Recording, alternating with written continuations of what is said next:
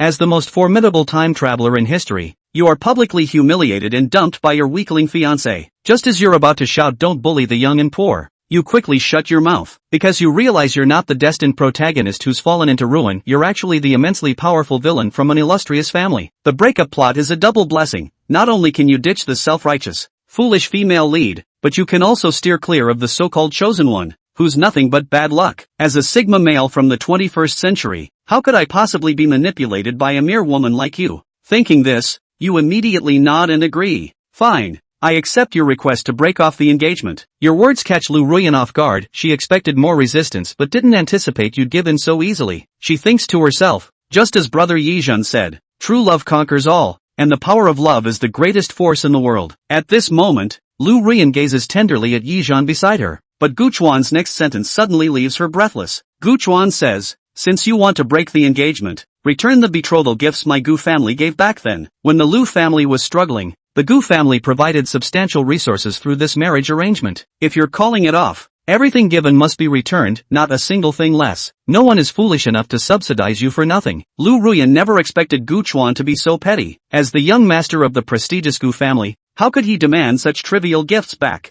If it were anyone else, she certainly'd understand her difficulties and not make such unreasonable demands. She thinks that if the heirs of great families are this short-sighted, how can they possibly lead such vast households in the future? Lu Ruyan even feels like she can already foresee the decline of the Gu family. Lu Ruyan frowned and spoke with disgust. Guchuan, breaking off the engagement is a matter between the two of us. Why involve our families? In her view, all Guchuan needed to do was agree with a simple word. Why drag so many complications into it? Guchuan responded bluntly. Lu Ruyan, you want to have your cake and eat it too. You want to monopolize all the good things in this world. How could such a perfect scenario exist? The Gu family is, after all, a millennia-old lineage. We're not some pushovers that just anyone can take advantage of. Not even your Lu family. Whatever you've taken, you'll have to spit it all back out. His words were sharp, showing no regard for her dignity. Lu Ruyan's expression grew increasingly grim. The dowry back then had been an enormous sum of resources. Even now, for the Lu family to return it would be a crippling blow. Before Lu Ruyan could speak, Guchuan spoke again. Steward, bring out all the resources and favors the Lu family has borrowed from our Gu family over the years and show them to this esteemed young lady of the Lu family. Since she wants to sever ties, let's make it clean. Return everything you've taken and used from the Gu family. As soon as he finished speaking, an elderly man behind him hurried to the accounts room and returned with several thick ledgers. These recorded all the resources the Lu family had borrowed or taken from the Gu family, meticulously documented in detail. Guchuan continued. Also, today it's not you, Lu Ruyan, breaking off the engagement. It's the Gu family rejecting you, deeming you unworthy. Lu Ruyan completely lost her earlier composure and calm. Lu Ruyan began speaking again. You know how difficult it is for women to survive in this world. If you break off the engagement, how will others view me? You are the young master of the Gu family. No one would dare say anything to you. Can't you make a small sacrifice for me? Lu Ruyan put on the demeanor of a fragile woman, making it hard for anyone not to want to comfort her in their arms. Although Guchuan felt the same way, he was even more astonished by her twisted logic. Hadn't he already agreed to the breakup? Why was she now talking about him making sacrifices?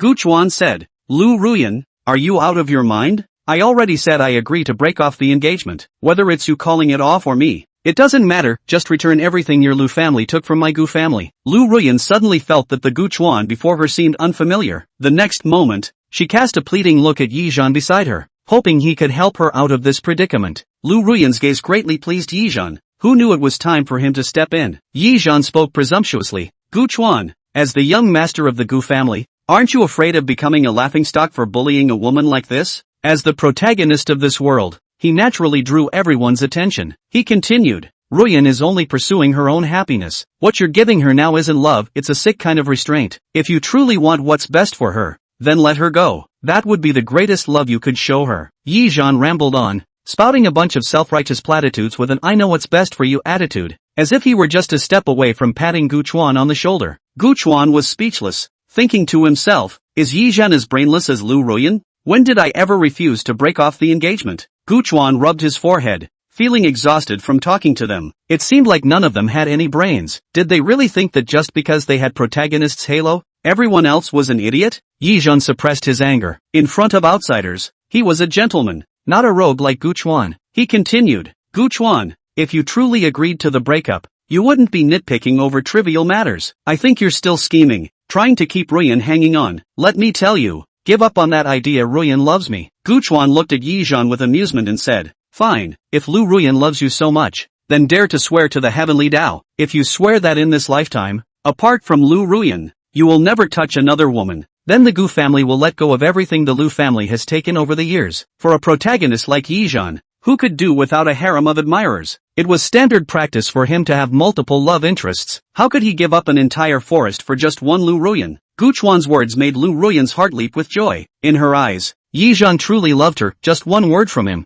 and both she and the Lu family would be spared. But to her disappointment, after hearing Gu Chuan's proposal, Yi Zhan hesitated for a long time and still didn't utter a single word. Seeing this, Lu Ruyan felt deeply disheartened, but she still defended Yi Zhan in her heart. Brother Yi Zhan must have some unspeakable difficulty. He definitely loves me. With that thought, the love in her eyes overflowed uncontrollably. If it weren't for the crowd, these two might have ended up in a real fight. Seeing this, Tanigawa said, since you don't dare, I, Tanigawa, won't make things difficult for you. As long as you repay the debt Lu Ruyan owes to the Tanigawa family, we will let the matter rest. Yi Zhan remained silent. Although he was currently a peerless prodigy, coming up with that much would likely bankrupt him, and it simply wasn't worth it for a woman. Ignoring Lu Ruyan's somewhat dejected expression, Yi Zhan directly turned his spearhead toward Tanigawa and said, Tanigawa, stop spouting nonsense. Today, Ruyan calling off the engagement is just a minor matter. More importantly, today, I, Yi Zhan, challenge your Tanigawa family. Tanigawa, you'd better be prepared. Yi Zhan finally revealed his true colors. Over the past few days, he had been continuously challenging prodigies from various factions in Guiyun City. Guiyun City was vast, with numerous large and small factions gathered within. It was more like a country than a city, just without a king. Guiyun City held a special status, and there was even a saying that whoever could defeat all the prodigies in the city would gain the favor of Guiyun's fortune, making their cultivation path much smoother. Yi Zhan's actions these past few days were aimed at finding such an opportunity, hoping to use it to break through to the martial king realm in one go. Tanigawa didn't respond to Yi Zhan, instead continuing the previous topic. Tsk, Lu Ruyan, it seems your judgment in men isn't so great either. What's the point of a man who only knows how to avoid responsibility? Marry him to be his mother? Lu Ruyan pursed her lips and glanced at Yi Zhan. Though he refused to make sacrifices for her, she still believed Yi Zhan loved her. Just wait and see, she thought. Brother Yi Zhan is already willing to duel Tanigawa for me. Glaring at Tanigawa, she snapped, give up, Tanigawa. I'll never marry you no matter what. In her eyes, Tanigawa was nothing but an obstacle blocking her path to love. Yi Zhan comforted Lu Ruyan. Don't worry, Ruyan, I'll go teach this arrogant fool a lesson he won't forget. He wasn't good for much else, but comforting young girls was his specialty. Turning to Tanigawa, he declared, Tanigawa, how about we settle this with a fight? If I win today, the Lu family's debt to you will be wiped clean. Without waiting for Tanigawa's response, he charged forward. In his mind, this demand was practically a favor. He might even go easy and spare Tanigawa's life. In this world, cultivation realms were divided into martial apprentice, martial warrior, martial master, martial ancestor, martial king, martial emperor, and martial saint. Yi Zhan had currently reached the martial ancestor realm, which was why major factions took notice of him. Youthful talent with formidable strength. Gu Chuan, on the other hand, was only at the peak of martial master cultivation right now, and was still a step away from the martial zone realm, but he wasn't the least bit panicked. Use the realm enhancement card. Tanigawa mumbled a sentence in his mind. When he came to this world 3 days ago, the system sent him a newbie gift pack, which just happened to contain the benefit of raising one realm. Just Tanigawa, he has been useless. Tanigawa is a second time traveler. The first world he traveled to a world called the Great Wasteland. That world's value of force can be much higher than this world. That world's Gu Chuan was also the #1 person in the young generation. Only later, during a competition for the opportunity, a teenager with no reputation suddenly killed. Gu Chuan was directly seriously injured in dying, after which he came to this world. Although it was a bit inexplicable to be here, Tanigawa always felt like he hadn't died in his last life and could still go back. Just like that, Gu Chuan's cultivation level had risen by a realm without a sound. Tensuk Systems at your service. Host, Tanigawa. Race, human. Cultivation level, martial arts sect. Skill cards, realm enhancement card *1.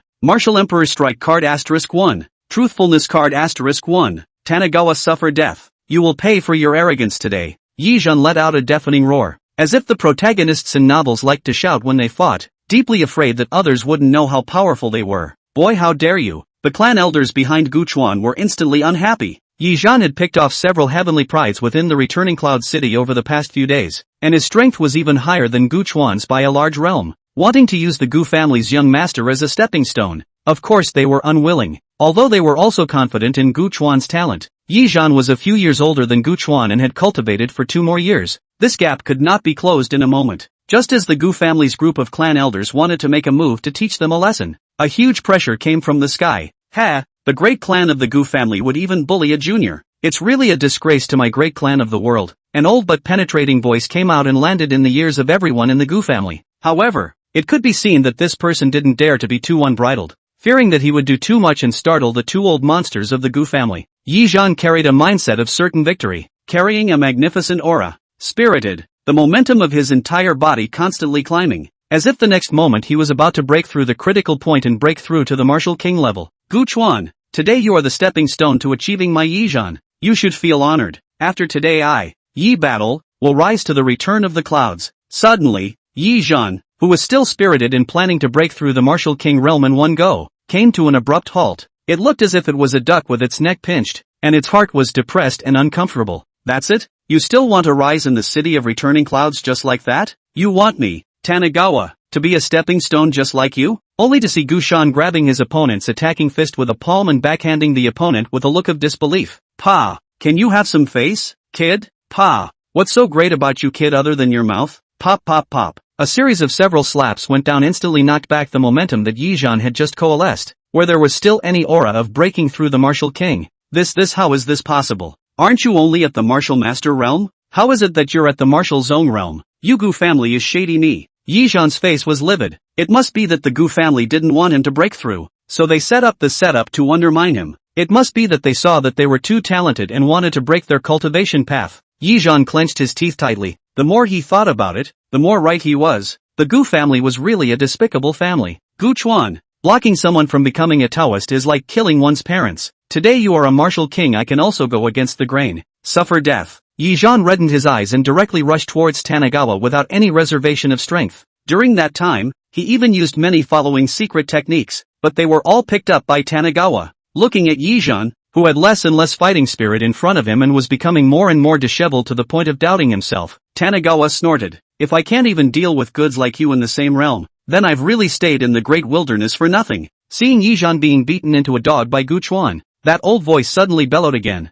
Enough. Chapter 4, Brain-Dead Cousin. That's enough. Today we admit it. Let's go. I could hear that this voice was a bit furious, but I forced myself to hold back the discomfort in my heart. Tanagawa completely ignored the voice and continued to beat Yi Zhan like a sadistic dog. I said enough, didn't you hear me? This time the voice was obviously with anger. An overwhelming pressure crushed towards Gu Chuan, wanting to directly use the force to suppress people, leaving a shadow in Gu Chuan's heart. This is a common means of dealing with the children of the world family. See, the talented disciples cannot openly kill, but to leave you with psychological trauma cannot say anything. Although the power of the martial emperor was powerful, it was nothing to Gu Chuan. Yo, after hitting the little one comes the old one. It's really a nest. You let this young master, enough is enough. Then where does this young master's face go? Old thing, if I just choose not to stop? As he spoke, Tanagawa dry fell Yi Zhan with another punch and directly stomped on Yi Zhan's right leg. Ah, you have a cruel heart. Tanagawa, you shall not die. Yi Zhan's eyes were red, and he was directly fainted by Tanagawa's kick on his head.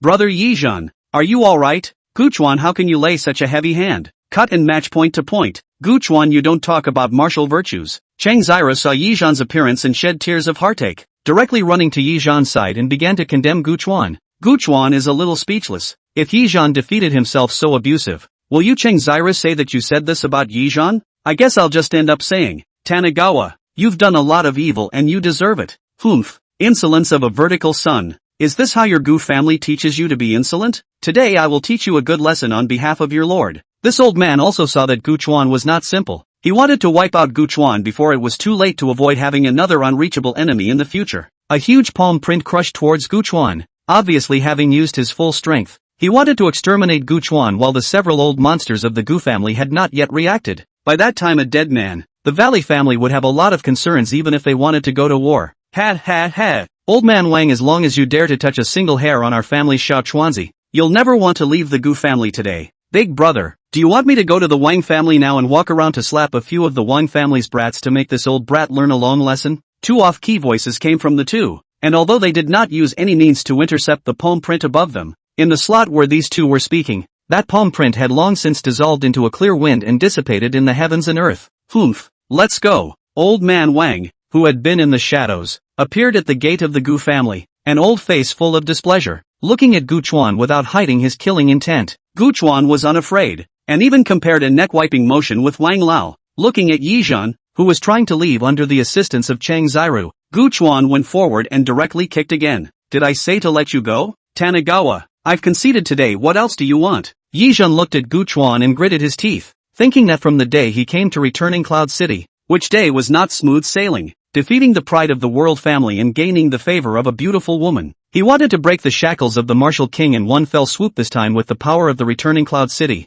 but he didn't want to lose in the hands of Gu Chuan. What do I want? Tanagawa looked at Yi Zhan with some amusement. Didn't you say earlier that as long as you won, then the Cheng family's account would be written off? Listening to the words of Gu Chuan, he was a little puzzled. Is it possible that he lost? Gu Chuan is also willing to let go of zero put process home, but you're the one who lost this time, so you'll have to pay me the same thing. Don't even think about it, Tanagawa. I didn't promise you this condition. Don't even think about taking anything from me. Tanagawa is a little funny. How are these people like this? Before the start of the fight said this and that, completely did not think of the consequences of their own loss. You think that good luck will not have a day of overturning the car. Yi Zhan, this world is not for you alone to say. If you don't pay the price today, you won't be able to leave my valley family. Do you really think that the gate of my Gu family is a food market? Come and go as you please. Tanagawa looked up at Elder Wang, who was full of murderous anger. This was not a discussion, but a notice. At the same time, behind Gu Chuan, two auras uniquely belonging to martial emperors rose up to the sky, ruthlessly pressing down on Elder Wang and the others. We give. Finally, under pressure, old man Wang bailed out Yi Zhan, directly hemorrhaging. Of course, Yi Zhan is not good. All over the body in addition to a piece of clothing, everything was taken away by Gu Chuan. Now I can go. Yi Zhan looked at Gu Chuan angrily. Today was the most suffocating day after so many years. Get lost. The moment Yi Zhan turned around, Tanagawa made another flying kick, ready to kick Yi Zhan out of the house. But just then, a whip suddenly lashed over, directly toward Gu Shan's head, which was the location of the temple. Stop. No bullying my brother Yi Zhan. Brother Yi Zhuan, what happened to you? Who beat you up like this? I'll avenge you. Valley family gate. At the entrance hurriedly walked into a young girl. This is the Valley family's direct descendants of Valley Ninger. At home, no one dares to mess with the barbaric willfulness, but only on this Leaf War service. In the timeline given by the system, the Valley family was exterminated by Yi Zhan, in which Gu Ninger was credited with constantly stealing cultivation resources for Yi Zhan, and constantly bringing the Valley family to fight for Yi Zhan. But in the end, in exchange for what? The Valley family was overrun. The strong and talented are dead. Only some small fish and shrimp left, but also a beautiful name is for the betterment of the Valley family. Gu Ninger was convinced that the ones who died in the Valley family were all tumors, and the ones who were left were the ones who were truly good for the Valley family. After that, he lived a life without shame with Yi Zhan and Yi Zhan's harem. Sister Ninger, I've paid attention to your Gu family's hospitality, and from now on, I, Yi Zhan, will never step foot in your Gu family again. Yi Zhan walked out of the gate of the Gu family with difficulty under Chang Ziru's support, without looking back. How could that be? How could that be? Brother Yi Zhan, you must have misunderstood. Just today, Gu Ninger was overjoyed when she heard that Yi Zhan was going to challenge the Gu family, and she hurriedly came back from afar, ready to catch a glimpse of Yi Zhan. But I didn't expect that coming back in the end would be such a situation. Remembering how Yi Zhan looked just now, Gu Ninger's heart ached. How dare they hurt their brother Yi Zhan like this? Not knowing that they had already booked a celebration banquet for brother Yi Zhan at the restaurant? It's all you. It's all you. It's all you, Tanagawa. It's all because of you that brother Yi Zhan won't come to the Gu family from now on. It's all because of you. I want to take revenge for brother Yi Zhan. I want you to go kneel down and apologize to brother Yi Zhan, so that he can forgive you and the Gu family. Tanagawa, you die for me. Chapter 5, The Bride Price. Gu Ninger was furious and lashed another whip at Gu Chuan, and judging from its strength, there was not the slightest hint of holding back. Gu Shan is also extremely speechless for this brain-dead cousin. Which person wants his own family to lose in front of outsiders? That is, this kind of oddball, right? Gu Ninger, you've had enough. He, Yi Zhan, has come over today to use our Gu family as a whetstone. Gu Chuan yanked the whip from Gu Ninger's hand and shouted angrily at her, who expected that Gu Ninger didn't pay any attention at all. She still kept her hands on Gu Chuan. She was deeply afraid that Yi Zhan would not have the chance to apologize to Yi Zhan if he went far away. It's all you, it's all you. What's wrong with brother Yi Zhan using you as a whetstone? Can't you sharpen it for him? It's not like there's going to be a piece of meat missing. You quickly go and apologize to Brother Yizhan on your knees for me. Otherwise I'll go to the old ancestors. The old ancestors love geniuses the most, they will definitely not spare you. Yizhan, who was still at the door, saw Gu Ninger's behavior, and his heart warmed. Yizhan, really didn't look at the wrong person. This Gu Ninger was a person who valued love and justice. To ask Tanagawa to apologize to me on his knees without turning against his family is not affection. In Yizhan's cognition, as long as it was someone who was good to him, no matter how much that person did something that went against the three views, he felt that it was a sentient and righteous person. Gu Ninger, you are reckless. Pa! Gu Chuan couldn't hold back his anger and directly slapped Gu Ninger, who was still spilling her guts, hard in the face. Yizhan, is coming to use my Gu family as a stepping stone, to take my Gu family's fortune. Do you know that? Once Yi War suppresses my Gu family will be knocked into the abyss, and all of your aunts and uncles who are good to you will become slaves. All those talented siblings of yours will be beaten and killed. Do you, Gu Ninger, want to let all your loved ones die out? Gu Chuan drank in Gu Ninger, originally expecting Gu Ninger to understand things, but he didn't expect it. What's wrong with what I'm willing to do? My Gu family is a big family, so what's wrong with sharing a little bit of my chi to Brother Yizhan? In the future, when Brother Yizhan reigns over the 8 directions, he definitely won't treat the Gu family poorly. Rather, it's you who made my Gu family lose an opportunity to rise. You're the Gu family's sinner. Why don't you go kneel down and apologize to Brother Yizhan? Maybe Brother Yizhan can still spare your life if he's in a good mood. Gu Ninger's insolence and nonsense made Gu Chuan completely lose his patience, and Yizhan at the door stopped in his tracks and clenched his fists as he listened to Gu Ninger's words. Still Ninger understands me the most. When I am at the top of the world, it will be the time of your Gu family's demise. The price I pay today will be doubled later. Just wait for me. Yizhan was secretly making up his mind behind his back, but Tanagawa's next sentence directly made his face black as charcoal. King's Landing? I'll tell you Gu Ninger,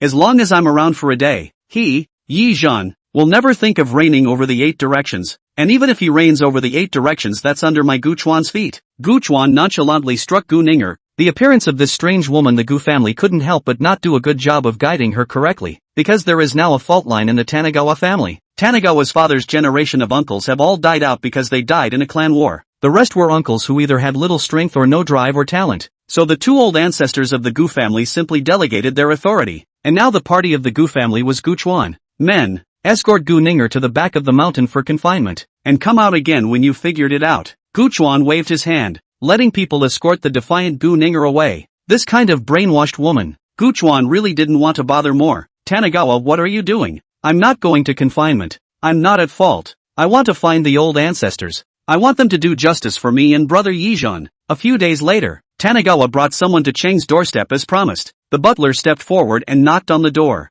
At this time, the door of Cheng's house had long been surrounded by people who were eating. Passerby, alas, have you heard? I heard that a few days ago the Cheng family's young lady went up to the Valley family with her concubine to withdraw from the marriage. Passerby B, why haven't I heard about it? I was there that day and saw it with my own eyes. That concubine was beaten by the young master of the Gu family called a miserable and then it was the Wang family's martial arts emperor who stepped in and was dropped in the face. TSK. Passerby C, deserved. This pair of dogs and men according to our village customs are to be immersed in pigsties. Even dare to openly bring concubines to provoke the real one. That is, the Valley family young master Heartgood. If I were in my place, I have to give them a fart to eat. Roadrunner, I came to see the fun and make up the word count, which totaled 15 words. Cheng family members saw the Gu family coming and hurriedly went in to notify the family head. And the family head, Cheng Kaiyuan, came with people in a hurry. Cheng Ziro followed behind Cheng Kaiyuan and looked at Gu Chuan with a complicated expression. Tanagawa,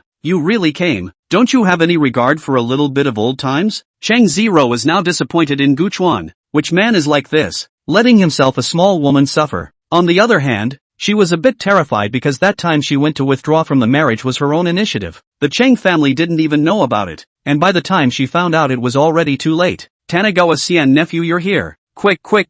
Sit inside. Cheng Kaiyuan looked at his daughter on his side. His face was very bad, and he reprimanded in a low voice. What did I say? That Yizhan is not a good thing. You just don't believe it. Now it's good. The lifeblood of our Cheng family's family can be in the hands of the Gu family. Now you're satisfied. Cheng Kaiyuan's words instead provoked Cheng Ziru's temper. What did I do wrong? I only want to pursue true love. I only want to live for myself. Brother Yizhan is my good man. What's wrong with me? If it wasn't for you guys, I would have been with Brother Yizhan long ago. it's all because of you. Chang Ziru was sophomoric to herself. She hadn't thought about the fact that all these years she had lived a carefree life all because of the Gu family's shelter. Otherwise, people who are hunted by their enemies and have trouble even making ends meet, where would they find the time for love affairs? Tanagawa shook his head. It was true that women couldn't be spoiled. Uncle, since Zero has already said this, if I, Gu Chuan, don't back off, I would be ungrateful and beating up on my lovebirds. I came here today to break off the marriage contract with Zero. I've already brought the paperwork with me.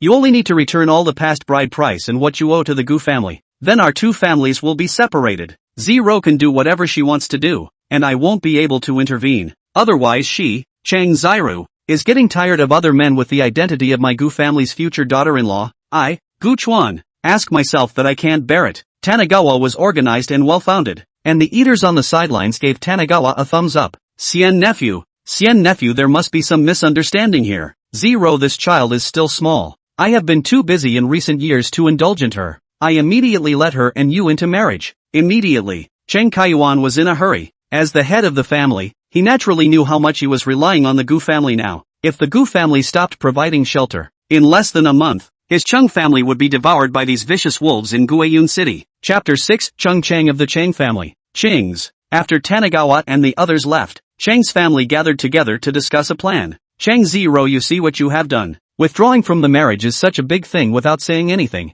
How do you let us end up now? Cheng Kaiyuan looked at Cheng Ziru, his eyes filled with hatred for her. It seemed that he had been too indulgent to her in the past. What's wrong with me? I'm just pursuing my love. I don't like Tanagawa. Why should I live with Tanagawa for the rest of my life? It's not fair to me. Cheng Zero is now full of what is the right. Why can't I have my own love? Why should my life be arranged? Did not even think about her current life as given by the Gu family. Now Cheng family, everything is dependent on the Gu family to come. It's like those unruly and capricious young ladies in TV dramas, who on the one hand hate the unfairness of fate and their lives being arranged without freedom, and on the other hand, they are contentedly enjoying their present privileged lives, thinking that all these are deserved. These people just want to take advantage of all the good things, both material enjoyment and spiritual abundance, and leave all the pain to others. But how in the world can there be such a good thing? Alright. Things have already happened, you should stop talking and think about how to cope with the Gu family's persecution. Cheng mother couldn't see her daughter getting scolded and hurriedly changed the topic. All are spoiled by you. Now what else can we do? Smash pots and pans to pay. Cheng Kaiyuan said in a bad mood and flung his sleeve away. I'll go find brother Yizhan. He can definitely think of a way. Cheng Zira smugly rushed out of the Cheng family gate. In her heart Yizhan was omnipotent, but this time Yizhan is destined to let him down. The face of Cheng Zi rose search. Yizhan avoided. Jokingly when Yizhan is the wrongdoer, not to say that now is penniless. That is, he has money. Yizhan also do not do this wrongdoer. Against women Yizhan is a handful. Casually arrange a person. To Cheng Ziro a fool. Cheng Ziro believed that Yizhan is in seclusion, ready to retrieve the scene for her. Cheng Ziro left full of joy after hearing this. Cheng family did not return the bride price according to the time. The Valley family made a move, and the two mines of the Cheng family on Zato Mountain were directly suppressed and recovered by the Valley family. And this mountain range originally belonged to the Valley family's territory.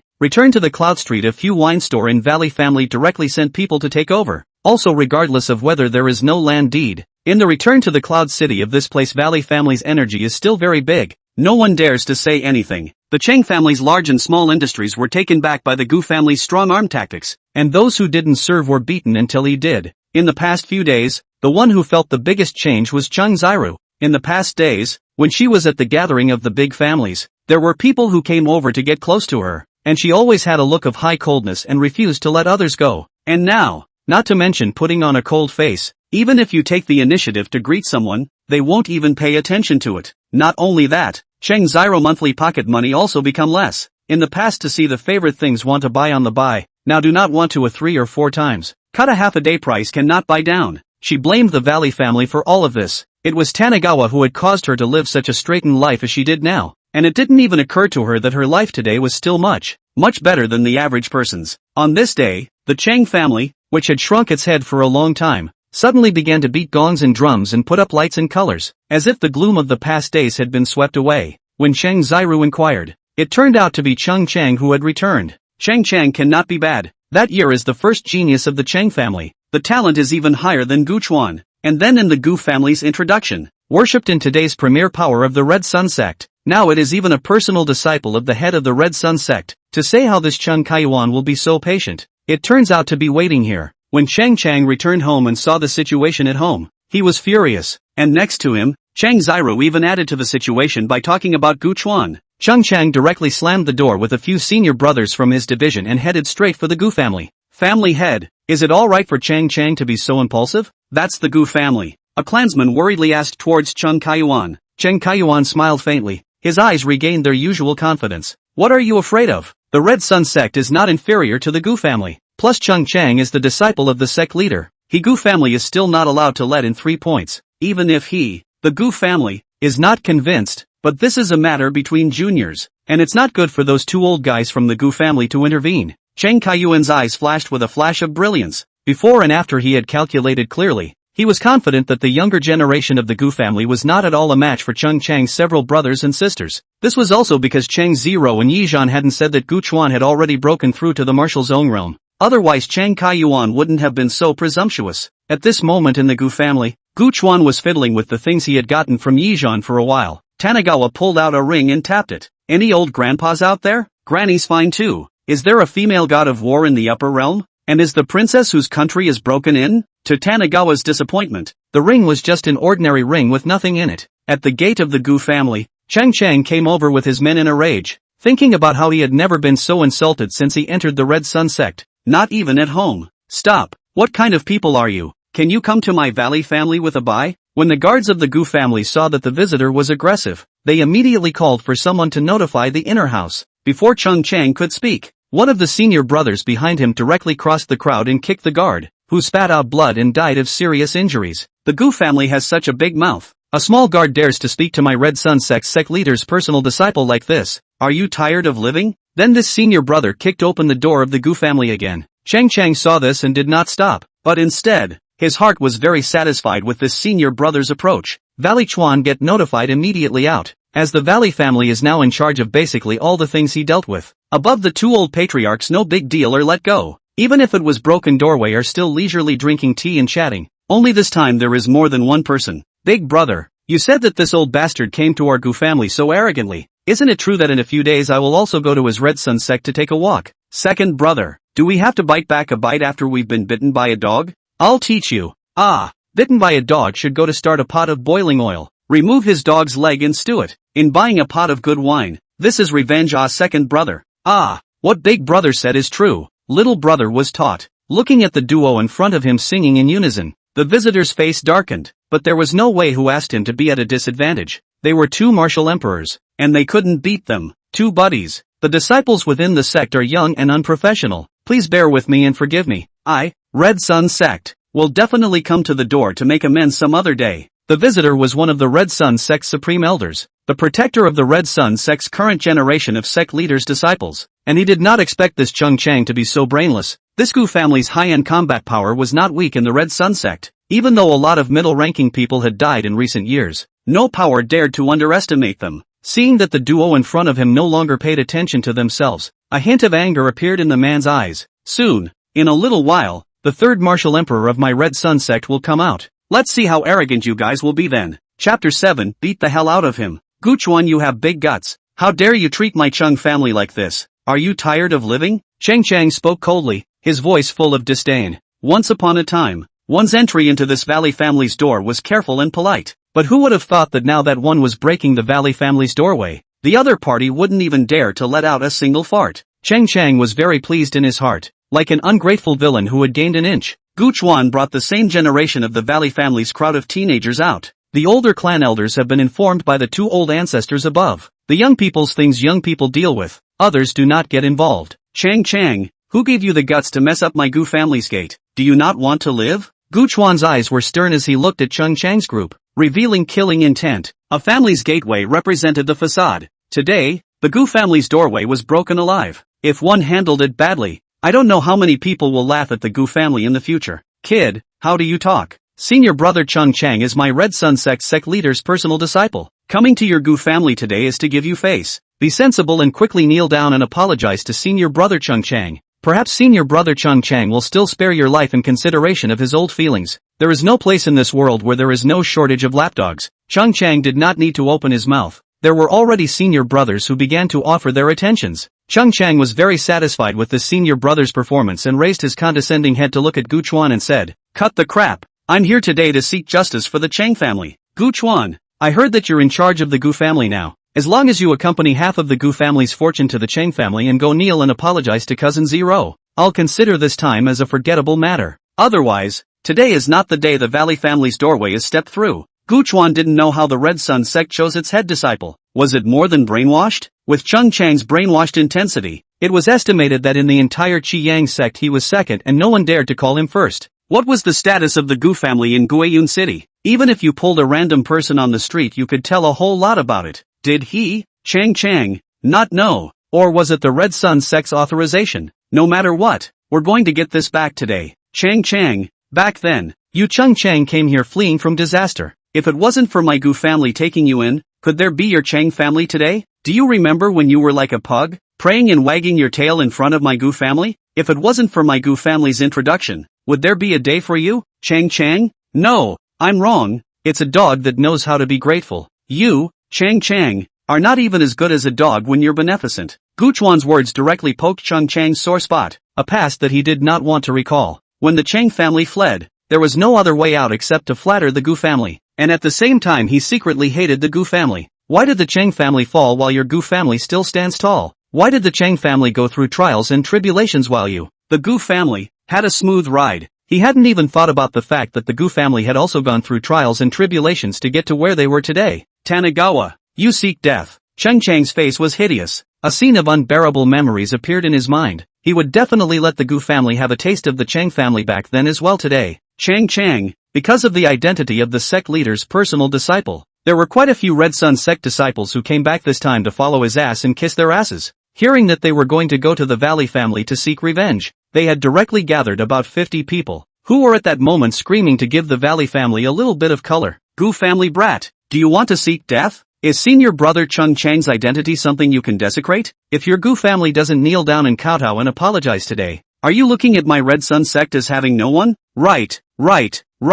I think it's because there's no one left in the Valley family. The Valley family even lets a junior preside over it. I think it's not far from the family's decline. Let's kill in and kill these sons of ES from the Gu family to get back to senior brother Chung Chang. We can't lose the prestige of my Red Sun sect. Chang was outnumbered, and the Valley family juniors present added up to only 30 or so. Of course this was only a small portion, because the incident was sudden. There were many outside that could not return in time. Facing Chung Chang's crowd, Gu Chuan ignored it and instead asked loudly to the Gu family juniors behind him. Sons and daughters of the Valley family, I ask you, what shall we do when someone steps through my Valley family's gates? When extinguished, the crowd behind Tanagawa clenched their hands and shouted loudly. Tanagawa was asking, what if someone insults the face of my Gu family? To be put to death. What are we to do when there are ungrateful people who hate us? When killed, the people of the Gu family were provoked by Gu Chuan's hot blood, and all of them were rubbing their fists, ready to clean up Chung Chang and the others. Good then, today he, Chang, is ungrateful, breaking my Valley family's gate and insulting my Valley family's face. So how much longer do you all have to wait before you do something about it? Shut the door and let the dogs out. Beat this girl to death, and use their heads to uphold the face of the Gu family. Kill them all. At Gu Chuan's command, the crowd behind him wailed and rushed towards Chung Chang and the others. Chang was furious. Gu Chuan even did not put himself in the eyes in the slightest. Then don't blame him for being ruthless. Go, all of you. Go for me. Kill these dog days of the Gu family. My Red Sun sect's name can't be lost. Both sides are basically half a caddy at the touch of a button. And those who follow Chung Chang are generally those who tend to be powerful, and their strength is not high. The ones who stayed in the Valley family were generally enjoying the patronage of their fathers, eating, drinking, whoring, gambling, and fighting, but they just didn't have much strength. But this is the main field of the Valley family. There are Valley family elders who secretly strike as long as which one is not defeated. The younger generation of the Valley family is the more they fight, almost not floating to the sky, mistakenly believing that they are the god of war in the world. The one who impressed Tanagawa the most here was a plainly dressed peer, only to see that he fought 1 against 3 without losing and with ease. From the memories of his predecessor, he learned that this person was called Gu Feng, a side descendant of the Gu family, who came to join the main family 3 years ago, but was not taken seriously, was not treated well in the clan, and was often bullied. Tanagawa looks at it, and my god, isn't this another proper protagonist template? The system's voice then directly affirmed his thoughts. Ding! Sky Runner detected. Please respond with care to the host. Sure enough, Just like Yizhan, they are all what the system calls heavenly fortunes, or sons of Qi, in the plot line given by the system, because Gu Feng was dissatisfied with his family's treatment, and after that, he got into trouble with a strong enemy, and when the Gu family refused to keep him, Gu Feng directly turned against the Gu family and ran out of the Gu family. Even when the Gu family was destroyed by Yi War in the end, he didn't come back and just said that he deserved it. Those things aside for now, Tanigawa was unhappy with the current state of the field at this point. As I said, those who offend my Gu family should be killed, executed, and destroyed. Are you all pussies? One by one. Your fists are soft and weak, just like you. The girls in Spring Flower House can't even look at you. The people of the Gu family didn't dare to kill. Gu Chuan was very dissatisfied. Could it be that what he said before was all nonsense? Chuan, they are the Red Sun sect. I don't care about the Red Sun sect, Redin sect. Those who insult my Gu family today, none of them will be able to leave. Kill for me. When Gu Chuan's words fell, Gu Feng was the first one to strike, only to see him directly kicking and crushing one person's chest, and twisting one person's neck with one hand, instantly killing the two. Tanigawa was satisfied that these heavenly fortune people all had one common trait, and that was ruthlessness. Chapter 8, Heifer on an Airplane. Tanigawa, you dare? Cheng Chang saw two of his fellow disciples lost their lives. He was furious. How could he, Gu Chuan, dare to kill? This was a disciple of the Red Sun sect. Wasn't he afraid of retaliation from the Red Sun sect? What wouldn't I dare to do? Although my Gu family doesn't cause trouble, it's not afraid of it either. Anyone who messes with my Gu family's head will be killed. If you don't do it now, when will you wait? Do you want to be assassinated by the Red Sun sect's people while you're applauding with the girls at Spring Flower House? I'm telling you, you won't even be a windbag by then. Gu Chuan's shout directly caused the many dudes of the Gu family to kill Red, and instantly several more Red Sun sect disciples died. Gu Chuan, you dared to kill my Red Sun sect's disciples. Today I'll make your Gu family be buried with you. Give me death. Cheng Chang is not stupid and knows that capturing a thief is the first thing to do, so he directly raises his sword and kills towards Gu Chuan. Gu Chuan, go down and bury my Red Sun sect's disciples with you. Cheng Chang's killing machine was revealed. In his eyes, Gu Chuan's martial master realm was just a mole cricket. Cheng Chang could fight 10 by himself. He was ready to accept Gu Chuan's begging for forgiveness, and then finish Gu Chuan with a sword when he was the most desperate. A sword stabbed. Cheng Chang left a trail of residual shadows in place. Just when he thought that the sword was going to hit Tanigawa squarely, Cheng Chang suddenly had a pain in his wrist, only to hear a click. In Cheng Chang's unbelieving gaze, Gu Chuan hardened over the sword and dislodged his own wrist with one hand. Dangang, the longsword, fell to the ground. Cheng Chang's eyes were full of disbelief. How is it possible? How can you also be at the martial zone realm? This is impossible. With your Gu Chuan's qualifications, it's simply impossible for you to break through to the martial zone realm so quickly. It must be that you've been stoned. It must be. Cheng Chang's eyes flushed red as a scene from the past when he was suppressed by Tanigawa reappeared. From the time he met Gu Chuan, he, Cheng Chang, was weaker than Gu Chuan no matter his family background, eyesight, or cultivation. And then it was hard to detect that his qualifications were better than Gu Chuan. He, Cheng Chang, then practiced hard day and night, hoping that one day he would be able to suppress Gu Chuan. But he didn't expect Gu Chuan to break through to the martial zone realm as well. Why is Tanigawa better than himself in everything? Why is it that the realm he worked so hard to reach, the other party can reach it so easily? God is not fair. Cheng Chang's face was full of resentment, and jealousy had already turned his face upside down. He also didn't want to think that if it wasn't for the Valley family's acceptance of shelter, would he, Cheng Chang, be able to have today? It's just as well that he doesn't think of gratitude, but he even keeps thinking that it's the Valley family's problem that has buried him. A horse of 1,000 miles. Gu Chuan, don't think that you can do whatever you want just because you've broken through to the martial zone realm. Only your blood can wash away my shame today. Cheng Chang shouted, and a red light blossomed out from his dantian. Tanigawa was baffled for a moment. When did I do whatever I wanted? When did I give you shame? Are you thinking of farts to eat? He then finally realized how Cheng Chang, such a brainless person, was able to become the sect leader's personal disciple of the Red Sun sect. Gu Chuan, prepare for my attack. I, Cheng Chang, have gone through a lot of painstaking efforts along the way and have finally refined my Red Sun sect's Red Sun true body. Even if it's the realm of the martial king in my face, I'll still be able to resist it for a moment or two. Gu Chuan, today next year will be the anniversary of your death. Remember, the person who killed you today is me. Cheng Chang, be careful when you reincarnate. Don't meet me again in your next life. Cheng Chang had the appearance of a superior man. His eyes were empty, as if he was now the absolute powerhouse who was in charge of life and death. At this moment Cheng Chang seemed to feel as if he had incarnated into a sun god, and all things in the world were going to pay homage to him, and his body was covered with hot blood, and he rushed toward Gu Chuan with an unrelenting momentum. but this scene fell in Gu Chuan's eyes. This Chung Chang is a big fireball, round and rolled towards himself, although the power is amazing, but in Gu Chuan's eyes it is just like that. In the backyard of the Gu family, the two Gu family ancestors who were originally old and calm became worried, and were replaced by the Red Sun sect's supreme elder who got the better of them. Come, the two of you continue to drink tea. Let the young people resolve their own matters. We old men should not get involved. Although the Red Sun sect's Taishang elder spoke in a relaxed tone, his gaze was firmly fixed on the duo in front of him. Although he couldn't defeat the duo's joint efforts, he was confident that blocking the other party would still work. Qi Zhenzi, if my Shaochuanzi suffers any loss, your sect master's personal disciple won't have to live. The two ancestors of the Gu family also knew that it was too late to make a move and could only threaten with words, but Red Zhenzi, the supreme elder of the Red Sun sect, was unmoved. Previously, the disciples died. They were forced by the pressure of the two of them, suffocated and could not make a move. Now there is a chance to retrieve the scene. Who still cares about the district's verbal threats? In speaking back to the field, Chang Chang was reddish in color, and a stream of flames arose from his body, which then turned into a stream of fire towards Gu Chuan. Wherever the fire stream passed along the way, the air gave birth to huge water vapor, which was the result of being scorched by the high temperature. Just when Chang Chang thought that he was about to suppress Gu Chuan with a thunderous force, Chung Chang suddenly felt a blackness in his left eye, and before he could react, there was another blackness in his right eye. Immediately after that, a sharp pain suddenly came from his abdomen,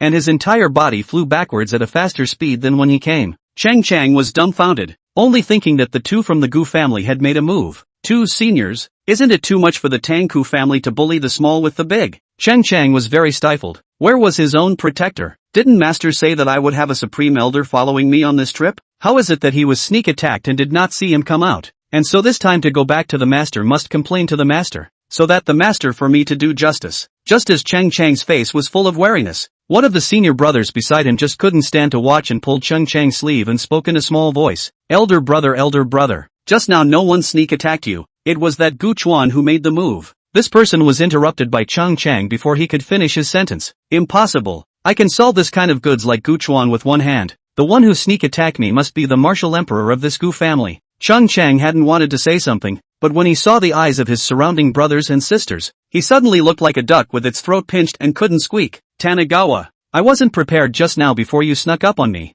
I'm going to go all out this time. Chung Chang opened his eyes wide and looked at Gu Chuan with a wary face, not leaving a single point of force between his strikes. Gu Chuan looked at Chung Chang with amusement. With this kind of minuscule means of Chung Chang, not to mention fighting across realms, let's just say that in the same realm he would have no problem at all in beating 30 of him alone. Phone tube what body? Gu Chuan has no less than 20 ways to deal with, while at least his second life in the great wasteland that is also a generation of heavenly pride. Chang Chang, do you think you're a heifer taking a powerful airplane to the sky? Don't think that a mere red young true body can run rushot over my Gu family. Today I'll show you what it means to be a real heifer on an airplane. Chang Chang was still wondering what an airplane was when suddenly there was another blackness in front of his eyes. This time he was seeing how Gu Chuan sneaked up on him, and in his eyes, the sandbag-sized fist was directly imprinted on his face. Chapter 9. The end is already self-evident. Chang Chang in the hands of Tanagawa simply do not have the power to fight back. A few rounds of Tanagawa as if carrying small chicken's choked neck. No matter how much Chung Chang resisted, Tanagawa's big hand was like an iron vice, tightly hooping Chung Chang's neck. At this moment, the red young true body was like a joke. Even though Chung Chang had pushed his body's true chi to the extreme, his body was already like an oven, and the air around him was evaporated with a large amount of water vapor. Tanagawa remained motionless, as if the heat in front of him was insignificant. Let go of me. Chung Chang picked at Gu Chuan's arm and squeezed these words out of his throat with difficulty. Tanagawa sniffed as if he had heard some kind of joke. Chung Chang, let me ask you, if it was me, Gu Chuan, who broke your Red Sun sect's facade today, what would happen to your Red Sun sect? Chang Chang's face was flushed red, his eyes streaming with blood, and he couldn't answer. Tanagawa continued, you guys are definitely going to fight me to the death, aren't you? Then by the same token, you, Chang Chang, broke my Valley family's facade today and humiliated my Valley family's face. So only your head can wash away my Valley family's humiliation. Tanagawa talks a lot, like a dominant villainous talker. Tanagawa loves this feeling, knocking the bottom out of his enemies layer by layer and plunging them into despair. And I guess those villains who died from talking too much felt the same way at the time. Stop. This time our Red Sun sect admits defeat. The Red Sun sect's supreme elder finally couldn't sit still. The situation had reversed too quickly, catching him a bit off guard. My nephew, have mercy, have mercy. Chen Kaiyuan's voice also rushed over at this moment. He was slapping Cheng Xiru's heart to death at this moment. Gu Chuan's breakthrough to the martial zone realm, not to mention that even Yizhan was defeated. If he hadn't been more attentive and asked, the consequences would have been unthinkable. But at this point it also seemed to have come a little too late. Listening to these two voices, the corner of Tanigawa's mouth hooked up. He was about to snuff out Cheng Chang's hopes when he was rising. There was nothing more painful than this. You think they can save you? Gu Chuan looked at Cheng Chang with a smile. Cheng Chang's face went from showing hope to doubt. He really dared to kill himself? Wasn't he afraid of the retaliation from the Red Sun sect and the Chang family? With a crunching sound, Cheng Chang's neck was instantly crushed, and in an expression of disbelief, he lay on the ground and convulsed twice before he lost his voice. No, Tanigawa, how can you be so heartless? Cheng Chang is also your elder brother. How can you lay your hands on him? Cheng Kaiyuan was filled with anger, but restrained himself from lashing out. After all, he still knew how much strength his own family had. It was simply not enough for the Gu family to play with one hand.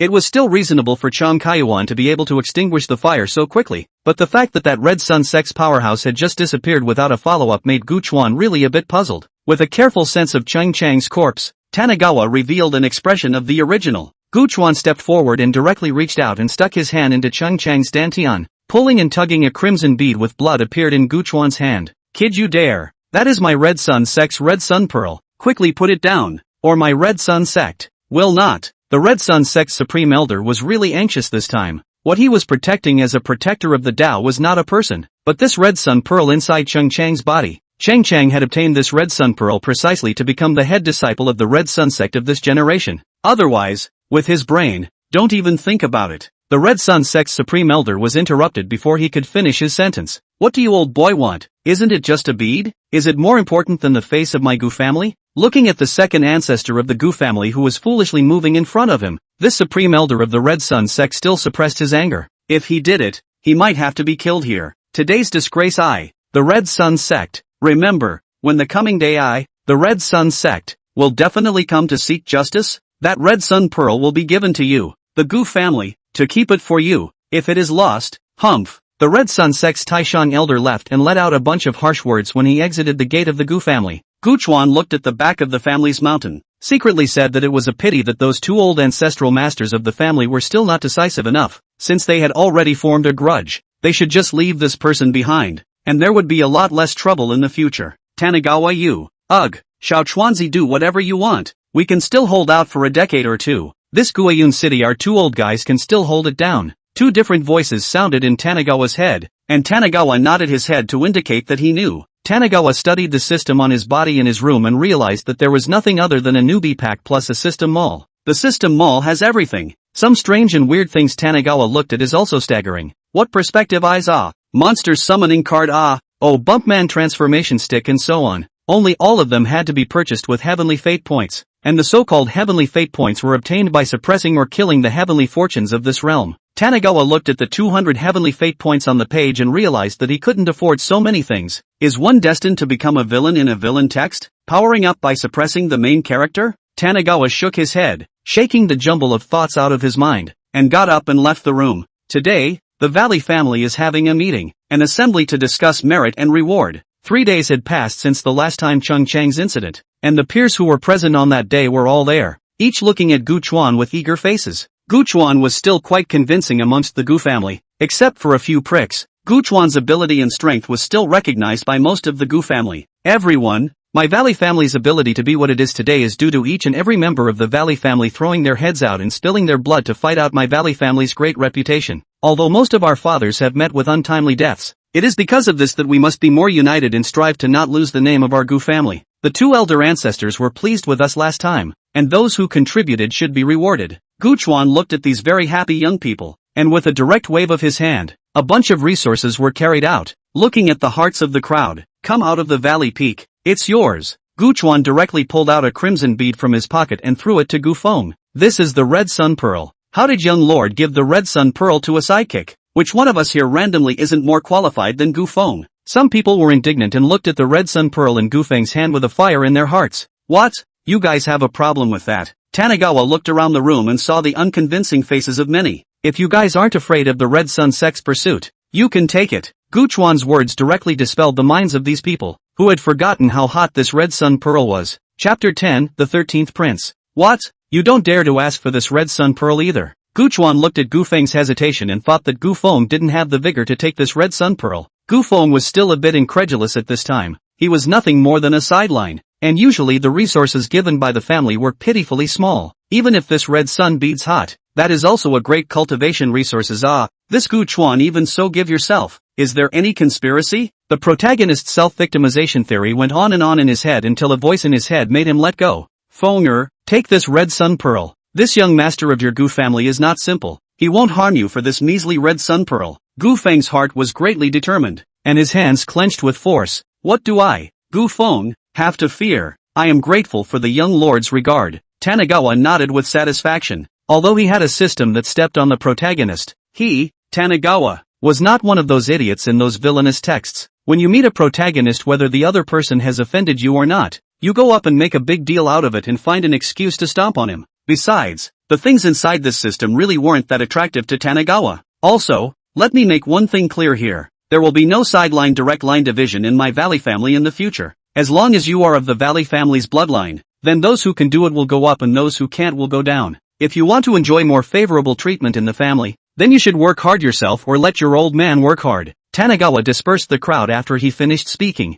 The next days went by calmly. The Red Sun sect didn't send anyone to hit the door, and the Cheng family didn't dare to have any action honestly. But a line of people a few days later directly broke the peace of the Valley family. This group of people rode high horses, clad in black armor, armed with lances and scimitars at their waists, led by the silver-armored youth in front. This was the special equipment of the Great Zhou dynasty's army. The Great Zhou dynasty was one of the superpowers of this world, with martial saint experts suppressing the entire dynasty. Martial saints could be said to be the pinnacle of combat power in this world, and there were only a handful of martial saint-level forces in this world. A Great Zhou dynasty, a water cloud holy land, and a martial alliance. There were only 3 martial saint-level experts alive on the surface, and no one could count how many there were behind the scenes. 13th Prince, this is the Gu family. I'm sure the brat who robbed you of your chance is hiding inside. A black-armored general patted his horse to catch up with the silver-armored youth in front of him and bowed his head respectfully. Boom! With a loud bang, the door of the Valley family directly blew open,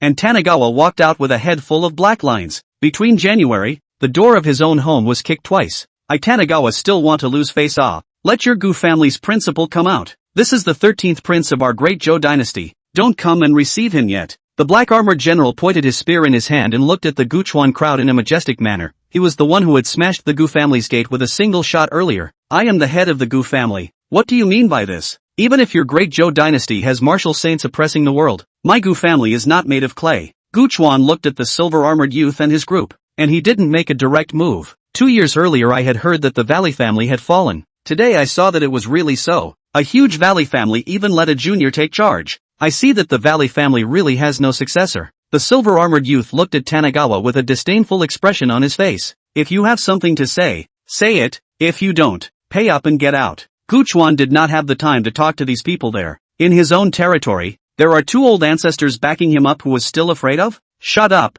do you know who you're talking to? This is the 13th prince of our Great Zhou dynasty. His status is not comparable to you, a mere Gu family. Why don't you kneel down and apologize? The black-armored general pointed his spear directly at Gu Chuan's brow, and as long as Gu Chuan didn't kneel, he would stab Gu Chuan's head through. The black-armored general was at the same martial zone cultivation level as Gu Chuan, but it wasn't him that made Gu Chuan scornful. It was a black-robed man behind that 13th prince. The black-robed man gave off a somber feeling, and his aura made Tanigawa feel a hint of danger. But so what? If someone dared to point a gun at his nose, even if a martial saint from the Great Zhou dynasty came, Gu Chuan would dare to set him off. Only Tanigawa clenched his right hand and looked at the black-armored general in front of him with a smile, saying, you know what? I hate it when people threaten my life. The black-armored general seemed to have heard some kind of joke. So what? If I point a gun at you, you'll just have to suffer. These people of the Great Zhou dynasty all have a common problem. All of them are incredibly arrogant, thinking that the whole world is his Great Zhou dynasty. Tanigawa doesn't answer. Nothing beats a punch. Tanigawa's right fist directly transformed into a phantom, and with his left hand, he grabbed his opponent's lance and blasted his fist onto the black-armored general's chest. The black-armored general was disdainful at first, but the next moment he suddenly felt that he could no longer keep up with the speed of Tanigawa's right fist, and if he wanted to dodge, it was already a little too late.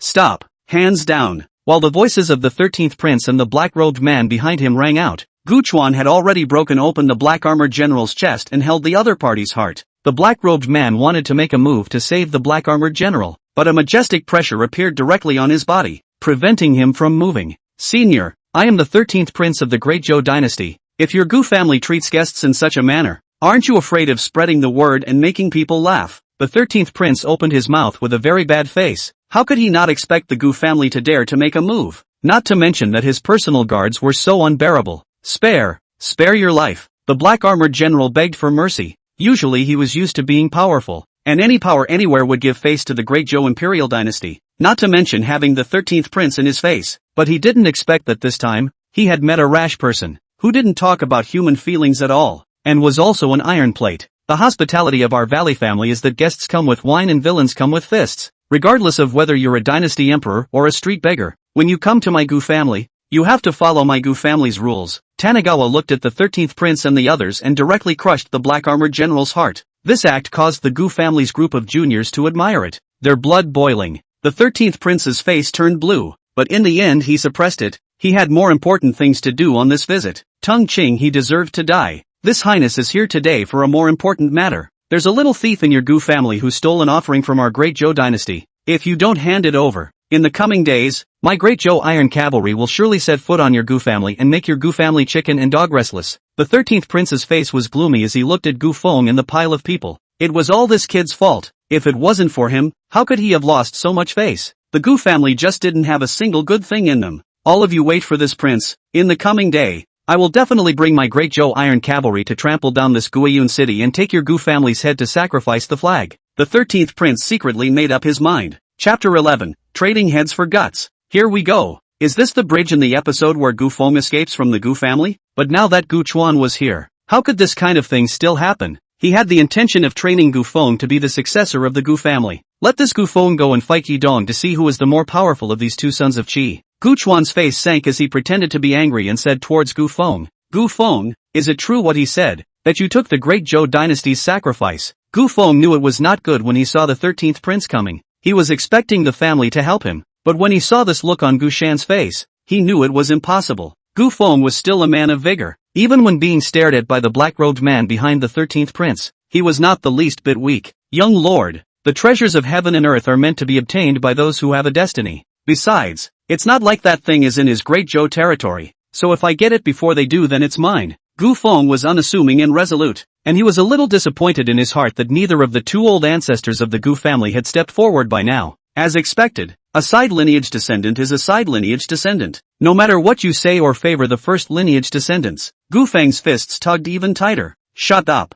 The Great Zhou dynasty's sacrifice, that's how important it is. How can it be that a word from you is yours? I'm telling you Gu Feng, the Great Zhou dynasty martial saints are sitting on the crossroads of the world. How could the Great Zhou dynasty get it wrong with this sacrifice? Don't hurry up and take it out. Gu Chuan bellowed at Gu Feng, who, in a fit of suffocation and reluctance, pulled out a green lump of wood emanating spirituality from his bosom. The 13th prince of the Great Zhou dynasty was very satisfied. It seemed that he had previously misunderstood the principle of this Gu family. This kid was still very insightful. It seems that after stepping on this Guiyun city in the future, it would be good to consider thinking about making this Gu family a dog. Still count on you guys to have eyesight. Don't worry, my Great Zhou dynasty isn't a bullying power. Since your Gu family helped us get the sacrifice, we won't be stingy either. The 13th prince clapped his hands, and immediately someone unhooked a black wooden box from the back of his horse. Opening it up, it was filled with gold, silver, and jewelry and some vintage spirit herbs. But a discerning eye could tell that the value in this was not half as much as the wooden lump in Tanagawa's hand. Although the Gu family members were all a bit angry, there was nothing they could do about it. The Gu family was a first-class power in this returning Cloud City,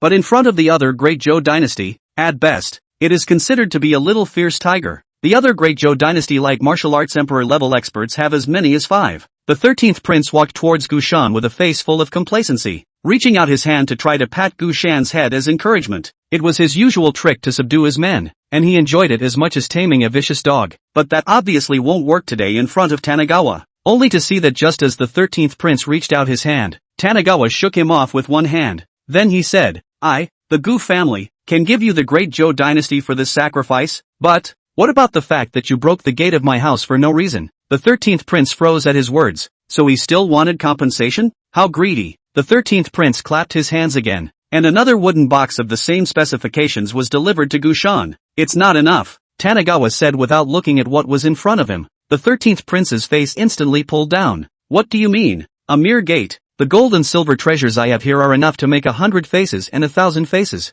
What do you think if I smash the golden palace of your great Zhou dynasty and repair another one for you? Gu Chuan's light sentence directly seemed like it had provoked the wrath of the crowd. Bold little child, how dare you blaspheme against the current saint? I'll tear your mouth apart if you dare to say one more word. The 13th prince's words directly caused the great Zhou iron cavalry to raise their lances and aim them at the Gu family's crowd, ready to charge at any time. Look at you. Since the gate of your house is so important, is the gate of my valley house not important? Do you think any cat or dog can come in? Good lord. Tanagawa directly compared the 13th prince's group of people to cats and dogs. A few days ago there was a little cutie who didn't know what he was doing. It was also like you guys, and has already had its head chopped off by me. Cheng Chang's matter had also been heard of by the group from the Great Zhou dynasty, but none of them took it seriously at the time. This time, stepping through the door of the Valley family so recklessly was also due to a bad taste after hearing about this incident. They just wanted to show the crowd the might of his Great Zhou dynasty. What others could not do he Great Zhou dynasty had done, and it has to be served out by the Valley family. However, although their calculations are good,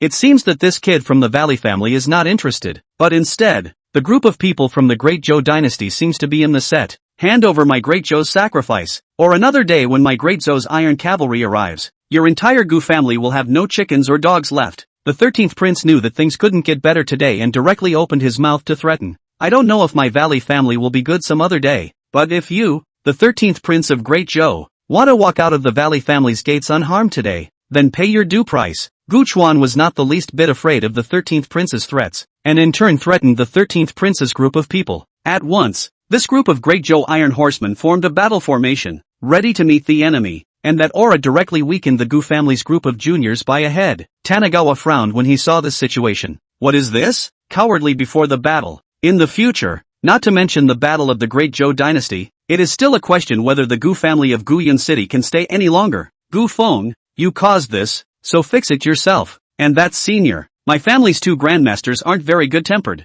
so if you have a move that pisses them off, there's nothing I can do about it. Tanagawa opened his mouth and threatened the black-robed man behind the 13th prince. The black-robed man sniffed and didn't say anything, but instead pulled the 13th prince behind him, not daring to act rashly. This side, after Gu Feng heard his words, how could he not know Gu Chuan's intention? This was giving him a bottom. Yes, young lord, I, Valley Peak, will handle the matters that I have caused myself. Please don't worry, young lord. I, Gu Feng, have long been known for the Great Zhou iron cavalry, so let me see if it's true or not today. With a loud shout, Gu Feng rushed towards the Great Zhou iron cavalry that was waiting in tight formation. The black armored generals of the iron cavalry had already been taken care of by Gu Shan, and the remaining ones were all Martial Zone realm iron cavalrymen, not too far off from Gu Feng's realm. Tanagawa looked at Gu Feng, who was getting more and more courageous despite his wounds. He was not very satisfied. In the end, he was still a little too tender. All members of the Gu family listened to the orders. Those clansmen at or below the Martial Zone realm who kill a single Great Zhou iron cavalry rider and uphold the face of my Gu family will be rewarded with 5 years of cultivation resources. Gu Chuan's words instantly made everyone in the Gu family boil. The Gu family's cultivation resources were not comparable to ordinary people. There were 2 Martial King realm lodgers who were also rubbing their fists, but Nai Gu Chuan wouldn't let them. Heavy rewards will be rewarded. Gu Chuan just wants to take this Great Zhou iron cavalry to exercise the guts of this generation of the Gu family. As for the consequences, there will always be deaths and injuries, but there are many Valley family members. Did not see several only martial arts master realm Valley family members are teamed up to fight it. Chapter 12, battle setting up the ring. Those 2 ancestral masters of the Gu family were still too pampered, and other than the 2 unlucky ones who were spelled by the Iron Riders, no one else's life was in danger. This caused many of the Gu family's self-confidence to swell, that they could even fight and kill the Great Zhou's iron cavalry. As we all know, the Great Zhou iron cavalry was the backbone of the Great Zhou dynasty, with a total of no more than 20 teams, each of which was a carefully selected talent. This Gu family young master, don't go too far. The head of a team of iron horsemen from my Great Zhou in exchange for your Gu family's face. Is that enough? The black-robed man in front of the 13th prince looked at Gu Chuan with a gloomy face. It was imperative to ensure the safety of the 13th prince. This young head of the Valley family was not at all conventional. Couldn't he think of the greater good of the Valley family? You think the heads of a group of iron cavalrymen can be compared to the face of my Gu family? Tanagawa's rhetorical question directly made the black-robed man furious, but he couldn't refute anything now that the situation was so aggressive.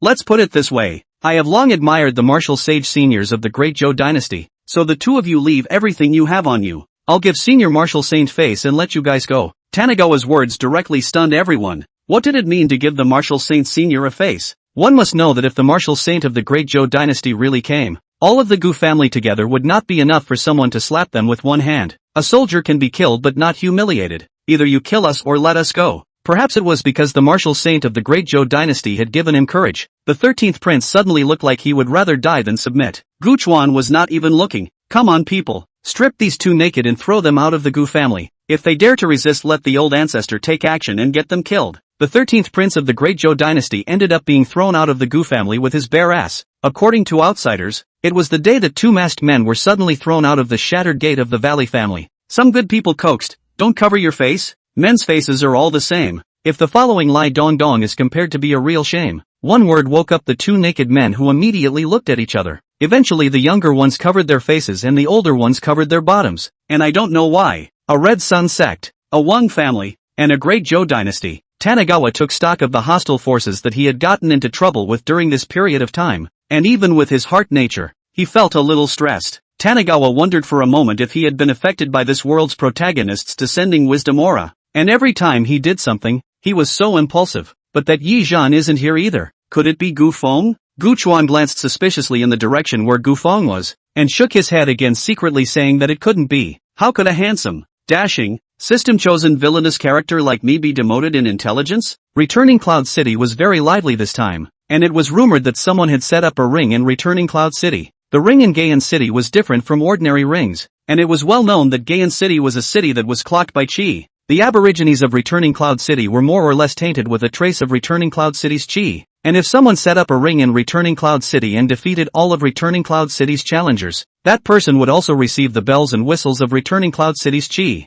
It was like Yi Zhan had challenged the geniuses of the various families in Guiyun City earlier for the same reason. Only that setting up the ring was even more difficult than earlier because he had to face more than just the people of Guiyun City. It's so nothing and eventful. Gu Chuan had wanted to develop obscenely for a while and raise his strength as soon as possible, but he didn't expect this Yi Zhan to be so capable. There was a rule in Guiyun City that as long as the ring was set up, each family in Guiyun City would have to send someone forward to respond to the battle, which was not only to maintain the face of Guiyun City, but also to preserve Guiyun City's Qi. 3 days later, the drums of Returning Cloud City beat loudly. Gu Chuan looked at the Gu families old and young. There were only 2 aged-old men in the Martial King realm, and there were only 8 in the Martial Zone realm plus himself. Basically all of them were piled up with treasures. Good guy, this ring is still on their own. Gu Chuan indisputably glanced at Gu Feng. That the Great Zhou dynasty looked at the offerings are returned to him. How is it still only the cultivation of the martial arts master? Gu Feng was dumbfounded by the look and thought to himself that he hadn't done anything wrong in the past few days.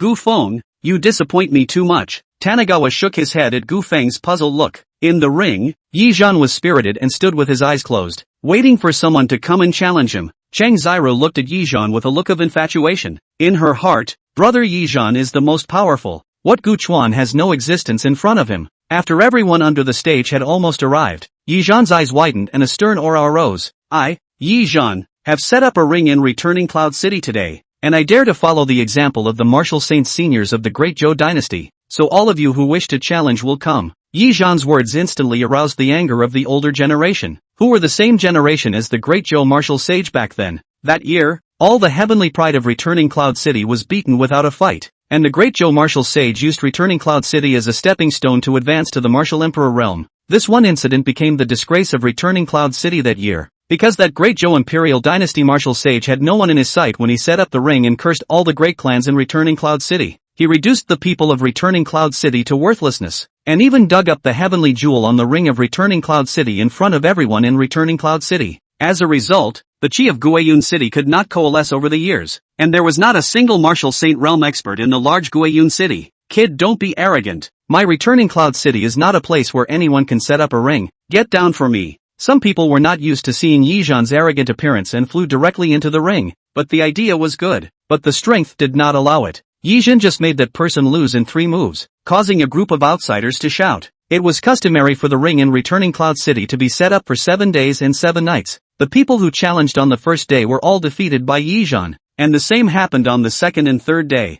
It was only on the 4th day that the 10 major families of Returning Cloud City sent people out to answer the battle, and they were still all defeated. which caused the people of returning Cloud City to fall into a wave of anxiety. On the fifth day, the Valley family was the only one of the top 10 families left in returning Cloud City without anyone in the ring, and everyone outside of returning Cloud City was rubbing their fists and preparing to intercept. By the seventh day, Yizhan still maintained his all-conquering record, and many unmarried girls saw Yizhan's appearance and for a time fantasized that Yizhan was their Prince Charming. Among them, Cheng Zyra had the most thoughts, and for a while, she thought that Yizhan would come to her as the strongest person, bringing himself to kick Gu Chuan and punch the Gu family. He made a group of the Gu family kneel in front of the Cheng family to repent for their previous deeds. Afterwards, after resolving these mundane matters, he himself and Yizhan will live a life without shame and enjoy traveling the mountains. Thinking about it, Cheng Zyru's face appeared a flushed red. Chapter 13, Martial King Realm. Time passed by minute. As long as this night passed again, this Yizhan would become another person who succeeded in setting up a ring and returning Cloud City after the great Zhou martial sage.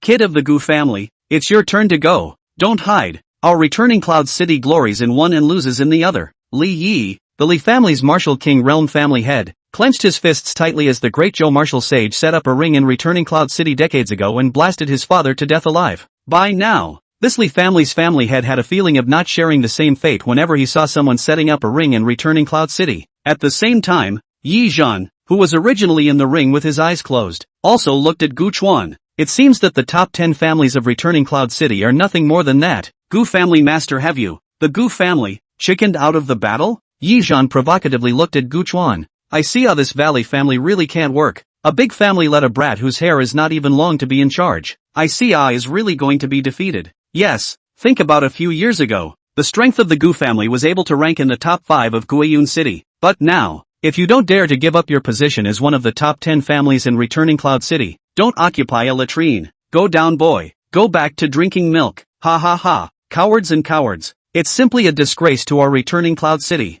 There were waves of uproar from below. Obviously some of the forces that supported Yizhan had found a trust to create a momentum to put pressure on Gu Chuan. Because as long as anyone who was in returning Cloud City these past few days knew that Gu Chuan had beaten up Yizhan, killed the Red Sun sect's true successor, and beat up the 13 emperors of the Great Zhou Imperial Dynasty on 3 occasions. These past few days, Gu Chuan's great name had been spread all over the major forces in returning Cloud City. Gu kid, go in peace. I'll take care of these little mongrels for you. With a wave of Li Ye's hand, the Li clan members behind him immediately moved off to seek out the man who had been grinning on the field. Tanagawa clasped his fists at Li Ye as a sign of appreciation. With that, he went straight to the ring. Yi Zhan, since you're looking for death, then this young lord will fulfill you today. Gu Chuan watched as the voices denigrating himself became much less, and his heart felt much more comfortable. Don't be complacent, Tanagawa. Last time it was merely my carelessness. This time Tanagawa, you don't speak martial arts. Yi Zhan hadn't finished speaking. Gu Chuan directly made a move, hitting Yi Zhan without any power to fight back under the surprise.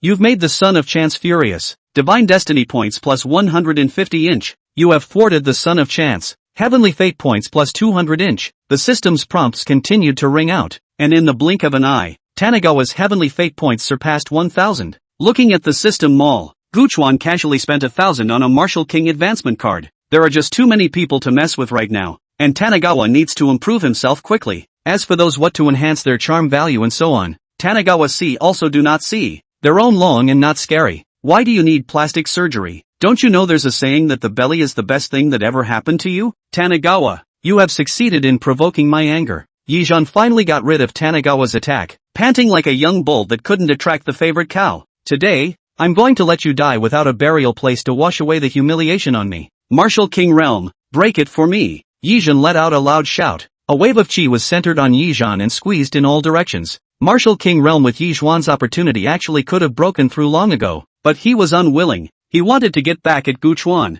but the same realm of their own is simply not an opponent. Under the helpless Yi Zhan thought of such a trick, suppressing the realm until Gu Chuan on the field directly break through the Martial King Realm. After that, he directly crushed Tanagawa with a huge advantage. But Nai Tanagawa came up with a sneak attack and didn't follow the rules, so Yi Zhan couldn't even pretend to be a pussy. I said, am I going to laugh at your stupidity? Or should I laugh at your naivety and cuteness? To dare to break through the realm during a sparring match. It was that great Zhou martial sage back then who didn't dare to do so, right? Gu Chuan also no nonsense. Directly toward the leaf war shot. They are not those righteous people. Have to wait until others break through to fight openly. That kind of epiphany in the battlefield. The opponent willingly waited for the other side to finish the breakthrough. after being defeated by the other side with a move of supreme superiority, afterward in the exclamation of a sentence or you are still powerful. This kind of good story. Tanigawa but cannot do. Guchuan, what are you doing? You are despicable and shameless. You have the guts to wait for brother Yijan's breakthrough and then fight again. What kind of skill is it to take advantage at this time now?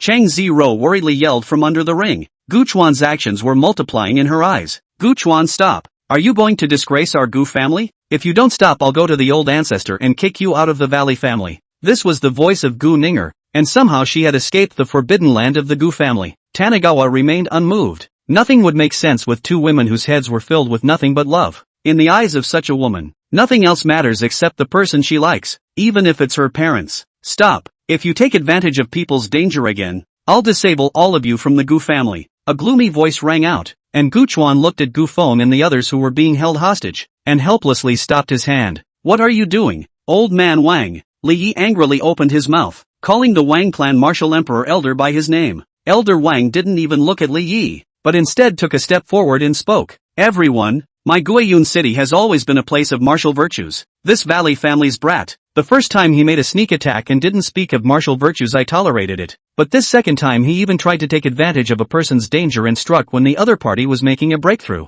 This is the shame of my returning Cloud City. Elder Wang gave a colorful speech that felt like a dead parent. The audience below just couldn't say what was wrong, even though it sounded like something was wrong. This was because Guchuan saw that the halo on Yijan's head was affecting the people with low cultivation under the ring over and over again, slowing down their ability to think. A minute later, Yijan leapt up from the ground and looked at Guchuan as if he was looking at an ant. A mole cricket is a mole cricket. How can you compare it to a big tree? The powerful strength made Yijan suddenly feel how foolish it was to vomit with Tanigawa before. Feeling the power that had appeared within his body, he could feel that he could clean up Tanigawa with just one move. But in the next moment, the sudden aura coming from Tanigawa's body startled him. Is he going to break through the Martial King realm as well? How is that possible? Yijan looked at the aura rising from Guchuan's body. His eyes were sharp, and he immediately made a move. If he let Guchuan also break through the Martial King realm, he was not sure of defeating the other party. As if remembering the fear of being dominated by Tanigawa, the speed of Yijan's hand increased a few more points. Chapter 14 Large-Scale Double Standard Scene. Stop. Yijan, you are despicable and shameless without martial virtues. How dare you sneak attack our young lord while he is making a breakthrough?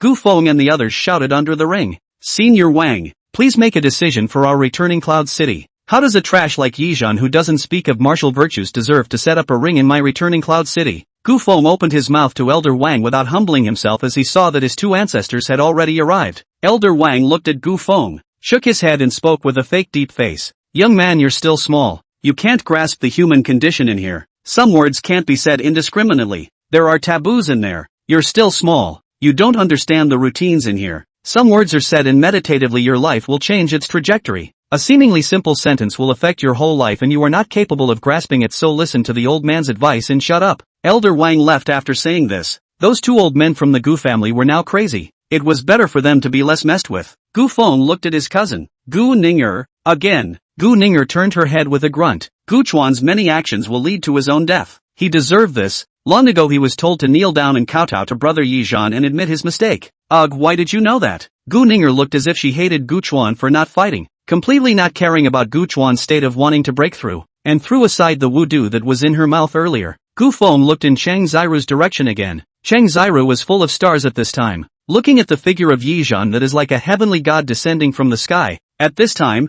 I cannot wait for Yijan to slap Guchuan to death earlier, which still cares about what martial arts virtue is not martial arts virtue.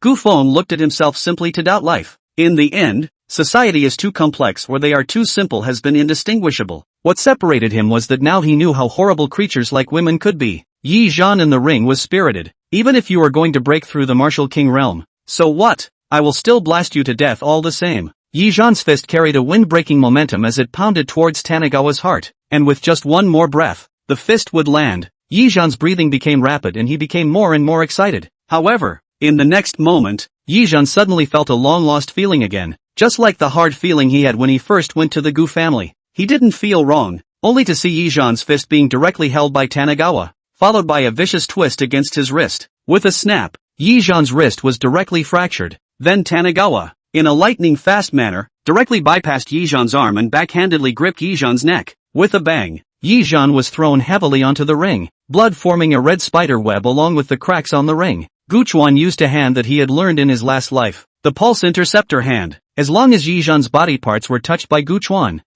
could make the true qi in Yi Zhan's body run poorly. It was like this now, beating Yi Zhan without any power to fight back. How is it possible? How could you break through so fast? Yi Zhan felt unbelievable. It was only a few breaths of time before and after. How could Gu Chuan be able to break through to the martial king realm? Yi Zhan's eyes were filled with unwillingness, but there was nothing he could do about it. He could sort of see clearly that in the same realm he was not a match for Gu Chuan at all. I recognize. Yi Zhan raised his hands and prepared to surrender. But how could Tanigawa do what he wanted? Flying straight forward, he punched Yi Zhan in the cheek, and Yi Zhan couldn't make a sound. Then there was another kick on Yi Zhan's stomach, and Yi Zhan vomited blood. The two daughters under the ring, Cheng Ziro and Gu Ning'er, were heartbroken and kept cursing Gu Chuan for not being human. Gu Chuan looked at the two women with a smirk on his face. If you guys curse me, I'll punch Yi Zhan. Tanigawa, you shall not die. Pa! Tanigawa, you stop. Boo! Tanigawa, you're daring. Yi Zhan was beaten by Gu Chuan. Yi Zhan looked at Cheng Ziro and Gu Ning'er, two girls. The eyes showed a plea. The two young ladies begged you to keep quiet. If you say it again I will die.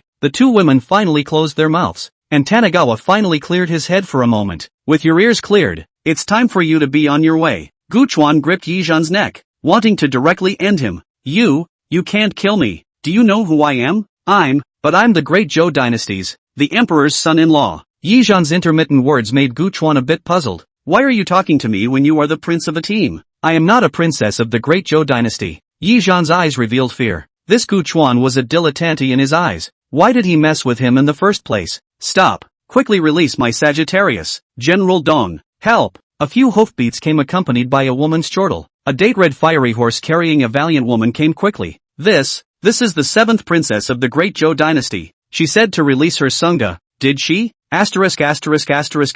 Lu. Ye wore this dog thing when hooked up with my goddess. Valley young master, quickly kill him. The General Dong that the 7th princess spoke of did not hesitate to leap from his horse onto the ring after hearing the order, completely disregarding the ring's formation protection. With the strength of the martial emperor realm, he strongly broke through and attacked Gu Chuan with a palm. Gu Chuan hurriedly threw out the leaf battle and retreated, but he was still hit with a palm because of the difference in strength. Stop! The two Gu family ancestors wanted to go forward, but they were stopped by Elder Wang and the Red Sun Sect's Supreme Elder. Looking at Yi Zhan, who landed on his horse and was covered in wounds, the 7th princess of the great Zhou imperial dynasty felt a pang of heartache, and her eyes were covered with murderous intent as she remembered the sweet times she used to have with Yi Zhan. Cheng Ziro and Gu Ning'er, two women, also rushed over, and together they carefully took care of Yi Zhan. These three women were surprisingly exceptionally harmonious at this time. General Dong, kill him for me. The 7th princess spoke with a frosty face. General Dong nodded his head and led the order, looking at the young man in front of him with some sadness, not knowing how many Tianjia like Gu Chuan had already died in his hands. Stop it! Is this the great Zhou dynasty's way of waging war on my Gu family? The second ancestor of the Gu family desperately wanted to go forward to save the others, but he was stuck by 2 pieces of dog skin. Kid, when you are reincarnated, remember what Dong is like, and remember to walk away when you see Dong in your next life. General Kashizuka reached out to result in Tanigawa's life, but suddenly a great terror appeared in his heart. Dangerous. General Dong couldn't care about anything else and directly rolled on his donkey to try to avoid this deadly danger, but it was staring at him like a dog's skin, so that he didn't dare to be careless in the slightest. You think even you want me dead? Remember, my name is Tanigawa, and I'll go around in my next life when I'm reincarnated. Tanigawa opened his mouth with a toothy grin, and a card that made General Kashira feel deadly appeared in his hand. Stop. There's something to discuss. General Zhao's forehead was sweating, and in his heart, he cursed the 7th princess for being an idiot, not knowing who could and couldn't be messed with. Tanigawa ignored General Kashizome and directly threw out the Martial Emperor one-strike card. When the system produces a product, it must be a fine product, and this Martial Emperor's strike card belongs to that kind of peak Martial Emperor's all-out strike. With the strength of the general of the was simply unable to resist, a blade on appeared directly from the Martial Emperor's one-strike card, instantly sucking in the general of the had already landed on the ground with his head. Chapter 15, Yi battles defeat in flight. How is this possible? Fake. Right. The Martial Emperor was actually killed in a second by a single move. He's using something, and that's certainly not his own power. The death of General Huan instantly froze the entire room. The death of a Martial Emperor was something they wouldn't even dare to think about in normal times. The Red Sun Sect's Supreme Elder and Elder Wang were also creeped out inwardly and hastily drew away. 7th Princess, Go quickly and protect the 7th princess. The voice of the leader of the Great Zhou Iron Cavalry trembled. That was one of the 5 great generals of the Great Zhou dynasty, but he had died right in front of his eyes. The 7th princess on horseback also looked incredulous. The tiger whiskers of the Great Zhou royal family were all dared to be stroked by someone. However, this big Zhou imperial dynasty spiteful 7th princess, the heart of the pride does not allow her to concede. Direct, quite hoarse and out of the way. Bold fanatic, how dare you openly kill my Great Zhou dynasty general? Why don't you quickly cut yourself off to thank for your crimes, or else you'll wait for your Gu family to be exterminated when my Great Zhou martial saint descends. The 7th princess's brainless declaration directly made Yi Zhan on horseback speechless. People dare to kill your general. Will they still be afraid of you? This intimidation? Go, go! Yi Zhan on horseback shouted anxiously. The 7th princess still wanted to let out a few harsh words before leaving, but she was disliked by Tanigawa's words and hurriedly fled for her life. Not to mention how powerful your Great Zhou dynasty is. Even if your Great Zhou dynasty's martial saint is here, I, Gu Chuan, am certain that I will be able to behead him. Gu Chuan spoke in a domineering manner. Here,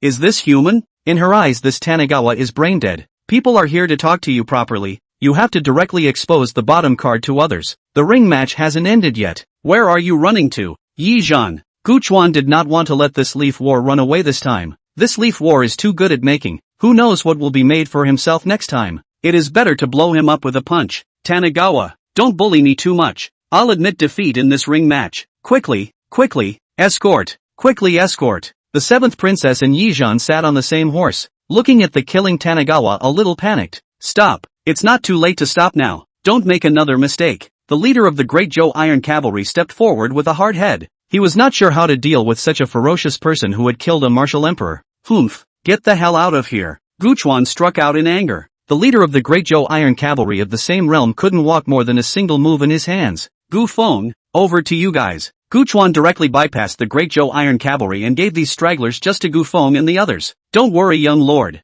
Not a single one of these Great Zhou Iron Cavalry will be able to escape. Gu family sons and daughters, kill for me. Gu Feng and the others wailed and rushed towards the Great Zhou Iron Cavalry. All of them were young men with more blood. Gu Feng himself didn't realize that during this period of time, he was becoming more and more identified with the Gu family. Yi Zhan, no one can save you today, making things difficult for my Gu family 3 times. Do you really think my Gu family is good-tempered? Go to hell. Gu Chuan came down in the air and slapped his palm at the 7 princesses and Yi Zhan on the horseback. The 7th princess's face was terrified and scared to the extreme. Crazy.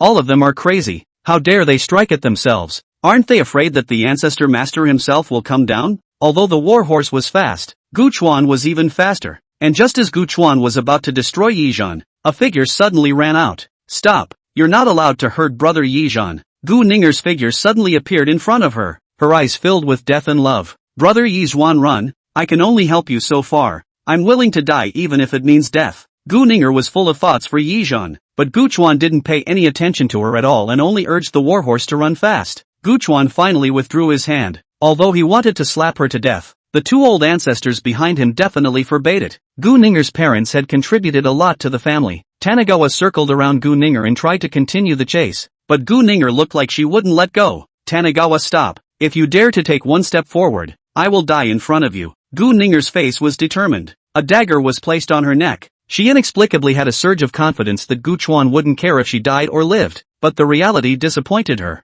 Gu Chuan turned around and directly slapped her. Gu Ninger's mouth full of white teeth were broken. Lying on the ground stammered with an unbelievable face. She is the old ancestor's most favored person. How did he Gu Chuan dare? Go die earlier if you want to die. Don't disgrace yourself here. Don't think that just because you're favored you can do whatever you want. Your parents have contributed to the Gu family, but which of the clan members behind you had parents who didn't contribute to the Gu family? You're the one who's bullying. You're so impatient to give away the Valley family that your parents fought for with their lives? Then you don't need to stay in this Valley family either. Gu Chuan did not hesitate to strike Gu Ninger, who was grief-stricken and looked at Gu Chuan with a resentful face. Gu Chuan did not stop his feet and chased all the way. Just when he was about to catch up with Yi Battle once again, a powerful attack came straight towards Gu Chuan's face. Tanigawa's hair stood on end and he hastily ducked out of the way. This was another martial emperor powerhouse. This Yi Zhan's life was really big. Looking at the person who appeared in front of him, and Yi Zhan who was walking away in the distance, Gu Chuan sighed that this Yi Zhan's luck was really good.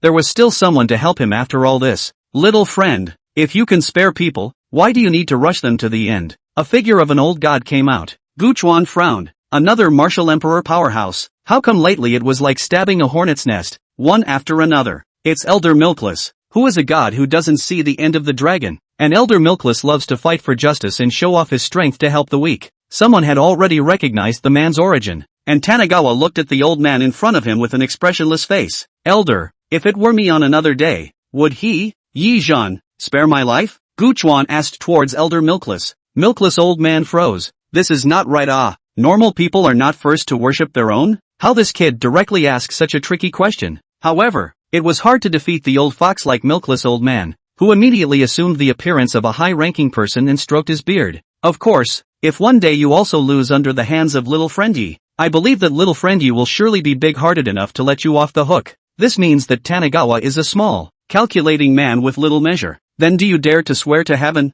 Today I'll spare that Yi-Zhan's life, but in the future, if Yi-Zhan dares to make things difficult for my valley family, then you, old man Milkless, will be struck by 5 thunders from the heavens and never be able to recover. Guchuan's words made Elder Milkless froze. What is this all about? The one who has a grudge against you is Yi-Zhan. What does it have to do with me? Even if there is a relationship, so what? Yi-Zhan is estimated to have long run away by now, and the chase is unable to catch up. Alas, this little friend don't mess around. Old man Milkless pretended to sigh and wanted to retreat, but Guchuan would not let him have his way. Since you dared to make a move to save Yi-Zhan, then you have to be prepared to bear his grudge. 2 ancestor masters on. Get this old thing killed. The Martial King Realms Guchuan had the means of transmitting sound into the secret, and had long since secretly convinced the second old man of the Gu family, and at this time, upon greeting, the two of them started a back-and-forth attack on the milkless old man. Tanagawa pressed on from the side. He wanted to see who dared to make a move. Chapter 16, Pay for your favor with your life. Gu de Guer, what are you doing? Are you crazy? The one who has a grudge against your Gu family is that kid. Is there a need to fight with me? Elderly Milkless is very depressed. What's wrong with people nowadays? Can't they communicate properly? My family Xiao Chuanzi is right. Since you dared to save that kid Yi-Zhan that's taking over my Gu family's grudge. The second Grand Master of the Gu family opened his mouth. The movements of his hands were not slowed down at all. He liked the straightforward feeling of talking with his fists. I'm merely returning a favor to that boy Yi-Zhan. I have no intention of making an enemy of your Gu family. Old man Milkless was a bit anxious. He was only an ordinary existence in the Martial Emperor realm. How could he be a match for the two old guys of the Gu family? Since Yi-Zhan has done you a favor, then you'll take your life to pay for it. The grand ancestor of the Gu family opened his mouth. He was really going out of his way to accompany Gu Chuan to make a scene. Elder Wang, quickly help me. The Li family's still not hurrying to help me. These two old things of the Gu family are crazy. Elder Milkless was struggling to fend off the two Gu clan ancestors on one side, and on the other side, he asked for help from the Martial Emperor powerhouses present, but no one responded. They looked at Gu Chuan's eyeing look and didn't dare to gamble. The means of killing a martial emperor with that single strike really made them chilled. This is also the milkless old man came a step late. If he arrived earlier to see the means of Gu Chuan, it is estimated that he is still nestled in the corner and dare not come out. The two Gu family ancestors made deadly moves, and Elder Milkless finally ran out of strength and was beheaded by the second ancestor of the Gu family with a sword. Don't take my Gu family's forbearance over the years as cowardice. As long as I'm around for a day, the Gu family won't be bullied by anyone. The second ancestor master of the Gu family was so domineering that he looked out of the corner of his eye and disappeared in front of the crowd. Carrying Elder Milkless' head, he had to go back to nurse his wounds. Although old man Milkless was weaker, a strong person in the Martial Emperor realm still had a few tricks up his sleeve when he put up a fight. Seeing that the matter was over, Gu Chuan led the people of the Gu family to prepare to go back. When Gu Feng suddenly spoke, "Young lord, what do we do with this person?" Gu Feng was referring to Gu Ninger, who was lying on the ground with her eyes lifeless. Gu Chuan stepped forward, glanced at Gu Ninger on the ground and spoke.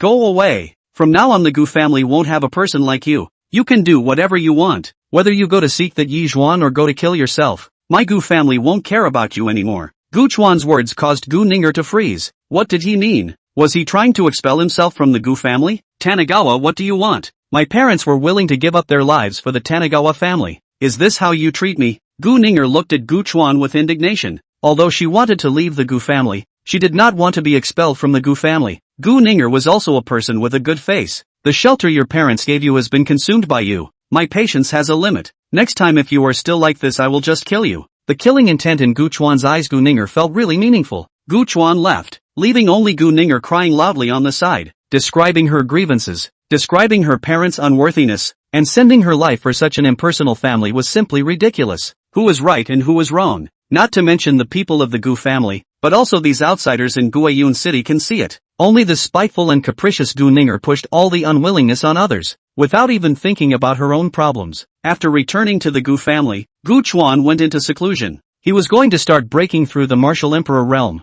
The energy structure of this world was simple, and it would be a real joke if he, an expert from the Great Wasteland, couldn't even break through to a tiny martial emperor. Not to mention martial emperor. Even if martial saint gave Gu Chuan more time, he could break through. Spring goes to fall, cold comes to summer, fall harvests and winter storage. In the blink of an eye, 2 years had passed, and Gu Chuan had successfully broken through to the martial emperor realm without going through the system. These 2 years Gu Chuan had been wondering how the people of that great Zhou imperial dynasty didn't have a bit of temper. Having killed a martial emperor of someone else, beaten up a prince, and scared a princess silly. Surprisingly, nothing had happened in these 2 years. Even the Red Sun sect had not made the slightest move, which made Gu Chuan have to suspect that there was something inside. It's worth saying that Chang Xiru married in these 2 years under Chang Kaijia's persuasion. Only she didn't marry her dream lover Yi Zhan, married a small family, and was running around every day for her livelihood. The Chang family was also having a hard time with less support from the Gu family. Whenever Chang Xiru and Chang Kaijia passed by the Gu family, they would sigh. The hardships of life had already made Chang Xiru realize that it was not easy.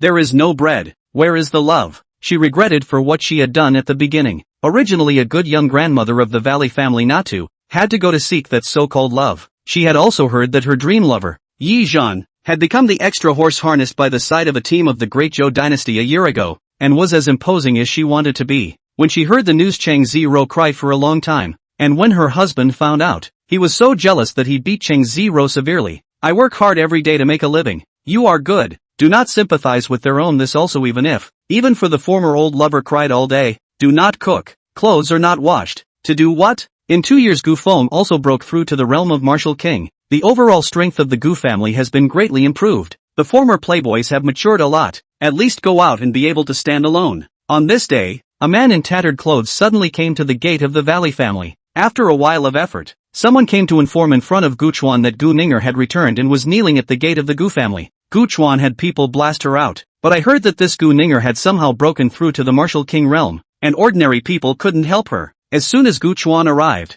Gu Ninger kowtowed with a thud and said, I was wrong. Yi Zhan, he's not a human being, ungrateful and ruined my innocence. It turned out that after Gu Ninger was kicked out of the Gu family, she set out on the road to the Great Zhou dynasty, and after several twists and turns she finally found Yi Zhan. At first, the two of them lived a lovey-dovey life, but at a later date, the news that Yi Zhan had become the extra horse harnessed by the side of a team of the emperor of the Great Zhou dynasty suddenly came. Gu Ninger was happy for Yi Zhan, thinking about whether she would be better off being big or small in the future, when a group of masked men suddenly killed their way in. For 2 years, Gu Ninger had been hiding everywhere, and under being chased she had come across a martial king's inheritance. Fortunately, this inheritance turned out to be very compatible with her, and later on, she even broke through to the martial king realm and killed several people in return. But in the end, there were still too many enemies, and she had no choice but to go back to her family for help. Gu Shan listened to a burst of strange, how does it sound like a protagonist template-like opportunity? But he looked at the Valley Gel also does not look like a protagonist.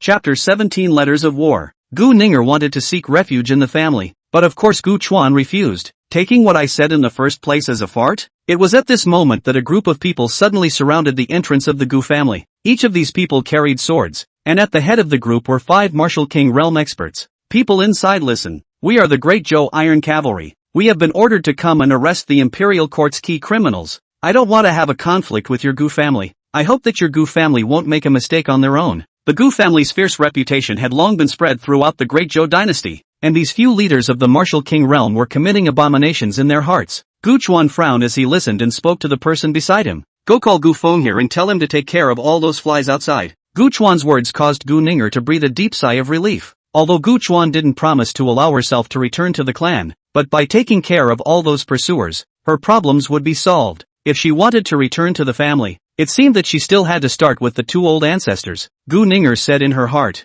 in the past 2 years Valing Ji outside, she has deeply feel the benefits of having a family with power, but cannot fight, can call on friends. There are powerful people backing up, that feel more comfortable than a loner can be. If Gu Ninger's thought was known by Gu Chuan, it was estimated that Gu Chuan would directly slap her to death, lest she wreak havoc on others afterward. Gu Ninger only thought of the benefits that the family had given her, but not what she had to bear for the family. How was this different from the Gu Ninger of 2 years ago? To say there is a difference is a little heavier-hearted and a little more steady. A tea time later, Gu Feng returned with 2 heads. Killed 2. There are still 3 I can't beat. Tanigawa nodded and didn't say anything. To be able to fight and kill 2, this was already a very good record. Gu Ninger came back, and Gu Chuan could sense that another eventful fall was coming. As expected, on the 4th day after that, Gu Chuan received a letter of war. The letter of war was given by Yi Zhan. He wanted Gu Chuan to go to the Great Zhou dynasty to fight him to the death to wash away the humiliation in his life. After Gu Chuan saw this war letter, he directly ignored it. Which person challenges others and also lets others go to your home?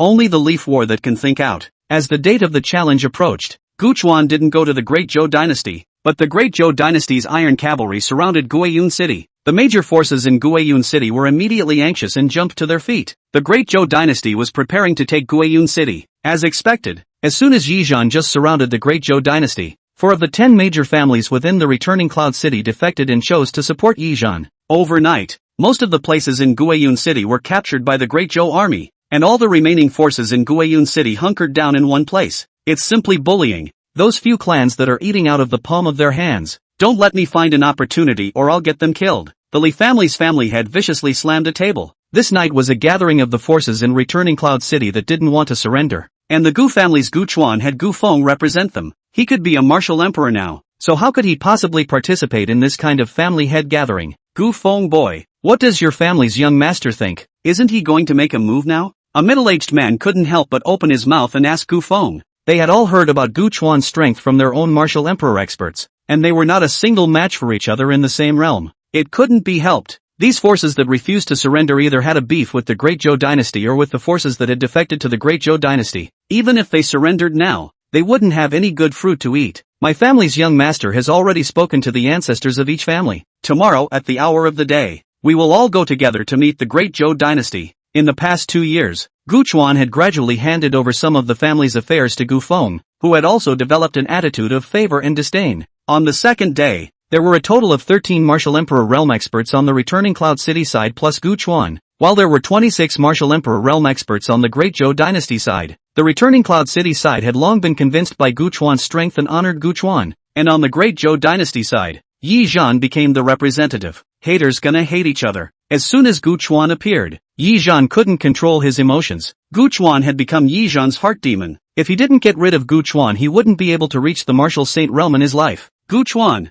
you're a pussy coward who doesn't even dare to take a challenge. Yi Zhan verbally struck Gu Chuan in an attempt to regain some self-confidence for his thwarted pride. Tanigawa laughed at that. Since he wanted the challenge so badly, he would fulfill him one more time. Yi Zhan, since you want a challenge, then today I'll give you a war oath to have a game of life and death with the Heavenly Tao. Do you dare? Tanigawa's words made Yi Zhan grab his fists. Those memories of being dominated by Tanigawa appeared in his mind, wanting to agree in a brainstorm, but the reason and cowardice in his heart prevented him from opening his mouth. Yi Zhan had studied Gu Chuan when he was in the Great Zhou dynasty, and he knew that Gu Chuan was a very homely person and would not leave his familiar place easily, so he vociferously placed a challenge in the Great Zhou dynasty, knowing that Gu Chuan would not pay any attention to himself, so he was at peace with himself. But what was going on now? Shouldn't Tanigawa not care at all about his provocation? How could he still challenge himself to do such a boring thing? According to his research, this Tanigawa wasn't this kind of person who liked to flaunt himself either.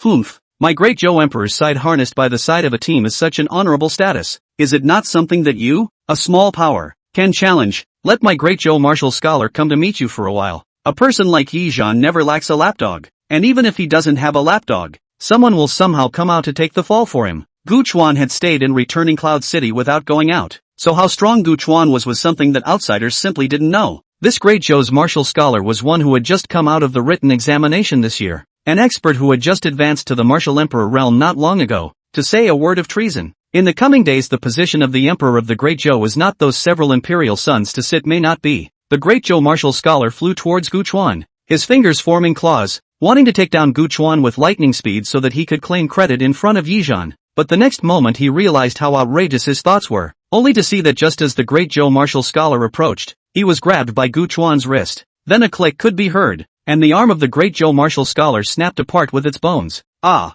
The Great Zhou martial scholar screamed in pain, and the next moment Gu Chuan reached out and wiped at his neck, and a great head flew up. A flowing movement of skill astonished the 4 seats, causing all the Martial Emperor realm experts present to have their necks cooled. That wasn't some cat or dog, but a powerful martial emperor expert. How? How did he just die? Everyone was a little incredulous. Chapter 18, The Past is the Past. Yi Zhan, last time you got away by a fluke. Today you sent me to the door, I'll see where you go. Gu Chuan looked at Yi Zhan in front of him. A killing intent almost condensed into substance. This Yi Zhan was too obnoxious. 3 times against himself. Only by twisting his head off could he be at peace. Men, give it to me. Whoever can kill Tanagawa, I'll reward him with a great restorative pill. Yi Zhan's face was gloomy as he opened his mouth. This time, if he didn't come to this returning Cloud City for something important, he wouldn't want to see this Gu Chuan's face. The Great Return Pill was also very attractive to experts in the Martial Emperor realm, and the 20 or so Martial Emperors of the Great Zhou Imperial Dynasty were all very moved. But Tanagawa's performance earlier was just too fierce, and no one wanted to be the goat out of the gate. Whether or not Gu Chuan could beat more than 20 Martial Emperors was unknown, but one thing could be known, and that was that the outgoing goat would surely die, and the Great Return Pill in Yi Zhan's mouth was not worth the risk. Yi Zhan looked at the killing Gu Chuan. His heart trembled, and he looked at the crowd of indifferent Martial Emperor realm experts. His heart secretly hated them. If the Martial Saint was here, how would they dare to have such an attitude? Yi Zhan wiped his feet and fled to the back of the cannon fodder army, attempting to let these soldiers with low realms delay Tanagawa's attack. Whoever wants to kill Gu Chuan, I'll give him the essence of Camus. Yi Zhan gritted his teeth and uttered this sentence. The essence of Kuei-mu is not comparable to the Great Restorative Pill, but the essence of Kuei-mu was able to prolong the effect of life, even the breakthrough to the Martial Saint realm. Yi Zhan's words instantly moved the hearts of the 3 old men who were at the end of their lives at the Martial Emperor realm, and the 3 white-haired and white-bearded old men looked at each other. Then linking arms, Your Excellency, let us 3 old men meet you. The 3 men stepped out of the array and stopped in front of Tanagawa. Tanagawa drew his sword. The sword followed his body, and the powerful blade whistled out, brushing and brushing 3 times, and 3 wrinkled heads were thrown up. The hearts of all the Martial Emperors were horrified. Was this still human? The same realm was surprisingly not a match. In fact, this is a descending blow. Tanagawa with the eye experience of the Great Wasteland to deal with such a small place of people. It is simply to kill the chicken with a bull knife. Gu Chuan, what do you want? I'm the Emperor's son-in-law of the Great Zhou Dynasty. If you dare to touch a single hair on my head, I, the Martial Saint of Great Zhou, will definitely leave your Gu family with no chickens or dogs. Yi Zhan spoke in a colorful manner, trying to use the signboard of a Martial Saint to scare off Tanagawa. Seeing that Gu Chuan was unmoved, Yi Zhan also clenched his teeth and ran directly towards the Gu family's clan land. He wanted to threaten Gu Chuan with the lives of the Gu family members. That way Tanagawa might still have something to worry about, and he could still get back in the game. The 2 Gu family ancestors wanted to go and support Gu Chuan, but they were kept back by the remaining Martial Emperors of the Great Zhou. They didn't dare to kill against Gu Chuan, but blocking these people was still doable. Otherwise go back and be known by the Great Zhou Martial Sage. It is estimated that they will also be peeled off a layer of skin. At least now there is an excuse. They and others are not without a shot. Tanagawa's speed was ultimately 1 step faster than Yi Zhan. After catching up, Tanagawa blasted his fist on Yi Zhan's back. Coincidentally, Yi Zhan unexpectedly landed directly in Chang Ziru's home. Chang Ziru, who was doing laundry at home, was startled by this person who fell from the sky. After waiting to see clearly, his heart trembled and he opened his mouth in disbelief and asked,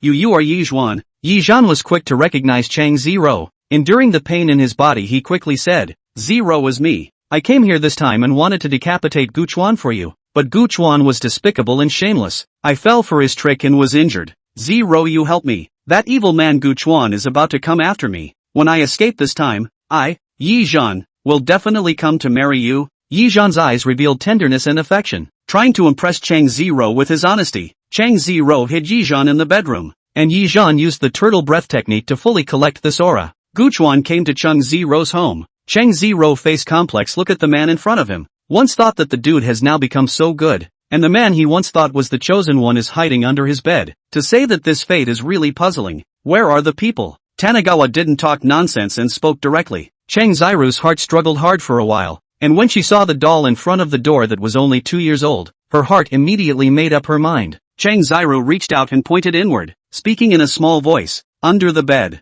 Tanagawa kicked his way into the bedroom and directly overturned the wooden bed with a kick, and Yi Zhan took another punch when he couldn't dodge. This leaf warfruit is really a person with deep luck. General Martial Arts Emperor, according to Gu Chuan, this kind of attack has long had no power to fight back, and this leaf war even can still pop up. Yi Zhan saw that he was exposed. Where could he not know why? His face grimaced as he roared at Chang Ziru. Asterisk, asterisk, asterisk, asterisk, how dare you betray me? Reckless of my former sincerity to you. Yi Zhan hated to kill this Cheng Zero. In his heart he used to be so good to Cheng Zero. This time she even ungrateful. Cheng Zero wrapped her arms around her baby and was shielded by her husband. At this moment her heart was instead relieved. Yi Zhan, you don't need to mouth to say a good sound. If you remember the old love these 2 years, how did not come to see me once, to the point that you only remembered me this time when your life was in danger? How can you say I could have put my family in jeopardy, now that you're not that important to me anymore? It was obvious that Cheng Zira still liked Yi Zhan, but she loved her son more and cherished her current life more. She didn't want such a peaceful life to be disrupted by someone from her past. Yi Zhan, hiding behind a woman is not much of a skill.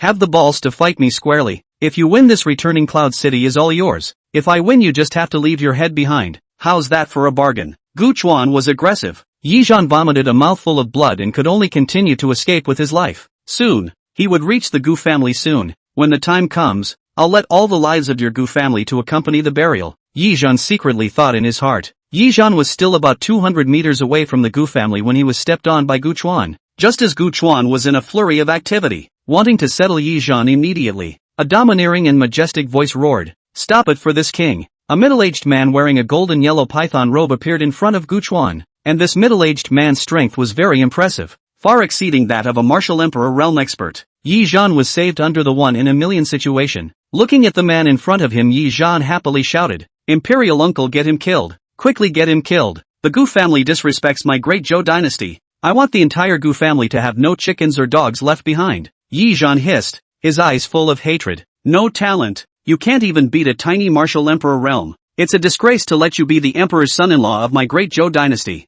The middle-aged man threw Yi Zhan on the ground with a disgusted hand, and then looked at Tanigawa. "I am the present-day Jinnan king of the great Zhou dynasty. Boy, I see you are very good. How about joining my great Zhou dynasty? The princesses and county lords of my great Zhou dynasty are at your disposal. As long as you look at them, even if it's the already married 7th princess, I have a way to make her remarry to you." The middle-aged man, King Jinnan, recruited Gu Chuan. Although he said on his lips how incompetent Yi Zhan was, in his heart, he knew very well that Yi Zhan's strength was in the martial emperor realm that was almost the peak of existence. Gu Chuan looked at the Jinnan king in front of him and ignored his words, instead speaking with interest. "Half-step martial saint? Interesting." When King Jinnan saw this, although he loved talent, he preferred not to have such a terrifying enemy. "Since that's the case, then you can go to hell, and you'll be honored to die under this king." King Jinnan didn't give Gu Chuan time to react and directly struck out. Chapter 19, Threats. Jinnan king was powerful, but he met Gu Chuan, only to see Gu Chuan directly use a handful of the Great Desolate's secret techniques, and his cultivation skyrocketed another notch. At first, King Jinnan was still able to suppress Gu Chuan for a move or two by virtue of his cultivation, but at the back of the room, the more King Jinnan fought, the more alarmed he became. One's half-step martial saint cultivation level had actually been suppressed. If another moment or 3 had passed, oneself would not have been defeated. "Yi Zhan, go and arrest all the people from the Gu family." The Jinnan king knew that it was definitely not good to drag on any longer, and directly asked Yi Zhan to make an underhanded move. Yi Zhan also saw that it was not good, and directly stepped into the gate of the Gu family, ready to capture everyone in the Gu family and use them as hostages to threaten Gu Chuan. But as soon as he entered the door, he saw only one person, Gu Feng, sitting on a chair quietly looking at Yi Zhan, who barged in. "Coming. I wanted to fight you back when you came to returning Cloud City, but you didn't know any better and insisted on going against my family's young master. So today I finally have the chance. Let me see how much more capable the heavenly pride that stirred up the storm in returning Cloud City back then is now. Come on." Gu Feng stood up, his aura constantly climbing. Not knowing what method he had used, he had actually broken through directly from the realm of martial king to martial emperor. Gu Feng also has no choice. The clan is now the most powerful as him. He does not resist, who will resist? The battle between Gu Feng and Yi Zhan was touch and go. Yi Zhan's strong attack was deadly. Gu Feng was fully defending and stalling for time. All he had to do was wait until Tanigawa returned, and his current dilemma would be solved. On Gu Chuan's side, he had begun to press Jinnan Wang in the fight. Jinnan Wang wanted to run, but Gu Chuan was sticking like a dog's skin, so that he couldn't get out of the way. "Gu Chuan is enough. My great Zhou dynasty admits defeat this time." King Jinnan softened. He didn't want to give his life away. "Admit defeat if you can't beat me. You think this world is yours alone. The great Zhou dynasty. You can play as you want." Undeterred, Tanigawa took advantage of King Jinnan's out-of-breath moment to land a punch on his opponent's chest. Tanigawa multiplied his victory, and King Jinnan retreated, finally falling to the ground for good under Tanigawa's heavy punch. When Gu Chuan stepped into the Gu family, Yi Zhan had already captured Gu Feng, and behind him was a group of Gu family members bundled together. And surprisingly, there was Gu Ninger standing on the side.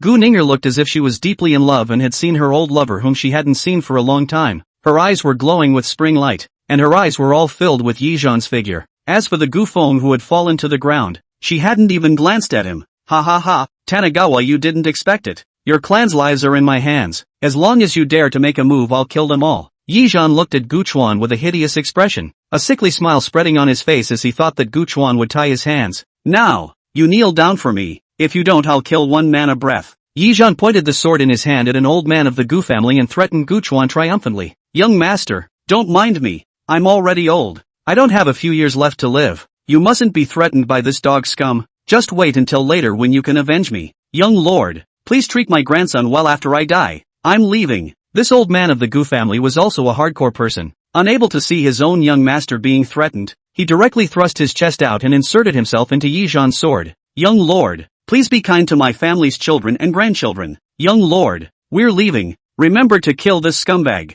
In the blink of an eye, several more Gu family members committed suicide in front of Yijeon, who watched with veins on his face. Well, you're all hardcore, right? I'll see if all of you are this hard. Yijeon was about to go crazy with anger. Why is it that every time he meets Gu Chuan, what happens is out of his control? Scum, if you have the guts to come at me, what kind of hero is it for you to bully the weak with the strong like this? Gu Feng's eyes were bared, but he lay on the ground unable to move. He took his eyes to Gu Ninger, but Gu Ninger pretended not to see it. Even if the clansmen of the Gu family died one by one in front of her, she was indifferent. Her brother Yijeon had just told her that he would take her on a double date after he dealt with Gu Chuan, and that he would not be the emperor's son-in-law of this great Zhou dynasty. As for these people from the Gu family, the explanation given by Yijeon was that these people were restless, and this was to take out the anger for Gu Ninger when she was expelled from the family back then without a single plea. I know you have the means. How about if you help me this once? I'll help you once. Tanagawa said a sentence that everyone in the room was puzzled by. Gu Ninger thought that Gu Chuan was asking her for help,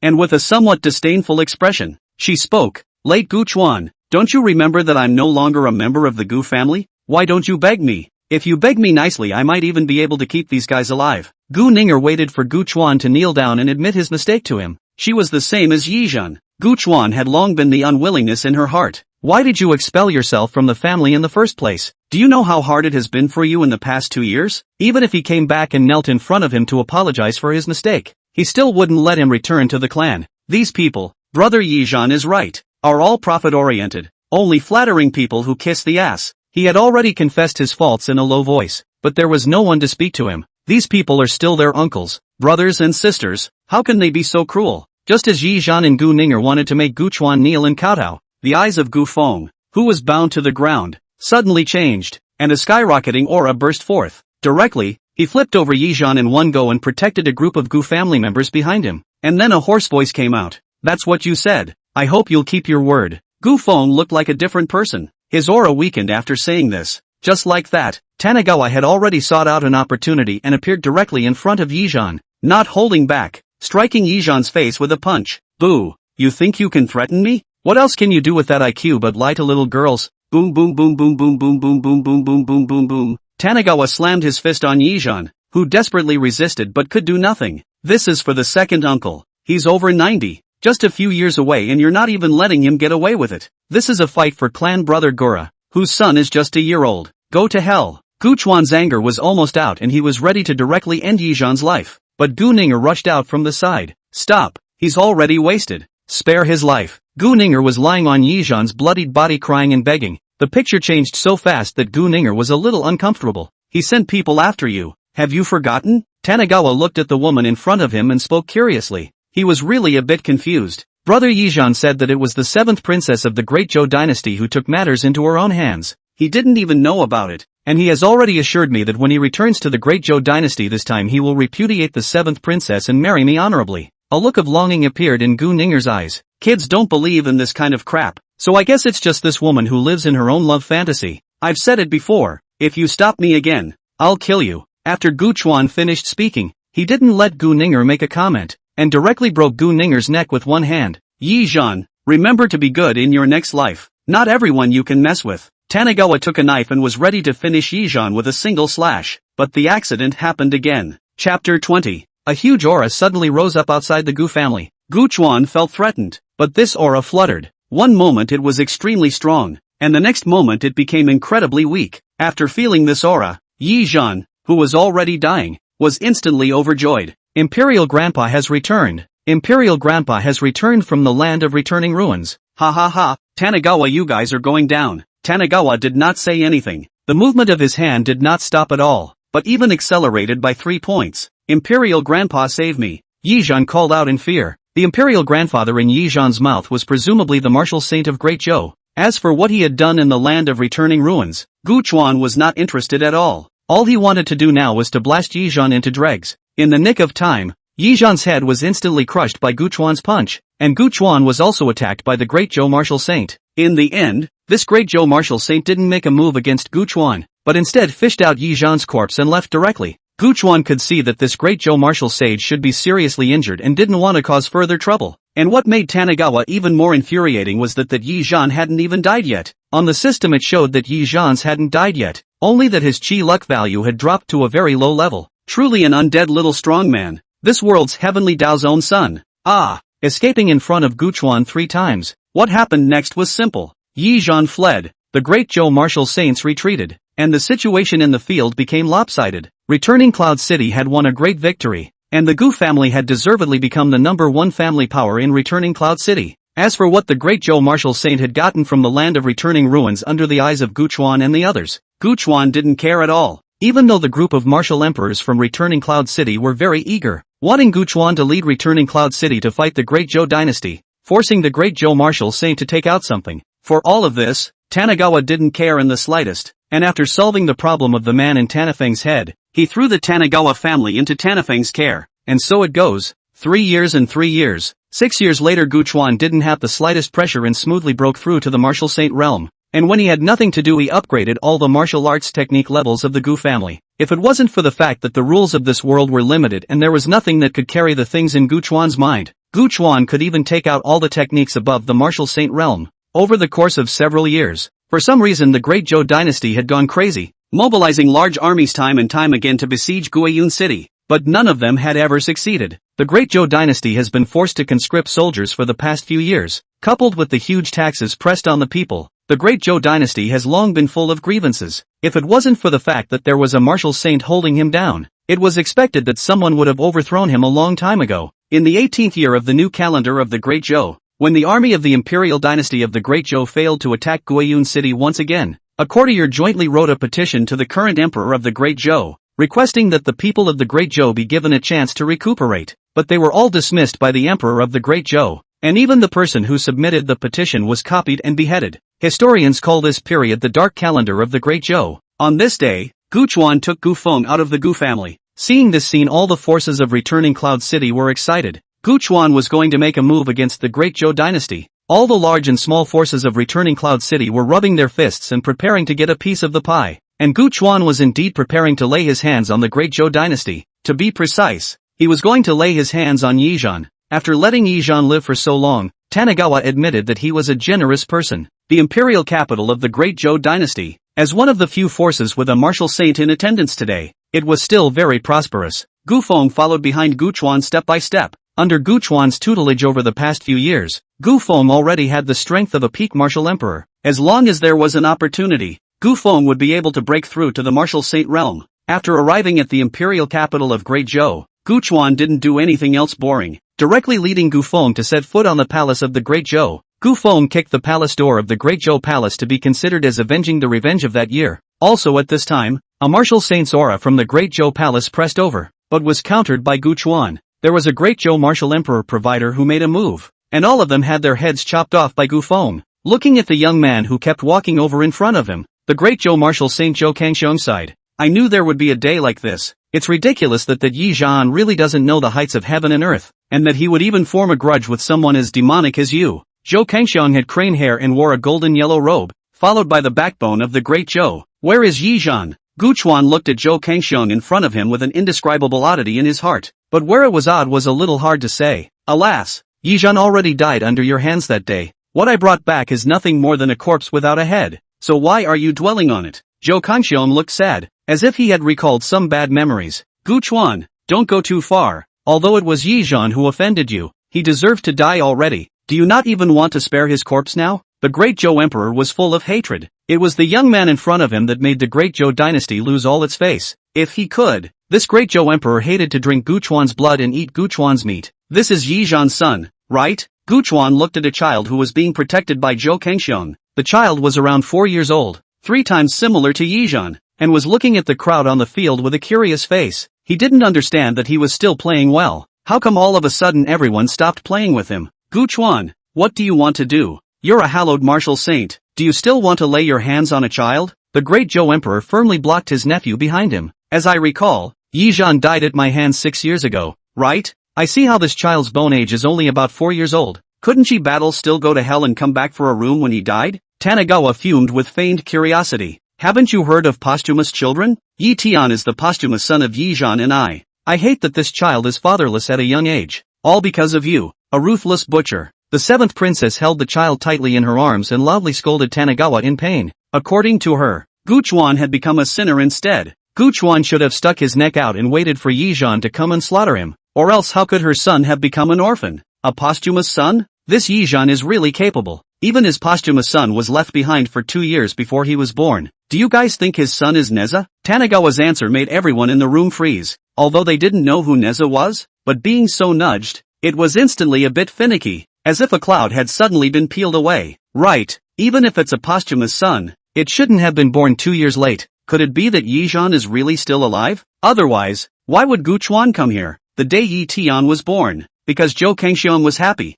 3 days and 3 nights in a row to set up a flowing banquet. So no one dared to think in this direction, even if there is a suspicion, but did not dare to say it. At this moment, a question emerged in everyone's heart, whether Yi Zhan was still alive. Chapter 21 Large orthopedic scene. At this moment, Zhou Kangxiong had long since turned blue, as if he had been caught in something. Full of nonsense. Yi Tian is my grandson. When is it your turn to interrupt as an outsider in the affairs of my Zhou family? If your excellency has nothing to do, please leave. You are not welcome in my great Zhou dynasty. Zhou Kangxiong gave an expulsion order. This Tanagawa's words were just too much. I'm here for something. Of course, Yi Zhan doesn't need to pretend anymore. If others can't recognize you, can I still not recognize you? From the moment you messed with me, you should have known that there would be today. Tanagawa's words were thoughtless. Yi Zhan? Where is Yi Zhan here? Yi Zhan's grave grass is probably 3 feet high now. But then they all realized that Tanagawa was speaking to Zhou Kangxiong. Could it be that Zhou Kangxiong is Yi Zhan in disguise?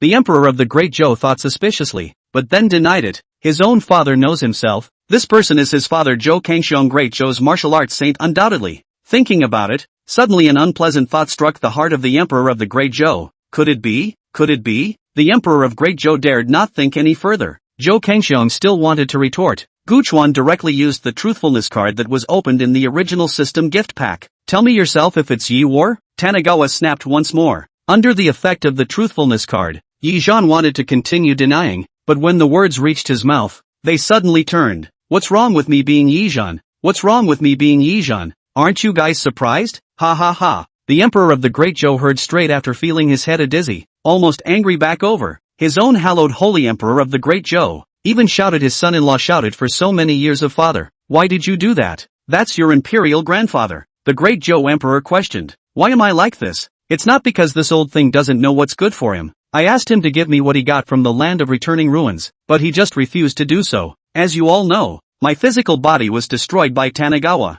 and I'm left with a wisp of soul. It can't be helped. Since this old thing won't give it to me, I'll have to take it myself. Do you think I'm making sense? My good royal son. Yi Zhan was like a pervert who had been repressed for a long time and finally found a vent, recounting those crazy deeds of his. So, what about Yi Tian? What's going on? Gu Feng behind Guchuan couldn't help but open his mouth. Then what's there to hide? Yi Tian is my son, my Yi Zhuan's son. He's not some posthumous son, but a son born from my Yi Zhuan's real gun. Yi Zhan's words instantly destroyed everyone's 3 views. Boy, this Yi Zhan was so perverted that he took over his wife's grandfather, and even used the old man's body to give birth to a son with his wife, making his old man call himself his father. German orthopedics wouldn't dare act like that. Ah, Yi Zhan, I will kill you. The great Zhou emperor's eyes were bleeding. This was simply an insult to great Zhou. The emperor of great Zhou was not a match for the current Yi Zhan, and was slapped to the ground with a slap. Get lost to the old man. If you are more obedient, I'll make you a good son. If not, you don't have to take care of this de Zhou.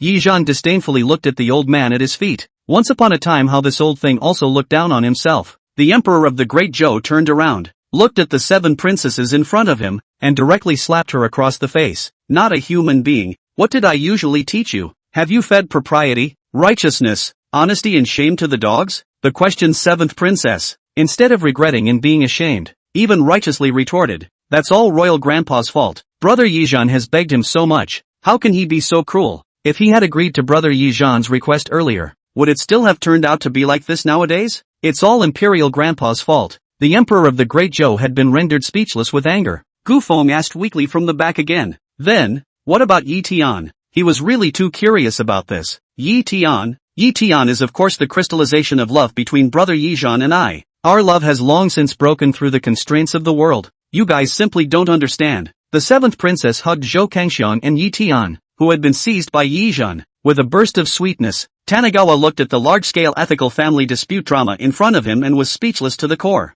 That's not a love that breaks free from the world. That's a mental illness and a pit in the head. Gu Chuan, what evil magic did you use on me? Yizhan came back to his senses at this time. Just now somehow couldn't control to put in his heart for a long time. Want to say but can't say the words out. There is no need for any more sophistry. In short, today, whether you are Zhou Kangxiang or Yizhan, today you will all die. Gu Chuan struck out. The might of a martial saint was changing the color of heaven and earth when he struck out. Yizhan hurriedly resisted, also with the strength of a martial saint, and turned the Great Zhou Palace upside down. Tanigawa, I knew this day would come, but you're still late. Do you realize what you're missing? You didn't know, did you? That right under your nose. There is a chance to break through to Martial Saint in the land of returning ruins behind Returning Cloud City, and you didn't even know about it. Do you know why I sent Great Zhou's army to attack your Returning Cloud City all these years? That's right. I wanted to distract you from the secrets of the land of returning ruins, and I succeeded. Ha ha ha. Yizhan dealt with Tanigawa's offense on one side and asked himself questions in front of Tanigawa on the other side, as if he had equalized the game.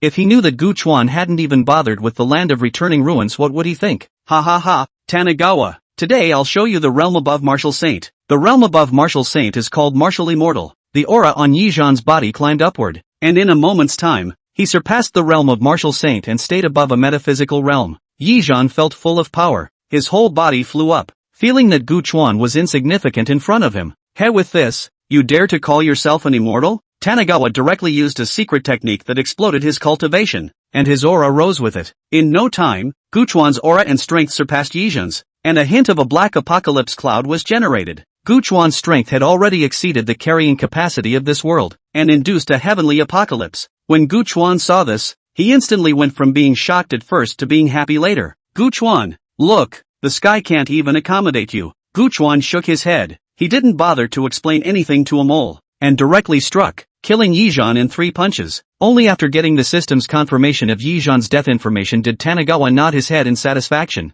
As for the robbery cloud above his head, he would just think of another way. Before the robbing cloud fell, the system on Tanigawa's body gave 2 choices. Detected that the sun of this world's dimension has died. The power of the heavenly Tao is replenished by 0.3%. Does the host immediately choose to cross over again? Tanigawa got a lot of information from this prompt. He could cross over again. Killing the sun of the dimension was a means to replenish the power of the heavenly Tao. Could he be in that thing? Tanigawa secretly thought. Then, Gu Chuan sent Gu Feng out of the Great Zhou and used Daigo to directly make Gu Feng a martial saint expert. Then he disappeared amidst the thunderclouds. After that, a legend circulated in this world that above the martial saint was the martial immortal, and uncountable martial artists had pursued their entire lives for this realm. But what they didn't expect was that the martial immortal in their mouths. This was nothing more than a higher starting point. Chapter 22. This hat is the wrong color. In the middle of a void of space, Tanigawa looked around curiously. Once again, the system voice came in his head. This world mission is complete, and the destiny points are being settled. Ding, the settlement of the heavenly destiny points is complete, with 8,000 heavenly destiny points remaining. Are you traveling to traverse the next world? 8,000 points of destiny points. Tanigawa felt that the genus was a bit less, but Tanigawa didn't care much. For this system, Tanigawa had a bit of a rough perception. This system should be a tool to provide travel in various realms. It seemed like for some reason, it needed to deprive those sons of fortune of their chi to repair themselves. Keep traveling, Tanigawa replied with interest. In a modern metropolis, the nightlights have long been scratching their heads. After a busy day, the ladies put on black silk, showing their long legs, and dress up ready to start the nightlife and relax the pressure of the day. The young handsome boys who have been moving bricks all day, open a certain voice and a certain hand,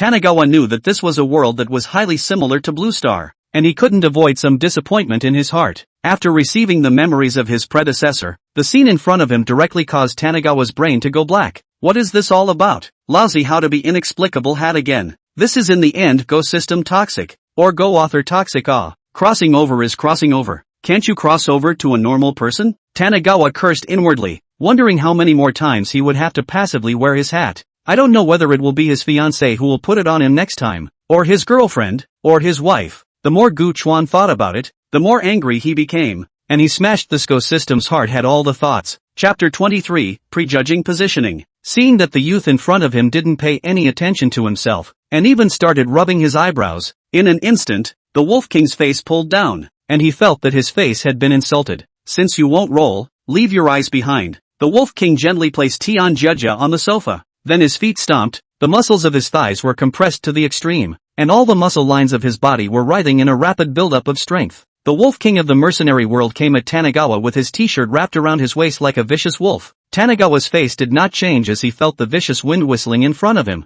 Slow, the Wolf King's movements were already fast in the eyes of ordinary people, but in Tanagawa's eyes they felt slow, like a child who had just learned to walk. Perception was fast, but now this body was a bit unable to keep up with Tanagawa's perception. Finally, in the nick of time, Tanagawa directly pulled out a pistol from the waist of the bodyguard behind him, directly preempting the Wolf King's position. Bang! The gunshot rang out. The Wolf King's thigh was hit and fell directly in front of Tanagawa. This distance, as long as the Wolf King reached out, he was able to reach Tanagawa's neck. How did he react so quickly? The Wolf King endured the pain in his leg and thought calmly inwardly. This injury was child's play to a man who had spent his entire life in the midst of gunfire. It must be luck. Regardless of the gunshot wound in his leg, the Wolf King attacked once again. This time he was going to make a false move from the left before making a direct assault from the front, a common tactic used by the Wolf King to fool his opponents. But the next moment, boo! The Wolf King has been shot again. How is that possible? He was able to predict my alignment. How is that possible? The Wolf King thought inwardly with disbelief.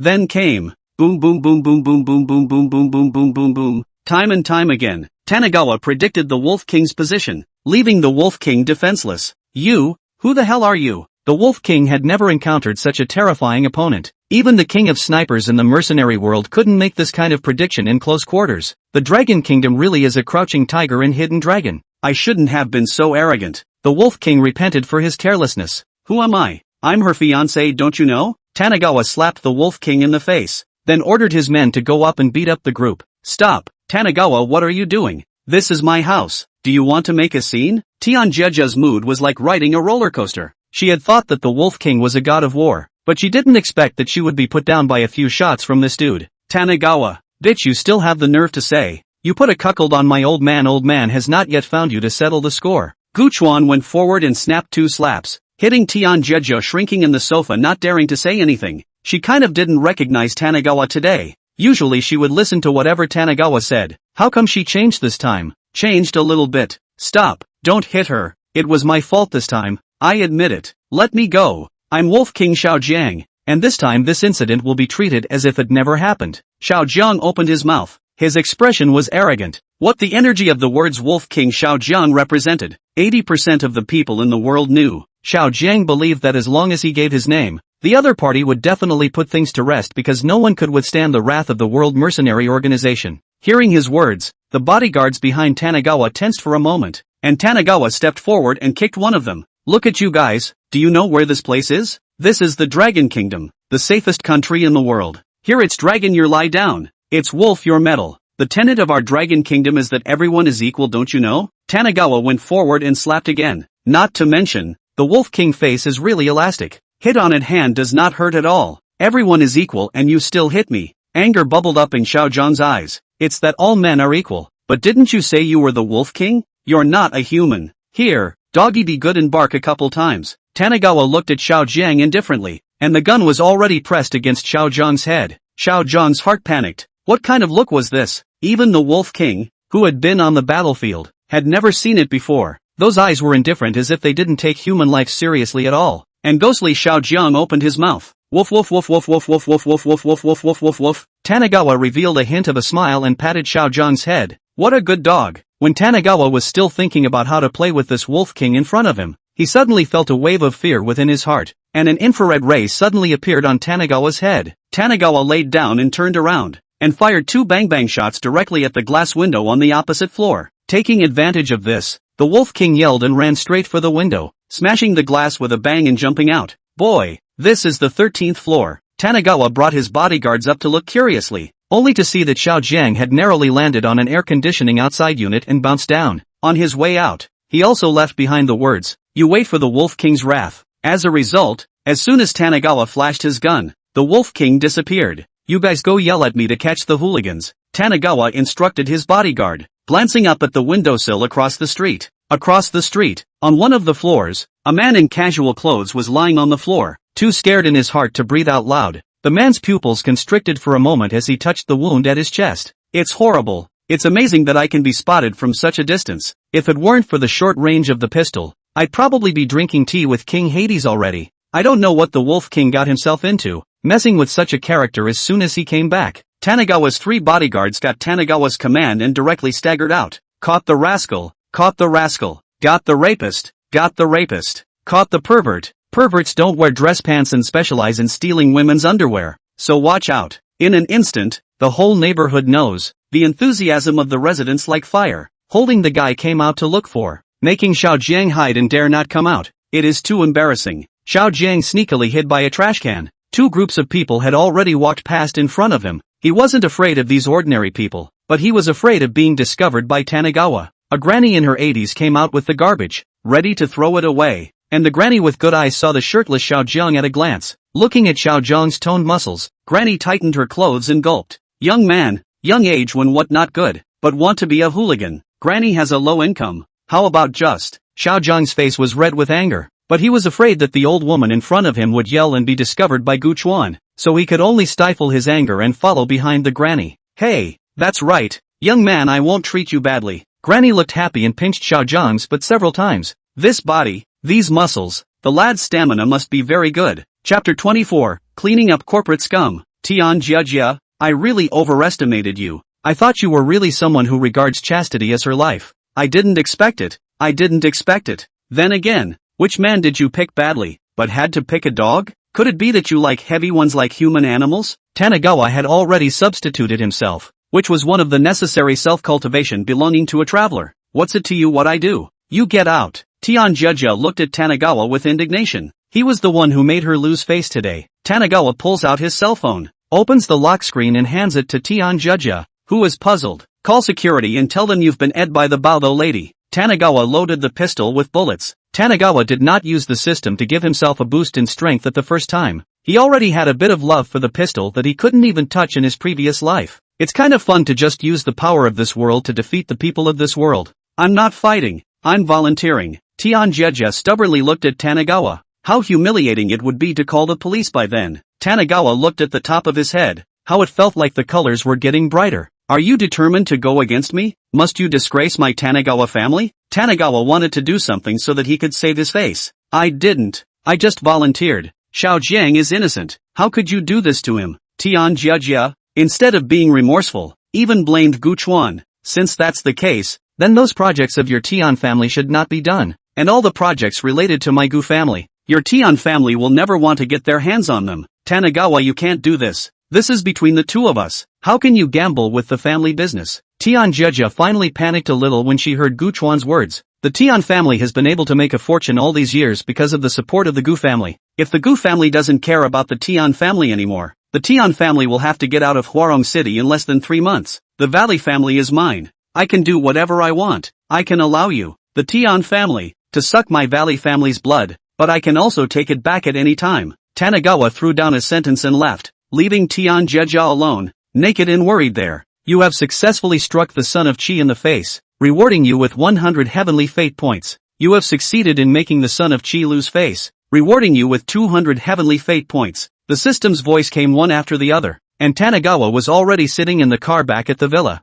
Opened the phone to play a few games of King's Canyon 5v5 game that had not been played for a long time. Reviewed in Blue Star teachers are similar to the poker teaching. Tanagawa contentedly lying on the sim and sleep. The next day, after Tanagawa met his parents in this life, he went to the office. This company was given to Gu Chuan by Gu's father to take care of. wanting him to familiarize himself with the business as soon as possible so that he could take over everything from the Gu family in the future. But the predecessor is just not competitive. Even took a company with a market value of more than $5 billion to pick up girls. And the shameful thing is that the girls did not pick up, but also chicken and egg. Underneath a 33-story office building, the security guard opened the door of Tanagawa's car very respectfully to greet their boss. This entire office building was owned by Tanagawa, who generally rarely came to the company. So when the company's employees saw Tanagawa, they were all very curious. This dude young master how today free to come to the company? Afraid is not again to get out of what Moffat. His predecessor had done a lot of stupid things in order to pursue Tian Jejia, and now a large portion of the top management staff in the company were from the Tian family. What Tian Jejia's cousin brother-in-law cousin aunt and so on numerous, coupled with Tanagawa's seldom management. The company almost became the Tian family's one word. Tanagawa arrives just as he discovers an argument going on within the company. Mr. Tian, I think Tian Luo's construction cost is too high. Almost 3 times over the market. I think we can change to another company. What do you know? Are you the general manager or am I the general manager? I have the final say on which company I agree to take on the project. Any more talk and you're out of here. This happens every month. And these over-market priced items are basically picked up by the Tennesseans. After Tian Jejia became Tanagawa's fiancé, this Tian family has become even more aggressive. Like a vampire, sucking the Tanagawa family's blood day and night. And basically all of the company's profits in the past few years have fallen into the hands of the Tian family. The Tian family is not satisfied with this, but also played the idea of the company's equity. Although the predecessor is stupid,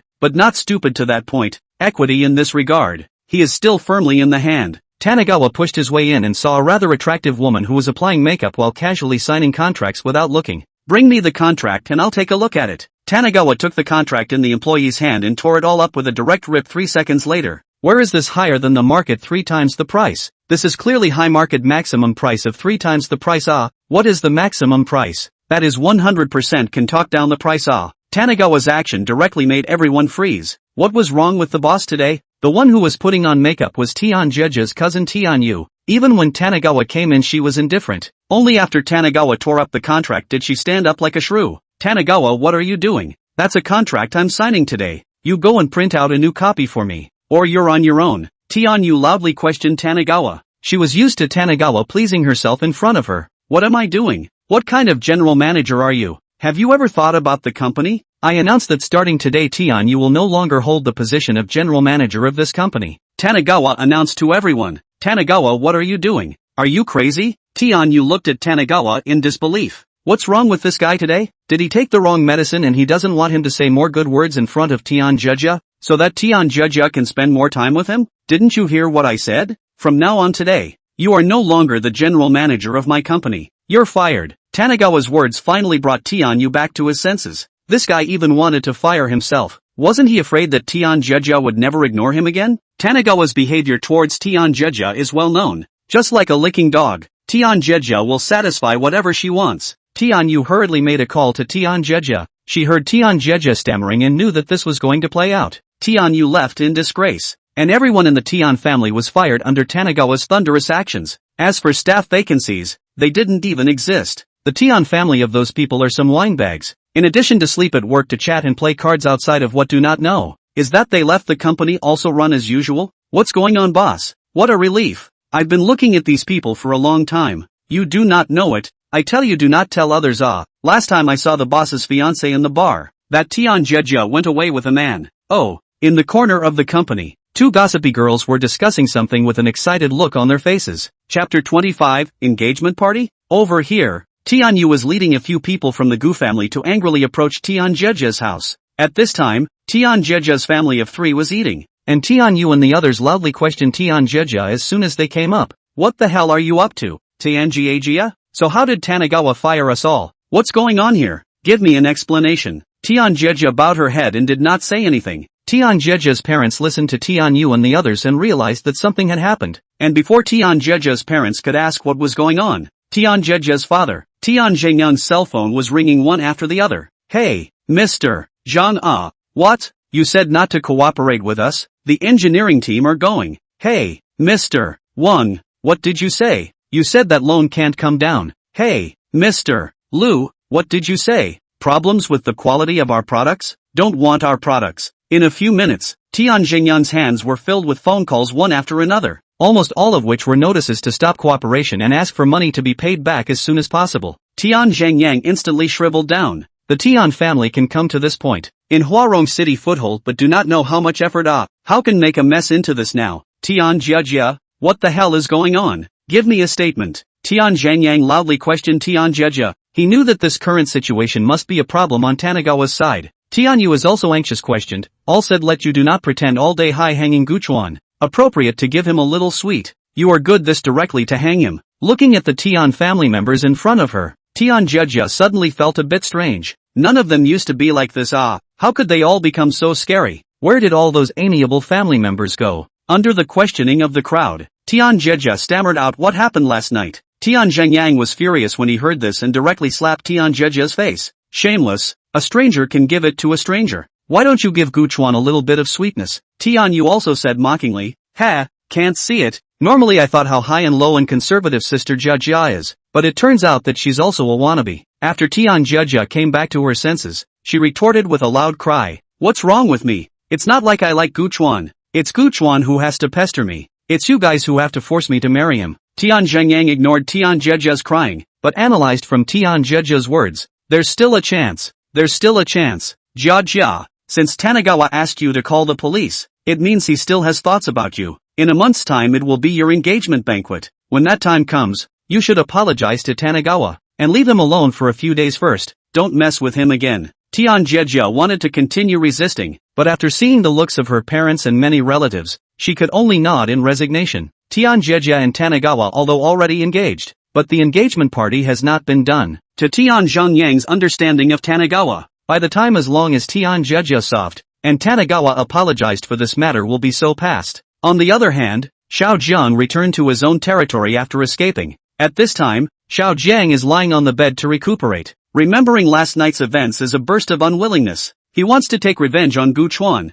but in this kind of legal society, he can't do it directly, or direct action can't be done with a single blow. Boss, what kind of people did you mess with yesterday? It was too scary, almost I couldn't come back. This was the sniper from last night. To this day he still had a palpitating look on his face. I don't know who it is. It seems to be the fiancé of that woman last night. Xiao Jiang was also depressed for a while. How did he mess with this kind of person as soon as he went out? Me? Find out for me who that woman's fiancé was last night. I want him to know that the Wolf King of the mercenary world isn't that easy to mess with. A month later, Tian Jia and Tanagawa's engagement party was held on time. Tanagawa had thought that the Tian family would give up on this engagement party, but he didn't realize that it had even been held as scheduled, and that he had been the last to be notified of it. Since you guys want to play, I'll play with you. Tanagawa left the company and got in his car to prepare for the engagement party. The engagement banquet was held in the best hotel in Huarong City, and in the name of the Gu family, Tian Jingyang invited almost nearly 70% of Huarong City's well-known companies and families.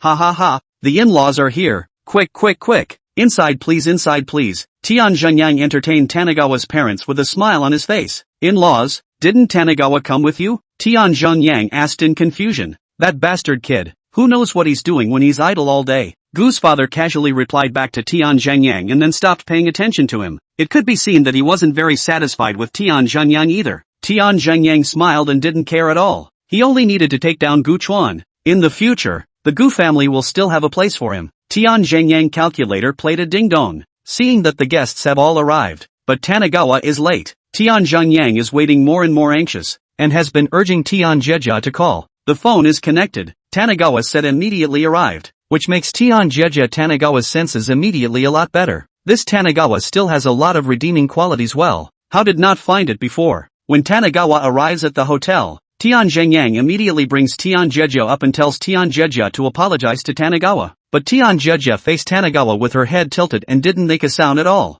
If he wants to apologize, he should apologize first. Last time he slapped me a few times and I haven't slapped him back yet. Why should I apologize? She thought Tanagawa was still like he used to be, that he knew he was upset whenever he turned his mouth away and had to think of ways to coax it. But to her disappointment, Tanagawa smiled and said, "No need. I didn't come over today to get engaged in the first place." Tanagawa's words directly made Tian Jingyang's heart thump. Tian Jia's mother, Tian Fengchai, went up and pushed Tian Jia, thinking that this daughter of hers was usually quite smart. How come she had become so slow to react now instead? Tian Jia couldn't do anything but pout and go up and say, "I'm sorry." After that, she walked away without looking back. Tanagawa parents went up to ask what was going on. Tian Zhangyang hurriedly explained, nothing. 2-year-old's quarrel? Tanagawa also signaled his parents to relax. Nothing was wrong. Afterward, Tanagawa grandly took the stage to speak during the host's introduction. Today, I'm glad to have all of you friends and family here, and I'm here to make a very important announcement. Tian Jejia has caused a rupture in our relationship because she did some inappropriate behavior. So today I am announcing that Tian Jejia and I's engagement is cancelled. In the future, she will walk her sunny path, I will walk my one-way bridge, and neither one of us will interfere with the other. Tanagawa's words caused an uproar. What did misbehavior mean? Did it? Everyone's heart was in one place at this point. Chapter 26, the main character wants to steal the marriage? Guchuan, you shut up. You're spitting blood. Tian Jejia angrily retorted. Here almost gathered half of Huarong City's upper-class people. If it was satiated, how should she Tian Jejia mix in the future? Son-in-law, isn't there some misunderstanding here? My daughter is not that kind of person. Tian Zhangyang also pretended to be innocent. He didn't expect Gu Chuan to come to this hand. Sure enough, this matter has a great impact on all men. As expected, women won't admit it until the last moment.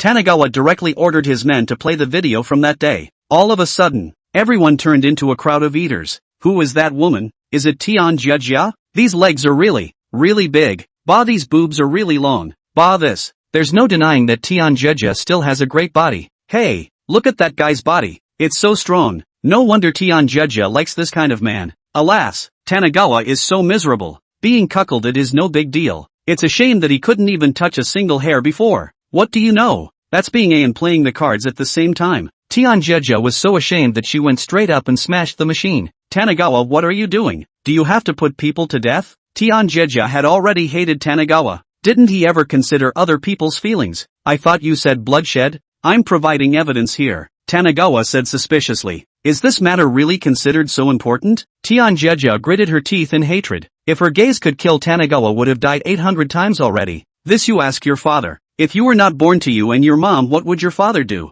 Guchuan's words directly caused Tian Feng Hairpin's heart to tremble, and she was about to step forward to round off the conversation. What about you? You're out all day and night. You men can play with women every day, but we women can't? Tian Jejia continued to pursue. Tanagawa, a playboy, surrounded by women all day long. He was only once, and in the end it did not work out. How the fault is all on himself. But unexpectedly, Tanagawa's next sentence directly made Tian Jejia shut her mouth and looked at Tanagawa with disbelief. Only Tanagawa spoke up with some embarrassment. I am still a virgin. Do you think I'm a casual person like you? My first time is going to the person I'm going to spend the rest of my life with later. Tian Jejia was slapped in the face. Once upon a time, she had said the same thing to Tanagawa. Just as Tian Jejia felt groundless and wanted to find a crack in the ground to drill into, a warm and magnetic voice rang out. Jia, come with me. You won't be happy following Guchuan. Xiao Jiang was like the last marriage snatcher to appear in a movie, thinking he was deep and great. But what made him a little strange was why were all these people looking at me like that?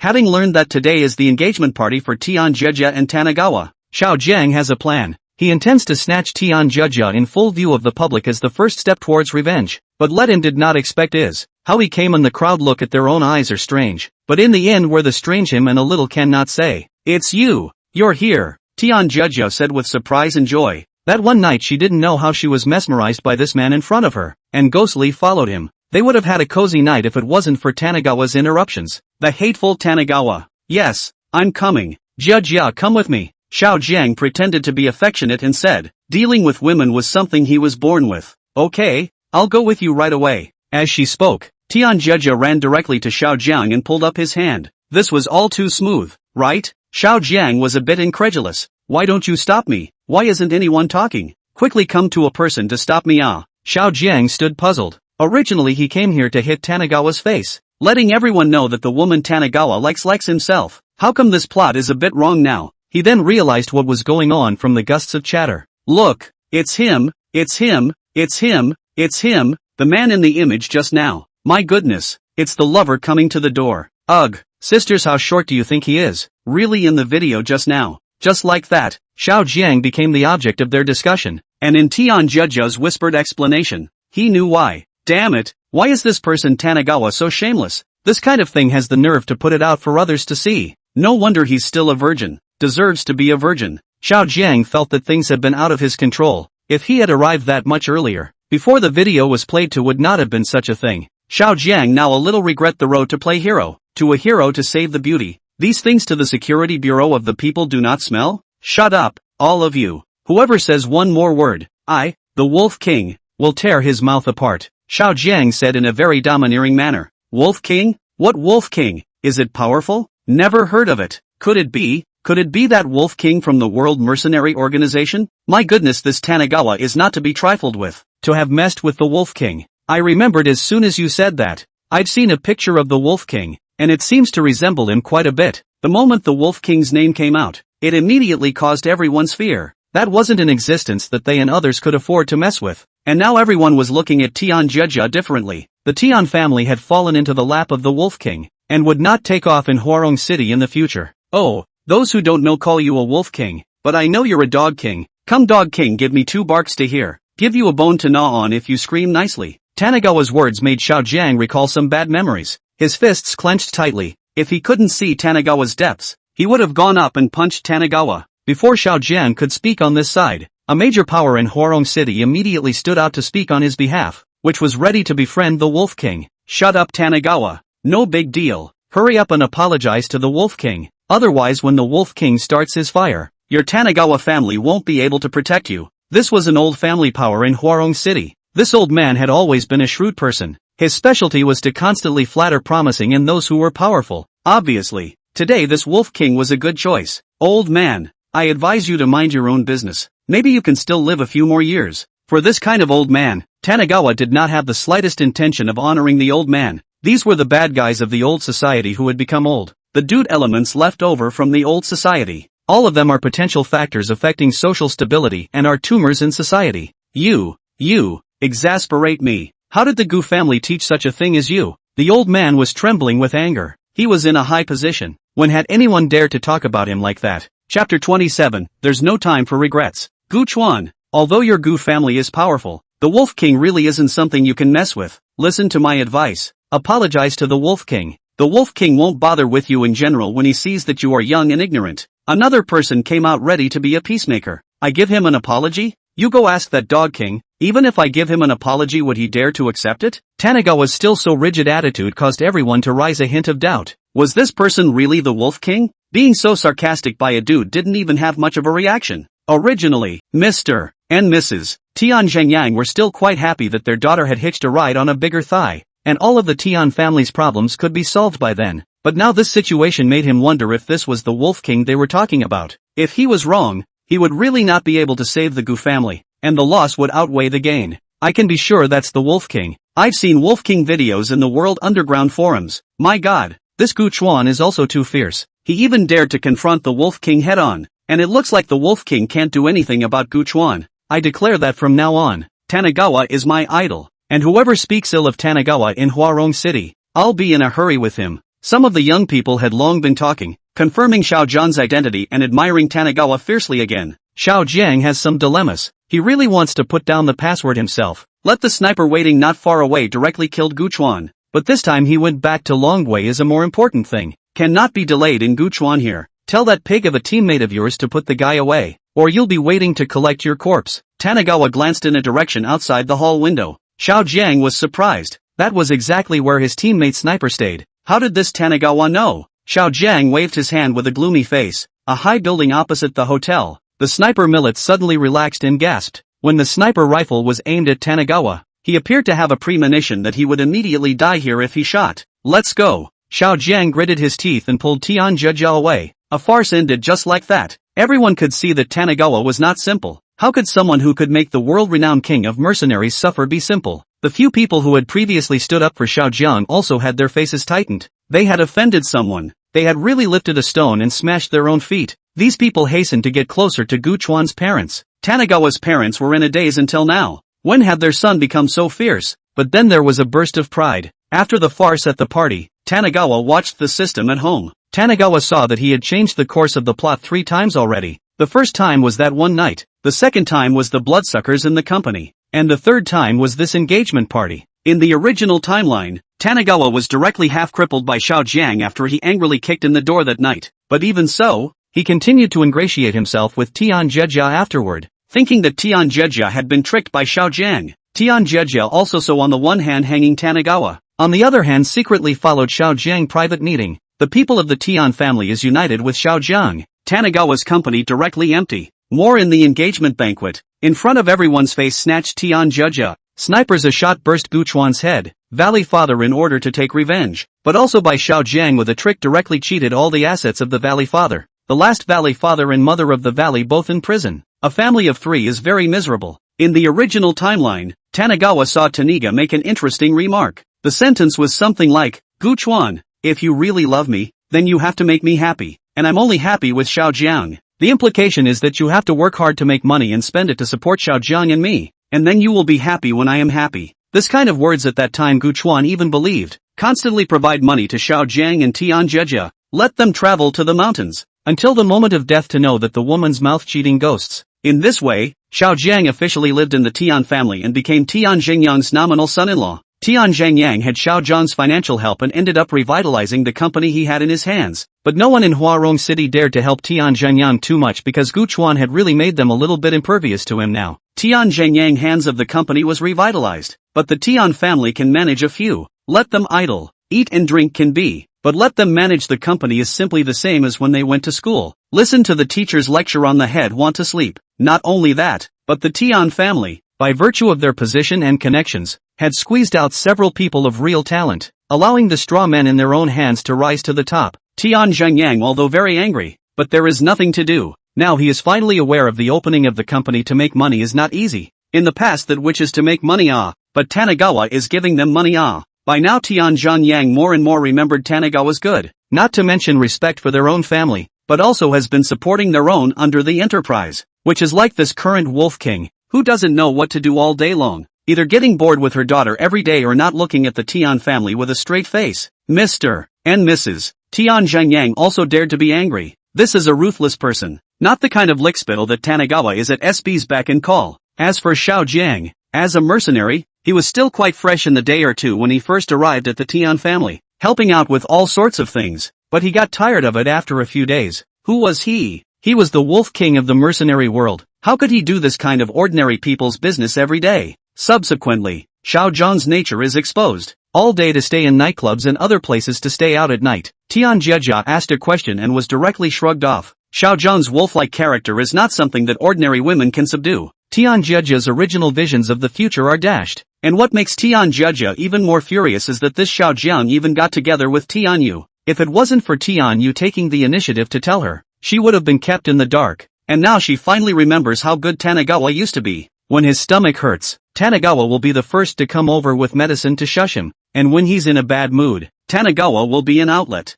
Which is like now this Xiao Jiang. Either do not come back. A comeback is the bet of those things. Afterward, huffing and puffing, Tube did not even tube Tian Jia. Tian Jia used to contact Tanagawa with a glimmer of expectation, thinking that as long as she pampered herself and apologized like before, Tanagawa would still forgive herself like before. But she realized she was wrong. Tanagawa had long forgotten her by now. Tian Jia sighed at the heartlessness of this Tanagawa. A relationship of such a long time can be said to be forgotten. Although the Tian family's father and daughter had had enough of Xiao Jiang, they didn't dare to resist. And now if the Tian family didn't have Xiao Zhang's financial support it would be beaten back to its original form in an instant. Chapter 28. You'll go to jail for the rest of your life. Xiao Jiang was a native of the Dragon Kingdom. Because of his bravery since childhood, he joined a mercenary organization and became a king of mercenaries. This time he returned to the Dragon Kingdom because he took a single mission. Otherwise, with the character style of a person like Xiao Jiang, he would not want to stay in a place like the Dragon Kingdom, where there was a high security and many rules, where there were people from the security bureau patrolling just 2 steps away, and where there was surveillance around every corner. He preferred the kind of war-torn,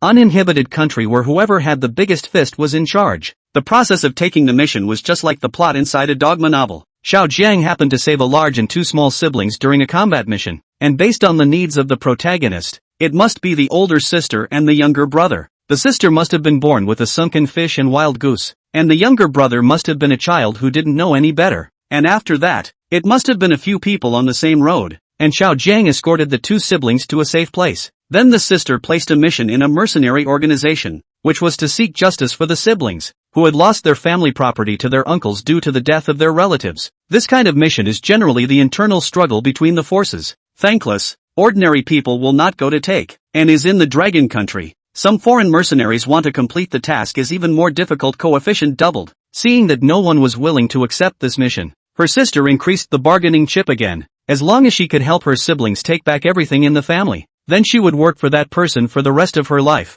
Based on the protagonist's pissy nature, it must have come out sooner or later, but it would have come out at this time. After Xiao Jiang took over the task, he also came up with this sentence in a fake manner. I'm not coveting your beauty, but it's been too long since I've been back to the Dragon Kingdom, so I just happened to take this opportunity to go back and take a look. When my sister heard this, she was even more determined not to marry this man in her life. That woman is called Gu Jie. Think of that shapely body. Xiao Jiang cannot help but heart a burst of fire. Looking at the side of the body of the same not bad Tian Jie, directly quilt a lift. The family of the two Gu Jie siblings was not the Guchuan family in Huarong City, but Tianhai City, which was several times more prosperous than Huarong City. The reason why Xiao Jian wanted to come to Huarong City first was because he realized that he couldn't intervene in the forces of Tianhai City at all. So he wanted to use Huarong City as a springboard, integrate the underground forces of Huarong City and use Huarong City as a breakthrough to penetrate the underground forces of Tianhai City. At that time he would have the capital to help the Gu Jie siblings.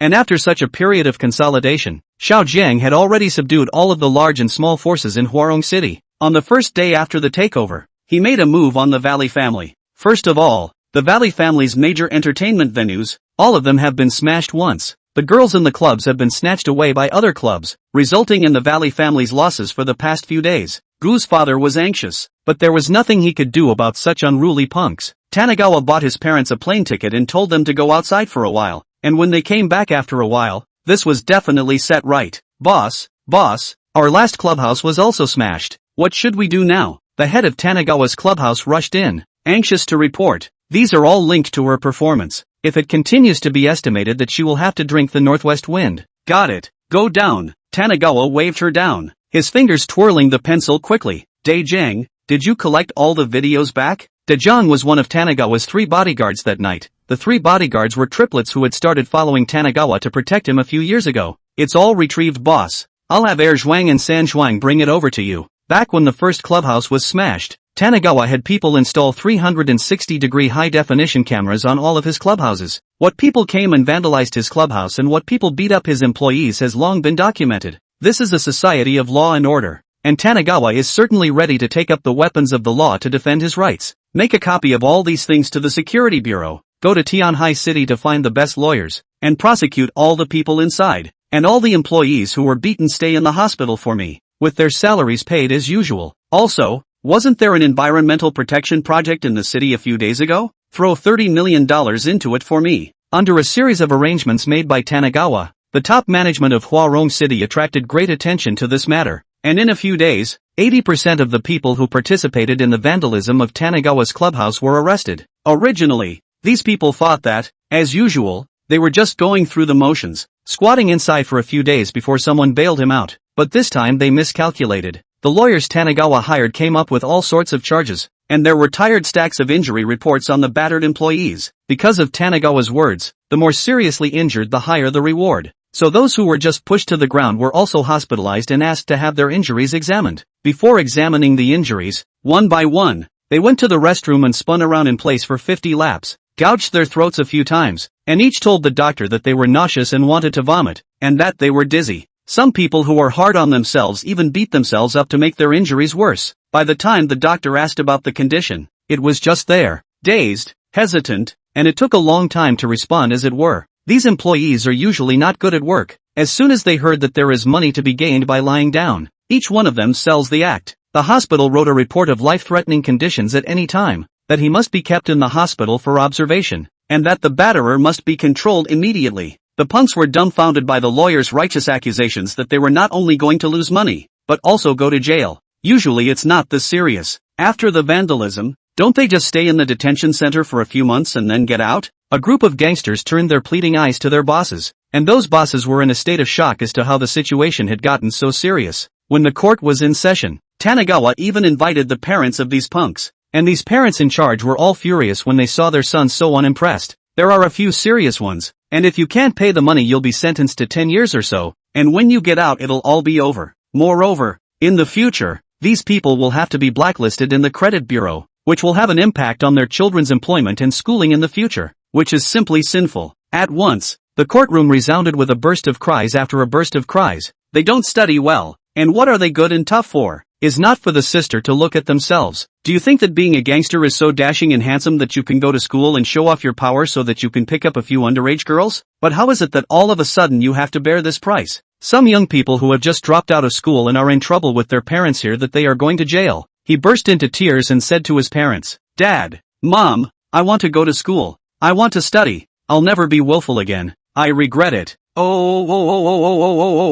Unfortunately, there are no pills of regret in this world, only the price to be paid after doing something wrong. Chapter 29, Small Targets. For this court session, Tanagawa had already brought in news media reporters to broadcast what was happening here in real time. In fact, Tanagawa did not expect that he could recover much damage. He just wanted to show those scrupulous punks that the weapons of the law can be so sharp. Tanagawa's actions caused most of the people in Hwarong City to hoot and holler, especially those ordinary people who were deeply poisoned by the punks. The Security Bureau can protect your personal safety, but they can't stand the constant harassment of these punks. What's the common problem with these punks? It's all about thinking I don't have anything. I don't care. I'll go in there for a couple days at most, and you have a family and a job.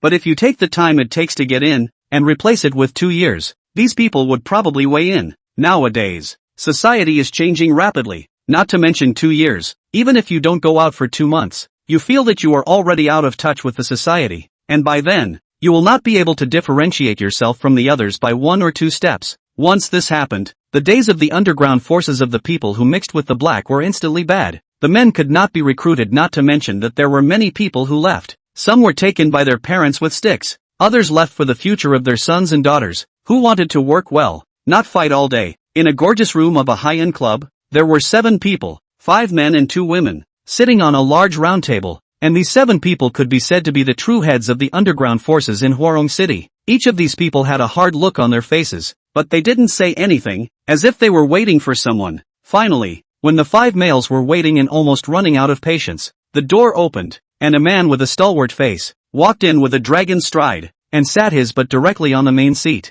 "Boss Shao, what do you think we should do now? The people under me are leaving and running away. If this continues we will have no one left. Yeah, our minds aren't as sharp as those businessmen's, and if there's no one to guard it, it probably won't be long before it's eaten up by another power." Someone couldn't wait to speak as soon as Xiao Jiang sat down. "Panther, what are you wimpy about? Brother Xiao will naturally find a way. The big deal is that we'll bring people to smash all of the Gu family's companies again." A red-clothed young woman sitting next to Xiao Jiang spoke, her face full of disdain. "I don't know why, but wherever the protagonist hangs out, there's bound to be a young, beautiful woman in a high position, and I don't know by what means she survives in a crowd of old greasers, and by the time the protagonist arrives, all of these women's forces become capital for the protagonist's rise to power." This red-clothed woman, looking at the way she was near Xiao Jiang, it was estimated that she had already been taken down by Xiao Jiang a long time ago. "Humph, Hong Ling, you say it so lightly. Then let your people come to play the lead. Okay, as long as you bring people to play the lead,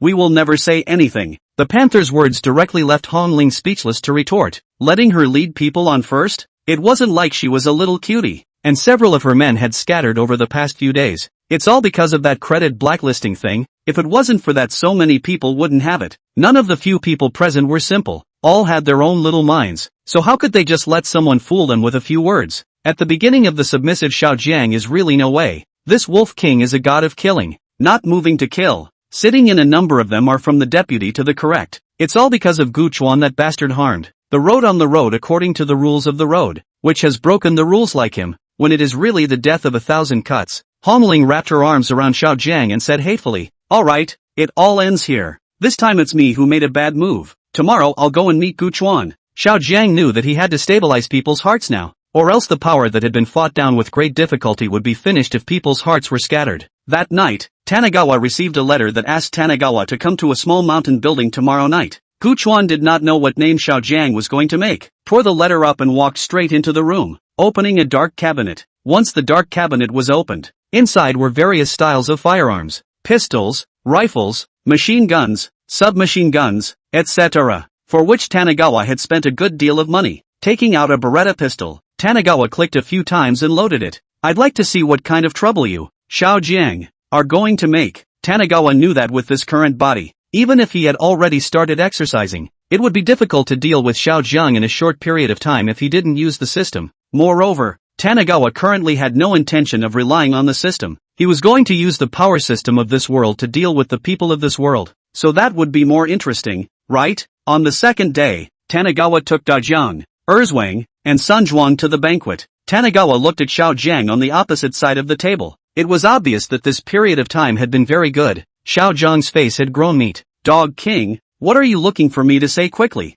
I have a lot of things to do, but I don't have the time to fool around with you. Guchuan sat on his butt on the stool and looked at Xiao Jiang on the opposite side. Bold, you dare to insult the Wolf King. I'm going to chop you up and feed you to the dogs. Come on people. Hongling heard Guchuan shout at Xiao Jiang. Dog King immediately furious. This is the man he fancy. Cannot allow others to insult. Xiao Jiang patted Hongling, signaling her to lean back, and looked at Guchuan and said, Guchuan, this time it was a bad move on my part. How about we just move past it this time? Xiao Jiang seldom compromised with people. This was the first time in his life that he had compromised with someone. What he had in mind was to wait until the completion of this mission, and before he left the Dragon Kingdom, he would directly settle Guchuan with a destructive force, and for now, he would let Guchuan have his way for a while longer. Good. 100 million. Give me a small target, this will be over. Tanagawa narrowed his eyes and said with a smile, just let him drop the case and let it go? No way. He was going to use this incident to strike a hard blow to the hearts of those punks, so that those kids who wanted to be cooks would be warned, and the 3 views of those kids would be corrected.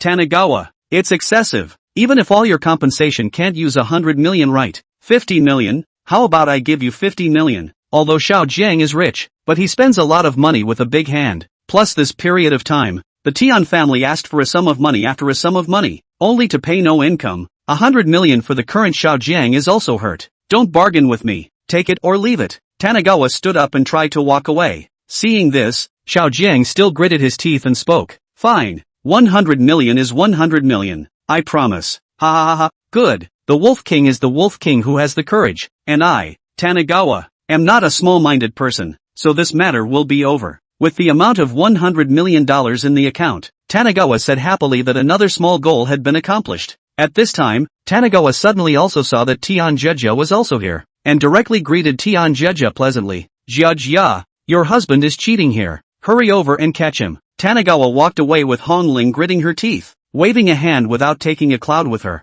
Chapter 30, No Rules of the Jianghu. And by the next morning, Tanagawa received another letter. Tanagawa opened it suspiciously, and immediately his face did not look good. The letter reads, Your parents are now in my hands. If you know what's good for you, withdraw the case immediately and prepare $300 million in cash. And remember not to call the police, or else. Seeing this, Tanagawa slapped the table. Asshole. Dajong, who sent this letter? Boss, it's from a kid, probably an uninformed one. Gather the men together for me, all of them. After Tanagawa instructed Oju, he took 2 guys and killed them. With their own faults in addition to Xiaojiang, Tanagawa already cannot think of anyone else. Tanagawa single-handedly killed the Tian family. In the Tian family villa, Xiaojiang was still sleeping when a sudden wave of killing intent woke him up, and his years of vigilance directly made him roll over and hide behind the bed. Xiaojiang, you give me out. Take my parents as a threat to count what ability? Have the guts to come out to Dua. The security guards in the villa had already been controlled by Dezhuang and the others who arrived later, and the Tian family were all still just getting up when they saw Tanagawa barging in with a murderous rage.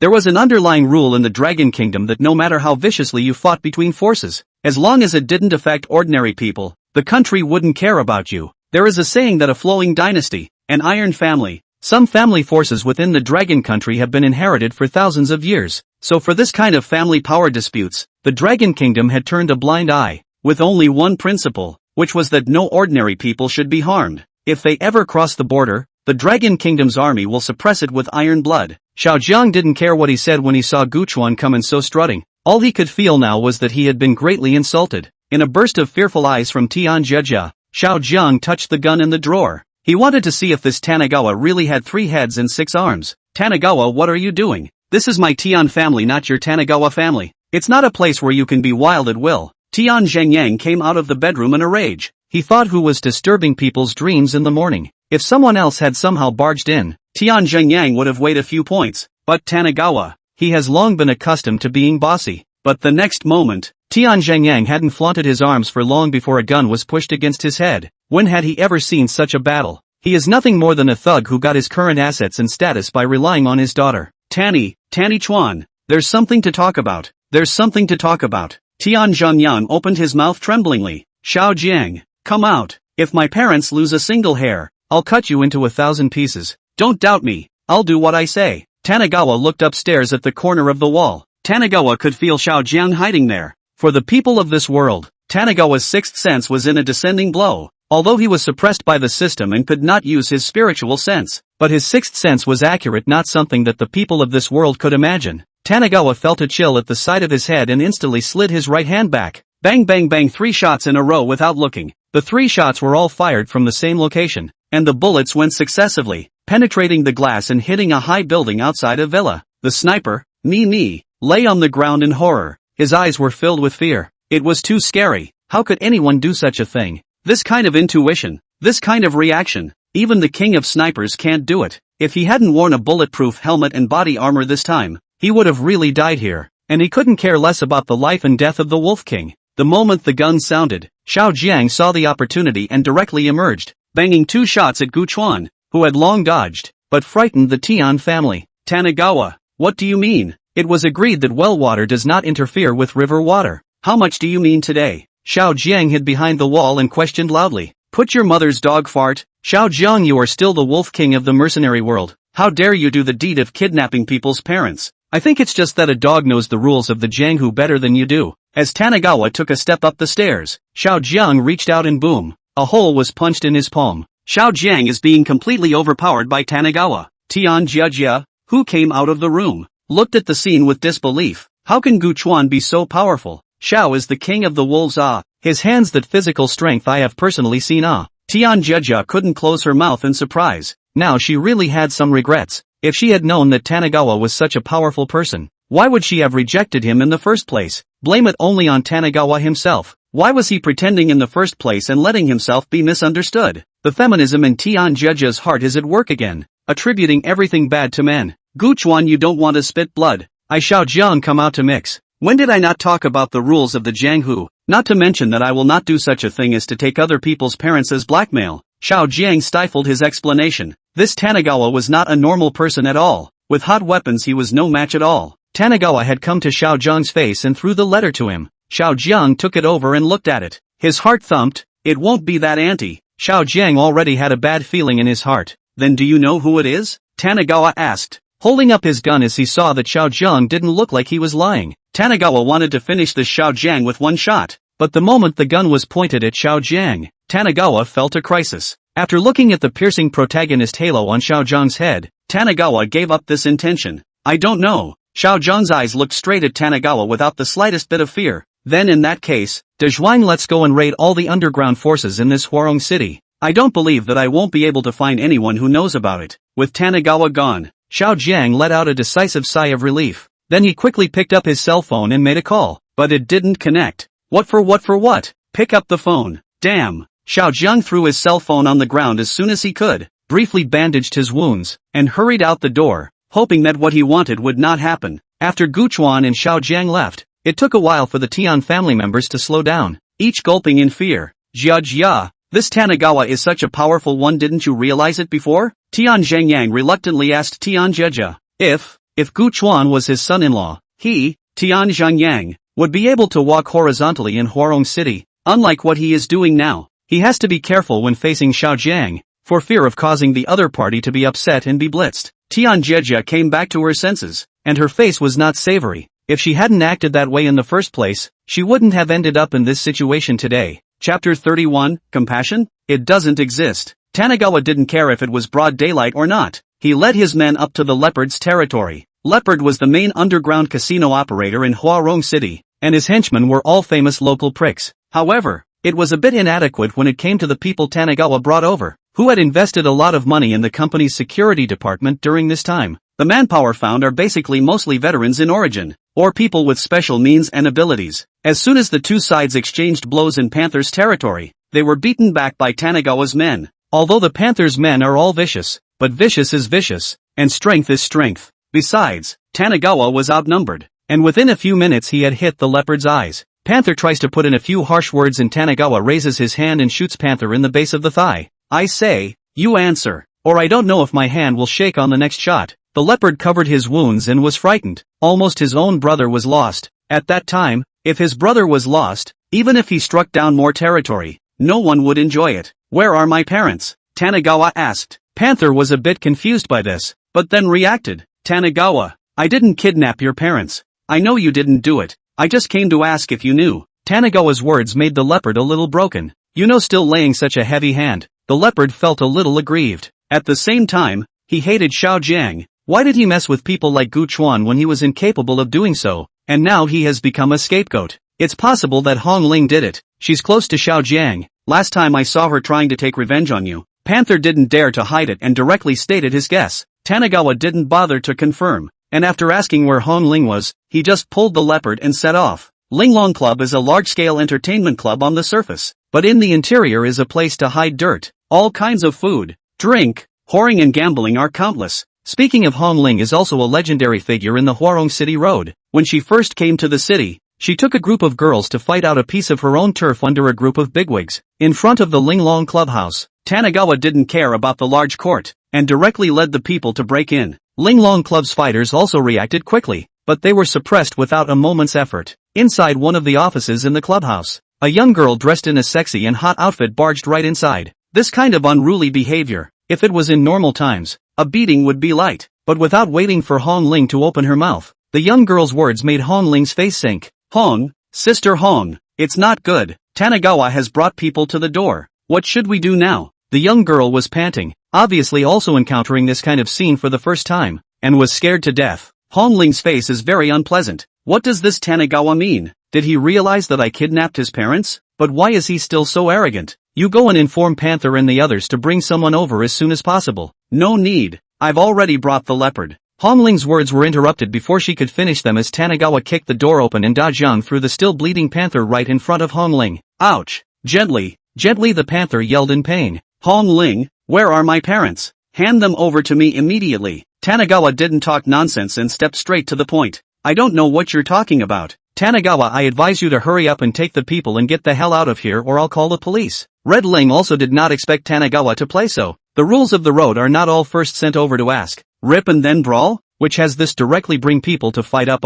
Hong Ling's face was pretty. Her complexion was fair and moist. Her body was graceful. Big where it should be big, small where it should be small. Even if she stood up angrily, it was a nice sight. However, the ensuing gunshot directly bloodied the landscape. The barrel of Tanigawa's gun was smoking hot, and Hong Ling covered her shoulder, looking at Tanigawa like she was crazy. I'll ask again, where are my parents? Otherwise the next shot will be your head. Tanigawa was not tempted by Hong Ling's beauty in the slightest. What, seeing a beautiful woman can't move his legs? These simply do not exist. Besides, he, Xiao Jiang, had played with Tanigawa and couldn't look at it. Tanigawa, what do you want, you lunatic? I said I don't know, and I don't know who kidnapped your parents. It's not too late for you to take the men away, and I'll let this go. Hong Ling softened, a little afraid in her heart. This Tanigawa is not normal at all. Tanigawa put away his gun, stepped forward and grabbed Hong Ling directly by her hair, pinning her upper body to the desk. Hong Ling does have a nice body, with a nice front and back. The crowd present gulped as they watched, and the panther took a look and immediately tugged at his injuries, and could only grit his teeth while unable to resist stealing a glance. Seeing this, De Zhuang and the others thought that Tanigawa wanted to run an errand, and hurriedly tugged on the leopard, closed the door, and prepared to leave. Tanigawa has a black line on his face. Da Zhuang, you give me a roll back. What the are you all thinking? Told you guys not to look at those teachers every day. One by one, their thoughts are so dark. Tanigawa didn't have any thoughts of pity and directly took the knife on the table and placed it on Hong Ling's face. I think if I cut this face of yours, do you think that Xiao Jian will still like you? Gu Chuan patted Hong Ling's small face and said curiously, this kind of woman who was involved with Xiao Jiang, Tanigawa does not need to think about it to know that it will definitely have a leg with Xiao Jiang. Isn't that what is written in the novel? As expected, just before Tanigawa finished speaking, Hong Ling, who was still trying to be recalcitrant, suddenly trembled. She was scared, just like what Tanigawa said. She was afraid that Xiao Jiang would leave him after disfiguring his face, and as someone who runs a wind and moon place, she understands men's hearts the best, especially people like Xiao Jiang. Someone will say she will not find a man who loves her. This truth is understood by everyone, but really met their favorite person, no matter how the other side will be defiant. Regret will only be left in the future. Your parents are fine. I've got her in one of the basements. Hong Ling finally compromised. She also secretly hated how she was so useless. Originally wanted to help Xiao Jiang get back the scene. How now she became a prisoner. Escorting Hong Ling, Tanagawa finally found his parents, and after making sure they were okay, he let Dezhuang send them back first. From his parents' mouth, he learned that the two old men had never left Huarong City at all because they were worried that Tanagawa wouldn't be able to cope with it, and they were just seen by Hongling's men, which led to the next scene. Now can you let me go? Hongling looked at Tanagawa with malicious eyes, thinking about how to get back at him good next. Boom! A gunshot rang out, and Tanagawa blew on the barrel of the gun like in the movies, twisting his head and walking away without looking at Hongling, who had fallen to the ground. This woman's mind means too vicious, disregarding the rules of the Jianghu. This kind of person to stay will only add to the trouble. Tanagawa, also no nonsense, decisively gave a shot. When Xiao Jiang arrived, the body on the ground made him furious. This woman was the one he had been most reluctant to part with since returning to China. Tanagawa, I don't share the same fate as you. Xiao Jiang held Hongling's corpse in rage. Chapter 32 Tianhai City Valley Family. The next time was peaceful. Gu Chuan and Xiao Jiang were considered to be well water. Tanagawa was seeing that the halo on Xiao Jiang's head was quite bright, and if he wanted to solve him it would probably take a lot more effort, so he simply let it go. Xiao Jiang was planning to wait for the day he left. New and old grudges were counted together, and he directly took out Gu Chuan in one go, although he couldn't beat Gu Chuan who was armed with a gun. But this world was not a world that relied on personal power to measure strength. Xiao Jiang had spent a great deal of effort to straighten out the underground forces in Huarong City directly after this incident. The informant Panther, for fear of Xiao Zhang's retaliation, has now become a member of Tanagawa's security department, often bragging with a group of security guards about his former glory. The timing was just right. Xiao Jiang received a call from Gu Jie after integrating the underground forces in Huarong City.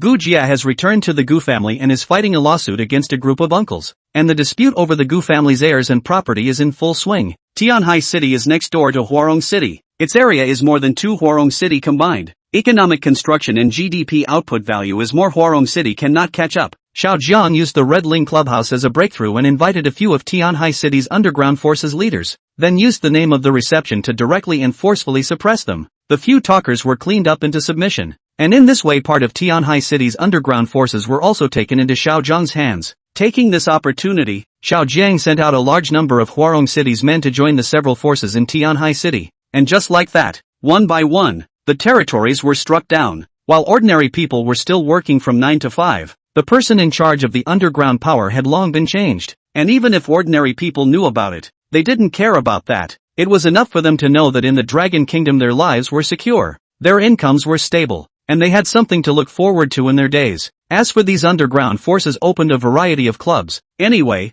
go to the same service, change who is not the same. Xiao Jiang only dared to move these underground forces, and if he dared to move the explicitly powerful families, it was estimated that with his status, he would be attacked by the group. Of course, with his protagonist aura, even if he moved, he probably wouldn't be able to do anything. It was just troublesome to take in. Inside the Valley family's council hall, at this moment, the Valley family's top principals were having a family meeting, and the main focus of the meeting was the two siblings in front of them. After getting the news from Xiao Jiang, Gu Jie did not have the timidity of the past, and directly went up to the main seat to take the microphone and said, "Everyone seated, uncles, brothers and sisters, I Gu Jie words put down here. The former head of the Valley family is my father. Now my father died, this Valley family should let my brother to inherit." Gu Jie's words immediately caused an uproar, and various voices filled with sarcasm rang out. "I say, niece Gu Jie, this Gu family is not for whoever is in charge. Besides, even if Gu Ping is allowed to inherit his father's position, will he be able to hold on to this family business of the family at such a young age?" A middle-aged man from the Gu clan spoke in dissatisfaction, and he was still polite enough to do so. "That's right, you think it's all about compensating you for playing house? If you can't stand this family business, you two siblings are the Valley family offended." Gu Jie's face paled at the words, but her gaze remained firm, and she secretly resolved to make sure that her brother would inherit her father's position. The council chamber was too noisy. Gu Jie directly slapped the table and made all the people quiet and then said, "I don't care what family business or not, the Gu family has always been inherited by my lineage, and this lineage has not been broken, so it should be allowed to be inherited by my younger brother according to the rules." Gu Jie, I don't like it when you say that. The head of the Gu family has always been the one who can do it. Your father and your grandfather can be the wordsmiths because they have the ability to do so. That is to put it back, counting 3 generations upwards. The head of this Gu family is not from your line, is it? It was also your grandfather who snatched it from Gu Yong's line. According to your math, shouldn't the head of this Gu family be given to Gu Yong? Gu Jie was said to be powerless to speak back, but her expression was even more stubborn. Gu Jie, stop it. The head of this Gu family is not something that Gu Ping can be at his young age. Let's put it this way. How about your third grandfather? I guarantee that your siblings will be clothed and fed for the rest of their lives. This is also considered to fulfill your father's thoughts. One of the elders of the Gu family opened his mouth. In fact, they don't even need to have a meeting for this kind of thing. Except that this Gu Jia holds two very large-scale entity enterprises in her hands. This is the backhand that Gu Jie's father left for his daughter, to be able to keep the siblings grounded in this society and have a better life. But how do you think this Gu Jia is not satisfied with these two entities to sell at a low price as blackmail, so that the people of the Valley family to come back to open the family meeting? These two enterprises were also a big piece of meat for the Gu family, and if they were really utilized by someone with the best intentions, they would have an impact on the Gu family's other industries. Third grandpa, I thank you for your kindness, but today, I, Gu Jia, am just determined to make sure that my brother inherits this one position as the head of the Gu family. Our lineage cannot be broken. As if she was bewitched, Gu Jia's eyes were filled with sarcasm. The corners of your mouths are finally leaking out, aren't they? It was like the drama of a novel where they were fighting for the position of the head of the family. Gu Jia felt that she and her brother were the first line. So what right did these people have to take their position? She hadn't even thought about what the position represented or what she had to take on, but simply wanted to sit in her place and take back what was hers, just like a child. This kind of woman is basically the protagonist's bull on the way forward, and under normal circumstances, with the help of the protagonist, the woman will smoothly seize the position of the head of the family. Then, in the main character's fight with the major powers, he keeps supporting his family's wealth, even if he has to dump his family's money to support the hero. That's not all. She'll send people from her family to help the protagonist, and in the end, people from her family will be dead or injured, and the family will not be able to make ends meet. In exchange, the woman and the protagonist live happily ever after, living a happy life with mountains and water, throwing away the family's tasks and directly letting other people take over, saying beautifully that this position of the head of the family is not suitable for me. If it didn't fit in the first place, why did you grab it and take all the manpower and money? Although the protagonist will go out of his way to help the family in the future, what's the point of helping even more when the person is gone? These are all things that could have been avoided, and under the heroine's work, the family is directly lost and beautifully brought to a new level. Anyone who says that is of course kissing the protagonist's ass, and it's obvious to the discerning eye how it really is. It's just that the pressure from the main character and the fact that all these people are on the male side of the family, so instead of bad-mouthing them, they'll sing the praises of the male and female lead. The aggravation is known only to those who died doing their best for the family. Chapter 33, Xiao Zhang wants to steal the beam. Seeing that Gu Jia was so stubborn and didn't look like she was negotiating at all, the people also got up and angrily left, not playing with a little girl. As for those two entities, you do what you like. At most the Valley family lost some benefits. Stop, I, Gu Jia, haven't finished my words yet, please wait for a moment. Gu Jia's fists were clenched tightly, and in her heart, she thought about how Xiao Jiang hadn't made a move yet. These profit-oriented people must be taught a lesson later. Gu Jia's words didn't do any good, but then a man ran in and startled them. It's not good, it's not good. Third uncle, fifth uncle, someone has called in.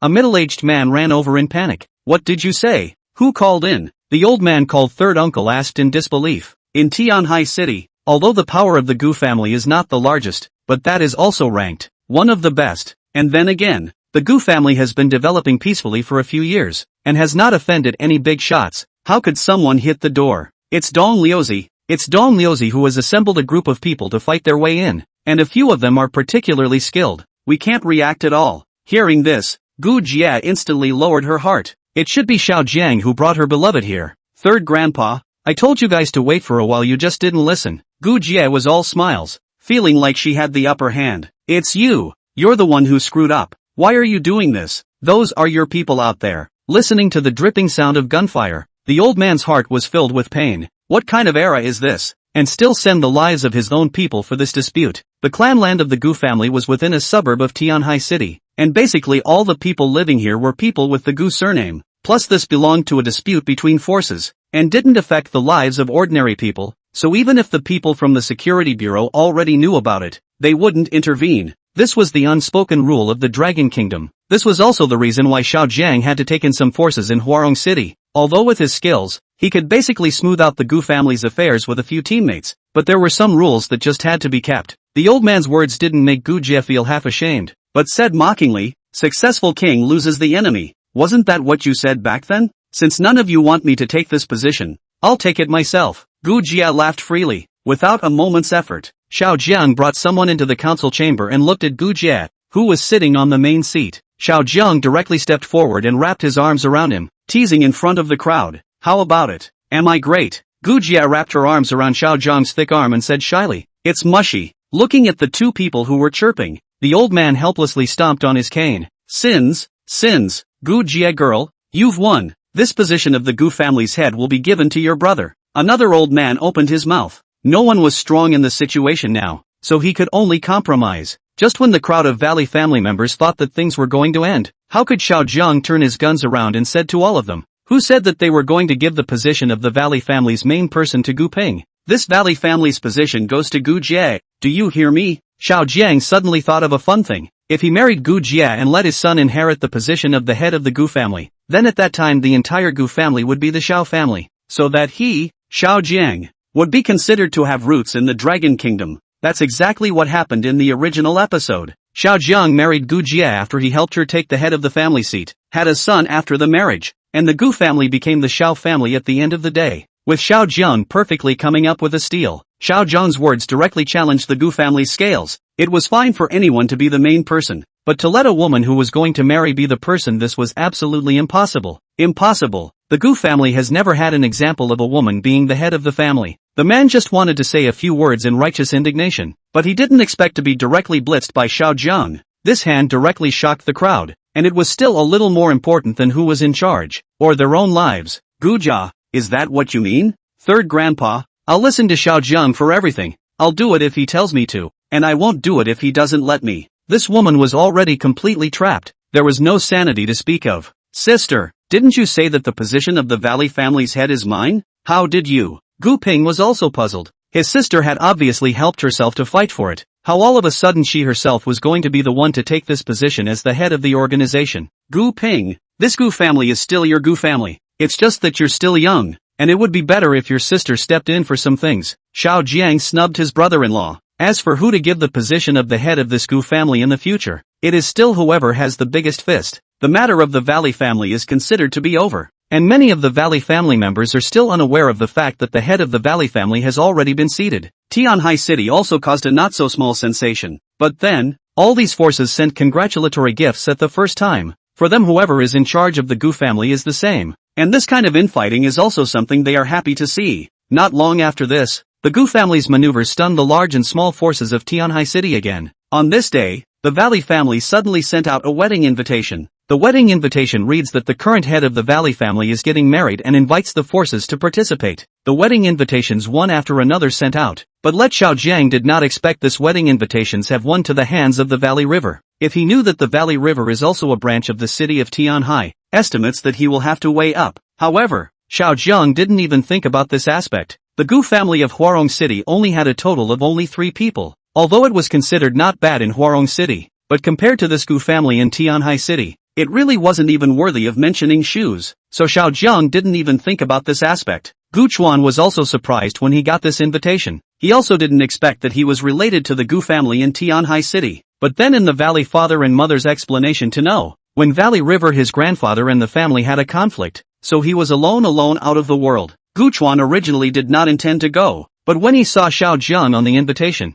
Gu Chuan felt interesting. This Xiao Jiang would not think that he wanted to command himself just because he had married one of the Gu family's principals, right? The date of the wedding was set for May 21st at 1314, which means I love you for a lifetime. Then again, this Xiao Jiang is still quite good at pleasing women. May 21st is also the day after tomorrow. Gu Chuan packed up and moved. He would like to go to see this Xiao Jiang in the end to play what kind of mind. On the day of the wedding, the sky over Tianhai City resounded with long-lasting fireworks, and all kinds of luxury cars lined up in front of the Gu family. The forces of Tianhai City had also sent representatives to congratulate them, and Xiao Jiang's friends had also rushed over from all over the world in the past 2 days. Mostly some mercenaries and killers. Are some years in the mouth of the knife lick the blood of the people? These are mostly people in the Dragon State. There are some foreigners in order to give Xiao Jiang cheer is smuggled here. Chapter 34, Surprise, Surprise, Surprise. At the wedding, Tanagawa was given a seat at the end of the table. Not sitting with the people of the Tanagawa family for reasons of not being taken seriously, but instead making up a table with a few mercenaries. There were a lot of guests coming to Tianhai City,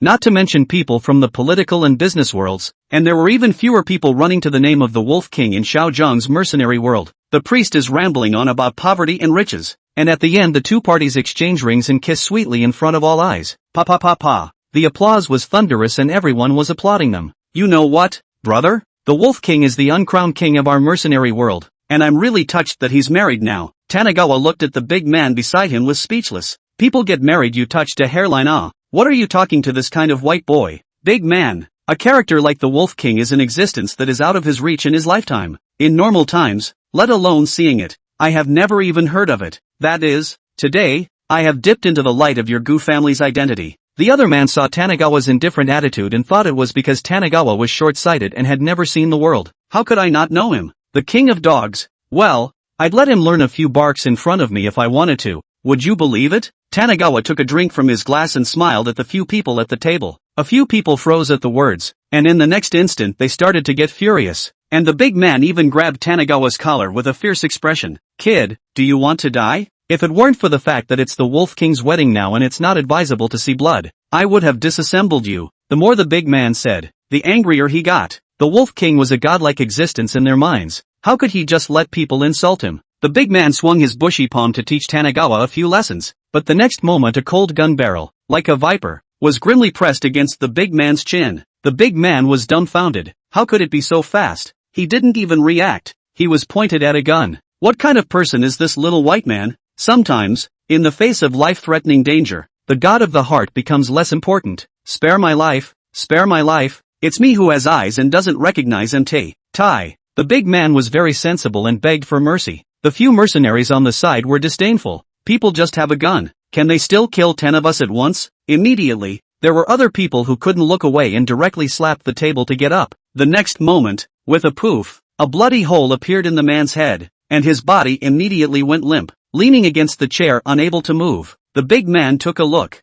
Good man, this person even carried a silenced pistol with him, and no one even noticed it amidst the toasts of Xiao Zheng and the others. A few more people tried to make a move, but Tanigawa's speed was even faster, and with a few poofs, these people were not breathing before their asses left their chairs. Cold sweat broke out on the big man's head. A table of people turned to be left with himself and that killing god. The big man felt his crotch cold. Go on, get those guys in the right position. Don't let anyone catch on. Tanigawa picked up a piece of dessert and threw it into his mouth, instructing the big man. Because it was at the last table position, it attracted very little attention, and even if someone saw it, they didn't want to cause more trouble. The big man sneaks around and sets a couple of misshapen corpses right. One moment everyone is giggling, the next everyone is heavenly. The more he fiddled with the corpses, the more horrified the big man felt that there was only a little bit of blood coming out of these people's brains after they were shot. It was as if the bullet had exploded in his brain and plugged the wound, and the big man could hear the sound of clattering water bobbing around in the heads of these corpses. The wine finally toasted to Guchuan's table. Xiao Jiang had not yet come close to smell a smell of blood from afar, but he now drank too much wine, also did not care. The presence of his Wolf King's friends, who dared to make trouble here.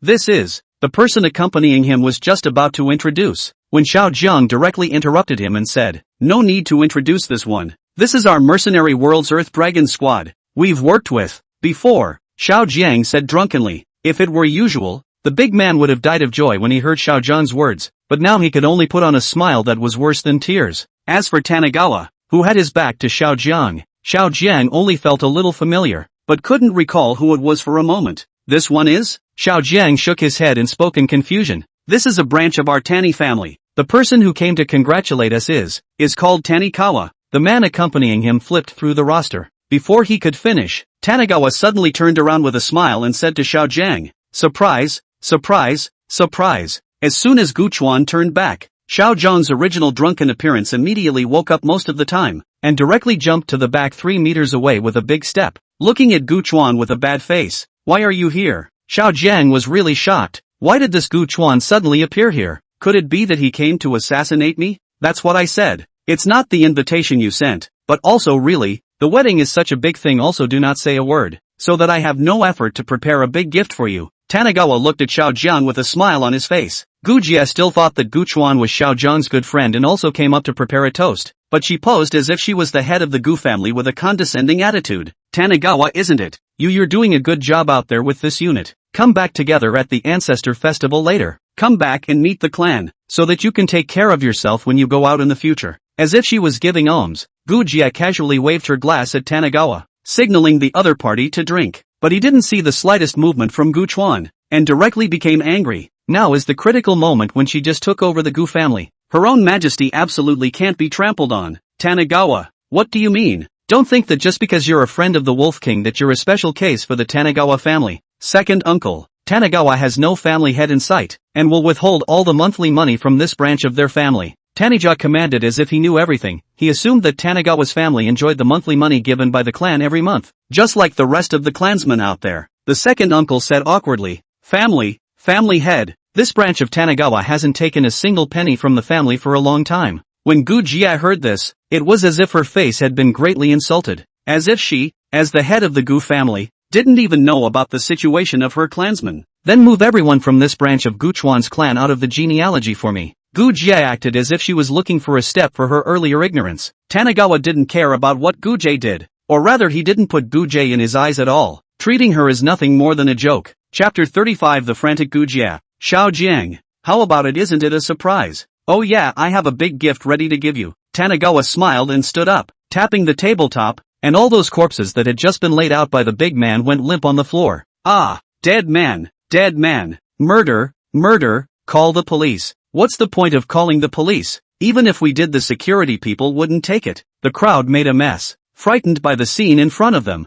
They are a group of people who have long been accustomed to pampering themselves, usually kill chickens and ducks have never seen, let alone seen a dead person. Gu Jia's face was also instantly white, but what surged up was more anger. She had just succeeded to the throne. How could he dare? This was obviously picking a fight. Come on people, arrest him for me and serve him with the family law. Gu Jia hissed. She felt that today Gu Chuan came just to step on her face. However, the embarrassing thing was that none of the Valley family members on the scene made a move. None of them listened to her, and she was like a lonely and helpless bare-knuckle commander in general. You guys, well, you all don't listen to me, do you? Jiang, give them some color. A few days ago, Xiao Jiang had helped her quickly master the Gu family like a god from heaven, and coupled with the esteem that outsiders had shown Xiao Jiang during this period of time, Xiao Jiang was now synonymous with invincibility in her heart. Yo, the Dog King is really the Dog King. This is really a dog's nature. The front foot is still mixing with a few women in Huarong City. This is only a few days and then married someone else. Karama snapped and clapped alone, swearing that it was just mockery and really not envy. Gu Shan's sentence of the Dog King, immediately like igniting a dynamite barrel. Most of the guests who came today are rushing to the Wolf King Xiao Jiang, and many of them are his life and death friends, not allowing Gu Shan to insult their Wolf King so much. When the Wolf King was angry, all the wolves would swarm up. But today, Xiao Jiang, the Wolf King, was obviously a bit off, and hadn't opened his mouth to speak until now. Kid, are you looking for death? Later on, I'll remove your bones one by one and make you kneel in front of the Wolf King to repent. What's the point of talking nonsense with him? Just get him killed. Before Xiao Jiang had even spoken, those fierce-looking mercenaries couldn't help themselves. They wanted to stand up for their Wolf King. Go, don't let this kid die too fast. In an instant, 7 or 8 people swarmed up, ready to take Gu Chuan down. If they could show their faces in front of the Wolf King today, they would definitely be able to get cared for in the mercenary organization in the future.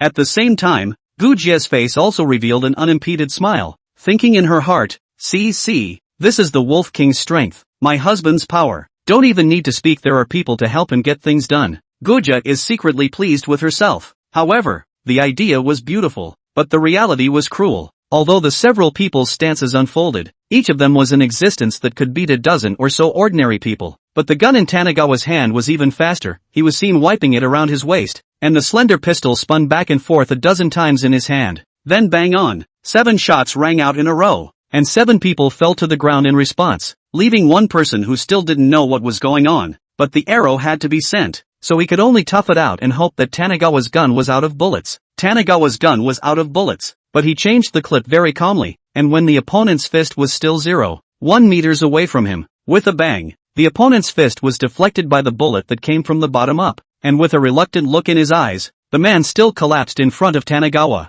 There are still 6 one-shot rounds left. Do you guys want to give it a try? Tanagawa twirled the pistol with his fingertips, looking very comfortably at those who were otherwise in a great rage. Tanagawa, you've had enough. Today is my wedding. We'll talk about our grudges later. How about giving me face today? Although the earlier flurry of fighting had given Xiao Jiang hope of defeating Tanagawa, he didn't dare to gamble. He hadn't laid out a strategy to deal with Tanagawa yet and had to compromise. Everyone couldn't believe it. Was this still the Wolf King they knew?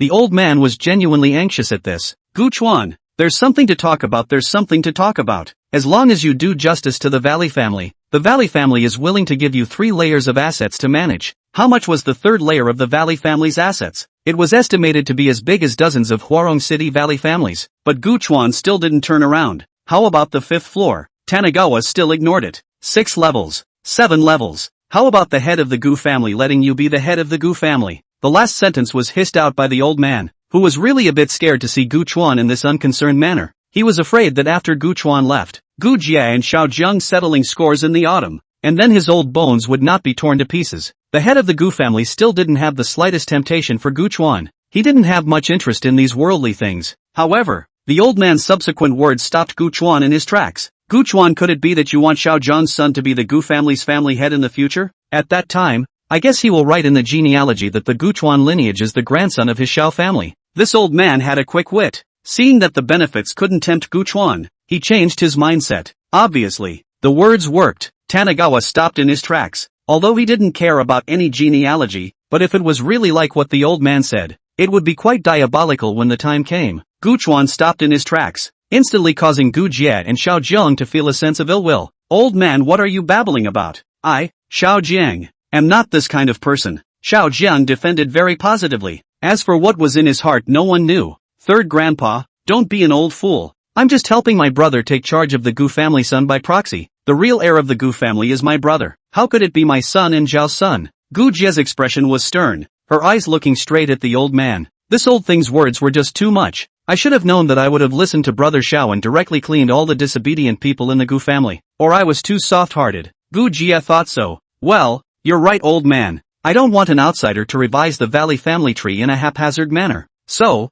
that female family head, you might as well step aside. Tanagawa turned around and said as if after much deliberation, Gu Chuan, don't be ungrateful. I've already said that the heir to the Gu family is my younger brother Gu Ping. I'm just acting as a proxy. Third grandfather, he's too old and confused to tell the difference. Gu Jie said to Gu Chuan with a somber face. Now at this juncture, she would not allow anything to go wrong. Otherwise she and her brother too would really have to be homeless. Nonsense. Nonsense. How can a family as big as our Gu family let you, a 20-something-year-old brat, represent it? Even if you were allowed to act as a proxy, have you done anything of merit? You haven't done a single thing to convince the clan other than your father being the clan leader. So what do you think you're going to take as a proxy? The old man's words made Gu Jie a bit unable to catch them. In fact, she really didn't have much to offer other than that so-called great righteousness. If I have to say there is one, it's marrying Xiao Jiang, right? You heard me. The old man said so. I don't care if you mean it or not, but letting you manage the Valley family just won't do. Gu Chuan didn't want to bother with more words, directly pulled out a pistol. This thing can be much better than fists. Seeing Taniyama's action of pulling out his gun, Gu Jie stepped back in fear, but then felt insulted in general at receiving it. Impossible. Absolutely impossible. This Valley family was originally from our lineage. I won't let it even if I die. Gu Jie dug a strong look at Xiao Jiang, wanting this wolf king to do her justice. Xiao Jia, don't be so stubborn. If you have the skills to lead the Gu family, how could we object? Not just anyone can be the head of this Gu family. Since ancient times it has been the capable who have the right to be there. Although your grandfather also used some means to obtain the position of the Gu family's head back then, his own skills are also real. The old man persuaded bitterly. He didn't want to make too much of it, and when a dispute arose, the ones who died would still be the Gu family. Don't look at how good the relationship between the people present and the Gu family is now. When it really comes to that time, the hand will be harder than anyone else's. Enough, old thing. Aren't you just not happy with my lineage accepting the position of family head? No need to be hypocritical here. Today is the day that I will not give up the position of the head of the Gu family even if I say the sky is broken. Brother Xiao, I'm troubling you. I should have known I should have listened to you in the first place. It's only because I was too soft-hearted, treating them as family, but they didn't treat me as family. Gu Jie's hopeful gaze looked toward Xiao Jiang, hoping that Xiao Jiang would stand up for him. Chapter 37, The End of Gu Jie. 1 minute, 2 minutes, Xiao Jiang didn't move at all, and that tightly locked brow didn't know what he was thinking. Gu Jie saw this, her heart was in turmoil. Where did her Gaijin go? How did he not stand up for himself? How did he see his aggrieved self and not put himself in his arms, and then overbearingly gave the enemy a painful blow? If it were a normal enemy in normal times, Xiao Jiang would definitely put his arm around his bullied woman and then defeat his opponent ruthlessly in front of her. This was his usual tactic in the past, and there wasn't a single woman he saved this way who didn't sleep with her body. but this was a different time. And just now he had wanted to put his hands together to try and see if he could keep Tanagawa here. But he got a message from the sniper that his guy hadn't arrived yet, and that it wasn't the time to start a conflict. So Xiao Jiang once again held his tongue. Seeing that Xiao Jiang hadn't made a sound yet, Gu Jia wanted to continue to retort for her position. But the next moment Xiao Jiang stopped her with a hand. Under Gu Jia's surprised gaze, Xiao Jiang said, "Fine. We don't want the position of the head of this Gu family." Xiao Jiang's words instantly caused Gu Jia to change her face, as she broke away from Xiao Jiang's hand. "No, absolutely not. The position of the head of this Gu family is mine. Xiao Jiang, it's fine if you don't help me. Why are you just like them?" Gu Jia looked at Xiao Jiang's appearance. All of a sudden she felt a trace of regret. Regret why she agreed to marry Xiao Jiang. How did she get carried away all of a sudden? "Xiao Jiang, you're just what I paid for. You're not qualified to decide for me." Gu Jia continued to spill her guts. She was at her wit's end. Pa! A loud slap sounded. Xiao Jiang really can't stand the woman in front of him. How can she not see it at all? "You hit me. How dare you hit me?" Gu Jia touched her face with a look of disbelief. She never thought Xiao Jiang would hit her. Shouldn't they be living happily ever after? How did it come to this? When I say no more,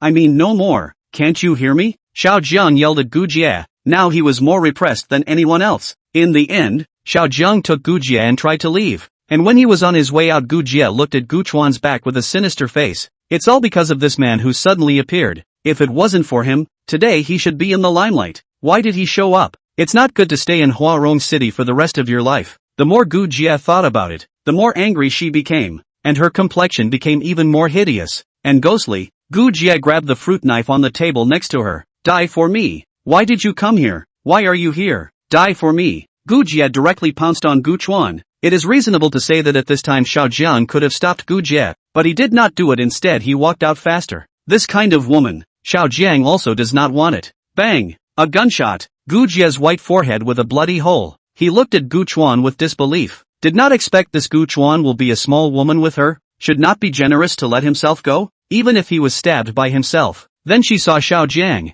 who was walking toward the door without looking back, and Gu Jia said mockingly with the last of her strength, "Ha, man." Rightly or wrongly Gu Jia blamed the men for his faults, and no matter what I did, you men had to suffer anyway, and spoil me and let me do whatever I wanted. Tanagawa put the gun back and kicked away the stupid woman in front of him. "What a face for you. Who do you think you are? Tifa's show isn't even as showy as you are." On Xiao Zhang's territory, Xiao Jiang gathered his team members and organized a meeting. "Brothers, as you can see today, this Tanagawa is simply a psychopath for targeting me so thrice. If I don't get my scene back this time, I won't have the face to mix in the mercenary world." Xiao Zhang's face was a helpless look, as if to say, "It is not that I want to find Gu Chuan's trouble. It is Gu Chuan who has been looking for my trouble, and now I have to step in to solve the trouble. And all of a sudden, I have pulled myself up to the moral high ground. Big brother, him, if it wasn't for you stopping me today, I, Tying Yo, would have already gone up and torn him apart by hand." His grandmother's little white boy dared to be so arrogant.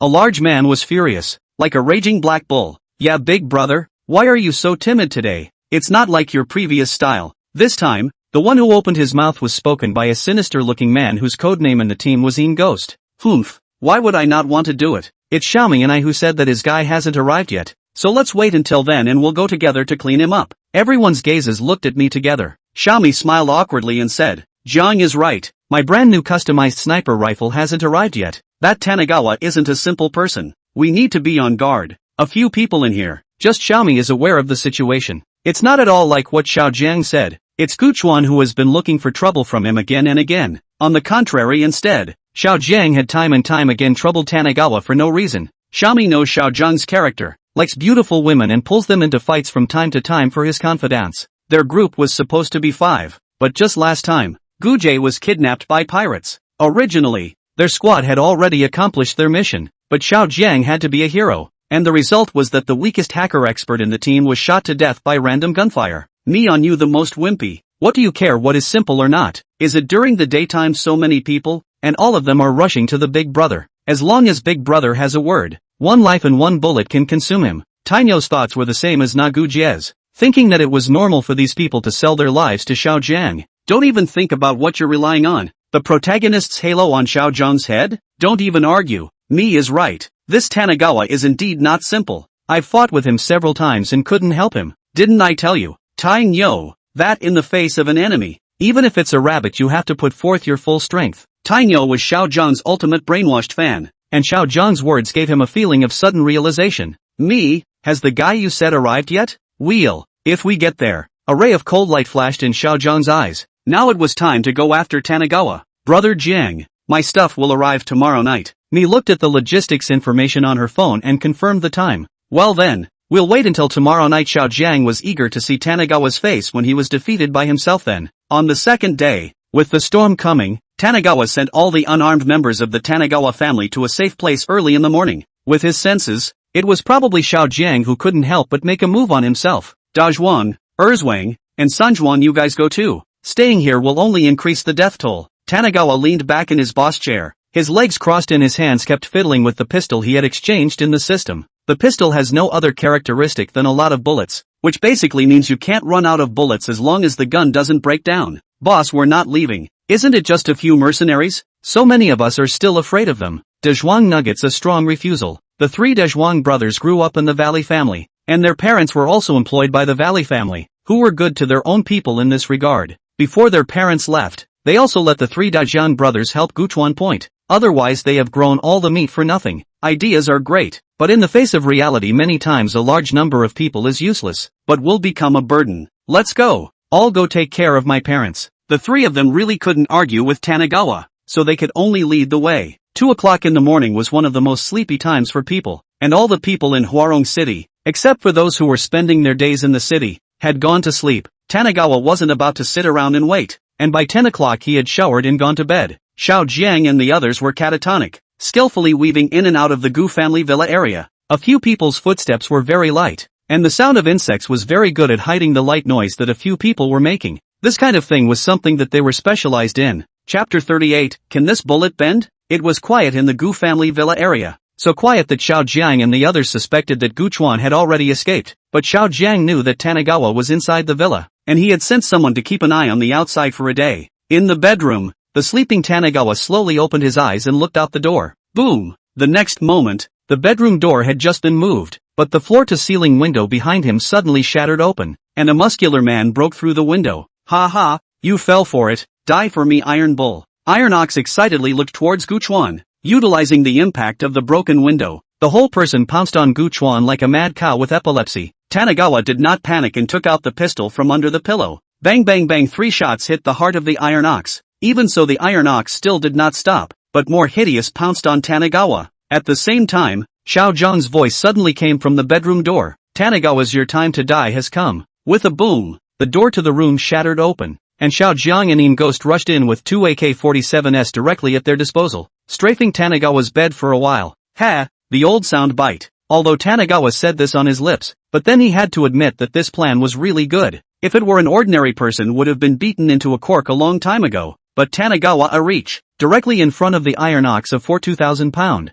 Iron Ox's huge body in the air 360 degrees to fly up, directly over Tanagawa, fell to the other side of Tanagawa, became a shield. Big brother, stop. It's Iron Bull. Yin Ghost was quick on his feet and put away his gun the moment Iron Bull hit the ground. Although Xiao Jiang was very reluctant, he also put away his gun and hid behind the door with Yin Ghost on his left and right. Guchuan, you're despicable. Have the guts to release Tainyo and let's fight for real. Xiao Jiang suppressed the anger in his heart. Tanagawa, however, was flabbergasted by Xiao Zhang's words. I'm despicable? Obviously it was you who sneaked into someone's house and prepared to murder them for money. How did it become me being despicable? Tanagawa was full of questions about Xiao Zhang's brain circuits. When did the victim become the victimizer and the victimizer become the victim? Xiao Jiang, if I am despicable, then what are you? Do I have to stick my neck out in front of you and give it to you to be considered not despicable? Tanagawa asked curiously. Xiao Jiang didn't reply as he tapped twice on the wireless headset. 1,000 meters away from the villa on a high floor, a window was opened a crack, and Mi was wearing a bulletproof helmet with a meter-long sniper rifle mounted in his hand. 2 taps came from the headphones and Mi licked her tongue. Show me your prowess, little baby. Mi instantly aimed the muzzle of his sniper rifle at Tanagawa. Before, he didn't dare to aim at Tanagawa because he was afraid that Tanagawa would be detected before he could shoot like last time.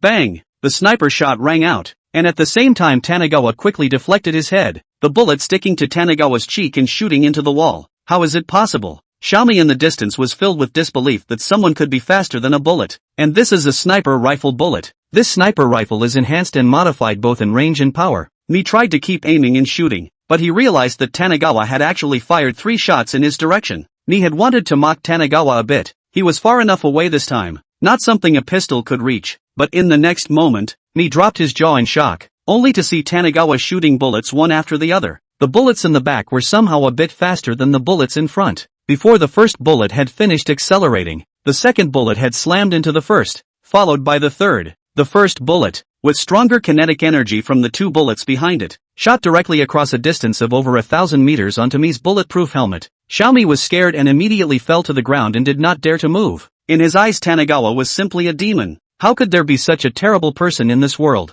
It went completely against his knowledge of physics. Tanagawa acted more like a gym teacher teaching physics that was actually applied to reality. Completely out of character. It's a long story, but it was really only 3 seconds that passed. The iron bull in front of him, after a moment's freeze, lunged viciously again. Tanagawa was a bit curious. Having put 3 shots in his heart, how come this big guy didn't have any trouble at all? Is the heart on the right? Tanagawa aimed his gun at Iron Ox's right chest, and in that split second, Iron Ox's body, which had originally lunged forward, instantly shifted, and the bullet shot out of his right heart, almost hitting his heart. Ahem, you caught me. I grew up with my heart on the right side. Pity, it's too late. Ha ha ha. Tainyo coughed blood from his mouth and laughed loudly. Xiao Jiang also walked out amidst Tainyo's laughter. Tainyo's physique has been different from normal since he was a child. Not only does his heart grow on the right side, but he also has 6 kidneys, and his body is much stronger than the average person. I don't know if it was an illusion, but Tanagawa seemed to hear jealousy in Xiao Zhan's words.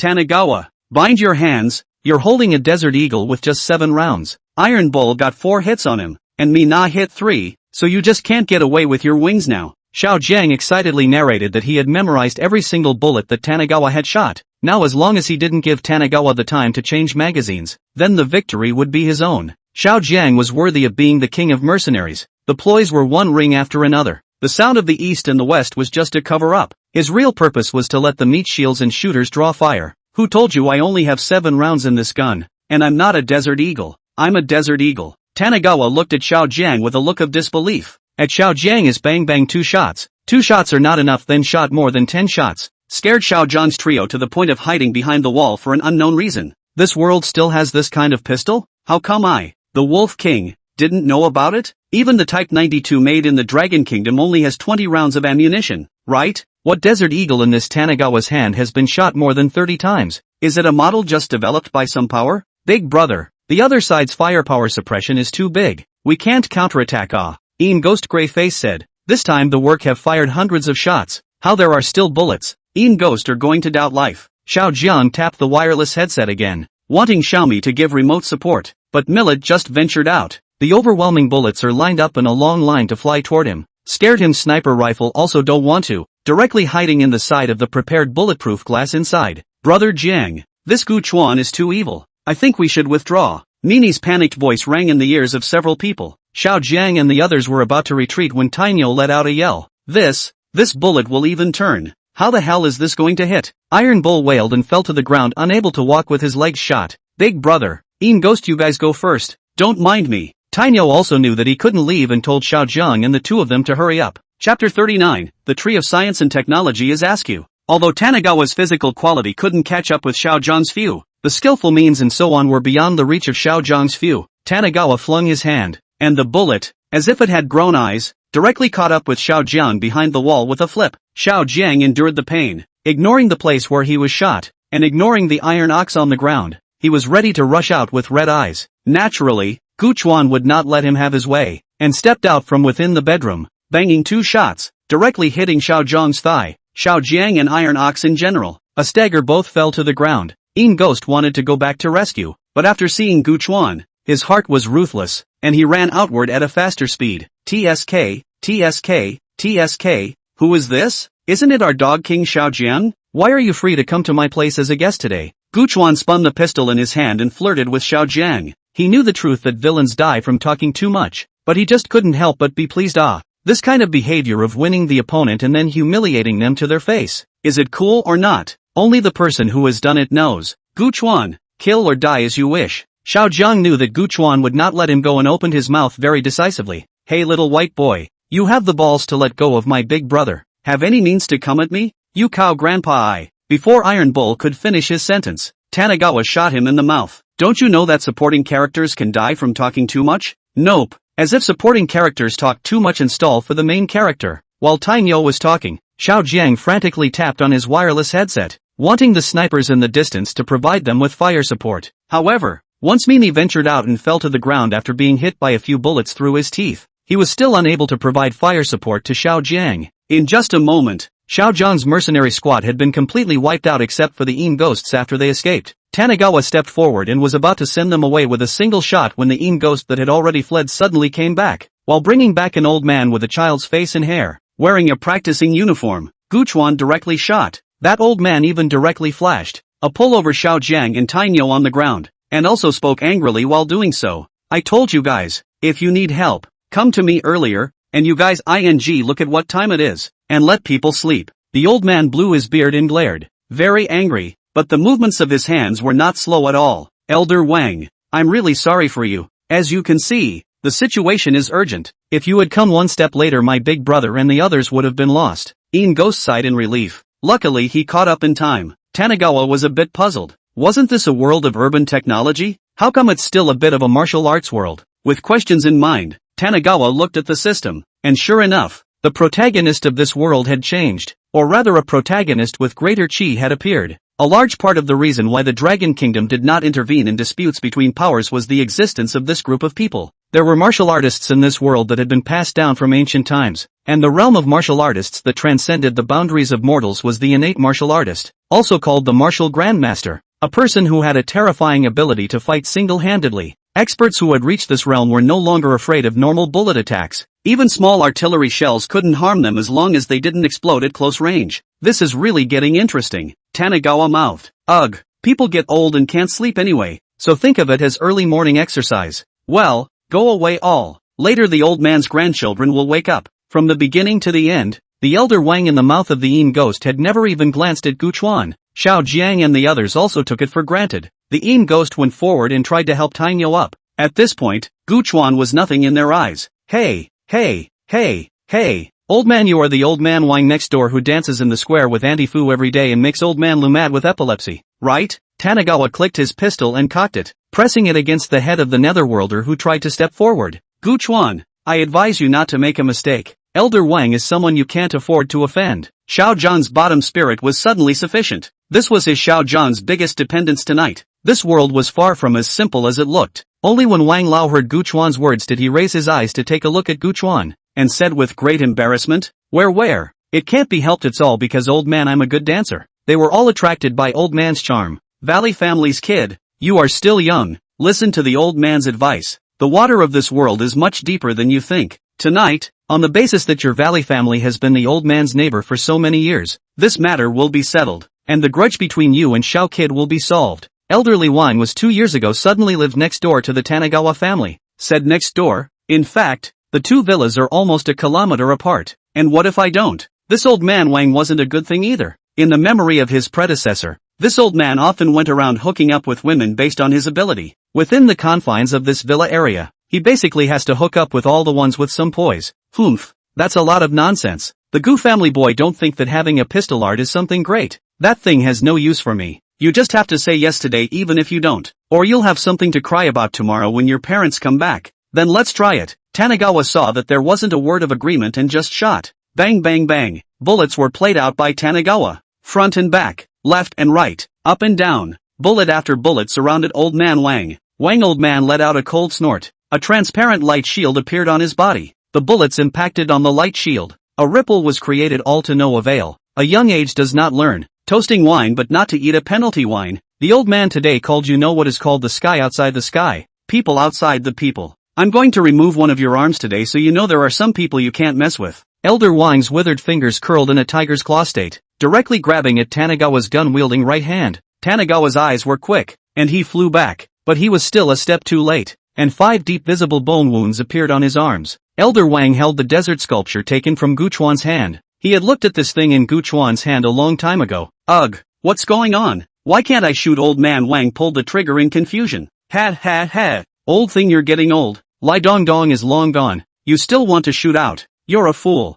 Tanagawa mercilessly mocked. Old man Wang raged. He hated it when people said that he could not do it, And that old man Lu in the mouth of Gu Chuan said this to him in the first place. So he went sheepish. Go to hell. Is Laozi dangling as an innate sect master something that you and the others can desecrate? Elder Wang struck out with anger, and the room was blown by a sourceless wind. Hey old thing, look what it is. Surprise surprise surprise sting. A bazooka suddenly appeared on Tanagawa's shoulder and he looked at the old man with a smile. Chapter 40, The End of Xiaojiang. Old man Wang looked at the big guy on Gu Chuan's body, and immediately became nonchalant. He had no idea how Gu Chuan took out this thing. Ha ha ha, Valley boy. Just kidding, all kidding. You can't just open that thing of yours. Although the innate master was powerful, if he was hit by a bazooka, he would be seriously injured at the very least. Gu Chuan, this thing is expressly forbidden in the Dragon Kingdom. Aren't you afraid that someone will come after you tomorrow if you use this thing against us? Xiaojiang was also a little scared when he saw this thing. The Dragon Kingdom is forbidden to have private possession of hot weapons, and they can pretend they don't see them in the hands of the big powers in general. But if the same heavy weapon in Gu Shan's hand was known to them, the special department of the Dragon Kingdom would come looking for you to have tea and chat with you.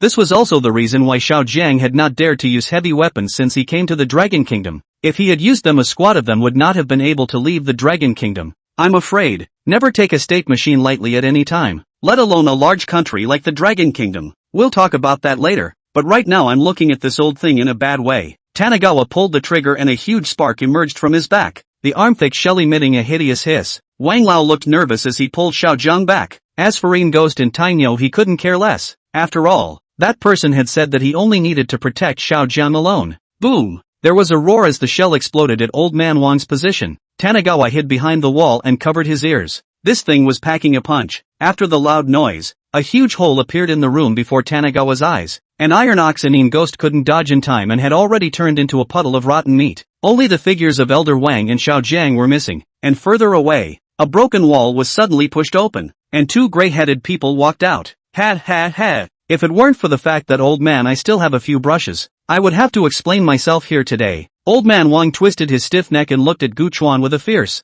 bloodthirsty gaze. The rocket launcher could only fire one shot at a time, and the second shot would have to be filled. And old man Wang became a bit flustered after dodging the shot. In his eyes, Tanagawa is already a lamb to be slaughtered. As long as the Tanagawa before filling the shells, directly wipe it out, for which old man Wang has 100% certainty. Yo, old man Wang, you are really old and strong, worthy of being the bearer of the square dance world and the idol of the old ladies. In that case, let's see how many shots you can take. Tanagawa slung the bazooka over his body and pulled the trigger straight away. Elder Wang had wanted to scoff, but the next moment creepy feelings covered his entire body. How is it possible? How can you still have cannonballs? Elder Wang looked flustered and pulled Xiaojiang to dodge one by one. Tanagawa, this bazooka in the system change is also relatively ordinary. In addition to unlimited shells, what infrared targeting, GPS heat tracking or not. However, Tanagawa has a prediction.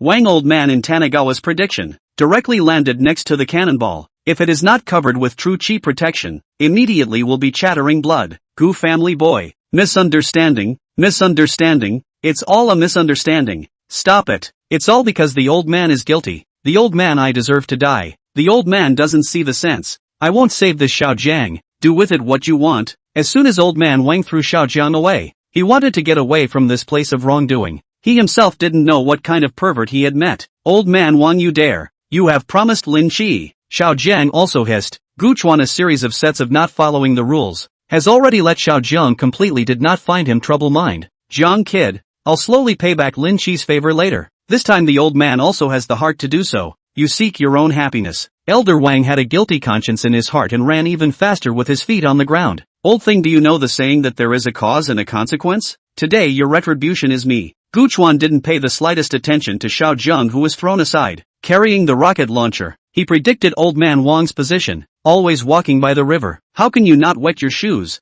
This time old man Wang was not so lucky, directly blown off one of his legs by the shell. Crazy man. You crazy man. Elder Wang gritted his teeth. It was obvious that Gu Chuan was on a collision course with him. Xiaojiang took advantage of this effort, used his milk strength to escape. At this moment is wishing that parents can give themselves 2 more legs. Upon seeing this, Gu Chuan immediately turned the cannon around. You're here and still want to leave? Do you think my Gu family is a bathing center? Boom! Cannon fire roared, and to Xiaojiang's horrified eyes, a shell landed directly at his feet. The smoke and dust cleared. Xiaojiang surprisingly did not die. The lower half of his body was blown to pieces. Only the upper half of his body was left to desperately crawl toward the door. He wanted to escape from this place. Escape from Gu Chuan. He did not want to see Gu Chuan in his life. What a physically disabled person. But it's painful to live. So why don't I be a good person and send Buddha to the west? Tanagawa, don't. I think it can still be salvaged for a while. Xiao Jiang said pleadingly. Tanagawa ignored it and directly fired a rocket launcher.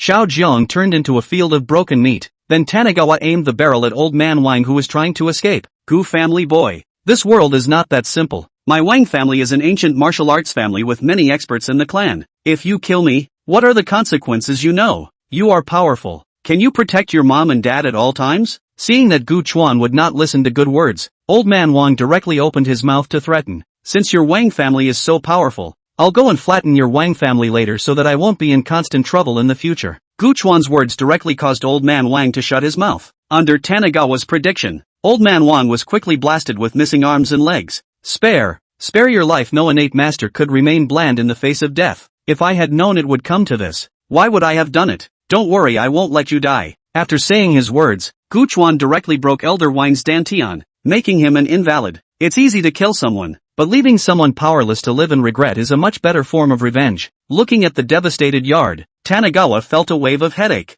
In the room that was still relatively well preserved, Tanagawa retrieved a table and a few packets of tea from it. Afterward, he redeemed a nuke in the system, sat up and boiled a pot of water, made a pot of tea, and waited for the sun to rise. Now that it was almost as if Xiao Jiang had died, representing the end of a son of Qi, the heavenly fate points were settling frantically. Even after Gu Chuan had exchanged a nuclear bomb, the heavenly fate points still had a balance. Elder Wang and the others had a good point about the special department of the Dragon Kingdom coming to their door after using heavy weapons. I just don't know if this thing under my ass will quell them. It was only a short while before a black car stopped in front of the Valley family villa, and 3 men came down from it. Tanagawa squinted, a little puzzled. What's going on? Isn't it usually 2 men and 1 woman or 2 women and 1 man? How come there are 3 big men in my place? And there's one with a big back haircut who's obviously a tart. Tanagawa wondered in his heart. Normally when the protagonist waited for someone, didn't a beautiful woman with a good body and face come over? Alas, I really don't have the life of a protagonist. Tanagawa lamented in his heart.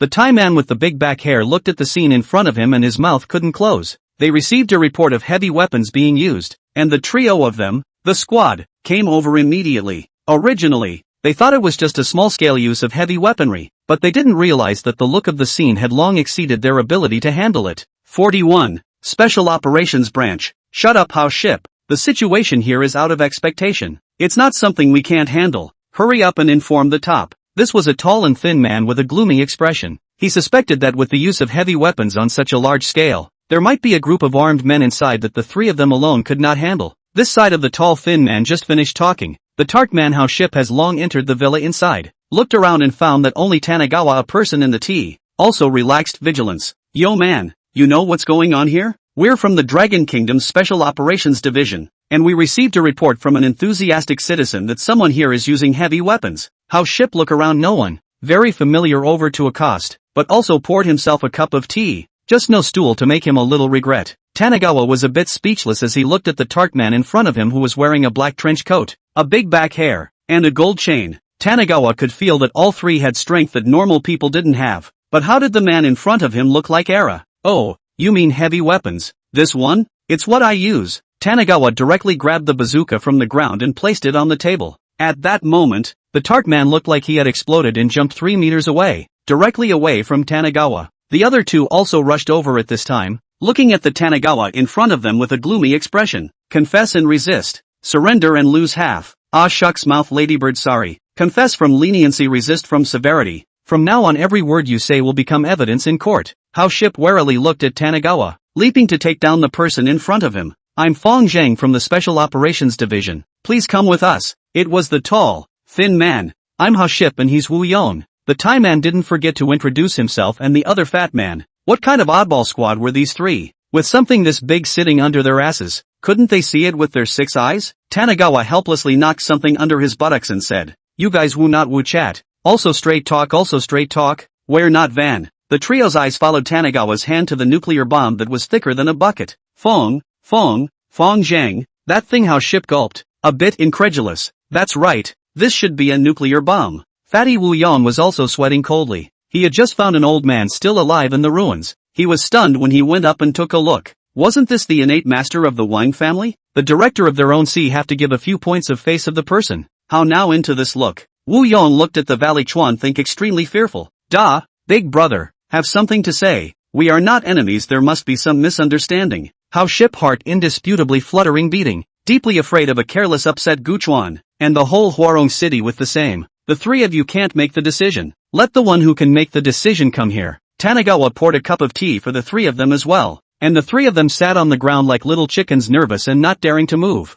A few minutes later, a dozen or so black cars surrounded the villa, and a middle-aged man with a big belly, wearing pajamas one size too small, ran in a panic. When you hit the eye, things are really not looking good. Tanagawa, you have something to say to me. Don't make a mistake. But your parents are still within Huarong City. The middle-aged man had gotten all of Tanagawa's information on the way here. The one who can make the decision finally came. Tanagawa also did not talk nonsense and spoke directly. I also did not want to self-mistake. Just do not want to go in and out of too much trouble. Tanagawa's meaning is understood by the middle-aged man. He doesn't want to be arrested for using heavy weapons, so he threatens to use nukes. Listen to this as human language? Don't worry, I've investigated this time. It was someone who started the trouble. You used the thermal weapon for self-defense. Our Special Operations Division won't pursue you. This is our director. His name is Zhou Fuyun. He has the same hobbies as you. He likes drinking tea the most. How ship? The flirty man couldn't help but interject his introduction again. Good. I have one more request. Tanagawa looked at the middle-aged man in front of him whose belly was exposed and added,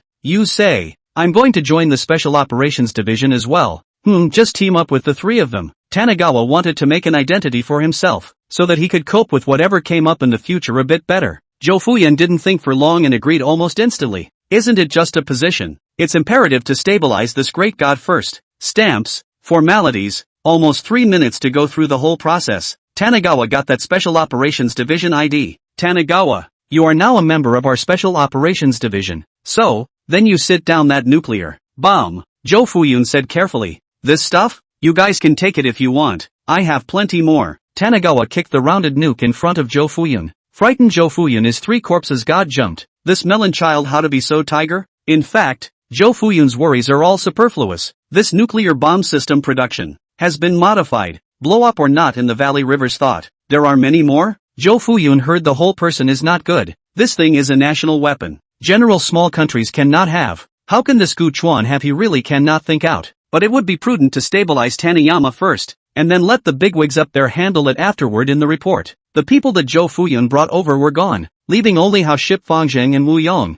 who looked at Gu Chuan with a dumbfounded face. This is their teammate from now on, but we must serve him well, or one unhappy reward you a nuclear bomb. Who can afford it? Hao Ship. My name is Hao Ship, because my dad likes warships, so he named me a ship, and he wants me to ride the waves like a warship. Founder, my name is Founder. My father wants me to be honorable. Wu Yong, my name is Wu Yong. My mom wants me to be brave and not afraid of difficulties. Tanagawa, who told them to introduce themselves? Didn't they do it once? Hello, Captain. After the three of them were introduced, they looked at each other and opened their mouths to call out in tacit agreement. Well, that's good. Fang Zhang, Hao Ship, Wu Yong, everyone take care of each other in the future. Tanagawa directly took the position of captain without any hookups. Inside the Special Operations Division, Zhou Fuyun reported the situation of Tanagawa and transported the nuclear bomb to a weapons research institute in Tianhai. The people from the institute did research on this nuclear bomb early in the morning, and the final conclusion was that this nuclear bomb was real,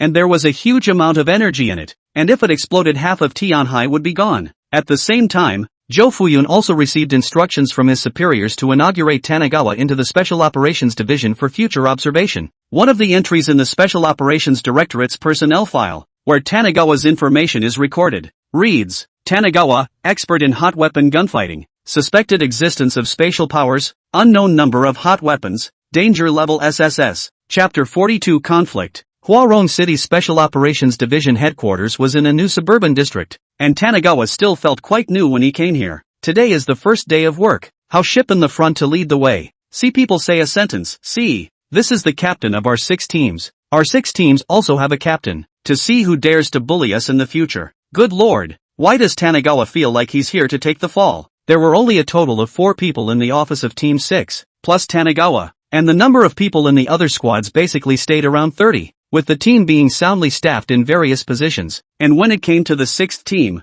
it was basically Fang Zhang who was wearing several hats, and until Tanigawa arrived, Fang Zhang had been the acting captain of the 6th team. As for why Team 6 was so miserable, Tanigawa had already inquired, and this Team 6 used to be a big team. But later, during a mission, while handling a piece of nuclearized material, all of the team members, except for these 3 who had just joined, were infected and died. After that, Zhou Fuyan had also arranged for other people to fill out the number of Team 6, but strangely enough, one by one, the people who were arranged for Team 6 would inexplicably die in the mission. Over time, Team 6 became a place where no one wanted to come, leaving only the 3 little fish, with no ability to get justice for letting people bully them. Tanigawa observed Team 6 inside and out, and he didn't notice any weird presence either. Those people dying were probably just bad luck. In the mission hall, looking at the long screen that kept scrolling, Tanigawa also felt quite interesting. What with the appearance of mutants in the Lu Mountain area, giant monster fish along the coastline of Tianhai City, and psychic terrorists on Huarong Road, it's really getting interesting.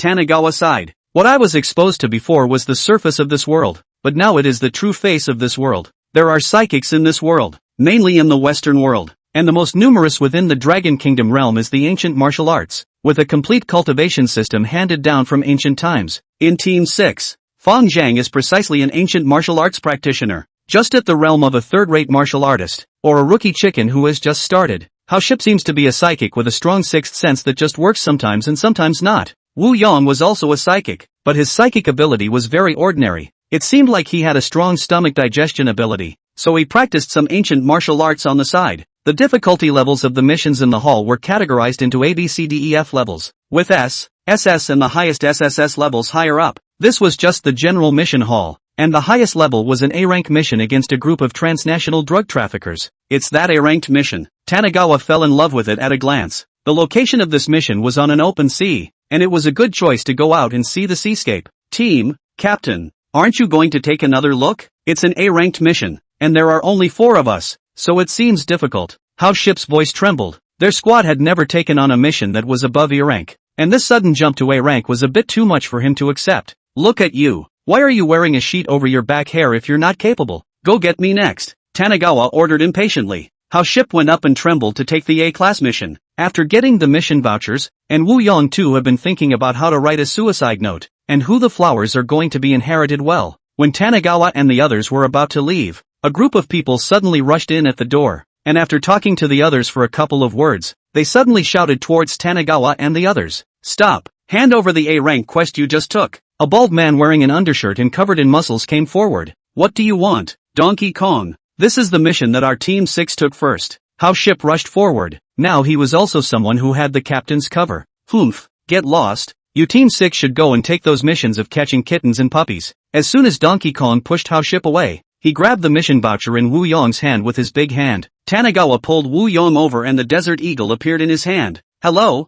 I'm the captain of Team 6 now. Just talk to me if there's anything you need to do. I'll cover them now. Tanigawa's words immediately brought How Ship to tears. The captain is simply too handsome. I want to hug the captain's thighs. You're the captain of Team 6 who just arrived. You think you can beat me with just a pistol? De Gang looked at Tanigawa who was a head shorter than himself with disdain. It wasn't that he, De Gang, was bragging. He could beat up 100 of this kind of soft little white boy. Alas, is this the captain of Team 6? So bold, coming to die at such a young age. I think he's going to be crushed by De Gang before the curse of the 6th team falls on him now. And the kid who dared to contradict De Gang last time is still lying in the hospital. The almost lopsided chatter reached Tanigawa's ears, who pulled out his ears and called for Wu Yong. Since this won't deal with you, how about this? Wu Yong's shoulder suddenly sank. A bazooka appeared on his shoulder. Wu Yong's chubby body shuddered and his face went white. The front of the bazooka was none other than Donkey Kong. Look at your wimpy behavior. Tanigawa angrily kicked Wu Yong's ass. The hairs on De Kong's body stood on end, and a sense of crisis enveloped his entire body. Then in Tanigawa's gaze, a dense diamond emerged from Donkey Kong's entire body, wrapping around it in the blink of an eye. Team 6, this is Special Ops. What do you want? Donkey Kong backed away angrily. Nothing for? Don't you want an A-ranked mission? Then let's see if you dare to ask for it. Tanigawa looked at Donkey Kong very seriously. Donkey Kong turned around in indignation. Does it play like that? Where is the sincerity between people? As Tanigawa and the others were about to leave, another voice came. The difference was that the voice sounded like a lark and was very nice. Can you let our squad have the A-ranked mission? Your squad may not be able to complete it with so few people. It was a long-legged royalty in a tight black outfit, with a convex front and beautiful white skin. Good, good, give you. Wu Yong spoke intermittently. A fat face suddenly became red. This is the sign of immediately evolving into a licking dog. The long-legged imperial sister pursed her lips and smiled lightly. Thank you then, your name is useless, right? Wu Yong frantically nodded his head. It didn't matter even if he was called by the wrong name. Nah, reality will always stick it to the man. No, stick it to the licking dog. Wait, this is our Team 6 mission. It's not something you can just ask for with a mouthful. Tanagawa stepped forward and took the mission voucher in Wu Yong's hand and decisively refused. Wu Yong suddenly looked lost, drooping his head like a catfish. Ha ha ha, since that's the case then I won't force myself on this mission. By the way, my name is Demon Princess. I'm the captain of Team 5, right next door to you. Welcome to the string. The Demon Princess didn't get angry at Tanagawa's stopping her, and walked away with her long legs. Chapter 43 The Single Dog's Experience in Love. Wu Yong sighed long and pitifully looked at the slender figure in front of him. Fatty, chasing women isn't how you chase them, okay? You're licking the dog. Guchuan kicked Wu Yong's ass. Hao Ship and Fong Zhang nodded in agreement. Here, take this. You go and invite her to come and do the quest together. The reward can be picked by her first. Tanagawa slipped the quest voucher to Wu Yong. Fatty Wu Yong looked flustered. A big round face became even redder, and stammered for complete words. She. What the hell are you and I her? Go on. What are you afraid of? Hao Ship and Fong Zhang pushed Wu Yong forward with one hand. 5 Group Captain. Wu Yong just opened his mouth and was pulled back by Tanagawa. Tanagawa, what do you call captain? Call the Demon Princess sister. Hao Ship, Demon Princess girl can do it too. Fong Zhang, it's better to call it Demon Princess. That's also more proper. Wu Yong, brave bulls aren't afraid of difficulties. Brave bulls aren't afraid of difficulties. 3 singles are suddenly transformed into experienced relationship mentors who are teaching another single how to fall in love. Wu Yong finally drummed up enough courage for a time. His face reddened and called out to the devil consort said. The devil consort sister. Ah no, the devil consort sister. Ah no, the devil consort our captain said. He said that he can let your group join the mission together, and then the mission rewards will all be given to you.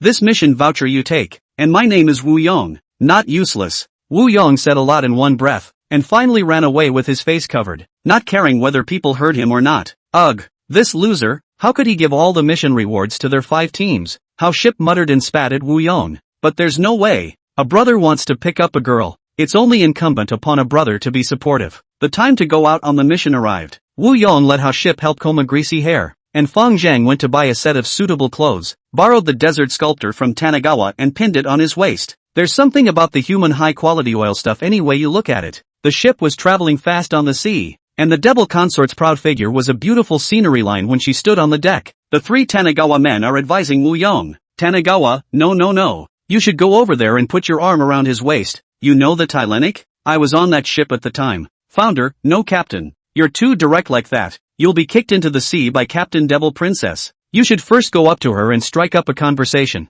Ask her if she's eaten yet? What are you doing? I'm not bored. Want to drink a cup of tea together? Hao Ship, no. You guys, those are too cliché. Wu Yong, you should go and say to her. You seem like yummy.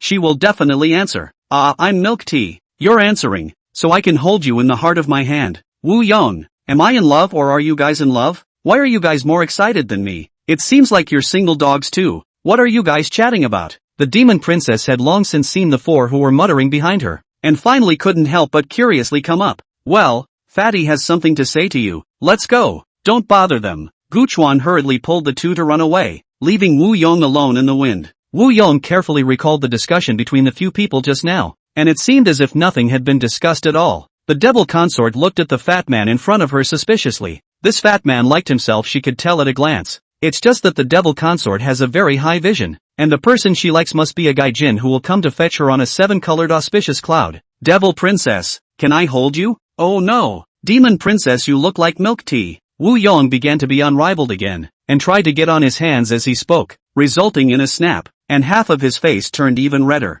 Alas, this Wu Yong is really useless. Having taught him so much, he can't even use a single move. It's really a waste of such a good name. Tanagawa was staggeringly hateful. So I guess a single dog's greatest pleasure is to teach another single dog how to fall in love. Do you guys think Tanagawa is really up to no good? Actually, no. From the first moment he saw the demon concubine, Gu Chuan received a hint from the system that this demon concubine was the heroine of the Son of Qi. Think about it. Isn't the reason for arranging a woman who is so good-looking and strong to come to a small place like Huarong City is to wait for the protagonist to appear? And Tanigawa estimated that this mission was 80% related to the main character this time. When he saw Wu Yong facing the demon princess, a bold idea suddenly popped up in Gu Chuan's heart. He wanted to forcefully twist a melon out of it, so that Wu Yong, the fat beggar, could reverse the trend. What's annoying is that this Wu Yong doesn't compete at all. Isn't it just picking up a girl? It'll be done in 3 or 2 days. This is inexplicable confidence from a single dog. After arriving at the open sea, the 4 Tanigawa people plus the 2 people brought by the demon princess, a total of 7 people set off in a speedboat towards the area of the open sea. On an unnamed island in the open sea, Tanigawa and the other speedboat stopped 5 kilometers away and switched to a kayak in preparation for a quiet paddle. Under Tanigawa's decision, Wu Yong and the devil princess 2 people row a boat. Other people crowded in the other 2 kayaks. Safe ahead. No guards found. This was one of the people the demon princess had brought with her. With 5 times the eyesight of a normal person, it was best to use it for scouting. Speed up and rush the island. The devil consort gave the order, and Wu Yong huffed and puffed as he paddled his arms off. Several people went to the island and found a group of armed men patrolling another part of the island, and there was no sign of the other group. It shouldn't be trading time yet. Let's hide first. The demon princess had a wealth of experience in going out, and the Tanigawa few had no problem with it. 3 days later, amidst the roar of several speedboats, another group of armed men came to the island. This group of armed men with black eyes and yellow skin, obviously oriental features. Among them there are also a few people from the Dragon Kingdom. Tanigawa happens to also recognize one. It is Xiao Zhang's sniper rifle millet. This millet is also a great life. Even hit Tanigawa a few shots are still not dead, but instead mixed into the drug trafficking squad. Mi has been living a very stifling life these days.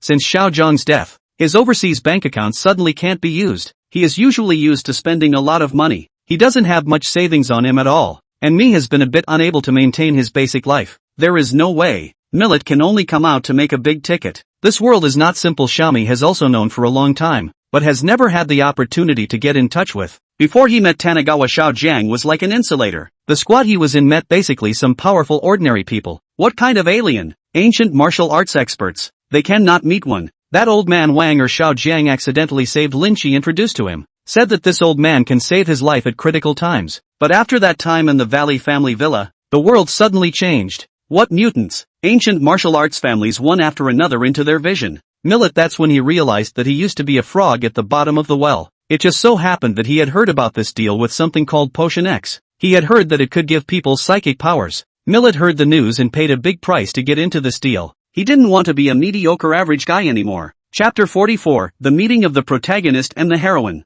Unlike ordinary drug cartels, this group of armed men trafficked mainly in a hallucinogenic drug called TY. This TY potion would get lost in a hallucination and not be able to wake up if ordinary people took it, so it was mainly sold to ancient martial artists and adepts with strong physiques. Of course, common drugs are also items they sell. After all, it's one of the fastest ways to get money. Did you bring the money? One hand to pay, one hand to deliver. The visitors were a group of drug traffickers from the Dragon Kingdom. This group was very detestable, killing and setting fire to everything, and had a huge network of connections within the Dragon Kingdom. The narcotics department has arrested them more than once, but they have somehow escaped. The news of this mission was still delivered by an undercover narcotics officer, risking his life, and was hooked up directly to the Special Operations Division. Later on, while they are trading, let's directly strike and capture them all, so that the stolen goods will be captured, and see who can exonerate him. The devil consort hid behind a rock, squinting at the 2 groups of people who were trading in the distance. Why don't you just kill the group?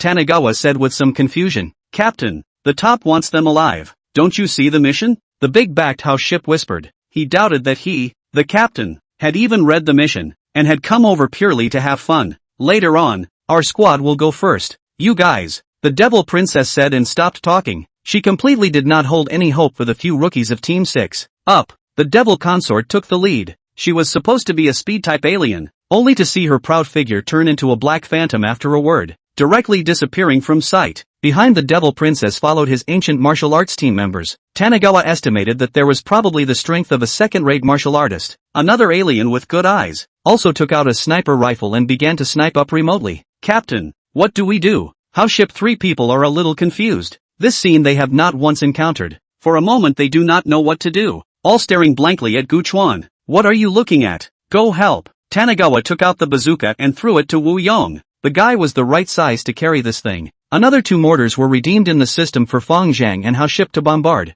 The result was obvious, and under a few rounds of heavy weapons bombardment, the 2 groups of armed men were all in pieces, except for a few powerful adepts. Devil Princess also froze for a moment. What the hell is all this? Who would bring so many heavy weapons on a mission? This Valley River is a living arsenal. The 6 teams are really picking up the treasure. The Devil Princess caught the Dragon Kingdom crime boss in 3 tries, and the others were all shot down. Captain Gu, is this a spatial ability of yours? How could you carry so many hot weapons? Devil Princess asked curiously. The fat man who was carrying a rocket launcher on the side and posed in what he thought was a very handsome pose, felt very lost all of a sudden. I'll tell you if you promise to go to the movies with Fatty. Tanagawa showed his white teeth, and the Demon Princess smiled without saying anything. Suddenly, a helicopter approached this way at a rapid pace, and a gale of wind whistled under the helicopter's momentum. The helicopter had just reached the top of the island when suddenly a figure jumped from the helicopter. The figure landed on the ground and looked at the scene in front of him with some surprise. Didn't he say that there were 2 groups of armed men here to help deal with? How it looks like the situation has been resolved. The visitor was a tall, handsome man wearing a camouflage uniform. He was about to go forward to question the Tanagawa few when the crime leader in the Demon Princess's hand caused him to suddenly freeze, followed by a substantial murderous intent that came from all over the place. Give him to me. The camouflaged man spoke commandingly, completely disallowing the slightest question from anyone else. The Devil's Princess was under a lot of pressure. She didn't know what this was, but there was no way she was going to hand over the ringleader. Who are you? We're the ones who caught this crime boss. Why should we hand it over to you? The Demon Princess retorted. The camouflage-clad man had no intention of continuing to say a single word, and with a movement of his feet, he directly rushed towards the Demon Princess like a cheetah. The demon concubine was also not willing to show weakness. She had always been an unconquerable character,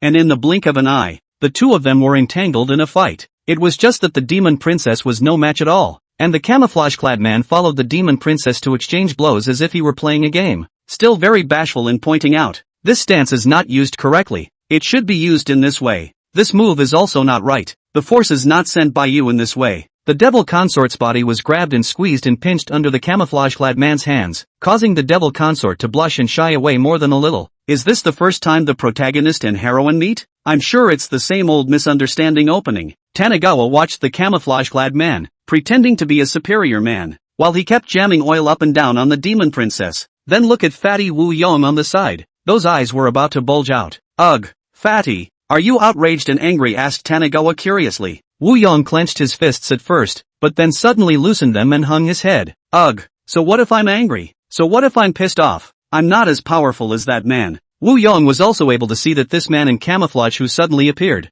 was presumably having a crush on the Demon Princess, so the fight that could have been resolved in a few seconds, was instead fought for such a long time. The devil consort still looked unconvinced, thinking that she was equal to him, and it was true that only men understood men best. Look at your little outburst. Guchuan kicked the fat man in the ass, then exchanged an armor-piercing cannon from the system and threw it directly on Wu Yong's shoulder. Here, aim him for me. This weapon has an auto-tracking feature. Just shoot and do nothing else. At this time, the Demon Princess had been tied behind her back with her hands by the camouflage-clothed man, who was sizing up the Demon Princess with an interested face. He had been on the frontier for many years, and it had been a long time since he had seen this kind of woman with white skin, long legs, and a good figure, and now it really looked somewhat pleasing to the eye. It was supposed to be an opportunity for the protagonist and the heroine to increase the impression of both sides, but an untimely voice came over at this time. Let go of her for me. The camouflage man felt a sense of crisis and shot his eyes to see a fat man actually holding an armor-piercing gun at him. The camouflage man was instantly furious. When would anyone dare to point a weapon at them?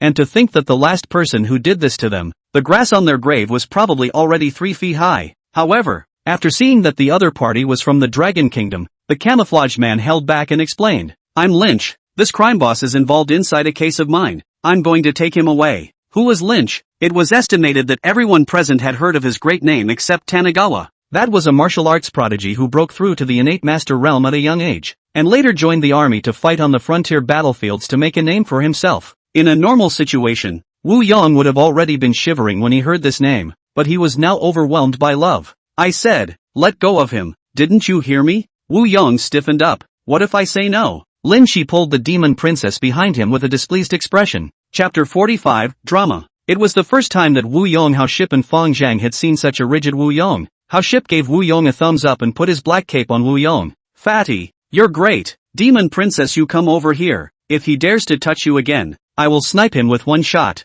Wu Yong was now hot-blooded. He didn't know what fear was. He only knew that he couldn't weaken in front of the goddess. The devil consort looked at Lin Chi. She knew that Lin Chi didn't mean any harm, but if an innate master started a fire, it wasn't something that a few people from the 6 teams could withstand. "Wu Yong, he doesn't mean any harm. Put the gun away." The devil consort was about to go forward to persuade Wu Yong, but Lin Chi suddenly stretched out his hand and tried to grab the devil consort. This immediately stepped on Wu Yong's sore spot. Lin Chi was used to being arrogant, coupled with his status. He thought that no one would dare to make a move against him, at least in front of his peers in the Dragon Kingdom, as he was already too far ahead of his peers. However, Lin Chi didn't understand at all what people who were overwhelmed by love were thinking, only to see Wu Yong's eyebrows wrinkled. "I don't care who you are. I told you to let go of the demon princess, and since you won't listen, then go to hell." With a click, the trigger was pulled. Lin Chi was creeped out. A great danger was approaching at great speed. What made Lin Chi angry was not this danger, but the fact that this fat man dared to really strike out at himself. "That fatty over there, you're dead." Lin Chi pushed away the demon princess and dodged to the left at great speed, dodging the oncoming armor-piercing bullets before directly and quickly charging towards Wu Yong. Although armor-piercing bullets were a threat to innate masters, they would have to hit. Lynch felt that the danger didn't disappear, and turned his head to look. Good lord, this armor-piercing bullet even had an automatic tracking function. Lynch dodged left and right, but was unable to avoid the armor-piercing bullets, and in the end, he had no choice but to tough it out. An invisible qigong took shape, and the armor-piercing bullets fell on it unexpectedly, unable to penetrate, merely causing a crack to appear in the qigong. "That's it? Trying to defeat me with just that? Are you dreaming, fatty?" Lin Chi mockingly looked at Wu Yong. Wu Yong came back to his senses at this time. His legs and stomach began to shake. What had he just done? He remembered. He had actually shot at the border warlord. Wasn't that the old man hanging himself too long? Lynch continued to taunt the fat man. He liked this feeling the most. From a prey to a hunter. Let the original hunter become a prey, and then let the enemy despair, and kill him in despair. Lynch was known as the human devil at the border, and the most he did was to let the enemy feel despair. Lin Chi, stop. We are from Huarong City's Special Operations Division. This is all a misunderstanding. You want this crime boss? We'll give it to you now. The demon princess was a bit anxious. This was ultimately because of her. She didn't want there to be casualties. Lin Chi glanced at the demon princess and still didn't stop. One step was like stepping on Wu Yong's heart. Misunderstanding? Too late. If you dare to strike against me, Lin Chi, you must be prepared to pay the price. As if he had transformed into a vicious wolf, Lin Chi looked at the lamb in front of him, ready to step forward and tear him apart at any time. Armor-piercing bullets could usually only be used one at a time, so Lynch wasn't the least bit flustered. Even if his opponent's loading speed was faster, he was confident that he could outpace them. The guns of the helicopters overhead were also aimed at Tanagawa and the others, as if Lynch had already won. But the next moment, only to see the panicked fat man pulling the trigger in a deadly manner. Once, twice, 3, 11 times. 11 trigger pulls in a row made Lynch laugh out loud. Was the prey already panicked and overwhelmed? The next moment is the hunt. Before Lynch could do anything, everyone, except Tanagawa, who had jumped onto the helicopter at some point, was dumbfounded and dumbfounded. Only arm-thick armor-piercing bullets, one after another, whistled like a straight line towards Lynch. Lynch finally couldn't keep up that pretentious action, and his complexion began to tense up. What kind of stuff was this? Even at the border he hadn't been hit by so many auto-tracking armor-piercing bullets. There was no way. Now Lynch could only tough it out. He couldn't hide and avoid it. The Chi gang formed an arc-shaped light shield in front of Lin Chi, who was holding a dragon jade pendant in his hand, and a stream of energy was constantly transmitted into Lin Chi's body, replenishing the consumption of his true Chi. Finally, the 11 armor-piercing bullets were withstood with great difficulty, and the light shield formed by the Qigong in front of Lin Chi shattered apart, turning the dragon jade pendant into powder. When Wu Yong saw how powerful Lynch was, he was so scared that he still wanted to launch, and when Lynch saw this, he hurriedly shouted, "Stop! I'm Lin Chi, affiliated to the Border Lion Legion. This is all a misunderstanding. You guys take this crime leader back." "I don't want it," Lin Chi conceded. He was really close to being unable to stop it. If he let off a few more shots like this, he would not be split into pieces. Wu Yong was a goon. Hearing him say that, instead, he didn't know how to be good. After Tanagawa took care of the people in the helicopter, he put Founder in the position to fly the plane and jumped out of the plane to kick Wu Yong in the ass. "Goon, look at you. Listen to what people just said. He said it's too late, and there's blood to be paid for offending him. Look, look, look, why can't you learn? At this rate your demon consort is going to be picked up by him. Where are you going to cry then? Tanigawa hated the iron. How is it that people can turn a fight into a fight with a single word? A single word can decide whether someone lives or dies. How is it that you were so willing to go along with it? Tanigawa's sentence of demon princess directly woke up Wu Yong, who continued to aim at Lin Chi and stumbled over his words from earlier. Mistake. Misunderstanding? It's already too late. Too late. Offend us.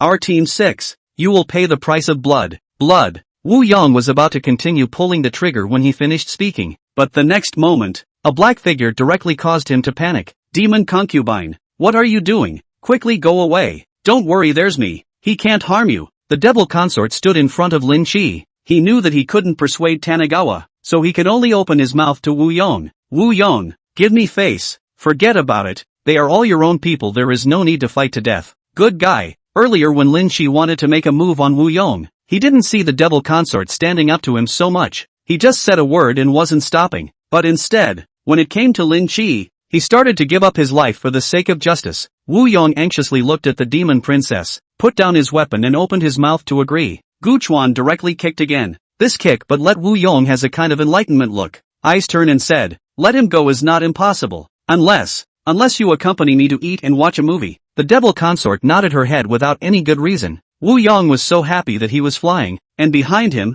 Lin Chi clenched his fists and looked at the few people in front of him over and over again. When had he ever been humiliated like this? And he was going to keep these people in the back of his mind. 30 years east of the river, 30 years west of the river, and we'll pay back one by one when the day comes. Chapter 46, Tanigawa goes to the head. A group of 6 people crammed into an airplane with the crime bosses dangling from underneath. Tanigawa and the others just walked away, leaving the 2 of them, Lynch, in the wind. After going back to turn in his assignment, Tanigawa started laying flat at home. How many heavenly destiny points he got in the system he doesn't care. For the matter of combating the son of Qi, Gu Chuan is holding the attitude of taking things as they come. He doesn't come to mess with himself. He doesn't want to take care of him. On this day, Gu Chuan got up early. He didn't know why this Lin Chi would come to Huarong City and live in his part of the villa area. Lin Chi had the daily habit of waking up early for morning exercises. And no, he was already huffing and puffing and punching when Gu Chuan came out. According to the protagonist's nature, it was estimated that later on there would be a noble old man who suddenly fainted during his morning exercise, and then Lynch would operate with a burst of fierceness and bring the old man back.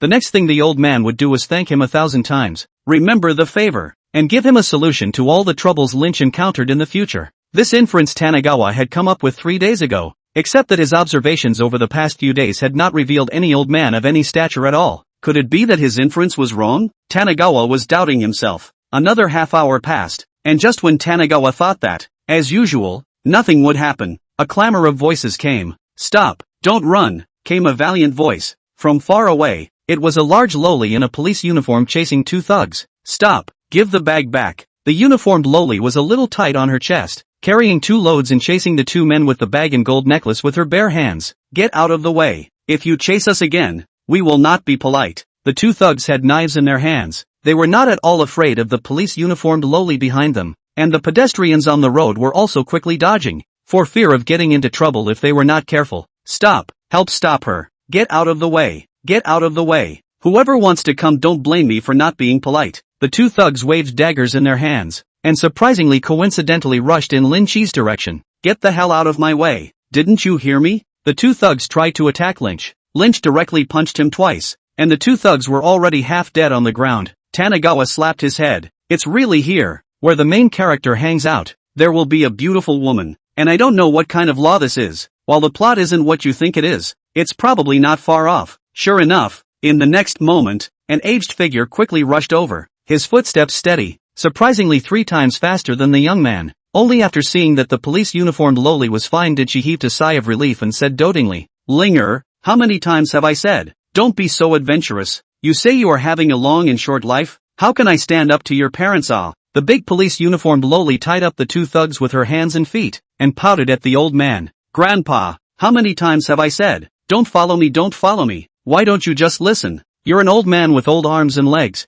If you were accidentally knocked over, people would think you were touching porcelain. The old man was speechless, simply dying of filial piety. The next plot is not much to say. is nothing more than a police uniform. Lowly recognized a flip Lin Chi. The old man also found Lin Chi surprised for a party of heavenly beings. After that is the two sides more and more look more and more smooth eyes more and more chat more and more opportunistic. The speculative old man wants to marry the big police uniformed Lowly to Lynch. Aren't these all normal operations in the main character's plot? Tanagawa left. He had no intention of continuing to stay here. He had been here for the past few days. He was merely curious as to what the main character's route of opportunity was, now witnessed with his own eyes. He also did not want to intercept, to combat the protagonist's chi, to obtain the heavenly destiny points. Guchuan feels that this is not interesting. It is not as interesting as experiencing the customs of this world. Just as Tanagawa left, Lynch looked this way. He had been paying attention to Tanagawa for several days. He remembered Tanagawa's face more clearly than anyone else,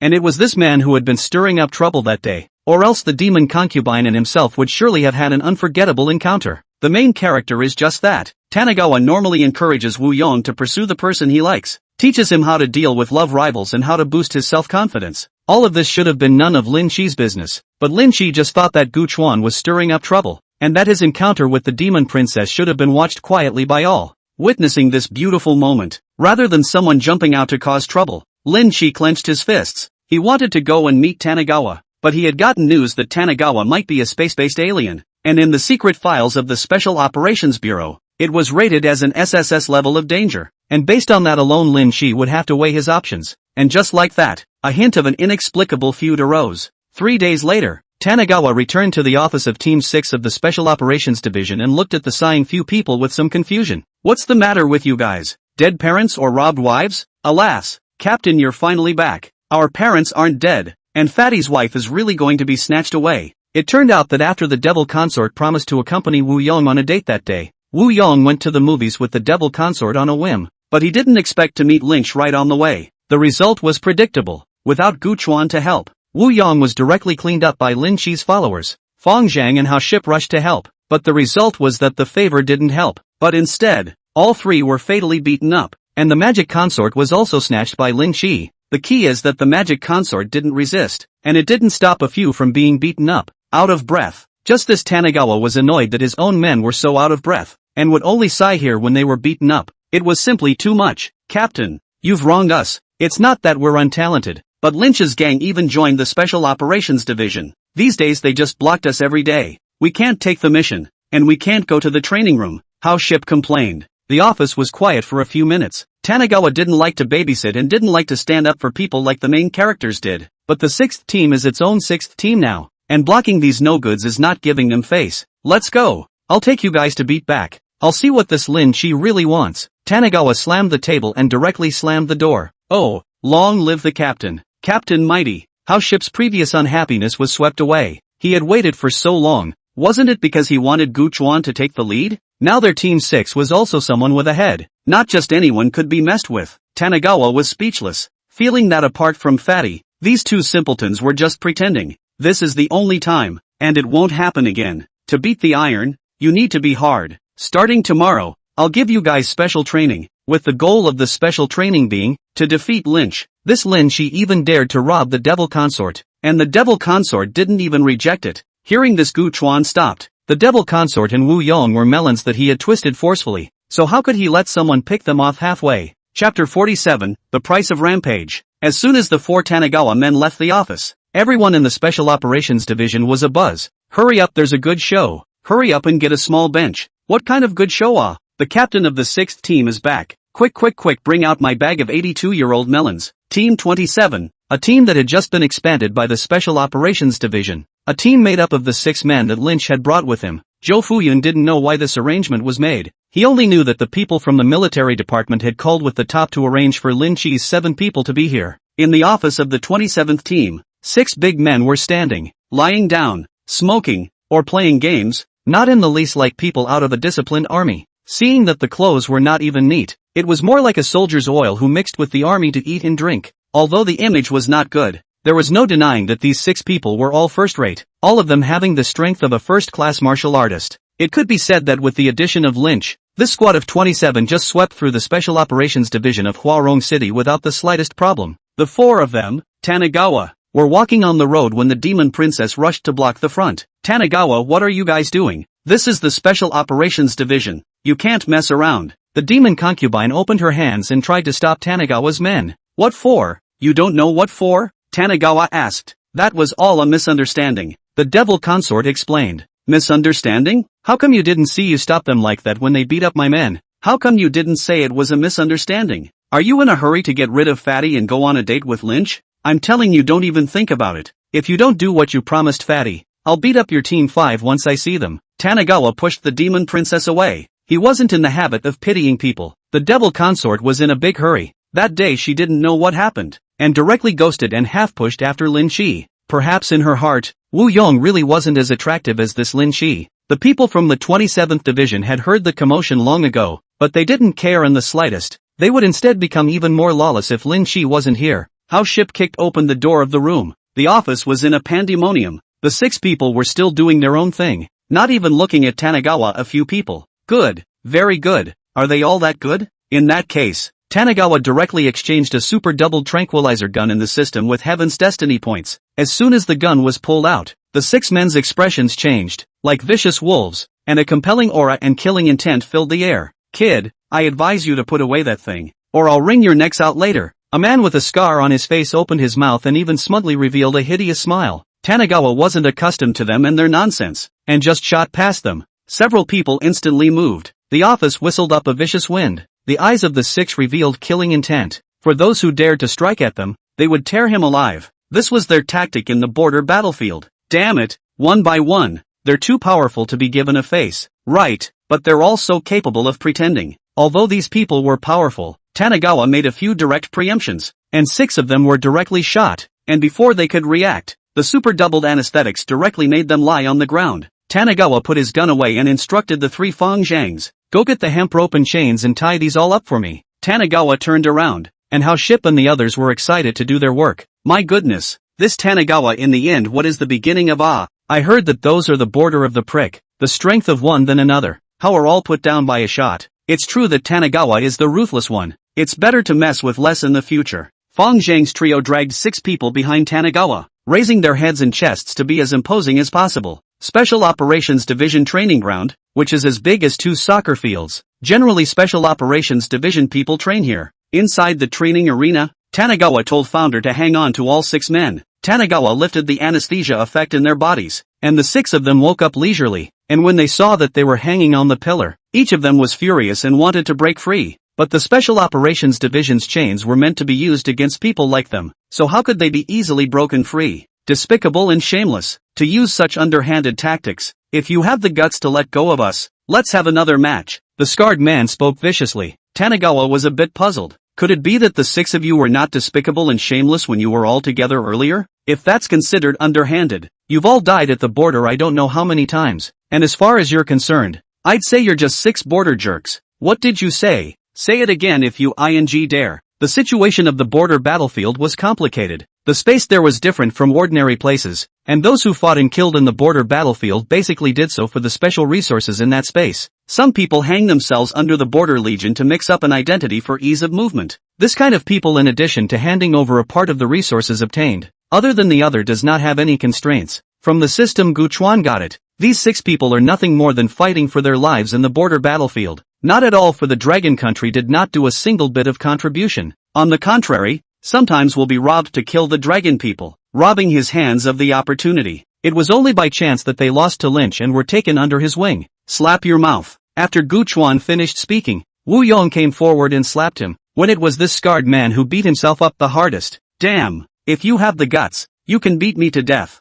or don't let me find the opportunity. If I find the opportunity, I'll let your whole family chicken and dog. Ha ha ha. The scarred man laughed wildly. Tanagawa was the most hateful of others threatening him. Originally he just wanted to teach these people a good lesson, but he didn't expect the other party to be so rampant. Then just die. Tanagawa pulled out his gun and shot. The scarred man felt unbelievable. How dare he kill someone here? This was the Special Operations Division. It was because here he had calculated that Tanagawa wouldn't kill anyone that he was emboldened to threaten. But the reality gave him a hard blow. Tanagawa not only dared to strike, but also struck decisively, so that no one had time to worry. The scarred man was already dead. Quiet. All the people watching at this moment were quiet. None of them had ever thought that a human life would be caused. Tanagawa, you seek death. Ah! A roaring voice came from far away. Lin Shi had already rushed over very quickly under the notice of the demon princess. He knew that his 6 men were unruly and would surely clash with Tanigawa, but he didn't expect that he would end up coming a step too late. Scar just died in front of his eyes. Chapter 48 Cannon Fire. Lin Shi flew to Guchuan, wanting to directly tear Guchuan apart. He wanted to let people know that those who dared to kill him Lin Shi would have to pay the price. Not only the Guchuan in front of him,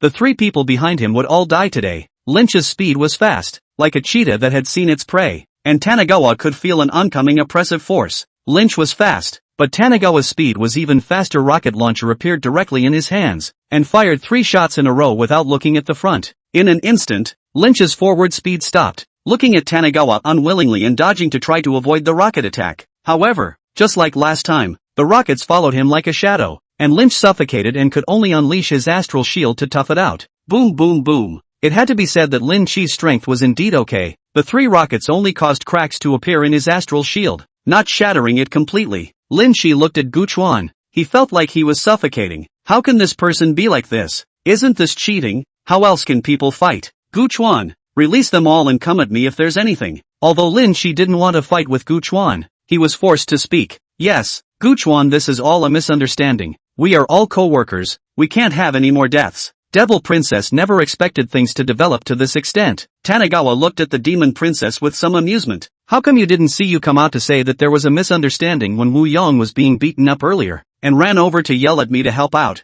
but instead you went to dinner and a movie with Lin Chi? Guchuan said. The devil consort was dumbfounded. Honestly, at that time, when Wu Yong was beaten up, she didn't feel a thing in her heart, but when she was replaced by Lin Chi's men, the devil consort herself was scared. Enough, Guchuan. The devil consort was forced to go by me. It's none of her business. Lin Chi defended the demon concubine, and the demon concubine's heart was touched again. Tanigawa saw this. That is even more upset. He wants a strong twisted melon. Do not want a decent melon. I don't care if you forced me or not. You have to pay for hitting my people, and you have to be prepared to die for threatening my family. Tanigawa didn't back down at all. Special Operations Division Director Zhou Fuyun actually came a long time ago, just has not been out. Joking about these 2 people, to be honest. He cannot afford to mess with one. Why do that peacemaker sick? How many kilograms of their own? There are a few points of face. Zhou Fuyun still have a self-awareness. Wu Yong, persuade your captain. It's not too late to stop in time. Don't cause more deaths. I'll accompany you on a date tomorrow.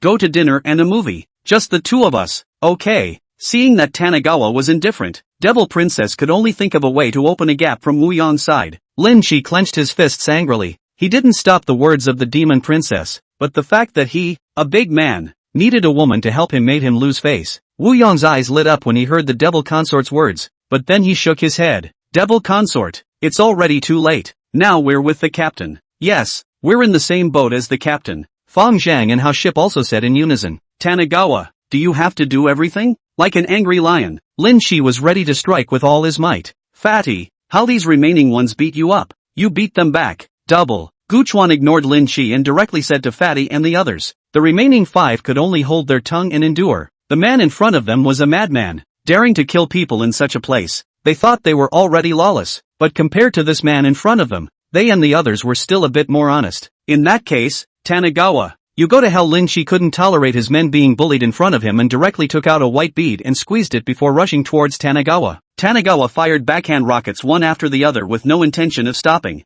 The white beads shattered apart, forming a white shield that surrounded Lynch tightly as rocket after rocket landed on it, forming a cloud of fire. The shield didn't react at all other than shaking a bit more violently. Lynch sighed in relief. This thing was something he got from one of the dojos in the border battlefield. He hadn't been able to use it, and now it looked like it wouldn't let him down. The rocket in Tanigawa's hand was handheld, and its power was of the ordinary kind within rockets. Seeing that he couldn't do decent damage to Lynch, Tanigawa directly threw the rockets to Hao Ship, looked at the remaining heavenly fate points in the system, and directly exchanged it for a heavy cannon with unlimited shells plus auto-tracking. As soon as the cannon appeared, Tanigawa sat on the back seat, and without aiming directly fired off one shot after another. Tanigawa's flip operation directly made the Special Operations Division people dumbfounded. Good boy can still play like this? All the people from the Special Operations Division dispersed. They didn't want to be caught in the crossfire. As soon as the cannon appeared, Lynch felt the pressure. If he couldn't take care of Tanigawa quickly, he felt like he would die here.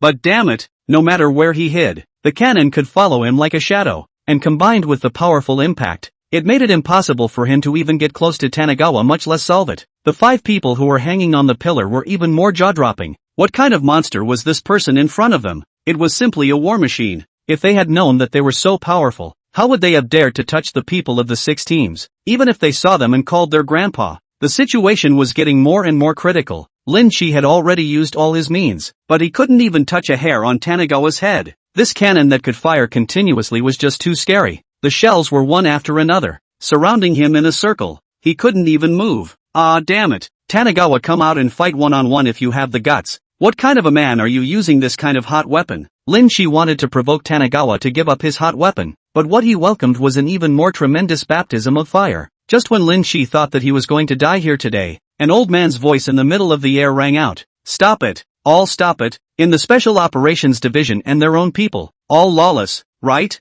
Zhou Fuyun respectfully followed an old man, who had a majestic aura and appeared to be someone who had been in a high position for a long time. Tanagawa stopped and shot a glance at the old man. Good guy, who do you think you are? The visitor was actually the old man that Lynch had met a few mornings ago, the grandfather of the police uniformed Dahlia, who had come so quickly to be a savior. The old man had wanted to visit his granddaughter in the morning, but suddenly he had a whim and wanted to come here to the Special Operations Division to meet the young man he had met that morning, but he didn't expect to see this situation as soon as he came. Seeing the person he looked at being beaten, the old man was not happy at that time, and didn't care how the situation was directly stood out. Old man, you want to be nosy? Tanagawa asked curiously. Chapter 49, Lynch's backstage. What?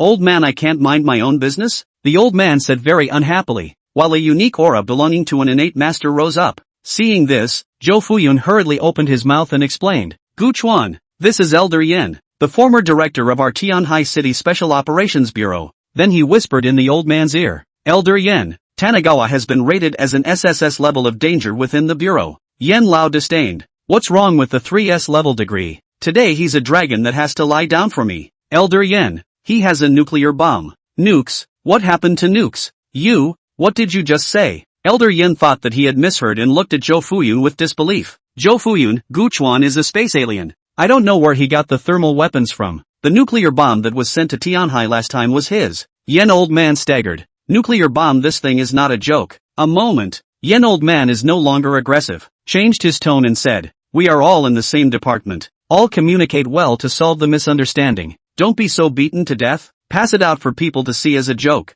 Yen Lao is a bit uncomfortable. After so many years he has not spoken in such a low voice. Even if it is a bigger leader above him he dares to dislike. Elder Yen, Gu Chuan killed my men. He started this. Lin Shi could finally catch his breath. Lynch, he wants to kill me. Do you think I should kill him first? Tanagawa looked at the old man without the slightest intention of walking off the cannon. Cough cough cough. There must be many misunderstandings here. Let's put it this way. Both of you stop first. We will naturally find out the rights and wrongs, and we will naturally give you justice at that time. Elder Yen began to make peace. No matter what, stop their fight first. Tanagawa disregarded the cannon. He wanted to see how this old man could save Lynch. Just the moment Tanagawa stepped off the cannon, Lynch's eyes were hard. It was now. Tanagawa didn't have a weapon in his hand. It was the best time to finish him off. Lin Shi struck decisively. An enemy like Tanagawa was too terrifying, and when he could have a chance to settle Tanagawa, Lin Shi would not let it go even once. Elder Yan's eyes narrowed. Seeing Lin Shi's action, he didn't stop it.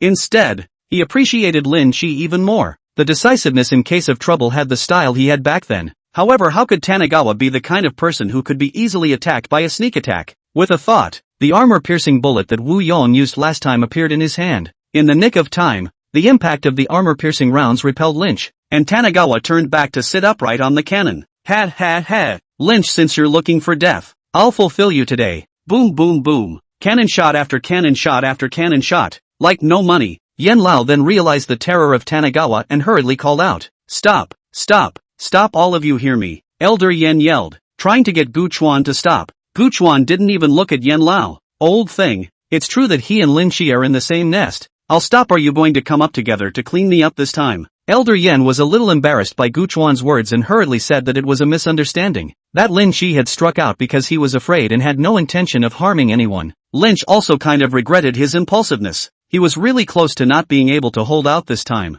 Gu Chuan, stop. If you don't stop, I will go to your Gu family to meet your parents. Yen Lao really had no choice but to use Gu Chuan's family as a threat. Old thing, you can go and try. At that time see if I don't throw a few nukes at your Yen family.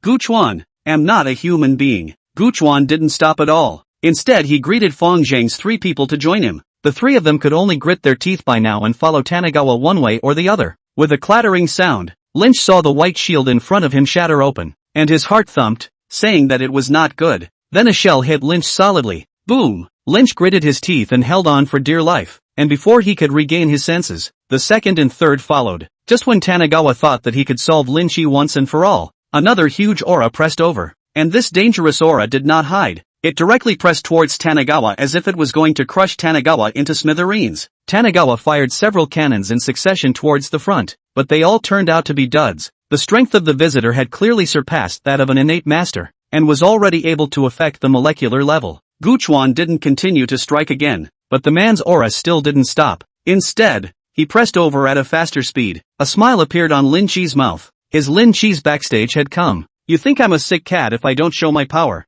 don't you? Gu Chuan's face sank as the nuclear bomb that was far away in Tianhai City unexpectedly appeared directly under his feet. Also at the same time, that compelling aura suddenly withdrew, as if it had never appeared. Tanigawa, with his feet on the nukes, didn't see the incoming person, and directly drank in the question. What kind of big-tailed wolf are you pretending to be? The thing that hides its head and its tail. If you dare to make a move, this nuclear bomb will blow up in Tianhai. Zhou Fuyun and the others were also the first to learn about the disappearance of that nuclear bomb from the Tianhai City Research Institute. A middle-aged man walked out with a gloomy face. He looked at Gu Chuan for a while before he spoke. Do not fool around. Tianhai City gathers a population of 100 million people. This nuclear bomb, if it explodes. Tanigawa looked at the person in front of him and found information about this person in the system. Wei Mo, director of Tianhai City's Special Operations Bureau, clasping Dan Realm martial artist. This is my grudge against Lin Chi. As long as you guys don't interfere, this nuclear bomb of mine won't blow up. After Tanigawa finished speaking, he continued to strike. Wei Mo wanted to stop him,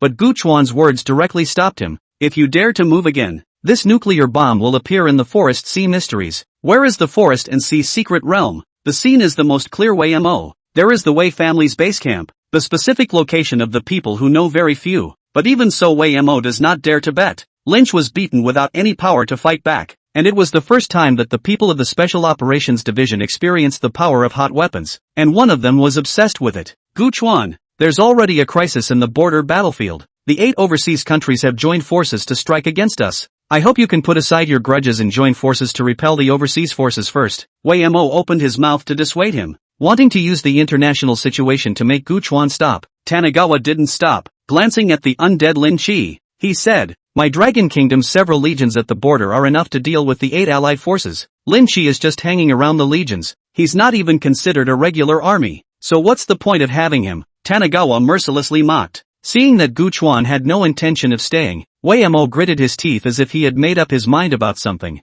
The border space cracks opened and aura surged inside. Lin Chi has a method to enter the border space in his hands. We must grab resources in the border space and stake out a resource land for development, or we will inevitably fall behind other countries. Tanigawa stopped, and in the end, he didn't kill Lynch. Not that he wanted to drag and grind, but he could feel that it wasn't over. As long as he continued to strike at Lin Chi, there would definitely be an endless stream of experts appearing, and in the end, a spatial rift might inexplicably appear, allowing Lin Chi to run away. There was no way around it. The sons of Qi were just so bright and cheating. Chapter 50, Hypocrites. On the border battlefield, Tanigawa brought the 3 of them, Fong Zhang, Haoship and Wu Yong, to the Northern Lion Legion. The Lion Legion is the guardian of the borders, and the Lion Legion plays an indispensable role in the peace of mind in which the people of the Dragon Kingdom can enjoy their lives. Of course, there are several other legions of border guardians like the Lion Legion. Only the Lion Legion faces the most enemies. The North Realm was an important gateway from the Dragon Kingdom to other countries, so there was no room for error here. When Tanigawa arrived, the place was already at war and the battle was extremely fierce. With the Dragon Kingdom's army struggling to fend off the allied forces of the 8 overseas countries, Tanigawa gave each of the 3 a rocket with unlimited firepower, while he himself mounted the cannon. In an instant, a large area of firepower appeared in the direction of Tanigawa's 4, and Tanigawa's front was directly cleared. Seeing the power of this side, the 8 power allied forces directly mobilized heavy weapons, trying to directly destroy Tanigawa as a fire point. Tanigawa looked at the whole scene. How could he let them do as they wanted? Directly predicted their actions. The heavy weapons within the range of the cannon were destroyed. The pressure of the Lion army was greatly reduced, and they were finally able to breathe a sigh of relief. The general of the Lion Legion, a middle-aged man with a resolute face, stepped forward and gave Tanagawa and the others a salute. He had asked for support from above a long time ago, and he didn't expect the support to be so powerful this time, with heavy weapons bombing in turn. It was almost as if he was born to serve the Legion. Hello, I'm Xia from the Lion Legion. We're the 6th squad of the Hualong City Special Operations Division. Guchuan shook Xiesun's hand and learned from Xiesun that Wei Mo and Lin Chi and the others had also arrived at the border. Only they didn't know where they were. Tanagawa sniffed and froze. Whether society is too complicated or he is too simple, just his own stupidity as soon as he came to do battle. People are good, do not know where to hide leisurely watching the battle, perhaps at this time is still drinking a little wine, pointing out the battle. Guchuan thought correctly. At this time, Wei Mo was on a mountain peak in the rear with a few people from Lin Chi, looking at the armies that were fighting on the battlefield, sipping tea and commenting at the same time. This Tanagawa really does have two skills. Those heat weapons he took out are simply a war machine. Wei Mo sipped his tea with a gesturing look. The ability is good, but the person is really disgraceful. This kind of person is digging his own grave when placed under him, and he won't even know if he'll be revolted one day. Lin Chi looked at Guchuan with displeasure. Last time he lost under Guchuan, he was very upset. In his eyes, Guchuan was nothing more than a person who only relied on external forces. You're right. This kind of person who does whatever he wants and disregards the rules can't stay under him. Wei Mo agreed with Lin Chi. From the beginning to the end, the two of them regarded Tanagawa as someone who was inferior to them, believing that Tanagawa could only serve as their subordinate, and never thought that Tanagawa could force them to the end of their rope. Perhaps in their mind, they are the superior to follow the rules, so you have to follow the rules as well. I am a bigger official than you, so you have to be my subordinate. Guchuan suddenly felt something in his heart, looked at Wei Mo's direction thumbing down and opened his mouth to speak wordlessly. Coward. Holding Dan realm eyesight is extremely good. Wei Mo saw the appearance of Guchuan instantly furious. Really, and Lin Chi said the same. This guy does not know how to do good. Cannot stay. They're drinking tea and chatting behind the mountain, and are discussing how long our legion can hold out, when it will be time for them to strike. Guchuan said to Xiesun. Xiesun's face instantly looked bad. These people had been like this before, not striking sooner or later, but waiting until the legion was about to be unable to hold out. Do we all like to save the day like this? What are we lions for? A backdrop for your showmanship? Xiesun didn't say anything. He couldn't do anything about it. He just couldn't stand to see the kind of people who thought they had a little bit of strength, and then put on a show of having to do whatever they wanted. The 8 overseas countries launched another offensive, and this time it was more than just ordinary soldiers duking it out. There were also all sorts of aliens, martial artists, and warriors joining the fray. For the allied forces of the 8 nations, there were those who wielded great swords covered in fire and rushed towards the Lion Legion, and there were also those who waved their staffs at the back to unleash fireballs or ice blades one after another and so on. On the side of the Lion Legion, ancient martial artists and psychics were all deployed to prevent ordinary soldiers from being massacred. There were a few that tried to come over to finish off Tanagawa, but they were directly blown to smithereens by one of Tanagawa's artillery shells, and the more powerful ones couldn't withstand a dozen or 100 rounds of artillery shells. Guchuan was a bit puzzled. How come he didn't see a single person of the innate sect master realm? According to the usual time, the experts of the innate realm would have already come out to fight. At that moment, there was a sudden tremor in the shell-shocked void, as if something was about to descend on the thick clouds. It was at this moment that everyone stopped, waiting for something in silence. A curtain of light shot down through the clouds, and at the same time different places on the border battlefield let out a light that mirrored the one above. A spatial rift has appeared. I don't know who shouted, but a total of 11 people held up a piece of debris in their hands and gathered towards the light curtain. The fragments were pieced together piece by piece, soon forming a disc, and then a portal appeared out of thin air. Up. Unexpectedly, everyone desperately squeezed the portal and rushed inside, fearing that if they were a step late the good stuff would be snatched away. But right at this moment, the experts of the 8-Nation Alliance army instead did not rush into the gateway, but instead launched an attack on the Lion Legion. Their intention is very simple. Just like a big country a few decades ago, even if your country experts on the sky, and so what? When you come back to the country has long been destroyed, you chance in the big that has not become a rootless source.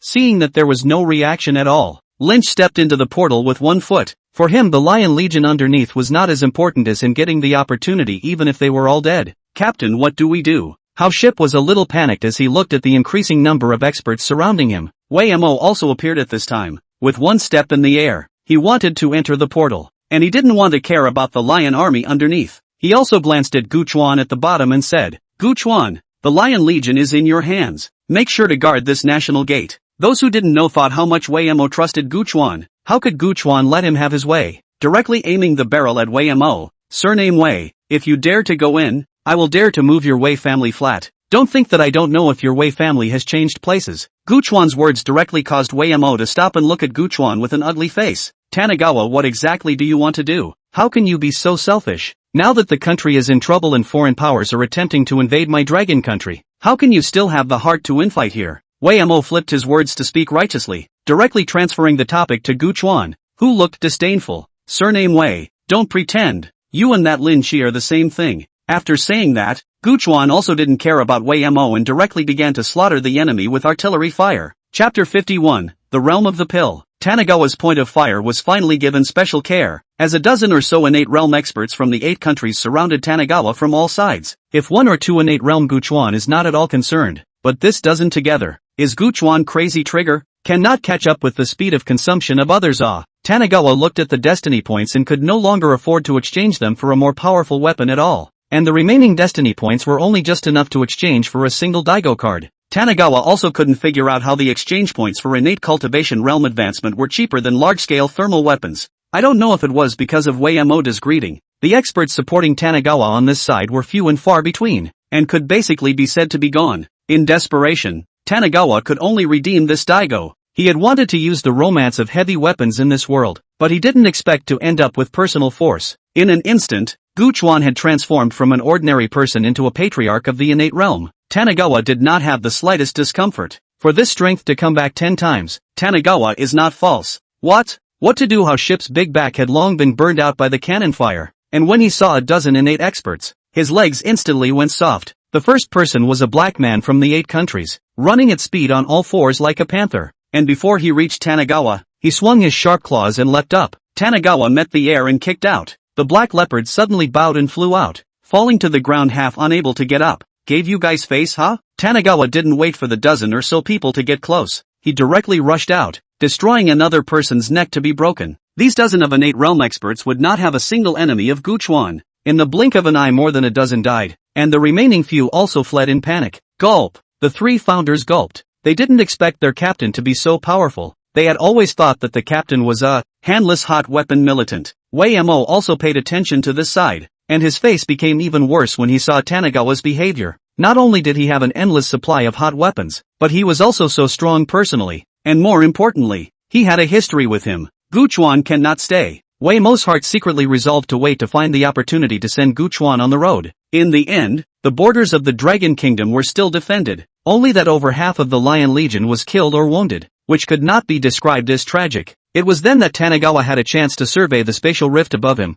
The door to the curtain of light hadn't disappeared yet, and everyone was scrambling upwards. Tanagawa grabbed the 3, lifting them up like chickens, and rushed towards the door of the light curtain as well. Wei Mo ignored the fight that hadn't stopped and directly rushed forward to try to stop Gu Chuan. He was afraid that Gu Chuan would get an opportunity inside and couldn't beat himself when he came out. Tanagawa turned around and threw the nuke directly at Wei Mo. Wei Mo was so scared that he ran away faster than he came. He could keep normal shells from exploding, but he didn't dare to try with nuclear bombs. Tanagawa, you crazy man. How dare you throw the nuke out with so many Dragon Kingdom people down there? If it blows up, you'll be the Dragon Kingdom's sinner. People like Wei Mo, the most skillful thing is to stand on the righteousness to hit the opponent. Even if it is because they want to do it themselves, they will find a big hat to put on the opponent's head. That way, they can think they have a reason and an excuse to do it in a dignified manner, without the slightest sense of guilt. Tanagawa directly stepped into the door of the light curtain with 1 foot, and after a moment of heavenly rotation, the 4 of Tanagawa appeared in the middle of a forest. The aura, which was unknown how much denser than outside, came over one's face, making one comfortable and not wanting to leave. If Gu Chuan hadn't guessed correctly, this space had been penned up by the ancient powers of this realm. This realm had experienced the age of the end of the laws, and now the appearance of supernaturals was all due to the fact that the aura was reviving, and this space had sensed it and started to come out of the world as well. In the distance was a towering temple. The temple had long been deserted, and Gu Chuan had no intention of exploring this space. Directly sitting on his knees began to work on breaking through his cultivation. He gave each of the 3 Fengzhangs a gongfu, all of which were powerful speedy gongfu, with the disadvantage that there would be after effects after each use. The 3 of them couldn't care less now. They knew that without strength in this world, they were pawns that others played with at will in their hands. As per usual, this space could only appear for 7 days, and in order to break through to the next realm normally within 7 days, except for those who had unbelievable luck, it was estimated that no one could do it. Gu Chuan couldn't do it either, but he had a secret method, and now that he didn't have enough heavenly fate points, he didn't want to get caught in the gutter. Directly using a secret method of squeezing the body's potential, using his own life force as an overdraft, he directly broke through to the clasping Dan realm 3 days later. As soon as Gu Chuan made a breakthrough, he took the 3 of them and started looking for opportunities. Gu Chuan's luck wasn't very good, and some searching didn't result in finding a spirit that replenished his life force. According to Tanagawa's own estimation, he still had 3 years to live, and if nothing else, he would have to pay his respects after 3 years. But Fong Zhang 3 people, under the means of Gu Chuan plucking the seedling, all broke through to the innate realm. The 3 people are like ducks that have eaten a lot of food, and they can't control themselves in the whole day's dizziness. Tanagawa didn't have the time to keep being their babysitter to let them grow slowly, and it didn't matter what their potential would be in the future. The most important thing right now was to have the ability to protect themselves first. As for their future achievements, it was up to their own destiny. And anyway, they had already done their best in terms of benevolence. Once the 7 days were up, there was a violent contraction in this space, and a huge repulsive force appeared on these outsiders. One by one, they were squeezed out of this space. Tanagawa came out back to the lions, and felt a rush of swords before he even entered. Wei Mo angrily walked out from inside and went up to him and questioned, Gu Chuan, you disregard military discipline, disregard the law and do not follow the orders of the higher-ups. Do you know the crime? The various hot weapons behind Wei Mo all aimed their guns at Tanagawa, and the situation was grim, ready to explode at a moment's notice. Wei Mo, don't try to scare people with your... Why don't you say that Lin Chi ignored the battle and abandoned the Lion Legion to go look for a chance, disregarding the deaths and injuries of the Legion? Gu Chuan already knew that he had been tricked, what border space was going to be opened, and that he was going to grab resources for the people of the Dragon Kingdom in it. All of them were just fooling people. Humph, strong words. Lin Chi was arranged by us. And did you receive our arrangement? Wei Mo balked at Gu Chuan's violation of military discipline and wanted to bring Gu Chuan to justice. Lion Legion listened to the order. Gu Chuan disregarded military discipline. Take him down for me. The ones behind Wei Mo were basically his people, all of them listening to his orders. And the Lion Legionnaires didn't move. They could tell at a glance who had contributed and who hadn't in the last incident. They were all hardened soldiers, and they would not be taken advantage of by these people who could only move their mouths. Xia Sun stood out and looked at Wei Mo and said, Bureau Wei, I have the final say in this border battlefield. It's not your turn to tell me what to do here. I, Xia Sun, have the final say on whether or not to violate military discipline. You're not qualified to represent the Lion Legion. Gu Chuan was still very much to Xia Sun's liking. If it wasn't for Gu Chuan, the Lion Legion's casualties would have only been greater. And in the end whether or not they could hold it or not was still a very different matter. Wei Mo's face was ugly as he glared at Xia Sun. He didn't expect that Xia Sun would jump out against him at this time, but he couldn't do anything about it. The group of lunatics in the military department didn't fall under his control. Humph, even if Gu Chuan didn't violate military discipline, he still violated the regulations of my Special Operations Bureau. Gu Chuan, you'd better tie your hands, don't let me do it. Wei Mo still refused to let Gu Chuan go. Gu Chuan smiled. The aura of the clasping Dan realm bubbled up, looking at Wei Mo who had a face of disbelief and said, Director Wei, what are you going to take to make me tie my hands? Chapter 52, The Twisted Melon Project. What? How do you? Wei Mo could not believe that in just 7 days he had broken through to the clasping Dan realm. The clutching Dan realm could be said to be the sealing war power of this world right now. As long as the nuclear bombs and so many super heavy weapons didn't come out, there was basically nothing that could threaten the powerhouses of this realm. Wei Mo's face is very ugly. He is now not at all sure of taking down Tanagawa, and his heart is still screaming that it is bad. Because he was determined to deal with Gu Chuan, Wei Mo had directly sent people to arrest Gu Chuan's parents in the past few days, but now the situation seemed to be beyond his control. Wei Mo snorted coldly and wanted to leave quickly so that he could arrange for the Gu family, or else it would be over if Gu Chuan found out. However, right at this moment, Lin Chi came quickly in a jeep from afar. He had just gotten the news that Wei Mo was going to deal with Gu Chuan when he got out of the secret space, and rushed over here in a hurry. Gu Chuan, don't tie your hands and surrender. Your parents and Gu family members are now in our hands. If you are sensible, put down your weapon. Lin Chi was estimated to have gotten some kind of opportunity. His aura reached its peak and there were signs of a breakthrough at any time. Wei Mo's face darkened when he heard Lin Chi's voice. Can this pig teammate save people's heart? Wei Mo, since you want to die then I will fulfill you. Gu Chuan made a direct move. He wasn't the type of character that would be threatened. Humph, don't think that you are arrogant and cocky just after breaking through to the clasping Dan realm. I'll tell you that there is a sky beyond the sky in this world, and there are people beyond the people. Wei Mo thought that Gu Chuan had just broken through the clutching Dan realm and hadn't come to adapt yet. so how could it be comparable to him, a veteran clutching Dan realm? As a result, the moment the two sides exchanged hands, Wei Mo was retreating back and forth, unable to attack at all except for defense. Lynch, who had just pulled up close, froze. What was all this? How was it different from what he thought? Then, Lynch drove the car at an even faster speed with a super sharp turn, reversed direction and ran away, leaving Wei Mo alone in the wind. You're the one who started this, and now I'm the one who has to take the blame? This is the urine of the protagonist. To cause trouble one more than one can cause trouble, but when it comes to confrontation, all throw the pot to others, and want others to help him solve almost, and then walk out to steal the limelight. Gu Chuan, your parents and the Gu family are fine. Don't listen to his Lin Chi's nonsense. Wei Mo already felt like he could barely carry on and opened his mouth to explain to Gu Chuan, whether or not there is anything wrong with my Gu family, I'll see when I capture you. Gu Chuan directly broke Wei Mo's sternum with a slap and bound him. General Si, please arrange a helicopter for me. Good, no problem. Xia Sen quickly agreed. He had long looked at this Wei Mo as not happy, in a high position every day to play lip service, do things out of work. The helicopter flew toward Huarong City, and the Huarong City Special Operations Division, which had gotten the news, had long ago respectfully released Tanagawa's parents, begging their grandparents to let the two old men not say bad things in front of Tanagawa. Wei family members also quickly arrived in Huarong City. Wei Mo is the backbone of their Wei family. If he dies, Wei family will collapse. After seeing that his parents were fine, Tanagawa escorted Wei Mo closer. Gu Chuan,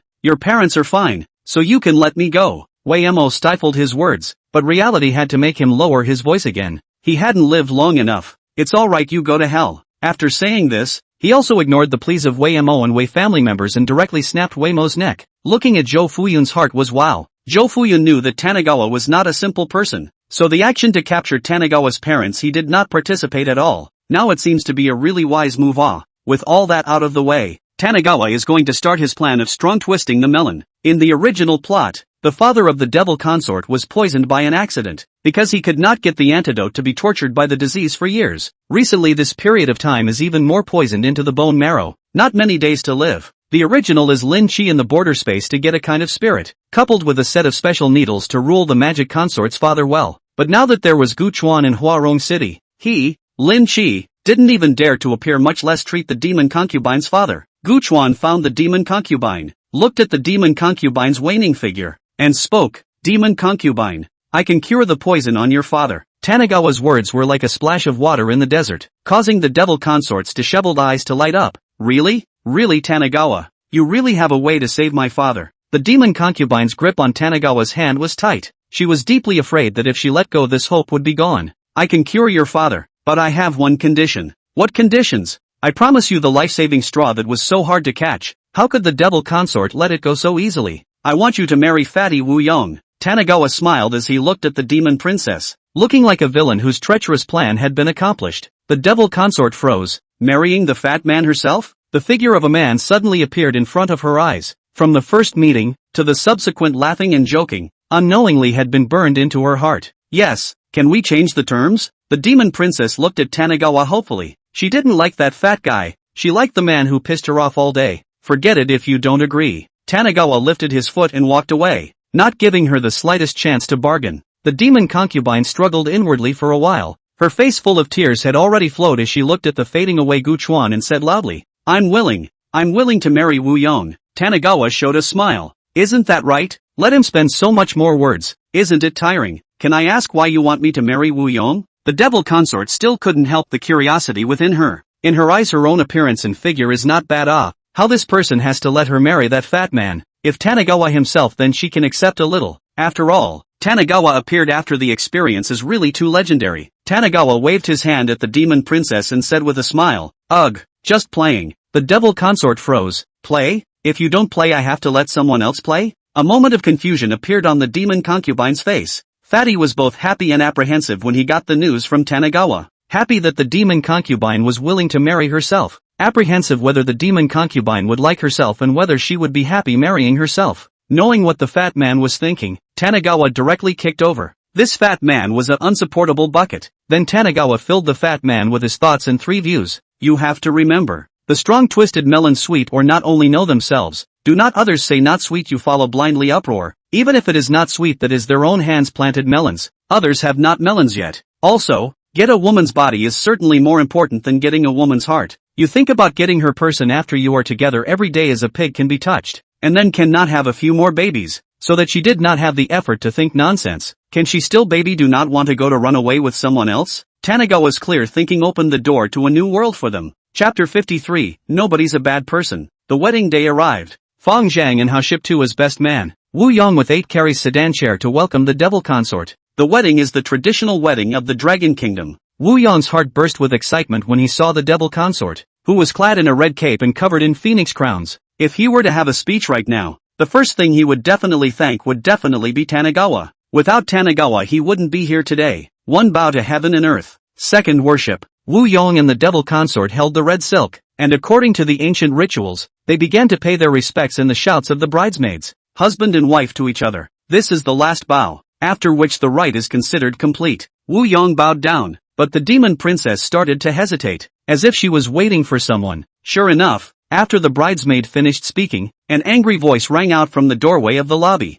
You can't worship. You can't worship. Demon princess. Lin Chi came, at the most crucial moment, as if arriving a second earlier or a second later would be disrespectful to this wedding in general. Tanagawa slapped his forehead. How are all these protagonists of the same urbane nature? You robbed the marriage. Why not 1 day earlier and 1 day later, but to wait until they are in the process of marriage to appear? Is this the only way to emphasize how much you love each other? Iguchi's thought is that such people are putting on a show for outsiders to see how much we love each other. You see, I have dared to come out to rob the wedding when it is so grand. What else would I dare not do? I just don't come earlier to take away my favorite person. I just like to take away my favorite person when you guys are getting married, so that it will highlight my greatness, my love. Lin Chi, what are you doing? Today is my wedding day with the demon princess. Please don't make trouble. Lin Chi's behavior instantly enraged Wu Yong, and the two of them, Hao Ship and Feng Zhang, were also furious. Lin Chi ignored Wu Yong and instead looked at the demon princess and confessed with deep emotion. Lin Chi, demon princess. From the first time I saw you I felt that you were the person I would guard for the rest of my life. Wu Yong, who isn't? Lynch, I know I didn't make a good impression on you the first time, but I was there to be near you. Wu Yong, I spent 3 years in the Special Operations Division. Lynch, every day afterward I wished to meet you, so I transferred to Huarong City in order to see you every day. Wu Yong, I joined Team 6 because the demon princess is on Team 5. Lin Chi's brain is trembling. This fat man has no eyesight. Do not see that he is in a deep confession? You inserted a what words? Lin Chi, demon princess. Ever since I heard that you're getting married, I've been living in deep water every day with no tea or rice. Wu Yong, I've been so happy these past few days since you agreed to marry me. Lynch, devil princess, give me a chance. I'll make you the happiest woman in this world. Come with me, devil princess. Wu Yong, devil princess, I will give you laundry and cook every day. Give you a back massage. My love is only more than him, not worse than him. Tanagawa brain a black. This Wu Yong how feel still wanna be a licking gaga. He gave him words he forgot? A shiver ran through the demon concubine's body as she looked at the two men in front of her.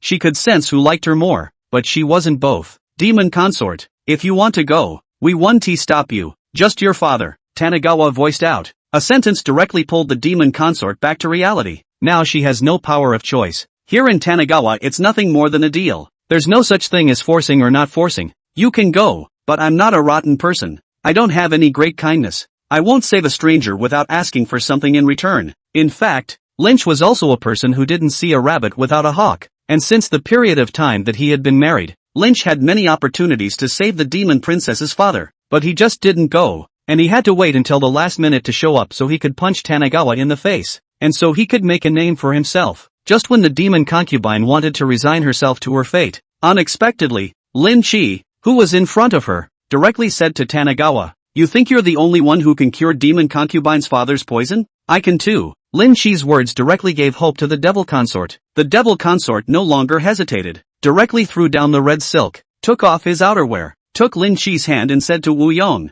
"Wu Yong, I know you're a good person, but I already have someone I like. I'm sorry." After saying that, the devil consort took Lin Chi and tried to leave the place. Click. Wu Yong felt as if something had shattered in his heart as he looked at the demon princess with disbelief. Why? Why are you doing this to me? Do you know how important this day is to me? It's the only day I've had in my life, and you obviously had so much time before. Why didn't you go? Why did you have to wait until today? Wu Yong's eyes were lifeless. He couldn't figure out why the two of them were doing this to him. What had he done wrong? He was just using his best efforts to like someone. Was that wrong too? Wu Yong's questioning only brought back a few words of apology from the demon princess. and she was too embarrassed to stay here, so she could only pull Lin Chi to walk faster. For his part, Lin Chi looked at Wu Yong with a victorious demeanor and disdain. Boom! A sudden gust of wind blew and the door to the lobby closed with a bang, stopping the duo trying to leave. Snap snap snap. Gu Chuan clapped his hands and looked at the two of them with interest and said, "It really is a groom and a concubine. I can't care about your affairs, but you Lin Chi said that you can cure poison, and it just so happens that the demon princess's father is also on the scene, so why don't you cure him now? And also let us take a look at your means." A sentence directly woke up everyone. Yes, this Lin Chi is just verbalizing. Who knows if it's a lie? Earlier they were fooled by their emotional drama. They forgot about this. Lynch looked at Tanagawa with an "I knew you would come this way" look. "Hey Tanagawa, do you think you're the only one who can do it? I wasn't going to save my uncle until tonight, but now you want to see it, so keep your eyes open." Lin Chi was full of confidence as he walked to the demon princess father. Taking out a bag of silver needles was a burst of operations that Tanagawa couldn't understand. Uncle was hit by the poison of the 3 insects and 3 corpses grass. This poison has no solution in general medicine and stone. Only by using the technique of the 7-bone booking divine needle can the poison be drawn out. Lin Chi's hand movements did not stop, and his mouth spoke eloquently, saying that the people present had already believed most of them. After a burst of line of operation, the devil princess father spat out a mouthful of black blood with a wow sound.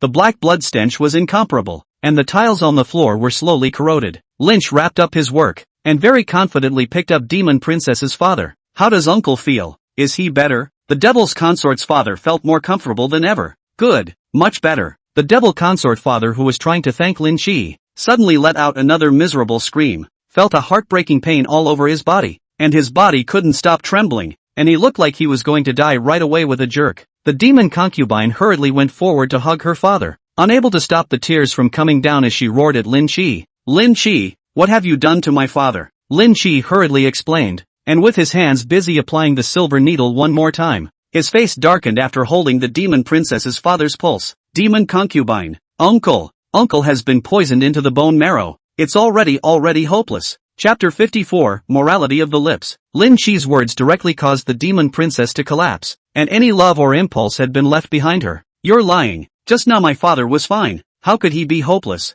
The devil consort pushed Lin Chi away and hugged her father as she cried out. The devil consort's father was heartbroken when he saw the devil consort's appearance. Little consort, I know what's going on with my own body. Lin Chi is right. I don't have much time left. Cough cough cough. Little consort, I just want you to be healthy and happy in the future. Live for yourself. Lynch should be a person who can be trusted. You guys should be good in the future. The devil consort's father coughed loudly and looked at the devil consort with eyes full of favor. A father of course wants his daughter to have a good life. Tanagawa looked at it all and felt that he was simply a sinner. If the poison of the devil consort's father had been placed before yesterday, Lin Chi would indeed be able to solve it. But last night the devil consort's father drank a few more cups of wine because the devil consort was going to get married, and couldn't be bothered to give it up. The result was that the toxins invaded his body even more liberally when he was drunk. Tanagawa looked at the large emotional drama in front of him and felt as if he was going to be the good guy for a while. The answer, of course, was no. He would not do such a thankless and unprofitable thing. Do you think all those immortals showing up in the world to test mortals are just immortals with nothing better to do? They all have their own schemes.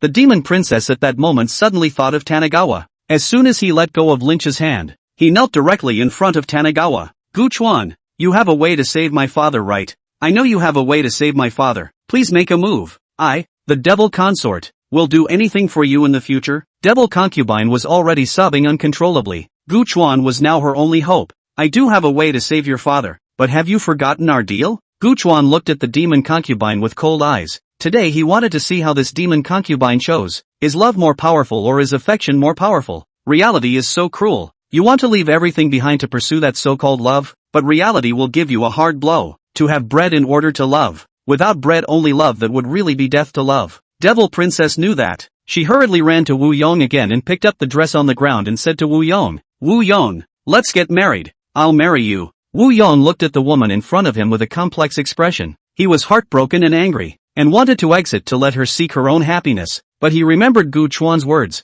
"If you can't get her heart, you should get her person first." When Lin Chi saw this scene, he was furious. The devil consort seemed to be very important in his heart. If he didn't take the devil consort away today, he would lose a lot of things. "Gu Chuan, don't make up stories to trick the demon concubine into not knowing anything. Uncle, this poison is already about to spread to the heart. If you're capable, you try saving one. if you really saved Uncle Lin Chi, admire you. Lin Chi directly pointed the finger at Gu Chuan. He knew that Gu Chuan was the one who started this. Tanigawa was a bit amused. What do I need your admiration for? How much can your admiration be worth? Or do you have a big face? Lynch, let me tell you Lin Chi. There are people outside the sky in this world. Don't think you can do whatever you want just because you have a few skills. Don't you know what caused the current reaction of the demon princess father? Originally he could have lived for a while longer. It was because of whatever needle you had that accelerated the spread of the toxin. Gu Chuan's words directly caused Lin Chi's face to darken. He also didn't expect the toxin in the demon princess's father's body to have spread to that extent.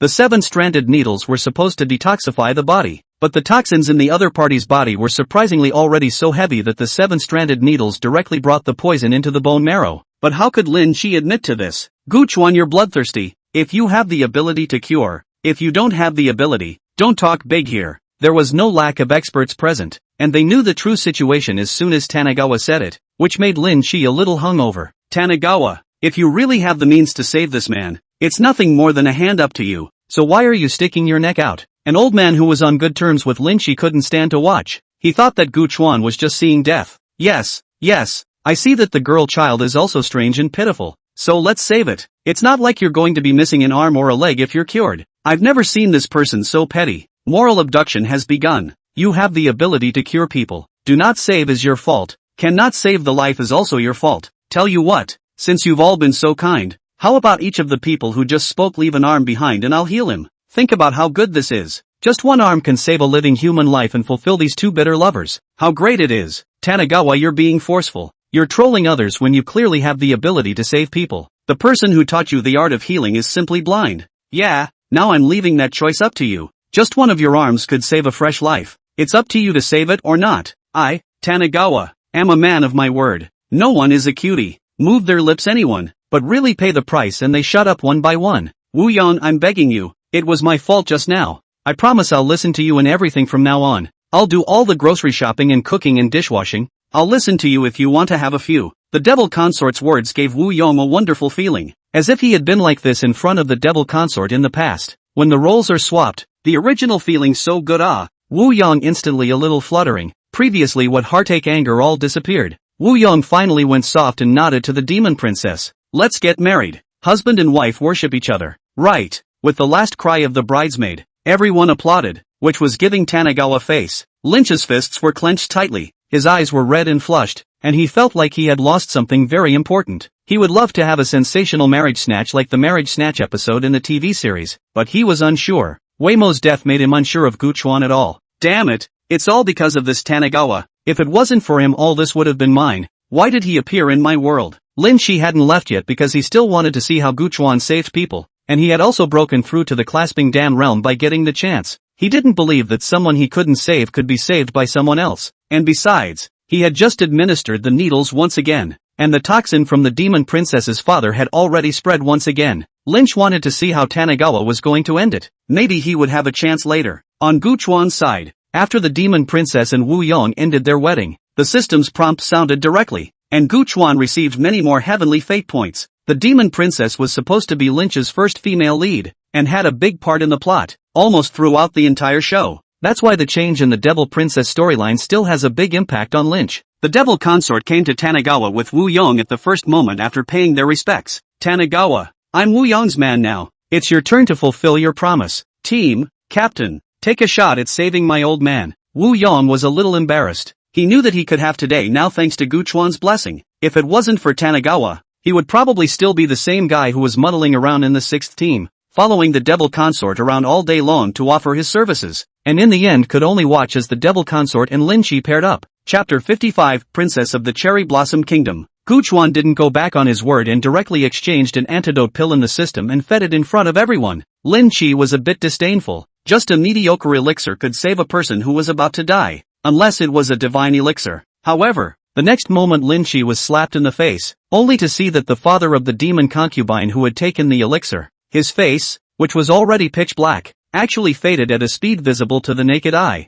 and a hint of redness appeared on his face as well. The devil consort and her mother cried tears of joy, and after another moment the devil consort's father woke up, and the three of them hugged each other again for a while. The devil consort's parents could also see that Lin Chi was like a prodigal son, the kind of person who showed mercy everywhere, and the fat man in front of them had other abilities first. Based on this aspect of love alone, it was only more than Lin Chi. It was just that the devil consort liked Lin Chi earlier, and the two of them wouldn't interfere much. Humph. Guchuan, you really are small-minded and despicable. Just a mere elixir can save the life of devil consort's father, and you have to force devil consort to marry this fatty. Tanagawa, your behavior is really disgusting. Lin Chi's face was a little too much to bear, and he took his anger out on Tanagawa. A mere potion? Tanagawa looked at the little cutie, like looking at Lin Chi. Do you know where this elixir came from? Guchuan casually blabbered. They didn't know anyway, as long as they knew how precious this elixir was. Wu Yong was moved for a moment after hearing this, and choked back tears as he called out to the captain. The devil consort was also grateful after hearing this, feeling that compared to 49 human lives, marrying fatty was nothing to be ashamed of. Lin Chi couldn't say anything to Tanagawa,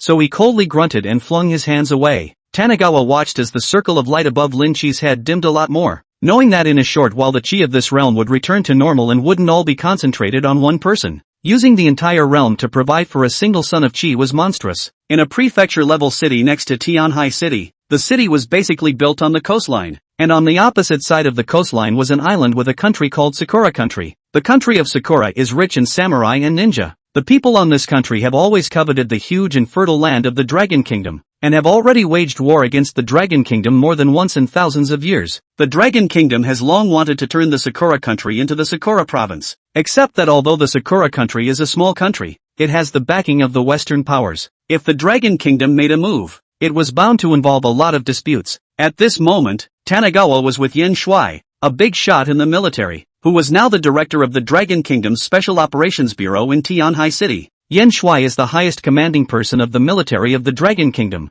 As to why the two are here, it is because Tanagawa wrote a letter to him. The letter said that Lin Chi has defected to the enemy. Yen Shuai is 10,000 times not believe. This Lin Chi, how to say, is also in his military department below the growth of a person. He does not believe that Lin Chi can do this kind of thing, so he today in Guchuan with people hiding here to see whether there is this thing. Yen Shuai would not have wanted to pay attention to this, but Guchuan, the same whole damn realm, he had to give face. Tanagawa looked like he was old and sure. In the original plot given by the system, Lynch had no thoughts of defecting to the enemy, but he wasn't repulsed by the Sakura Nation either. Even though many of the Dragon Nation's forefathers had paid the price of their lives to forge the Dragon Nation as it was today, Lin Chi is purely a martial artist idea. He believes that the success of the king loses the enemy. The Dragon Country was invaded before, that is, the Dragon Country is not capable, so the sacrifices made by the ancestors of the Dragon Kingdom to fend off the invaders were all just an ordinary war in his eyes. In his eyes, whether the Dragon Kingdom was powerful or not had nothing to do with him. What he wanted was his fists to be powerful. On a border battlefield, Lynch accidentally encountered this princess of the Sakura Nation, and as a dimensional protagonist, he naturally made the princess of the Sakura Nation fall in love with himself. This time, Lynch contacted the princess of the Sakura Kingdom because he wanted to go to the Sakura Kingdom to make a breakthrough, to experience the different samurai spirit of the Sakura Kingdom, which might be helpful for the breakthrough of his realm. It was just as well that Tanagawa was going to use this opportunity to settle Lynch once and for all, so that the chi of this realm would return to normal. Just as Yen Shuai waited with growing impatience, a nuclear submarine surfaced silently. Yen Shuai looked incredulous. How is this possible? How did it break through the blockade line of our coast? Our navy didn't even notice it in the slightest. Yen Shuai's face is full of shock. The next is violent anger. This cherry blossom country wolf heart. It seems that the coveted heart of my dragon country is not dead. There is such an advanced nuclear submarine Yen Shuai can still understand. After all, the technology of the cherry blossom country cannot be underestimated. But the location of the route of this coastline are so familiar with. That is certainly not right. Yen Shuai just wanted to command the soldiers to pack up the nuclear submarine, but was pressed back by Tanagawa. Wait, don't be in a hurry. The good show is just starting. The nuclear submarine was exposed to the water, and in a short while Lynch's figure appeared on the beach as well. A young girl in a kimono came down from the nuclear submarine, and the young girl ran towards Lynch with clogs on her feet and a cheerful look on her face. Lin Chikuan, I've come to pick you up. You're finally willing to go to the Cherry Blossom Kingdom with me. It's the day when the cherry blossoms are in full bloom. I'll take you to enjoy the flowers. The kimono girl chirped like a lark, causing Lynch, who was originally in a somewhat bad mood, to smile. The kimono girl put her arm around Lynch, who didn't refuse, and the two of them just walked towards the nuclear submarine together. This scene fell in Yen Shuai's eyes. Yen Shuai was instantly furious. Who was that young girl? Could he not know? That was the princess of the Sakura Kingdom, Toto Yuki. Dodo Yuki happily introduced the nuclear submarine in front of him to Lin Chi. Did you see it? Lin Chi Jun. This submarine was able to evade your Dragon Kingdom's detection. Awesome or not?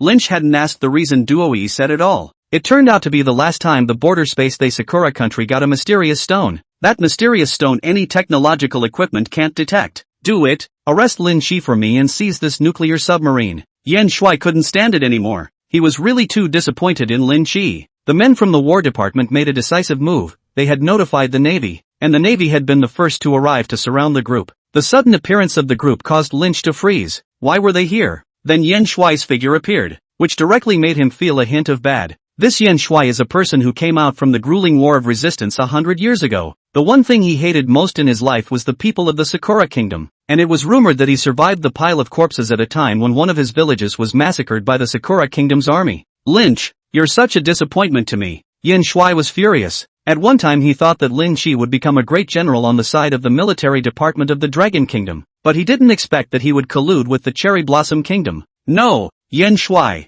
it's not what you think. Listen to me. Lin Chi wanted to explain, but he was directly interrupted by Duo Jie who was on the side. Old man, what do you want to do? Lin Chijun is our Cherry Blossom country's prince-in-law, the son-in-law of my Cherry Blossom country's emperor. Puerto Rico's words directly caused Yan Shui to become furious and directly take matters into his own hands. Lynch tried to shake off Duo Yuki's hand, but the other man was holding him in a death grip. At the same time a samurai flew out of the nuclear submarine, holding a sword and directly blocking Yan Shui. Hey, Yan Shui Jun, have words, consume say, Mesa is, our, Cherry Blossom country's, emperor's son-in-law. Yumeko Wakuko get out of my way. I'm going to kill this ungrateful white-eyed wolf. Yumeko Wakuzi is the Sakura country hold Dan realm this level of experts. Decades in Yan Shui fight no less than 100 times. Both sides cannot help who. Chapter 56, no one is in a position to forgive for others. Lin Chi, don't you know the grudge between the two sides? How dare you hook up with the princess of the Cherry Blossom Kingdom? Yan Shui loudly questioned Lin Chi. No, Yan Shui listen to me. It's not like that. Lynch was just about to explain when he was interrupted again by a pull from Duo Jie. Tanagawa looked a bit speechless. Couldn't he say a complete sentence? People can interrupt you with a casual gesture. Are you trying to let misunderstandings arise and then eventually go through all sorts of bull ***** before resolving them? Yan Shuijuan, the past is the past. Why do you guys keep holding on to it? It's a new era now. Let's not let the things of the old times affect the friendship between our two countries. Dodo Yuki said it all. In a nutshell, why are you so petty in the Dragon Kingdom? How many years have passed since then? And the people who were there are almost dead. Why do you still want to hold on to them? Lynch, do you think so too? Yan Shui asked Lin Chi. Lin Chi did not have the first difficulty in answering. Yan Shui saw Lin Chi's thoughts at a glance. Lin Chi, you disappoint me too much. Yan Shui couldn't imagine that the young man he was looking at would think like this. Doesn't he realize that he is where he is today because his forefathers fought with their lives? How can this be forgotten?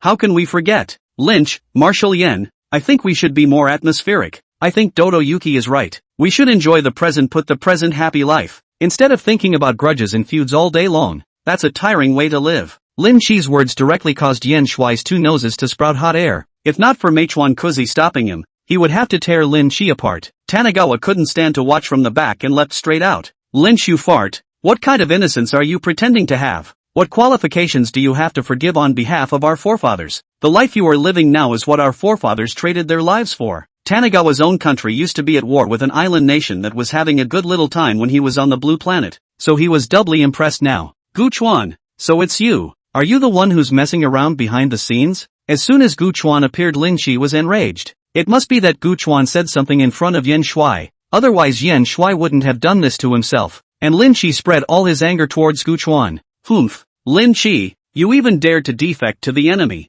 You really are not worthy of death. Gu Chuan directly slapped a big hat on Lin Chi as soon as he came up. Lin Chi had gradually lost his mind and didn't think much about it and directly replied, I just defected, what do you want? What can you do? With that said, he also wrapped Duo Yuki in his arms. As soon as these words were uttered, the halo around Lin Chi's head went down another round of darkness. Even though Lin Chi was the son of this world's dimension, but he was born in this country, and the one who got the most chi was him. And when he said that, it also showed that he had drawn a line with this country. In that case, go to hell, Tanagawa Shang. Take that kid's head back. Yan Shui took the initiative to launch an attack, stopping Yumegawa Koko. Gu Chuan understood and directly killed towards Lin Chi. not holding back in the slightest. Lin Shi clenched his fist to meet him, but how could he be Tanagawa's opponent? Tanagawa casually used a martial arts skill that was beyond the level of this realm, making Lin Shi unable to resist. As Duo Yuki stared in disbelief, another ninja in full tights with a masked face flew out of the nuclear submarine.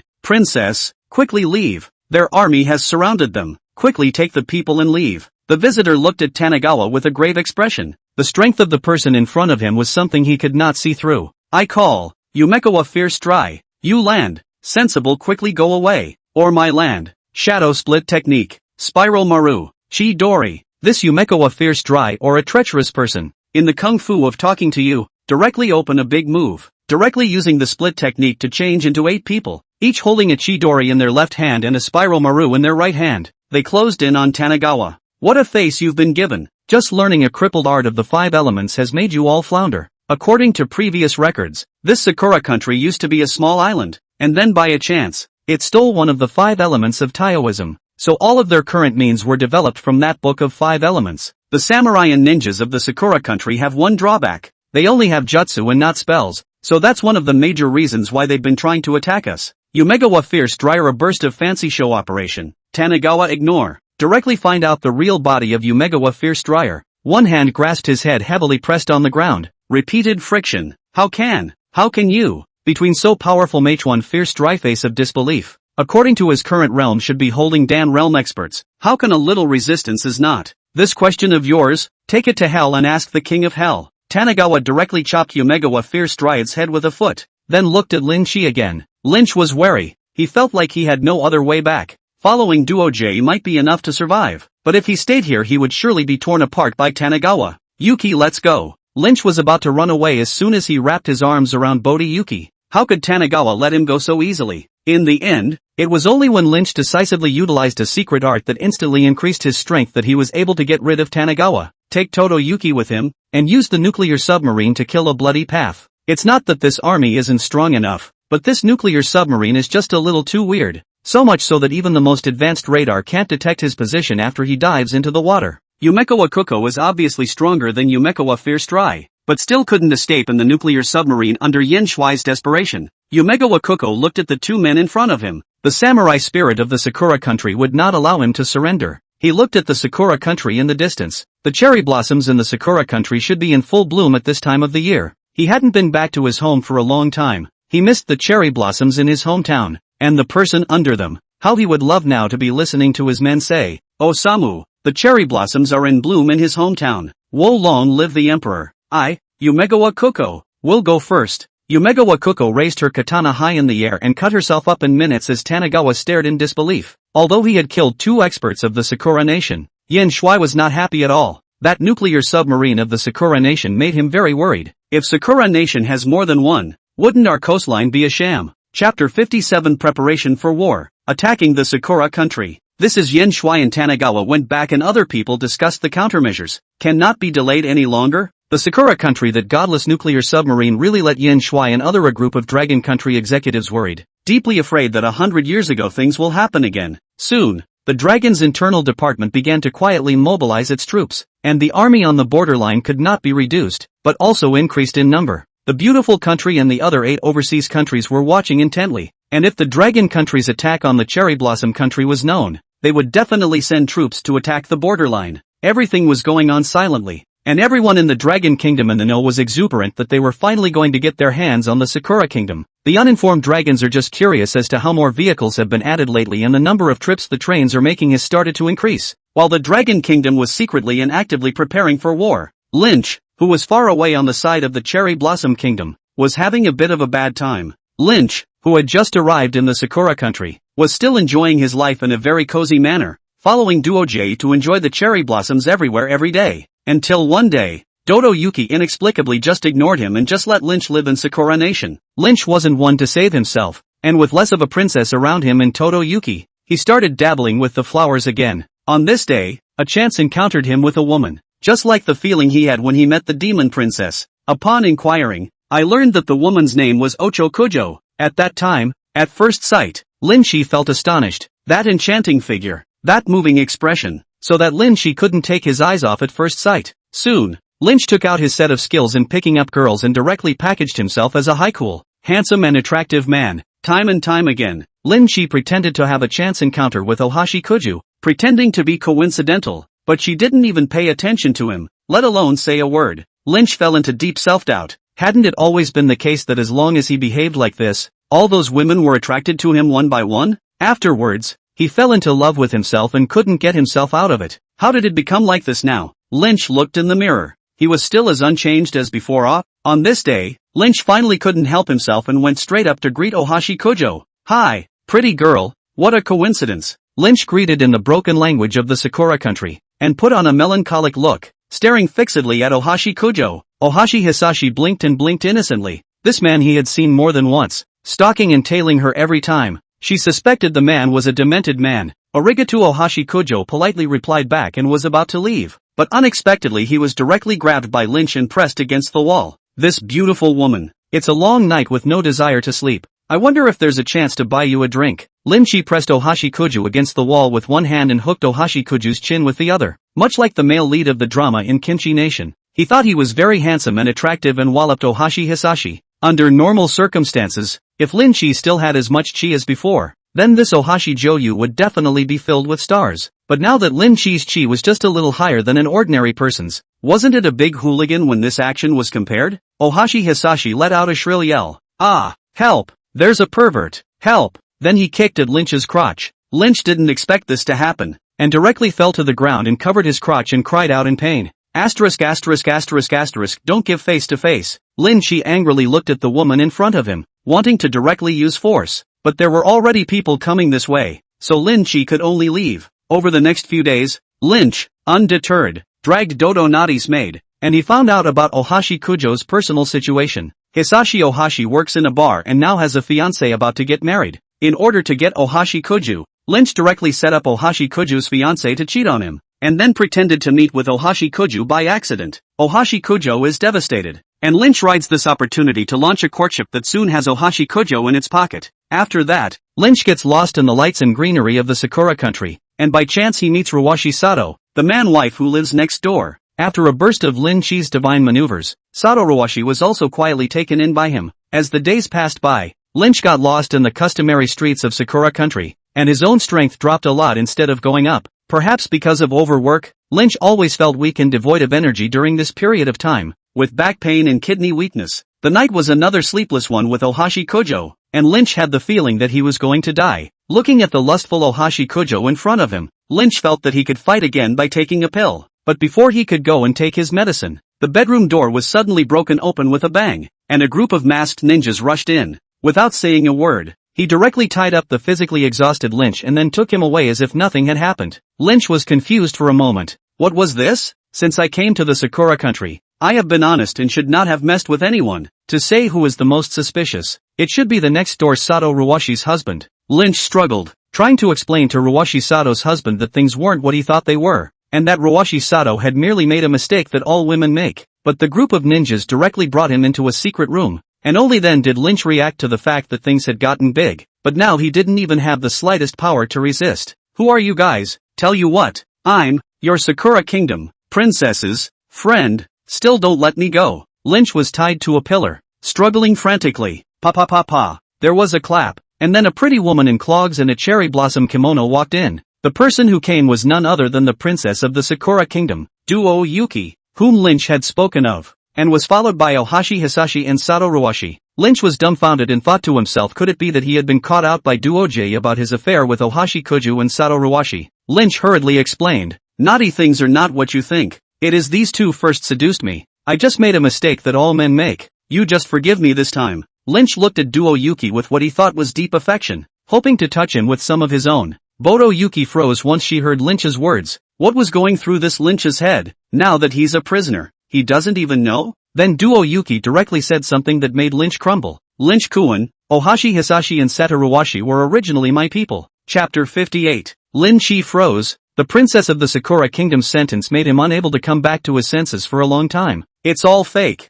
Jojo with a boyfriend is fake. Ruwashi with a husband is fake. Everything is fake. Lynch was now deeply appreciating the saying, "The most advanced hunters often appear as prey." Princess Nadi, I'm true to you. Please believe me. Lynch was still making his last struggle. He hoped that the princess of Sakura country was sincere in her love for him. From the first time he met the princess of the Sakura kingdom, Lynch thought she was a naive, romantic and innocent girl, and he believed that it was all a joke that the princess of the Sakura kingdom had played with him. Lin Shijuan, don't be naive. Our Cherry Blossom Kingdom sacrificed 2 clasping Dan realm experts for nothing. What do you think it was for? Lin Shijuan, if you're sensible, hand over the technique you're practicing so that you can still suffer a little less. The princess of the Sakura Kingdom's words directly made Lin Shi's heart fall like an ice cave. After all, was he wrongly paid? Lin Shi held back his anger and wanted to break free from the bonds on his body. In the past this area of the chain could not bind him at all. But today I do not know what happened, he could not use his strength at all. Lin Shijuan, don't waste your energy.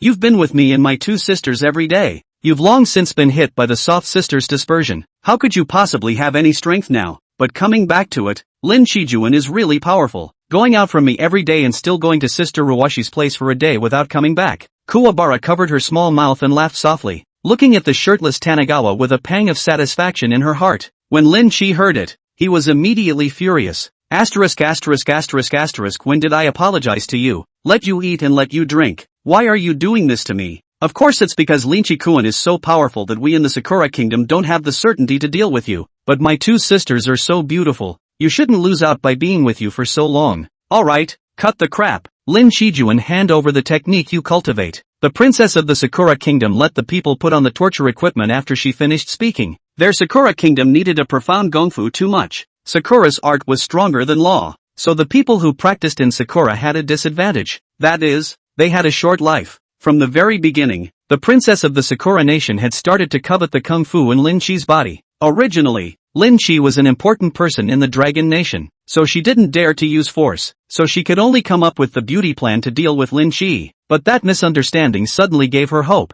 Originally she just wanted to pick up Lin Shi to come to Cherry Blossom Country to play, but she didn't expect to be seen by Yan Shuai, the supreme commander of the military department of the Dragon Kingdom. Under the trick, the princess of the Sakura Kingdom directly let this misunderstanding sit, and she saw that the other person was also not dealing with Lin Shi. Lin Shi had originally still gritted his teeth and forced himself to endure, because he knew that as long as he revealed his feats he would definitely not live long. But the people of the Cherry Blossom Country were so despicable that they directly used Lynch's most valuable part as a threat, and if he didn't say anything, they would make that organ into wine for him to drink himself. Therefore, when Lin Shi decisively stated the half-true and half-false feats, the people of the Sakura country were very happy and went straight to experimenting. The distance between the Dragon Kingdom and the nearest island in the Sakura Kingdom was about 690 kilometers, and it would take less than an hour for a fighter plane to fly there. But a warship wouldn't be so fast. One by one, the warships began to assemble. The Dragon Kingdom was staging military maneuvers externally. 600 warships, an aircraft carrier, and 300 fighters, totaling 300,000 soldiers running onto the battlefield. The scale of this military exercise in the Dragon Kingdom is not small. The world is watching, and the Sakura Kingdom is even more heavily guarded, not daring to slacken for a moment. As we approached the waters of the Sakura country, the Sakura country began to shout, "Land ahead, Dragon Kingdom troops, this is Sakura Kingdom land. Waters, please leave quickly." The warning sound of the Sakura Kingdom's warships rang out from the loudspeakers. Yen Shuai in the rear breathed out a deep breath. Waging a war to labor the people and injure their money is no one wants to see. But today, in order to prevent it, the new hatred and old hatred added together must be fought. Hit me hard. At Yen Shuai's order, the Dragon Kingdom fleet was suddenly in a clear order, and one by one, the cannons greeted the Sakura Kingdom's fleet. The fighters rose into the air, straight into the territory of the Sakura country. A brilliant cannon fire blooming on the blue sea, more dazzling than the cherry blossoms of the Sakura country. The Dragon country made the first move and beat the Sakura country back. The soldiers of the Dragon country faced the soldiers of the Sakura country as if they were also automatically added buff. Each of them was a bludgeon. Cherry Blossom country is originally an island country. The Dragon Kingdom army was divided into 3 directions, and as soon as they docked, they directly occupied 3 small islands. And the Dragon Kingdom army in the rear was still increasing, and the army in the front was constantly attacking. At the same time, the Dragon Kingdom's various borderlines were also at war, and the 8 overseas countries directly attacked, wanting to encircle the way to save Zhao to make the Dragon Kingdom give up attacking the Sakura Kingdom. Every general in the Dragon Kingdom was building a defense line with their lives, and every troop fought until the end, never retreating even if there was only one soldier left. On the side of Sakura country, the Dragon army accelerated its speed and fought every second. The strategic deployment to fight into Sakura had been rehearsed many times, so this time, The attack on Sakura country under the superior force. The fight was still very smooth. 3 days later, the borderline of the Dragon Kingdom received strong support from the White Bear Kingdom and the Iron Man Kingdom, and the pressure on the borderline was greatly reduced. Sakura country now only has 4 islands left to hold on to. The rest have been occupied by the Dragon country. Yen Shuai, what do you mean? Attacking my Sakura kingdom for no reason? Please give me an explanation. This was the supreme commander of the Sakura kingdom, Kato Oyaka, who was currently draped in a black cloak, looking angrily at Yen Shuai. What for? You Sakura nation captured my Dragon nation's top commander, Lynch, and I'm going to ask you what for. This is the excuse that Tanagawa came up with. Now in this era there is a name or good to do it. Lynch's role now is acting as a toolman. Nonsense. Lin Chi is our Sakura kingdom's son-in-law. How could we possibly arrest him? Kato Otaka defended, thinking to himself, could it be that they had found out about Lin Chi? If they really knew that the Sakura nation was stealing the Dragon nation's cultivation techniques, this fight-in also became justifiable. Humph, I'm talking nonsense. Then you let Lin Chi come out to confront to see if he's your Cherry Blossom Kingdom's emperor's son-in-law or not. Yen Shuai was emboldened, and the secret agents in the Sakura country had long ago sent back the news that Lin Chi had suddenly disappeared and was suspected of being controlled by the Sakura country. Boom, boom, boom. Just in the gap between the two of them talking, the Dragon Kingdom's fleet was sunk one after another, only to see a godforsaken black nuclear submarine constantly swimming below the Dragon Kingdom's fleet. Dragon countryside to take this thing at all, no way. Radar search and cannot search. Naked eye and cannot keep up with its speed of movement. For a moment the Dragon country fleet into a passive situation. Chapter 59 Conclusion. Humph, Yen Shuai-kun, this is our Cherry Blossom Kingdom. In the border space, getting ground, special materials, how about it? Kato Oyaka looked at the nuclear submarine's battle results with satisfaction. But before Kato Otaka could be complacent for long, he heard a very amused voice ring out. All of you, follow the direction of my cannon and shoot together. How ship sat on the cannon given by Tanagawa for a moment of heat. Boom, boom, boom. The cannon fires, and the auto-tracking feature is useful not only for people, but for items as well. The cannon's shells flew at breakneck speed over the sea, then plunged straight into the water with a jerk. There! Someone with sharp eyes yelled,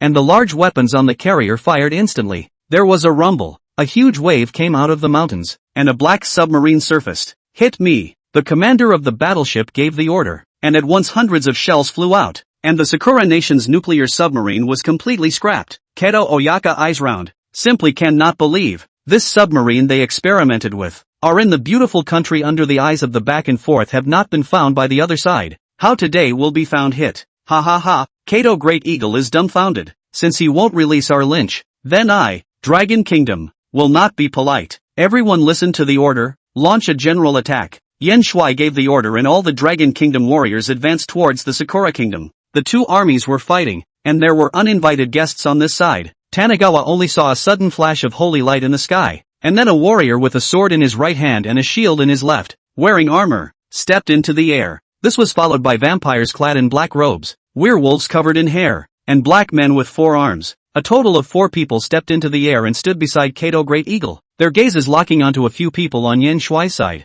This was the critical moment of this war, and it was the few people standing above who would decide whether this war would be won or lost. When individual force reaches a very, very high level, the number of people on the battlefield can no longer affect the victory or defeat. It wasn't an exaggeration to say that if a few people from the Dragon Kingdom lost under these people, the troops below could be swept away by these people in minutes. Yen Shuai, stop, you guys, just 3 of you are no match for the 5 of us. The Holy Light Warrior opened his mouth. The situation was already obvious. 5 clasping Dan realms still couldn't beat 3? Yen Shuai's face was ugly. He knew that there would be people to support the Sakura country, but he didn't expect that all 4 of these big countries would come. Clasping Dan realm powerhouses are also scarce in the Dragon Kingdom, and being able to have 3 come over to the Sakura Kingdom battlefield is already a great deal of attention. Yen Shuai was helpless, took a deep breath, full of reluctance. Almost, just a little bit, this Cherry Blossom country will become a Cherry Blossom province. Yen Shuai was about to give up when Gu Chuan directly struck, only to see Tanagawa leap out and appear directly in front of the 4-armed black man, directly ripping off 2 of his arms. Then,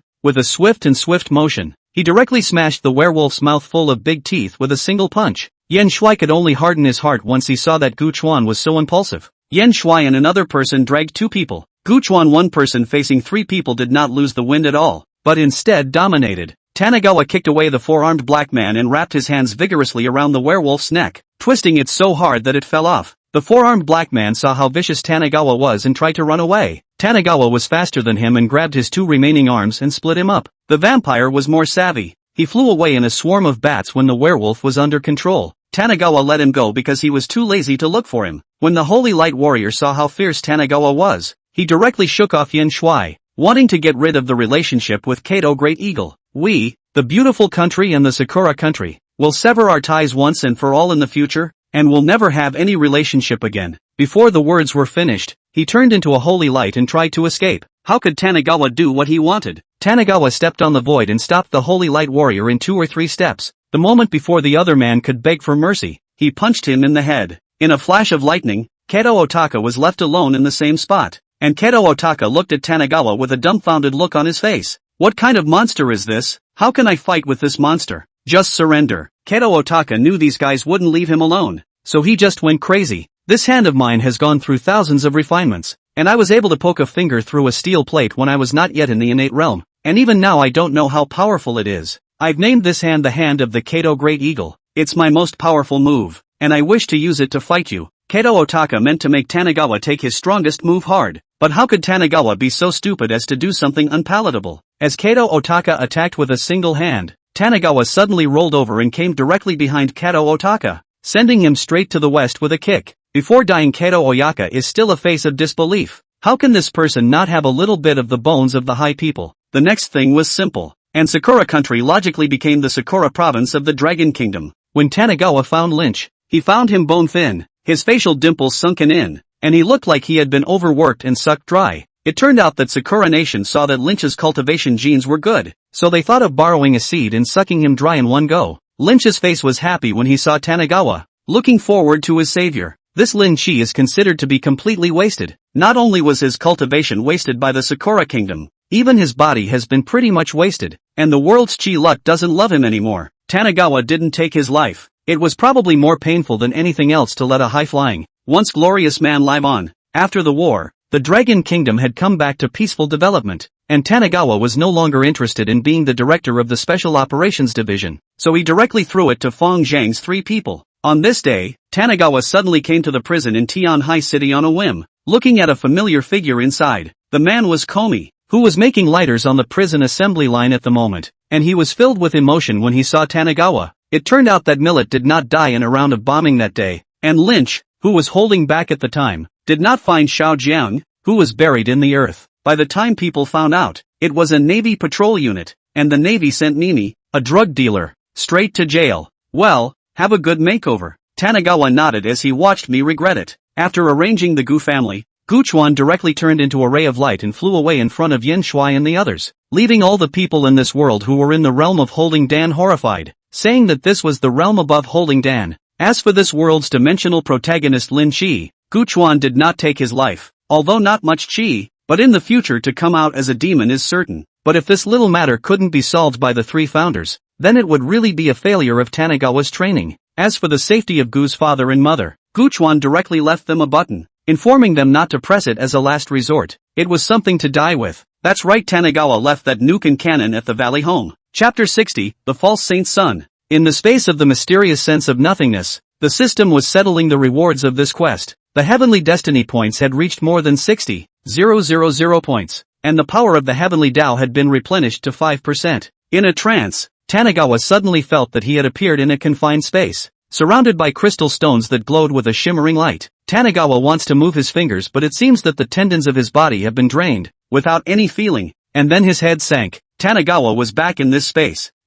Tanigawa was familiar with the feeling he had just gotten, as if he had been locked in a small space. Could it be my body? Tanigawa was puzzled and wanted to ask the system, but the system just acted like it was playing dumb, all ignoring Tanigawa. Does the host travel to the next realm immediately? The system's senseless voice rang out. Since he couldn't figure it out, he didn't want to. Tanigawa wasn't the kind of person who dwelled on it. As long as his strength was restored, all the circumstances would be clear by then. Travel to the next realm, Tanigawa said, starting to receive information about the next realm. Mount Teis was a secret spiritual mountain in the Thousand Xiang realm, and the Teis sect, the number 1 power in the Thousand Xiang realm, was rooted on it. Just 3 days ago, something unthinkable, out of the ordinary and expected happened in the Teis sect. Taizé sect's eldest senior brother Guchuan was originally the thousand auspicious sacred son of the thousand auspicious realm for the past 100 years, and Taizé sect had also devoted all its efforts to cultivating it, supplying ample supplies of whatever magic treasures and feats were available. The Thousand Xiang realm is not a peaceful world as its name suggests. On the contrary, the Thousand Xiang realm is now in a precarious situation. 10,000 years ago, there was originally an abundance of spiritual qi.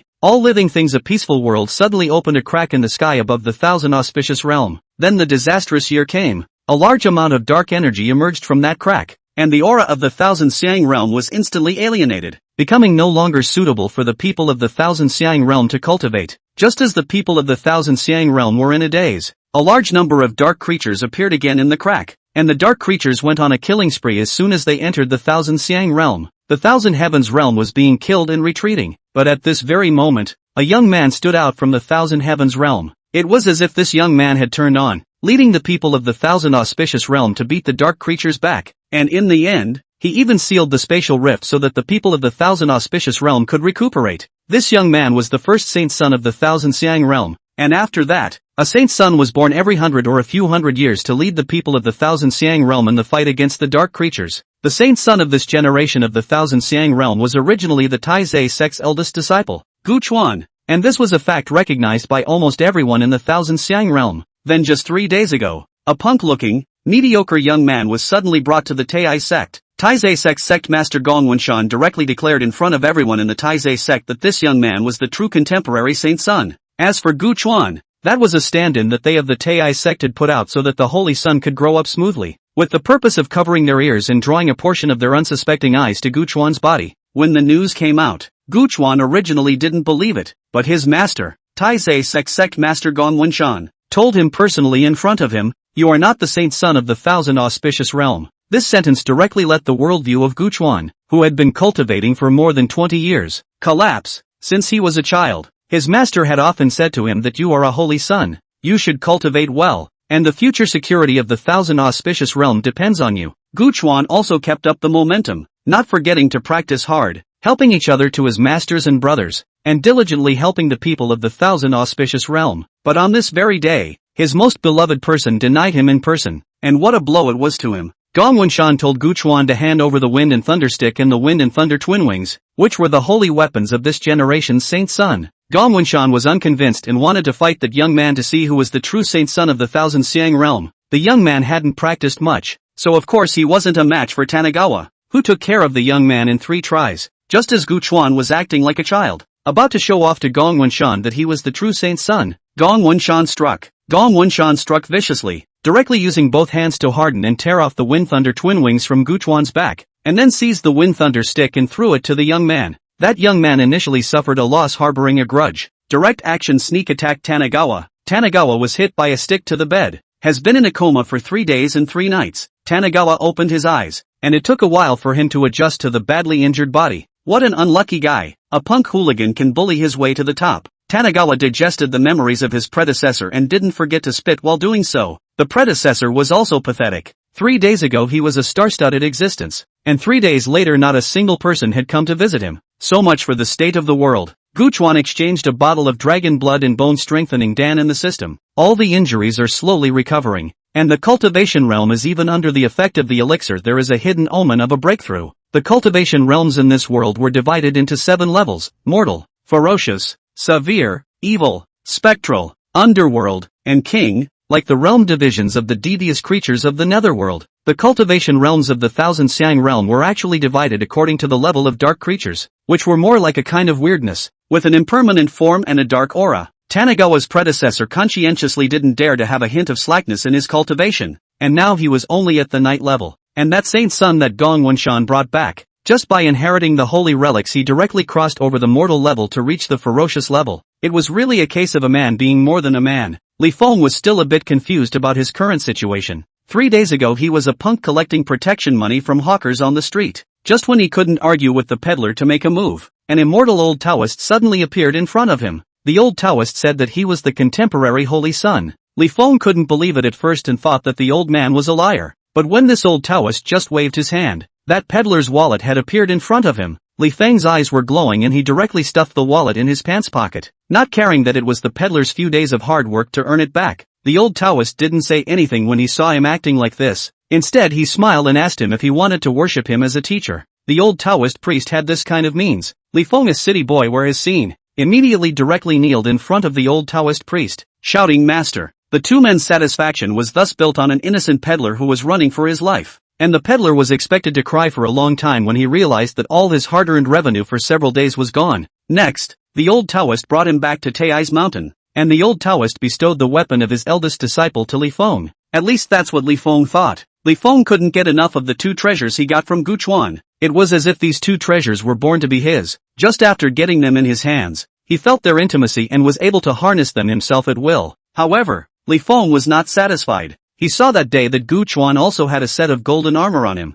That golden light Li Feng had long been looking at red eyes. At first for 2 days Li Feng didn't dare to hit Gu Chuan's attention. But when he saw the flattery that many people in Tai's sect had showered on him over the past 2 days, it made him a little bit fluttery. So today he was going to wear the armor that Gu Chuan had on him on his own body. And then he would surely be even more imposing when he walked out. Chapter 61, Robbery at the Door. Li Feng looked at Tanagawa's luxurious residence and his heart was envious. He thought that this thing would have been his, only Tanagawa instead of his saint son's position in order to live in. Thinking this way, Li Feng was even more at peace with himself, and the door did not knock with the 2 dog legs behind him that he had just accepted to go through the door. If it were usual, who would dare to enter Tanagawa's courtyard like this? That is, now Tanagawa is basically wasted, and Gong Wenshan has abandoned him, so not a single person in the entire Tai's sect takes Tanagawa seriously now. Li Feng kicked open the door of the room with the air of a shrewish scoundrel, and when he saw Gu Chuan lying on the bed in his golden armor, his eyes glowed. Also disregarding Gu Chuan's current situation, Li Feng went straight to his hands to undo that armor in his haste. Tanagawa opened his eyes and slapped him directly. Li Feng grunted and spun around several times, sitting on his butt on the ground. Gu Chuan, what are you doing? This is a saint's son. Do you think you're still the Taizé sect's eldest brother? The 2 lapdogs hurriedly picked up Li Feng and opened their mouths to curse at Gu Chuan. Tanagawa didn't have the idea of spoiling people, and directly sat up from the bed, picking up the chopsticks next to the meal with a flick of his hand. Pust! After the 2 sounds, the 2 doglegs fell to the ground with fearful faces covering their necks. When Li Feng saw this, he just stood up and was scared again. Gu Chuan, what do you want? Let me tell you, I'm the saint son of this generation of the Thousand Xiang realm. You can't kill me. Li Feng climbed up from the ground and ran out with his ass in the air. Che, that's all there is to a holy son. Gu Chuan shook his head. Perhaps many years later, when Li Feng grows up, he will have the temperament of the holy son of the first realm. Right now it's just still a good and courageous, playing careful to take advantage of the little punk little liar. Sure enough, as soon as Li Feng was out of Tanagawa's gate, he directly ripped open his voice and let out a hiss. It's not good. Tanagawa killed someone. Tanagawa betrayed the Tai's faction. Li Feng directly put a big hat on Tanagawa and stood on the moral high ground. Only in this way could he accurately hit Tanagawa. This matter was familiar to him. In the past few days under Gong Wenshan's campaign, Li Feng's prestige in the Tai sect was great, and Li Feng's voice directly attracted many people over to inquire about the situation. After Li Feng exaggerated for a while, all the people of the Tai sect were furious and wanted to go and settle the score with Tanagawa. You're just an outcast. Letting you stay in the sect for these few days is already merciful. How dare you commit murder in front of the Holy Sun? This was a chance to flatter the Saint's son. They didn't want to miss it. Gu Chuan, what do you mean? You dare to kill in public even in the Tai sect? I've already notified the law enforcement team, so hurry up and kowtow and apologize to the Holy Sun while you're at it, and then you might be able to keep your life. Gu Chuan, you're no longer that lofty senior brother. Now that you've been invalidated, you're just not even as good as us. What do you have to be proud of? Tanagawa, you've impersonated the Holy Sun for so many years. Don't you have any shame? Everyone was bashing Tanagawa. Their words were more intense than one another, and they all wanted to make a good showing in front of the Holy Sun and show their faces, maybe accidentally by the Holy Sun, then follow the side of the Holy Sun. That is at least a from the dragon's merit. I've been impersonating a saint's son for years? You guys go ask Gong Wenshan. He's the one who made me the saint's son. Gu Chuan continued to bull **** with them as the energy in his body surged rapidly, digesting the dragon blood bone strengthening pill in order to break through a realm in the fastest time possible. Do you guys think it's easy for me to sit on this Holy Sun seat? Tanagawa undid the armor on his body, revealing a body full of scars. This was when I was 8 years old. The dark creature disguised as a Tai sect disciple sneaked up on me and stabbed me in the heart with a sword. If it wasn't for the fact that my life was so strong that the sword ended up being deflected by 3 centimeters, I would have died long ago. Also, this was caused by an ambush and siege by dark creatures when I was 13 years old. following my senior uncle on his first mission out. And a single scar on Tanagawa's body spoke of their reluctance. Open your dog's eyes and see what Gongwon-shan made me this holy son position for. It's to make me a scapegoat and take the blame for him. I won't say anything about being a scapegoat, but now that you guys are even saying that I'm wrong, I'll ask you whose conscience has been eaten by a dog. Anyway, having already torn his face off, Tanagawa had no respect for Miyabi Fumiyama and called him by his first name. Gu Chuan's words made so many people unable to open their mouths in shame. They only saw the panache of sitting in the position of the saint's son, but they didn't see the hardships behind this position. But some people are shameless. Tanagawa's words, instead of making them reflect, but more intensified. Tanagawa, it would be an honor for you to take the knife for the Holy Son. We couldn't do it if we wanted to. That's it. What's wrong with making a scapegoat for the Holy Son? It's also a payment for the 1,000 auspicious realm. And it's only you, Gu Chuan, who doesn't know how to speak well. These two were the most bouncy ones, directly pointing at Tanagawa's nose to start spraying. Looking at Li Feng's heart, a burst of satisfaction. This duo really knows their own mind. What happened to letting you Gu Chuan take the back seat? That is your honor. I am the holy son of Qianxiang realm. In the future, the safety and security of Qianxiang realm will have to be picked up by me alone. Li Feng, the more you think about it, the more you are at peace with yourself. Gu Chuan had completely digested the dragon blood bone strengthening pill in his body, and his cultivation level had also broken through to the evil level without a sound. Evil level in the 1,000 Xiang realm that also counts on the master. To know even in the Taizé sect evil level strength that is also a proper elder. Since you two are so fond of blocking knives for the Holy Son, I'll give you a chance. Tanagawa stood up and directly drew out one of the ghost head knives at the foot of the bed. Gu Chuan, what do you want to do? This is the Taizé sect. It's not a place where you can be wild. Those two people who screamed the most panicked were a bit scared, their feet unconsciously retreating towards the back. Don't you all want to scapegoat the Holy Son? Well then, I'll fulfill you. Gu Chuan swung his knife at Li Feng. The two had no idea of blocking the knife, and directly wiped their feet and wanted to bolt. Li Feng was also standing on the side, scared silly. What happened? Hasn't this Gu Chuan already been destroyed by the master? Didn't master say that this Gu Chuan can't recover his strength? Tanagawa knife a draw did not cut at Li Feng. Now is not the time. He does not have that strength yet. With a fling, Tanagawa directly grabbed the two people who had just gotten high from their mouths in front of him. What's the matter? Aren't you guys trying to block the knife? What's with the running? Tanagawa slapped the duo in the face with the cold blade. The two were silenced. How could they not expect Gu Chuan's strength to be restored? That day they clearly saw that the sect leader had already abolished him. Eldest brother, we deserve to die, spare us. Eldest brother, we were momentarily haunted. What I just said was not my intention. Chapter 62, Talent. Tanagawa looked at the two contraptions in front of him with a curious expression. Were they characters out for a laugh? Gu Chuan suddenly had a bad taste in his mouth and pointed toward Li Feng and said, "Then you guys say, what is he?" The two men didn't even look at who Tanagawa was referring to and just opened their mouths. Eldest senior brother, you're lifting him up too much. He's not, at all, a thing, just a marketer who likes to cheat. Yes. Eldest brother, how can this a city scoundrel's man be a holy son? It must be Gongwon-shan witch blind, treating this not-so-thingy thing like him as a holy son. Li Feng listened to a face full of black. Gu Chuan listened to a rash. These two is talent. Gu Chuan are a little down. Who dares to cause trouble here? Why don't you quickly bind your hands? The law enforcement team came, and as soon as they arrived, they towered over them, full of unruffled authority. Senior brother, you're finally here. Senior brother, you have to make a decision for us. Senior brother, that punk killed someone and blackmailed us into saying bad things about the Holy Son. Quickly arrest him. I go. Really talented. Tanagawa cannot help but burst out. He has never seen such a brazen person, only to see these two rolling and crawling to the feet of the law enforcement team, grabbing the pants leg of the law enforcement team's leader and bursting into tears. It felt like an aggrieved little. They just said that Miyabi-san is blind. Tanagawa interjected. The leader of the law enforcement team was called Black Mountain, a man with a strong physique and a one-track mind.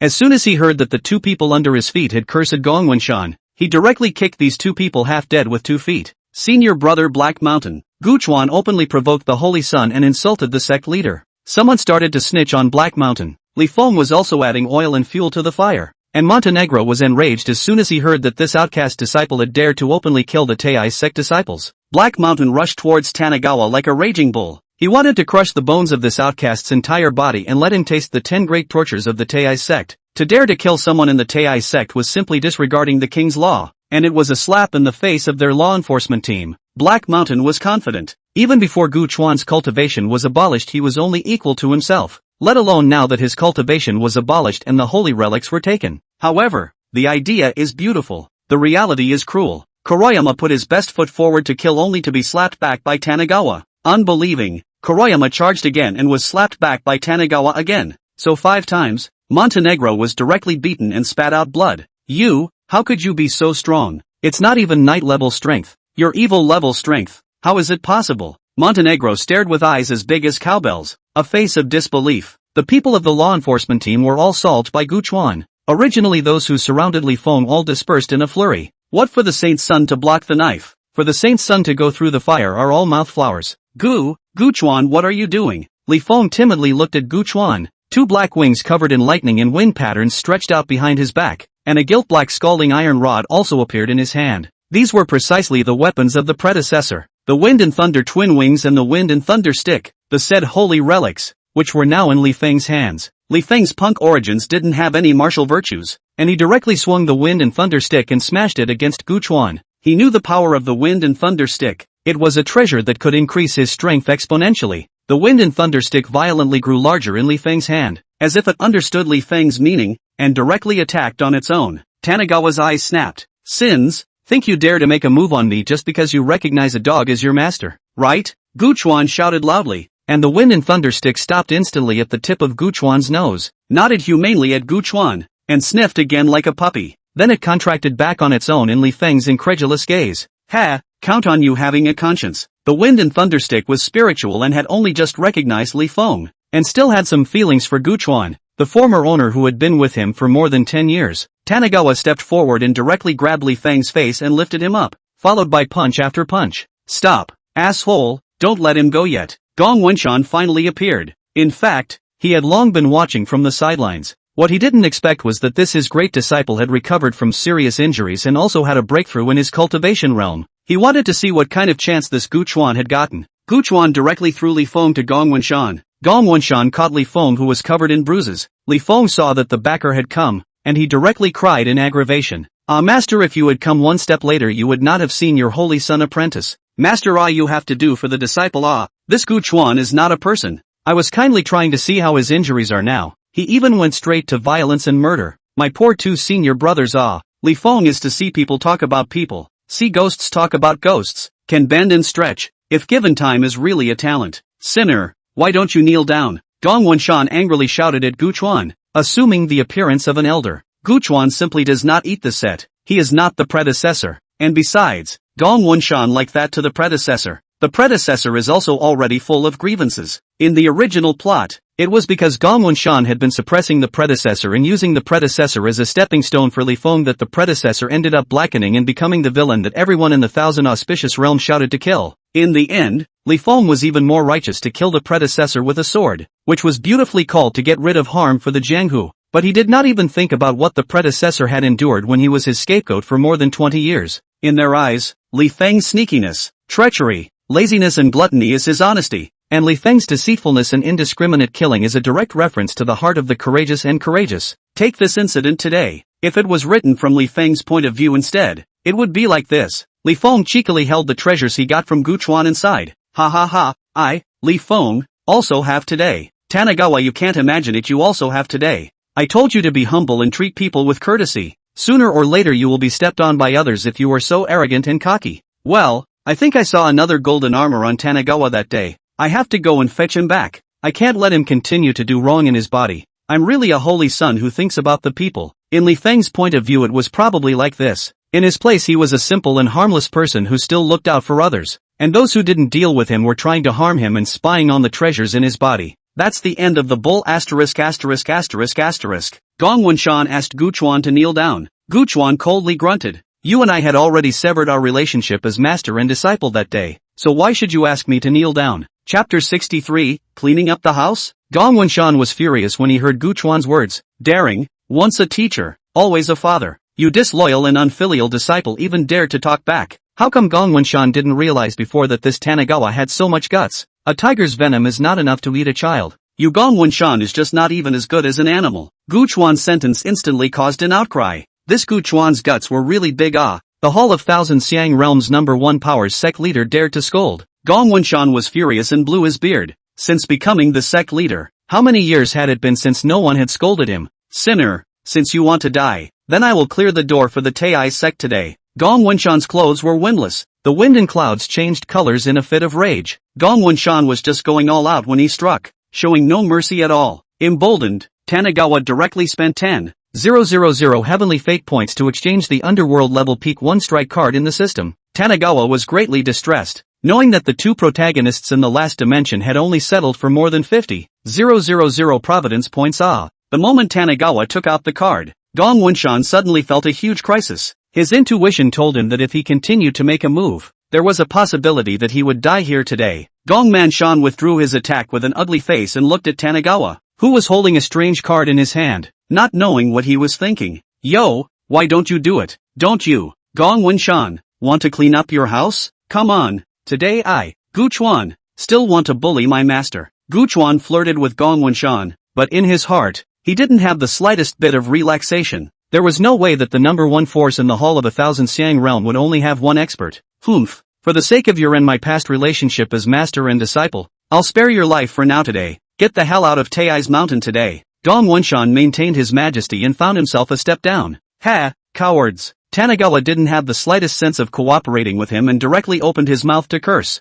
Bunch of short-sighted guys. After cursing, Tanagawa packed up his things, carried his bag alone, and descended Tai's. On a peak on Tai's mountain, Gong Wunshan and another old man were sitting opposite each other, quietly watching the distant Tanagawa. The old man sighed and said, "You're still in too much of a hurry. This child's talent is very good. You should have taken your time to plan." Gong Wunshan's face was dark. He hadn't lost his temper over Gu Chuan's incident. Humph, what can I do? The seal of the spatial rift has already begun to loosen. If we don't speed up, we, 1,000 auspicious realm, will be plunged into havoc once more. Furthermore, that Gu Chuan was originally a stand-in for the Saint's son. Now that the Saint's son has come forth, he should dedicate all that he has to the Saint's son. Without even a little awareness like that, he doesn't deserve to be my disciple. Eldest brother, wait for us. Just as he reached the foot of the mountain, a man and a woman chased him down. Tanagawa looked back and saw that it was the youngest brother and sister of the predecessor. Junior brother, junior sister, why are you guys here? For these two and the predecessor's feelings were still very good. It could almost be said that the predecessor had watched them grow up. Eldest senior brother, don't blame us for not coming to see you. It's all because of master. He grounded us both. We are now sneaking out. The youngest senior sister spat out her tongue, ghostly and adorable. Do you really want to leave, eldest brother? Master must have been quick with his tongue for a moment. You go back and beg master, and senior sister and I will put in a good word for you again, and you definitely won't be kicked out of the Tai sect. Junior senior brother nervously looked at Gu Chuan. His heart was very reluctant to part with him. Gu Chuan patted his little sister's head, looked at the two of them and said, I have severed the relationship between master and disciple with Gong Wunshan. I will see you again in the Jianghu in the future. Eldest senior brother, you should stop patting my head. I'm not a junior sister anymore. The junior sister covered her head, pouted, and said with dissatisfaction. Junior sister's words suddenly made Tanagawa remember that junior brother and junior sister were childhood sweethearts, a recognized pair in the Tai sect. But it seemed like since Li Feng arrived, he directly started to go and hook up with the junior sister in order to penetrate inside the Tai sect faster. The youngest sister, who had been living in the Tai sect and had not been out of the mountains, which had seen this kind of shrewish scoundrel. For a moment the youngest sister aroused great interest in Li Feng. As for the young master, where is Li Feng's opponent? Li Feng's a few small actions will directly support the young master far away. And when the young master returned, he found that the yellow flowers are cold. Gu Chuan finally patted his junior brother's shoulder and told him to keep an eye on Li Feng and not to listen to him for everything. Tanagawa left. He was going to go to the smallest power in the 1,000 Xiang realm to put down roots. There was a very interesting power over there. The 1,000 Xiang realm could be divided into a total of 4 forces. The first being Tai's mountain, the second being Shangyang temple, the third being sacred firehouse, and the fourth being 10 square village. Other than the 10 square village, which was a new rising power, the other 3 were all veteran powers. These 3 powers took turns accepting disciple saints every few hundred years, and this time it was the turn of Tai's mountain. Aside from the areas ruled by these 4 forces, all other places have been invaded by dark energy and become no longer suitable for human survival. As the smallest of the forces, the 10 square village had a large portion of its territory invaded by dark energy, so it was basically like a triple zone, with experts in attendance, but not like the other 3 forces who were all one-dimensional.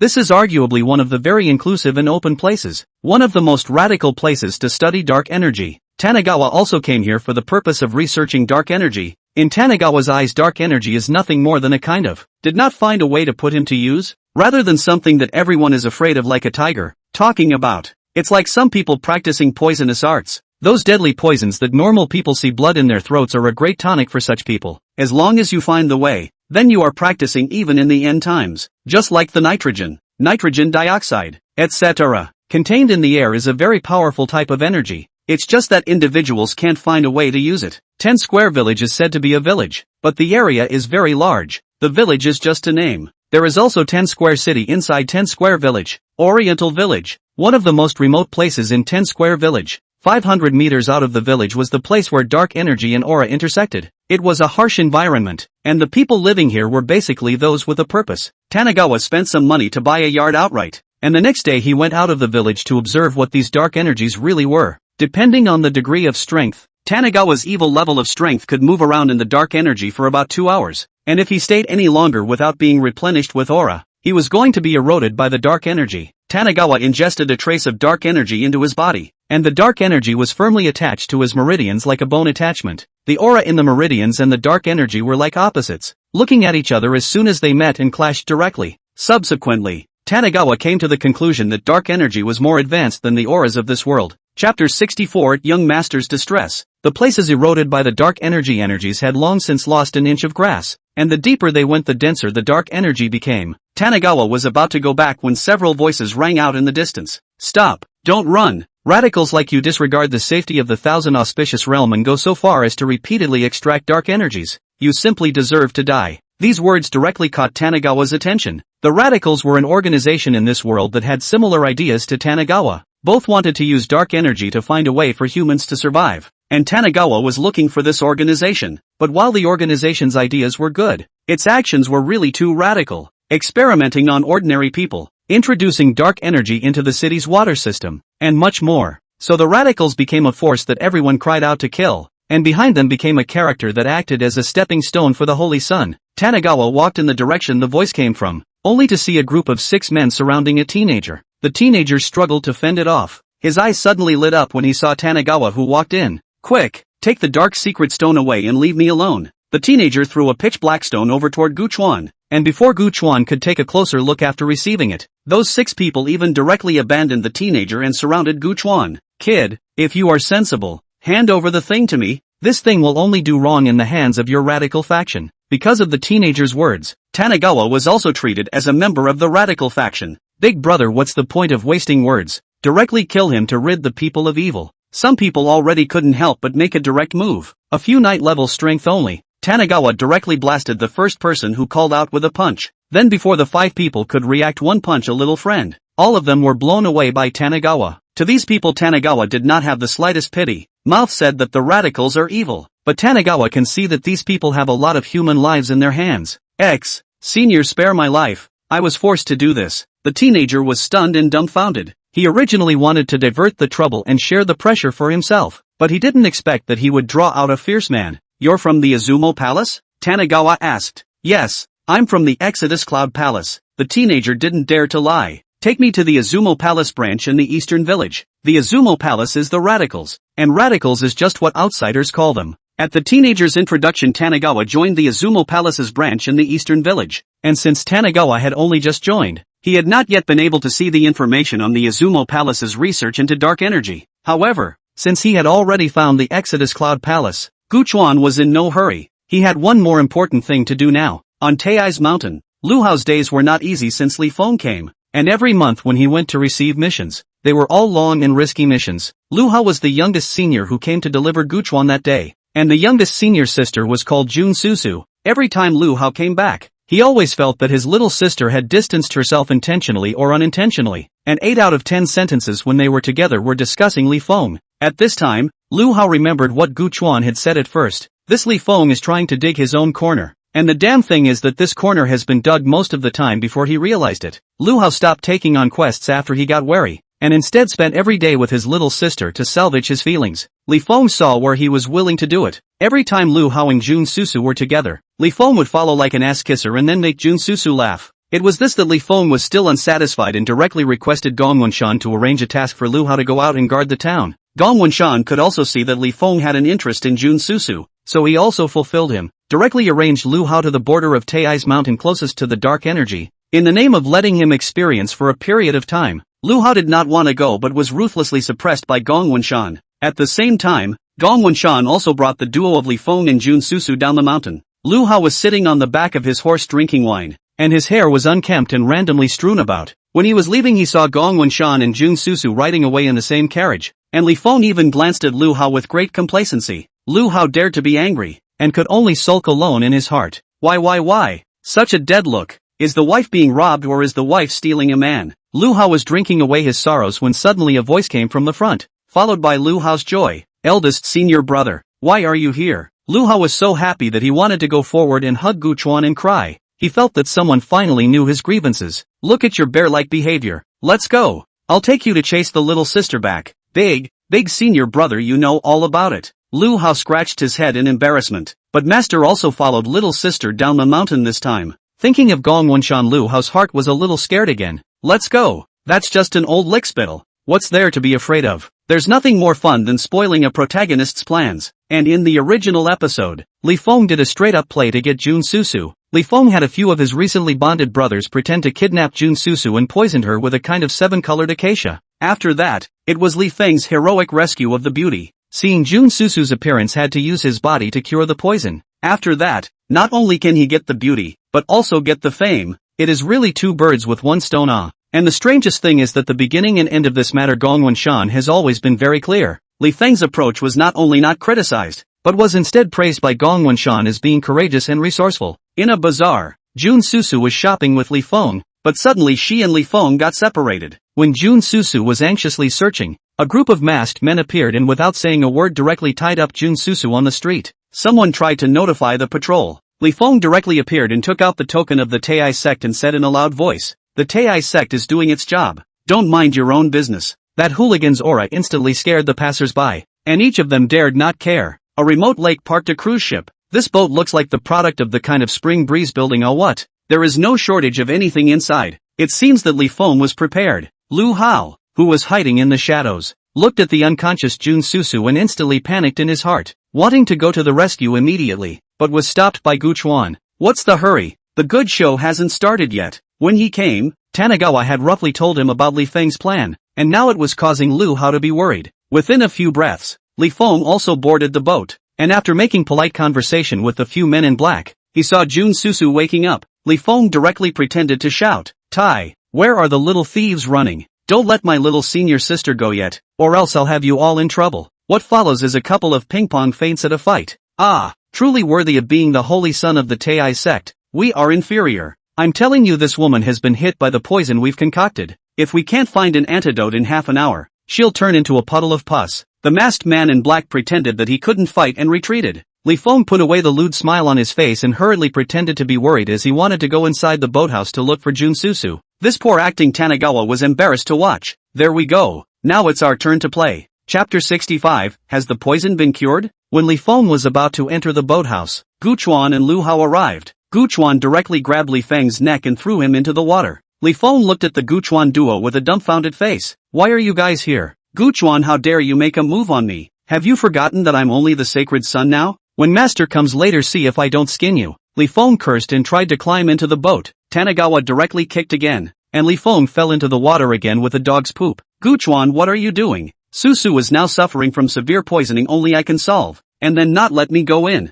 Susu, if there is danger you can afford it. Li Feng frantically shouted and cursed. How could he let the duck in his mouth fly away? Li Feng is right. Susu is poisoned. But the antidote. Gu Chuan directly kicked Lu Hao inside the boathouse. Junior brother, go and detoxify junior sister. Lu Hao was also confused. He was listening to Gu Chuan say that Susu had been poisoned, but did not say to him what kind of poison he had been poisoned with. But then there was a sound of infantile ning on the bed and he knew what kind of poison Jun Susu had been poisoned with. Lu Hao, what do you want? I have the antidote in my hand. You can't taint Susu's innocence. Li Feng was in a big hurry. Jun Susu was the woman he had his eyes on. A turn of painstaking efforts. How do not want to do the dowry for others? Gu Chuan, it must be you who encouraged Lu Hao, isn't it? You're simply scum. That's your little sister. Seeing that Gu Chuan didn't eat this, Li Feng played the emotional card again, and finally seeing Gu Chuan's gaze that was about to kill, Li Feng directly wimped out and suddenly shouted loudly, Master, help! Help, master! Someone is trying to kill your holy son apprentice. Senior sister Susu is going to be defiled by thieves.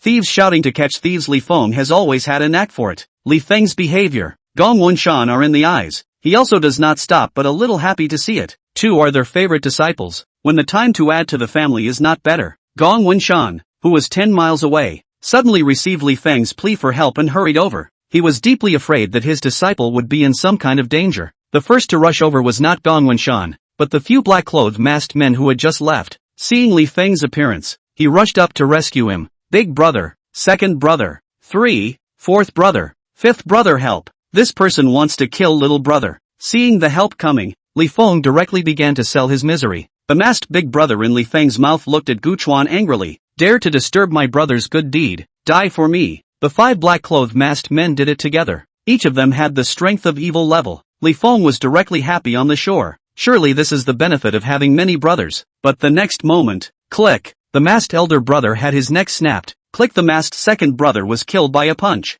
Masked brothers 3, 4 and 5 tried to run, but they were all crushed by Tanagawa's kick to the sky. You, what are you going to do? Let me tell you, Gu Chuan, I'm the saint son of the Thousand Xiang realm. You can't mess around, or else when the time comes for the dark creatures to invade, no one will be able to lead the cultivators of the Thousand Xiang realm to fend them off. Li Feng colored. Tanagawa comes forward and slaps him directly in the face. Pa! This is a slap in the face for being nasty and shameless. Pa! This slap is to beat you for having an evil mind and daring to beat your mind on your little sister. Pa! That slap was me simply trying to hit you. Snap! When Gong Man Shan arrived, he saw such a scene. On the shore, Li Feng had already been beaten up, and Tanagawa picked him up by the neck and pressed him into the water. Gollum! Tanagawa! Gollum! You've got balls! Gollum! Get off me! Gulp, cough, cough. Master, help! Gu Chuan wanted to directly drown Li Feng, but how could a heavenly definition saint's son die so easily? Unless Gu Chuan's strength had surpassed everyone in this world, or had worn out Li Feng's chi.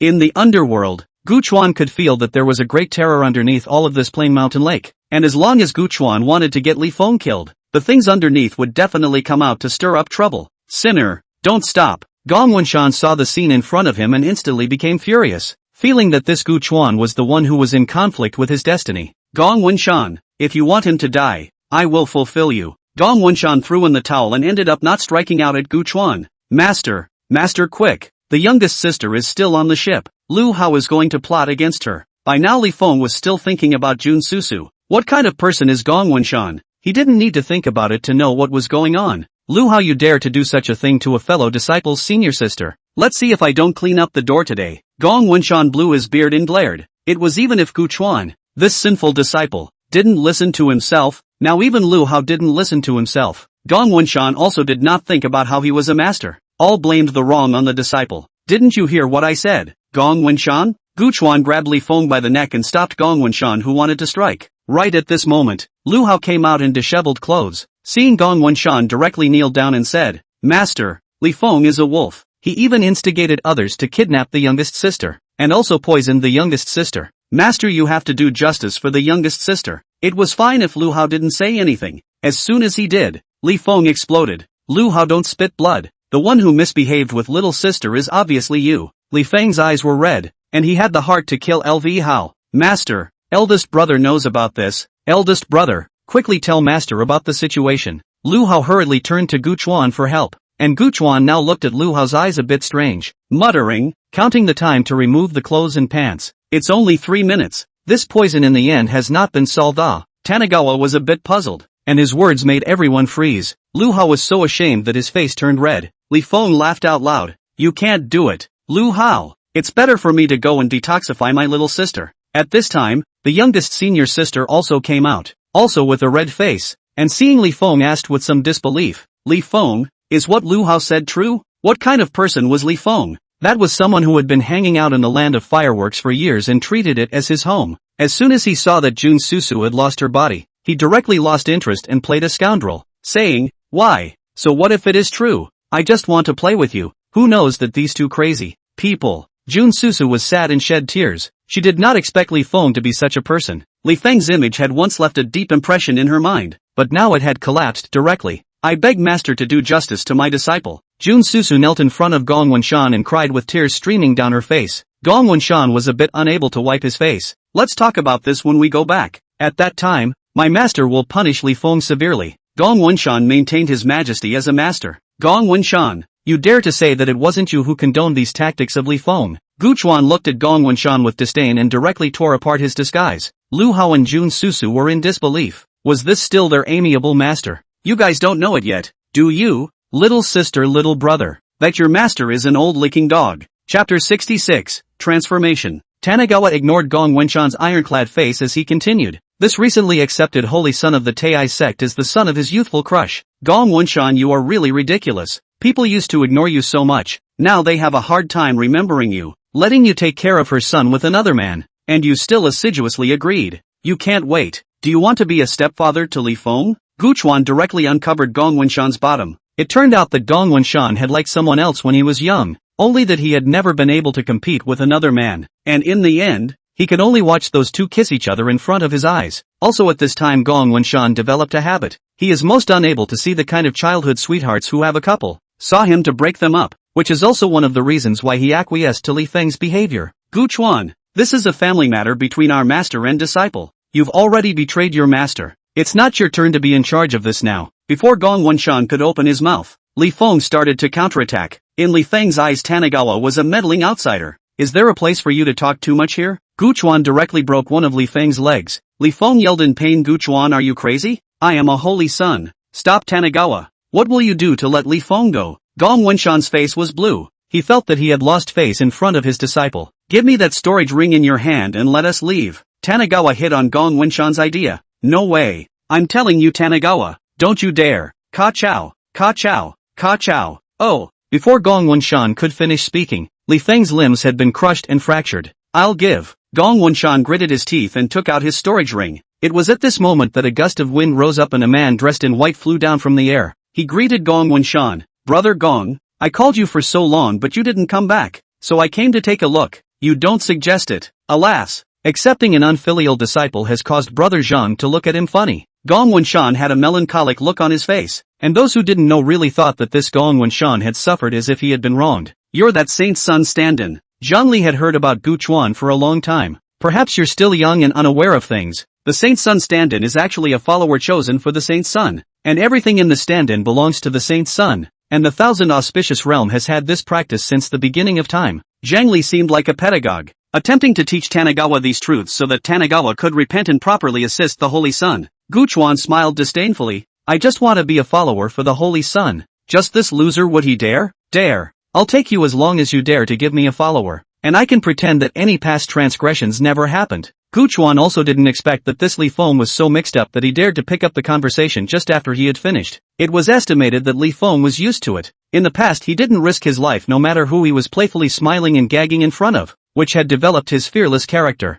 Damn it, how dare you talk too much. Gu Chuan directly kicked out Li Feng's incisor. Zhangli saw that Gu Chuan looked like a child who could not be taught, and directly drew a ruler from his waist. Young and disobedient to indoctrination, deserves a beating. Zhangli fell in the air with a ruler in his hand. Not panicking, Tanagawa pulled out the Underworld Level 1 strike card and directly flung it out. Zhangli's face instantly changed drastically. He now finally knew why Gong Wenshan didn't even make a move to clean up Gu Chuan. Brother Gong, save me. Zhangli asked Gong Wenshan for help. Gong Wenshan had long since run into the distance without the slightest intention of hitching a ride. He just wanted Zhangli to try out this Gu Chuan's tactics. The Underworld Level strike card transformed into a monstrous giant hand that directly grabbed towards Zhangli, who was struggling to resist. Where was the same kind of calmness and elegance that he had earlier? Your Excellency, please stop. It is Zhangli who has offended. Zhangli wanted to beg for mercy, but the giant hand had already grabbed him, and, with a fierce grip, Zhangli had turned into a puddle of bloody ends. Gong Wenshan was horrified,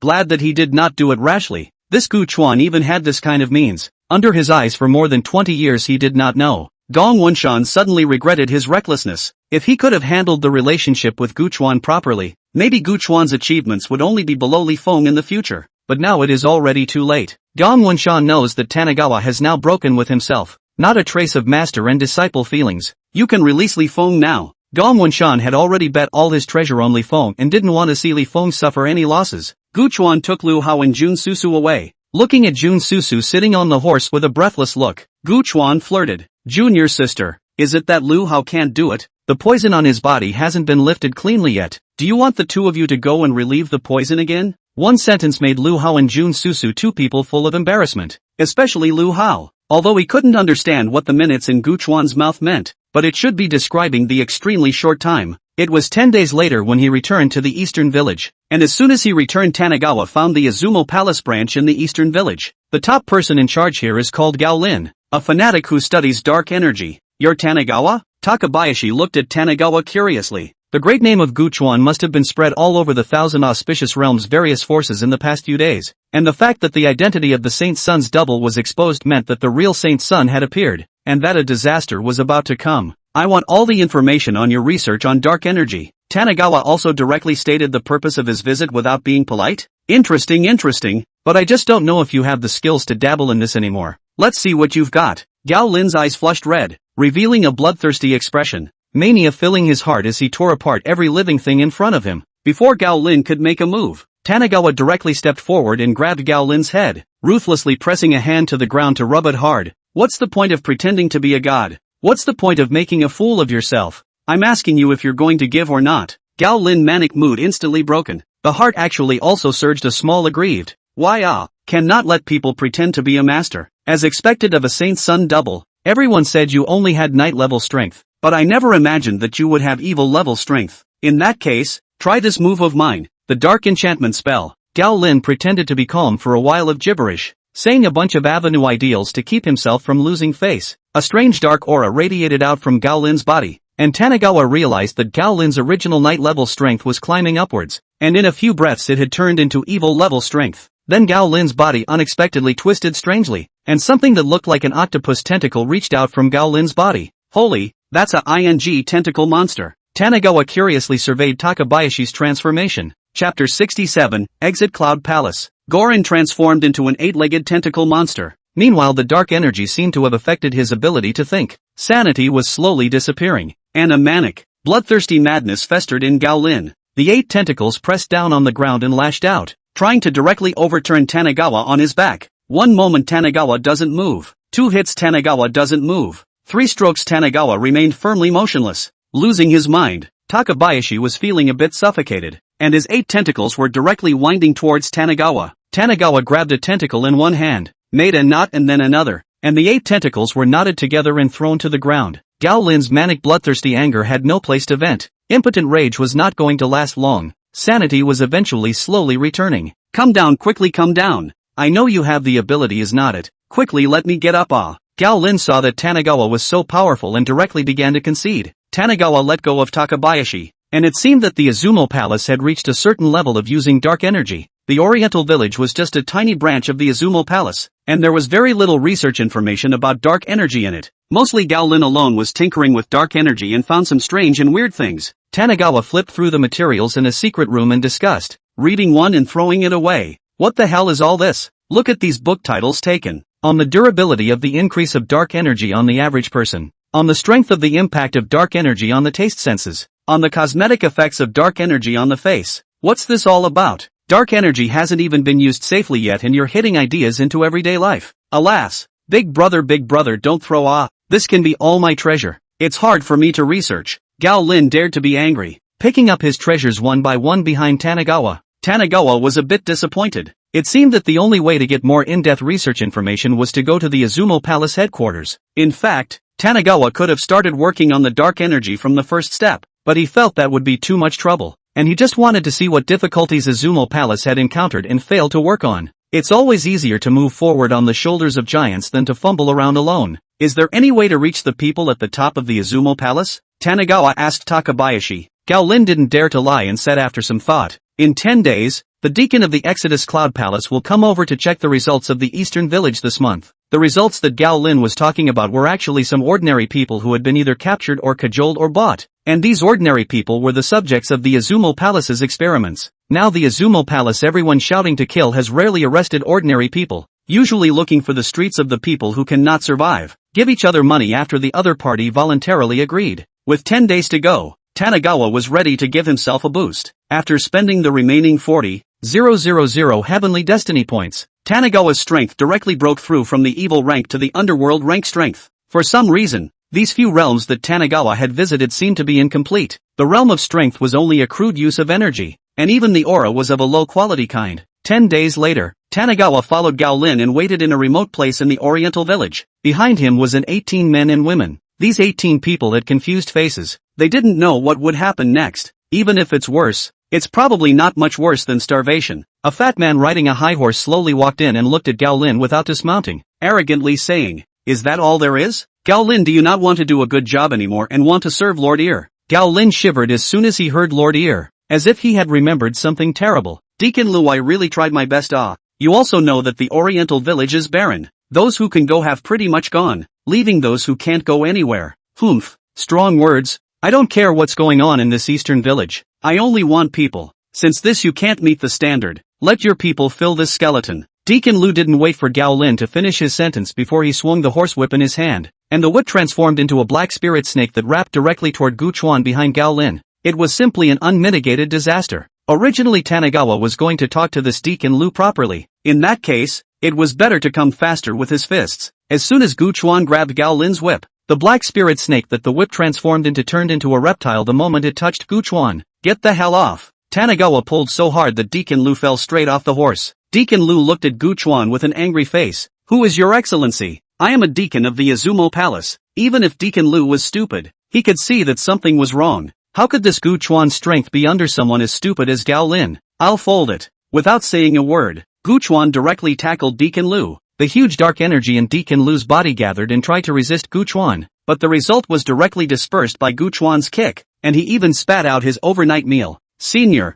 spare your life. You're my stack. You're my stack." Deacon Lu was a person who was afraid of death, and hurriedly began to beg for mercy. "Take me out of the Cloud Palace or you'll wait for death." Gu Chuan took out a flatulence pill and stuffed it into Deacon Lu's mouth. This elixir serves no other purpose. It just keeps your stomach bloated, and it will naturally clear up after a few days. Seeing that his stomach was swollen as far as the eye could see, how could Deacon Lu dare not agree? "Don't even want people. Just take Tanagawa on the road. This saves time." Tanagawa also can't wait. He doesn't want to bring a bunch of tales, walking on the road to meet this and that. It will take a long time to get to Izumo Palace. If it wasn't for the fact that Gao Lin didn't know the address of the Izumo Palace, Tanagawa would have long ago flown over there himself to have a good fade with the Izumo Palace's palace master. A few days later, Deacon Lu brought Gu Chuan to a stop on a cliff in 10 Square Village. "Senior, the place ahead is where our Exodus Cloud Palace is." Deacon Lu lowered his head and said respectfully, but his eyes revealed a trace of resentment. "Now that we're here, you can go to hell." Gu Chuan directly broke Deacon Lu's neck with a punch. These days Deacon Lu had been making small moves behind his back, and thought that Gu Chuan hadn't noticed him as well. If Tanagawa expected it to be good, this Izumo Palace had long been ambushed by many people, just waiting for Tanagawa to throw himself into the net. Underworld level strength already had the ability to fly in the Thousand Xiang realm, and Tanagawa flew directly under the cliff. This action of Gu Chuan directly made the people who were ambushed dumbfounded. The news that Deacon Lu sent back didn't say that this person was at the underworld level of strength. You should know that it is the palace master of the Exodus Cloud Palace is only the strength of the underworld level. Otherwise at Exodus Cloud Palace would have long been the 5th largest force in the Thousand Auspicious realm. So why should it hide like this? Quickly, go inform the Grand Elder and the Palace Master that there is a strong enemy invasion. Chapter 68, the Bombay Gang is going to blow up the sky.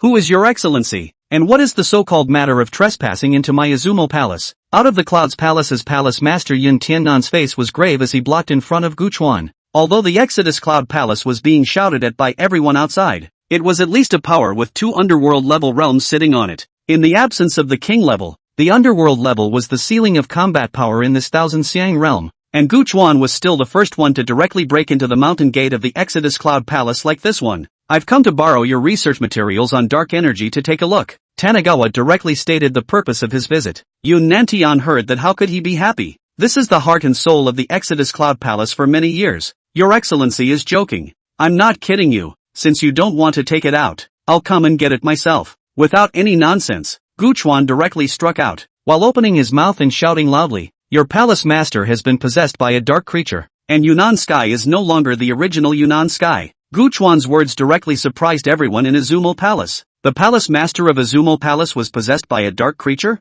How is this possible? However, they then shut up, only to see that Yun Nantian was gradually losing strength under Gu Chuan's men, and a black hideous and vicious tiger silhouette slowly manifested from his back. At the same time, a woman's voice suddenly came from below. "He's right. 3 years ago the palace master went deep into the forbidden zone, and when he came back I realized that he was possessed. Along with the voice came a woman dressed in black manhwa. The woman had a black veil on her face, and between her walks she gave off a hint of a strange fragrance to come. It's the Holy Virgin. The Holy Maiden also said that the palace master was possessed. I think 8 or 9 is not far from the truth. The Holy Maiden is the person who has the best relationship with the palace master. Look, it's really a dark creature. The palace master is really possessed. Yun Nantian looked at Guchuan unwillingly, and the void shadow evil tiger behind him crawled out of his body like a crab molting its shell. Damn the people of the thousand auspicious realm. You've spoiled this king's good deed. You go to hell. The evil tiger's figure gradually solidified and looked at Guchuan with resentment. It was just a small tiger.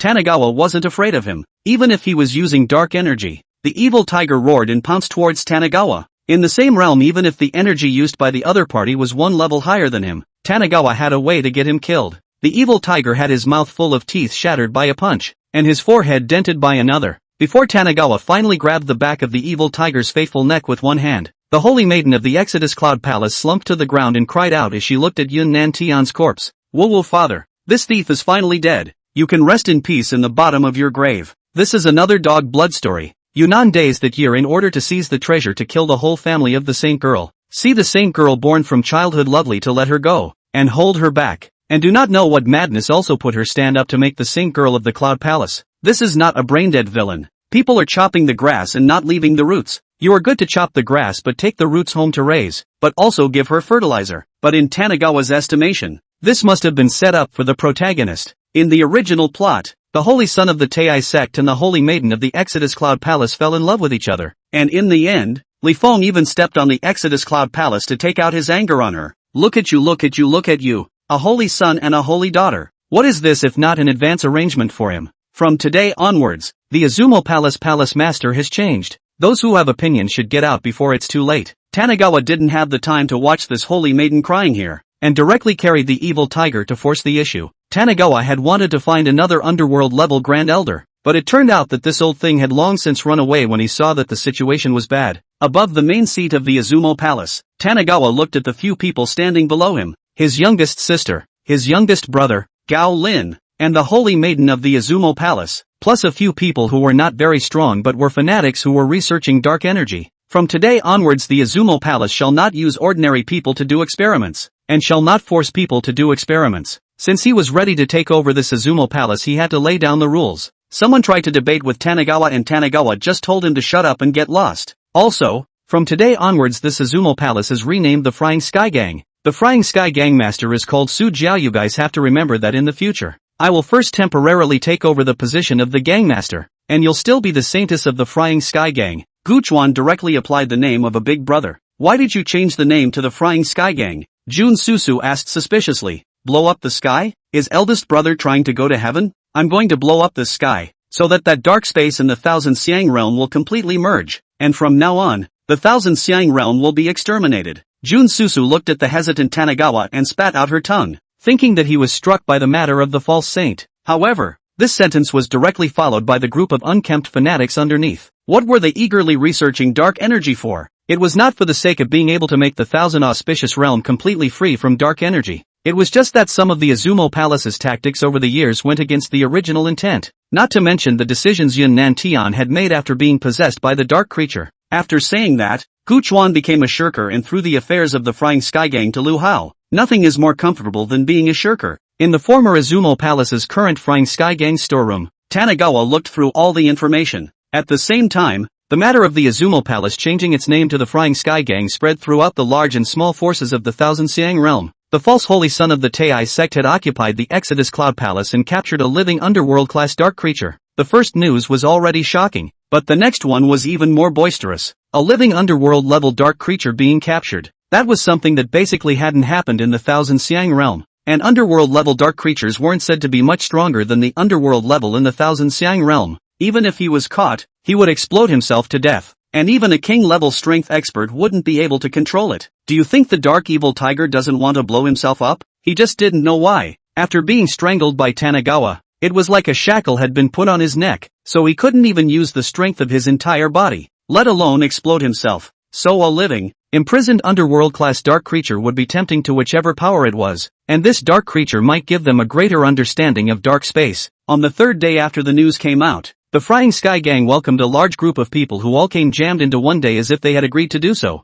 Lu Hao nervously asked Tanigawa what to do. He had never seen so many big shots come together. It was Gao Lin who was more mellow, and the now saintly daughter of the Fright Sky Gang who had put the comers in order. Shangyang Temple, Sacred Firehouse, and 10 Square Village had already sent people to the scene, leaving Taizhou Mountains. As if to show off its grandeur and tallness, Taizhou Mountain insisted on waiting for all the forces to arrive before arriving slowly and belatedly. Gong Wenshan led Li Feng and a few others to review the Flying Sky Gang as if they were traveling in the mountains. Well, it's not a pretty hill. Not as good as the bleakest one in the Taizhou Mountains. This name isn't good either. When the time comes, let senior brother Tanigawa change the name to something like the Flying Sky Gang. How tacky. This group of people just like treating the Flying Sky Gang as their own territory, thinking that Gu Chuan was just an outcast of the Taizhou sect, and that he had fought down the Exodus Cloud Palace just to curry favor with their Taizhou sect, and that this Flying Sky Gang was a part of Taizhou Mountain in their hearts. Chapter 69, Self-Righteousness. After all the forces had almost arrived, the current Flying Sky Gang's sacred maiden, Mu Yun, came fluttering in and opened her mouth to all of them. Everyone, the Flying Sky Gang's master, have been waiting for a long time, please come inside. Everyone. The moment Mu Yun appeared, Li Feng's eyes just froze, staring tightly at Mu Yun already unable to move his eyes. The appearance of Mu Yun made Li Feng's eyes light up. The delicate figure, the hidden black veil, and the green onion white fingers exposed outside, all made Li Feng's heart flutter. There is such a woman in the world, but she has much more temperament than that Jun Susu. On Tanigawa's side, standing on the top of the mountain, the sight of Li Feng was a wave of nausea. The eyes that looked at Mu Yun were no different from a hungry man of color, and they were not disguised at all, looking at Mu Yun naked, as if the next moment they wanted to strip her naked. Gong Wenshan seemed to have read Li Feng's thoughts and said with a slight smile, "Fancy this girl? I'll ask your elder brother to betroth her to you later." For some reason, Miyabi-san was now starting to want to recognize Tanigawa again, feeling that he had a part in everything Tanigawa did. In his eyes Tanigawa did a series of things to get his approval, like a naughty child wanting to be praised by his parents, but he had completely forgotten how he had humiliated Tanigawa in the first place. Inside the Great Hall of the Heaven Blasting Gang, one seat after another was arranged in sequential order. Gong Manshan crossed the crowd and came directly to Tanigawa. "Gu Chuan, Master is here and you still don't come over to pay your respects. What are your intentions? And don't give up your seat for Master, his old man." Gong Wenshan didn't need to open his mouth, but his third disciple, Du Shoupeng, had already started pointing his finger at Gu Chuan to teach him what to do. Li Feng had learned his lesson this time and didn't come out in front of Gu Chuan. He was scared of being beaten last time. Tongue dry. Where did the dog come from barking? Be careful, I'll chop your head off. Gu Chuan dug his ears and didn't even look at Du Shoupeng. "Gu Chuan, you are bold. It's not even if you scold me. You even disregarded Master, his old man. Gu Chuan, are you going to bully your master?" Du Shoupeng was scolded, and seeing that Gong Wenshan and Li Feng and the others had no intention of speaking up for him, he directly turned his words around and said, "Gu Chuan, I'm telling you, senior brother Li Feng is in love with the holy maiden of your Flying Watsishan Watsit gang.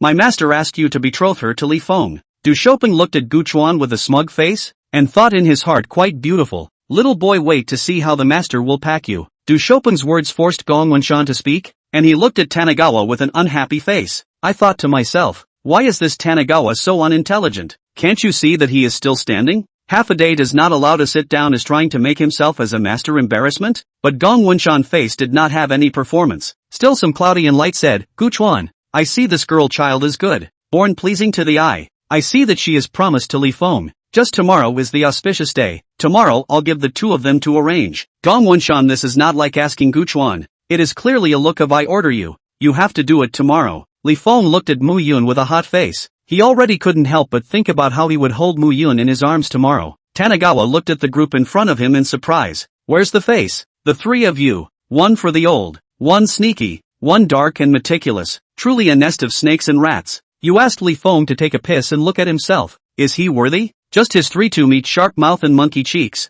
What else can he do besides stealing chickens and dogs? You Tei sect won't really want him to be some kind of savior, right?" The moment Tanigawa opened his mouth, he made the three men blacken their faces. "Gu Chuan, what do you mean? How dare you scold master? You are showing great disrespect." Du Shoupeng pointed at Gu Chuan. He didn't expect Gu Chuan to even dare to scold Gong Wenshan. "You know what? I hate it when people point at me. Let's just say Gong Wenshan. For so many years I have worked diligently, and I have done everything he said. But what about him?" Tanigawa reached out with an imaginary hand, and Du Shoupeng felt himself bound by an invisible palm. "But what did he do to me? I didn't say anything when he made me a fake saint's son. I didn't say anything when he took the Wind Thunder Stick and Wind Thunder Twin Wings from me, but he went so far as to waste me alive in front of thousands of disciples of the Taizé sect for a punk, making my life worse than death. Blood floated in Du Shopping's eyes. He felt like he couldn't breathe anymore, and he looked at Gong Wenshan in horror, wanting to ask for help. Do you think he deserves to be a master? Tanigawa shook his hand fiercely, and Du Shopping was instantly crushed into a puddle of meat paste. Gong Wenshan's face darkened. Gushan struck too quickly for him to be able to strike in time, or he simply didn't expect Gu Chuan to dare to kill. Good sins are sins, to the extent that they don't even recognize their master. For so many years I've just raised a white-eyed wolf. Gong Wenshan struck out. This time he was emboldened. He had brought the Dharma sword given by the Supreme Elder. Originally, he wanted to see if this Tanigawa has a repentant heart. If there is a repentant heart, then Gong Wenshan will be merciful to forgive Tanigawa. If Tanigawa was still obstinate, then there was only one way to rid the division of the evil. A palm-sized magic sword slowly grew larger in Gong Wenshan's hand, and an aura that exceeded the strength of the underworld level furiously pressed towards Gu Chuan. Sinful disciple, today I will clear the door for the Taizé sect. Suffer death. Gong Wenshan's eyes widened in anger, and the magic sword in his hand viciously stabbed towards Gu Chuan, not holding back in the slightest. A barrier appeared in front of Tanigawa, one hand grasping his Dharma sword as his body couldn't stop retreating towards the back. The Taizé sect has made a great determination this time,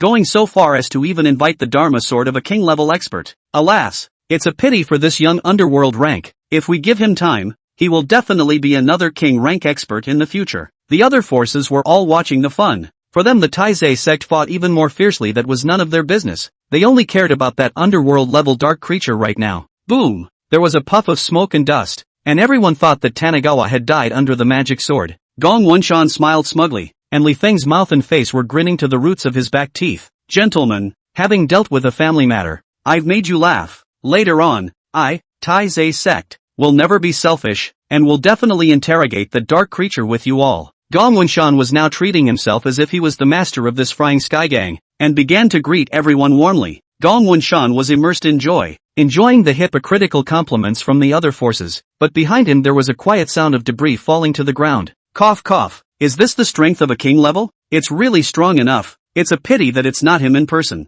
Tanigawa grabbed the magic sword in his hand. The magic sword buzzed and tried to get out of Tanigawa's palm but was held in Tanigawa's death grip. You, how can you still be alive? Gong Wenshan looked like he had seen a ghost. Ha, why am I still alive? You go ask the king of hell. Tanigawa struck, launching a storm of attacks directly at Gong Wenshan. Chapter 70, Genius and Madness. Gong Wenshan had begun to panic. He didn't expect Gu Chuan's strength to be so powerful already. If he had known that, he should have just killed him in the first place and rooted out the grass. Gu Chuan, I am your master. Do you want to deceive your master and be spat upon by all the people of the Thousand Xiang realm? Gong Wenshan could not hold on a bit longer. Deceive your teacher? You are also worthy? Tanigawa didn't pay any attention to Gong Wenshan's words. His hand increased even more vigorously. Gu Chuan has something to say. Li Feng doesn't want the holy maiden of your flying sky gang. We're leaving now, and we don't want the underworld-class dark creatures. Tanigawa, stop. Tanigawa, spare me. I'm your master. Don't you remember how we master and disciple used to get along? Tanigawa, spare me. Gong Wenshan was still afraid of death, and in the end, he even knelt down in front of Gu Chuan and begged for forgiveness. But Gu Chuan didn't pay any attention to him and directly punched through his chest. Gu Chuan looked at the remaining Li Feng and a hideous smile spread across his face. Tanigawa, what are you doing? I'm your youngest brother. You're my eldest brother. Tanigawa, it's all because this old thing Gong Wenshan is wrong. It's all because he wants to persecute you. It's none of my business. My heart has actually always been toward you. Li Feng rolled and retreated towards the back, directly selling Gong Wenshan, who treated him like his own son. Save me. I'm the saint son of the Thousand Xiang realm. Who will lead you against the creatures of the dark space if I die? Li Feng asked for help from the other forces. There were a few forces that tried to go forward to stop Tanigawa, and Tanigawa punched a little friend and directly blew their heads off. At the last crucial moment, Tanigawa also thought he could hammer Li Feng with one punch. The Dharma sword that was thrown aside by Gu Chuan suddenly moved and a shadow emerged from it, directly carrying Li Feng up into the clouds and disappearing in the blink of an eye. Really, ing belongs to Xiao Chang. After a while I'll tear your old man's bones apart. Tanigawa cursed. Gu Chuan's strength was evident to all present, and they all put away their previous casualness and began to pay attention to Gu Chuan and the Flying Sky Gang. This Flying Sky Gang master, you're done with your personal matters. Aren't you supposed to talk about the underworld-class dark creatures now? The face of this person who spoke trembled. You are at least a big power now. How do you take such a name? More like those forces among mortals. What shark gang? Fierce tiger gang? Blood eagle gang? I'm well aware of the intentions of the few of you sitting here. I can give you this underworld level dark creature, but you must promise me one thing. That means not providing Li Feng with a single ounce of help in the future. Gu Chuan's request was very simple. That is, don't let these forces follow Li Feng and brainlessly cheer him on, giving Li Feng his life for nothing. As soon as Gu Chuan finished speaking, several forces began to exchange words. Supporting holy sons had been a tradition in the Thousand Auspicious Realm for thousands of years. Every time the dark creatures invaded, it was only through the leadership of the holy sun that they could defeat the dark creatures, and they had almost become accustomed to it. Someone already couldn't help but jump out. Master of the Flying Sky Gang, that's a bit irresponsible of you to say. I can promise you any other conditions at Holy Firehouse, but it's this matter that won't work. The Saint Sun is a ray of light against the dark creatures. Without him, how can we defeat the creatures in the dark space? How can we bring stability to the Thousand Xiang realm? No matter what entanglements you have with the Saint Sun, I, Sacred Flame House, will follow the Saint Sun. This person spoke righteously, with an appearance of being the only one who looks up to the Holy Sun, living up to the appearance of a dog's leg. Your Saint Sun is so powerful. I'd like to ask what the Thousand Auspicious Realm has been doing for thousands of years besides getting worse and worse. The Saint Sun has some ability, but how to solve the problems of the Thousand Xiang realm is not something he alone can decide. The Saint Sun is nothing more than a cure for the symptoms. While you guys don't have the slightest bit of your own ideas, and you'll only follow someone else's ass and give someone else a handout. There wasn't a single one of these forces in the Thousand Xiang realm that Tanagawa looked at, with the exception of a few lunatics in the Exodus Cloud Palace who really wanted to settle this once and for all. The other forces are holding that I can't beat him, so I'll defend against you, and I'll repel every attack for you so that I can protect the Thousand Auspicious Realm as well. And the result of this was that the Thousand Xiang realm was being increasingly eroded by dark energy, and a large portion of the Thousand Xiang realm had been alienated by dark energy. If the people of the Thousand Xiang realm didn't think about changing, then the final result would be to be eroded by the dark energy and be alienated into the subordination of dark creatures. Then what do you say should be done? If you have the ability, you solve all the problems of the Thousand Auspicious Realm. This person from the Sacred Fire Building typically had the look of Euron if you're capable. A look of a scoundrel who still thought he had a point. I'm going to blow up this sky so that the dark space will completely merge with the Thousand Xiang realm, and since I can't resist anymore, I'm going to accept him and enjoy him. Gu Chuan's words immediately caused a roaring noise. This man is a madman, isn't he? Doesn't he know that dark energy is very harmful to the human body? We can't adapt to that energy at all. Crazy. Originally thought that this fake Saint Sun would be much better after inheriting the Exodus Cloud Palace. I didn't expect that it would be even crazier than the group of crazy people in the Exodus Cloud Palace. In the past, the ones from the Exodus Cloud Palace didn't dare to say that they would blow up the sky and let the dark space descend completely. There was a saying that half a step ahead was a genius, and one step ahead was a madman, and it was obvious that Tanagawa's words had been too far ahead of their time for them to accept for a moment. A fake Saint Sun is a fake Saint Sun. Whimsical, it's just a bunch of nonsense. Hurry up and hand over the underworld level dark creature. We don't want to waste any more effort. This person from Sacred Firehouse looked at Gu Chuan's face full of disdain, thinking that this Flying Sky Gang's gang leader is really a fake. Such crazy ideas are there. No bearing at all. No wonder he can only be a fake saint. Tanagawa tapped his fingers on the seat handle. Da. You want to follow Li Feng? Gu Chuan ignored the man's words and instead began to ask a rhetorical question. A few of the Sacred Firehouse immediately stated loudly, "Of course I support the Saint Sun. Maintaining the stability of the Thousand Auspicious Realm can only rely on the Saint Sun." Could it be that you, a fake Saint Sun, can't still lead the Thousand Auspicious Realm? Ha, laughed my ass off. In that case, you guys will give me to hell. Gu Chuan hadn't even finished his words before he directly struck out. This kind of person will definitely become Li Feng's help against himself in the future. It is better to solve it early. Earlier you were already almost consumed by the magic sword and killed Gongwanshan. Who are you to move us now? It turned out that this was the reason why the Sacred Firehouse was emboldened. They thought they could see that Gu Chuan was now in the midst of weakness, so they mocked Gu Chuan without any fear. Chapter 71, Making a Name for Yourself. But the next moment, they realized how naive their thoughts were. At the same underworld level of strength, it was surprising that he couldn't walk more than 10 moves in Tanagawa's hands. Stop! What do you guys from the Flying Sky Gang want? Do you want to make an enemy of my Sacred Firehouse? Don't quickly stop it. The leader of the Sacred Fire Building, who had been clamoring earlier, was already on the verge of not being able to resist anymore, and had already begun to make threats out of his mouth. Your Flying Sky Gang has just been established and has already offended Tei's Mountain. Now you still want to make an enemy of my Sacred Firehouse? When the time comes, the wrath of 2 king-level experts, your Flying Sky Gang won't be able to withstand it. This person had already started to color, a bit regretting his earlier impulsiveness, but wanting the people of the sacred fire building to be soft. That was impossible. Now he had to constantly give Gu Chuan threats, letting Gu Chuan weigh whether he had that ability. However, Tanigawa was not an ordinary person, and simply ignored the threat of the sacred firehouse, directly punching his opponent to the ground. Old Taoist Tianan, quickly save me and join me in killing this fake saint's son. The people from the sacred firehouse asked the people from the Shangyang temple for help. Right now the only one who could save them here was probably the Shangyang temple. Sun Yang temple weighed the pros and cons and looked at Tanigawa's big kill, but in the end, he didn't make a move. Without waiting for the man from the sacred firehouse to beg for mercy,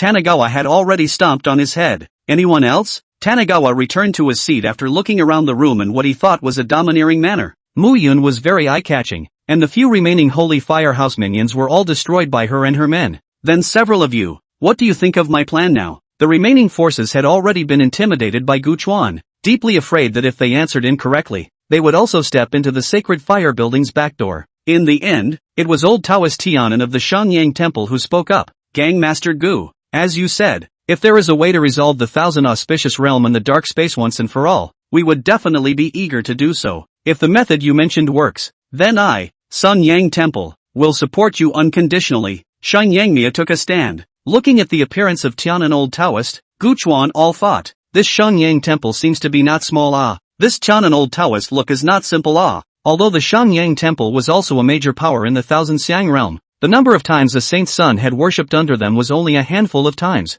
and it was generally monopolized by the two powers of Tai's Mountain and the Sacred Flame House, which caused the strength of the Shangyang Temple to be worse than it was every year. Since that's the case, then I'll give this underworld-class darkness creature to you, Shangyang Temple. This underworld-grade darkness creature was actually completely useless to Gu Chuan, and anything of value had long since been stripped away by Gu Chuan. I hope you Shangyang Temple won't let me down in the future. Looking at the Shangyang Temple's people with a look of excitement, Gu Chuan reminded, I'm allying myself with you, so take it easy on what you should and shouldn't do in the future. Old Taoist Tianan hurriedly went forward to thank Gu Chuan, originally thinking that he had come to make a scene, but he didn't expect that this fake saint's son who suddenly appeared out of nowhere would give him such a big surprise. With whom is not with. Even if you follow the holy Sun Li Feng, what can be done? According to the situation in previous years, even if you follow Li Feng, in the end, you can only share the benefits of soup. After sending off all the forces, Tanigawa followed a group of old maniacs from the Flying Sky Gang to begin their days of studying dark energy. Some of Gu Chuan's ideas and techniques that had never appeared before in the Thousand Xiang realm made these people gasp in amazement. Where was this a fake holy sun? It was clearly a savior. Okay. In this way, half a year later a merit law that allowed people to cultivate with dark energy was released, and Mu Yun and Gao Lin were the first ones to start working on it. However, if they wanted the ordinary people of the Thousand Xiang realm to also survive in the world under the invasion of dark energy, the research of the Flying Sky Gang still had a long way to go. In these half a year, Tanigawa had not only researched dark energy, but also incidentally brought the people of the Flying Sky Gang to subdue all the forces in 10 Square Village. And now there was only one voice in 10 Square Village, and that was the Flying Sky Gang. On this day, the Heaven Blasting Gang suddenly received an urgent letter that the dark energy was rioting. The seal of the dark space had loosened, and a large number of dark creatures had entered the Thousand Xiang realm, and all the forces had to send people forward to clear it. Tanigawa sends out the likes of Kimi Yun and Takabayashi. As for Lu Hao and Jun Susu, after Gu Chuan killed Gong Wenshan that day, these two left the Flying Sky Gang and became a chivalrous jungle couple. Here was a city that had been deserted for a long time,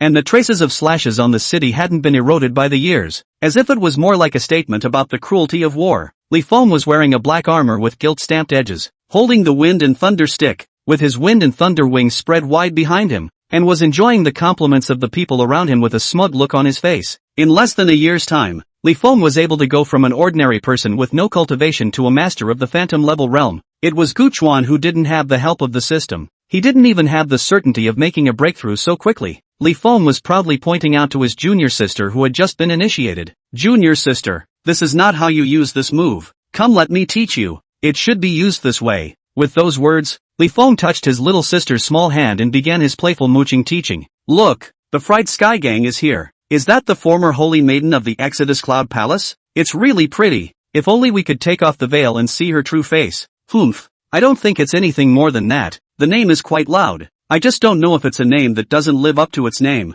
Mu Yun and Gao Lin were in the lead. followed by dozens of frying sky gang members, riding the magic weapon given by Gu Chuan to the top of this city. Gao Lin looked at the crowd below and said to Mu Yun beside him, "Sacred Maiden, don't forget what the gang master instructed us to do when we were leaving. This time, we have to make a name for the Heaven Blasting Gang, so that the entire Thousand Auspicious Realm will know about the existence of the Heaven Blasting Gang." After saying his words, Gao Lin then suddenly shouted at the top of his lungs, "I, Gao Lin of the Heaven Blasting Gang, have come to pay my respects to all of you." Gao Lin thought he was very handsome as he jumped off the spell, landing on one knee with his right hand propped up on the ground, after which he slowly stood up, looking solemnly at the crowd in front of him, waiting for his companions behind him. Mu Yun looked complicated and struggled for a while, looking at the gang behind him with a hopeful face. Mu Yun hardened his head and jumped off the spell. In, exploding sky gang Mu Yun, pay my respects to all of you. Mu Yun's face was scarlet. If not for the veil covering her face, she would have hated to find a crack in the ground to drill into.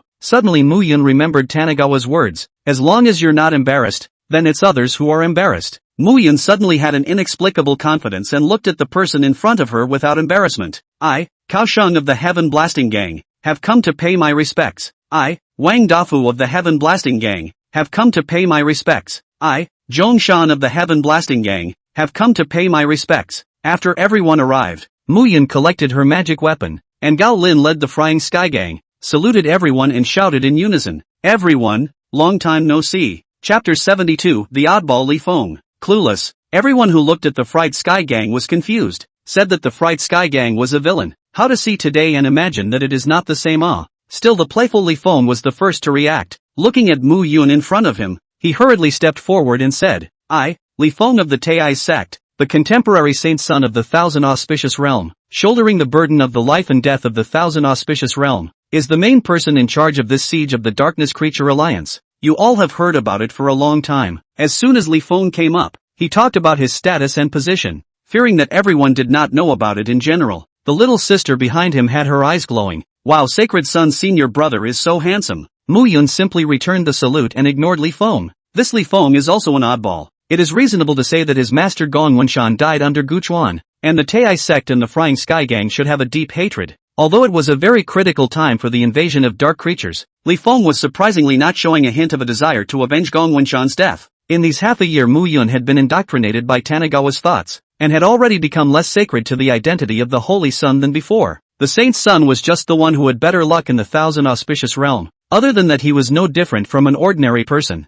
Even without the Saint's son, the Thousand Auspicious Realm was still able to withstand the invasion of the dark creatures. As soon as Li Feng saw this appearance of Mu Yun, his heart was even more on fire. This kind of woman is only interesting to conquer. Li Feng shamelessly stepped forward and opened his mouth with a smile. "Yuner, I fell in love with you at first sight from the first time I saw you at the Frying Sky Gang. I'm sure you should feel the same way. Besides, you're the Holy Maiden and I'm the Holy Sun. Wouldn't this be a natural pair? Like a bird with wings and a branch that can't work without anyone else." As he spoke, Li Feng reached out his hand to try to hold Mu Yun's hand, with a face of deep affection, thinking that his charm was infinite. Mu Yun hastily withdrew her hand. Her eyes were a little disgusted. "Which one came up like this, and how is it different from a hooligan? Holy Sun, please respect yourself." Mu Yun took a step back. As soon as Li Feng saw Mu Yun's appearance, he thought that it was the first time they met and the other party was shy and embarrassed. Li Feng directly took out a 7-colored phoenix garment and handed it to Mu Yun. "Yuner, look,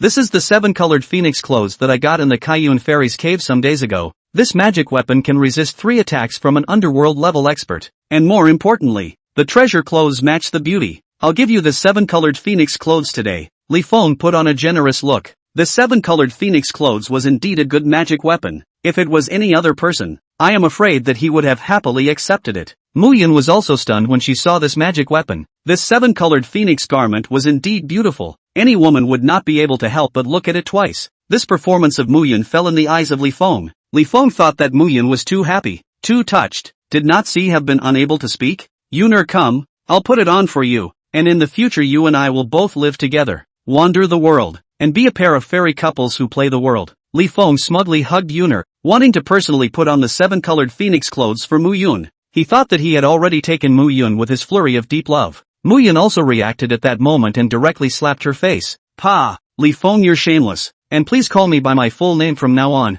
Don't call me Ru. We haven't gotten that close yet." Mu Yun looked at Li Feng angrily. She didn't know why she suddenly started to be in a trance the moment before she saw the 7-colored phoenix clothes, and she was taken advantage of by Li Feng without noticing. Li Feng was struck dumb. Wasn't he fine a moment ago? How is it that he immediately changed his appearance now? Oh, I get it. It must be that this little wants to be welcomed back and wants to raise her stature. That's why she's hanging herself like this. Thinking that he had seen through Mu Yun, Li Feng took out another magic weapon and handed it to Mu Yun. Yuner, look, how about I add another magic weapon? Now you can let me hug it. Li Feng confidently stepped forward once again. Mu Yun directly kicked Li Feng's crotch. Li Feng, you denizen, you don't look at what time it is now. You are still so unrespectful. Don't blame me for being impolite if you make a move on me. Li Feng covered his crotch. Not only did he not look in pain, instead he looked at Mu Yun with an excited face. That expression was like saying, one more kick to make me happy. Mu Yun couldn't stand Li Feng's lewd expression and spoke again. If you really like me, go to my Flying Sky Gang to propose marriage,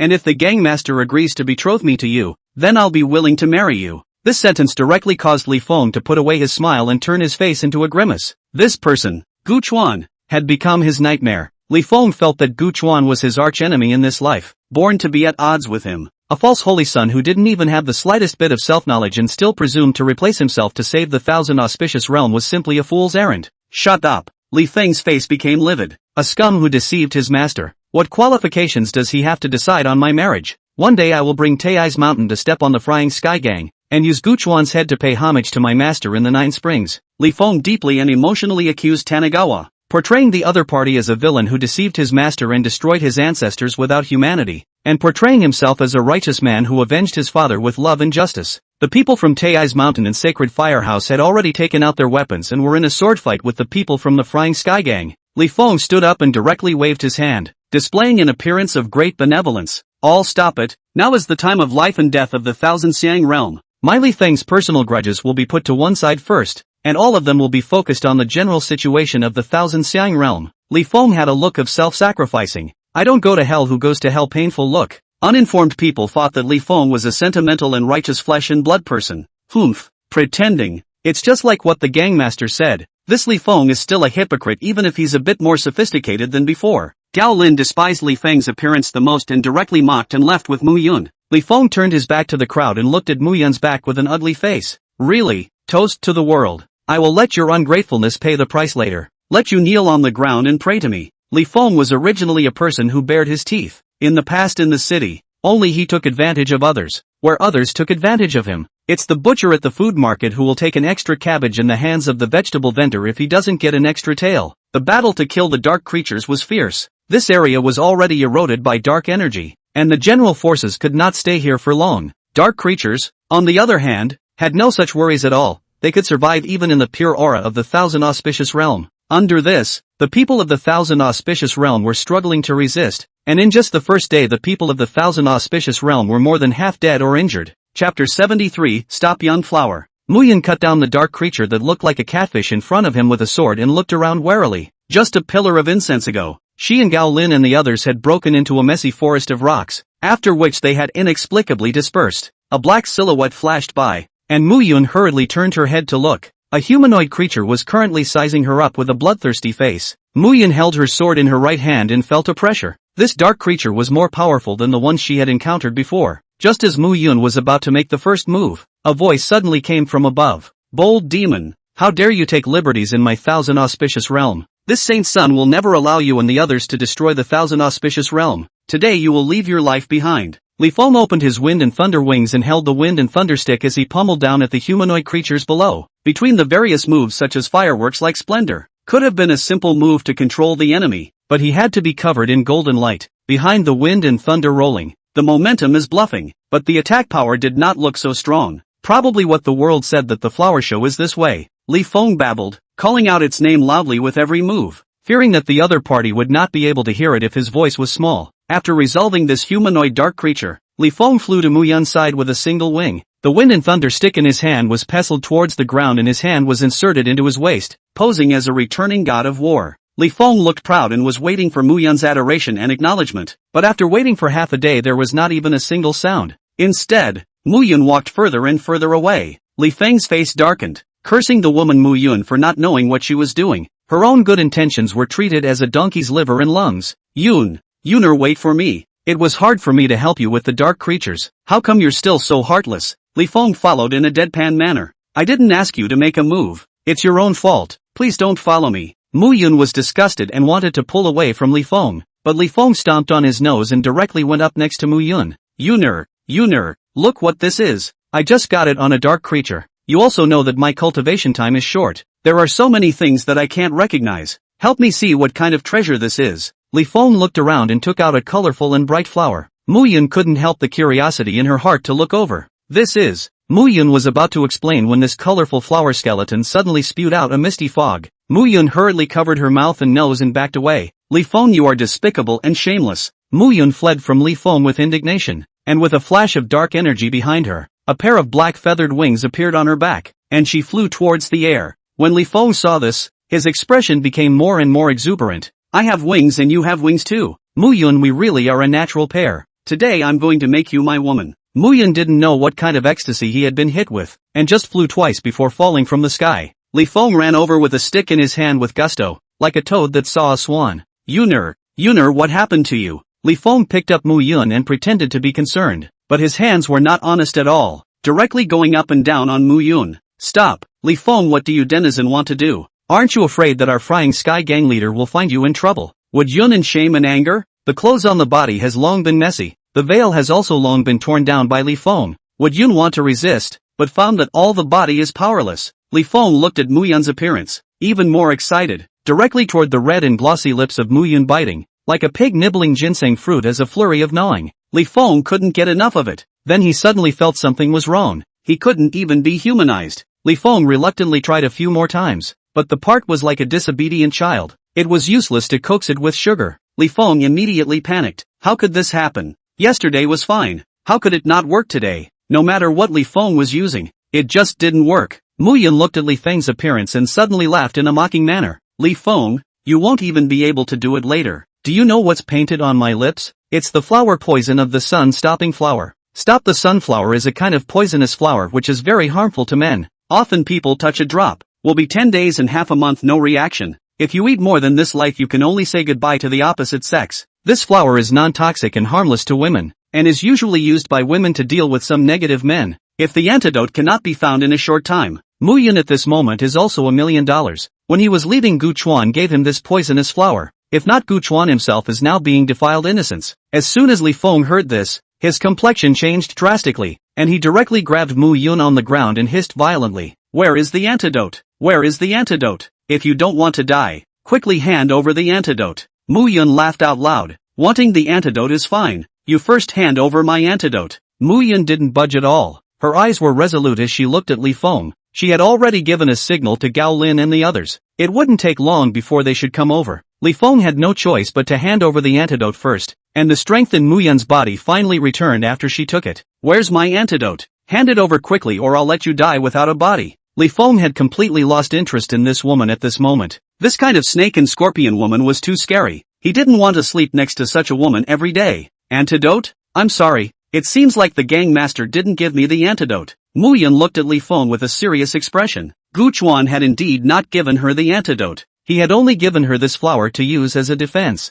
Ah, bitch, go to hell. Li Feng was enraged. The wind and thunder stick in his hand directly struck towards Mu Yun. He wanted to beat this woman to a pulp. There is also Gu Chuan. It must be that Gu Chuan, that villain, saw that his cultivation had increased too quickly, and only then did he let this woman come to seduce himself. This pair of dogs and men is simply too hateful. It should be killed. Both of them were of the same strength of the psi level, but it was obvious that Li Feng had more treasures on his body, and in no time Mu Yun fell into a disadvantage. Luckily, it didn't take long for Gao Lin to arrive with his men. Li Feng, what are you doing? How dare you lay your hands on our heaven-blasting gang's holy maiden? Die for me. Gao Lin struck extremely hard. The 8 tentacles behind his buttocks directly took out 8 magic weapons and slammed them hard towards Li Feng. To say that Gao Lin didn't have any thoughts about Mu Yun would be a lie. In the past, it was because of his own lowly status and the other party's exaltation as a holy maiden that he didn't have a chance at all. But then he, Gao Lin, was destined to meet such a bull as Tanagawa, and he now had a chance to have a kiss with the holy maiden.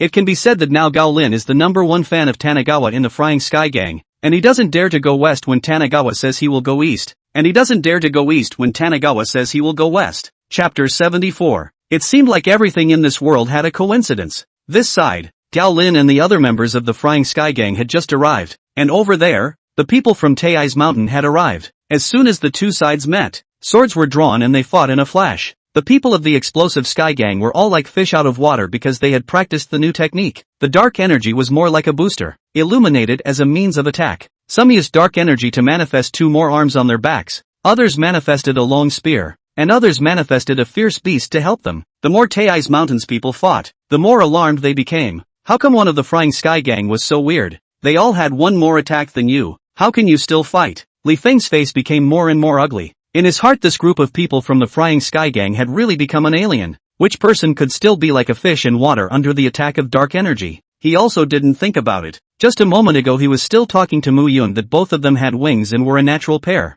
This would be after the Kung Fu fell into a disadvantage. The people of the Flying Sky Gang had all turned into deviants. Li Feng watched the move. Gao Lin looked furious as he attacked towards Li Feng. He even dared to be distracted. He really didn't put himself in his eyes. Flying Sky Gang is a little bit of the upper hand. But again, coincidentally, the people of the Holy Firehouse also came. When walking, the three forces obviously go in three directions, but now it is inexplicably come together. Sacred Firehouse also had a grudge against the Flying Sky Gang and directly joined the fray. At once, the Flying Sky Gang was beaten to pieces, and Mu Yun saw that it was not good and hastily drew back. Everyone retreat. Don't tangle with them. All head to where the dark energy is thick. The people of the explosive Sky Gang were fighting and retreating. And in no time, they didn't enter the forbidden area where the dark energy was even denser. And the people of Taisha Mountain and the Sacred Firehouse didn't dare to pursue them too deeply. Li Feng gritted his teeth and secretly hated it. Surprisingly, he was escaped by Mu Yun. He hadn't even gotten his hands on the antidote yet.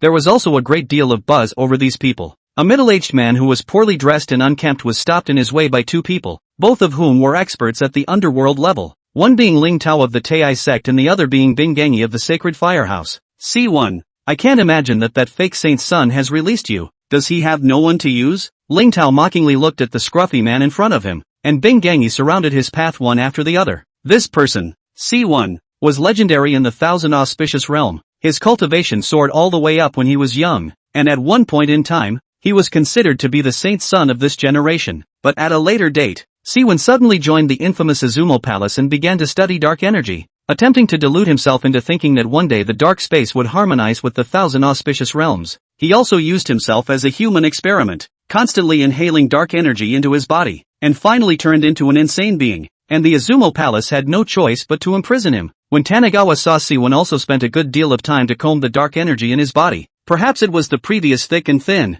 C1 had just finished combing the dark energy in his body to break through to the peak of the underworld level, and the distance from the king level was also not far away already.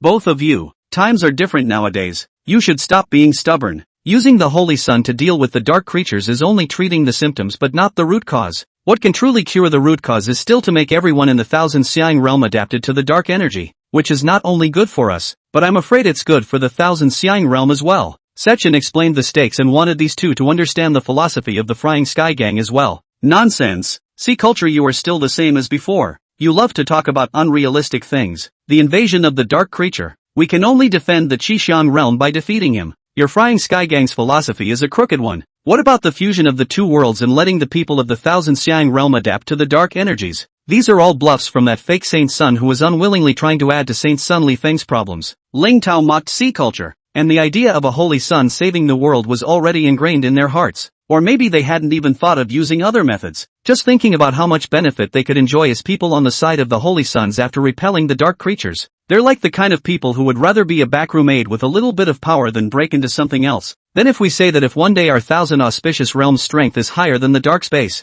will you go and invade? Sea Culture's words instantly asked the duo. Yes, if one day the Thousand Auspicious Realm is stronger than the dark space, then surely there will be a lot of people trying to find a way to pick off the dark space, right? After all, bullying the weak with the strong is the nature of manhwa. When the time comes, not to mention the dark energy, it is estimated that the dark space will be divided up. Less of these big words. Who doesn't know how to blow awesome? Today, as long as you hand over the technique that your Flying Sky Gang has now researched, the two of us can spare your life today. Bing Gangi was very short-tempered and didn't even want to listen to these two gabbing and discussing here, and directly opened his mouth to state his purpose. Sea Culture disdainfully looked at the duo in front of him. The fox's tail has finally revealed itself, right? On the one hand, they disdained the actions of the Flying Garrison and did not accept its ideas, but on the other hand, they coveted what the frying garrison had worked out. Hee hee, if you want my heaven blasting gangs technique, then you guys should come and try it. A black light flashed in Si-Wen's eyes, and a huge giant shadow appeared behind him,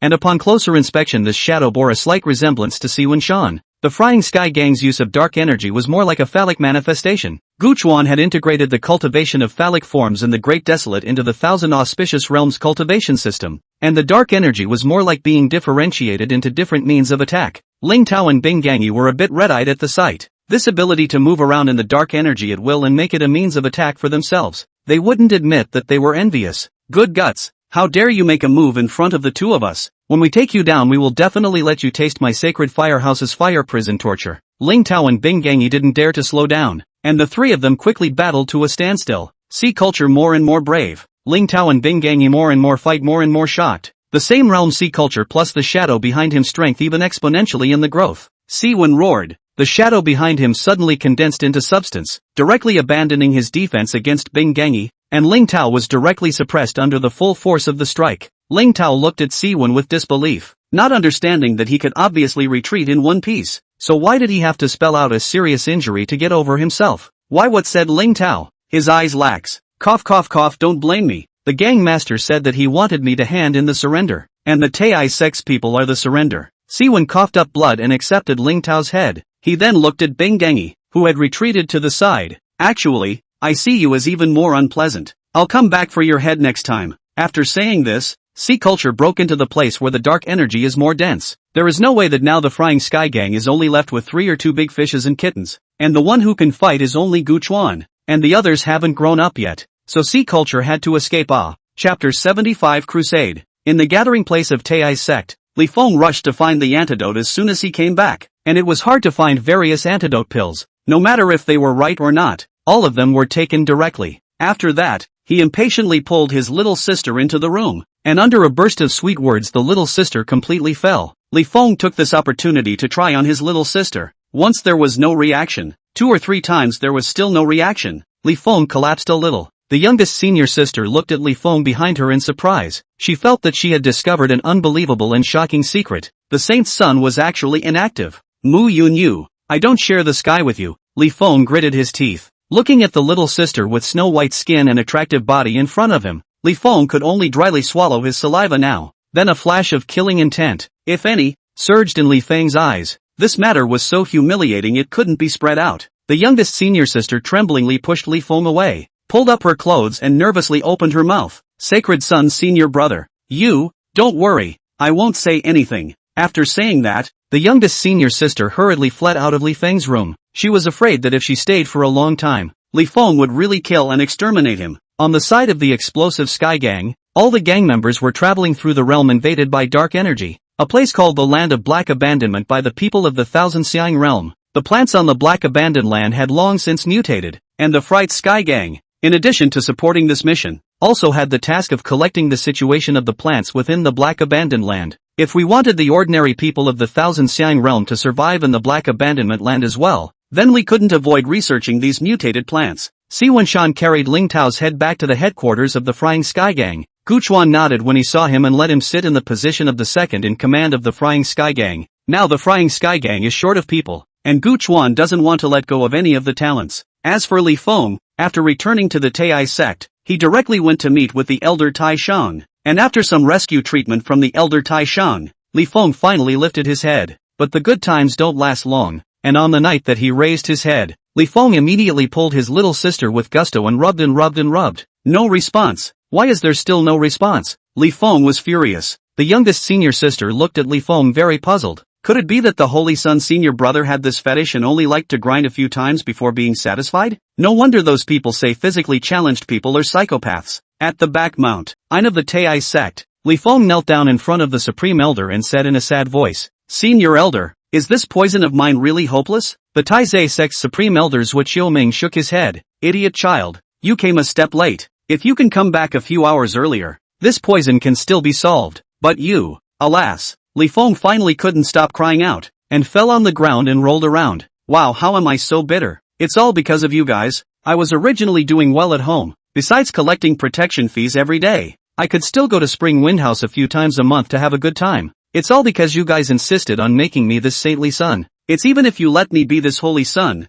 you all still don't care about me and let me be bullied by others. It's all because of you. The more Li Feng cried, the more sad he became, thinking that all of this was caused by them. Originally he could have been an authority in the village. That old man had to make himself a holy son, and he also had to make himself rob Guchuan's magic weapon. Now it is good. The old man himself has died, and he himself has become like this. The more he thinks about it, the more aggrieved Li Feng is. He thought over all the sins he had suffered, not realizing how much Tai's had sent him. When Li Feng wanted to cultivate, almost all of the Tai sect's resources were tilted toward him. When Li Feng wanted a magic weapon, Guchuan's magic weapon was directly stripped away. When Li Feng wanted a woman, Gong Wenshan connived at him to persecute Jun Susu. Almost everything Li Feng wanted the Tai sect had found ways to fulfill, but Li Feng still felt unsatisfied. He thinks that as a holy son, everyone has to give in to him, that he has to take everything first, and that no one else can take it until he doesn't want it. This is the status of a holy son. Otherwise no one would listen to the holy son. So how could the holy son go to save the 1,000 auspicious realms?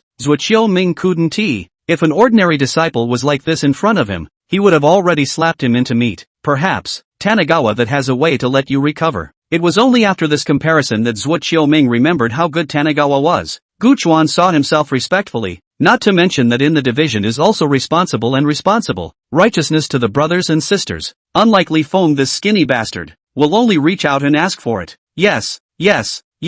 Guchuan must have a way. Master Gong, you quickly go and capture him back. That sinful disciple deceived his master and killed the master's old man. You capture him back. Let me avenge my master. As soon as Li Feng heard the words of Zuoqiu Ming, he came to the spirit, and did not even think of dealing with Guchuan by himself. His first thought was to let others make a move, so that he could sit back and enjoy the benefits. It just so happened that Zuoqiu Ming also had a lot of thoughts about the current research of the Flying Sky Gang, especially the feats that the Flying Sky Gang had researched, which also made him greedy. Gather the disciples of the Tai sect, contact the Sacred Firehouse and the Shengyang Temple, and exterminate the heresy that is the Flying Sky Gang in 3 days. What heresy is fake? Coveting the stuff of the Fried Sky Gang is real. Li Feng's eyes were glowing. He was the best at this kind of thing. The Sacred Firehouse, needless to say, and Tai's Mountain were grasshoppers on the same rope. And as soon as they said they were going to attack the Flying Sky Gang, the mobilization of troops was even more active than the Tai sect. On the side of Shengyang Temple,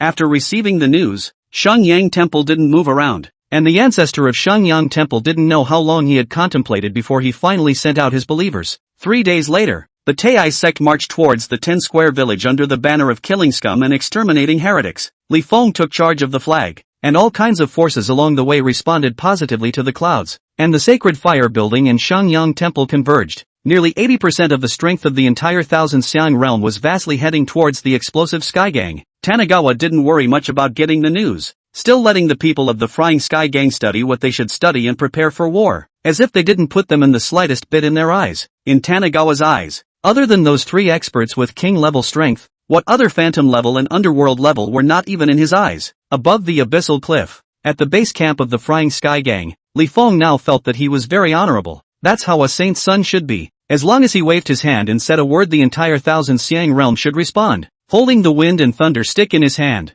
with the wind and thunder wings on his back, Li Feng looked at him angrily and shouted in a very domineering manner, "Guchuan, you have deceived your master and disregarded the friendship between master and disciple, and killed the master who had nurtured you for many years, commanding your own gang to kill fellow elder Ling Tao again. Guchuan, your evil deeds are simply too numerous to mention. Today I, Li Feng, will act for the heavens and avenge my master's death." Li Feng growled out. Not to mention for speech bragging, Li Feng is really an insider. A few short words drove most of the people present to shout after Li Feng. Kill Tanagawa. Get rid of the heretics, and right the way. Kill Tanagawa. Get rid of the heretics, and right the way. Kill Tanagawa. Get rid of the heretics, and right the way. Chapter 76. Tanagawa was in front, followed by Sea Culture behind him. How about it? Are you afraid? If you are, it's not too late, Tanagawa jokingly said to Sea Culture behind him. Afraid? Of course I'm afraid when a king-level expert has appeared. It's just that I'm more afraid of being an ignorant, unenterprising, caged pig that only closes its doors than a king-level expert. Siwen looked at all the forces in front of him with disdain, as if to say that this group of rabble would only be like this. Guchuan, come out dead or I'll directly order an attack and raise your Flying Sky Gang to the ground in a matter of moments. Li Feng hated his teeth. If he didn't want the antidote, he would have ordered the attack. Li Feng, what can you do to me if I come out? Do you like looking for death that much? As soon as Gu Chuan appeared, Li Feng had impatiently gone up to the front and spoke in a whisper that only two people could hear. Gu Chuan, you already have no way to escape today. If you're sensible, hand over the antidote and I'll still be able to spare your life today. Gu Chuan looked at Li Feng and didn't answer his words, but suddenly blurted out. What did you say, Saint's son? You said you can't lift it? There's nothing I can do if you can't lift. I don't get laid. Li Feng was instantly furious and directly waved the battle flag, loudly muffling Gu Chuan's voice in defense. I'm going to raise this battle flag today and exterminate your Flying Sky Gang. Everyone kill them all for me. Destroy the Flying Sky Gang and get rid of the tumor in the Thousand Xiang realm. Before Li Feng finished speaking, he opened his wind and thunder wings and tried to escape at great speed. He was afraid that if he stayed for a long time, Gu Chuan and the others would not speak of martial virtues and directly make a move. Li Feng ran fast, but Gu Chuan's speed was even faster, directly grabbing Li Feng's wind thunder twin wings. I've been displeased with this bird wing of yours for a long time. I have to tear it apart today. Tanigawa grabbed Wind Thunder's wings and began to exert himself. Gu Chuan, what are you doing? These Wind and Thunder twin wings used to follow you. How can you bear to lay your hands on them? Li Feng began to panic and broke free from Gu Chuan. The Wind and Thunder stick automatically smashed into Gu Chuan, who now disowned the stick. Get the hell out of here. Tanigawa blasted the Wind and Thunder stick with a punch. Drive me. Gu Chuan let out a loud cry. His hands exerted force. A tearing sound resounded through the sky. The Wind and Thunder twin wings were hardened by Gu Chuan and peeled away from Li Feng's back. Ah, Master Ji, save me. Li Feng was sweating profusely from the pain and asked for help from the Taizé sect's supreme elder. Zhuo Qiuming shook his head and sighed helplessly. How did he Taizé sect get hitched to such a holy son? It wasn't as if this kind of rogue saint's son hadn't appeared before, but they had all taken care of things in an organized manner and didn't need anyone else's help at all. But when it came to Li Feng,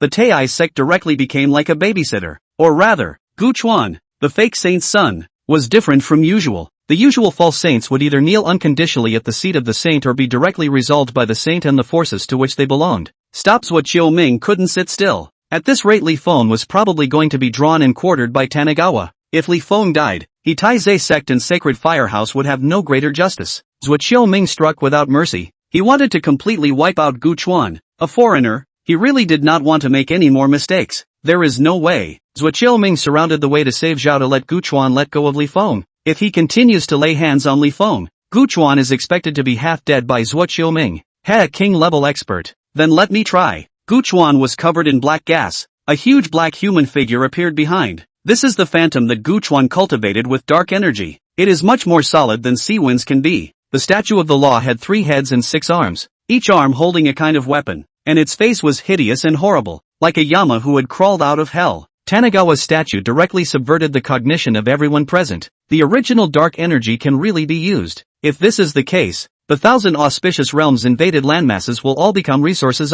None of the forces present were cuties. They were after the Holy Sun because the Holy Sun could lead them to defeat the dark creatures. Who would be willing to stoop to groveling under someone else when there was now a possible solution to the problem of dark energy? Indeed, a heretic. How dare you trespass on dark energy? Aren't you afraid of being taken advantage of by dark creatures? Zhuo Qiuming preempted. How could he not see Tanigawa's marvelous use of dark energy? But more than that, he didn't want the Taizé sect's position to be shaken in the future and no longer stand tall. Zhuo Qiuming, watch the move. Tanigawa directly commanded the dark phallic statue behind him. The 6 arms of the statue of the law were like mallets, blasting furiously at Zhuo Qiuming, and the 3 heads with different expressions rotated, firing out a black laser. Although Zhuo Qiuming was a bit tired of dealing with it, this thing looked powerful, but it couldn't do much damage to the strength of the king-level realm. How dare you bring out this kind of trivial trick to disgrace people? Get the hell out of my way. Zhuo Qiuming directly transformed into a ray of light and overturned Gu Chuan's Dharma statue. Gu Chuan, you deceived your teacher and disregarded my Taizé Mountain's adoption favor. Today I will take back all that the Taizé sect has given you.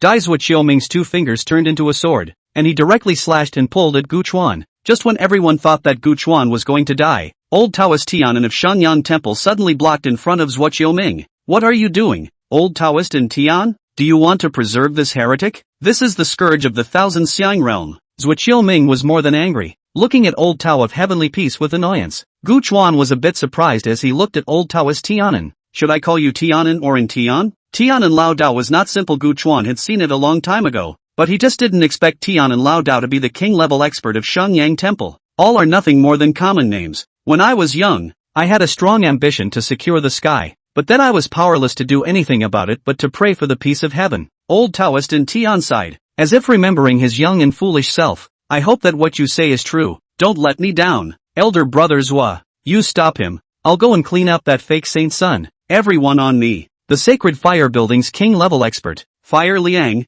couldn't help himself at this time. He couldn't stand to see Gu Chuan jumping around there. As a fake holy son, what use do you need you if you don't obediently fulfill your mission? Fire Liang directly led the people from the sacred firehouse to attack the Frying Sky Gang, and the sea culture of the Frying Sky Gang had no choice but to fight 10 experts of the same level one by one. Fortunately, Gu Chuan's earlier use of dark energy had caused most of the forces present to hesitate and not rashly join the holy firehouse's attack. Die for me! You heretic, you shouldn't have appeared in this world. Fiery Liang's fist wrapped in hot flames. He directly smashed into Tanagawa. He wanted to tear this brat in front of him to shreds. Old Taoist and Tian tried to stop it but was entangled by Zhuo Qiuming and couldn't get away. Chapter 77, Firebrand's Death. Tanagawa didn't dare to be too big. The Dharma phase roared and rose up from behind Tanagawa, like a war machine stopping Flame Liang's approach. As for Gu Chuan, he directly plunged headlong into the realm behind the Frying Sky Gang, which was invaded by dark energy, absorbing dark energy into his body. He wanted to use the fastest time to break through to the king-level realm. The location of the Frying Sky Gang was rather special, as it was located right at the border between the dark energy and the Thousand Auspicious Realms aura wells. One step forward was the abundant aura of the Thousand Auspicious Realm, and one step back was the Thousand Auspicious Realm infested with dark energy. As the deeper Gu Chuan went into the backlands, the more he became like a fish out of water. The research he had done over this period of time had not been in vain. The dark energy could already be used for cultivation. Huo Liang hurriedly chased behind him. He was most displeased with people like Tanagawa who didn't follow the rules of the game. In his eyes, except for a few people, everyone else had to behave themselves in front of him. Heretic, where to go? The dark energy will only get thicker the further in you go. If you stand still now, I might even be able to spare your life. Fiery Liang struck a hot flame through the air, trying to ash Tanagawa. Cracks had appeared in the phantom, and finally it was completely torn apart by a flame. And Tanagawa accelerated the speed of absorbing the dark energy while dodging the attack of the Fire Ryokan. Gu Chuan also didn't expect that these people would attack the Frying Sky Gang so suddenly, causing him to have no time to break through to the king-level realm, making him a bit passive. But it doesn't matter, it's just the king-level realm. As long as he devours and absorbs enough dark energy, Gu Chuan can advance his Dharma phase directly to the strength of the king-level realm. The 10-square village was originally close to the dark space rift, and the location of the Frying Sky Gang was in the 10-square village. So according to the Trinitarian reasoning, the Frying Sky Gang was also close to the dark space rift. Ahead was the place where the spatial rift had been sealed, emitting a faint glow all the time, delaying the invasion of dark energy. Heretic, that's a sealed place. Even if you break into it, you're bound to die. Fire Liang was emboldened. This seal was continuously reinforced by the great powers of the Thousand Xiang realm for thousands of years. For Gu Chuan, a medieval level strength, to try to break the seal was simply a fool's errand. Gu Chuan ignored Fire Liang as he plunged headlong into the sealed land, using his experience to reach the core of the seal, and sat down at ease to prepare for a breakthrough in his realm. Fiery Liang looked dumbfounded. Was this Tanagawa really a fake saint's son? He couldn't help but doubt himself. This sealed land is his own king-level realm, also dare not trespass. How can he, a brat, dare? It's just luck. I'll see how long you kid can hold out. Firegood looked like he had found an excuse and directly stood outside the sealed land and simmered with Gu Chuan. 1 quarter, 2 quarters. Time passed quickly, and Firenze Liang's face grew worse and worse. The phantom behind that Gu Chuan, which was already broken, was gradually solidifying, and as time passed, the huge phantom seemed to come to life. Fiery Liang had sensed that something was wrong and wanted to retreat back to Zhuo Qiuming first. As soon as Fire Liang's thoughts appeared, Tanagawa had already opened his eyes, and the Dharma body behind him rose up from the ground. The 3 heads and 6 arms grimly wielded various weapons, deftly passing through the sealed land and brazenly smashing into Fire Liang. Humph, it's just an evil demon. Watch my holy fire fist. Surprisingly being underestimated, Fire Liang's violent temper came straight up, and he didn't dodge and directly bombarded towards the 3-headed, 6-armed phallic phase. But this time, Firenze Liang was really big-headed, and Tanagawa's phantom actually slammed Firenze Liang to the ground with a direct club. Then the 6 arms, like wind and fire wheels, bombarded Fire Liang furiously, and the 3 heads rotated continuously, lasers from their eyes constantly shooting at Fire Liang. It's suffocating. Fire Liang feels suffocating now. What makes you have 4 arms and 2 heads more than others? Isn't this bullying? Tanagawa, have the guts to come out and fight fair and square? With this kind of crookedness, what kind of skill is it? Firenze Liang didn't even call it heresy now. Tanagawa's fists were enough to get his attention. He had now elevated Tanagawa's status to the same height as his own, and already had the qualifications to talk to him. Idiot, Why would I do that thankless thing? Tanagawa walked out of the sealed place and stood behind the Dharma phase, looking at the beaten Fire Liang. Tanagawa, you don't speak morally. What did the Taizawa school teach you? Have you forgotten? The Tei school? Don't you know that I've already deceived my master? Tanagawa's words directly shut Fire Liang's mouth. Fire Liang's violent temper was beaten into stubbornness, and stubbornness was beaten into temperlessness. For a phantasm that was like a fish out of water in the dark energies, Forenza Liang already felt powerless to do anything about it. He tried to make a final struggle, attempting to use his own power to threaten Tanagawa. Tanagawa, stop. Aren't you afraid that your Frying Sky Gang's people will be slaughtered to death? It's not too late to rush back. Don't worry, my Frying Sky Gang's congregation are all talented. Not only do they speak well, but they are also strong. Beating 3 by 1 is not a problem. This is not Guchuan bragging. With the help of the Dharma phase, Frying Sky Gang really has no pressure to fight 3 in the same realm. The hard can't work. Fire Liang will come to the soft. Tanagawa. Now is the critical moment of Qianxiang realm. One more person has more power. You can't ignore the safety of Qianxiang realm just for the sake of your own self-interest. Tanagawa was a bit puzzled. It seemed that this Huo Liang wasn't really a hot-tempered person. He was just looking down on people whose strength was weaker than his own. Don't worry. The original intention of my heaven blasting gang was to blow up the sealed place, tear open the spatial rift, and allow the dark energy to completely merge with the thousand auspicious realm. Solving this matter once and for all. Tanagawa's idea really made Huo Liang startled. Was this Frying Sky Gang trying to go to heaven? This kind of strange method was thought of. Tanagawa, even if you people from the Frying Sky Gang can live in the dark energy, what about ordinary people? Don't forget that ordinary people are the foundation of a world. Fiery Liang could not hold out any longer. Basically being rubbed on the ground by Fa Xiang, he somewhat regretted why he was so impulsive. Let the traitor of the Taija sect deal with the people of the Taija sect. Why did he pretend to be some kind of big-tail wolf? You don't need to worry about that. How ordinary people can survive in the dark energy is something our talents in the Frying Sky Gang have almost worked out. Today you just need to know that next year's day will be the anniversary of your death. No, I'm willing to leave the sacred firehouse to join the Heaven Blasting Gang. Fiery Liang was still making a final struggle. It was not easy to cultivate to the king-level realm. He didn't want to die so easily. Sorry, you don't deserve it. After saying that, Tanagawa commanded the Phantom to increase its attack, directly hammering Fire Liang into a puddle of rotten meat. Guchuan sat on top of the head of the Phantom and quickly ran towards the location of the Frying Sky Gang. Some people just hate themselves for living too long. Chapter 78, Seal Loosening. The Frying Gloves. The Sacred Firehouse and the Tei sect plus some other forces joined forces to attack the Frying Sky Gang, and although they were partially held back by the Shangyang Temple, the Frying Sky Gang was still somewhat of a two-fisted force. Siwon was surrounded by a dozen or so underworld-level experts, and it would be good if he could save his life now. 3 of Goran's tentacles were severed, and he was unable to recover for a moment. Holy Maiden, what do we do now? The gang master hasn't returned yet. I don't know if there will be any accidents. Gao Lin was wowed by a few people of the same realm. It was as if he had seen the anniversary of his death. Mu Yun was also having a hard time. The Frying Sky Gang had already suffered hundreds of deaths and injuries. If this continued, it was estimated that the entire Frying Sky Gang would be finished. Retreat. All retreat inside. In the face of the big situation, Mu Yun was powerless. Humph, where to run? Li Feng's eyes were now reddening at the sight of Mu Yun. If it wasn't for this woman, he would have been able to double date with his little sister by now. And Tian,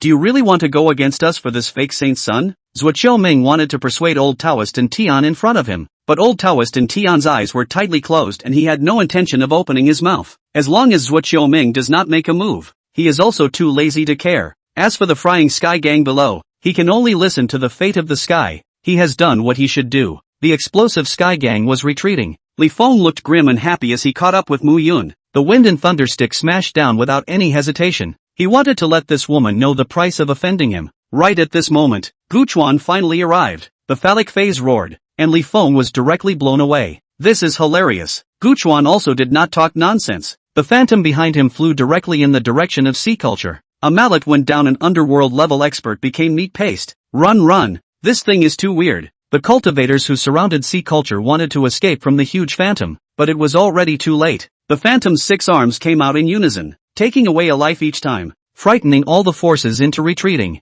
Guchuan, where is Fire Liang? Zhuo Ming was a bit unsettled. He didn't expect Guchuan to escape from Fire Liang's hands. It seems that Fire Liang is now in dire straits. Firebrand? You mean that no-good cranky guy? You'll find out where he is when you get down there later. While speaking, Guchuan's Dharma phase had already rushed towards Li Feng. He didn't believe it today. He was going to tear this scoundrel apart by hand. Li Feng was instantly scared and panicked. Looking at Gu Chuan, he snapped, "Gu Chuan, what are you doing?" This time it was Zhuo Qiuming who pulled the strings and took the lead in attacking your frying sky gang. Injustice has a head and a debt has a master. If you want to find it, go find Zhuo Qiuming. What kind of skill is it for you to come at me? Li Feng directly sold Zhuo Qiuming. Listening to Zhuo Qiuming, that was a black line. He himself wanted to slap Li Feng. Li Feng, even if you talk the talk today you're still going to die. Don't you want to cure the poison? I have the antidote here. As long as you defeat me this antidote is yours. Gu Chuan was in hot pursuit behind him. Li Feng, I don't want the antidote. I don't like women.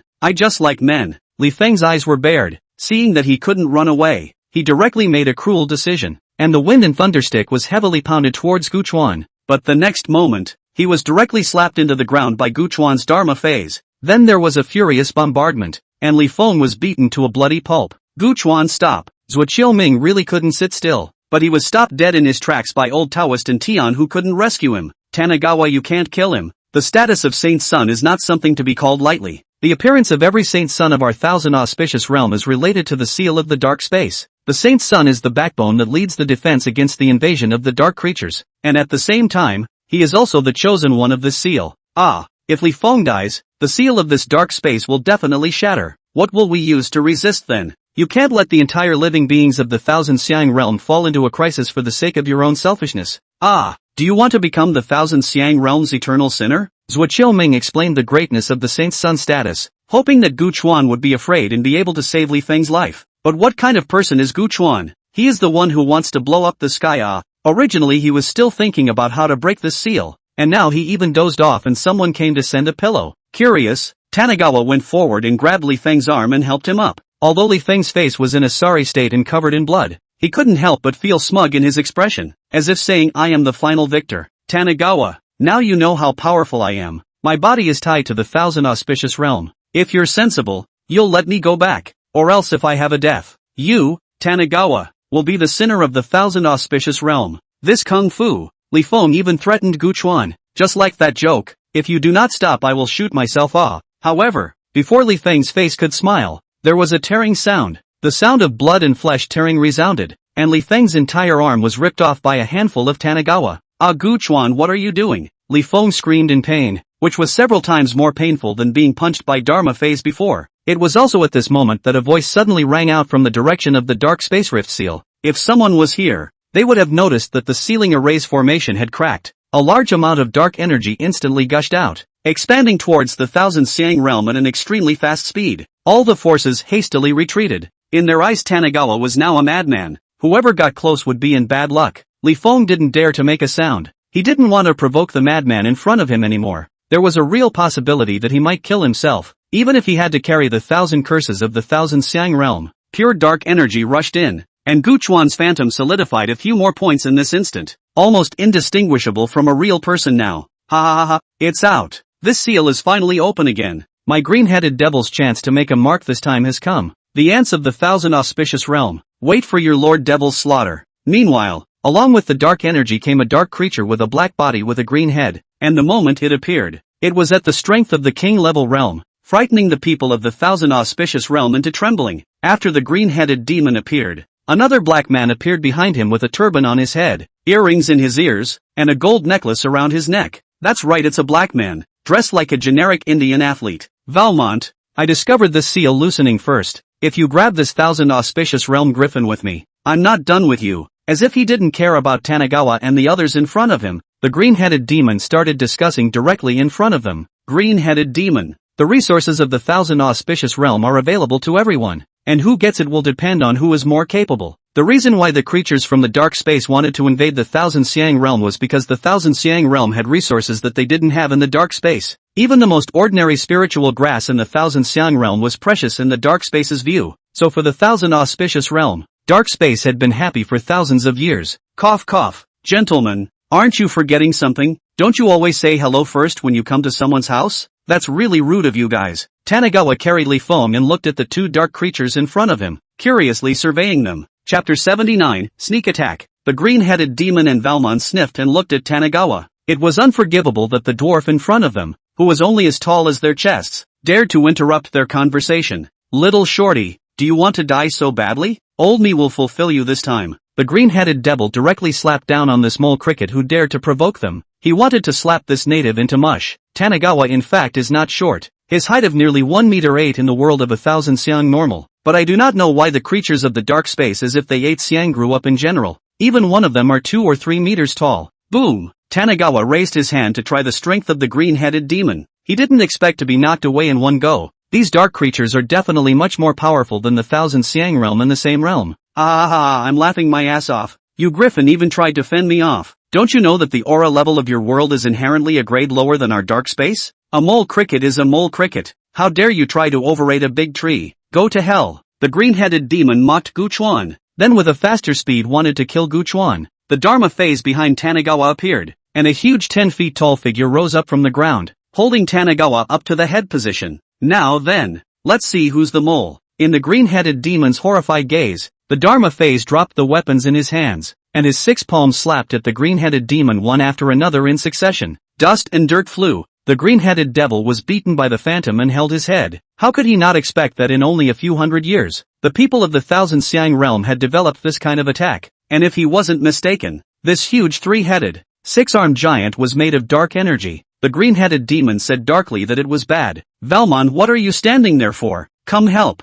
The green-headed demon yelled. Valmont also saw that something was wrong and wanted to go up to help, but Old Taoist and Tian crossed the line. Valmont, do you still recognize me? After saying that and not waiting for Valmont to react, Old Taoist and Tian took out a duster and swept it directly at Valmont, and the two of them were suddenly in a battle. Zhuo Qiuming's face was moody. He looked at Old Taoist and Tian, and then at Gu Chuan, and finally his face was a grimace, and he didn't know what he had secretly resolved. Native, don't stop. If you do it again, when my Dark World's army descends, you won't even be able to die in time if you want to. Stop now and join us in the Dark World. Our Lords value talent. The green-headed devil dodged left and right, but he just couldn't get rid of that giant. He now finally knew what it was like to be a mole. Lords? I'm going to meet your lord in a little while even if he doesn't come. The 6 arms of the Dharma phase came out in unison and directly grabbed the green-headed demon, wanting to directly tear the green-headed demon apart. In that case, let's die together. The green-headed demon's voice was a little bleak. One's own Hala Lord sitting down the 9th guard. In the Dark World are ranked experts. I did not expect just to Qianxiang realm has not yet begun to make a big move. We'll have to die in the hands of the natives. The green head of the green-headed demon's green head released a green light, and the energy of his entire body accumulated towards his head. Instantly, a huge green mushroom cloud rose up with a loud boom, and Tanagawa hurriedly ducked behind the phantom. It's now! Zhuo Qiuming showed a vicious color in his eyes, and seeing the opportunity, he directly rushed to Gu Chuan. Looking at Gu Chuan's tattered phantom, his heart rejoiced. His chance had come. Gu Chuan, you sinner! How dare you disregard the safety of the 1,000 auspicious realm? Today I, Tai Zhe sect, will act for the heavens and slaughter you. This scourge. Even when Zhuo Qiuming sneak attacked Tanagawa, he did not forget to add a charge to Tanagawa, as if people like him like to use the so-called great righteousness to press people. Zhuo Qiuming saw the gray-headed Gu Chuan in the midst of the ruins, and directly passed through the phallic phase, carrying a majestic force, and struck Gu Chuan with a palm. Gu Chuan also did not expect that Zhuo Qiuming would come to this hand. It was too late to dodge. His arms curled up, with all his strength, wanting to receive this move of Zhuo Qiuming. Zhuo Qiuming, you stop it! Old Taoist and Tian anxiously shouted, but he had bet all his treasure on Gu Chuan, but he was also too wrapped up in Valmont's deadlock to rescue him. Humph! Obstinate! This is what you'll get later. Zhuo Qiuming felt soothed. Even in front of the dark creatures he laughed out loud. Gu Chuan was hit by a palm and flew a long way. Blood spilled in a large area of his mouth, and his arms were already fractured. If he were an ordinary person of the underworld realm, he would have been slapped to death by Zhuo Qiuming. Cough cough, that really hurt. Tanagawa struggled to peel away the dirt and rocks from his body and climbed out of the rubble. Zhuo Qiuming cannot believe he actually can survive from his own hands that move, but he poured all his strength off. Even if people in the same realm eat their own this move, it is estimated that they will be seriously injured. This Gu Chuan even did not die. The face of Zhuo Qiuming, who was still happy and cheerful, became more and more hideous. Since you're still alive, eat another move from me. Zhuo Qiuming once again rushed towards Gu Chuan. This time he wanted to make Gu Chuan suffer 10,000 deaths, until he was beaten into a piece of meat. But this time, Gu Chuan is going to let him down.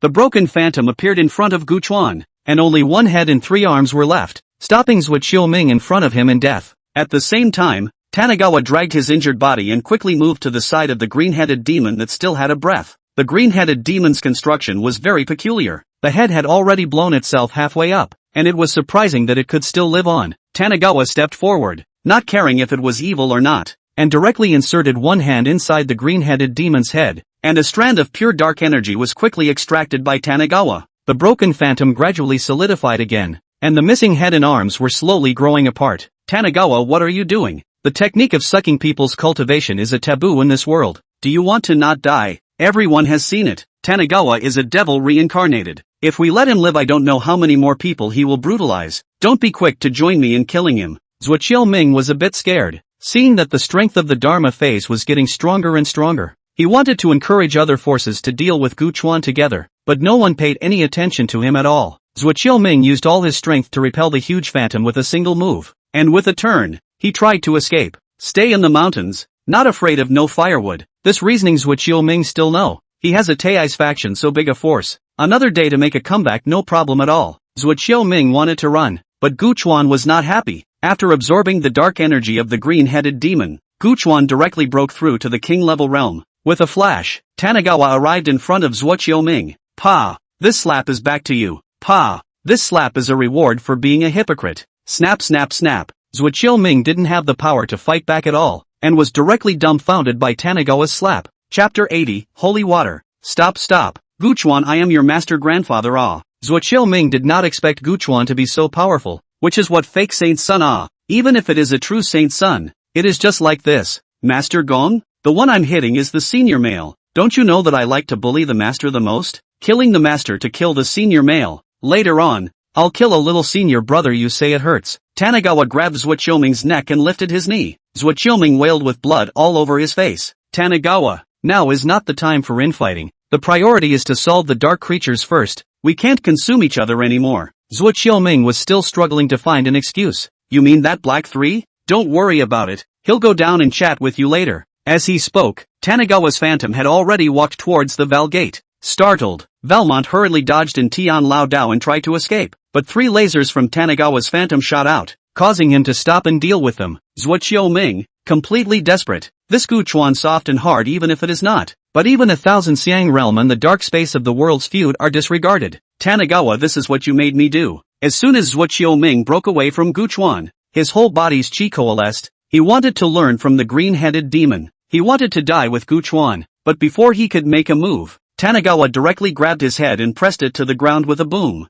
Force you to be a hammer. With your 3-legged kung fu you still want to learn how to blow yourself up. Are you worthy? Zhuo Ming suffocated and wanted to speak, but the next moment Tanigawa directly chopped his head with a foot, leaving only his body still twitching. When Valmont saw this, he was even more frightened, and since he couldn't run away, he could only surrender. Honorable Thousand Auspicious Realm Master, I, Valmon, the 7th guard of the Dark World, please accept my devout worship. Valmon directly bowed down to Tanigawa. A good man is not a good man. He doesn't have as much courage as the green-headed demon to dare to blow himself up. Tanigawa did not have a chance to measure up Valmont until this moment. Although this guy looks like a human, but how come he is so black? Except for the teeth and palms of his hands are not black. Everything else is black. Even the whites of his eyes are black. If this was at night, you probably couldn't find it with a lantern. Taking this opportunity, Tanigawa grilled the Dark World. In Valmont's telling, the Dark World was about the same size as the Thousand Xiang Realm, except that the energy of the Dark World was 1 level higher than the aura of the Thousand Xiang Realm. The Dark World wasn't like the 1,000 auspicious realms where the powers were so spread out. The supreme commander of the Dark World was the Dark Lord, and underneath him were the 9 supreme guards, each of which was at the king level of strength. Seeing that the cross-examination was almost over,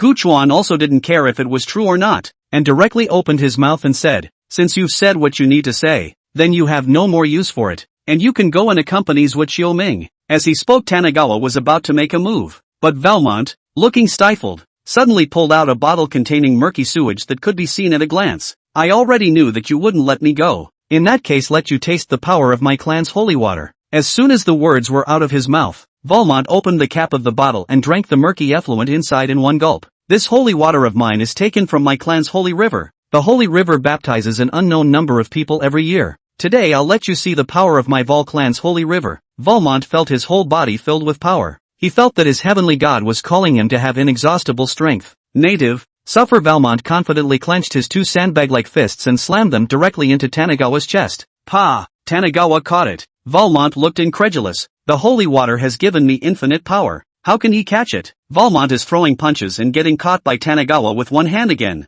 Is throwing punches and getting caught again? How is it possible? How is it possible? How can you possibly catch my fist? Valmont felt like his faith was going to collapse. Tanigawa scratched his ear with an air of disinterest and said, "Perhaps your god is too far away for him to be in charge here." Tanigawa's words gave Valmont instant hope. It must be like this. It must be like this. The true god will not give up on us. The holy river water will not lie. As soon as the words were out of his mouth, Valmont wanted to leave. He was off to pray to his true god, and he was going to bathe in the waters of the holy river back home. Tanigawa looked at the little cutie with a face like looking at him. Almost done. After accompanying you for such a long time you should be satisfied. Now go down and accompany Zhuo Qiuming and the green-headed demon. Tanigawa's phantom grabbed Valmont, who couldn't move, and Tanigawa ended his life with a direct punch. How dare a Kunlun slave try to fool me? Simply looking for death. Gu Chuan looked at the surrounding debris, searching for Li Feng's figure. Just now a succession of unexpected situations made him lose Li Feng in his hand,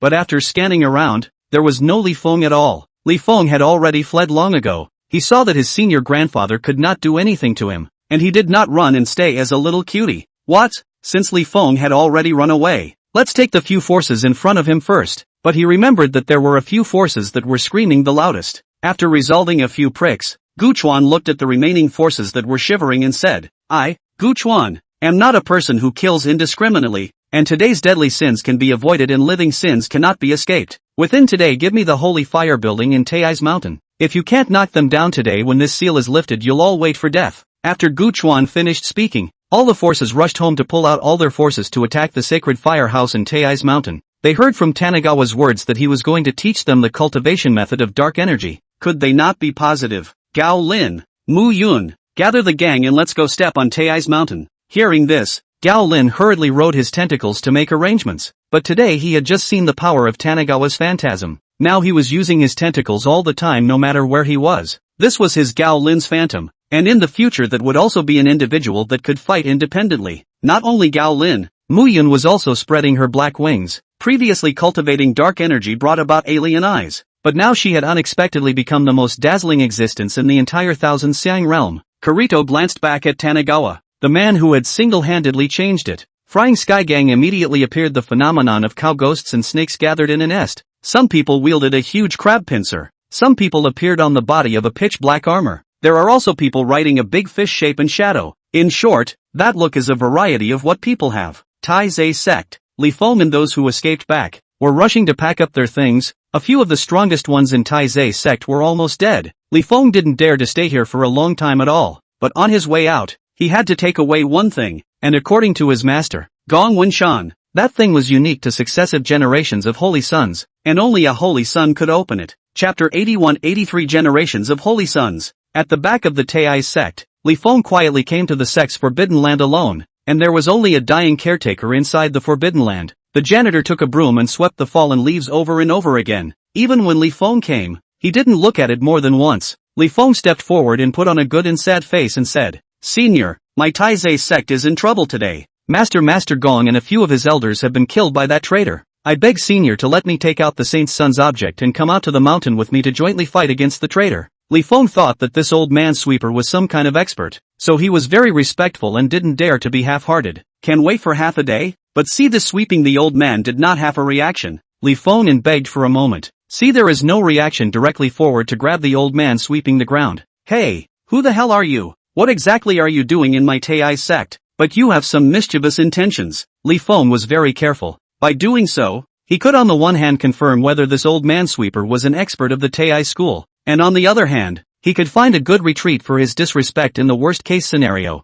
The old man sweeping the ground did not suddenly reveal his strength as Li Feng thought, but instead, he was trembling after being grabbed by Li Feng, pointing at his ears and throat for a while. "So it's a deaf old man. What bad luck." Li Feng pushed the old man sweeping the ground away, spat on the ground and cursed as he walked towards the forbidden land. It didn't take long for Li Feng to arrive before a stone door, which was covered with various formations and vaguely revealed a ferocious aura. Li Feng bravely inserted the wind thunder stick into one of the holes on the stone door. Click, click, click. A sound like a key twisting a door lock rang out, and the stone door opened a fraction of an inch. Li Feng entered inside, and what met his eyes was not any exotic treasures, but a golden coffin. The coffin was placed right at the doorway. with gold nanmu would padded under the top, and instead of the eerie atmosphere of ordinary coffins, there was a feeling of grandeur and atmosphere. The sharp-eyed Li Feng realized that there was a gong method engraved on the coffin, just like the same as the one Gu Chuan had used earlier. A kind of gong method that sucked in other people's cultivation for his own use. Li Feng's eyes reddened at the sight and he directly recorded it quickly,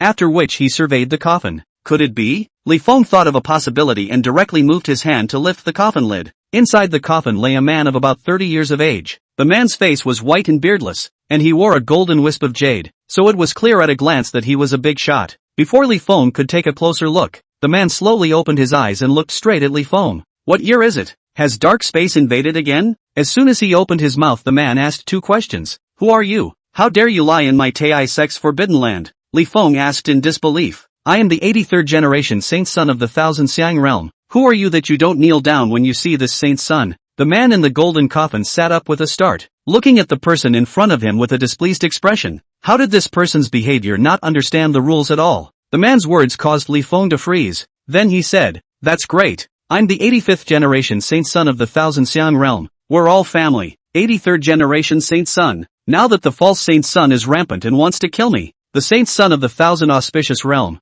to take his place, please ask the 83rd generation saint son to come out with me, and flatten that false saint son. Li Feng's words were earnest, and he spoke in a condescending and serious manner. Humph, a fake saint son can't even be cleaned up. What a waste. The 83rd generation saint son wanted to get up and move his muscles. Back then, when the Tai sect sealed him here, wasn't it a backhand left behind for the day when they couldn't resist the dark creatures? What the 83rd generation saint's son didn't notice was that Li Feng had arrived behind him silently at some point. The moment he was about to get up, Li Feng made a decisive move and pressed a slap on the head of the 83rd generation saint's son. I won't let you worry about the false saint's son. You'd better fulfill your duties obediently. Li Feng looked hideously excited as he directly used the technique he had just learned. The 83rd generation saint's son struggled, but because he had just woken up, the power in his body was like a dead sea that hadn't been revived yet. Plus he wasn't wary of Li Feng at all, so he fell prey to Li Feng. You can't be like this. I'm the personal disciple of the Tai sect master. Where's Zhuo Qiuming? Where's Gong Wenshan?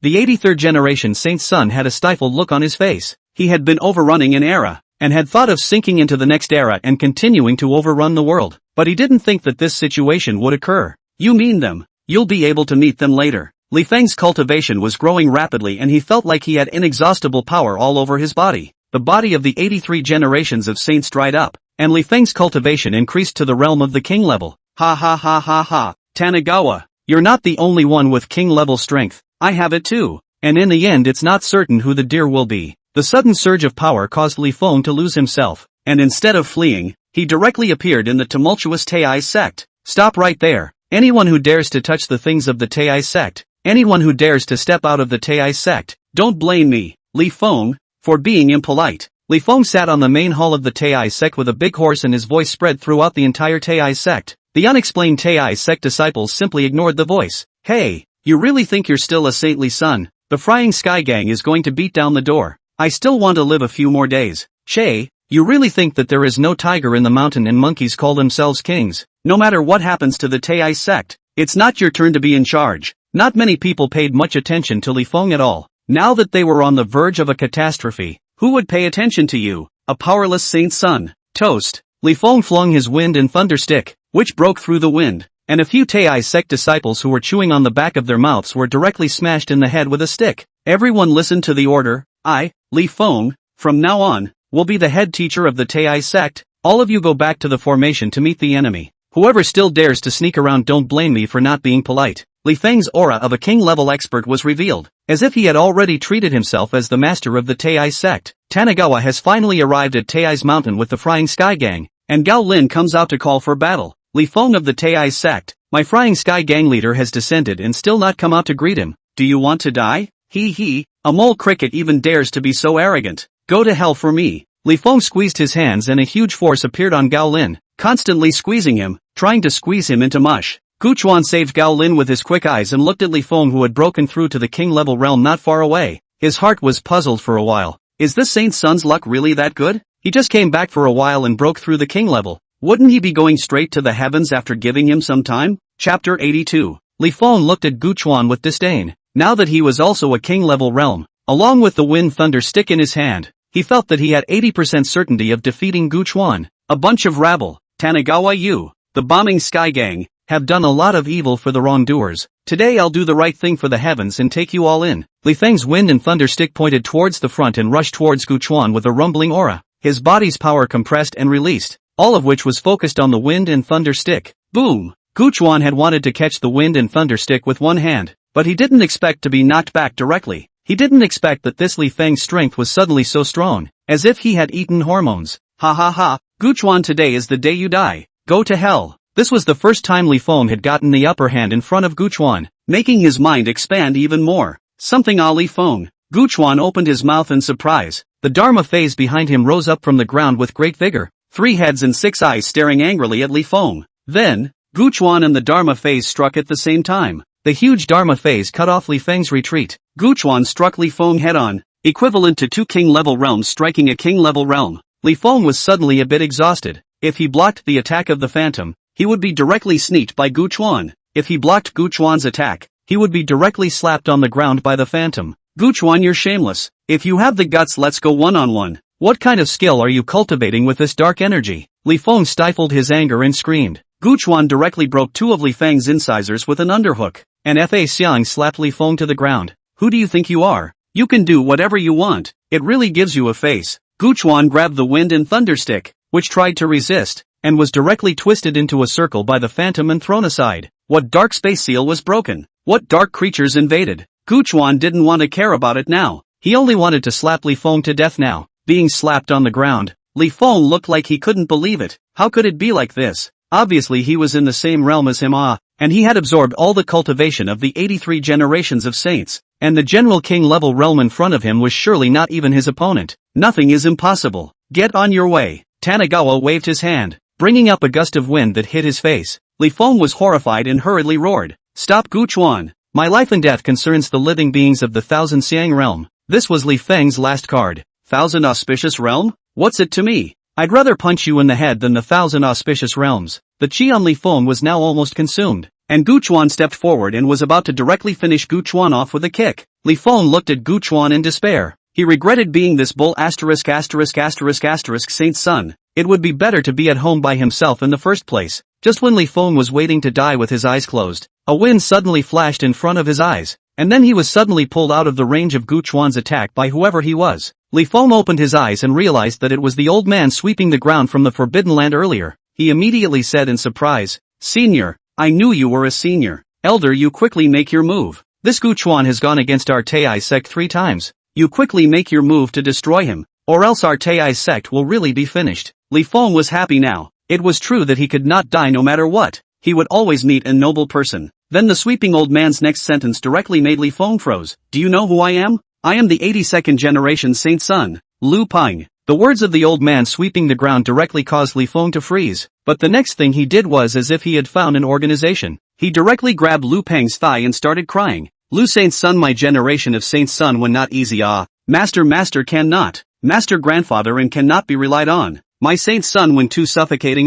but also please Lu Saint's son for me to preside over justice, Lu Peng looked at the crying Li Feng at his feet and cursed the waste in his heart. Don't worry. I won't spare any of those who offended you. The majesty of the Holy Sun cannot be lost. As he spoke, Lu Peng quietly pressed one of his hands on Li Feng's head. At the same time Li Feng's hand also quietly pressed on Lu Peng's dantian. Almost instantly, the two of them coincidentally used the piece of gongfu engraved on the golden coffin, both wanting to suck the other's cultivation. Humph. I knew that you old thing didn't have good intentions. Sure enough, Li Feng said hatefully. His hand accelerated its force. How dare you talk about me? You little Yakuza? Do you know what kind of virtue you are yourself? How do you think the feats on the golden coffin and the holy sun inside appeared? That was put there by me. Lu Peng's words made Li Feng froze, feeling that he was the one being counted. Do you know what relationship that saint's son inside the golden coffin has with me? That's my shut-in disciple. That's also a character who's been conniving for more than a decade. If not for that kid being clocked by Qi, which would be your turn to absorb his cultivation.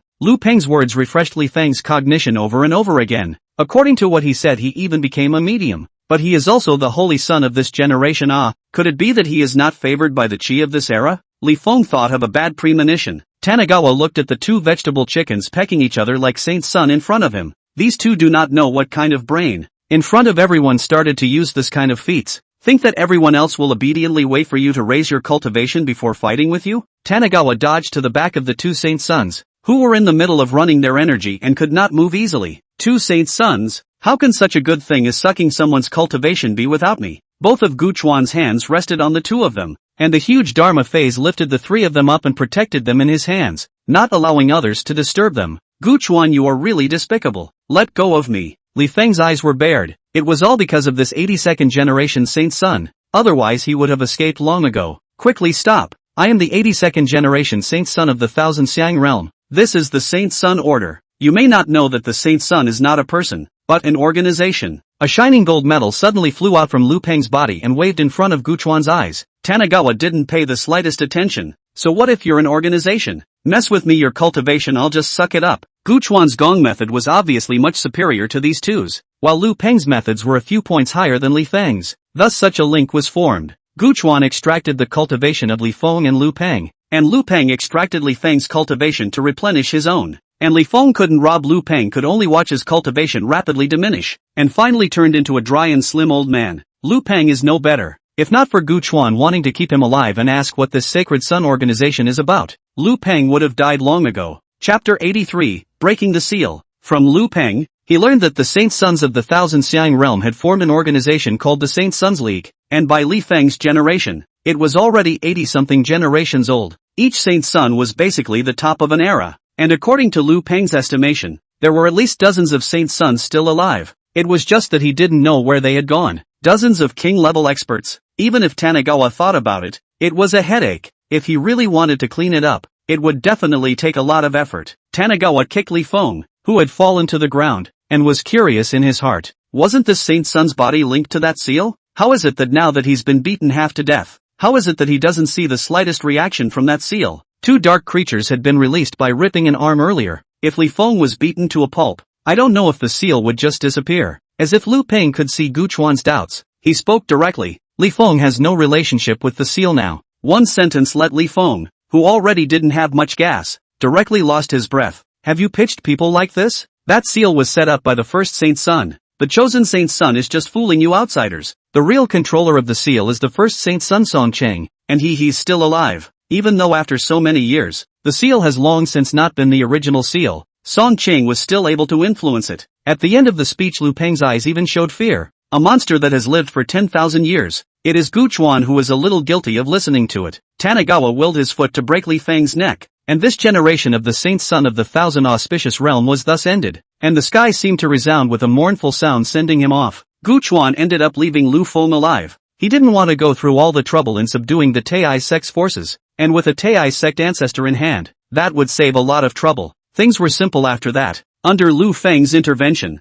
the Tei sect was merged into the Fried Sky Gang and became the Tei's branch of the Fried Sky Gang. The Sacred Fire Building became the Sacred Fire Division of the Frying Sky Gang, and the Shangyang Temple finally saw that the Frying Sky Gang's great power had become a reality, and it also had no choice but to become the Shangyang Division of the Frying Sky Gang, and by now the Frying Sky Gang had almost unified the Thousand Auspicious Realm. What made Gu Chuan puzzled was, didn't Lu Peng say that there were still many holy sons alive? How come none of them had popped up until now? After unifying the Thousand Xiang realm, Tanigawa was going to start his plan to blow up the sky, but before that, he gathered all the forces of the Thousand Xiang realm and developed a dark potion. This darkness potion is meant to be taken by ordinary people to enable them to adapt to the dark energy as well, and survive in the realm infested with it. At all times, ordinary people are the cornerstone of a world, even if they are as fragile as ants. That does not negate their existence. The appearance of the dark potion directly solved the survival problem of ordinary people. The land that could not be planted in the past was waiting for them to open up, and the food that was alienated by the dark energy could be consumed.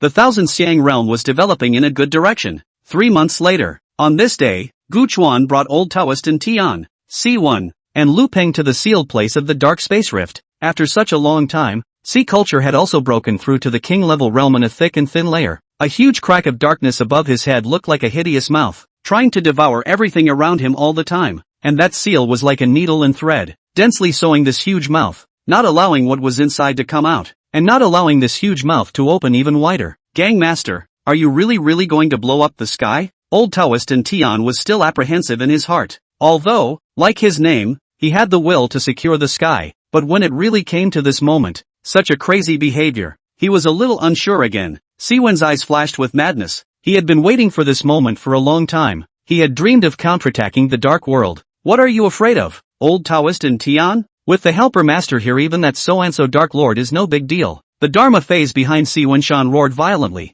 Unable to wait for a big battle, Guchuan glanced at the Flying Sky gang members behind him. All of them could already utilize dark energy and manifest their own phantoms to follow them in battle. Some people are riding all kinds of foreign beasts formed by dark energy. Some people are holding weapons formed by dark energy. And some people are wearing all kinds of armor formed by dark energy. Anyway, the dark energy was playing with all sorts of things in their hands, and each one of them was very excited. They were going to fight the dark world today, and even counterattack the dark world. This was the first big revolt after being oppressed for thousands of years. If he won, he would go down in history, and if he lost, it would just be a few years earlier for the Thousand Auspicious Realm to become a vassal of the dark world. When Takabayashi saw Tanagawa's gaze, the tentacles behind him directly lifted him high into the air and began his speech. Members of the Flying Sky Gang, today is the day that we, the Thousand Xiang Realm, will avenge our forefathers' past shame. Do you have confidence? There. Speak up, I can't hear you. Yes, yes, yes. I want to avenge my father,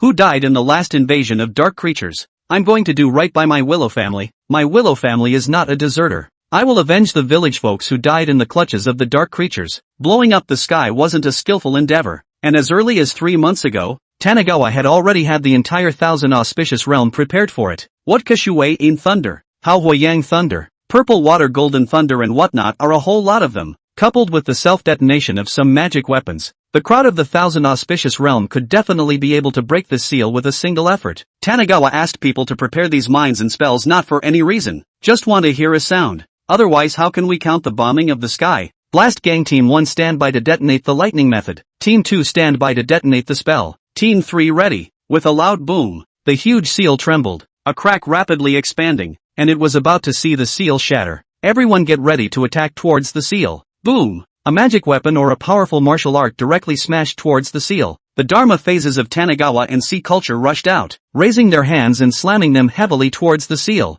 Boom! Boom! Boom! The seal shook violently, and dark energy poured in large quantities, but the seal just barely managed to shatter. The seal that had been continuously reinforced for 10,000 years in the Thousand Xiang Realm was not something that could be broken casually, and even if it was the first generation Saint Sun who could control the seal, he alone could not command the seal. Just when Tanagawa and the others were helpless and wanted to give up, on the other side of the seal, a creature with giant horns suddenly toppled towards the seal. More and more dark creatures could then be seen through the seal as they began to attack it. Apparently the creatures of the dark world were also paying the same attention as Tanagawa and the others, and they wanted to break the seal and fight their way into the Thousand Xiang Realm. Tear up! As if a sound of cloth being torn rang out, the seal at the spatial rift instantly shattered open. Just across a 100-meter long and 10-meter wide spatial crack, Tanagawa and that huge bullhorn monster looked at each other across two worlds. Chapter 84, A Generation of Holy Sons. The people of the two worlds had no words at the moment, all looking at each other quietly, gripping the weapons in their hands. The Minotaur was huge and suddenly reached out towards the space rift. As if it had crossed space and time,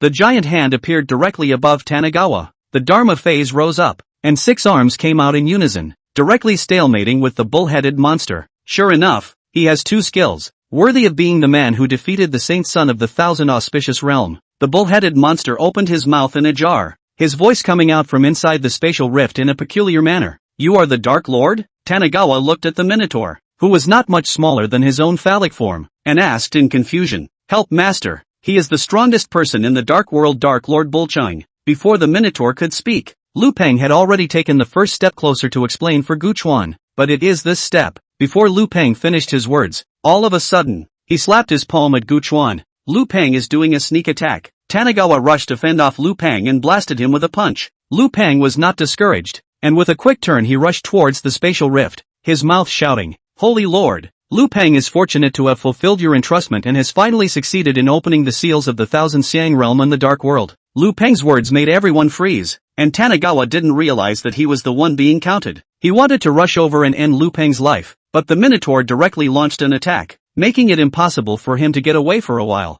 You are the ally of the Holy Sun Alliance? Guchuan looked at the bull-headed monster with an ugly face, and the more he thought about it, the more ugly Guchuan's face became. It is precisely this father. Haha, I never thought that I, Song Cheng, would be able to step into the Thousand Auspicious Realm in my lifetime? You, well done. Song Cheng nodded to Lu Peng. obviously praising him greatly. Lu Peng was immediately flattered and knelt at Song Qing's feet and said, "It is Lu Peng's honor to go up the mountain of swords and down the sea of fire for the ally. And my subordinate still wants to catch a glimpse of the ally's glory back then. Doesn't your Saint Sun Alliance still have dozens of Saint Suns alive? Where are they?" Gu Chuan looked at Song Qing's surroundings with some doubt. He was surrounded by natives of the Dark World, not the Saint Sons of the Thousand Xiang realm at all. As for Song Qing's current appearance, Gu Chuan knew at a glance that it should be Song Chang who had taken over a creature of the Dark World. Song Qing seemed to be genuinely happy. He was not in a hurry to attack the Thousand Xiang realm. Gu Chuan's words stirred up his memories. Looking at the group of melon eaters in front of him, Song Qing said smugly, "You mean them?" More than 30 corpses appeared in Song Qing's hands. The corpses all had one thing in common: they were all covered in wrinkles and had obviously died at the end of their lives. Heavens, what am I seeing? Isn't that the ancestor of my Wang family? The 21st generation Saint Son of the Thousand Xiang realm?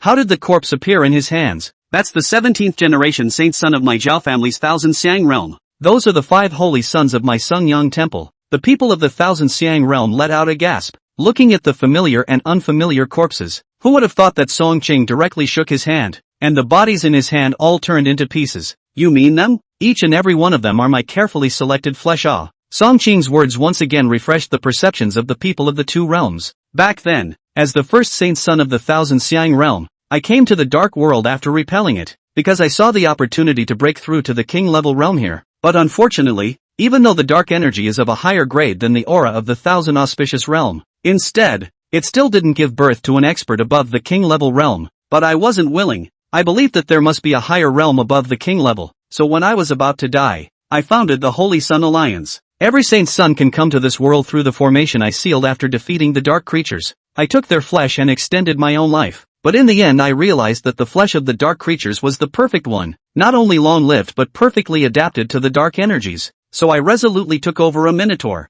and after hundreds of years of fighting, I finally unified the Dark World and became its lord. But when I wanted to go back to the Thousand Auspicious realm, this group of cuties in the Thousand Auspicious realm surprisingly reinforced the seal in such a way that I couldn't break it by gathering the power of the entire Dark World, and had no choice but to start scheming again. Song Qing slowly spoke of his past, and Gu Chuan realized at this point that his soul was rotten to the core. Although his physical body was always being replaced with a new one, his soul was not infused with new vitality, so he was like a dying old man with a strong body. Very awkward. After saying the word, Song Qing also looked at Lu Peng, wanting to see how he would react when he found out. But it didn't occur to him that Lu Peng wasn't surprised at all and said, "It's an honor for them to be able to provide the Holy Lord with a physical body. And if the Holy Lord needs it, this old bone of mine will immediately be able to give it to the Holy Lord." Song Cheng was very satisfied with Lu Peng's performance. This was a person who understood. Since you have unified the Dark World, why do you still need to return to the Thousand Xiang realm? Isn't the energy of the Dark World supposedly more advanced? Tanagawa asked in disbelief. As soon as he spoke of this, Song Qing suddenly became very excited, and a touch of greed appeared in his eyes. Because the Thousand Auspicious realm has the opportunity for me to break through. As long as I practiced the Thousand Auspicious realm's origin, I'll definitely be able to break through to a realm above the king level. Before the words were even finished, Song Qing grasped the spatial rift with both hands and led the dark creatures to rush over. Everyone, the time to defend the Thousand Auspicious realm and the family behind us has come. All kill for me. Gao Lin raised his sword above his head and bellowed with great vigor, leading the crowd of the Thousand Auspicious realm to meet him. Gu Chuan was now a bit confused. Li Feng had died. It was reasonable to say that the chi of this one realm would return to its normal level, and there wouldn't be the nasty phenomenon of one person being the only one. However, the system was reminding Gu Chuan that the chi of the Thousand Xiang realm had not yet returned to normal, and that there were still people maliciously holding the power of chi. And this Holy Lord Song Qing was hitting on the Thousand Xiang realm's origin. Surely it wasn't the Thousand Xiang realm's chiropractor anymore. Could it be that Lu Peng? Tanagawa felt that this was a possibility as soon as he thought about it, and directly wanted to move to find him.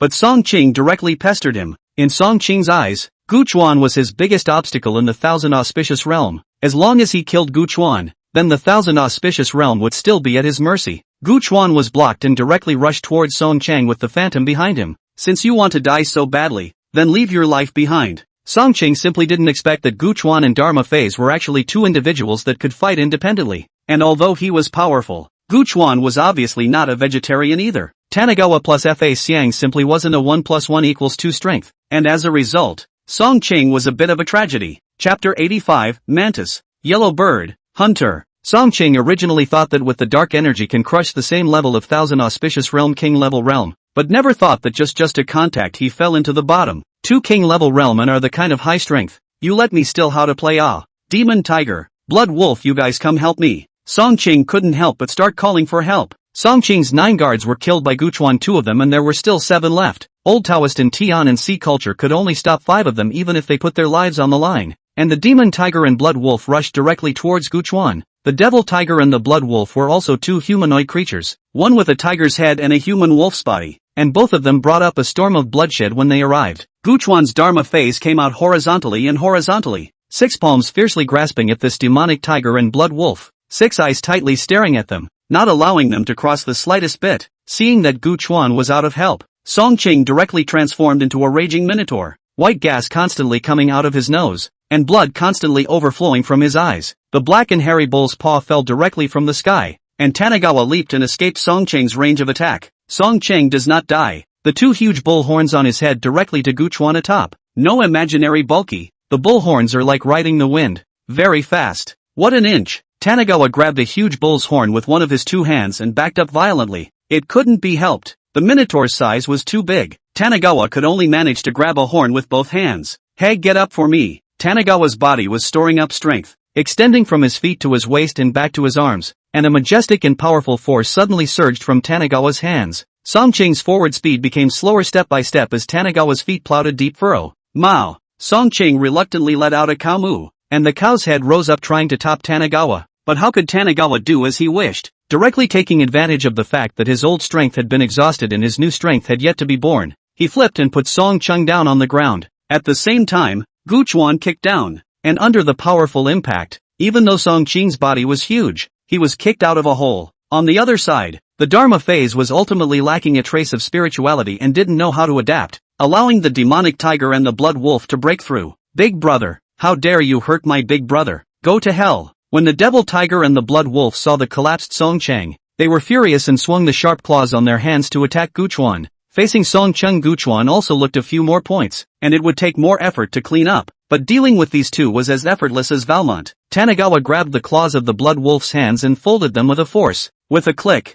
the blood wolf's palms snapped off with their roots. Then his head flashed, dodging the devil tiger's huge palm, and his feet powered up with a roundhouse kick, and the devil tiger flew directly backwards. Without waiting for the blood wolf beside him to react, Tanigawa broke his neck with a single punch, then caught up with the still flying backwards demon tiger and stomped him to the ground, his chest already empty. Second brother, third brother. Song-Ching's eyes were bared and his words were sad, but Guchuan heard that he wasn't really sad at all. The moment the demonic tiger died, Song-Ching's huge body suddenly shrunk and became the size of a normal person, quickly turning around and speeding towards the Thousand Auspicious Realm. Guchuan was chasing, Song-Ching was fleeing, and the 5 remaining king-level guards of the Dark World, seeing that they couldn't even defeat their own lords, directly fled the Thousand Siang Realm with their men. Quickly, as long as one reaches that place and gets the Thousand Siang Realm origin, all the problems will all be solved. Song-Ching began to burn the power of his chi and blood to speed up in order to escape from Guchuan. The high mountains flew back in front of his eyes as Song-Ching flew out of the 10-square village towards the former Holy Firehouse's territory, until he came to a stop on a dead crater where lava was rolling around, and then he leapt without looking at it. Tanigawa followed closely behind, also leaping down without the slightest hesitation. The magma in the volcano tumbled violently. A barrier appeared on Tanigawa's body to keep the hot magma out of his body, but if it went on for a long time, Tanigawa thought that he wouldn't be able to hold on. Finally, the bottom. The bottom of the volcano wasn't filled with even hotter magma like Tanigawa thought. Instead, a greenish space appeared here. As soon as Tanigawa entered this space, he felt a coolness. The aura here was so abundant that it could actually be compared to the level of dark energy. Guchuan searched for Song-Ching's trail and quickly followed. He wanted to see what this first saint son of the Thousand Siang realm was up to. Underneath a huge tree, Song-Ching looked at a fist-sized green gem on the top of the tree above him and muttered under his breath. Sure enough, as long as the Dark World invades the Thousand Siang realm, the origin of the Thousand Siang realm will appear to maintain the order of the Thousand Siang realm and comb through the unstable energies of the Thousand Siang realm. Without saying a word, Song-Ching directly rushed towards the top of the giant ball. Midway through, he encountered a barrier in front of him, which was directly shattered by a few punches from him using his secret technique. He couldn't wait any longer. Song-Ching reached out to the Thousand Auspicious Realm origin with one hand, his eyes already unable to hold back the joy that flooded his eyes. The thing he had dreamed of was close at hand. Then, Before Song Ching could be happy for long, a palm suddenly appeared at the end of the tree, holding the thousand auspicious realm origin in one hand, and then kicked at Song Ching with a cruel face. No! Song Ching crumbled and screamed as his body fell from the end of the tree, watching the thing he had dreamed of being grabbed in someone else's hands. Lu Peng, how dare you! Quickly give me the thousand auspicious realm origin. Song Ching saw who had struck out. It was Lu Peng, the subordinate that he had once thought had the eyesight to be a good trader. He hadn't thought that retribution would come so quickly, and he was directly bitten back. Lu Peng also looked at Song Ching with a maniacal expression and said very happily, "Give it to you? You're dreaming. After all these years of groveling for you as a trader, do you think I really see you as great and see you as great? No, no, no, none of that. If it weren't for the fact that you hold the command of the formation for the spatial rift in your hands, and the seal is tied to the power of the thousand auspicious realms chi, do you think I would have listened to you?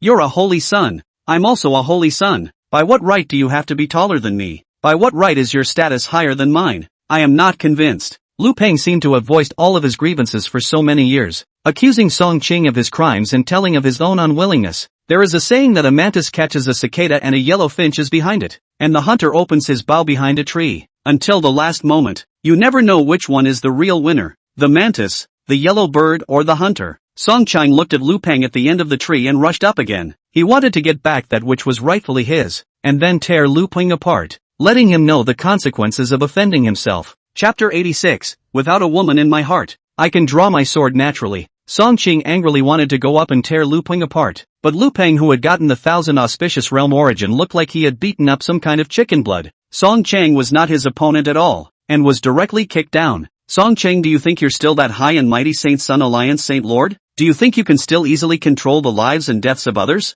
No, now you're a mole in front of me, and I'll let you know firsthand what you did to me before. Lu Peng laughed maniacally. He thought that he was already a victor since he had obtained the thousand Xiang realm origin. Song Ching pounded the ground with his hands over and over again, and again and again. He rushed up to try to snatch back what Lu Peng was holding. He was not willing to be fooled by a villain like Lu Peng. Tanagawa looked at the farce in front of him a little puzzled. Did these two forget about themselves? I only heard Tanagawa muttering to no one in particular. I know you can hear me, and you know the situation now. I'm the only one who doesn't mean you any harm, so you should know what to do later. After saying that, Guchuan stood on top of the phantom, which held him up as he rushed up to the end of the giant tree. Lu Peng looked at Tanagawa, who was rushing up. He was also red in the eyes. And you fake Saint Sun, if it wasn't for you my plan would have gone a lot smoother. And you, a deviant, go to hell for me too. Lu Peng flashed the thousand Xiang realm origin in his hand, and a green curtain of light appeared in front of his eyes. Tanagawa made a clean sweep, and the green curtain of light did not stop Tanagawa from advancing as Lu Peng had imagined. Tanagawa directly crossed the light screen and slammed his fist on Lu Peng's face. The praying mantis catches the cicada. The yellow sparrow is at the back. Haven't you ever heard of that? Lu Peng incredulously shot out a pure attack energy with the thousand auspicious realm origin, but instead of being offensive to Guchuan, these energies were constantly tamping down Guchuan's realm strength. How could it be like this? Why is it like this? Lu Peng saw a ghost in general looking at Guchuan. He did not want to understand how the thousand Xiang realm's origin could not deal with Guchuan. Previously dealt with Song Ching is still good. Lu Peng, who couldn't think straight, controlled the thousand auspicious realm origin in his hand and directly took a shot at Song Ching, who immediately screamed in pain. What's wrong with you? I'm not the one who messed with you. Why are you attacking me? Lu Peng had no way to escape, and Guchuan grabbed the thousand Xiang realm origin in his hand. It turns out that the words that were inexplicably said earlier were said to the will of this thousand auspicious realm, and the will of the thousand auspicious realm could also sense it, and the only one of these three who didn't have any covetousness for its origin was Guchuan. Return the thousand auspicious realm origin to me. I've been plotting for this for hundreds of years. You can't do such a villainous thing. Lu Peng stepped forward wanting to retake the thousand Xiang realm origin. Below, Song Cheng heard immediately unhappy. You only plan for a few hundred years. The old man enough to plan for a few thousand years. Ah, if not for you this pitiful thing, I early a few hundred years to get the power of this origin. Guchuan did not have too much nonsense. Directly choked Lu Peng's neck. This old thing even dared to fool himself, then send him on his way.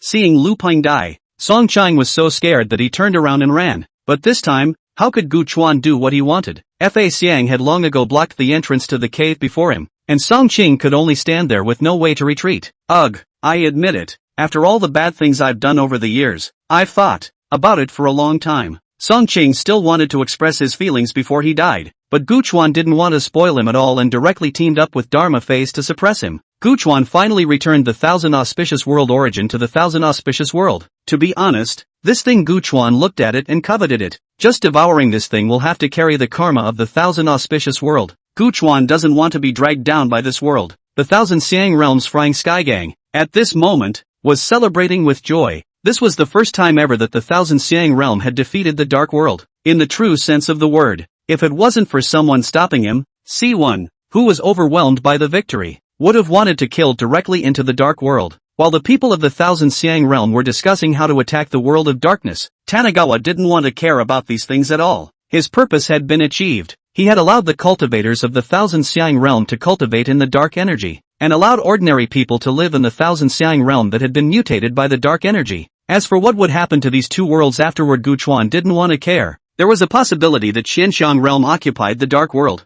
and there was also a possibility that the Dark World occupied Qianxiang Realm. But what did this have to do with Guchuan? Disputes and wars will exist wherever they are, and Tanagawa doesn't want to do these pointless things. On one of the highest peaks of the explosive Sky Gang, Tanagawa looked at the scenery below the peak, and the sound of light footsteps sounded behind him. Help, help, master. Muyun's veil was removed, and at this point it was the first time she revealed her true face in front of Tanagawa. Snow-white skin, a tiny nose, a small pink mouth coated in rouge, a blush rising on her cheeks. Whether she was shy or what, any man who saw this appearance would not be able to help but feel a stir in his heart. It's Muyun. What's the matter with you? Tanagawa turned his back to Muyun and didn't return his head. The matter of the Thousand Xiang Realm was almost dealt with. He was ready to go. Gangmaster, are you getting ready to leave? I have to say that a woman's sixth sense is very accurate. Tanagawa wants to go. This thing he did not say to anyone, but the clever-minded Muyun even guessed it. Tanagawa froze, then replied, yes, I'm ready to go, to leave this place and go to a place far, far away. We'll see each other again in the future. Muyun looked at Guchuan's back with a lost face, then couldn't suppress the urge to say, can you take me with you? No matter if it's the end of the world, I want to follow the gangmaster. After saying that, Muyun looked at Tanagawa with a hopeful face. She didn't know when she started to have a good feeling about this gang leader who suddenly appeared and helped her to avenge her father's murder. After that, Tanagawa time and time again to beat back, want to take advantage of their only phone. Perhaps just at that time they already have a heart. Guchuan was also confused when he heard Muyun's words. What's the point of following yourself? You don't have the skills to go to heaven yourself. You'll only drag me down. Tanagawa then took out a knife and drew it once at her and again with his back to her as Kimi-yin looked on in confusion. Do you know the difference between my two draws? Tanagawa asked Muyun seriously. Muyun meditated, but in the end, he still did not think of the reason. So he asked, why? Tanagawa replied, my second draw was 0.1 seconds faster than the first. Kiritsugu continued to look at Tanagawa in disbelief. Tanagawa continued, there is no woman in my heart to draw the sword naturally, God. A woman will only affect the speed of my drawing. After that, in Muyun's dumbfounded gaze, Guchuan turned into a rainbow light and disappeared into the Thousand Auspicious Realm. Except for Muyun, he didn't say goodbye to anyone. Chapter 87, Return to the Great Wilderness. Ding! The power of the chi of the Thousand Auspicious Realm has returned to normal. The mission is over, and the heavenly fate points are being settled. Heavenly destiny points settled. 100,000 heavenly destiny points remaining. The power of heavenly Tao is in the process of being replenished. Does the host travel to the next world? In the mysterious space, the system's voice kept ringing out, and unlike the previous times, this time there was one more option besides traveling to the next world, returning to the main body. A rush of excitement came over Tanagawa when he saw this. It was just as he thought. He was alive and not dead in his last life. Return to the body.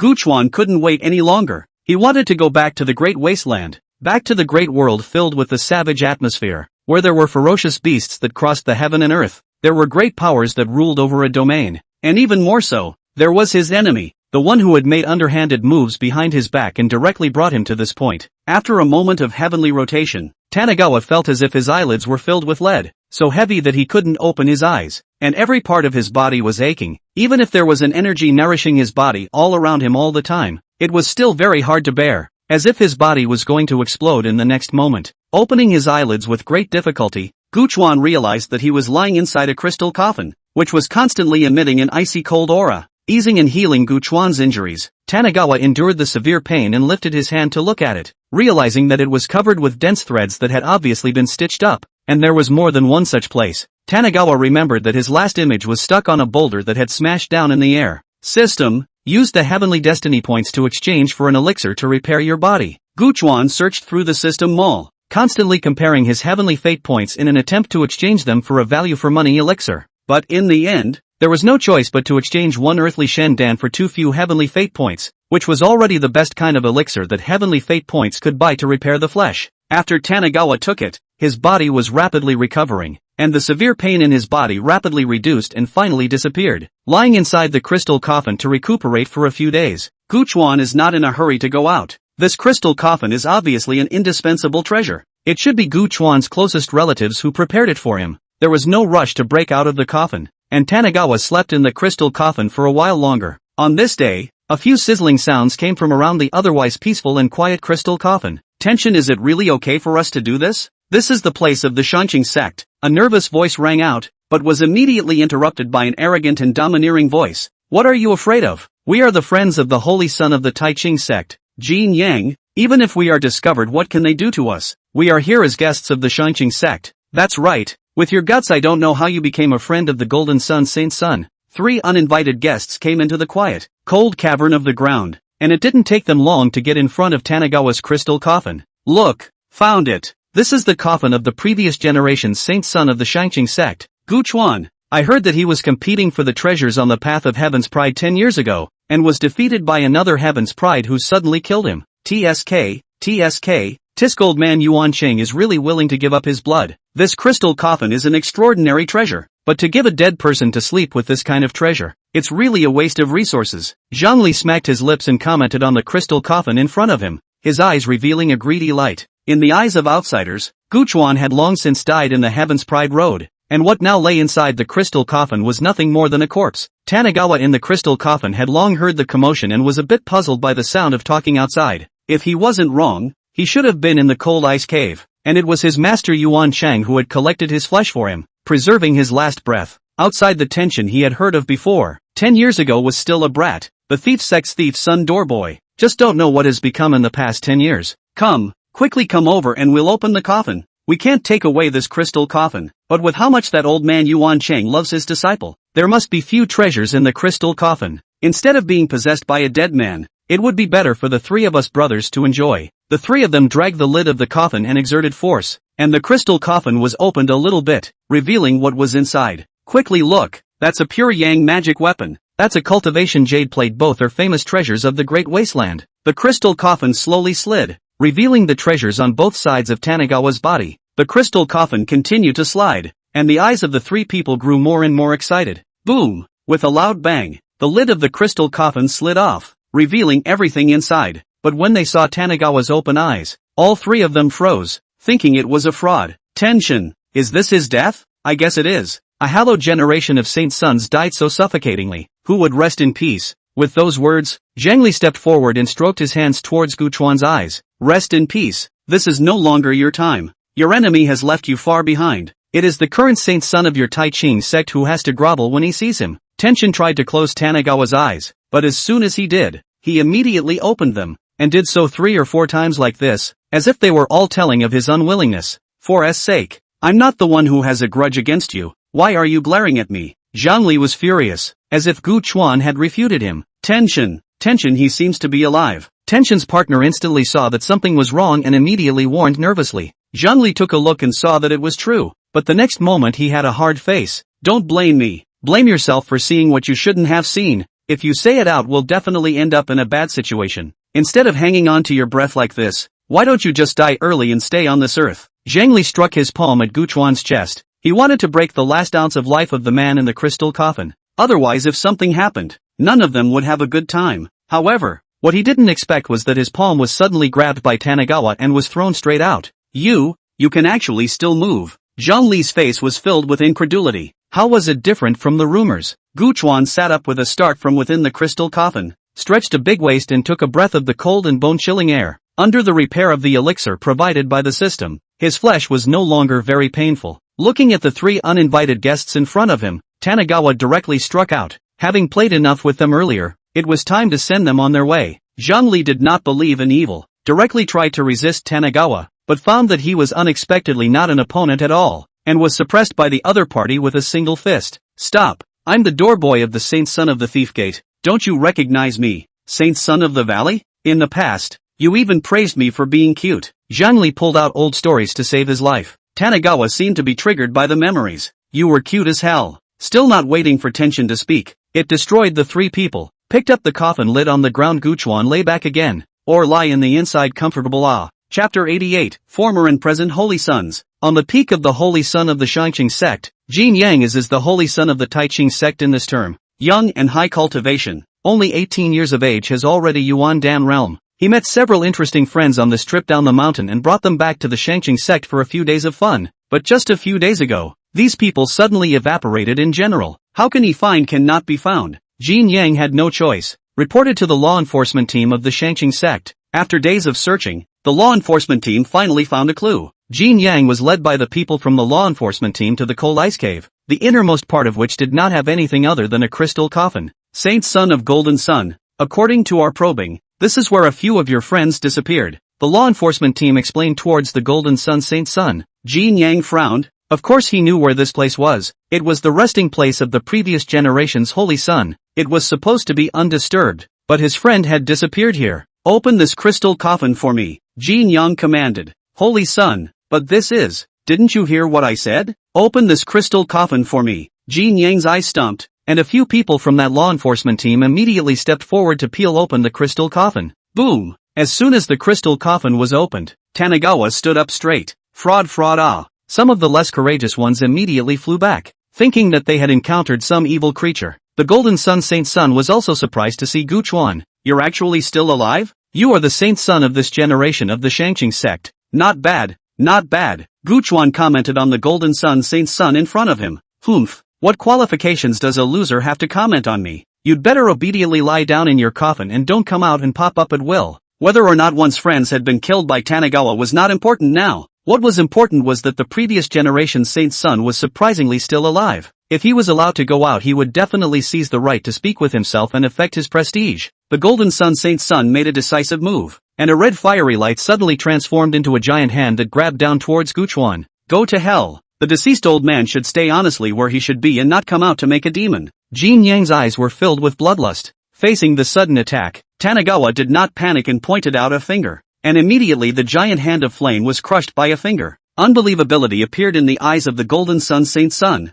How is it possible? How can you be so powerful at the same Yuan Dan realm? Unbelieving. The Golden Sun. Saint Sun increased his attack again, but each time, it was blocked by Guchuan in a steady and stable manner. How is it possible? How is it possible? I'm the contemporary Saint Son of the Shangqing sect. You're just a loser on the path of heaven's pride. What makes you better than me? The Golden Sun. Saint Sun's heart was already fiendishly bewildered, constantly questioning what had just happened in his mind, yet his face maintained a clouded appearance. Not bad, not bad. It's true that I'm worthy of being the previous generation's Saint Sun. Although I'm a failure on the path of heaven's pride, it's already not easy for me to catch 5 layers of my strength. Jin Yang evaluated Guchuan. He didn't dare to continue to strike. He could only maintain his face. When the enforcement team heard this, they thought to themselves that it was true. How could the Golden Sun. Saint Sun lose to a loser from 10 years ago? Guchuan was a bit impatient. Seeing that Jin Yang still wanted to pretend to be 13 to point out to himself, he directly stepped forward and grabbed the Saint Son of Jin Yang by the neck. Don't do it out of respect. I see that you're a new generation of Saint Sons of the Shangqing sect, so I don't want to get into it with you. But if you do this 3 or 2 times, I'll break your neck. Tanigawa didn't want to make trouble just after he came back. After all, the Shangqing sect was the place where he grew up,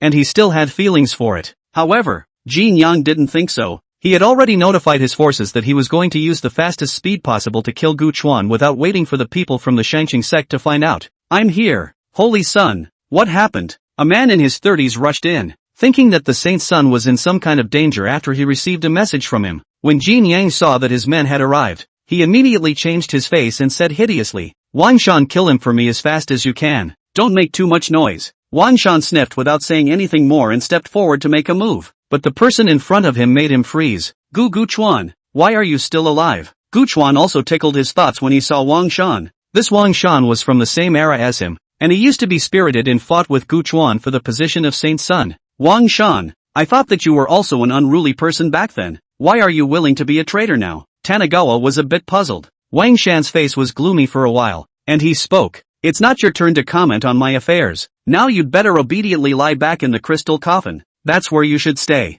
Wang Shan unleashed his attack before he could finish speaking. A divine power that belonged solely to Manhwa gushed out, crushing towards Gu Chuan in all directions. The realm above Yuandan was the divine power realm, which as the name implies was the innate divine power after reaching a certain realm. The divine power realm was also divided into many kinds. Some people awakened the green dragon divine power, some awakened the Taotai divine power, some awakened the Colossus divine power, and so on. Wang Shan's awakened divine power was the heavenly wolf divine power, and the power that came to his face carried more of a sense of solemnity. Gu Chuan was only at the Yuan Dan realm, and in order to be able to fend off Wang Shan, he negotiated with the system and drew a trace of the Thousand Xiang realm's origin power from it. The power of origin wrapped around his palm, and Gu Chuan clenched his fist fiercely against Wang Shan's fist in front of him. Wang Shan was still disdaining Tanagawa's self-importance when his own fist was suddenly clenched. What kind of power is this? How could you? Gu Chuan didn't have the time to pay attention to Wang Shan. What exactly is the system? Gu Chuan has probably already realized, and now he absolutely can't let other people know. So the Wang Shan who exchanged hands will definitely die. The right hand entwined with the power of the world origin directly broke Wang Shan's arm, and Wang Shan yelled in pain trying to make a sound. Tanagawa directly did not give him this opportunity. One hand deadlocked his mouth. 1 punch, 2 punches and 3 punches. Just like this alive Wang Shan killed on the spot. Jin Yang and the enforcement team and the others screamed in fear, and Gu Chuan wanted to take the opportunity to settle these people. But a person suddenly came at the entrance of the cave. Jin Yang was overjoyed when he saw it. Uncle Yuan, you're finally here. Quickly grab Gu Chuan. Gu Chuan didn't die. Not only did he kill my friend, he also killed senior brother Wang Shan. Gu Chuan's crime is unforgivable. Hurry up and arrest him to the Hall of Punishment. Lu Yuan, an expert of the void-breaking realm of the Shangqing sect, 2 realms higher than Wang Shandu, looking at Jin Yang's cordiality, he was probably Jin Yang's current protector. Gu Chuan analyzed rationally, and without greeting Lu Yuan, he rolled up the crystal coffin on the ground and jumped down into the dark river under the cold ice cave. Lu Yuan went up to check. Gu Chuan is not dead, still hanging breath. This thing he also knows, just did not expect to really live over. God's thoughts probed towards the underground dark river. What made his face black was that he didn't even find it. He felt a little embarrassed that he had been too big for his own good. Chapter 89, True Wishful Thinking. Shannon Village, a small mountain village with less than 100 households, full of only 500 people, excluding the elderly and children. Less than half of the village's labor force, coupled with the deep mountains and barren land, often patronized by demonic beasts in the mountains and forests. The villagers not only live a precarious life, but also have to be afraid every moment. But just a dozen days ago, everything in Shannon Village changed. The land in the village became able to grow crops, and there was no longer any fear of demonic beasts attacking in the deep mountains. It was all thanks to an evil god that suddenly appeared 10 days ago, and as long as a villager willingly sacrificed his heart's blood, the evil god would grant him a wish. The people of Shannon Village call this evil god the god of true wishes, signifying the ability to truly fulfill one's wishes. The true wishing god is also known as Tanagawa. That day, he drifted in a crystal coffin in a dark underground dark river for several days, and finally flowed out in a small river in the village of Shannon. After using the power of dimensional origin to kill Wang Li that day, Gu Chuan's newly repaired flesh body shattered once again. There was no other way. He could only use the devil's sect technique of drawing on a person's heart blood to repair himself. This devil's sect technique was different from the ordinary ones. It could only be used if the owner of the heart blood willingly offered it, and the more pious the contribution, the greater the effect it would have on Gu Chuan. Within a stone temple, a man in rags was currently kneeling under a clay figure. "Oh Almighty God of true wishes, please give me a piece of land that will grow a good crop, and I will offer my heart's blood." The man kowtowed a few times to the clay figure, then took out a small knife, and with a clench of his teeth stabbed it directly into the heart. At the same time a black demonic aura emerged from the clay mold, sweeping a few drops of the man's heart's blood and disappearing into it. The man staggered up through gritted teeth and made his way back home through the pain. A thin woman in the doorway was already waiting expectantly, holding a finger-sucking toddler in her hand. The man's figure gradually appeared in the woman's eyes. The woman rushed out happily to help the man, sobbing uncontrollably. "Dong Jia, I wish the god had manifested itself. I wish the god had manifested itself. The 3 acres of thin land in front of our house have suddenly become dark and fertile, and the seed that was sown just yesterday has just sprouted." The man rushed to the field, grabbed the fertile black soil on the ground, put it in his mouth and tasted it, then he hugged the woman and cried, "Our days, at last, are numbered." The young child on the side of the eyes full of naivety and incomprehension looking at his parents, thought the black soil on the ground can eat, learning from his father, directly lying on the ground to nibble a big mouth. After the man left, another man came to the temple. This man is the village head of the scoundrel. All day mixed food and drink, stealing chickens and dogs, do not do the right thing and often stay up late. The scoundrel flung himself down on his knees in front of the clay sculpture and prayed with his hands folded. "O honorable almighty God of true wishes, I beg you to grant me a large mansion," said the words rogue on a knife into his chest. A dozen drops of heart blood flew out. The rogue ignored the body's injuries, flew home to see, sure enough, thatched cottage into a 7 out of the big mansion. Greed flashed in the rogue's eyes, and he returned to the temple. "O honorable God of true wishes,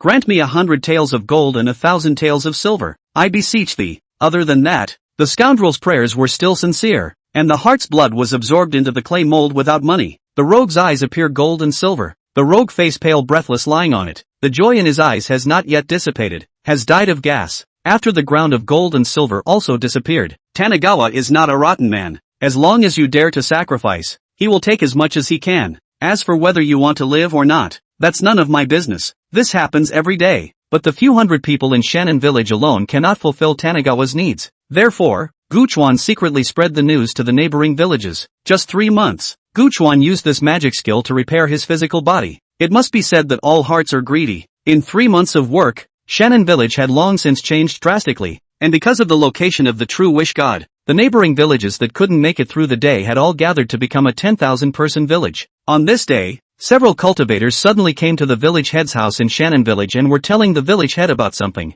"Village chief, the one you are worshipping is the evil god, or possibly a person of the devil's way. Look at your entire village. Their faces are pale and lifeless, their bodies are weak and feeble, their bodies are deficient in chi and blood, and except for the children there is not a single person whose body is normal." The speaker was a young man in his 20s, followed by several companions, both male and female. At first glance, it's the kind of justice-filled rookie who's been down for a long time and got lucky and had a backer. The village head of Shannon village pondered for a moment. He felt that these young men were right. This true wish god was an evil god that had been draining them dry these days. People, once they have eaten and drank enough, they are prone to other bad thoughts, such as the village head of Shannon village who was not satisfied with the unbalanced demands of the god of true wishes. In his eyes, it's not worth it to exchange his heart's blood for these things. That heart's blood is the essence of a person's body, and it's something that can affect the length of life. It just so happened that today these few teenagers came to the door, and by the looks of it, they were disciples of the great sect that the townspeople said they were from.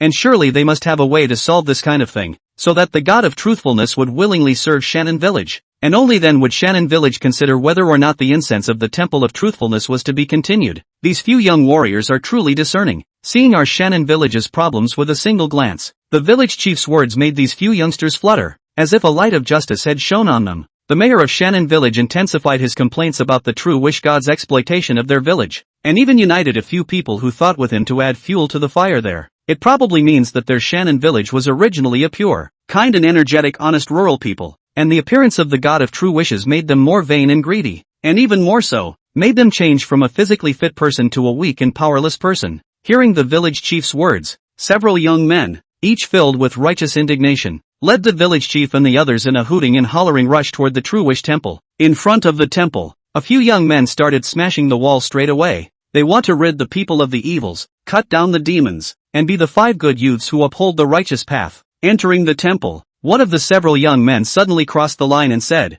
"Several senior brothers and sisters, let me first try to see if this True Wish god is as magical as they say." After saying his words, the sentiment turned toward the clay figure and said, "O almighty god of true wishes, please grant me 1,000 spirit stones." The youth said aloud, for which he was really very pious, and then he felt that something was missing, and forced out a few drops of essence blood at his fingertips. In that instant, the young man's eyes lit up as 1,000 primary spirit stones lay before him. Chapter 90, Crossing Over Again. The young man's eyes looked hotly at the spirit stone on the ground, directly waved his hand and received it in the storage bag, and then said, "O almighty god of true wishes, please grant me 10,000 spirit stones." The young man forced out a few more drops of heart blood, but there was no response. After forcing out several more drops, which made up enough, his face went white and his body faltered. His companion tried to stop it but was interrupted with one hand. The young man had his own opinions and had always been the wise man of the group. There had to be some reason for him to do what he did. The young man collected the spirit stone on the ground and continued, "O almighty god of true wishes, please return to me the heart essence blood that you have taken from me." This time the young man was much more devout, and with folded hands. Seeing that the mud sculpture did not respond, the young man instead smiled wryly. Could it be that the god of true wishes is unwilling to fulfill his obligations? There are so many people watching here. This young man seemed to have an inexplicable confidence that the god of true wishes would return his essence blood to him if he didn't want to lose his faith. However, he seemed to have forgotten one thing. This true wish god collected essence blood before fulfilling wishes, so without waiting for the young man to make a move, a demonic aura wrapped around the young man and directly sucked him into a human stem. A few drops of essence blood appeared on his corpse and then disappeared into the ground. Tanigawa has long been looking at this pretentious man is not happy. You think it is Aladdin's lamp. Made 2 wishes. The third wish can still wish for 2 more wishes? Please, that's just a fairy tale. This turn of events came suddenly and a bit off guard, causing the young man's partner to not react for a moment. When they reacted, they were all furious and drew their weapons. Good guts. How dare you kill my earth fiend sex disciples? Let's see if I don't tear down this temple of yours today. Or if I don't pull out your tendons and bones. Dong Jian is the senior brother of these people. This time he brought his senior brothers and sisters down the mountain to practice. Originally heard that there was a small evil god in the village in the south of the mountain, and came over to cut down the demons and eliminate the devils with the idea of practicing, but I didn't expect such a thing to happen all of a sudden. Stop. You're not allowed to harm the god of true wishes. All of you get out of here. Another wave of villagers defending Tanigawa arrived with hoes, kitchen knives, and so on, and shielded themselves in front of the mud sculpture. What are you guys doing? This is an evil god. Look at your bodies. One by one you are all weak and feeble on your feet. It's because of this evil god. Dong Li hated and persuaded. We know how our bodies are. We don't need you to worry about it. Village chief, what was Shannon village like before, have you forgotten? If it wasn't for the true wish god it would be hard for us to live. A villager analyzed sensibly. The village chief's face was a bit ugly. He felt that his majesty had been provoked. Enough. Young Master Dong is right. This true wish god is an evil god. Have you ever seen any god who would ask for rewards from his followers? I've seen those temples in the city, and the true gods in them don't ask for anything in return. All they have is the willing worship of their devotees. The village headman spoke with deep conviction. He was counted as one of the most knowledgeable people in the village. Having been to the town and to the city, he had never seen a god that would ask for favors directly from believers like the god of true wishes. It was more like the dealings of the devil in the legends. But then again, he hadn't thought about how many of those true gods in the city had fulfilled the wishes of their devotees. Even if the god of true wishes is a demon, so what? At least he can give us hope. Just like when we plant the land, we can only harvest food by laboring nonstop every day. While the god of true wishes grants us the land, what's wrong with us taking a few drops of our heart's blood? Those who embrace the god of true wishes are generally simple-minded peasants who don't hook up and work all day. But they were only a small part of the population. More like the village chiefs, who complained about the injustice of the god of true wishes. Roll. Dong Jian directly struck out, splitting the clay figure in front of him with his sword. True chi lingered in his eyes. He wanted to find out the true body of this evil god and avenge his senior brother. Found you. Dong Jian lifted the ground with one hand, revealing the crystal coffin hidden below. Guchuan didn't show his face at all. A black demonic aura filled out from the crystal coffin. The strength of the Yuan Dan realm revealed itself, pressing Dong Jian, who only had the cultivation of spirit transformation, to gasp for air. In the Great Wasteland, cultivation realms can be divided into refining chi, metamorphosis, spiritual transformation, Yuan Dan, divine power, golden body, breaking the void, venerable, manifest saint, master, holy venerable. Under the crushing force of absolute strength, what with the evil god's revenge, the emotions of anger were all thrown aside. Elder, I am a disciple of the Earth Fury sect. Dong Jian really did not expect that this evil god was actually a Yuandan realm expert. He suffocated and knelt on the ground. You a hallowed Yuandan realm expert. Why do you want to stay in this kind of place? Dong Jian wanted to beg for mercy. Guchuan didn't give him a chance, and directly used a wave of demonic chi to suck him into a human stem. And the rest of the masters and brothers Guchuan didn't let go either. As soon as the village chief saw this appearance, he directly fell to his knees in fear and begged for forgiveness in fear,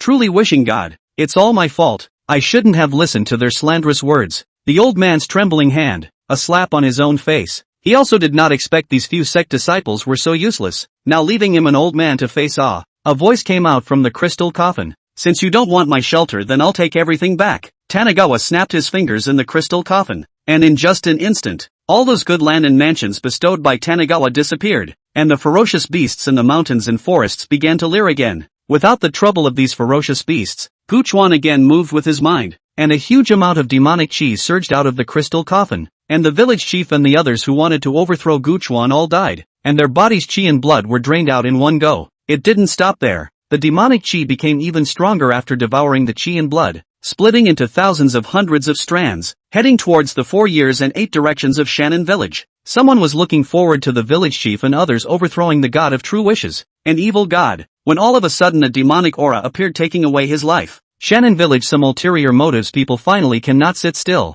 one by one, kneeling on the ground, praying, really wish God to rest in anger, really wish God to rest in anger. We know that we are wrong. Others charge Tanagawa's behavior. The devil, this is the devil, we can't pray for his mercy. Without exception, these people were all sucked out of their chi and blood by the demonic chi, leaving only a field of corpses. The village of Shannon, which had just been bustling with activity, was suddenly turned into a ghostly place, leaving only a small poke of people behind. This small poke of people, all true believers of the god of true wishes, left this place of wrongdoing with Tanagawa's crystal coffin on their backs. Tanagawa also immersed himself once more, knowing that he couldn't guarantee his own safety with this alone, let alone break through the realm to take revenge. So he simply entered the system space once more and prepared to travel to the next realm. This system Tanagawa already knows what kind of existence it is. He is an independent small world, and there are many realms spread out on the small world. It was just that somehow this small world was in disrepair, causing problems in the operation of the world system,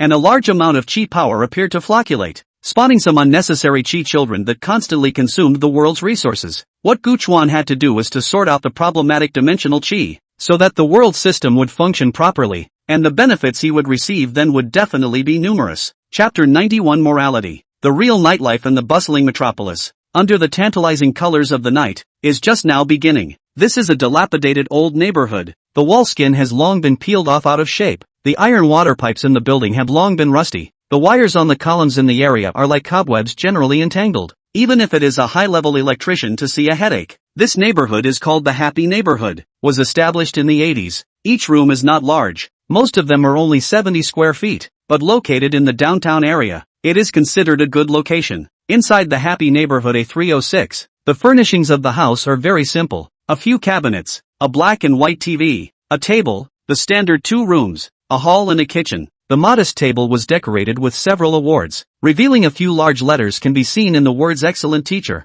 306. The owner of the house should be a people's teacher, and should not be young. An old man with half-white hair lay motionless on a palmetto bed in the bedroom, as if asleep and unconscious. The eyes of the old man, who had been motionless, suddenly opened, and the old man lifted his head breathlessly to look around. Is it an old guy who crossed over this time? Tanagawa looked at his wrinkled palm with newfound wonder. Then the introduction given by the system flooded into his mind. Tanagawa, a people's teacher in the 70s, now 68 years old, was stuck in the middle of an iron gate 3 days ago because he met a little girl's head. The old man went up to free the girl, but because the rescue process touched some private parts of the girl, just to be a passing Netflix anchor secretly filmed. This anchor in order to attract fans' eyeballs, so deliberately through the software, maliciously edited some clips, took an exaggerated title shocked. 70 years old man even to a little girl to make such beastly behavior, whether it is the moral degeneration or man-made corruption. In order to attract heat, the anchor directly purchased $1,000 of traffic,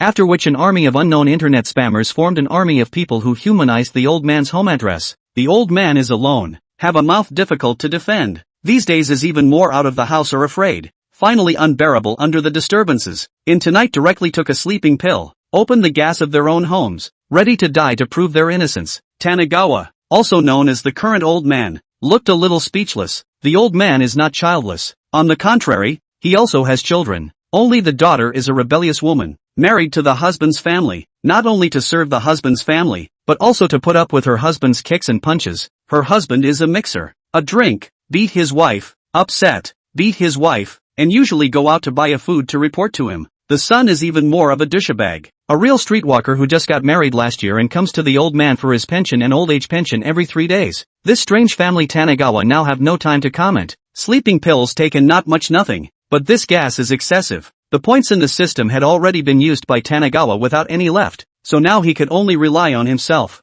Forced to endure the feeling of weak hands and feet and dizziness, Tanagawa found the old man's phone on the table, and just about to make a call it showed that the power was insufficient and automatically turned off. Tanagawa stretched his old arms and legs and crawled a little bit to the door, intending to open the door and ask for help. In his heart, he was constantly cursing, 2 unfilial sons, let's see how old me will clean you up later. So many days even to your old father did not care about. The next day, Tanagawa woke up to find himself in a hospital bed with an M4 hanging from his hand. There were good people in the hospital who had long ago taken out their cell phones to shoot at him. And there were even anchors who wanted to rub off on him, who ran to Tanagawa and set up their cell phones in front of him. Seeing Tanagawa wake up, an anchor immediately stepped forward with a microphone and asked, "Are you feeling better, old sir? How did you come up with the idea of committing suicide last night? Was it a decision you made because you realized that your behavior was ashamed of your work ethic? But how did you end up coming out for help again? Were you afraid of death? In your mind, did you think that your behavior was not serious enough to give your life?" Tanagawa looked at the microphone in front of him, which was about to dislike his nose, and didn't feel the slightest bit flustered, but instead explained frankly, "Like I said,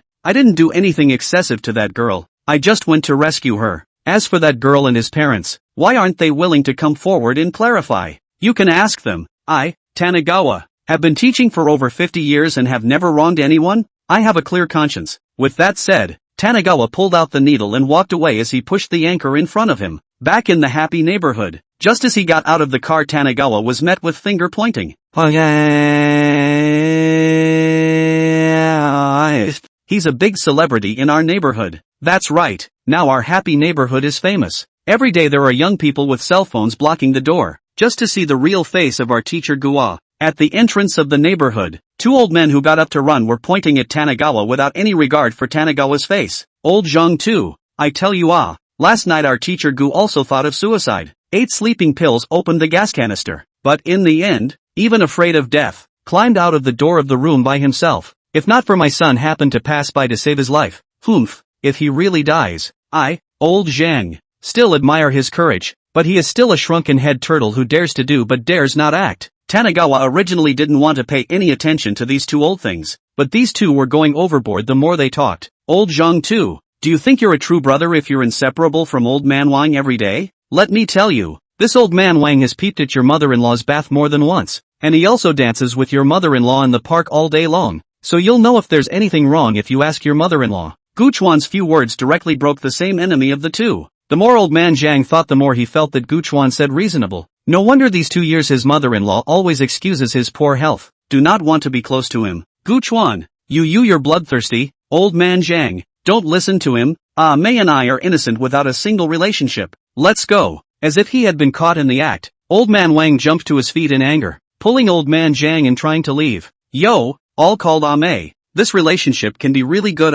So many years I have not seen old man Zhang called his mother-in-law called so intimate," Guchuan said in a conspiratorial manner. "It's not that I won't, it's that Mei won't allow it." Old man Zhang suddenly felt a sense of suffocation, and his body was filled with the power of anger. It was at this time that a middle-aged man came from a distance on a battery-operated bicycle, and the sharp-eyed Tanagawa immediately added, "Elder Wang, it would be fine if you were to look at other people's mothers-in-law, but you're even more outrageous to even peek at your own daughter-in-law taking a bath. TSK, TSK, TSK, TSK, TSK, TSK, TSK, TSK, TSK, TSK, TSK, TSK, TSK, TSK. Guchuan's words made Wang Lao's jaw drop. How could Guchuan know about this kind of thing? It was in his own house. He then saw an angry-looking son appear behind him and hurriedly explained, Son, don't listen to this old thing. He's talking nonsense." Chapter 92, Ungrateful Son. Tanagawa did not return home the first time, but bought a domestic smartphone at the cell phone store in front of the neighborhood. His predecessor was so frugal that all the other old men were using old people's smartphones, but he was still using old people's phones, and all that money he saved was taken away by that unfilial son. "When I got home, I turned on my smartphone and flipped through the latest headlines, and sure enough, I was still in the #1 spot. The latest video shows Tanagawa in the hospital, except that the content of this has long since been censored and trimmed. It turns into a wave of irritation when Tanagawa is asked a question, pulls out the pin, smashes the anchor's cell phone and flees. The netizens commenting below are even more intense. "First floor, it's true that bad people still get old. I just can't understand how this kind of person without the slightest bit of morality became a teacher. I suggest canceling this old man's pension. People like him don't deserve it at all." Second floor, police Uncle Dan quickly come out to take him away. This kind of old man for the old is the scourge of society, should be directly mutilated. Third floor, I'm going to smash the glass in his house. Which one of you is going? Sign up. Fourth floor, +1. Tanagawa turned off his cell phone. The priority now was to find the girl and get the girl to come out and clarify in person. Otherwise you simply can't speak for yourself alone with this group of keyboard warriors who have no ability to think and only follow the crowd. Meanwhile, in another neighborhood in this city, a youth looked at the increasing number of followers and video heat of his account, and a smile appeared on his lips. His name is He Shang, just graduated not 2 years of young, because cannot stand in the company's routine work, cannot be integrated into the company's internal colleagues, resigned to do a short video, hoping to catch the tail of the short video dividend, but he realized after a few months of doing this that he had no talent at all, and the fans in his account were all dead fans that he paid for. Income is not enough to make ends meet. He Shang are almost unable to uncover the pot, and finally have no choice, is going to give up and prepare to enter the factory packaged food when the sky crossed a meteor. Ding detected that the host meets the conditions. Please ask whether to bind the Tianya life system. Binding He Shang spoke out without thinking. Not having eaten pork has not seen a pig run? He's familiar with this routine. Next, with the help of the system, He Shang knew in advance the girl in distress, and he waited there. It was supposed to be a good thing to help people, but He Shang felt that it was too ordinary to watch. It takes novelty to grab the audience's attention, so with one flip of the operation, Tanagawa becomes an old miscreant who molests girls for the sake of old age. The girl's family was also given hush money by He Shang to keep their mouths shut about the incident. Tanagawa cheap son's home. Brushing the short video of the son saw his old man this look. Suddenly angry. Pissed me off. This old man didn't stop when he was young, and in his old age he even still doesn't stop. Isn't this a disgrace to me? Gu Jin, Gu Chuan daughter-in-law, in the future, go out and mention your father less. We can't afford to lose this person, and this month the old man's pension should have already received. You go to get him back, so that he doesn't spend money recklessly at that time, to the point of death. Not even a coffin book. Tanagawa cheap daughter's family. Husband's family saw Tanagawa's news, but also a disdainful issue of ridicule. Tanagawa's in-law's mother. It's true that they're all in the same nest. The upper beam is not straight and the lower beam is not crooked, and the lower beam is not straight and falls down. Tanagawa in-laws, alas. I really didn't see that in-laws are such people. Ah, after decades of being a teacher, how can you still make such mistakes yourself? Tanagawa's in-law's mother. Hey, has he done this kind of thing less? What did you do back then that you've forgotten? With tears in her eyes, Tanagawa's daughter whispered in defense. No, my father, he's not this kind of person. Guchuan's son-in-law Zhao Bo heard a direct slap over. Here have you to talk? I told you to go to the old man's place less in the future. We don't want to get involved with this kind of scum. What are you doing standing here? Why don't you go and wash the dishes? Gu Chuan's daughter, Gu Rou, ran into the kitchen with a small cry, and Zhao Bo's family watched the TV and kowtowed to melons, as if all this had been taken for granted. In the morning, Tanagawa had just woken up and was about to go out to find the girl when there was a knock on the door. Tanagawa opened the door in confusion. No one should come to the door during this time. The door had just opened when someone from outside pushed it in so hard that Tanagawa, with his old arms and legs, almost fell to the floor. What's the old thing doing? Not opening the door for so long, you wanna freeze me to death. Hurry up and bring me my social security card. I'm going to collect my pension. With a cigarette in his mouth, Tanny Jean looked impatiently at Tanagawa and extended his hand quite naturally. Hurry up, I have to go to work to go, or I'll make you look good if I'm late. Seeing that Tanagawa didn't respond, Tanny Jean went straight into the bedroom to look for himself. Even if Tanagawa was not a predecessor now, he was infuriated by the scene before him. Considering that he was now old and decrepit, he took out a kitchen knife in the kitchen and went back into the bedroom. Get the hell out of here, Tanagawa's pale voice bellowed. Gu Jin squinted at Gu Chuan and scoffed disdainfully. Old man, when did you become so bloodthirsty? If you could have been like this back then, would we, mother and son, still need to be bullied every day? With those words Gu Jin made a grab for the chopper. What was he afraid of in an old man of his age? Gu Chuan's eyes were stern. The kitchen knife in his hand shook and slashed directly towards Gu Jin's body. Gu Jin's chest was cut open and blood flowed out. Ah, old thing, what are you doing? I'm your son. Since you are unkind, don't blame me for being unrighteous. Gu Jin grew up on the streets. Fighting and brawling was a common occurrence. Tanny Jean throws a kick towards Tanagawa's body. It's probably not something this old arm and leg could take if it was kicked in the face. The light of the knife flashed, and the kitchen knife directly pierced all the way into Gu Jin's thigh, and Gu Jin immediately covered his thigh and lay on the ground, screaming, quickly, call an ambulance, you maniac. A tiger's venom is not enough. You even did it to your own son. No wonder you did what you did. I'm going to count to 3 seconds, and if you don't get the hell out of here, I'm going to make you an invalid for the rest of your life. 1, 2, Gu Jin finally got scared. He looked at Tanagawa's eyes that didn't look like he was lying, and hurriedly rolled and ran out. As for whether he will call the police, Tanagawa does not care at all. Tanagawa forced his own old man to take the money is not 1 or 2 times. The community has long known how many times to come over to mediate. Even if Tanny Jean had called the police, Tanny Kawana was forced to fight back in self-defense. Chapter 93. Tanny Jean had just left, and Tanagawa was about to go out when there was another knock on the door. Puzzled, Tanagawa opened the door to find it was Guro standing cautiously in the doorway. As soon as the door opened, Guro came in carrying fruit. "Dad, are you okay?" Guro looked at Tanagawa worriedly and very skillfully went inside and started tending to it. Guchuan looked at the scars on Guro's face and sighed in his heart. The name that this predecessor took is also strange. One that should be allowed to not let. One that should be too soft. That asshole hate you again. No, I fell and hurt myself. Guro didn't dare to look at her father's gaze. She knew that Guchuan's life was already very difficult now. She couldn't add to his worries. Not to mention that there were fewer days like this before. She had already gotten used to it, and she could be said to have compromised. Wait a little while longer, and I'll do you justice when I get my own affairs in order. Guro heard Guchuan's words and froze, reacted and hurriedly said, "Dad, I'm living a good life now. Don't do anything foolish." After dropping off Guro, Tanagawa went off to find the little girl. Tanagawa didn't know where the girl's family lived, so he waited at the same location where he met the girl,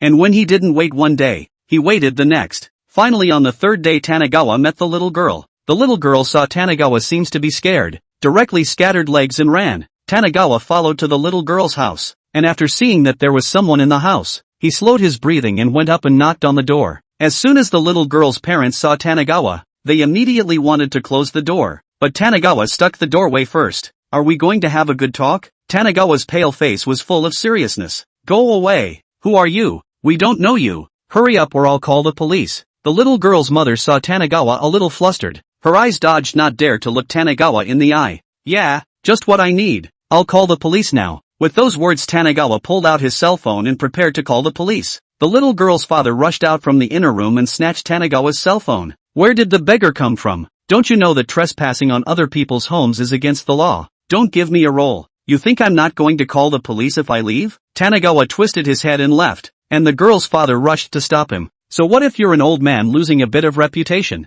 You're a dying man. Why are you so stubborn?" The girl's father looked at Tanagawa in exasperation, cursing the old man in front of him for being nosy and ungrateful. Since he had already found the location, Tanagawa didn't want to argue more with him, and directly pushed the little girl's father away and walked out. It would be best to leave this to the police uncle. "Hello, police department? I'm calling the police to report a robbery. I just bought a cell phone worth over $5,000.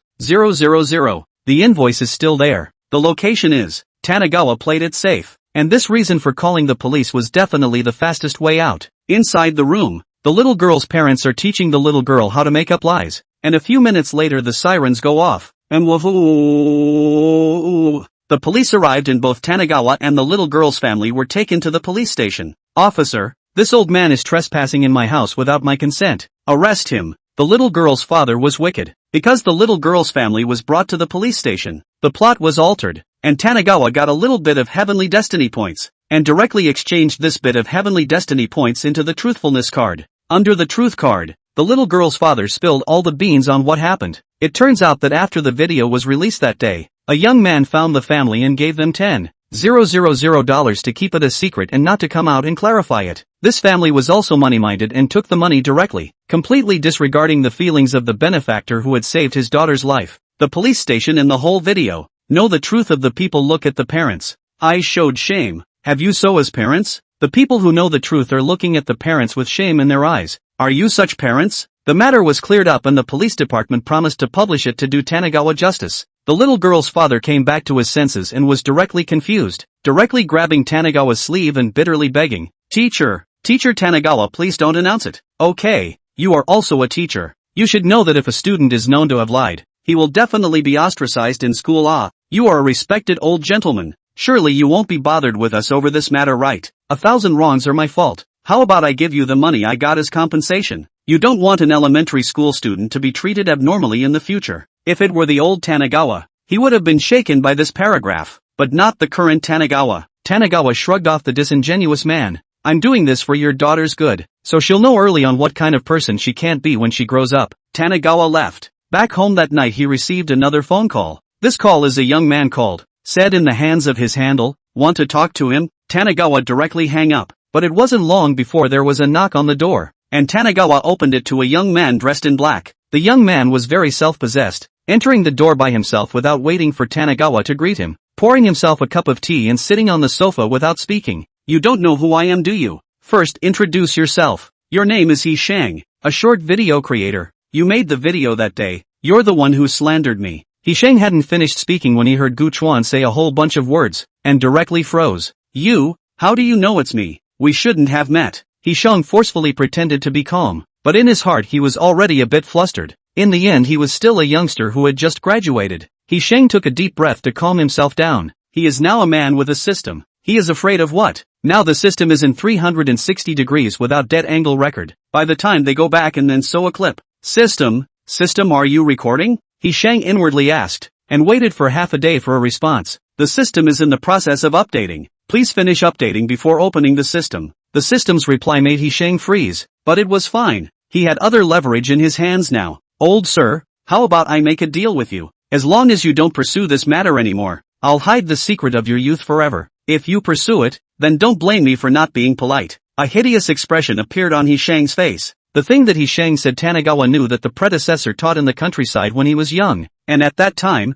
for some reason, he was falsely accused of molesting female students. Tanigawa knew he hadn't done that, and although it had ended up being unsettled because there was no evidence, the predecessor had endured a life of being fingered for decades. Clear the air, I have nothing on you. After saying this, Tanigawa got up to send off the guest. Now he was weak and powerless. Otherwise he would have already slapped this person to death. Hisheng wanted to scream some more before Tanigawa kicked him out. 94. Counterattacks in self-defense. Damn old man, can't you compromise a little? When I have achieved something in time, I will naturally return your innocence, as to have to be so dead stubborn. Since you're like this, don't blame me. Hisheng's furious figure gradually disappeared into the intersection. Same as what Hisheng said. In the original storyline, Hisheng did clarify the matter of Tanigawa when he became an international super anchor, and with his achievements at that time, this small mistake was directly ignored by those brainwashed fans of his. Though he finally admitted his mistake, Tanigawa was long dead by then, so what use was justice to a dead man?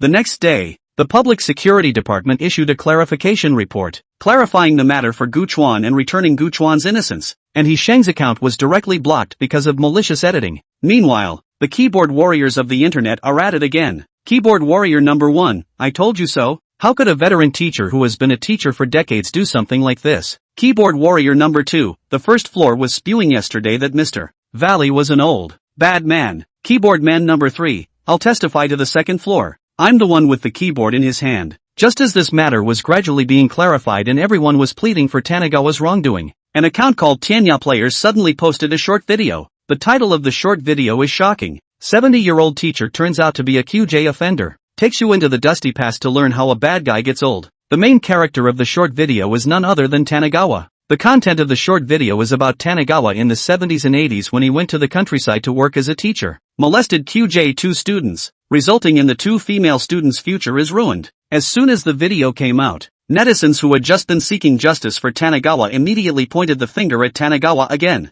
At home Tanigawa already knew the result. He ignored it. The 2 schoolgirls had left the country a long time ago now, and trying to find them would not be an instant. Tanigawa had been working out for the past few days. He didn't want these old bones to fall apart at the push of a button. On this day, the door to Tanigawa's unoccupied room was knocked on once again. Opened the door to find a bruised and swollen Guro. Guro, as soon as he saw Gu Chuan, could no longer tense up, directly lying in the arms of Gu Chuan crying. That beast beat you again, so don't go back this time. Tanigawa comforted. I don't know how many times the predecessor said this, but every time that beast came, Guro followed back. Not at all the mastery of a woman in the new era. A few days later, Guro's husband, Xiao Bo, did come, and as soon as he did, he was not in a good temper, and the old front door was banging. Guro, you come out for me. Enough fooling around, get ready to go back. No one has washed the clothes in the house for 3 days. Hurry up, I still have things to do today. Gu Chuan opened the door. Xiao Bo directly pushed the door and entered.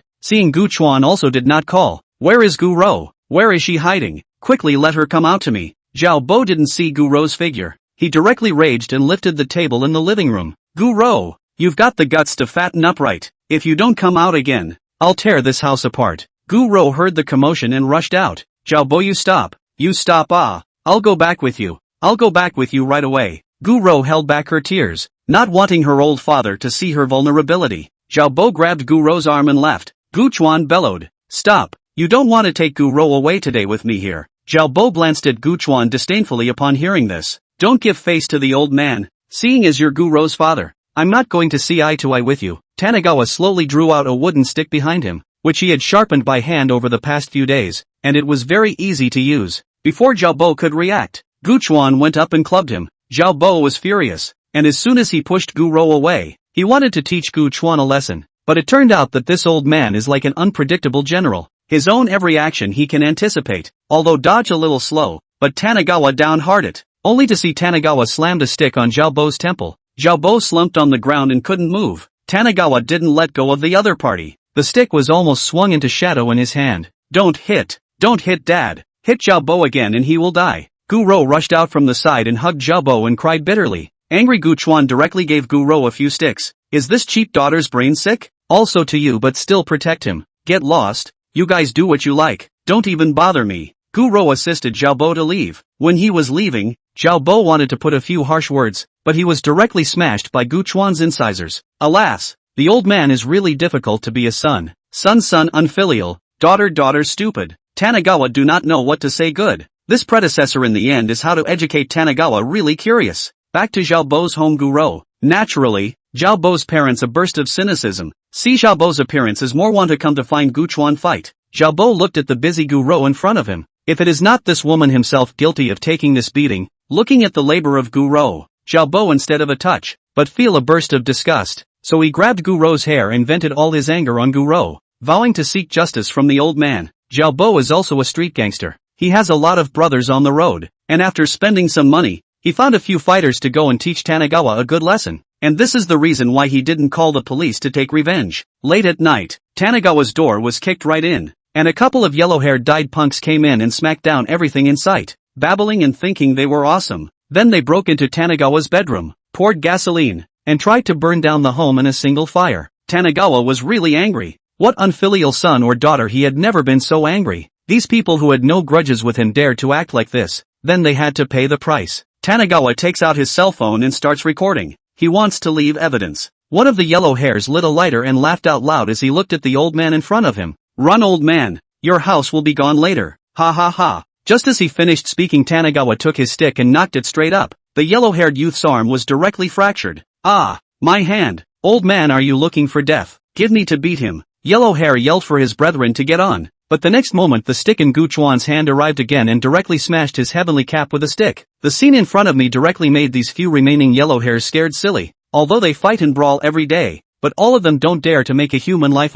Kill, help, run. A few yellow hairs panicked and fled, dropping to half of the pants lifted. Tanagawa still had the ability to get a few more dead, but not now. The dead punk, he could say, was fighting back in self-defense. And if he was taking out the rest of these, it would become a case of self-defense. Chapter 95, Meat and Potatoes. The Public Security Bureau came, and Gu Chuan's video provided valid evidence that Zhao Bo was confessed by a few yellow hairs. After being sentenced to 6 months for directing another person to commit a crime, Tanagawa was acquitted when he had evidence that he did not intend to kill. As for yellow hair, it was a wasted death. Gu Chuan's home. Zhao Bo's parents have long been blocked at the door. The moment they saw Gu Chuan back, went up to a splitting scolding. You old thing, Zhao Bo is your son-in-law. How could you do such a thing? Quick, go save my son. Old man Gu, it's all because of you. If not for you, my son can go to jail? You give my son a beating and so what? Your daughter every day to my family. Zhao Bo beat all. Do not say anything. Why do you want to resist? If you do not resist,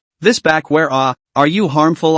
Zhao Bo's parents grabbed Gu Chuan's collar. Saliva was almost sprayed on his face. Gu Chuan pushed the two away and took out a kitchen knife from his house. You two shameless things. If you dare to step into my house, I'll chop you with one knife. I've already killed one person. I don't care to kill two more. Tanagawa's words directly made Zhao Bo's parents not dare to continue to spread their anger, and they fled in ashes. Not far from a house, Sheng is using the system to record and broadcast the scene with 360 degrees of no dead angle. The live broadcast of the melon-eating audience that is hilarious. His account fans are also rubbing up. Gu Chuan didn't pay attention for a moment and didn't use his system to block Sheng's system. And for a moment Gu Chuan was pushed back into the limelight. The original plot. Sheng is by live streaming the Tanagawa family fire. Using short videos to create Tanagawa division does not deserve the virtue of the persona, coupled with the Tanagawa family's already strange things, so that he can quickly popular. Directly from the short video of the last train killed out, Tanagawa watched short videos online without much care, instead working out his aging body. On the second day, Tanagawa came directly to Sheng's residence. Since he didn't have any heavenly destiny points, then he would create his own. He hid where the cat's eye couldn't see him and knocked on Sheng's door.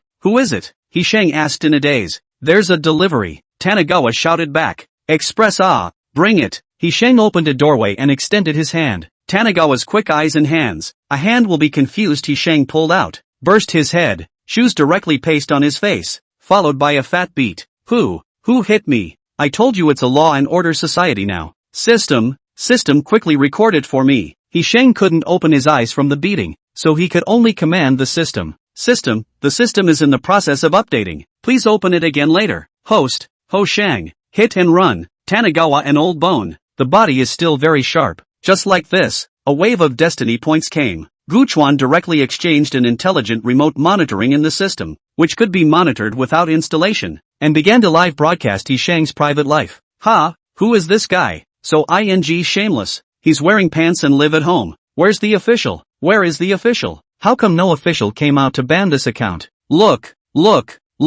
He even threw his pants. Wow, it's so small. It's such a disgrace to us men. Aw, shame on you sisters. Are all men's only this big? My boyfriend is almost as big as him. What's he doing? Is he practicing a traditional craft? Look at this technique and this expression of concentration. At least he has been practicing this for more than 10 years. I am not as good as him. Tanagawa with the system to apply for an account. How the official cannot find. Delete cannot be deleted. Helpless can only look at the heat remains high. Sage mode He Shang opened his live account to see how many fans he had gained. But this look directly scared him to death. The highest ranking anchor was actually himself. On a private life account named He Shang saw an exact replica of himself in the live stream. He Shang hurriedly grabbed a blanket from the side to cover his body. He felt like he was already dying socially. He Shang called the police, but they came and couldn't find any hidden cameras. He Shang had no choice but to move out of the house. But no matter where he moved, his every move was being watched. And in the end he had no choice but to leave the country. Because of the distance, Tanagawa's surveillance equipment doesn't work. In this way, the days passed uneventfully for half a year. Zhao Bo was released from prison. Guchuan's house ushered in the demolition. There is a 5 million demolition fee. A time when Guchuan became the meat and potatoes. The Tanny Jean family is having dinner at Tanny Jean's house. Valley Jean's mother-in-law, Valley Jean. Your old man in the hands of that 5 million demolition money can be watched firmly. Do not let the Valley Rowe family take away. Spilled out of the daughter married out of the water. You are the heir of the Valley family. Gu Jean's old man, it just so happens that your brother is also getting married. So go talk to your dad and borrow $5 million to buy a house for your brother to get married. Gu Jean's wife, what are you looking at? Didn't you hear what my parents said? My brother wants to get married. Let your old man take out the money, so as not to be cheated on him by the healthcare sellers. Not only Gu Jean's family, Gu Ro's family is also coveting the $5 million in Guchuan's hand. Gu Ro's mother-in-law, Gu Roa, I heard that your father took $5 million of demolition money. You quickly bring him back to us for safekeeping. He is not sure if he is alone. Gu Ro's mother-in-law was extraordinarily gentle today. Gu Ro's father-in-law, what custodianship? That's the compensation for our Zhao Bo. If not for her, could our Zhao Bo have spent half a year in prison? With this half year our family Zhao Bo would have earned $5 million long ago.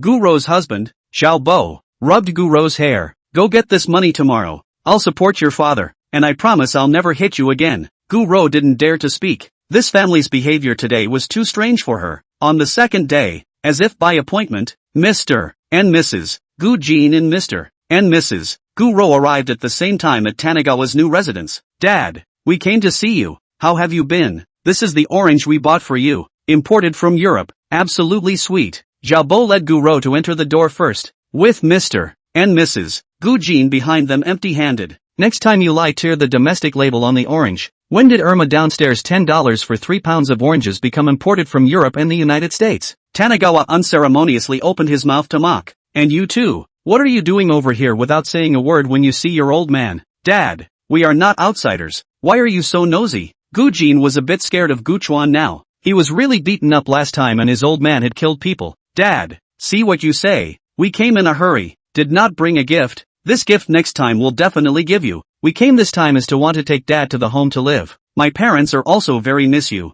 Valley Jean's wife saw Valley Jean so useless. Can only be their own horse? Chapter 96 Divorce. What do you mean received your home? Just your home that if you let Dad go over, but not to Dad to die of anger. To receive also is to receive Dad to my home to let Gu Ro take care of. Zhao Bo was also unshirkable. Is that what you think too? Of these few people, only Gu Ro had a heart. The other 3 were all dogs with hearts. Gu Ro wanted to say something. Zhao Bo's eyes glared fiercely. Gu Ro wanted to say something. Seeing this, Guchuan directly slammed a stick onto Xiaobo's head. Try glaring again and see if I don't kill you. Xiaobo clenched his fists and looked at Tanagawa with hatred. How dare this old man? What are you looking at? Dare to stare at your old man? Looking for a fight? Guchuan hit another stick without saying a word. Xiaobo tried to grab it, but the stick was like it had eyes. It directly made a close contact with his temple. Xiaobo indignantly glanced at Guchuan and pulled Guro to leave. Can't stand it so soon. 5 million don't want it. Humph. I naturally have a way to get it. Old thing, you wait for me. Xiaobo slammed the door after saying his words. Just went out the door and grabbed Guro and beat him violently. You have a good old son. Ah, how many times he hit me. I'll double it back to you. See if he dares next time. Xiaobo is obviously doing it for Tanagawa. He wants Tanagawa to know that your daughter lives with me every day and I'm going to beat her up whenever I want. Xiaobo's maneuver really caught the attention of Tanagawa, who directly rolled up his sleeves and came out with his stick. This time Xiaobo was prepared and kicked over without waiting for Guchuan to make a move. Old thing gave you face. This time it was you who made the first move. But the next moment, as if the result was different from what he thought, he hastily changed his words. Dad, I'm kidding. Don't hit. Ah. Only to see Tanagawa grab Xiaobo's feet, directly as a stick on the knee. A stick did not break the bone to come back to 3 sticks. Xiaobo covered his knees and lay on the ground. Tanagawa still didn't let him go. Don't you want money? Lousy give you ah. Tanagawa directly broke Xiaobo's limbs, and then called the police. Don't you want money? I'll just give you the medical expenses once. Valley let the couple on the sidelines directly scared not dare to speak the legs to run. What 5 million I'll put aside, because Tanagawa got the surveillance in advance. Tanagawa beat people is justifiable, and eventually pay a sum of money even if the matter is settled. And Xiaobo because of domestic violence was filed a lawsuit. At home, Guchuan and Guro sat face to face. Guchuan really wanted to dig open this cheap daughter's head to see what she was thinking. Even want to run to take care of Xiaobo? What do you want to do later? Tanagawa asked. Guro froze. Although the previous Tanagawa cared about himself, he had never asked himself like this. What do you want to do in the future? This kind of submissive days certainly do not want to live. But she is afraid to implicate Guchuan. Xiaobo is a bastard who can do anything. You don't have to worry about me. That Xiaobo kid wants to deal with me. He's still young. Guchuan probably saw Guro's concern. I want a divorce. Guro finally had the courage to say this. Back then it was she who defied her parents' opposition to bring Xiaobo to them, stubbornly wanting to marry Xiaobo. But after the marriage Xiaobo was too much of a disappointment to her. But she was alone and could not resist, so she could only endure. Go to the court tomorrow to sue for divorce. After saying this, Guchuan also ignored Guro and went to sleep on his own. On the other hand, after leaving the country, He Sheng is mixing well. Relying on the Tianya live broadcasting system, he became one of the world's top few netizens, and the number of fans has reached several hundred million. Just even so he still has a pain in his heart that he doesn't have many fans in his home country, so he's now decided to kill his way back to his home country, starting with the Valley family, where he fell in the first place, and he's going to kill his way back one step at a time. The famous head anchor, Skyward, is going to return home on a flight. He Sheng leaked his itinerary voluntarily, and had his team hire some fans in China to pick him up. He wanted to create a buzz for himself. Today is the day that Guro sued the court for divorce and the court accepted the trial. Xiaobo was carried to the court with his limbs in plaster. As soon as Xiaobo's parents saw Guro, they began to spray, "Dead girl, this time you run where to go." Even their own husbands do not take care of, but also want a divorce. Is not with which wild man to hang out. I tell you want a divorce no door. Xiaobo's mother's words directly interrupted Guro who wanted to go up and greet her. Guro hid behind Guchuan. She was afraid that Xiaobo's family had formed a habit. Xiao Ro, do you really bear to divorce me? Don't you remember the happy days we used to have? You said you're not married to me in this life. Xiaobo changed his nature in pleading. I have to say that this family still has self-awareness. They know Xiaobo's virtues. Before he met Guro, Xiaobo met several girls who were not willing to marry him. And finally the simple personality of Guro was pinned to death instead. Zoe, I promise I'll never hit you again. I deserve to die, I deserve to die. Chopper thumped his head against the tabletop to express his contrition. Guro took a deep breath. This time she said decisively, Xiaobo, I was wrong about you in the past. From the time I got married to you until now, you've been beating me up almost every day. Guro, don't believe in your bull asterisk anymore. Guro took out a small book and looked through it, which recorded the time and passage of each time Guro was beaten. Somehow He Sheng got mixed up in this session, and he opened the system just as he was about to shoot back for editing. But no matter how much he called out to the system, it was always in the process of being updated. It shouldn't be. This system was updated twice half a year ago. It should be version 3.0 now. How come it's about to start updating again? He Sheng was very annoyed. Gu Chuan glanced at He Sheng's exasperated appearance. Just kidding, I've got the ancestor of the system here. And you want to pop up in front of a tiny live system? The result of the trial according to Tanagawa expected. Xiaobo domestic violence crimes. The judge directly in court announced that the two sides divided property and then divorced. Outside the court, Xiaobo's family looked viciously at Tanagawa's father and daughter. Gu Rou, you're really cruel. Staying in our Zhao family for so many years, eating our food and drinking our drinks. And in the end, you want to share our property. You're really a wolf. Xiaobo's mother wanted to go up and tear Gu Rou alive when she looked at her. Don't mind this kind of person. Let's go. Gu Chuan pulled Gu Rou and walked away, leaving behind Xiaobo's family's vicious faces. Want to take revenge? You can find me if you want. Here's my card. A young man in black appeared behind Xiaobo. The young man handed Xiaobo a business card and left in a luxury car. Chapter 97. Means. Xiaobo hired a few people to carry him to meet He Sheng. He Sheng did not bull after seeing Xiaobo and spoke directly. You first and then finally, do you understand? Just leave all the rest to me. He Sheng confidently raised the sunglasses on his head. Xiaobo nodded vigorously one by one and finally took He Sheng's bag of money and left. The next day, Xiaobo appeared at the entrance of the Valley family neighborhood to pull up a banner. The Valley family father and daughter are ungrateful, misleading my youth, cheating me of my money. Please all the folks do it for me. It didn't take long for thousands of people to gather around. Most of these people were arranged by He Sheng. Given that the system had been updating itself from time to time recently, He Sheng had directly used the dumbest method to be on the safe side, spreading the word from person to person, using a short video of multiple people to cause a hotspot effect, turning this matter into a headline, and smashing the reputation of the Tanagawa family, and then finally clarifying what happened in the end for them himself. This way you're being a good guy and attracting fans at the same time. So it's like killing two birds with one stone. This gentleman, can you tell us specifically how you were scammed? A TO came out to ask about what happened, tantalizing the curiosity of all the melon eaters. Xiaobo squeezed out a few tears and said in a tearful voice, this Gu family is not a human being. The old man of the Gu family is a violent person. Look at me, both my feet and hands were broken by him. There was a hint of sympathy from the munchers. The man was pathetic. There is that Valley Row. Originally I was magnificent and talented. I do not know how many girls were chasing me, but Valley Row, this hateful woman, she in order to get me even all day pestering me. I have no way to finally give in. Though the eaters were skeptical about the statement, they couldn't help but be curious and continue to listen. But it didn't occur to me that this Gu Rou was actually coming for my family fortune. What she loves is not me as a person. What she loves is the money in my pocket.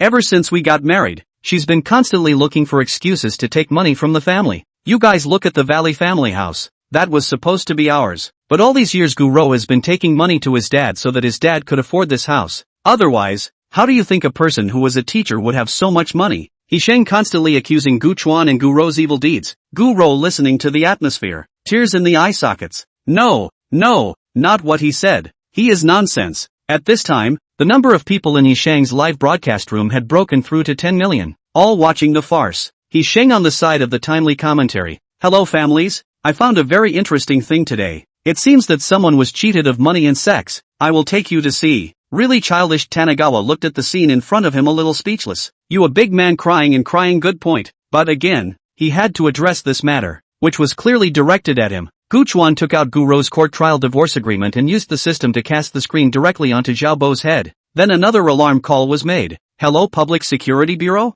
I want to report that there is an illegal gathering of people in front of our neighborhood. You guys come quickly. Xiaobo spoke and felt that something was wrong. Originally these viewers were brought into his rhythm, and several people even said that they wanted to help him out. But now how to feel a little bit wrong. He Sheng's Tor kindly pointed to Xiaobo's head. Xiaobo raised his head up to look. I go. How is the green color? At the same time, He Sheng's live broadcast room exploded. Look. I told you how a big man can cry and cry. So he's trying to frame someone. It's obvious that this man has non-interesting thoughts. How can you blame Gu Rou? And he's also a domestic abuser. If I meet him, I have to let him taste this girl's life-threatening 13 kicks. He Sheng looked at the scene in front of him with a bit of embarrassment. Ladies and gentlemen, I will continue to follow up on the details of this matter for all of you. Now the anchor has a situation here and needs to go off the air early. Please understand. He Sheng wanted to close the system live broadcast, but the first off didn't respond. The second off and third off still didn't respond. He Sheng awkwardly froze in place. How did this system malfunction? God, you will not play with me like this. Gave me an incomplete system. It seemed like Tanagawa heard what he said, and he allowed his system to stop affecting He Sheng's live system before He Sheng was able to turn off the live system. Damn, how did this old man manage to have such a good screencasting tool? If he used this tech on his own livestream, He Sheng was very puzzled after glancing at the neighborhood where Gu Chuan was located, and then he just left. As for Zhao Bo, he had no use for him now. After a few more days, Tanagawa was in the middle of his morning workout when suddenly a busting hot, half-aged woman in a tight workout outfit came running by. The half-aged woman's purpose was clear. She was coming toward Tanagawa. Running closer, the half-aged woman suddenly let out an ouch and fell towards Tanagawa's arms. Tanagawa's eyes were quick, and he took a straight, athletic stride around the half-aged woman. Looking at the half-aged woman who fell to the ground, Tanagawa said disdainfully, "Want to touch the porcelain? My old bones can't stand up to being tossed around." Tanagawa disregarded the charming half-aged woman on the ground and cursed, muttering in a low voice, "Hey, just take this to test the old cadres? Which old cadre can't stand the test? Don't you know that men are teenagers until they die? Men are very exclusive and only like the young, pretty and well-built ones all their lives." He Shang, who was hiding in the dark, had a buzzing brain. Why does this old man not follow the common sense, and likes the young ones? Right, I will arrange one tomorrow, and see if you can eat it. The next day, it was the same place, the same time. This time it's a different young, pretty, fit and energetic woman in a tight sports suit. Her curvaceous figure traced a perfect arc, and the sweat on her forehead ran from the tip of her nose to her lips, and finally dripped onto her chest, turning into a shower of water that clung to her clothing. The beautiful young woman ran to Tanagawa and suddenly broke her foot. "Egu, my foot." Then she directly lunged at Tanagawa. Tanagawa's quick eyes and hands directly collected the foot that stepped forward, and took a step back to watch the beautiful woman fall in front of her. That meaty figure is even trembling 3 times on the ground. "You think I'd have a heart? I've been eating Heineken jelly for over 10 years. My heart has been in outer space for a long time." After saying that, Tanagawa left without looking back, leaving the pretty woman on the floor in a state of dismay. Is Jitsu more Q-tip than I am? Chapter 98. Piggybacks. He Sheng in fact can completely through other ways to increase his fanbase in his country, but he is a young man, young and frivolous, his own bullseye. Perhaps because he feels that Gu Chuan refuted his face, he just want to let Gu Chuan bad luck in Gu Chuan to find a sense of presence. Since Zhao Bo's side was no longer working, and this old man wasn't a lower body thinker, he could only start from Gu Jin and Gu Ro's side. He Sheng found the Valley Jin couple gave them a sum of money, the husband and wife together, directly the next day to go to a false medical certificate. Valley Jin has cancer. Tanagawa looked at the medical report on the table. Didn't he know what was going on in the minds of the Tani Jin family? "Dad, you really have to save Gu Jin this time. As you can see, our family Gu Jin has cancer. If we don't treat it in time, I'm afraid I'll be a widow." Gu Jin's wife's tears fell without money, looking at Gu Chuan pleadingly. Dad, I know I was an asshole before, but after all, I'm your own son. If you don't save me, I'm going to see Mom. Do you want to break Mom's heart?" Being a son surely knows his father's soft underbelly, and the predecessor is most sorry for his wife. "Your mom gave me a dream yesterday. She said she missed you a lot, and since you have cancer too, it's a good time to go down and meet your mom, who's all alone." Tanagawa's words directly caused Tanagawa's husband and wife to freeze. Where would an old man say that about his son? Take out the camera and recorder from your chest. With that little brain of yours you're still learning how to be an infernalist? It's that era downstairs that's smarter than you. Valley let the husband and wife finally gray away. How they did not expect the current Tanagawa as much as become so desperate. On the other hand, Gu Ro's side, after the divorce fiasco, she went into an emotional window and spent her days posting grief in her circle of friends, until the day she meets a man at the mall. A mature and charismatic man who was rich and could make a woman happy. This was something Gu Ro had never experienced before, and she fell into it for a moment. Gu Ro brought the man to Gu Chuan. "Dad, I've found true love." Tanagawa looked up at the man, then looked at Gu Ro and said, "That's what you used to tell me, Dad. She's not like Jobo. The same or not is your business. I can't help you when I'm old. Don't regret what you choose." For this just jumped out of the fire pit. If you do not remember, do not learn from experience to another fire pit to jump things. Tanagawa also do not stop, since their own choice of the future that will be subjected to it. Tanagawa's words had caused Gu Ro to hesitate. Father's attitude shouldn't be like this. Shouldn't he have given me his blessing? Gu Ro fell into self-doubt. She then looked at the mature and handsome young man sitting next to her, and then she looked at her skin that she had not taken care of because of her years of housework. What did he see in herself? Gu Ro asked herself rationally. Finally she seemed to make up her mind. "I'm sorry, you're too good. You and I are from two worlds. You're a good person. Stayed with me for so long, thank you." The man seemed to be stunned by the woman in front of him as well. He was repulsed when he received the job, but the man offered him a large sum of money. In the process of getting along afterward, the man learned about Gu Ro's past. and he was a little heartbroken by this woman who was gentle and homely and knew how to feel sorry for people. The man finally did not say anything, walked away without a word. Perhaps in his heart that bag of money is more important than the immediate guru. When Sheng saw that he had lost again in these two areas, a nameless anger arose. This night, Sheng made 2 phone calls under the darkness of the night, and then let out a creepy laugh. Old thing, since you won't let me have a good time, I'll send you back to the West.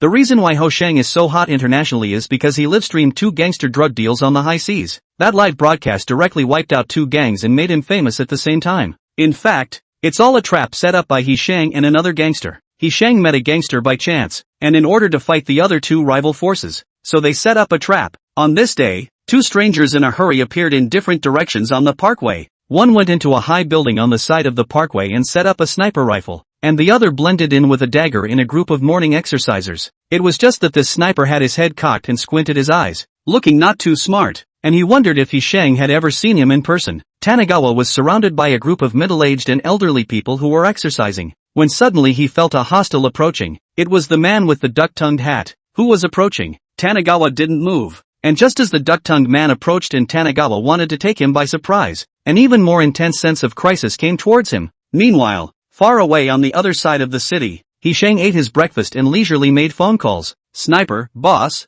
I've set up my position. Sheng, okay, see the man in the ducktail hat? Sniper, boom boss, mission accomplished. Target killed. Sheng, that's my guy too. Your partner. Sniper, Sheng. The 2 relative for a long time without words. Sheng thought he heard wrong, and asked again, but the phone only beep beep beep sound. Asterisk asterisk asterisk asterisk, what kind of pig teammate is this? Sheng angrily smashed his cell phone and pulled out a new cell phone, not knowing who to call. Tanagawa over here saw the duck-tongued man getting closer to him and was about to do it when a sudden gush of blood erupted in front of his eyes. Tanagawa froze, and then that other threat was flying away. Could it be that there's infighting? Or do you have your own chi protection as well? Tanagawa was puzzled as he returned home with the crowd. But who is trying to deal with himself? Tanagawa heart is clear. Besides that Sheng, who else can be there? Since Sheng dares to use this kind of tactic, it means that there are forces behind Sheng that are supporting him, and since the other party does not play according to common sense, Gu Chuan is going to turn the table over against someone like Sheng, who didn't have the slightest special ability. Just normal means would do, and using heavenly fate points to deal with him was really a big stretch. Tanagawa used the money to buy a couple of handguns at the Westgate Underground Black Market and 2 bulletproof vests at the East Side Black Market. Don't ask why they didn't buy them in one place. Ask and they just didn't. On this day, a large group of ferocious people gathered within Sheng's apartment, and all the surrounding tenants were emptied by him at a high price. Chapter 99. Sheng's opulent apartment was currently gathering a group of people of various shapes and colors, but with fierce eyes. Brother Tiger, I'm going to trouble you again this time. I'll give you $50 million after this is accomplished. Let the brothers share it, Sheng said to a bald man sitting next to him. This bald man known as Brother Tiger's eyes lit up when he heard $50 million, killing just one person. This was much easier than their trade of beating the living to death. Ha ha ha, old brother Sheng is really out of the ordinary. Based on our relationship, as long as you let me know, I'll bring my brothers to take care of that old man. The 2 clinked their glasses and were about to drink when, in the next moment, there was a sudden snap. All light in the apartment disappeared, and everyone was plunged into pitch blackness, and the lively atmosphere was suddenly silent. All the people present were not ordinary people. Sensitively sensing that things were not simple, all took out their own guys and began to be on guard. Boom! Tanagawa kicked open the door. 2 pistols flipped from side to side in his hands. The darkness had no effect on him at all. If it wasn't for the fact that this body was now too old, he would have just come over and blitzed these people. Boom! 1 down in a pool of blood. 2 down in a pool of blood. Tanagawa was like a cruel god of death, nonchalantly reaping the heads of those present. Brother Tiger, what to do now? Sheng's heart trembled. He has not yet acted how this happened. After returning to the country he was safe and sound, and did not mess with anyone. There's no need to panic. The other party is only one person. I've already contacted the boss and asked him to bring someone to hurry over. Tiger held his pistol and looked at the silhouette in the darkness in front of him. Friend, which street? I am the henchman of the Lion King, the bearer of Anil Street. Boom! Tiger still wanted to beep and say a bunch of threatening words out. Tanagawa directly gave him a pike. Tiger turned into a dead tiger. Scared Sheng, who was hiding under the table, rushed to run away. Whoa! I don't think it's catching up. Sheng was sweating and panting as he leaned against the wall, unable to stop his eyes from glancing at the rear. Damn it, don't let me know who it is, or you'll wait for me to die. He Sheng had already used the live broadcast system to record the video, and when he was out of harm's way he would check who was so bold. Click, click, click. A sound of changing magazines rang out, and a silhouette appeared in front of He Sheng, the silhouette being slowly elongated under the streetlight. He Sheng's breath hitched. How come it's you? Impossible. I've checked you out. You're just an ordinary honest man who's been wrongly accused. Who the hell are you? He Sheng looked at the person in front of him with disbelief. He cried out for help, but this late at night in the suburbs, surrounded by households were emptied by him, where there is still someone. Where are those two old ladies? Tanagawa asked inexplicably. They've been placed by me in a place where no one can find them, and if you kill me, you'll be a teacher who molests his students for the rest of your life. If you let me go, I'll immediately give you clarification, and you know how hot and capable I am. Speaking here He Sheng had an air of arrogance. Tanagawa gave him a disdainful look. Idiot, without a system you're a sand sculpture. He Sheng's pupils contracted violently. How did he know he had a system? Did he? All the previous unanswered questions were instantly clear and bright. I have no grievances with you. Why are you harming me? He Sheng gritted his teeth and questioned Tanagawa. If it wasn't for Tanagawa he wouldn't have had to leave the country at all. Yeah, I have no grudge against you. So why are you trying to hurt me again? Tanagawa asked rhetorically. He Sheng knew he was at a disadvantage and didn't answer. Then how can you let me go? He didn't want to die yet. He still had to become the biggest and reddest anchor in the world. He wanted to build his live broadcast world. Let me ask you a few questions. I'll think about it if you answer. Tanagawa watched him open the live broadcast system and didn't stop it. Tanagawa, do you know how Pikachu walks? He Sheng, ping pong pong pong pong. Tanagawa, what happens to the black balloon when the white balloon stumps the black balloon? Ho Sheng, confession balloons. Tanagawa, what is a bull and a cow typing 3 words? Ho Sheng, 2 cows. Tanagawa, chocolate and tomato fought and chocolate won by hitting a food. Ho Sheng, chocolate bar. The more He Sheng answered, the more confident he became. Just this routine? He's played it all to death. He's really an outdated old man. Tanagawa, have a double standard scene, like the kind in a dog and pony show. He Sheng, let's start with one from a penniless family. Cough cough. I don't want the gentleness of you accomplishing nothing. I want you to be enterprising and motivated, even if you don't care about this family or about me. Rich peoples, cough cough. He Sheng cleared his throat. I'm not with you because of how rich you are. I just want you to spend more time with me, even if you accomplish nothing. Although the performance was quite good, Tanagawa sounded strange. Why did you have to reverse a female character? So, I've thought it over. So go on your way without fear. Tanagawa raised his pistol. He Sheng angrily accused Tanagawa. You don't count your words. Do you know why Lao Tzu wrote the Tao Te Ching? Tanagawa pulled the trigger. Because old me? Willingly He Sheng fell into a pool of blood and uttered his last words in the human world. Ding detected that the host is dead. Detachment from the host in progress. Detachment complete. Looking for a new host in progress. Not looking for a suitable host. Tianya live system waiting in progress. Waiting for the next host to arrive. Tanagawa black face looking at a ball of light in front of him. Goddamn no host? I'm such a big man. You do not see? Then before Guchuan could do anything, the system in his body suddenly appeared, pickpocketing the Tianya live system and yanking it towards Guchuan's body. It should have sensed the threat, and the Tianya live streaming system suddenly vocalized. Detected that the host meets the conditions. May I ask whether or not to bind the Tianya live streaming system? Detected that the host meets the conditions. Please ask whether to bind the Tianya live system. Unbound. Detected that the host meets the conditions. Please ask whether to bind the Tianya live system. Unbound. Are you kidding? Am I Tanagawa the type to eat food handed out in contempt? The Tianya live system was dragged into Tanagawa's body and was broken down and digested. Tanagawa could feel as if his system had gotten a hint of qualitative change. Ding heaven, heaven's way your heaven's way. The Heaven's End live broadcasting system completely disappeared after emitting one last sound. Mission completed. Destiny points in settlement. Does the host return to the original dimension or continue traveling to the next dimension? The system is significantly more user-friendly this time around. Chapter 100, Today You Will All Die. When He Sheng died, Tanagawa didn't make the first choice, but stayed on to deal with the aftermath. Tanagawa found the 2 schoolgirls who had falsely accused him of QJ back then, and were now grannies with gray hair. After such a long time, they also know that they are not justified, but the 2 of them are more concerned about their faces, and they do not want to get old and have to fall into a reputation of falsely accusing others. Just like the time when they went to the countryside together, these 2 devised a play to be QJ'd in order to return to the city as soon as possible, and the candidate for the lead role was, of course, Tanagawa, the most honest teacher. However, this is not difficult to defeat Guchuan. After devouring the Tianya live broadcast system, Guchuan's system also has this part of the function. Guchuan at all times to the 2 old ladies video. On this day, on a certain tea house in this city. Su aping, come,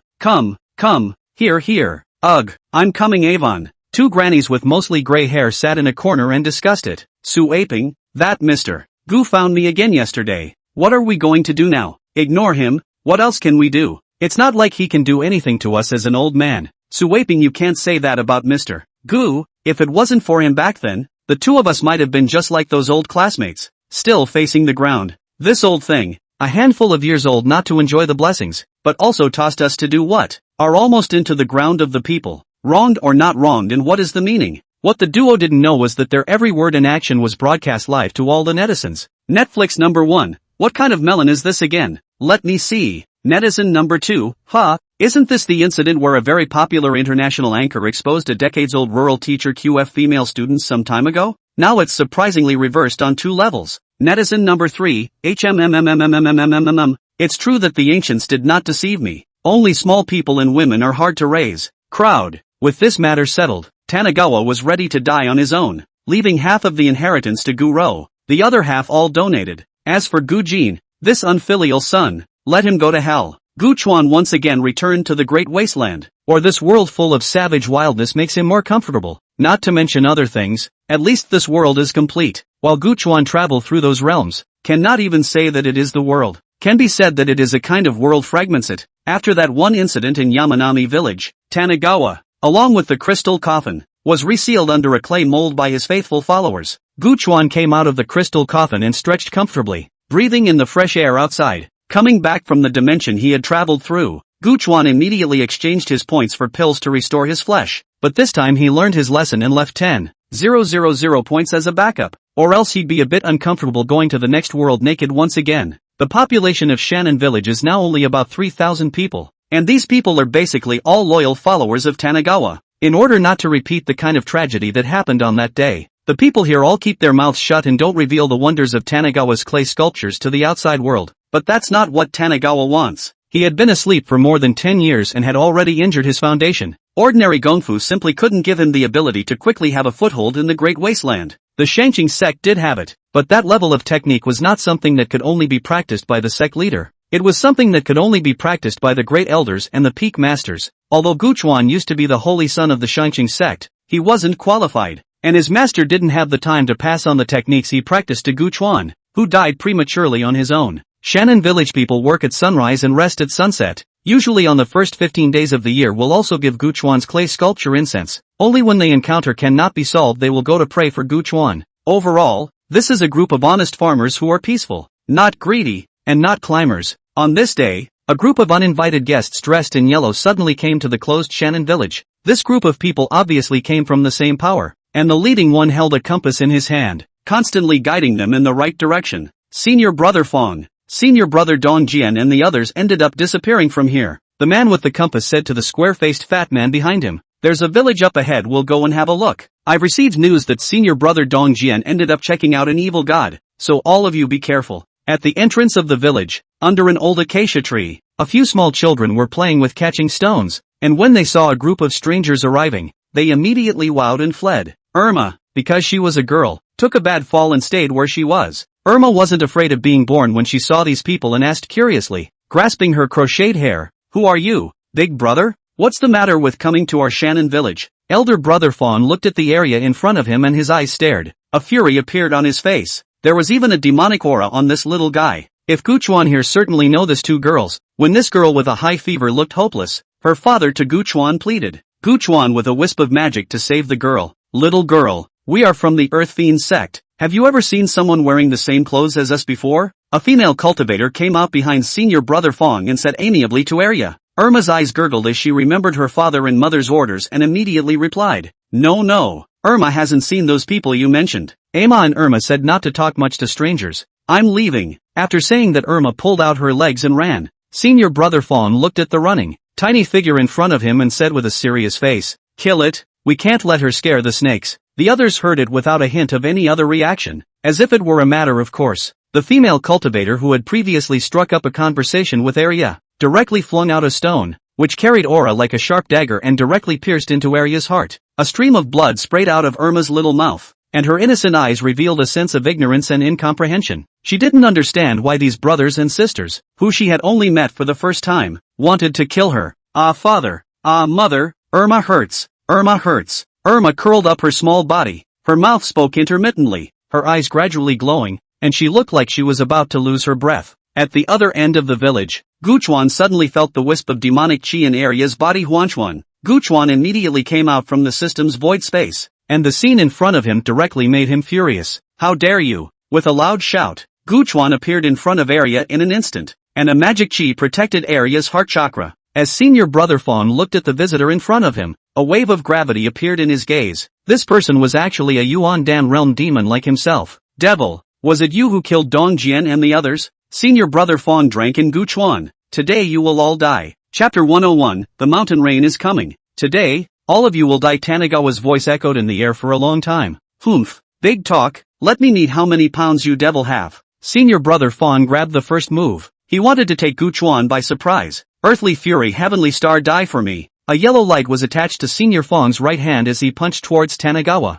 The yellow light flew out of Senior brother Fong's hand, transforming into a sky full of stars in general, in an arc shape toward Guchuan, surrounded in all directions. Each star has the power of 10,000 pounds, so that people dare not underestimate. Rather, he has a few skills. Being in the same Yuan Dan realm, Guchuan couldn't help but look up to the senior brother Fong a few points. Knowing that Guchuan had drifted in the underground dark river for a long time that day, and that the realm he was in now was already considered a remote place, the means of the man with the Fong surname had caused Guchuan to have a high opinion of him. Tanagawa stretched out a hand, and a black, thick, foggy demonic aura erupted out, forming a circular vortex. All the yellow rays of light entered the vortex like moths to a flame, unable to turn over the slightest bit of wind in waves. How is that possible? Senior brother Fong was horrified in his heart. This was his own killer weapon, and it couldn't even stir up a single wave. Who exactly is your excellency? We are disciples of the Earth Destruction sect. Senior brother Fong knew that he had kicked the iron plate and was ready to bring out his backstage to deter Guchuan.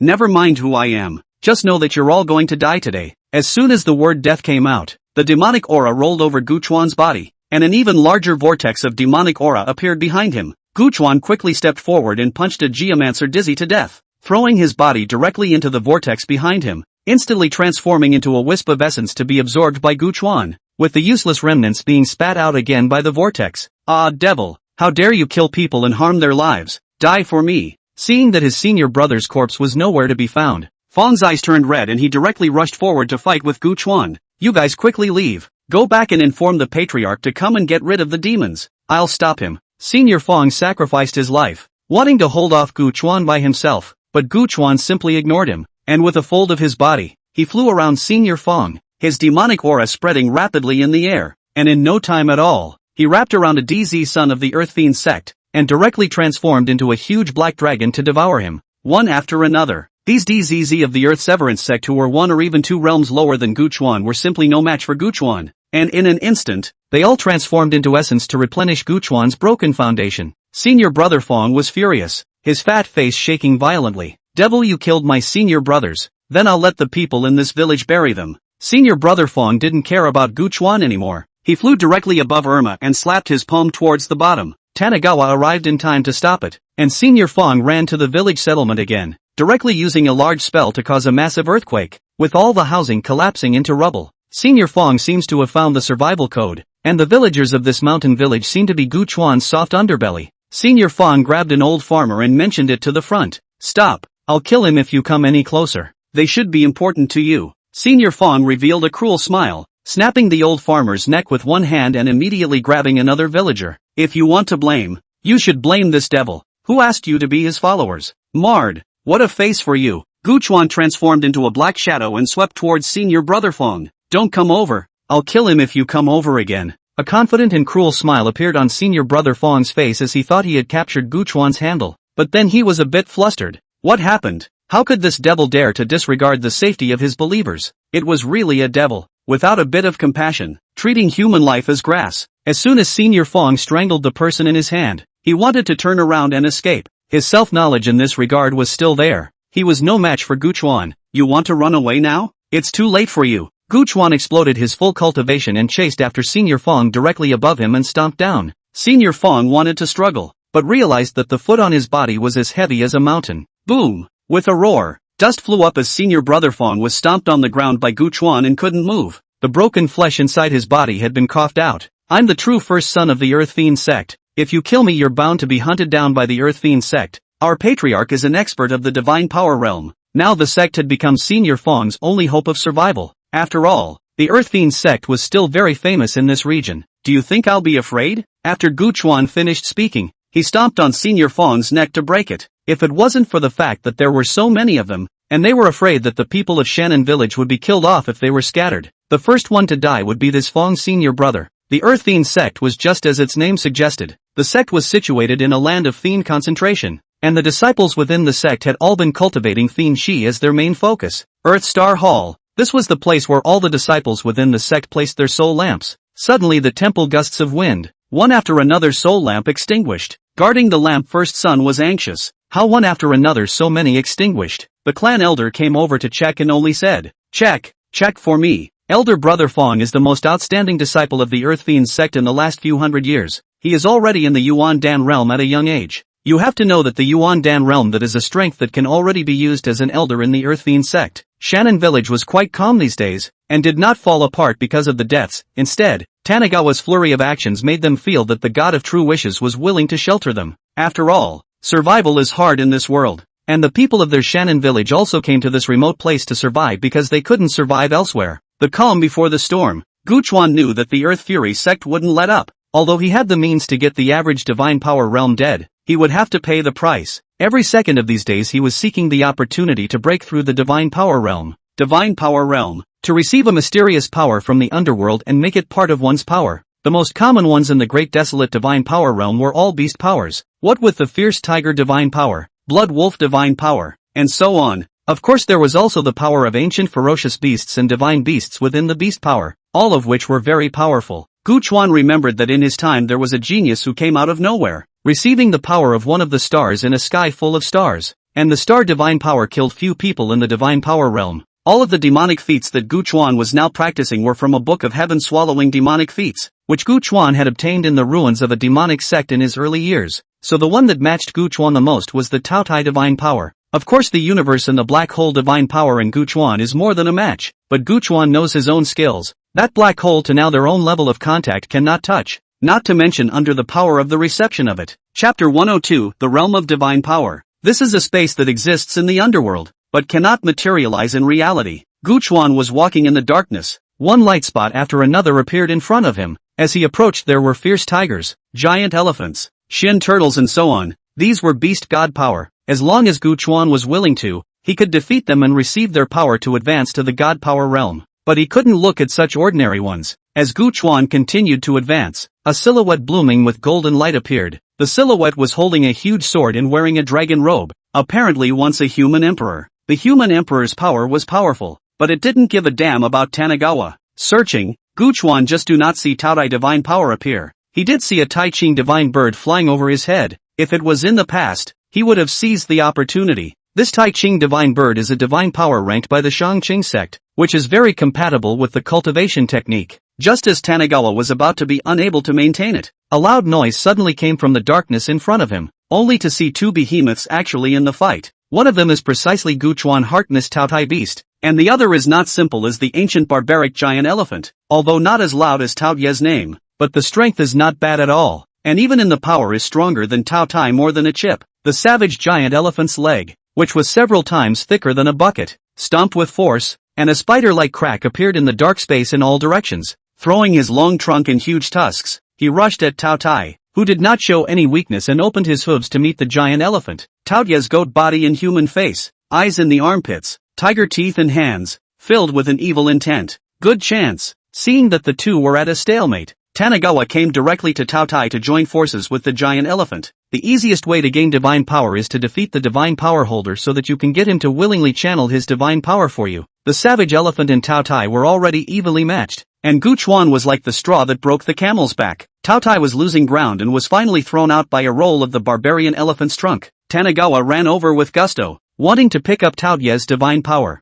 But the next moment, that savage giant elephant suddenly rumbled and ran over, looking at the eyes as if it had recognized Gu Chuan as a brother. Don't you come over here, yelled Tanagawa in horror. However, the savage giant elephant didn't care and directly turned into a shadow of light and disappeared into Guchuan's body. I am the savage elephant ancestor. A voice was left in Tanagawa's mind for a long time, unable to stop. Goddamn Xianzua, I am to Taotai. Tanagawa wanted to cry. Watching Taotai disappeared into the darkness but could not do anything. Tanagawa returned to his main body and opened his eyes, casually waving his arm. He could feel the air explode. He could feel that if he met that senior Fong now, he would be able to blow up the other party with one hand. The giant elephant divine power Guchuan was satisfied with, but he wanted more of Taoyue's kind of devouring ability, and with his heaven-swallowing demon technique, it would definitely complement each other. The people from the Earth Fury sect came. A few days ago Guchuan directly gave a collective dream to the villagers of Shannon Village, and told them to leave quickly, and now the only thing left in Shannon Village is Guchuan and his clay sculpture.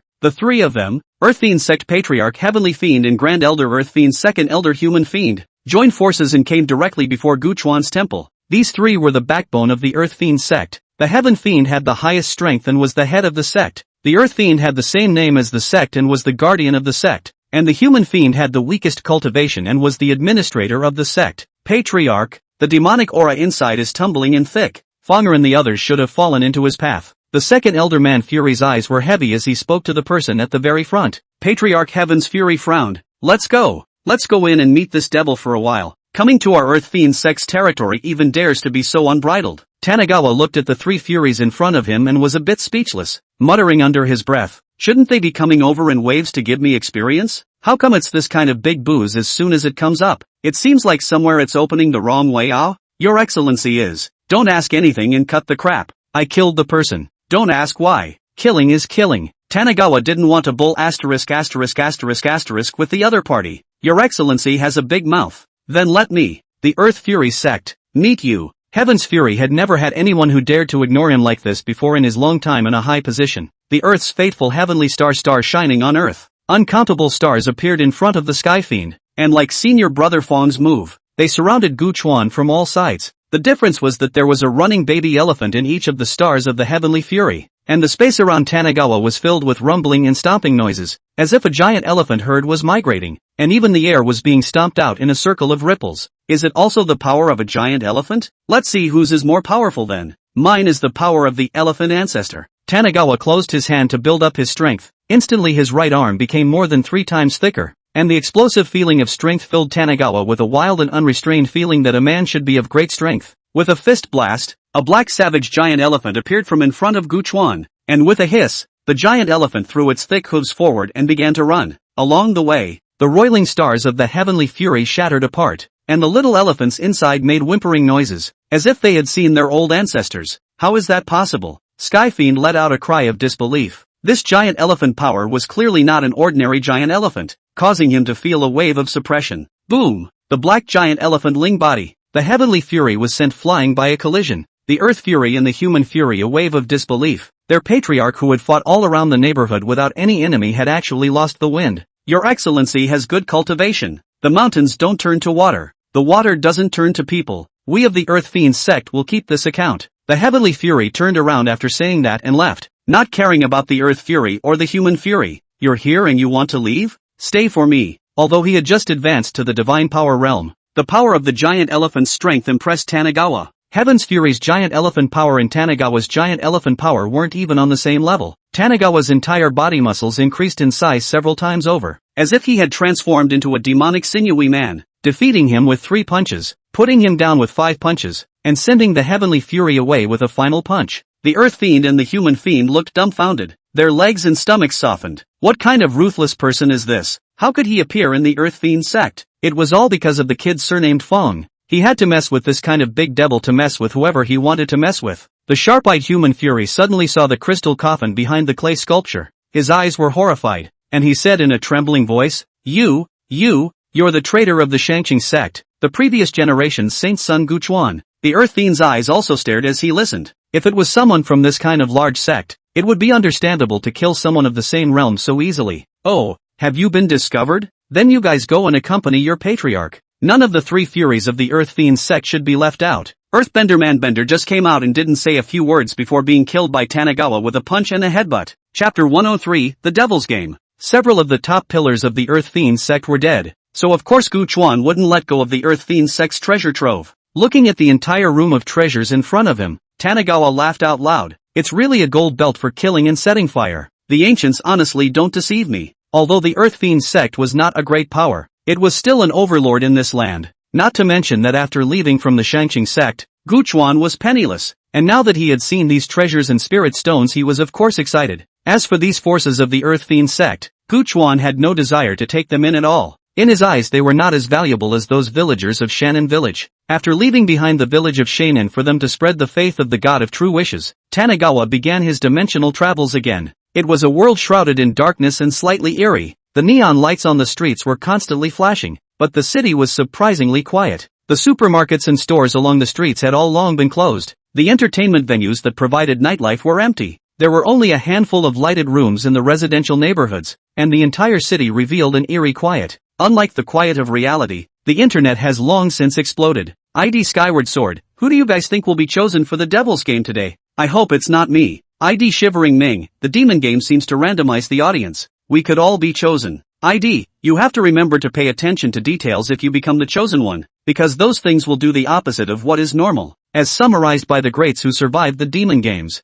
Happy Neighborhood 404 rental room living in a 3 no youth, no car, no house, no girlfriend. He read the discussion in the forum and then into the quilt. According to Article 234 of the Code of the Underworld, shenanigans cannot go through the comforter and harm the person under it. The young man kept reassuring himself by turning on his flashlight under the covers, but he didn't dare to look down toward the bottom of the comforter. He was afraid that a cloaked and pale female creep would suddenly emerge from the comforter. Wu Zetian proved that success has nothing to do with gender. Zhu Yuanzhang proved that success has nothing to do with birth. Zhang Zia proved that success has nothing to do with age. Jack Ma proved that success has nothing to do with looks. And what I proved is that this devil's game has nothing to do with me. Tanigawa. The young man kept mumbling. Only what he didn't know was that his every word and action now appeared in the demonic live broadcast. Simply put, the young man was chosen. Many people in front of the screen breathed a sigh of relief that it was not they who were chosen, then they would be the ones to eat. Netflix number 1, unfortunately for you. Brother, you can't prove that you had nothing to do with this demonic game.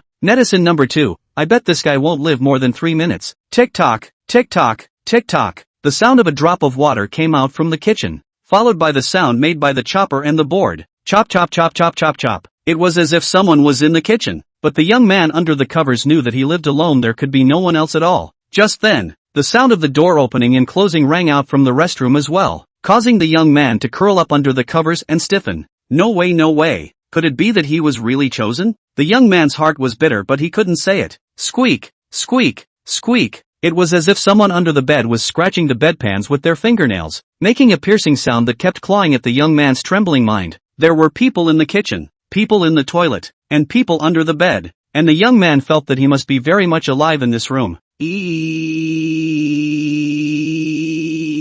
The locked door of the rental house surprisingly opened automatically, and the young man's heart sank, knowing that he had become one of the chosen ones. There were heckling voices coming from the hallway, and although he was very scared, he had to go ahead and close the door. One of the unspoken rules in the Devil's Game was that the bedroom door had to be closed, or else untold shenanigans would come in and elevate the difficulty of this quest. The young man quickly lifted the covers and jumped out of bed, darting to the door. He was about to close the door when 2 little girls unexpectedly appeared in the doorway. These 2 little girls appeared at some point and looked at the young man blearily. Uncle, have you seen our mom? We got separated from our mom. The little girl's voice was hollow and emotionless, and there was an eerie smile on her frazzled face. The young man noticed that the 2 little girls were wearing their shoes backwards, one blue and one white shoe on the little girl's foot backwards. Uncle, have you ever seen our mommy? The 2 little girls spoke in unison as their words rang out and back in the empty hallway. The young man's scalp tingled, knowing that he had encountered something dirty, and he tried to call for help from the tenant next door, the one next door who was a night owl, and who could see through the doorway that the light was now on in the room.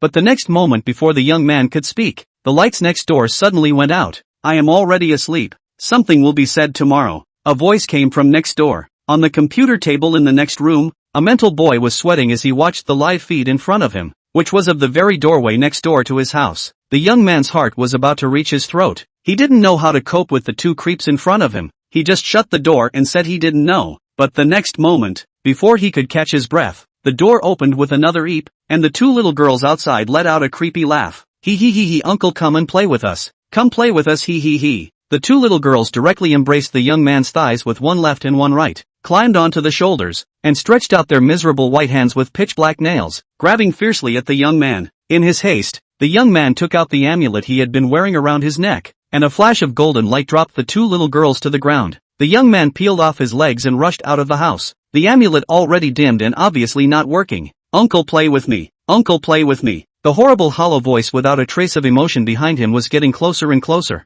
The young man was at the end of his rope. He couldn't run anymore. Just when the young man didn't know what to do, a man in black clothes and pants suddenly appeared at the entrance of the building in front of him. He waved at the young man. "Come on, this way." The young man followed the man sickly and directly into the house, where the blinding light made him feel a sense of security that he had not felt in a long time. "Uncle, really thank you. If not for you I would be. Tonight, there's no need to thank me. It's just a show of hands." The man in black waved his hand in a gesture, and then casually picked up a book on the table. The young man watched the black-clothed man's movements and kindly reminded him, "Uncle, you're holding your book backwards." Backwards. As the young man spoke, his tone became stiff, and his body could not stop beginning to tremble. The man in front of him. Chapter 104, The Messenger of the Spirit of the Underworld. Ha. Did you find out? The man in black's face was blocked by the book, so the young man couldn't see the creepy side, but from the creepy voice he could hear that the creepy in front of him was even more terrifying than the two little girls from before. At this moment, in the Devil's Live Room,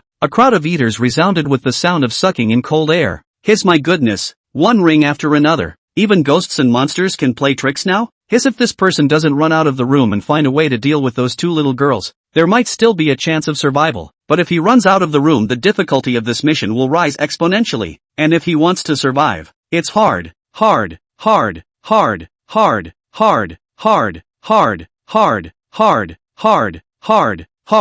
In another corner of the city, there was also a young man who turned off the lights and stayed in front of his computer watching the demonic live broadcast. After he saw that the young man had blocked the two ghosts and monsters with the amulet around his neck, he clenched his fist. This thing really works. If the young man had been here, he would have recognized that this man was the one who had sold him the amulet yesterday. This man's name was Sun Bo, not a native of this realm, and in his world, this realm full of ghosts and monsters, was a novel. Sun Bo traveled to this realm a week ago, and being familiar with the plot, he knew that his current self would be the chosen one to enter the demonic live room in 10 days. Like all crossing protagonists, Sun Bo also awakened his golden finger. He can enlighten magic weapons and draw charms that have the effect of driving away evil spirits. For the sake of experimentation, Sun Bo sold an amulet to the young man who was going to enter the live room, and now it seems obvious that the effect is not bad. It would have been possible for the young man to survive several levels in the demonic live room. The two little girls, though bizarre, were just a little bit greedy, and if their playfulness was satisfied, they would have survived. But one of the amulets that Sun Bo sold him ran straight into even greater shenanigans, causing the young man to die outright.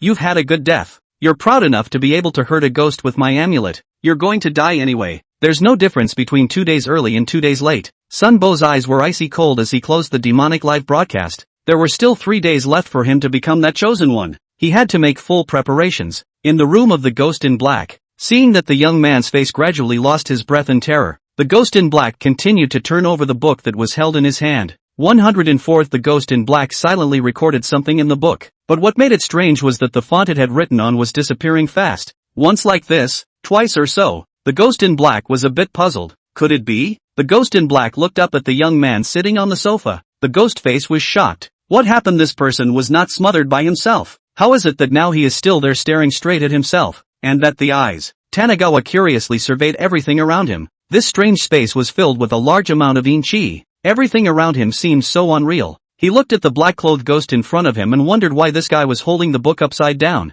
Tanagawa could realize that this black-clothed ghost was conscious. "Hey, you're holding your book backwards," Tanagawa kindly reminded. A hideous expression appeared on the black-clad ghost's face as it floated towards Tanagawa with its teeth and claws open. It wanted to be the fear of the person in front of it, and fear was also their best food. Tanagawa calmly grabbed at the black-clad ghost with one hand as if it were in the air. The ghost in black swooshed onto Tanagawa's face. If it were an ordinary person, he would have been scared half to death this moment. System, open the exchange function. Guchuan searched through the system's mall and finally exchanged 5,000 points for a physique called Spirit Messenger, which had no other specials, except that it was able to touch and communicate with ghosts. Ordinary people are afraid of ghosts. That is because the ghosts of this thing got long and scary to catch and cannot be caught. But once you can touch the ghosts and monsters, then it is completely different. Only to see Tanagawa grab the black-clothed ghost floating in front of him. Not caring about the black eye sockets on the other party's face, he directly swung his fist up and smashed it. Boom! The ghost in black was a little confused as to what had just happened. Then, boom boom boom, the black-clothed ghost was beaten to the point that its ghostly chi overflowed and scattered. Its face was filled with disbelief. How could this human touch him? How can he be so strong? After breaking through the divine power realm, even if he wasn't in the same world, Gu Chuan was able to receive the divine power of the elephant ancestor in the underworld, which wasn't much but was definitely enough here. Tanagawa, as soon as the black ghost pressed on the ground, picked up the book on the table and read it. Good guy is actually a literary work. Green bottle plum. A burst of black gas surging. Tanagawa can also see the illustrations on the book even moved by itself. Don't you like reading Green Bottle Plum? Then memorize it for me. And if you can't memorize it, I'll hammer you to death with my fist. Tanagawa threw the book to the ghost in black. The ghost in black took the book upside down again. Hold your books for me. Didn't your teacher teach you that when you were alive? Stand with standing posture. Sit with sitting posture. What kind of behavior is this for you? The ghost in black agreed to take the book correctly, but in its view to take the book correctly is precisely to take the opposite. The head is big, it cannot read a word, but also those moving pictures are more image of the deep move. Change the angle is surprisingly like unlocking a new ZS General. The black-clothed ghost revealed its big innocent Kazran eyes and looked straight at Tanagawa. What? You mean you can't memorize it? Even if you don't study hard? Even if you can't memorize Green Bottle Plum? Then what's the use of you living? Tanagawa directly punched the black-clothed ghost's head to death. The ghost in black feels very aggrieved. The green bottle of plums, it has long been recited backwards and forwards. Just how to memorize the illustrations inside? Tanagawa cursed and went out the door, ready to return to his rental house. The sound of heckling and bantering resounded in the hallway again. Uncle, come play with us. Play with us. Let's play. Play. Those two little girls appeared at Tanagawa's feet again, grabbing Tanagawa's thighs and not letting go, looking at Tanagawa with a weird face. Hey, you're so old you can't even put on a shoe. I don't know what your mom does. She can't even teach you to put on a shoe. Here, Uncle will show you the proper way to wear it. Tanagawa 3 times, directly switched the shoes of the two little girls, one wearing blue and the other wearing white, so it's symmetrical. Tanagawa clapped his hands in satisfaction, but the little girls suddenly let out a shriek, as if correctly putting on shoes made them very unacceptable, immediately crying and crying, squatting on the ground and began to untie the shoelaces. Well, what a misbehavior. Repeatedly, Uncle is angry. Tanagawa raised his hand, directly a fist, a hammer killed two little girls. Bizarre. Patted his hand like a nothing back to the room ready to sleep. Chapter 105, Huazhou Middle School. The pop-ups in the Devil's livestream had already spread out, almost taking up 9/10 of the screen. Netizen number 1, my goodness. So this little brother is a big brother. Earlier like that must be all pretend. I would like to call this buddy as the first. Netizen number 2, did you guys just notice that? The amulet on his body can resist ghosts. Where is it for sale? I'm going to buy 10 of them to come. I'm not afraid next time even if I become the chosen one. Netizen number 3, I've read that this little brother is the only one alive in the 10 live rooms, and all the others are dead. So the next time the Devil's live room opens it's going to have to be 9 more people chosen. The Devil's live stream is broadcast once every 3 days, and 10 people are taken each time for the broadcast. If someone survives, they will continue to broadcast, and the vacant slots will be randomly selected to be filled. Since the appearance of the Devil's live room, no one had been able to pass the level, and the most powerful one had only made it to the 9th level, and was directly eaten by a giant beast on the 10th level. As for why, that's because the person who created this demonic live room is the real protagonist of this realm. The owner of Demon Life feeds on fear and constantly creates fear to enhance his power through this bizarre means. Tanagawa watched curiously as an Afe was flying around. One moment going to the kitchen with a kitchen knife to chop up a few tabletops, one moment drifting to the toilet to close and open the door, and not long after that crawling into the bottom of Tanagawa's bed scratching the bedboard with his fingernails. Looking at the busy Pipio, Tanagawa asked with concern, "Are you tired? Sit down for a while if you're tired." Ah Pao froze. He looked at the young man in front of him curiously. This person could see himself? The Lord had given himself the task of creating fear, and since the young man in front of him could see himself, that was fine. GGG. Boom. Pipio just wanted to turn into a scary face to scare Tanagawa. Who knew Tanagawa punched him? In someone else's house, using my kitchen and toilet without the owner's permission and hiding under my bed. Do you have any manners you? You flushed the toilet a total of 13 times since just now. Don't you know that the water bill is very expensive these days? Tanagawa grabbed P.O. and punched him in the face as his opponent looked on in horror. At the same time, an empty and emotionless voice resounded in the live broadcast room. Congratulations on passing the first level of the Demon Live broadcast room. The voice disappeared after that, and it didn't say that you'd be rewarded for clearing the level or anything. The protagonist of this novel is a cold-blooded and heartless person. In order to pursue strength, he keeps spreading these weirdness to the crowd, disregarding the death of ordinary people. And at the end of the novel, the protagonist even makes this realm a ghostly place, where the ordinary people become his captive objects, providing him with the sustenance of fear. The author of this novel is also an oddball. I guess I've written too much dark literature and my outlook is a bit incorrect. Taking advantage of the heat that has not dispersed in the live broadcast room now, Guchuan directly opened a wave of hard broad. Everyone, just now the effect of my amulet, I think everyone has seen it. There are those who want to buckle a 666, tomorrow at 12 o'clock on time to open the sale. This was originally an advertising effect that Sun Bo used Tanagawa's predecessor, but he didn't expect Tanagawa to be alive. The next day before dawn, Tanagawa went to the wholesale market, wholesale a bunch of jewelry, the seller to see him in large quantities, directly 50 cents a sell. 12 o'clock at noon, Guchuan directly opened the live broadcast. This pendant is not two prices, 10,000 yuan a child, too expensive to go away, do not beep. This kind of pendant to ward off ghosts, that couldn't be simpler for Tanagawa. The way this was made was several times simpler than even the lowest class of magic weapon. In one afternoon, Tanagawa has made $100 million, and the rich man has directly thrown away $1,000 and bought a high-class mansion, so he doesn't have to live the kind of life that he had in the past where he ate instant noodles and used dolls. Sun Bo, who was far away from the other side of the city, was directly furious when he saw what Tanagawa did.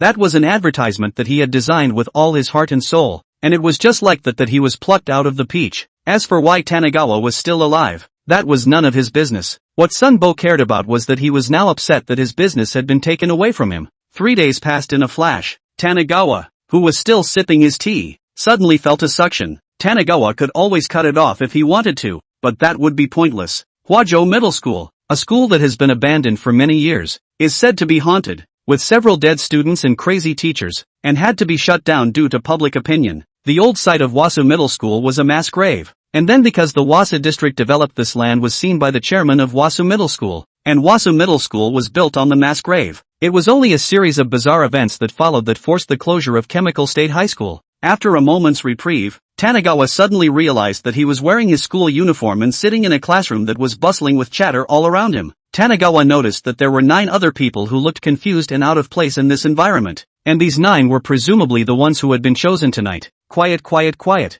The teacher is here. All stop talking. The student who got up to speak was wearing an armband, so he should be the class president. Tap tap tap. The classroom became extraordinarily quiet for a moment, and in the darkness, except for the sound of high heels resounding in the corridor outside the classroom, it was the breathing of the 10 people in the classroom. Big brother, this time you must cover me. A man next to him with cold sweat on his face and trembling lips approached Tanagawa and prayed. Enjing, the squad leader in front of him, suddenly turned his head, his miserable white eyes staring straight at the man who spoke, and the man's legs almost fell to the ground. Tap. At the last sound, a female teacher appeared in the doorway of the classroom, who walked up to the podium with a ruler in one hand and a book in the other, wearing a professional suit and a serious face. Loud and noisy every day, only know how to make noise. You are the worst class of students I've ever brought up. If you all put this effort into your studies, you all have hope in Tsinghua University and North University. The female teacher rambled on a bunch of words and started the class. Get your books out. Today we are going to talk about plane geometry.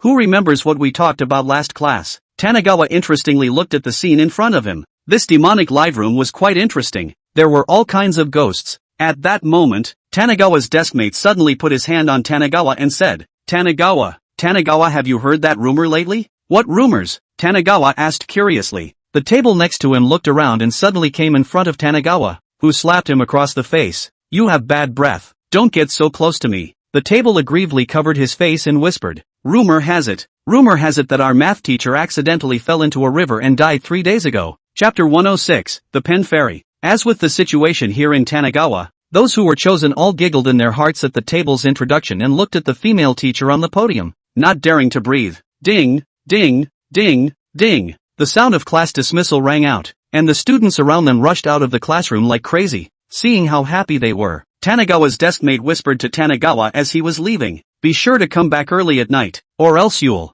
be caught by the director of instruction. The tablemate said in a questionable manner and wanted to leave, but was grabbed by Tanagawa. What's the matter, you say clearly? What will happen if you are caught by the director of instruction? The same table tried to break free, but found that it was no match for Tanagawa's strength. He was suddenly a little skeptical of life. Hadn't he met people before who were too scared to speak their own words? How come now this person is like this? Can he still let himself finish the task properly to create suspense? The table could do nothing about it, and finally said grudgingly, "If you get caught, you'll get eaten." Tanagawa let him go, and the other chosen ones were impressed when they saw Tanagawa's maneuver. One of the men wearing a small yellow hat with makeup suddenly stepped forward and took Guchuan's arm, saying effeminately, "Brother, I'm so scared. Can you protect people? When we pass this level, I'll treat my brother to peach peaches, the nice cool kind of peaches." Tanagawa got goosebumps and shrugged off the dead siren. "Go to hell you pussy." The man was punched in the head by Tanagawa. Tanagawa's behavior directly scared everyone. He dared to kill? This was what everyone hadn't expected. The Devil's Live Feed. Netizen number 1, this is an extra-legal place. Just like Zhang-san, he is an extra-legal lunatic here. No one can control him. Netizen number 2, it's really fun. I've long been upset with this pervert. Why is a big man wearing so much makeup? Speaking with his tongue rolled up. If I were you, I would have slapped him to death. Sunbo disdainfully glanced at Tanagawa. A barbarian who can only use violence is just a barbarian. Without a brain you will not be able to pass this hurdle at all. Familiar with the plot, he knew that this level required finding the missing principal in order to get through the level safely. And to find the principal, you have to find the pen fairy first, and only the pen fairy can know where the principal is. Everyone, all listen to me. I have a way to pass this barrier, but I need your cooperation. Sunbo directly stole the limelight from Guchuan and drew the attention to himself. You say there's a way? How do you prove it? Someone immediately questioned. I won't force you if you don't believe me. Those who believe me follow me. Sunbo took the lead and walked towards the outside of the classroom. The remaining few people looked at each other and in the end, no one had any idea but to follow. The teaching building was empty, surrounded by a rotten and broken atmosphere. The crowd walked forward a few steps to look back. The classroom behind them had been shrouded by an eerie mist. It seemed that they could not return. Led by Sunbo, the 9 people came to a security room, which was also dilapidated. But on top of the table and desk were 10 brand new walkie-talkies. You go get the walkie-talkie. Sunbo instructed Guchuan. He wanted to hold the power of speech in this small team. Okay. Tanagawa agreed before striding into the security room and taking a walkie-talkie out. Sunbo's face was full of unhappiness. You're doing this on purpose. Do you know what's going on right now? If we don't work together as one we simply won't survive until tomorrow. Sunbo blamed the fault on Tanagawa, and he wanted to use this opportunity to isolate Tanagawa. Because the man who should be dead was not dead for some reason and had special abilities that would add a lot of uncertainty to him, and he wanted to rule out that uncertainty. No, I didn't do it on purpose. I did it on purpose, Tanagawa explained very seriously, causing Sunbo to almost have a breath stuck in his chest. You go, take out all the walkie-talkies, Sunbo said again to a person behind him. The presence of the people are elite. See Guchuan take a walkie-talkie alright. They also do not want to make more trouble. All one went in to take a walkie-talkie out. There is no one to bring one to Sunbo. Sunbo gritted his teeth. This group of white-eyed wolves. He directly rushed in to take a walkie-talkie, but he did not dare to take more, because the person who took the last walkie-talkie would appear to be a big terror. Beep beep beep beep beep beep beep beep beep beep. A noisy signal suddenly came over the intercom. Security room, calling security room. The crowd didn't dare to make a sound. The sound was just too weird. Not at all like the sound a normal person can make. It was like the sound made by someone with a razor blade stuck in their throat. Don't make a sound. Don't pick up his words. If you pick up his words, you'll be pestered by him. Let's adjust the walkie-talkies to the same channel. Sunbo was explaining the seriousness of the problem for all of them, but an ill-timed voice suddenly rang out. Roger, security room, anything? Go ahead. Tanagawa spoke to the opposite side with his walkie-talkie. Sunbo was in a panic. Run, if that thing comes over we will all die. Everyone was inexplicably following Sunbo's lead, when another voice came from Tanagawa's walkie-talkie. Nothing, I can't come to you? The voice on the intercom lurched as if Tanagawa's answer pleased him. You do not come as my grandson. Tanagawa cursed to directly let the opposite side of a freeze. This is afraid that it is not a rash boy. Sunbo had a hard time trying to get rid of Guchuan, but Guchuan ran faster than he did and followed closely behind him. Fighting and unable to beat this violent man, Sunbo felt that it was too difficult for him. Finally, Sunbo stopped at the entrance of a classroom. This time, if we want to pass the level we have to find the principal of this school, and the principal's whereabouts are known only to the penny. After saying that, Sunbo pushed open the door of the classroom as soon as he was done. All the chairs in the classroom were stacked in a loose pile and the center was left empty. There was a table neatly set up in the center with a piece of paper and a pen on it. Sunbo sat directly on a seat. 3 more people we will summon the pen fairy. The remaining few people were hesitant to know what to do. Tanagawa went up and occupied a seat as well, and the last two bold ones sat down as well. Sunbo disdainfully glanced at the remaining 5 people. Playing pen fairy is actually not dangerous, and the people who stand and watch the fun are the most dangerous. The 4 of them held the pen and placed it on the paper. Sunbo closed his eyes and whispered silently,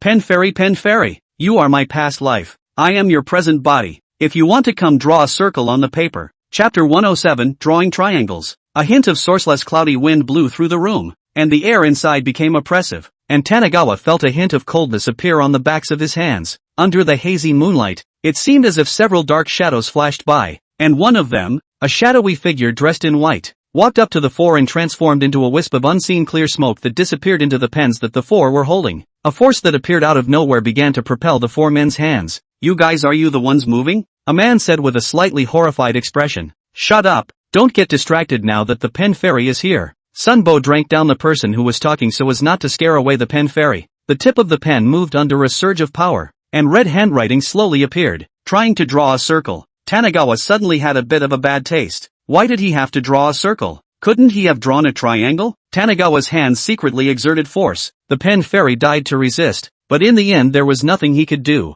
and he drew a triangle very suffocatingly. Sunbo froze. Could it be that the one who came this time was not the pen fairy? How come the drawing was of a triangle? But it was done, he could only carry on with it. Having summoned the pen fairy, he had to send her away or he would be haunted. Pen. Do you know where the principal of this school is? Sunbo asked the most important question. This time Tanagawa didn't stop the pen fairy, who wrote the words on the white paper in one stroke. Principal's office. 3 words were written on the paper. Pen fairy.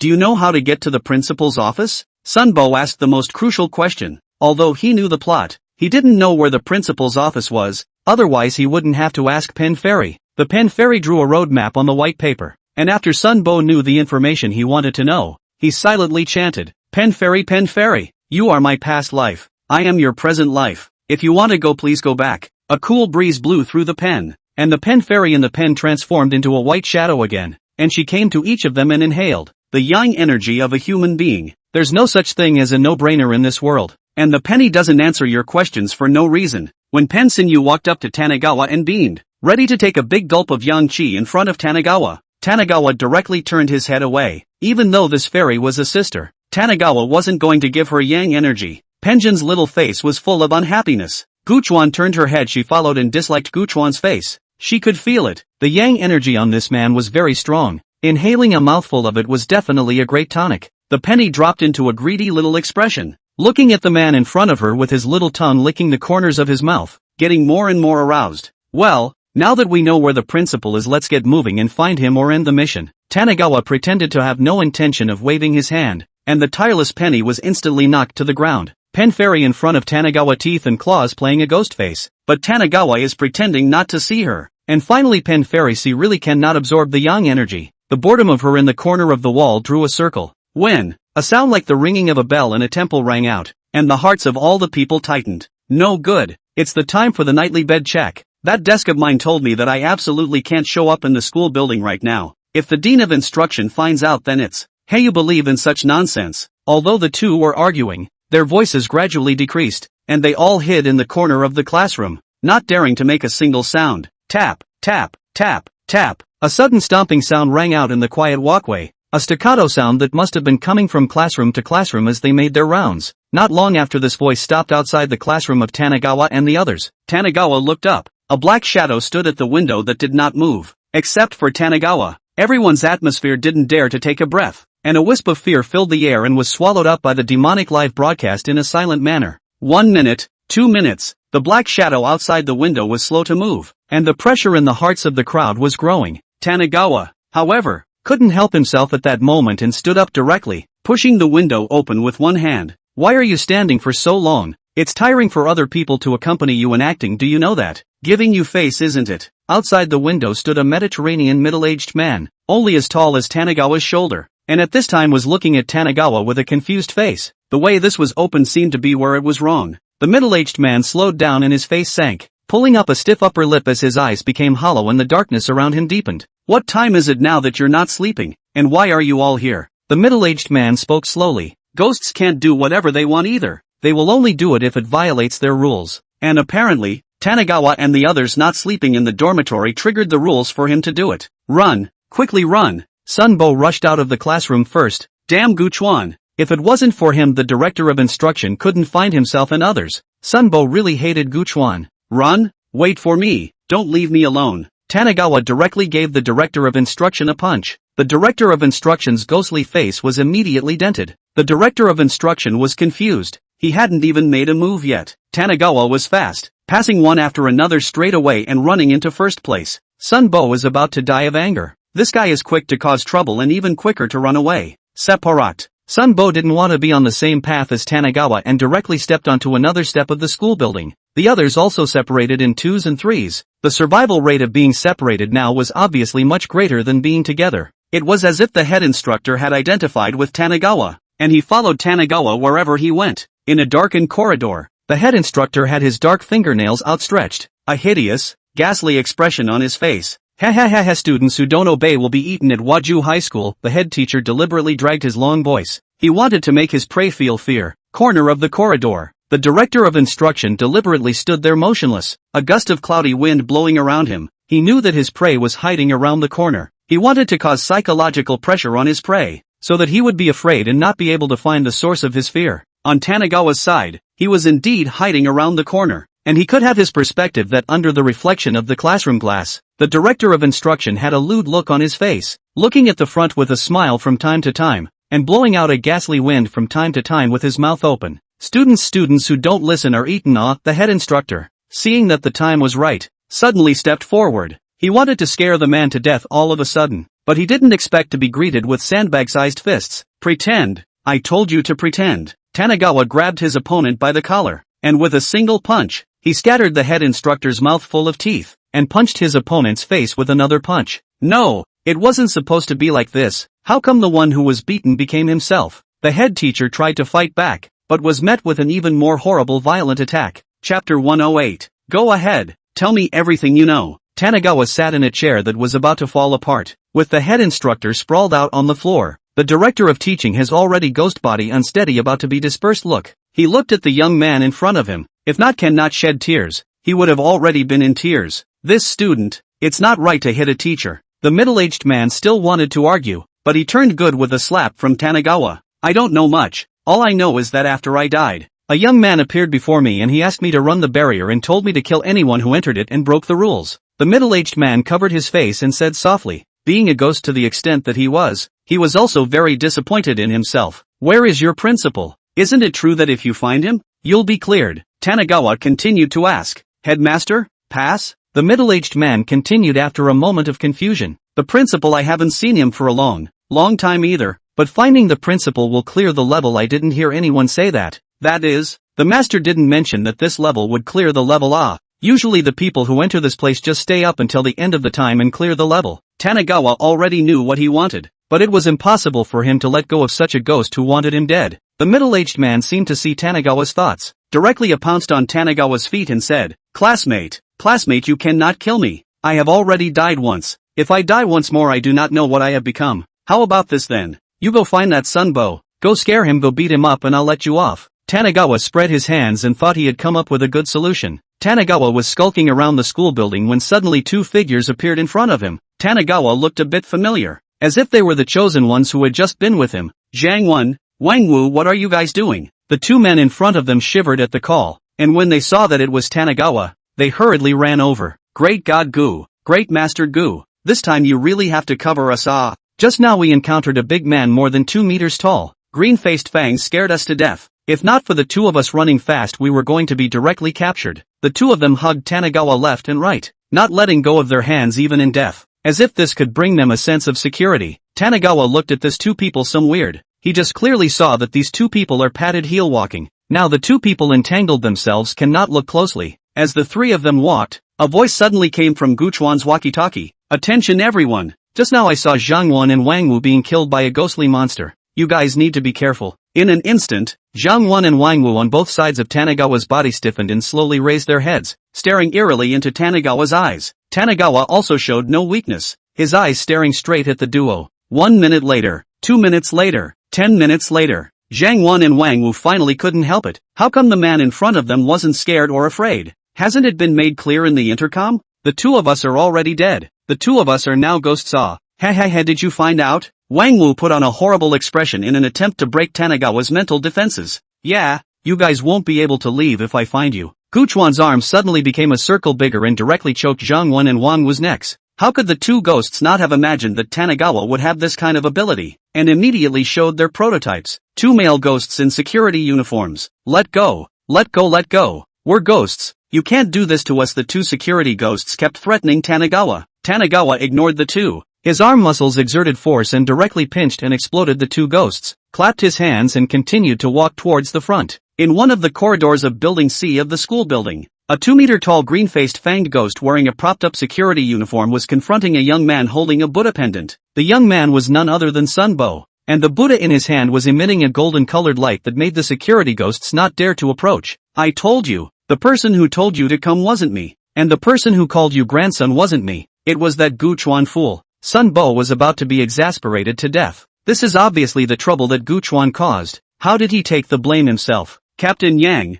he's right. The one who has a grudge against you is the one called Tanagawa. Not him, he's in Building B right now. At this time a black shadow suddenly appeared in the back of the security ghost. If Gu Chuan is here then he must be able to recognize. This black shadow is the previous director of instruction. I do not know how it happened to hook up with Sun Bo. The security ghost pulled up and rumbled towards the B building teaching building. The middle-aged teaching director glanced at Sun Bo. You remember what you said, or else. After he finished he turned around and followed the security ghost. In Building B, Tanagawa remembered that the principal of Wasu Middle School was supposed to be on this floor on the map drawn by Penjing. So how come he couldn't find it until now? Suddenly, a panicked and very eager voice rang out. Student Gu, quickly save me. Tanagawa saw that the teaching director ghost from earlier was actually being chased by a 2-meter-tall security guard ghost, and the teaching director directly rushed to Tanagawa's face, trying to hide behind Tanagawa. Tanagawa wasn't going to do what he wanted, and simply lifted him up by his collar. A trace of resentment flashed in the head instructor's eyes, which then turned into resignation, and he prayed to Tanagawa with a pitiful gaze. Sun Bo sent you here? Before the director of instruction could speak, Tanagawa asked the question that made it difficult for him to answer. Obviously the head teacher panicked for a moment, his ghostly body blurring along with him.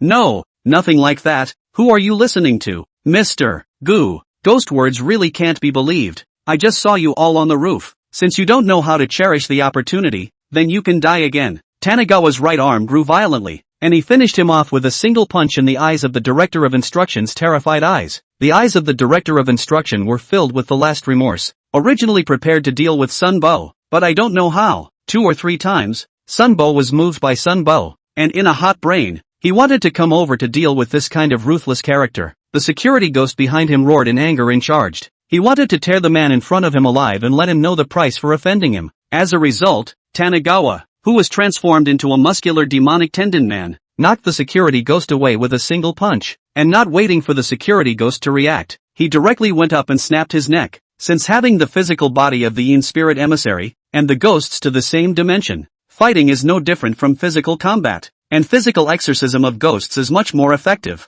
The live feed is full of 666. Netizen number 5, why is this Tanagawa so fierce? Those muscles are just like a character that walked out of a manga. How can such a person exist in our world? Netizen number 6, the first floor doesn't know anymore, does it? Since Xian Qin Shi Huang, our world has completely entered the age of the end. Although there are fewer strange people, it doesn't mean there aren't any. Netizen 7, to tell you the truth, I am the 163rd generation heir to Lung Fu Shan. You've all heard a lot about me. Chapter 109, Peachy is here again. In Building B, Tanagawa searched classroom after classroom, but he just couldn't find where the principal's office was. He had also read the plot introduction and knew that the principal's office was hidden in the B building, but that author didn't explain clearly how to find it. Sun Bo, who had also appeared in Building B's school building, glanced at Tanagawa from the corner and whispered mockingly, it's true that he's a stupid big man with a simple mind. Finding the principal's office won't be so easy. There's still the most important part. Find the naughty boy in the 5th toilet. Only he really knows where the principal's office is. If Tanagawa was here, he would be curious as to how this Sun Bo knew so much about it. Since his system didn't even give the plot in this much detail, Tanagawa had no choice but to do so, and in the end he found a pencil that was only half full, and a yellowed piece of paper in a dilapidated classroom. Since there's no way to do that, just ask the dumb penny. Pen pal, you're my past life. I'm your present life. If you're coming, draw a map of the world on a piece of paper. Tanigawa waited quietly, on the other side of the room, hiding in a corner, drawing circles and full of displeasure. Pensive seemed to have heard some kind of call to arms, but before she could go over, a demonic figure floated over. Pensen quit. How can someone still grab the job? An icy coldness came from Tanigawa's arm, and before he could react, a familiar voice came. Come and have a peach. The world map is too difficult for Peach to draw. Let me draw a peach. Tanigawa was stiff as he watched his hand draw a peach on the yellowed paper. This dead demon has turned into a ghost, and a peachy ghost. Wow! Mesa peach painting is so beautiful. Gigi, come eat a peach. It's already ice cold. Mama Tomo ghost had an extra black peach in her hand, looking at Tanigawa with an expectant face. Tanigawa, goddamn, eat a peach. But even the ghost is still not a ghost, right? Tanigawa grabbed the peach in the hands of the peach ghost. I'll make you eat peaches. I'll make you eat peaches. I'll make your whole family eat peaches. Tanigawa roughly shoved the peach into his mouth and directly tore him alive. The penny on one side watched the scene unfold in front of her and tried to slip away quietly. Just as she tried to turn her head, she heard Tanigawa start chanting again. Pen. You're my past life. I'm your present life. If you're coming, draw a map of the world on a piece of paper. After saying that, Tanigawa added a sentence afterward. Don't you try to run away. I've already seen you. The ritual of this summoning can't be missing, or else you're just looking down on your penchant. The pencil huffed and started showing off her muscles in front of Tanigawa, who finally glared at her and dutifully went back into the pencil that was only half full. How to draw a map of the world? That would be hard for the pen fairy. Possessed in a pencil, the pen fairy shook her head inside, and kept tapping her little brain. Finally she drew a circle on the paper. The circle was crowded by a big rooster. At last the penny clapped her hands, satisfied with her masterpiece, and wrinkled her nose in arrogance. Tisk, I'm afraid this level isn't an art class taught by a gym teacher, Tanigawa commented casually. The penny in the pencil waved its fist and suddenly jumped with the pencil, snapping Tanigawa's knee. Pen fairy's inner OS. How dare you talk about this fairy like that? See, this fairy can jump up and hit your knees. Just ask you if you're afraid. Unconcerned, Tanigawa continued to ask. Pensive. Will you take me to the principal's office? The penny dropped. Where did anyone make this request? Didn't they always ask questions and she was responsible for answering them? The penman commanded the pencil, trying to write the word won't, but Tanigawa was hardened by his power. Pensive looked at Tanigawa with a grimace. Are you polite? Since you promised, lead the way. Tanigawa pulled out the aggrieved penny in his pencil as soon as he could. Breathe in, breathe out, breathe in, breathe in, breathe in. The pen fairy inhaled at Tanigawa, wanting to suck in a mouthful of Tanigawa's young chi to use as a reward, but she sucked her lungs out and didn't see a hint of Tanigawa's leakage. The pen fairy crossed her arms, waved her hand, and wrote 3 words on the paper. I won't do it. Then I'll buy you a peach too. The bonbon kind. As soon as Tanigawa had finished speaking, the pen fairy made a straight face, saluted Tanigawa, and wrote down on a piece of paper that he promised to complete the task. The penman's inner OS. I'm a ghost with principles. I only do what comes from my heart. Don't ask me to do anything else. I can't say no, but I can't not do what comes from my heart. All the restrooms in the school building had only 4 cubicles, and to have an unorthodox 5th cubicle must be a spooky place. The penny has written a detailed guide to everything he knows, starting with finding the naughty ghost in the 5th restroom. Only the naughty ghost knows the true whereabouts of the principal. Block B toilets searched through one layer at a time. Tanigawa did not even spare the women's restroom. Pensive was in the back with a look of disgust. This perverted man even entered the women's restroom. Come help find it. Don't stand around. As soon as Tanigawa spoke, the penny ran off again and helped with the search. Finally, Tanigawa found a hint of it in the women's restroom on the 5th floor, where the in-chi was clearly more abundant than anywhere else. Although it is said that toilets are also part of the netherworld, they are more filthy. How come all these ghosts like to stay in the toilets? Do they all like to smell? Rogue, come out. I've seen you. Tanigawa looked at the edge of the 4th toilet, where there was a line of dark, thick, shadowy air. Seeing that there was no reaction, the penchant looked at the cutie, like looking at Tanigawa. Tanigawa, however, did not care at all, and directly put his hand into that in-chi, ripping out a hole alive. His hand reached in and snapped, opening the door of an old-fashioned toilet. A mist came over and a 5th toilet cubicle appeared, and unlike the other 4, this one had writing all over the cubicle. Why don't you go to hell? You are a cowardly little man. Choi Kong is a pig. Ha ha ha, let's hear a pig squeal. Tanigawa pushed the door and for a moment Tanigawa felt like a student again. The student's badge says 2 people, Choi Kong, and isn't that the name of that naughty boy? How is it that he has now become Choi Gang himself? Before Tanigawa could react, a few people in the classroom surrounded Tanigawa. Ugh, Choi Kong, you'll help me with duty later. Trey just gave me your allowance right after school or I'll beat the out of you. This Choi Kong is as sad as his name suggests. A bully and a target of school bullies. 110. Principal's office. Tanagawa incarnate Choi gang rejected them outright. Do you one and all want farts to eat? The few students surrounding Tanagawa were instantly enraged, especially the ones with dyed hair and tattoos, who directly grabbed a hand towards Tanagawa's collar. Choi gang, who gave you the guts to dare to talk to me like this? Kneel down and slap yourself. Several people pushed and shoved Guchuan. Their eyes were fierce, as if they were going to tear Guchuan apart in the next moment. The students in the classroom were all watching the fun, and it was not a matter of concern, or even if they told the teacher, the school would only choose to put the matter to rest, and would not solve the substantive problems. Still a naughty boy. I think it's more appropriate to call you a coward. Let me tell you, when you're being bullied you have to fight back bravely. The fact that they're outnumbered is no reason for you to be weak. Tanagawa kept talking in the puzzled expressions of these people. Then he grabbed a student in front of him who had a tattoo on his arm and stuck 2 fingers directly into his eyes. You don't learn at a young age. You learn from others to get tattoos. Don't you know that you can catch diseases? And you,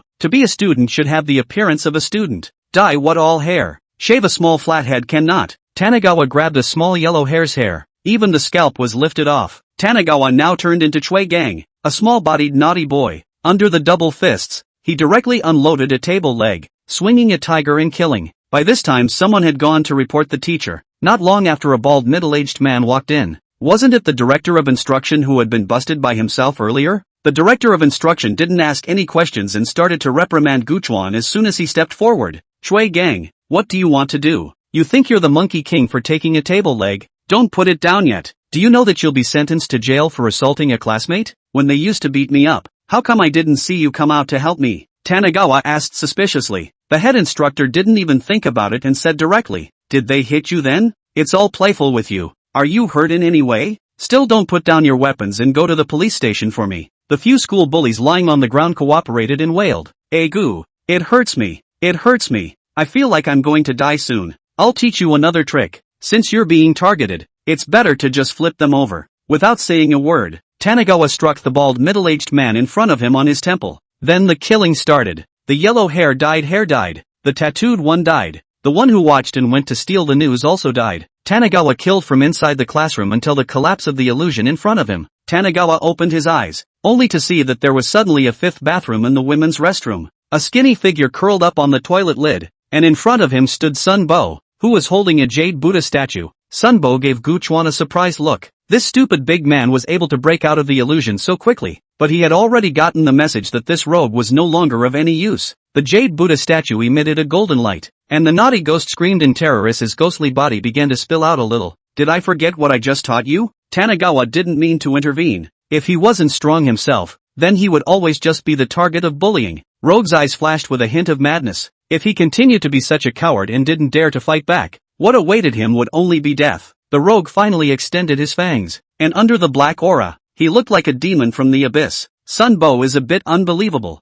This rogue's setting should not be cowardly. Even if he is killed, he does not dare to fight back? Now look at this situation is a bit wrong. Tanagawa, what have you done? Do you realize that by breaking the rules of ghosts and monsters we're all going to die? I'm about to clean him up and you're still here to get involved. The rogue ghost, under his black aura, endured the severe pain of being burned by the jade Buddha statue and launched an attack towards Sunbo. Sunbo hastily pulled out another pendant. After blocking the rogue, he directly broke the window and jumped down. He didn't want to run away from Tanagawa. Maybe he would be dragged down by this stupid big guy. Rogue swelled up, seeing that the first counterattack in the ghost's life had such a good result, which made him very happy, and then he greeted Tanagawa with open teeth and claws. Tanagawa slapped his hand casually, and with a snap, Rogue lay on the ground with his eyes dulled. I'll teach you another trick. When you meet someone much stronger than yourself, you have to wimp out when you need to wimp out, or else you're just sending yourself to death for nothing. Rogue's eyes showed bewilderment. You are the one who taught me to resist, and you are still the one who made me wimp out. Rogue said that it is so hard to be a ghost. The pen fairy behind Tanagawa suddenly appeared,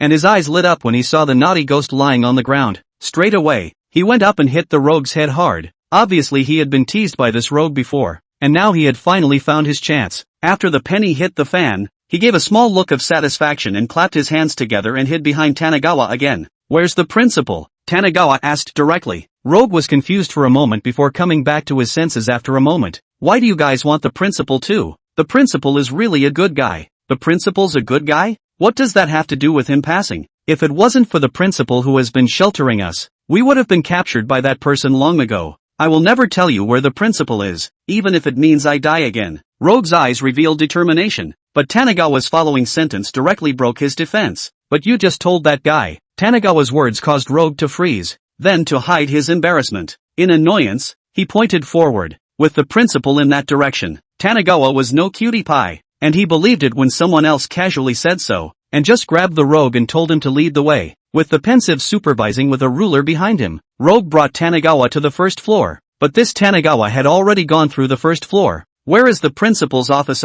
Just as Gu Chuan was puzzled, he saw Sun Bo's figure in front of him, and he directly entered a portal formed by a wave of black gas. Above the portal is written the 3 words of the principal's office. My good boy originally also learned hidden skills. The people in the principal's office seemed to know that Tanagawa was coming. Sun Bo didn't close the door the first time after entering inside, but waited for the 3 Tanagawas to enter before closing the door and disappearing into the boundless night. I heard that you two were looking for me. A small old man with a kind smile looked at the duo of Tanagawa and Sun Bo with a smile. Then he stepped forward and ran his hand over the heads of Penstemon and Rogue as if they were his children. The Ghost Fairy and Rogue Ghost didn't reject them either, but instead leaned on this little old man's side with great reliance. The principal of Huazhou Middle School, Hua Dongyang, I've finally found you. As long as I sacrifice you to the one in the Devil's live streaming room, this level will be considered cleared. Sun Bo's eyes glowed as he eagerly looked at the old man in front of him. Chapter 111, The Creator. Sun Bo's words caused the Rogue to look incredulous. You're the savior chosen by the Dean. How could you do this? The Dean kindly patted Rogue, signaling him to be quiet. Young man, do you still have a lot of doubts? Doubt? How could I possibly have doubts? Every flower, every plant, every person and everything here was created by my own hands. Darkness is coming. Weirdness will finally break the rules of this world, and this world will reorganize and usher in a different era. Sun Bo seemed to have gone crazy and kept saying words that Rogue and the others couldn't understand. But Tanagawa, who was on the sidelines, understood that this world was created by him. So isn't this the author of this novel's world? An author crossing into his own book. Even Tanagawa's system didn't give that kind of information. Humph, you guys wouldn't understand even if I told you. Tanagawa, quickly catch him for me. As long as we catch this old man and sacrifice him to the demon, we'll pass the level. Sun Bo looked at the principal with an excited expression, as if the demon he was penning could bring him benefits. Tanagawa didn't pay any attention to it. If you want to catch it yourself. It's almost dawn. Why would I do such a thankless task? The principal of Huazhou Middle School, Hua Donyang, was already in a daze. Sun Bo was a savior he had identified according to the guidance of the underworld, which was a hope against the devil. But how could he not have expected that this savior would be so keen on demons that his own actions would seem redundant instead? Humph. Oh ignorant one, you have no idea what kind of power exists in this world. Only by breaking the light and introducing darkness can you realize the enjoyment that power brings. This is a strange thing to hear, Tanagawa. Are you sure it is not a monster? Am I going to change into an Ultraman and come out to break through the darkness? In the next moment, he directly broke out of the principal's office with the pendant on his body. Great Cthulhu demon, the principal of Chemical State High School is hiding here. I found it, and according to the rules you set, I will have access to your magic. Sun Bo shouted excitedly. This was his real purpose. As the author of this novel, he knew how to use various ways to get the power he wanted. And these pathways are known only to him. A hidden trigger rule. It was also at this moment that a black beam of light suddenly shot down from the air and shone on Sun Bo's body, who was excited as if he had been hit with chicken blood. Outside the fence of Huazhou Middle School, a huge silhouette kept appearing. They tumbled over the fence, and the land in their path kept spreading a red mist, which was devouring the land of Huazhou Middle School. Alas, it was me who looked at the wrong person. It was as if Hua Dongyang had aged a lot in an instant. His already short height had become even more stooped. Headmaster, I'm going to kill that man. Rogue gritted his teeth. Perhaps this time was the most brave and decisive he had ever been. Child, you're no match for him. I have an agreement with the Great Sung Heavenly Demon. As long as I can't be found for a single day, then Huazhou Middle School will be under my jurisdiction. Now that he has found me, he has broken his rules, so it's useless. It's just that you students have suffered. Hua Dongyang reluctantly touched the heads of Rogue and Pen Fairy, both of which were former students of Huazhou Middle School and had been by his side since their deaths. The penny watched as the Tanagawa in front of her did not budge and rushed forward to plead. Rogue said, Tanagawa, you are also someone who is valued by the principal. With your ability you should have a way to save the principal. Tanagawa shook his head. Since it's something you've agreed to with someone else, you have to abide by the rules, and it's up to you to lose or win. Hua Donyang froze, Feelings that all my previous bitter drama was for nothing? It was precisely because he saw Tanigawa as special that he asked Pen Fairy and Rogue Ghost to bring him here. You're right, Gu Chuan. The agreement can't be broken. In that case, I'll guard this Huazhou Middle School for one last ride. Hua Dongyang's eyes glanced at Tanigawa and stepped out of the principal's office with a sad expression. And at that moment a portion of the audience in the Devil's Live Room was puzzled. Netizen 9, strange? I used to go to school at Huazhou Middle School as well. How come I don't see the number 1 principal? Hua Dongyang? I do remember that there was a homeless man of about the same height as this one who has been boarding outside the school. Netizen 10, I just checked the past leaders of Huazhou Middle School, and you guys tell me what I found. There is no such person as Hua Dongyang. Netizen 11, I recognize it. Isn't this the homeless man in front of our school back then? All day long he was lazy. I gave him a bowl of snail powder and he still resented it. Some people who attended Waso High School back in the day recognized Hua Donyang. Hua Donyang lifted his chest and walked out of the principal's office with big strides, looking at the slowly engulfed Huazhou Middle School inside. Students, I'm your principal, Hua Donyang. Today our home has been invaded. You have to put down the pen and paper in your hands. Pick up a weapon and join me to protect the campus. The school is my home. Safety depends on everyone. Hua Dongyang issued a call, and instantly an echo rang out from that one empty school building. School is my home. Safety depends on everyone. School is my home. Safety depends on everyone. School is my home. Safety depends on everyone. Sun Bo, who received the gift from the great Song Heavenly Demon, had a flash of black gas in his eyes and said mockingly, He a burglar is just a burglar. Do you think that you can beaver away by stealing the position of the principal of Huazhou Middle School? Who is Hua Dongyang? Sun Bo? Of course no. That is a character created by his pen. For people treacherous, lazy, slander, slippery, good and evil. Just his luck at the beginning of the theft of the Chemical State High School. This ghost of a rule forcibly reversed the Chemical State High School ghost of the cognition in the middle of the world, so that he became the principal of the school, and having just appeared in the great Song Heavenly Demon negotiation of the bottom of the air. Hua Donyang was not infuriated by the revelation, but said with a hideous and maniacal expression, So what? Even if I stole the position of the principal, but I have guarded the Huazhou Middle School for so many years, that's real. You can't overrule everything I've done based on my origin alone. The public said that the public has its own reasoning, and now Sun Bo seems to have forcibly disguised himself as a righteous man, and the originally amiable Hua Donyang is wearing the clothes of a wolf grandmother. The red mist had completely shrouded Huazhou Middle School, and the rules of the ghostly spirits of Huazhou Middle School had become normal. The Pen Fairy and the naughty ghosts were no longer affected, and they also knew who Hua Donyang was. They weren't affected by the red mist in any way. Instead, it was as if this current environment was more suitable for them to survive. Sun Bo looked at the red giants that kept leaning over next to him. Each one was more than 3 meters tall, covered in red with sharp horns, and their arms hung low to their knees, like apes crawling out of hell. He Tanigawa. Although I don't know why you're still alive. This world isn't as simple as you think it is. See, this is bizarre power. Power that can be grasped by ordinary people. Kill him for me.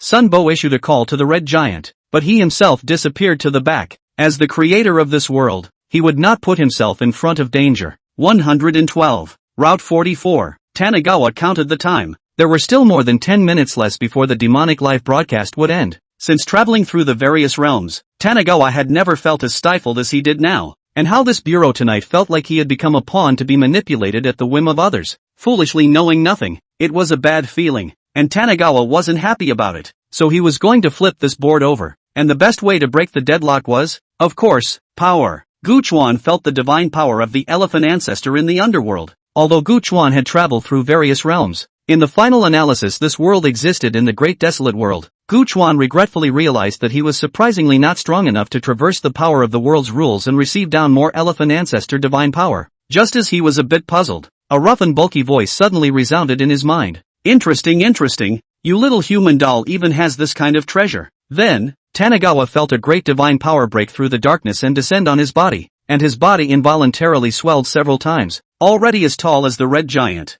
Tanigawa seemed to have found something unbeatable. But now it was imperative to teach these chess players who thought they had brains a lesson, to show them that not everyone was a pawn to follow the rules you set. On one side, Hua Dongyang had already been torn apart by the red giant, which slapped its chest and rushed towards Tanigawa. Tanigawa's explosive power directly punched through the red giant's chest, and the red giant fell down, with dozens of others behind it who were not afraid of death rushing towards Tanigawa. Humph! A bunch of monsters dare to show off in front of me. Tanigawa pounded out a punch that pierced through a red giant, followed by a kick. The red giant couldn't catch a single move in Tanigawa's hands. It was a complete giveaway. After taking care of the red giant, Tanigawa caught up with Sunbo. Sunbo was shocked, his mouth yelling that it was impossible. This was the world he had created. How could there be such an irrational person like Tanigawa? Guchuan, the great Sung Heaven is humanity's greatest enemy. Why are you chasing after me? Sunbo came up for air. Enemies? Weren't you going to let the weirdness come down? That's a friend. How can it be an enemy?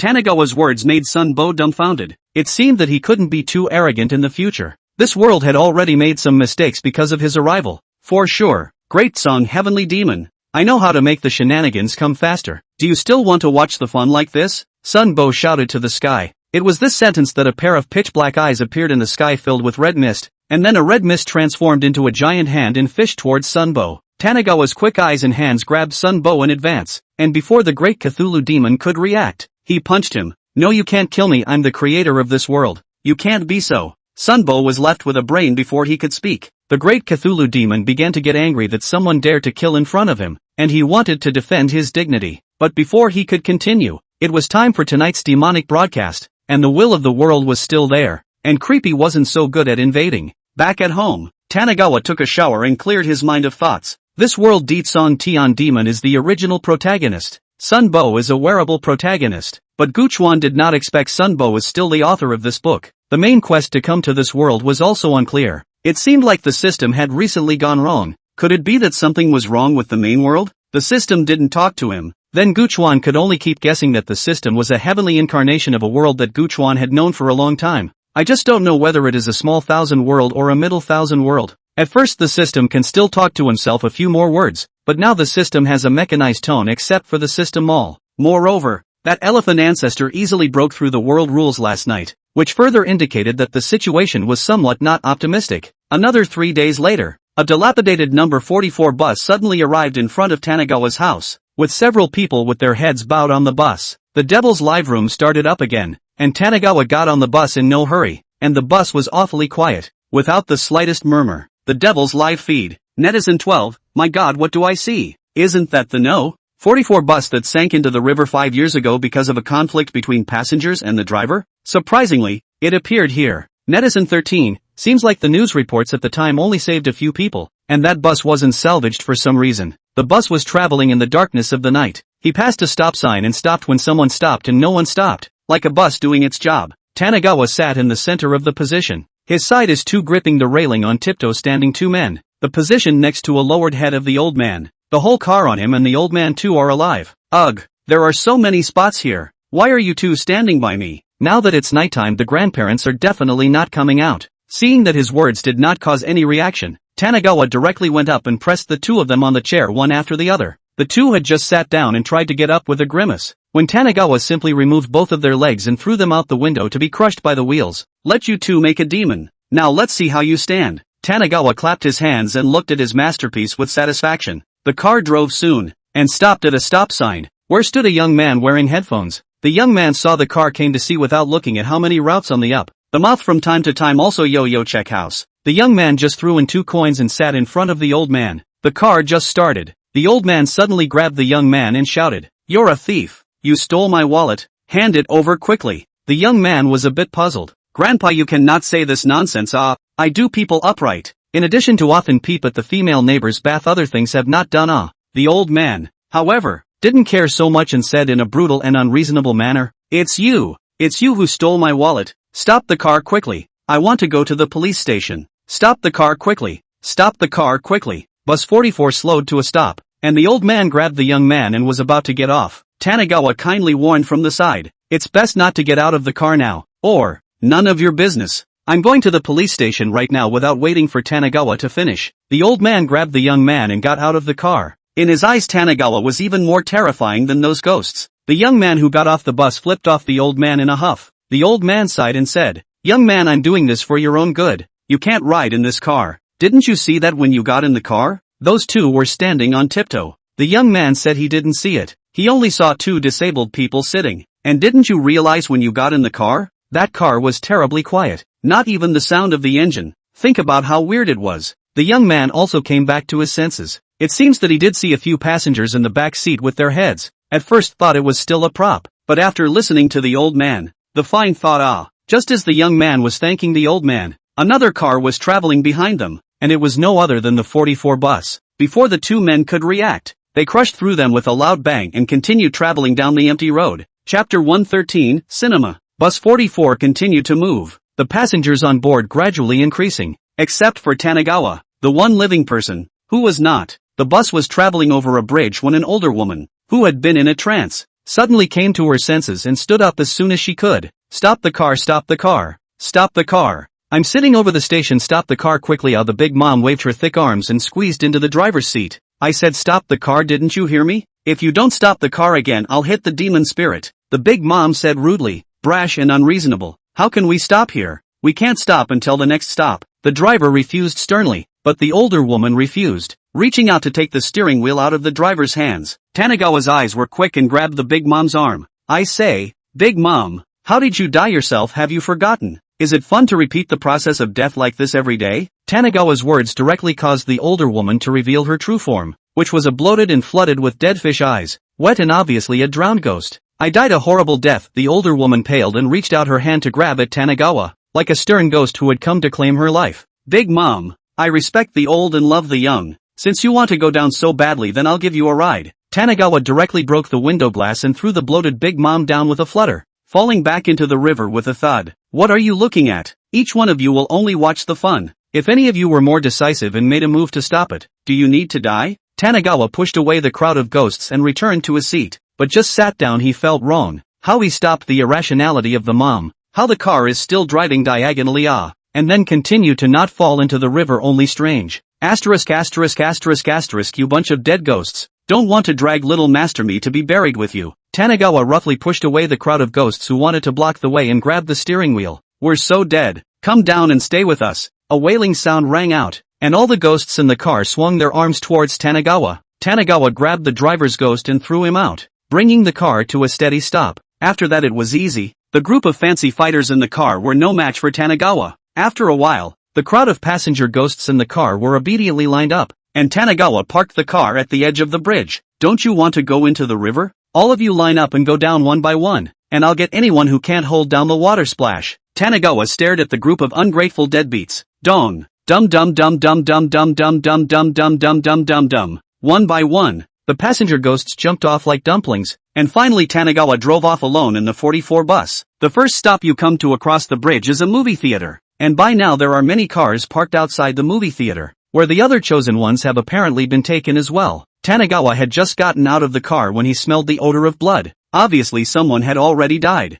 Night Ghost Studio, just by the name this is a not so nice place. The corridors of the theater are silent and dark, and you have to pass through this long corridor to enter the theater. Knock, knock, knock. Suddenly, a ball-slapping sound came from the corridor, and then Tanagawa saw a 7 or 8-year-old headless boy walking over, slapping his head with his hand as if he were slapping a leather ball. Uncle, have you seen my leather ball? The boy's up and down head issued a question, and Tanagawa cocked his head to look at the boy's head. Gollum. The boy's head rolled to Tanagawa's feet, his empty eyes and blood-spilled mouth clearly having just eaten someone. A leather ball, of course Uncle saw it. Tanagawa's answer pleased the boy, as Tanagawa had broken his rule. No matter what the answer is, if you heed it, the boy has a shot at it, and the only way to get through safely is to ignore the boy and pretend to be oblivious. A leather ball. Ah! Uncle's favorite thing is to crush and pop it before the boy had time to do anything. Tanagawa lifted his foot and stomped on the boy's head. Then with a quick step forward, he grabbed the boy's small body and ripped it right into several pieces with a tear. The seats in the theater were empty, and in the middle of the room were gathered about 20 people, looking around nervously. It's amazing how many people can be selected at once on Demon Live now, and it doesn't seem like it's too far away from breaking the boundaries of the rules and letting shenanigans come to the world. Seeing the arrival of Gu Chuan, a group of people immediately staggered to give up a position. This is a ruthless person is already breaking the 3rd level. Tanagawa sat down in the seat beside them and asked curiously, aren't you afraid of being surrounded by ghosts if you choose such a center position? Tanagawa's words instantly caused everyone's faces to tighten. They had considered the level of danger at the very front and the very back, but had not considered the situation of sitting in the center and being surrounded.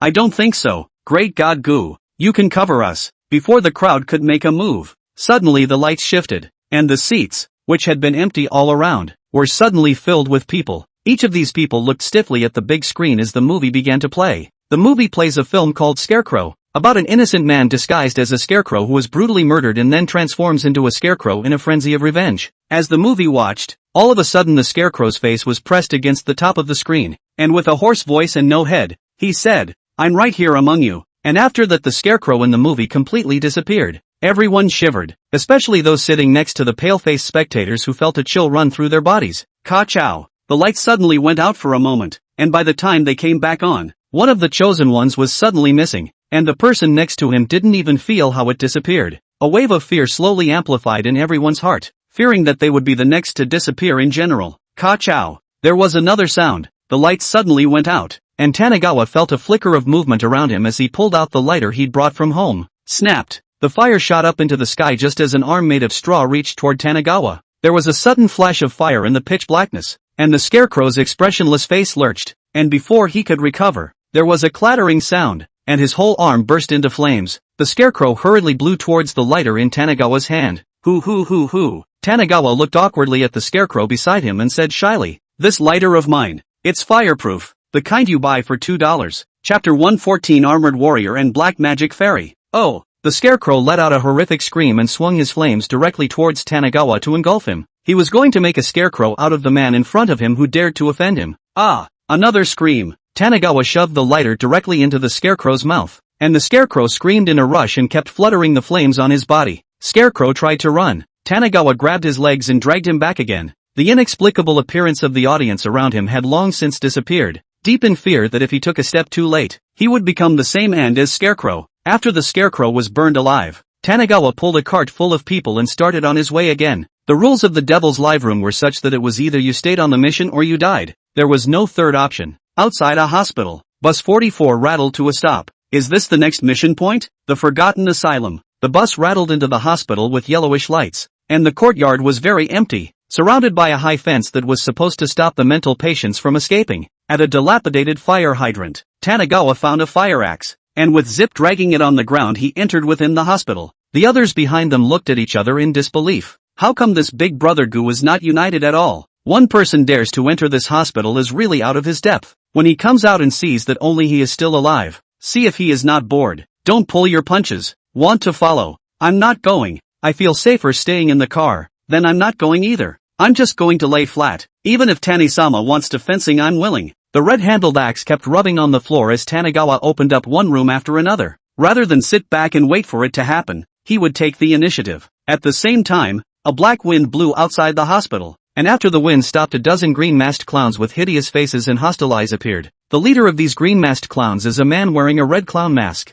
The clown cocked his head, the corners of his mouth grinning up to his ears in a silent, horrible smile. Go kill him for me. It could be seen that the clown was very angry with Tanagawa and wanted to eat his blood and tear his flesh alive. Where is it? Good children, all out to play the game. Night snack time. Oh. Tap tap tap tap tap tap tap tap tap tap tap tap tap. Tanagawa kept saying creepy things out of his mouth as he searched and looked from room to room. Just as Tanagawa was about to go to the second floor, a figure suddenly appeared in front of him. The figure was wearing nothing but a pair of flowered pants, a sheet draped behind him, 2 discs on his head, one on each side, and only one patterned sock on his foot, the other having long since disappeared somewhere. Was it you who summoned me? I am the earthly body of an armored warrior. Where is the midnight snack? Quickly take me there. If I don't have enough to eat, I won't be able to turn into an armored warrior. Who will protect you then? Tanagawa looked at the ghost that appeared in front of him with a dumbfounded face. This is afraid that it is not the ghost in the former mental hospital. This is to have how big the obsession even after death also want to be transformed into an armored warrior. Ah, a midnight snack? This demon fairy is here. Have you come, dark fairy?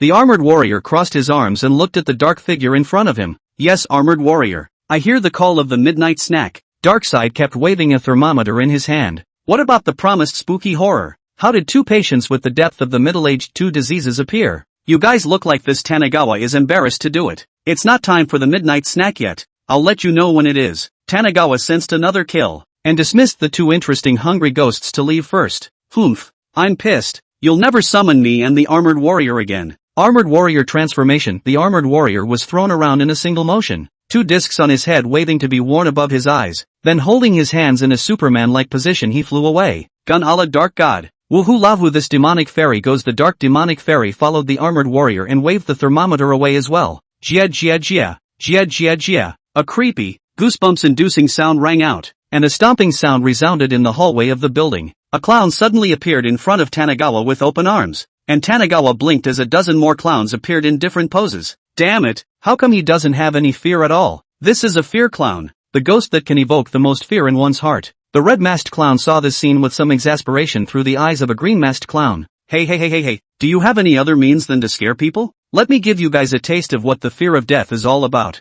Tanagawa's entire body bulged with muscles, wielding the axe in his hand instead of retreating, and rushed forward with an exuberant expression. Inside Demon Live. Netizen 14, *******. Gu Daoliang is just awesome. If I remember correctly, this dread clown is the monster in the 9th level of the Devil's Live Room. How come it appeared in this level? Netizen 16, haven't you guys noticed? The weather has been getting weirder and weirder lately. Yesterday I followed a girl in a revealing dress and followed and she disappeared. Netflix 15, ******, face JPG 100 swipes. Over here, Tanagawa swung down an axe, and the stationary dread clown suddenly twisted his body sharply in an attempt to dodge the axe. However, Tanagawa's axe was like a shadow. The axe that was blunt even for chopping meat directly split the arms of the dread clown, and the dread clown's eyes revealed a wave of disbelief. Another dread clown tried to step forward to rescue him. Tanagawa grabbed him by the hair and pressed him to the ground. The axe swung up and clicked. The dread clown's head rolled out with a grunt. This time it was the turn of the fear clowns to be afraid. The eyes that had been radiating fear were shrinking to the size of green beans, and their bodies turned to escape. Go, all of you. Whoever dares to run away, this is what you'll get. The red-masked clown seemed to have the ability to control the fear clowns, only to hear the clown with no arms suddenly explode after his words fell. The dread clowns would have no choice but to harden their hearts and launch themselves at Tanagawa. "Tai, you dirty clowns, how dare you bully my nightly snack? Let my armored warrior meet you. Gun a la dark god. Ooh la la la la black magic fairy full body change. Forbid you to bully my night snack." Chapter 115, The End of the Red Masked Joker. Not to mention, the strength of the armored warrior and the black magic fairy is not worse than the fear of clowns. There are back and forth to play a flag and drum. Infinite flaming dart. Mad demon slash. Heaven and Earth's infinite criminal heaven's definitive killing technique. The sheep behind the armored warrior whirred and the only remaining sock on his foot disappeared as a storm of sword blades made of ghostly aura struck at the dread clown. The dark fairy wasn't shy about it either, waving the thermometer in her hand over and over. "Gun a la dark side. Ooh la la la slip, ooh la la la la upside down, ooh la la la la la bind." Tanagawa looked dumbfounded. Wasn't this more combustible than Boruto? The red-masked clown on the rooftop's mouth curved downward into a weeping face. Damn, what are these two psychopaths doing out here? They were too nice to come out and help earlier. Tanagawa also felt the gaze of the red-masked clown and rushed towards the stairs with his axe. Looking at the huge power of chi, sure enough, Sun Bo was still alive. "Stop him for me," screamed the red-masked clown with a scowl on his face. A few dread clowns tried to block Tanagawa, and were split in half by Tanagawa with a single axe. "Armored warriors, black magic fairy, maintaining peace on earth is in your hands." Tanagawa spoke to the back in a very neutral manner. The armored warrior and the black magic fairy had a sense of accomplishment, as if something they had been holding on to for a long time had finally been affirmed. "Don't worry, go night night. Leave the earth to Black Demon Immortal and I. With Black Demon Immortal and I joining hands, you demons will never think of stepping into the earthly realm. Eat my inferno dragon chop." The river flows eastward into the sea for 30,000 li, and 5,000 refuges rise to the sky, the remnants of the people's tears in the dust of Hu, looking south to the king's division for another year. Woohoo lahu black magic fairy ultimate evolution. Tanagawa Abru almost be thundered down. Good guy as far as even poetry out. Not yet. Tanagawa walked away behind the song came again. "A new storm has appeared. How can we stagnate?" In the Devil's Live Room, the screen was full of 666 admiration. All of them were thundered by these two ghosts, and from time to time, some people sang along with them with fervor. At the top of the building, the red-masked clown sat on the ground quietly looking at the arriving Tanagawa and asked suspiciously, Why aren't you afraid?" Tanagawa stepped forward with his axe and replied without thinking, "All fear comes from a lack of firepower. Do you think you have what it takes to make me fear?" Sun Bo. The last sentence directly caused the red-masked clown to lurch in his movements, surprised to be recognized. "I don't know where you got your power from, but you'll pay if you dare to underestimate the rules of weirdness." The red-masked clown turned around and jumped straight off the tall building. "See here, there must be a lot of people will question. The ghost is going to fly. In fact, not. The ghostess can float and will not fly. Fly and float or there is a big difference." Tanagawa quickly assisted running directly stepped on the rooftop and leaped down. The red-masked clown Sun Bo saw Tanagawa's action and was shocked. This is a 7-story high.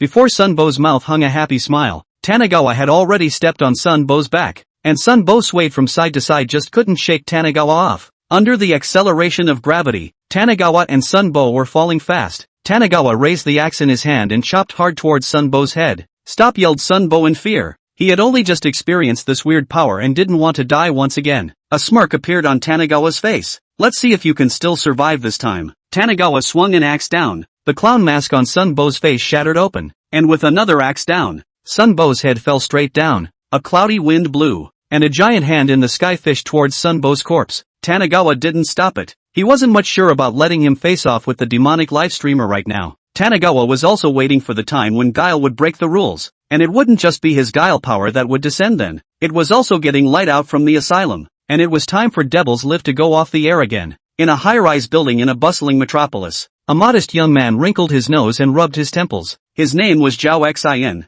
the son of a rich family whose power ranked high in the country. But people who know him all know that he grew up less than ideal. A young age, both parents died, money power by the evil aunt and uncle to hold. Zhao Xin grew up with a life that is not to beat that is scolded. After growing up, Zhao Xin made a strong effort and later reclaimed everything he had with his own hard work. Not only that, he also killed all the people who were not nice to him in the first place. And now the Zhao family is left with a few cousins who were still nice to Zhao Bo in the first place, except for him and a couple of lapdogs. Yikes, what a headache! How could such a foreigner appear out of nowhere? Zhao Xin whacked his head hard, his eyes revealing a wave of madness. Zhao Xin was the master of the Devil's live streaming room, and it was by relying on this Devil's live streaming room that he had the ability to get back everything he had, or else he would probably still be living a life of worrying about his 3 meals a day. Do. Zhao Xin suddenly got up and made a few phone calls, then sat down on the chair again and squinted his eyes cozily. Since there are rules in the Devil's live stream that restrict you from directly striking out,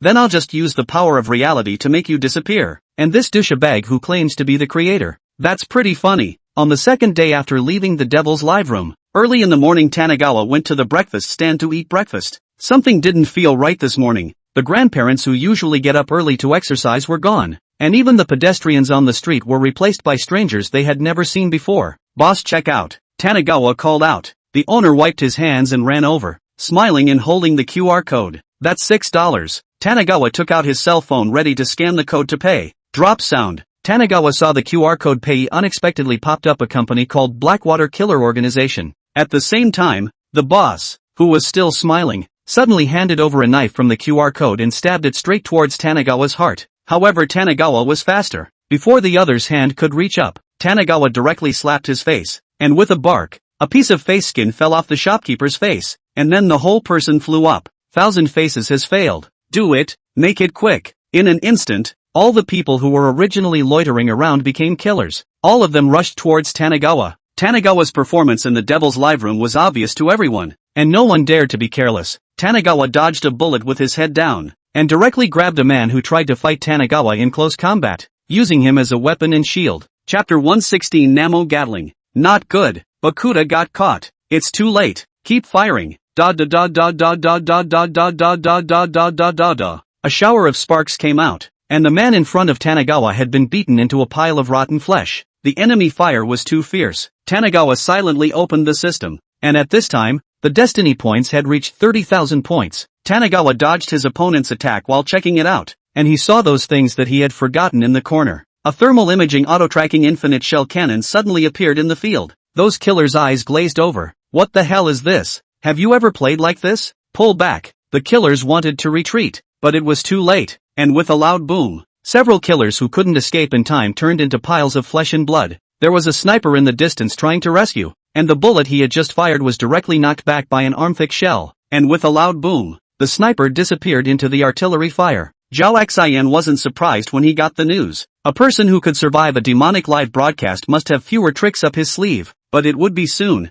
Today's night is particularly strange. The sky is shrouded in thick fog. Long cannot be dispersed. The clouds are still from time to time lightning and thunder. Cannot see a trace of signs of rain. Tanagawa was planning to go out for a late-night meal to prepare for the Devil's live call tomorrow, but before he could go out, there was a thud outside the door. Tanagawa opened the door suspiciously, and the good guy almost dropped his jaw. Just outside the door stood two guys in bedsheets with floating figures, one with a thermometer in his hand and the other with 2 discs on his head with his arms crossed. Segway same model. Tanagawa had just opened the door and still heard these two guys muttering, "Black magic fairy, are you sure that Night lives here? Armor warrior, I'm pretty sure. Don't believe me. Gunala god of darkness, who opened the door." Snapping, Tanagawa opened the door just in time to be puzzled to see who was knocking. Why are you guys here? Tanagawa looked at these two oddballs with a headache. Shouldn't these two stay in an abandoned mental hospital? How could they run out? Humph. Night snack, don't you welcome us? Then we go? The armored warrior turned around and wanted to leave. Black magic fairy pulled back. Don't you go. The armored warrior immediately turned back again. Since you don't want me to go, I'll just stay mercifully. It couldn't be helped that Tanagawa didn't have many friends in this world, and coming back to it, it was still fun to stay with these two oddballs. It was just that the brain circuits couldn't keep up sometimes. Tanagawa took the two ghosts and prepared to go out for a late night snack. Tonight is very weird. Tanagawa also has felt it. It is estimated that the demonic live room has broken through the guard of the will of this realm. Because of this bizarre situation, no one was open at all at night, and just as the armored warrior and the black demon fairy bent their bodies and wailed about their bad luck, a restaurant with flickering dim lights appeared in front of the one man and two ghosts. Supreme Yummy Restaurant. The black magic fairy pronounced the name of the restaurant. Stupid. That doesn't read to. It reads Chin. This restaurant is called Chin Yummy. The armored warrior corrected promptly. Chin Yummy? Tanagawa looked at the two ghosts who swaggered inside, and it was true that the ones who didn't know the words were only reading half of them. The decor of this store is nothing to write home about. Not the opulent kind or the kind with hanging scalp lanterns. It has a classical and light feel to it. Where's the waiter? Where's the waiter? Hurry up and come out and order. The second ghost kept yelling. Coming. Guests, what would you like to eat? The waiter's face was expressionless, a pair of creepy eyes looking at the three. What are you looking at? Don't you know that the customer is God? Quickly bring out the menu. What the hell is all this? Braised human hands, steamed brain human compote, cold human head meat? It's a black store that sells human flesh. Let's fight the demon spirit. Tanagawa looked at these two oddballs in surprise. Usually after turning into a ghost for some reason they all like to feed on people. But how come these two are different?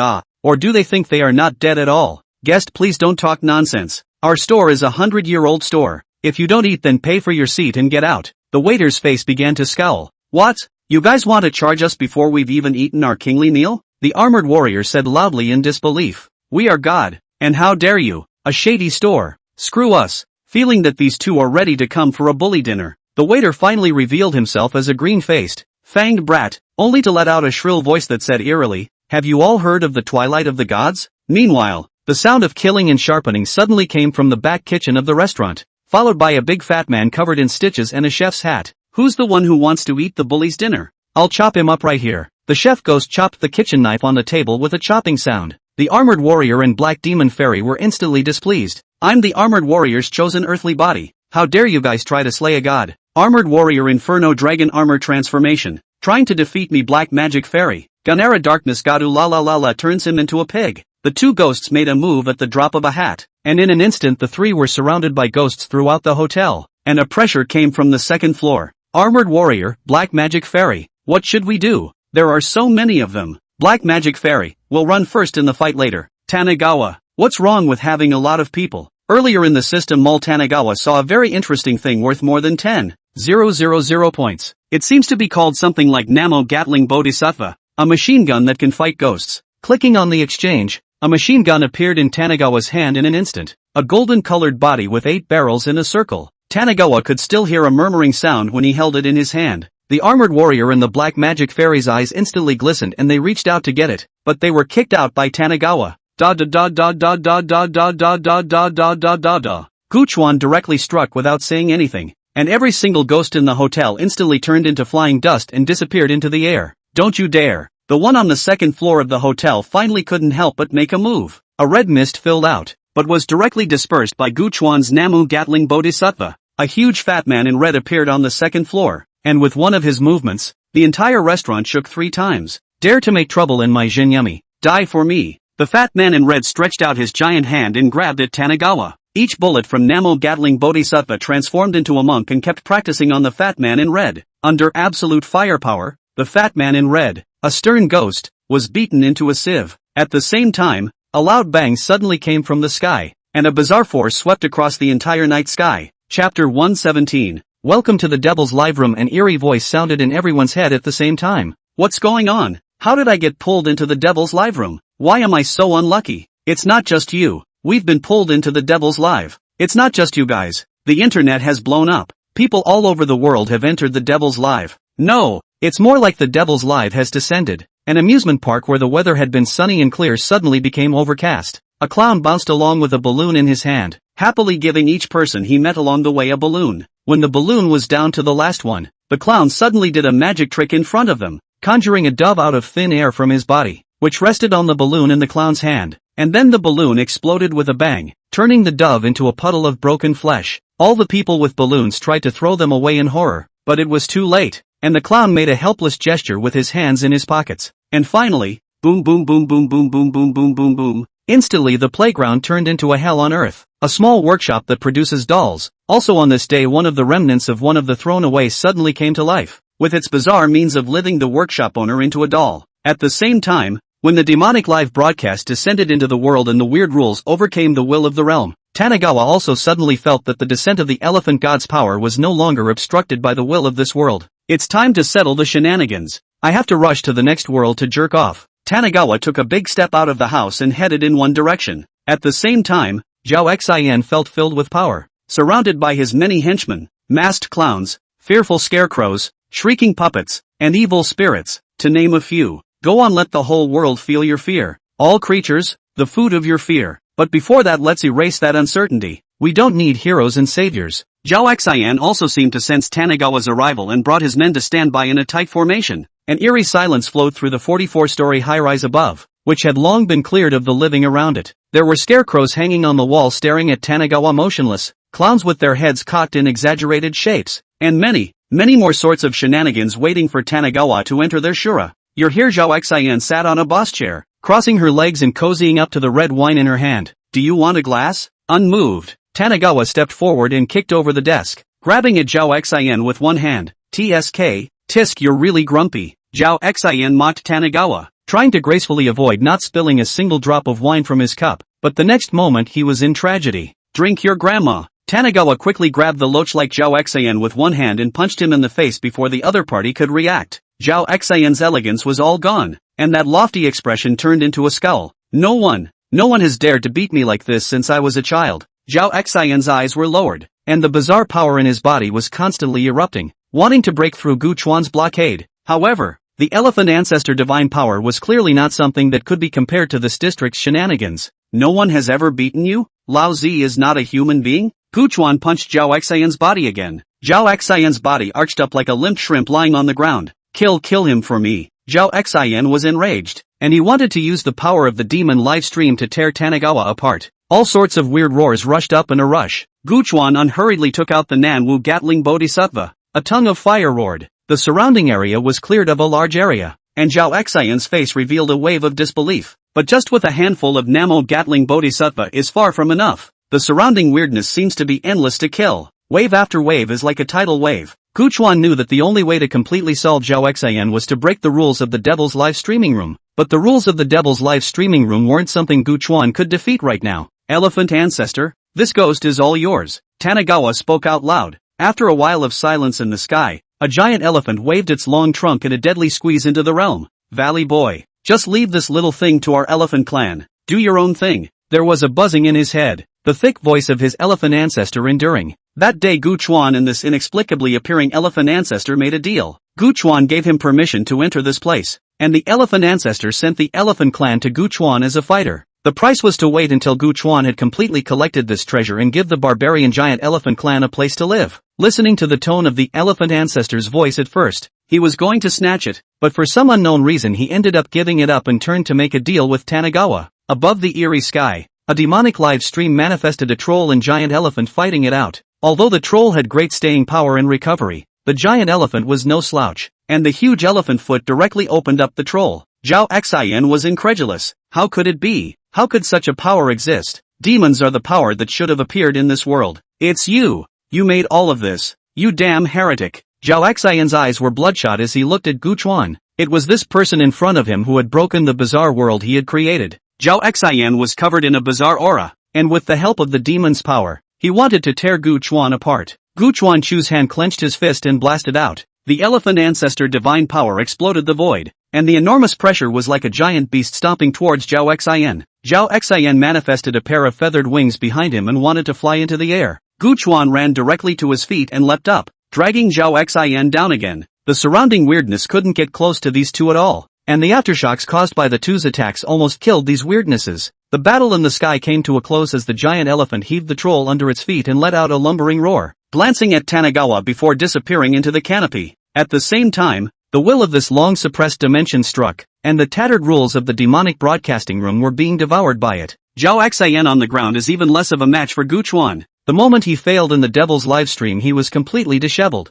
He is not the kind of person who is self-improving and self-supporting, and relies on the devil's livestream as an external force from the time he made his fortune up until now. Had become a king, kill or be killed. Ka-ching. Zhao Xian wanted to say a few sad words before he died, but Tanigawa didn't give him a chance. Chapter 118 The Family. This world was thus finished, and Tanigawa was favored by the will of the realm, giving Tanigawa a large wave of benefits. The now broken realm is surely going to continue to choose out a son of the realm to sort out the order of the realm for him, but Tanigawa waited for a long time, and the will of this realm just ignored him, just didn't give a damn about him being a son of the realm. Tanigawa raised a middle finger toward the sky, said a word about the essence of nationalism, and cursed as he left this obnoxious realm. Instead of returning to the Great Wasteland this time, Tanigawa chose to continue traveling. Shibuyuan County, a common county in the Daeon Dynasty, and Shibuyuan County General County in the Daeon Dynasty as many as possible. Unlike other counties, Shibuya County has a celebrity. Shibuyuan County. There is a constable called Tanigawa.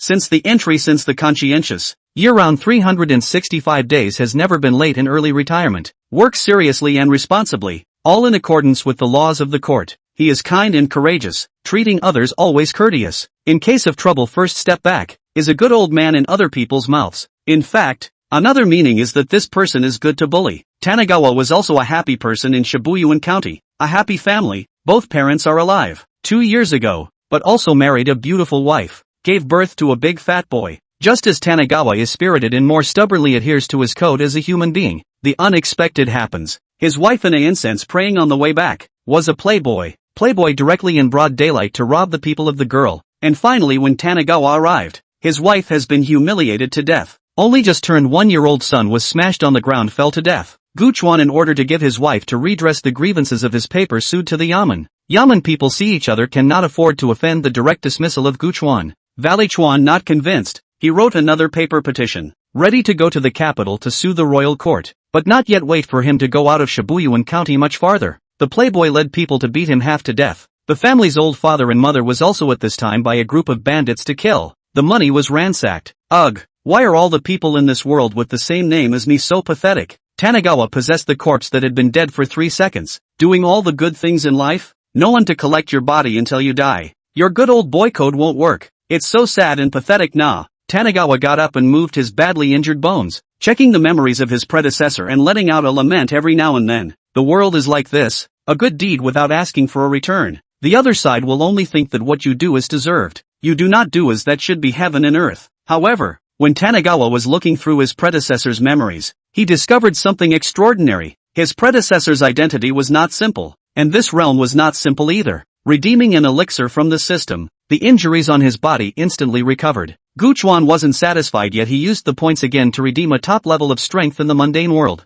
the martial arts patriarchal realm. Just as Tanigawa was adjusting to the surroundings, there was a sudden loud knock on the door. The person knocking on the door didn't care about the feelings of the owner of the house at all, and along with the knocking could be heard cursing and swearing. This damned Tanigawa, he still doesn't allow people to live in peace even after they're all dead. At the end of his words, the man kicked right into the courtyard door. Upon seeing Tanigawa sitting in the courtyard moving about, the man was instantly enraged. Tanigawa, you're going to die. You're still alive and not coming to open the door. This person is wearing a rough cloth short beat, a face of shrewish rascal, carrying a load of buckets. It seems to be ready to fetch water to come. Alas, here, fill up this bucket of mine. I really don't know why it's just your well that has water. God is blind. With a throw of the bucket, the shrewd scoundrel sat down on the doorframe in a big lark and waited for Tanigawa to fetch him water. Tanigawa squinted at him and ignored him. If he were to change his predecessor's rotten character, he would have definitely adhered to the idea of taking a step back to fetch water for him. Not only fetching water, but probably helping to pick it up and carry it to his house. Seeing Tanigawa's disregarded look, the scoundrel became furious and kicked the bucket in front of Tanigawa. What for? Don't think you're the biggest when a few people die. Who doesn't have a few people dead these days? Go take revenge if you can. Oh, by the way, we Gu constables are iron-faced and are the most law-abiding people in the Daeong dynasty. We don't steal chickens and dogs as much as punks like us. The rogue taunted at Tanigawa, but there was one thing Tanigawa agreed with. revenge was definitely on the way. But first, he'd collect all the interest in Shibuyuan Prefecture. You're right. If you have a grudge you should avenge it. If you have a complaint you should complain. How much have you even eaten in our house in the past few years? Shouldn't you count it? Tanagawa stared at the scoundrel. The scoundrel, as if he heard some big joke, laughed out loud and said, "What do you want? You don't think that you being the head constable is the justice of Shibuyuan County? I tell you, Tanagawa, don't think that sticking a scallion on your nose makes you an elephant." Seeing that Tanagawa was still unmoved, the scoundrel suddenly kicked Tanagawa, a vicious look on his face. "Just you are alone now, and you have offended a big shot. Do you think you are still the same constable as before?" Tanagawa's eyes glared. Originally he hadn't wanted to be general with this scoundrel, but the other party dared to make a move. Tanagawa grabbed the scoundrel by the neck, and the scoundrel rose up with his legs off the ground, his hands constantly picking at Tanagawa's hands. "Tani Okawa, you can't do this. I am your neighbor, you're the sheriff of Shibuyuan Prefecture, you can't kill someone." Rascal was really scared at this point. He didn't expect Tanagawa to make a move, which Rascal never expected. Ka-chow! The scoundrel's neck was broken by Tanagawa's sharp hand. Not a moment later, before Tanagawa had a chance to clean up a bit, the door banged again as a burly woman slammed right in. "Why did you go for so long? Sunga, is the water still not finished? Are you trying to be lazy and not cook at noon? I'm telling you, wanting my old lady to cook. No way." A fat woman with eyes narrowed to slits came to the door eating an apple, and when he saw the body of the scoundrel lying on the ground, his eyes widened and stared about as big as green beans. After the fat woman confirmed it, she immediately rushed to Tanagawa and growled, "Good Tanagawa, you dared to kill my Sagittarius. Tell me how much you have to compensate me." The fat woman aggressively rolled up her sleeves and tried to strangle Tanagawa's neck. Tanagawa kicked out, and the fat woman's weight of more than 200 pounds flew up and died with her forehead knocked on a stone. This scoundrel's mother-in-law is also the same as the scoundrel. Used to be jealous of the predecessor's daughter-in-law's looks. Every day at the door to make bad. The predecessor adheres to the attitude of a good man, does not fight with the woman, but also was beaten up several times. Tanagawa casually cleaned up and carried his sword just out the door. Suddenly there was a bang and a rock came flying under the slingshot. "Ha ha ha, Valley cutie, slightly, come and chase me." This is a child of about 7 or 8 years old. Don't look at him as small. This child is even more rogue than his father. Several times robbing the copper coins stored in the next door granny's house. And that's not all. Last year, in order to steal a chicken, this hairy kid pissed off an old man who was chasing him alive. It's worth noting that the boy is also the child of the couple inside. A family of 3 should be neat and tidy. With a slash of Tanagawa's knife, the hairy child had fallen into the middle of the yard with his body separated. Chapter 119, I am the main character. Tanagawa left the house, with the court-issued standardized long knife on his waist. Since he had gotten into someone's body, he had to take care of the aftermath for them. Out of the door, just walking on the long street, encountered all the people pointing at different eyes. A few beggars on this street to see Tanagawa over suddenly eyes light up, thinking that today will finally be able to eat a good meal. Goo sheriff, I haven't eaten for 3 days. Do me a favor and give me some silver." "Alms us with some silver." Several beggars surrounded Tanagawa, with the intention that he would not let him go unless he paid. This is all the predecessor to give spoiled. The predecessor every time encountered this kind of lazy begging will not be able to bear it. Alms a little money to them. Over time Tanagawa in their place has become a wrongdoer. Tanagawa could still hear the beggar in the back murmuring in a low voice, "Is this guy trying to starve us to death by not coming out for so many days? I thought he was really dead and grieved for half a day for nothing." "That's right. I see that this body and bones are fit and healthy. What was seriously injured by someone? I think it's because that big shot didn't pay attention to him at all, and it's all his self-directed act. Get lost. Today I have something I don't want to count with you guys in general." Guchuan did not directly hands. A group of hands sound. Healthy lazy people, do not do anything productive, have to rely on begging for a living? Guchuan cannot see. Guchuan's sentence immediately caused this group of beggars unhappy. One person directly lying on the ground bawling, "Egu, Gushojia wanna starve to death. Gushojia wanna starve to death us. The public don't want to let us live." A stronger beggar even went straight to his hand and grabbed at Tanagawa's wallet. Tanagawa directly kicked. The burly beggar directly flew out, lying on the ground with only half a life left. The other beggars saw this. Instead of being afraid, instead one by one they surrounded Tanagawa with their weapons. "Good. How dare you hit someone? I tell you today, without 100 taels of silver this will never pass. Yes, if we don't pay, we'll sue and go to the yamen and beat our drums." Looking for death, Guchuan drew his sword out of his body. A piece of blade light flashed. A big slit appeared on all the beggars' necks, and the blood couldn't stop staying. All the beggars revealed incredulity in their godless eyes. How could Tanagawa make a move? How could this recognized rotten good guy kill someone?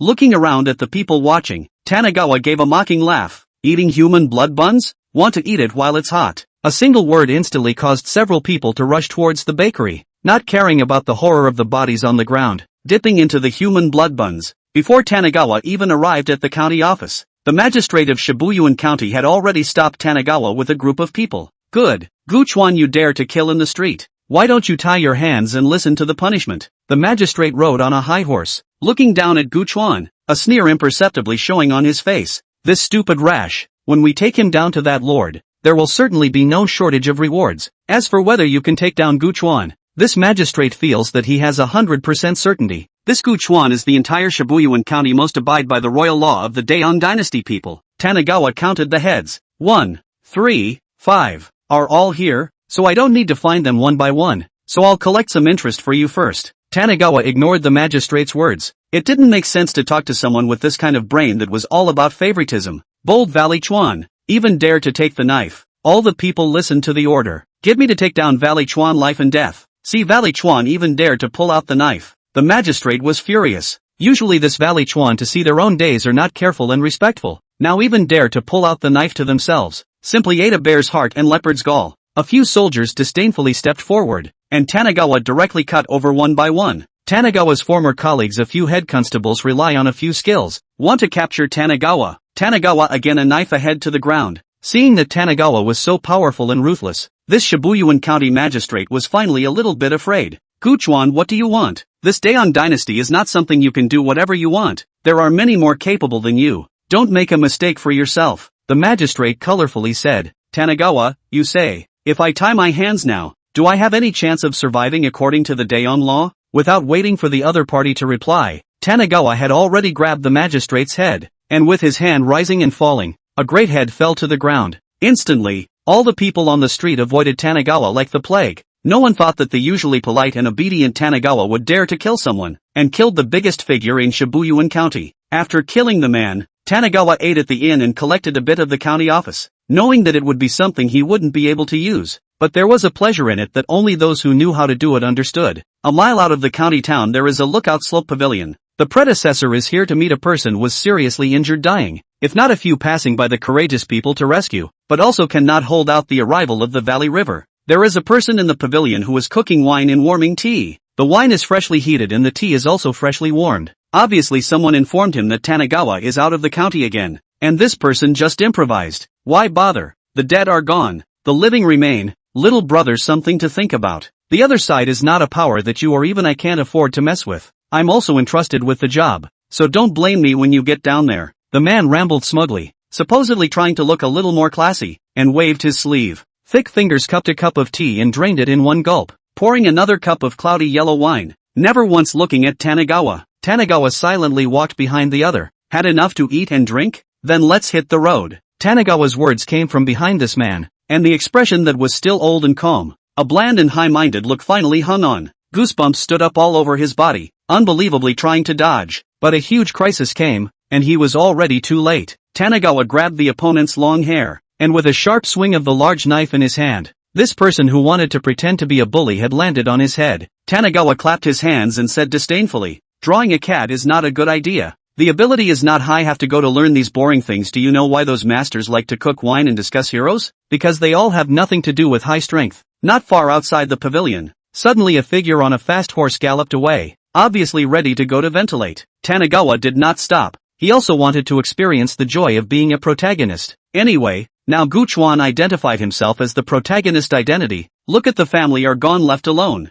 And there are systems and enemies. This is not the life of the protagonist. What is it? In addition to not being the fate of the Qigong pendant, all the other identities are solid. Chapter 120, by Liang. Tanagawa returned home and had the bodies cleaned up. He had wanted to fight all the way to the imperial city, but felt that would be too tiring. Didn't protagonists usually wait for others to die? So Tanagawa returned to Shibuyuan County and waited for the other side to come to the door. When the time came, he only needed to come one to kill one to come a pair to kill a pair. In a prosperous city not far from Shibuyuan County, an underling was talking to a richly dressed young man. Young master, that man didn't die, and for some unknown reason, he has increased his strength greatly. The assassin we hired died, and the magistrate of Shibuyuan County as well as the head of the squad were killed. The subordinate lowered his head and kept reporting to the young man in the upper position. The young man's complexion turned ugly, The cup in his hand directly smashed on the subordinate's head. Damn it, letting you guys do this bit of work can't even be done well. Raising you guys would be better than raising a dog.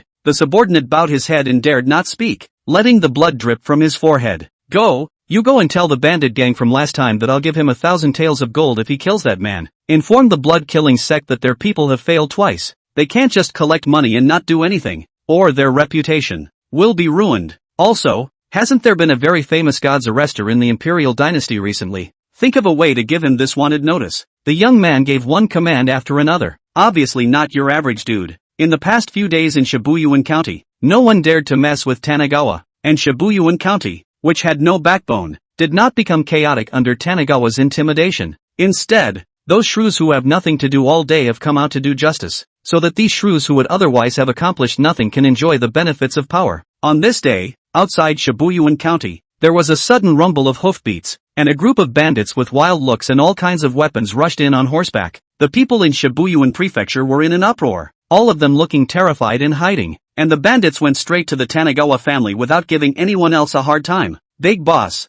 this is the place. Last time me and second boss and third boss just ransacked this place. At that time there were still two old guys. They were chopped up by second boss with a single knife. He, a dark bandit said to a man in the lead. The man was called Song Chang, the largest bandit force in 100 miles. This time he had taken an order of great value, and in order to make sure that it was safe, he had followed himself. The second leader next to him hummed disdainfully. Big brother, it's just a small constable. There's no need for you to personally go out. I can handle it with one hand. In the time it took to speak, the second lord had kicked in the door. Shoo! At the same time a stone suddenly broke through the wind, pointing straight at the second leader's throat. Careful! Song Chang's strength was higher, and he reacted in time to pull a hand toward the second leader, but it was already too late. The second leader covered his throat, let out a ha-ha-ha sound, and died with eyes full of resignation. Song Chang frowned, seeing the young man inside suddenly felt very tricky. This 1,000 gold is not expected to be easy to earn. Although Song Chang was a bandit, he had a heart for the world and for the government, so he had been in contact with a certain big shot in the imperial dynasty all these years. But no matter how much you want to be an official, it's not as important as your own life. Song Chang was able to bend, and arched his hand at the young man inside, saying, sorry for recognizing the wrong person.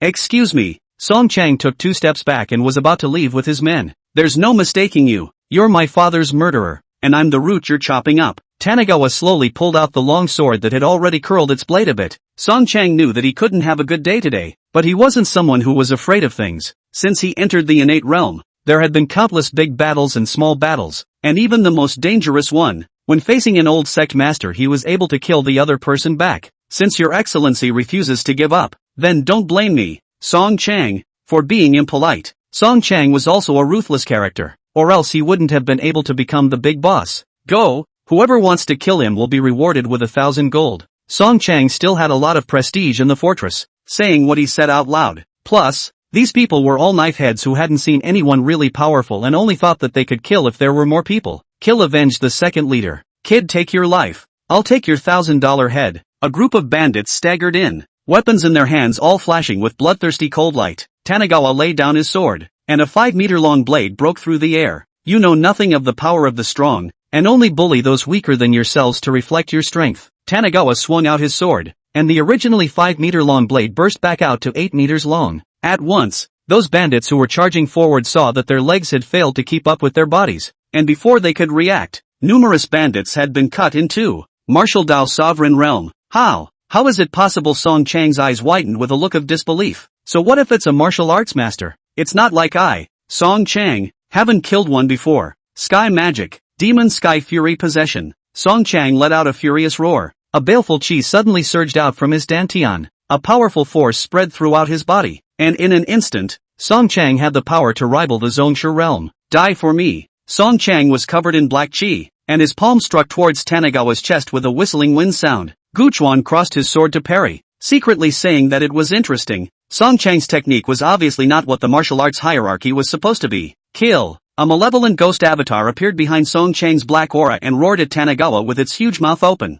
Guchuan blade across the sky. Song Chang's current strength was good, but it was broken in Guchuan's eyes. He had already been affected by the demonic power. Chop! The long blade that coalesced with the blade's aura was stored with all of Tanagawa's internal energy, and the powerful blade directly chopped off the demon's head. Tanagawa's blade couldn't stand the infusion of internal force and directly shattered apart. Borrowing the shards of the blade, Gu Chuan's inner strength steamed out like an oven, and the fragments in the sky morphed into a small, sharp knife cutting towards Song Chang's body. In the blink of an eye, Song Chang was turned into a hedgehog that was laced with blades. The shards of the blade behind him were harsh. Song Chang unwillingly wanted to speak, but before the words could come out of his mouth, he was turned into a field of broken flesh. It looks like this place can't be lived in anymore. Tanagawa looked at the corpses on the ground and left in disgust. Bai Liang was a popular figure in the Daong imperial dynasty during this period of time. Handsome, young and talented, with an illustrious family history. He was the Prince Charming of the dreams of all the women in the Daong imperial city who were waiting for the word to be written. Said he is young and talented because he has just solved a big case in the Daong dynasty. There are miscreants want to civet the crown prince.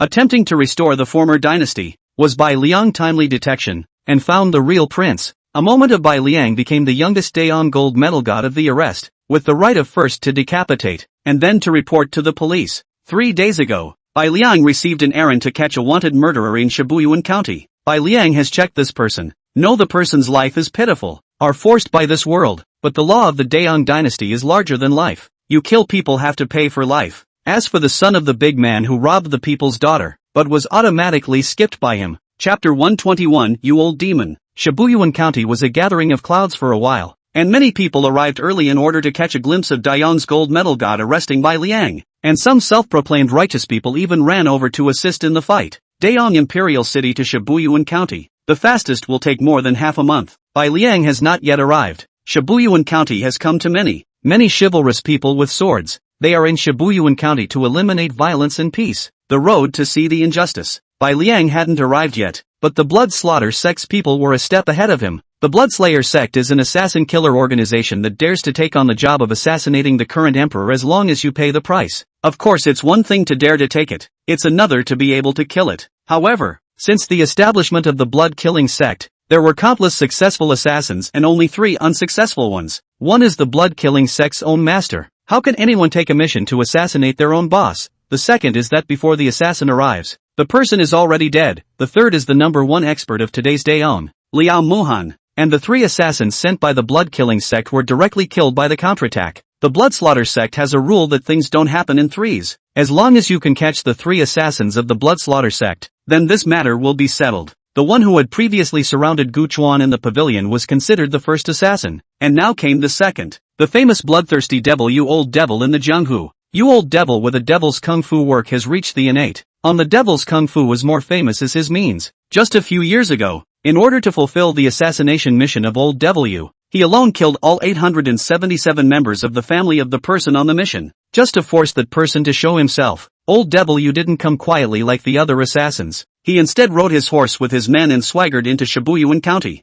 Those who are supposed to be ridding the world of violence suddenly become a virtuous people themselves, and those who see injustice on the road suddenly become open-eyed. Ha, a bunch of gutless rats. Old Devil Yu looked at the so-called chivalrous men with swords and knives on both sides of the aisle with a disdainful expression, and he didn't give a damn. You Old Devil took the information handed over by his men. Read the information related to Gu Chuan. Secretly said interesting, this is not exactly the candidate they need for the Devil's Way. If not to take the task, You Old Devil really had the intention to take Gu Chuan under his command. You Old Devil directly came to the inn where Gu Chuan lived. Without a word began to kill the 4 directions. Also do not care if there are other innocent people inside. As long as the kill all the mission is certainly also completed. You are Gu Chuan. The knife an old demon Yu's hand had long been stained with blood, and only the person in front of him could make him pay attention. You are the blood-killing sect? Gu Chuan asked curiously. The blood-killing sect's You Old Devil wanted to come to kill himself had long been rumored, but he didn't seem to have offended this blood-killing sect. Old Devil Yu smiled cruelly, the large sword in his hand raised high,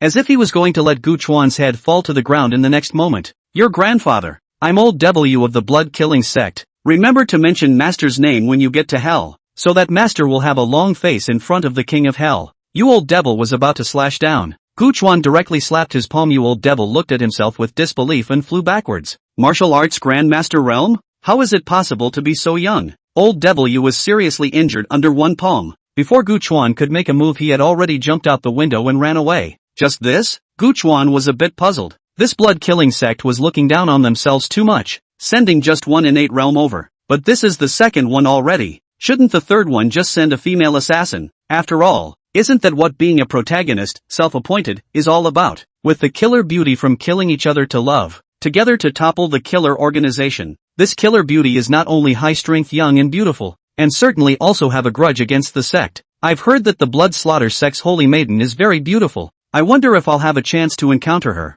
Gu Chuan thought secretly in his heart. He felt that his life was about to reach its peak. Old Devil saw that Gu Chuan didn't come after him. In his heart he breathed a sigh of relief. This damned blood-killing sect. To think that they can't even gather the right information. Tell the sect to raise the price for this mission. Old Devil didn't give up on this mission just because Gu Chuan was in the Zhongshu realm. For him, he had plenty of means to deal with people like Gu Chuan. Someone, go check out this kid's family, and bring me any who are even remotely related. Also, from today onwards, Shibuya County is only allowed to enter and not to leave. A bloodthirsty light flashed in Old Devil's eyes. You Old Devil in the world of killers is a strange man. Other killers are hate to hide themselves in the darkness to not let themselves be exposed. And you Old Devil not only strutting in front of outsiders, and also formed the blood-kill door of the periphery of the force. Every time to take the task he is all out. What's the situation? Why has this Old Devil surrounded the entire county? What does he want? Damn it, has Old Devil gone crazy? He dares to lay hands on so many of us? It must be that guy Gu Chuan.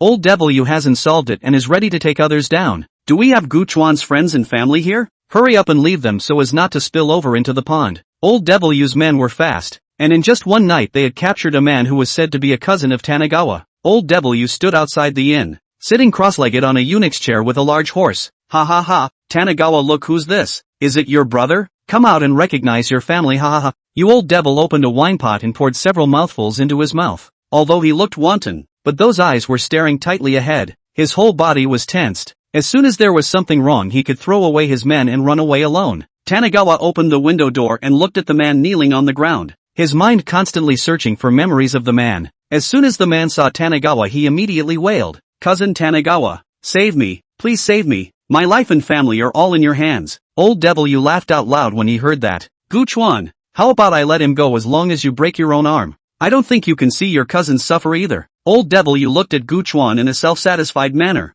For someone like Gu Chuan, especially with his previous style of dealing with people, Old Devil was 80% sure that he could make Gu Chuan cut off his own arm. But not waiting for you Old Devil to have a good time, Gu Chuan suddenly broke a door and window frame, directly waved his hand and flung it, swooshing straight into the man's neck, killing him on the spot. What an ink blot. If you don't do it I'll help you. Saying this, Kung Fu Tanagawa wanted to continue to make a move. You Old Demon was so scared that he quickly jumped 3 meters high and ran away. Tanagawa searched through his predecessor's memories and realized that the man was no good, a village bully in his former predecessor's village. According to the words of the village bully, his ancestor was one of the first ones to come to this village, so all the people in the village were his relatives. The village bully with this identity, everyday miso eating and drinking, fish and flesh, owed money. The villagers see him long and strong, for the vicious people have been angry and dare not say anything. By killing him today, Tanagawa is doing justice to the village. Chapter 122, Coercion. You Old Demon's face was blue. He didn't expect Gu Chuan to be so ruthless, killing people when he said he would. He didn't even react himself. Boss, found the reason.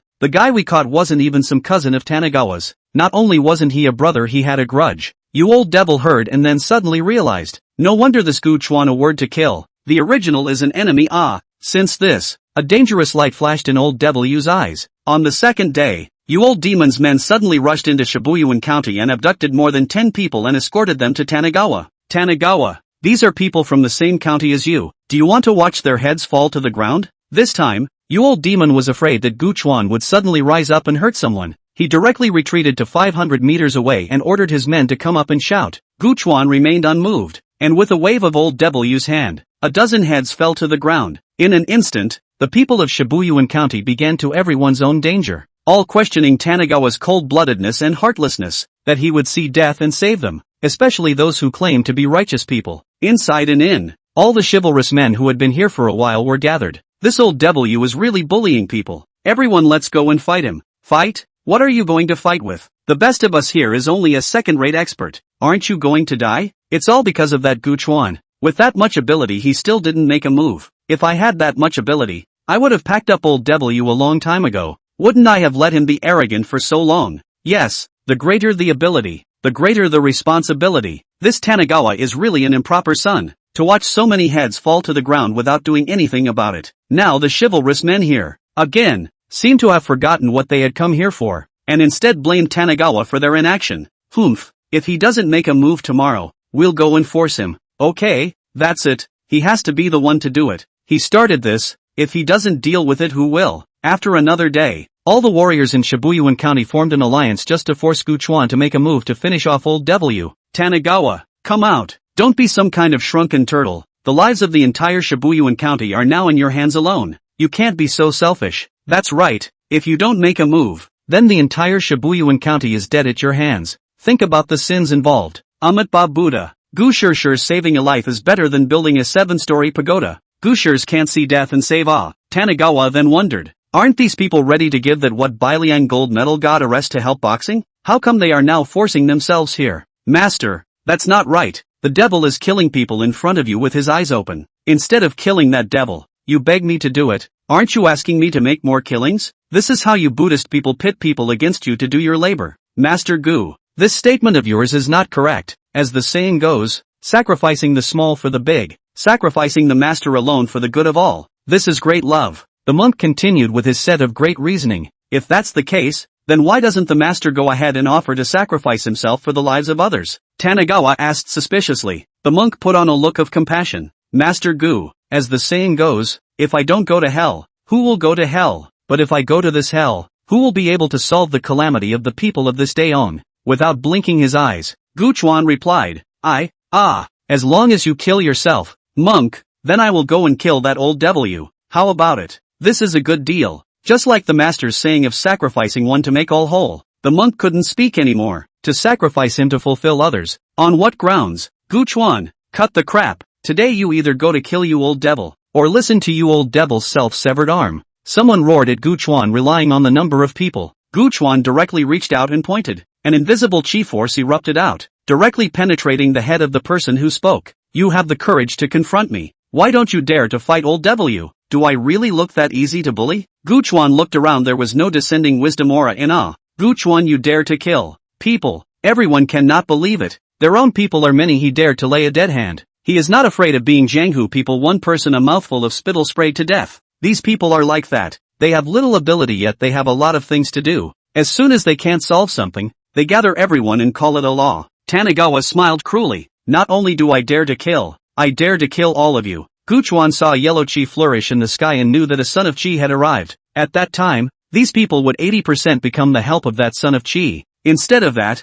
it would be better to just kill them all now. Tanagawa took a step several meters away and directly snatched the steel knife in the hands of one person. And with a swing of the steel knife, the person in front of him was directly split into pieces. Tanagawa was in a no man's land, and the people around him did not have a single enemy. Originally on the side to watch a good show, you old devil also stunned. This kid is even more ruthless than me. Go, quickly go. Everyone retreat. This mission old me give up. You old devil knew that he couldn't rely on morality to bind Guchuan, and directly ordered to retreat, or wait until Guchuan killed out. He, you old devil, would also have to die. In the field, corpses were everywhere, broken bodies and arms, just like a hell on earth. Don't kill me, please don't kill me. I was wrong. Someone knelt on the ground and prayed. Tanagawa directly lords his head with a knife. Guchuan, aren't you afraid of being spurned by the world and wanted by the Daeong imperial dynasty for doing this? Guchuan felt a bit tongue-tied and swung out another blade. Blood sprayed out high like a fountain. Devil, Tanagawa, you're a devil. You shall not die.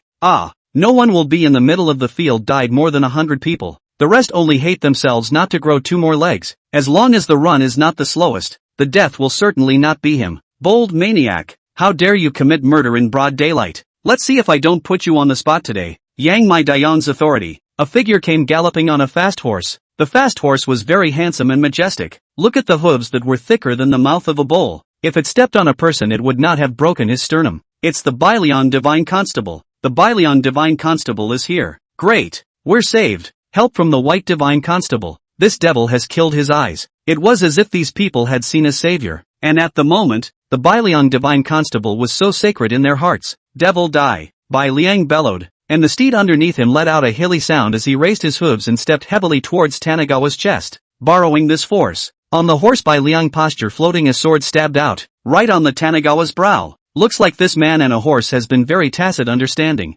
with many times. Chapter 123, putting down the butcher's knife and becoming a Buddha on the ground. Looking for death. Tanagawa's eyes gaze condensed. One hand used his sword to block Bai Liang's surefire strike. The other hand clenched his fist and struck out fiercely. The huge chi directly lifted the steed out of the sky. Bai Liang used his strength to leap up and continued to attack Tanagawa. As Guchuan slashed down, the 5-meter-long blade manacle leapt out. A flash of golden light flashed across the body of Bai Liang's sword, and the golden light swept towards the blade manacle like a swimming dragon. At the same time, the stallion that had just been blasted away charged up again with an A. And looking at those scarlet eyes, it was clear that it wasn't an ordinary beast either. On the other side, old W, who had been preparing to withdraw, saw the opportunity and directly unleashed his strongest move, wanting to team up with Bai Liang to take down Guchuan. Not only that, but the chivalrous men who had just killed and run away, one by one, came up with their swords and knives to cheer. Tanagawa was momentarily surrounded on all sides, but he wasn't in fear except for this Bai Liang who had the strength of the Zongsha realm.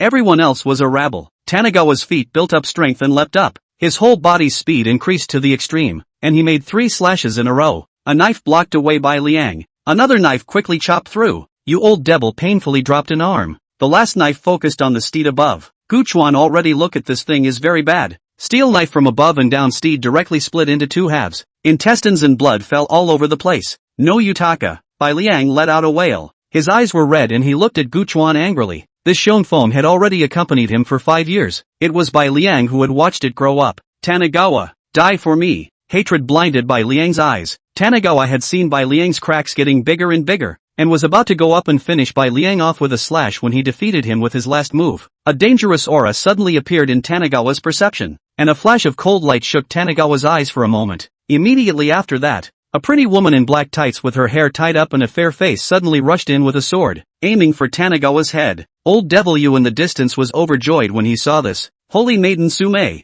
our blood slaughter sex holy maiden has come. Let's see if you brat is still dead today. You old devil also did not run. Simply bandaged the wound and then prepared to watch the show. He has absolute confidence in his own saint daughter. That is the first killer of the blood-killing sect.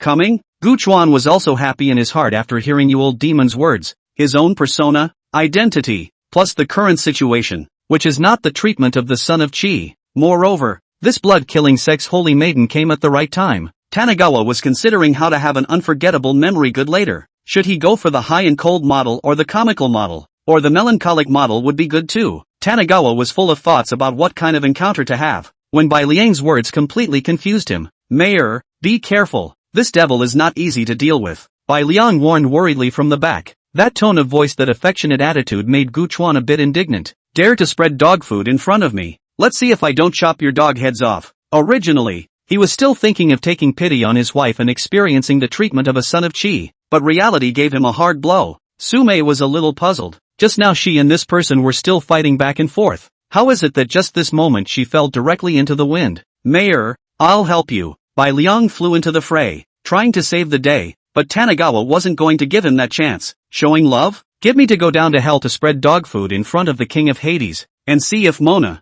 her old man, will give you a few more big bowls of Mona soup. So what if the other party is young and talented? So what if they are in the Zongsha realm at a young age? Spreading dog food in front of me. Guchuan, just won't do. Although in Tanagawa's eyes a woman would affect the speed of drawing a sword, but affecting is affecting. I just have a hard time when you spread dog food in front of me. A knife struck out horizontally. Sume and Bai Liang were sent flying by a knife. The old W in the back saw that his own saint daughter was not an opponent, and directly brought his men to stagger away. There is no such thing as saving people in his place. Sume and Bai Liang were bleeding from the corners of their mouths as they both lay on the ground. Bai Liang tightly grasped Sume's small hand and gazed deeply. Sume also had complex eyes. The two seemed to be immersed in their own world, completely forgetting that there was such a person as Guchuan in. Mayor, do you know, my true heart for you can be seen by the sun and the moon. I only hate that this thief makes us have no time to understand each other more. Since this is the case, Mayor, we can't share the same bed in life, then we'll share the same coffin in death. Are you willing to join me? Bai Liang wrapped Sume in his arms. Sume's complicated eyes turned into a gaze full of love, and also tightly grasped Bai Liang's hand and said, holding on to my son's hand,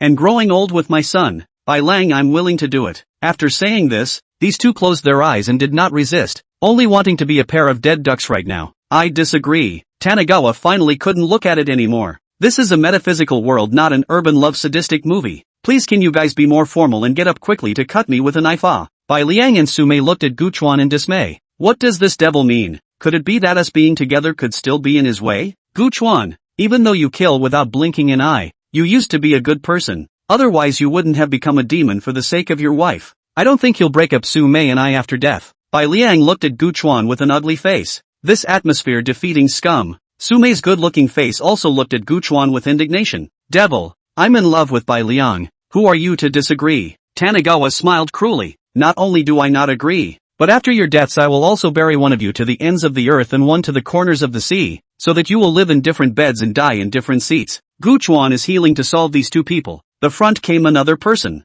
mouth reciting Amitabha Buddha, hand rotating the rosary beads, step by step to this side. Every step will drive the body of the momentum toward Gu Chuan crazy extrusion. Monk, let's forgive where we can. Why make things difficult for this bitter couple? Another monk came. The Daong imperial dynasty suppressed Taoism and revered Buddhism, so the Buddhist forces in Daong were very developed. Master Weikong, it's Master Weikong who has come. We are saved. The monk caused a stir with everyone upon his arrival, and was obviously extremely prestigious. Ugh, it's true that villains die from talking too much. Tanigawa sighed emptily. Master Weikong, when you say that you have to be forgiving, what does that make my wife and my children? How come they didn't think of being forgiving? This blood-killing sex assassins want to kill me. And have they ever thought about sparing others? Why didn't you show up when my wife and children were victimized by traitors? Why didn't you come out when they were trying to kill me and say a word of forgiveness to turn them back? You have to look at people in terms of class in order to save them. Is that the truth for you monks? Tanigawa's few words didn't cause a ripple in the air. Daikong calmly said,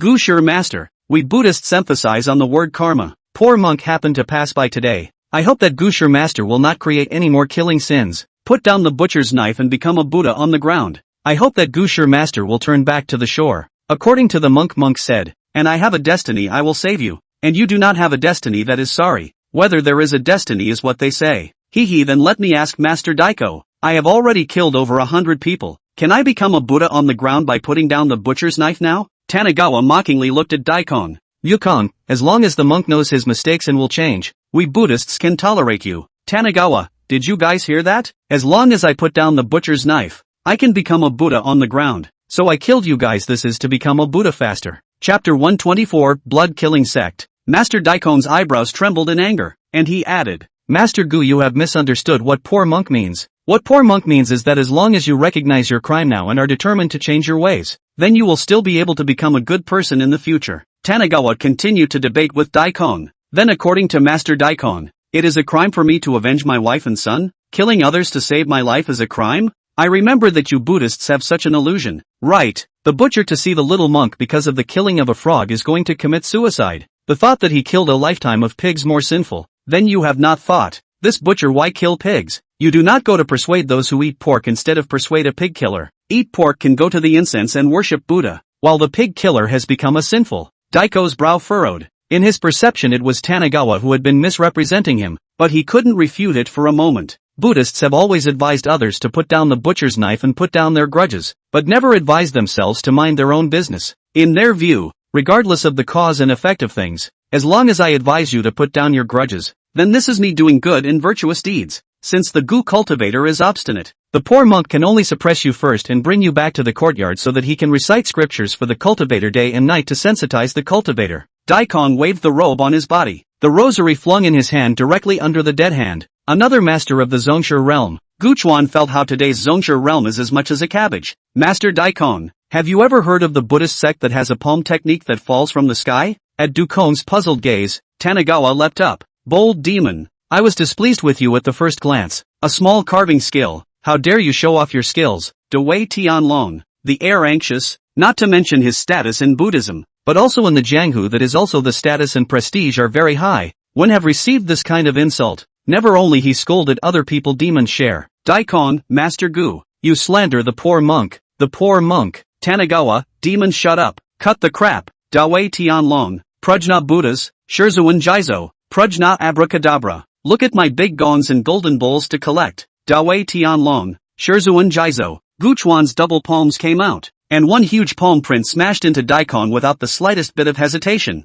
And before Su Mei and Bai Liang could intervene, Daikong had already lost the battle. Daikong sat on his butt without any image and looked at Tanigawa with a surprised face. You, how do you know my Buddhist Kung Fu? Tanigawa, Fa Hai taught me. Xiao Kon, which master is Fa Hai? How could he teach a murderous devil like you? Tanagawa, a monk who can't stand to see a man and a demon spreading dog food crazily in front of him. Du Kong, cut the crap. I actually agree with your Buddhist saying. I take up the butcher's knife, I am an evil person. I put down the butcher's knife, I can also be a good person. Good people and bad people are only for things, not for people. Gu Chuan directly stepped forward and slapped his palm towards Daikong's heavenly aura, and Daikong suddenly returned to his roots and released an even stronger power. You guys go first, poor monk will stop him. Daikong erupted his secret technique, preparing to fight with Tanagawa to the death. The others had tears in their eyes and were very touched, but their feet were running faster than one another, fearing that they would be accounted for if they were late. Old Devil, you also wanted to run, but Daikong was good enough to stall Gu Chuan in the direction he was heading. Old Devil, you wailed. Dead monk,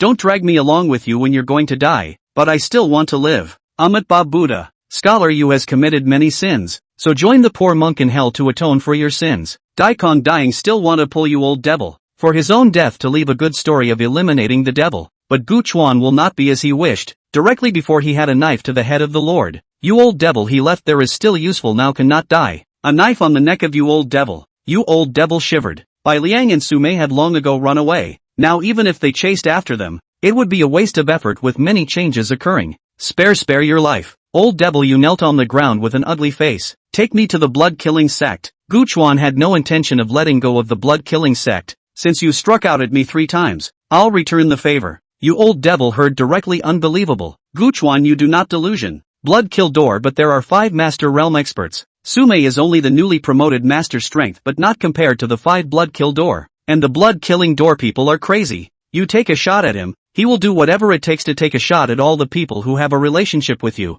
You're not afraid of a lone person, I'm still afraid of Lu. Gu Chuan, listen to you Old Devil's defense, some impatience. A pull through you Old Devil's neck. A knife bloodline expansion. Old Devil, you, suddenly, I'm not so scared anymore. Gu Chuan and the one-armed you old demon left Shibuyuan County in the night and headed directly towards the Blood Slaughter Sect's headquarters. 5 days later, you Old Devil brought Gu Chuan to a village outside, separated by another 10 miles. You Old Devil warned Gu Chuan that this was the main camp of the blood-killing sect. Gu Chuan directly into a phantom disappeared in front of you Old Devil. You Old Devil is very disdainful, thinking that Gu Chuan is just to send death. The blood-killing door can stand for so many years without falling. You Old Devil is still very confident in the strength of the blood-killing door. Inside the blood slaughter gate, Tanagawa easily broke through the guards and arrived at a stone house on the eastern side of the village fortress. This was the residence of one of the 5 great sect masters of the blood-killing sect, and the 5 sect master realm experts of the blood-killing sect. One person sat in one direction, and the strongest sect master sat in the center of the village, managing all the affairs of the blood-killing sect.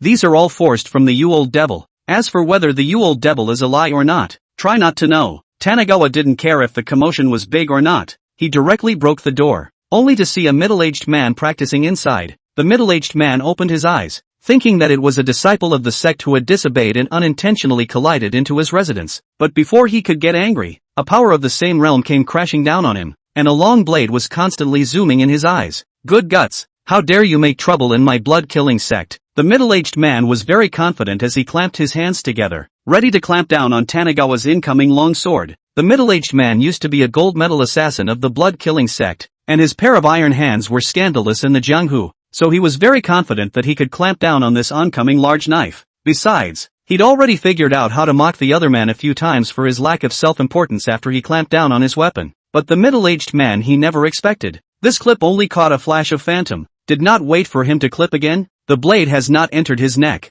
Good, what a fast blade. The middle-aged man covered his neck and fell to the ground unwillingly. At the same time, there was a sudden commotion in the village that was originally peaceful and quiet. Gu Chuan seemed to have triggered some kind of organ, and everyone knew that the blood-killing sect had lost a Zhongshi realm expert. Chapter 125 Old W with love and justice. What kind of people dare to cause trouble in my blood-killing sect? Gutless rats. If you have the guts to come out openly and honestly, what kind of skill is it to hide one's head and tail? Tanagawa hid in the shadows, feeling a bit ridiculous that a group of assassins hiding in the shadows waiting for a chance to kill someone would call someone else bright. Tanagawa's figure shifted like a gust of wind, and just as he was noticed, the man had already collapsed with his neck covered. Gu Chuan's voice came out from all directions like a loud bell. Who am I? I'm your gold master. For the sake of courtesy, I'll also stay in this blood-killing sect of yours for 3 days. If you're still alive after 3 days, this grudge will be settled. Gold Master was the name that the blood-killing sect used for their assassination targets. Money came from killing a target, so these targets were called Gold Masters by the blood-killing sect. Blood-killing sect master Zhong Wuliang was furious. His whole blood-killing sect's #1 assassin organization in the Jianghu Lake had never been the only ones to make the rules. When was it other people's turn to make the rules for the blood-killing sect? Your Excellency, since you've already evaded 3 assassinations from my blood slaughter sect, our blood slaughter sect won't take on any more of your missions in the future. Do you really want to be immortal with my blood slaughter sect? The blood-killing sect's ability to do its job was still strong, and soon Tanagawa's identity was raked over the coals. Your blood slaughter sect assassinated me 3 times. I blocked your blood slaughter sect for 3 days. Isn't that reasonable? Gu Chuan's voice came out from all directions. Zhong Wulan and the 3 remaining Zone Master Realm experts kept searching, but they just couldn't find where Gu Chuan was. Humph, he's just one person. Could he still block it with so many of us? Some blood-killing sect disciples didn't believe it, and a group of people broke out in different directions at the same time. It was also true that Gu Chuan did not have the means to stop these people at the same time. His goal from the beginning was not these rabble. He wanted the heads of these few Zongshe realms of the blood slaughter sect. Seeing that Gu Chuan didn't make a move, a blood slaughter sect Zongshe realm thought that Gu Chuan was bluffing, and directly followed a group of DZ's head and strutted away. Gu Chuan's eyes condensed, silently touched the vicinity of this Zongshe realm expert. The 5-meter-long blade cut down with full force. Although this Zongshe realm expert had been on guard, he was not a match for Gu Chuan at all, and was directly pierced through his intestines by Gu Chuan's blade. When Zhong Wuliang arrived with the remaining 2, Tanagawa had already run out of sight. Damn it! Zhong Wuliang looked furious as he pounded his fist on the ground. Usually this kind of tactic was used by the blood-killing sect on their targets. Now after it was their turn, they finally knew how suffocating it was. Gu Chuan,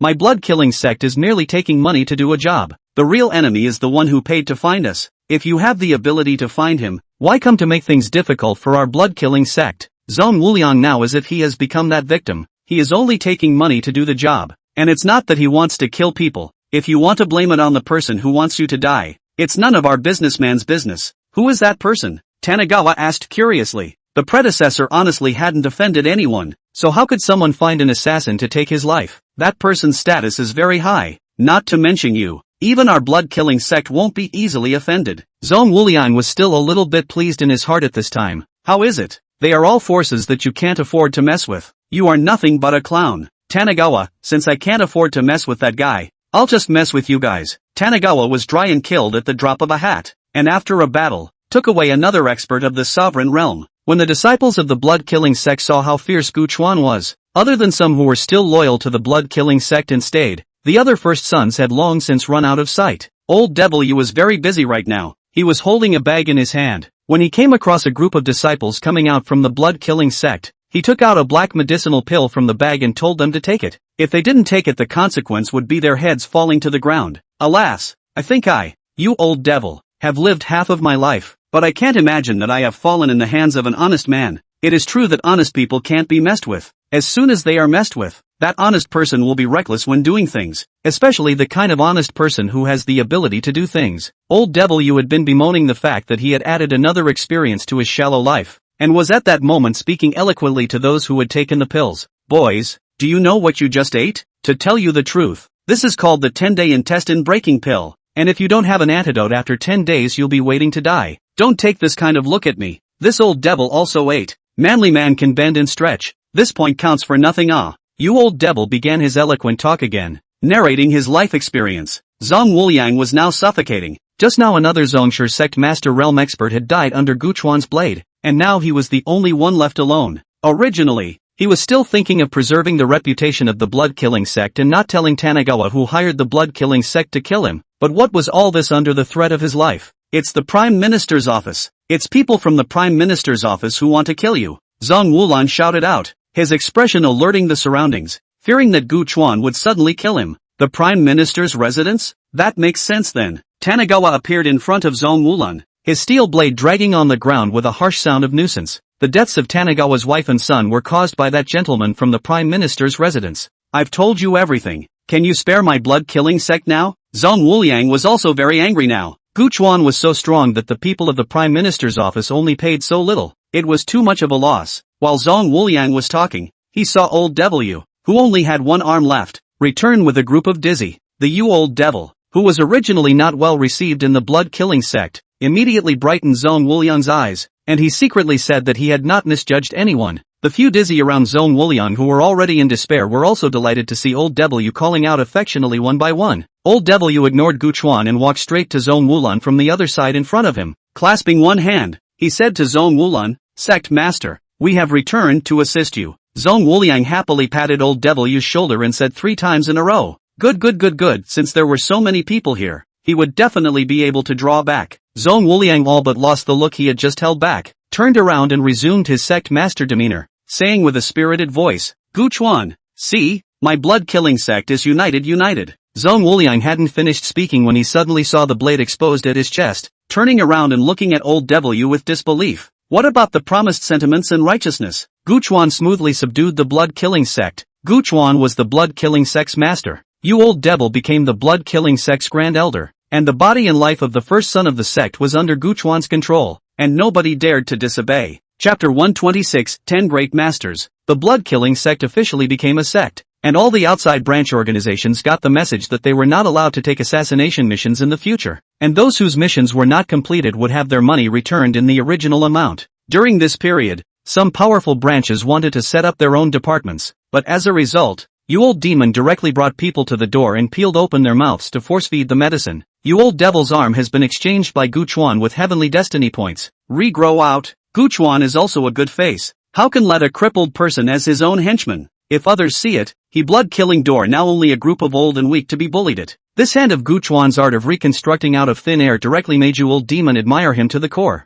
saying that he would follow Gu Chuan to practice the art of the immortals. Why did Gu Chuan go through all the trouble of subduing the blood-killing sect? But it wasn't because he was run off by Bai Liang, who was very good at using momentum. The short answer is that he is very good at ganging up, and the next time he comes will either be the people of the Jianghu or the army of the Daong. So Gu Chuan has to plan ahead and take precautions, and the small soldiers should let the small soldiers deal with them, and it would be too much of a fall for him to make a move. Since Bai Liang had taken this wanted notice, no matter who Gu Chuan was and whether he had made a mistake or not, he would try his best to catch Gu Chuan. Bai Liang was a protagonist who had started out relying on the laws of the Daong imperial dynasty, and the more impartial and upright he was, the faster his cultivation realm would break through. Therefore, not 2 days after Bai Liang went back to regroup after the setback, he put out the banner of exterminating evil demons and invited all the major sects in the Jianghu to join him in strangling Gu Chuan. To be on the safe side, Bai Liang returned to the Daong imperial dynasty and applied to the court to mobilize the Daong brocade guards, which could not be said to have a high regard for Gu Chuan. A time in the Jianghu winds and clouds. The Jianghu 6 big faction: Vajra Temple,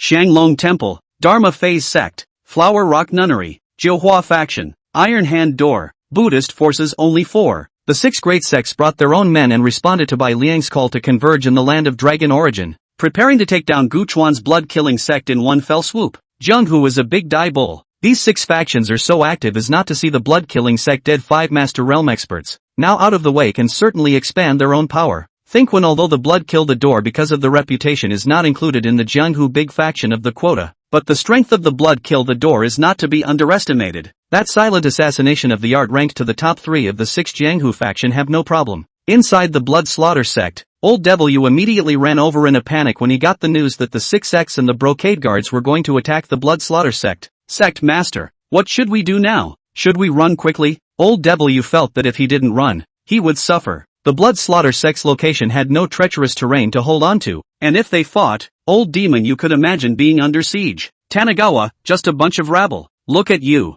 No wonder you're still only in the innate realm at your age. Old W replied with some aggravation. I'm only 27 this year, which is a handful of years old, only a little bit longer in a hurry. On the road, Bai Liang became that spirited look again, followed by Su Mei next to him, and behind him were the brocade guards and the 6 great factions. In order to deal with Gu Chuan, this time Bai Liang is the blood, each of the 6 factions out of a master realm experts. The brocade guards came to 2, plus him and Su Mei, a total of 10 masters, this time to see that Gu Chuan what ability. This force, even the court would have a headache when they saw it, let alone a district. Tanagawa. Sect Master is in trouble. The 6 major factions have captured the northern village entrance. Sect Master, it's bad. The southeast and west village entrances have also been captured by people from the 6 great sects. Sect Master is in trouble. The 6 great sects have already hit the door. Gu Chuan, you've been surrounded. Today the righteous of the Jianghu are all here. You'd better obediently bind your hands and return to the imperial city with me to accept the sanctions of the Daon law. Bai Liang looked arrogantly at Gu Chuan, thinking that beating down a blood-killing sect is a great power. Let me show you the power of my Bai Liang. Tanagawa looked at Shirara like a retard. Where did this guy get his confidence? Amitabha Buddha. Scholar Gu's sins are deep. It's better for me to bring it back to the devil-suppressing pagoda for good care. One of the monks from the Vajra temple had his eyes rounded like an angry Vajra. Under the introduction of you old devil, Guchuan learned that this monk is Zhaokong's peer Zhaigong, and the other 3 Buddhist forces are also in the same generation as Zhaokong, obviously coming to take revenge. What a lot of nonsense. If you want to fight, come on. Tanagawa drew his long sword and began to pick up the power of the meditative elephant ancestor. After the last experience, it seems that the system also began to recognize the existence of the elephant ancestor power. As long as you do not collapse the realm, the system will treat it as if it did not see it. Guchuan can also feel it. The system has been getting weaker and weaker, as if there is someone who is constantly depriving him of the power of the rules in general. Sins, watch my Buddhist Vajra fist. Daigang directly struck out, not knowing the others to give a cry. He eyed everything, as if everyone present could not resist the power of his fist. Guchuan looked at the fist that attacked in front of him, and directly grabbed it with his hand, and had just revealed a mocking face. He had practiced this adamantine fist for decades, and it was the refined iron that had been condensed 10 times that he could punch through. Die for me, Daigang bellowed again, that face full of hostility. Who dares to say that he is an accomplished monk? Pa!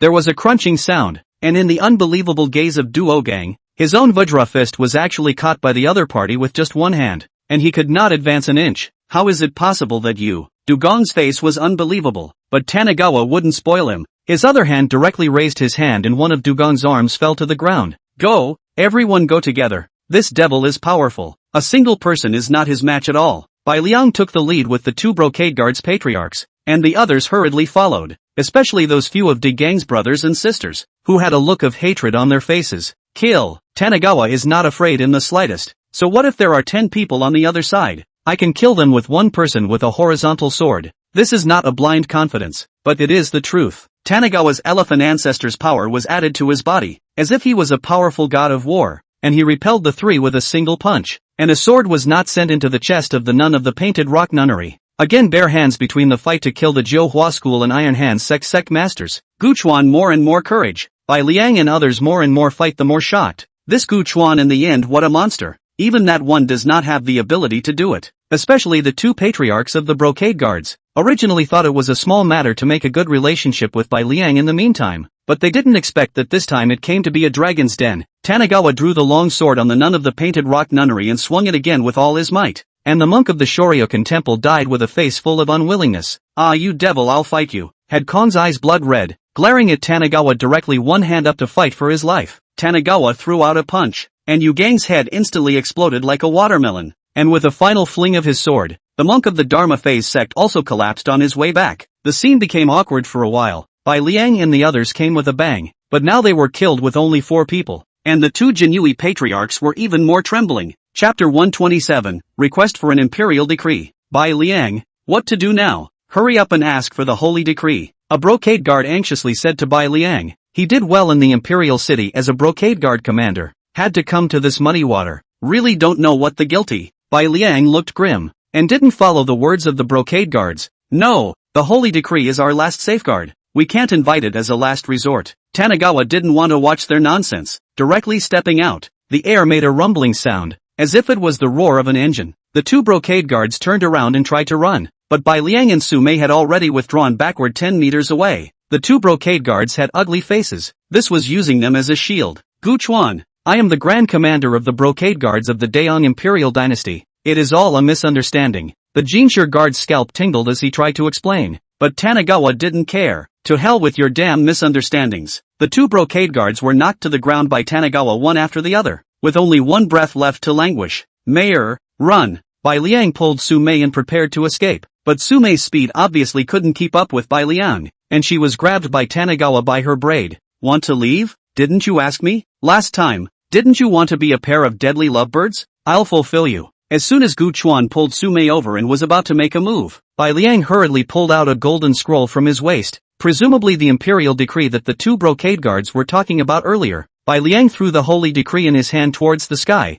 and the decree unexpectedly opened up on its own under an inexplicable force and floated in midair. Bai Liang hurriedly knelt down and said in a loud voice, Holy Emperor is above. Today we encountered villains disturbing the stability of Daong. However, the villains are highly powerful. so please ask the Holy Emperor to take action to pacify the villains and return the stability of Daong to me. After Bai Liang's words, the golden light of the floating holy decree shone, and a spider web of golden light shrouded in all directions, as if it was tickling the great Yong's chi luck in the underworld. In an instant, Tanagawa felt that his internal energy was not running smoothly, as if there was a large invisible net that was constantly binding him. The brocade guards who were lying on the ground and still had a breath looked at the holy decree in the sky and directly took a breath. Are we too alive to influence you to ask for holy orders? Or are we two patriarchs inferior to one of your little lovers? Death to the devil. With the holy decree added, Bai Liang was as if he had shot 10 pounds of chicken blood. His body was filled with power. He felt that it was now that he was up against the siege of the 10 great patriarchs that he was able to kill them back.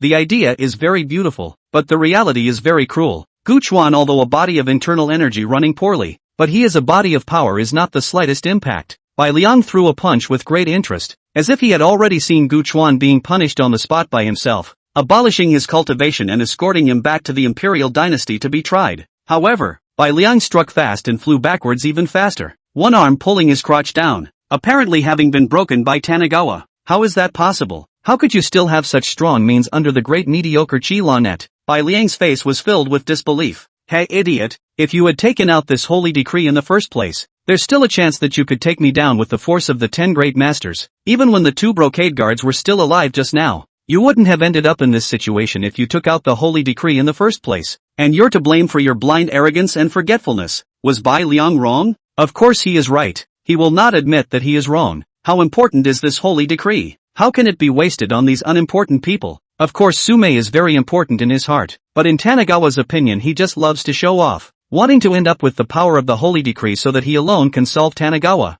and then accept everyone's compliments. Only Tanagawa doesn't follow his routine at all. Humph, I, Bai Liang, have arrested countless criminals in my life, but I didn't expect to fall head over heels with you today. I'm really not willing to do that. If I let a devil like you live, the world of Daong won't be stabilized, and the people won't have a peaceful life. Baek Liang grabbed his arm, cloaked and full of resentment. Capture the prisoner? Since Sheriff Bai is talking about the prisoner, let me ask you, who caused the death of my wife and son? Have you gone to arrest this prisoner? Don't say you don't know. If you had brought the culprit to justice earlier, would there be something like this today? Tanagawa directly counter-questioned Bai Liang, dumbfounded. Tanagawa wife and child's death of course he knows, but want to move down the Prime Minister's office with his ability cannot do. But it's a fact that you killed an imperial official and murdered innocent people. One size does not fit all. The murderer of your wife and child shall be brought to justice, but your murder of an imperial official shall also be subject to the sanctions of the Daon law. Bai Liang was still defending himself.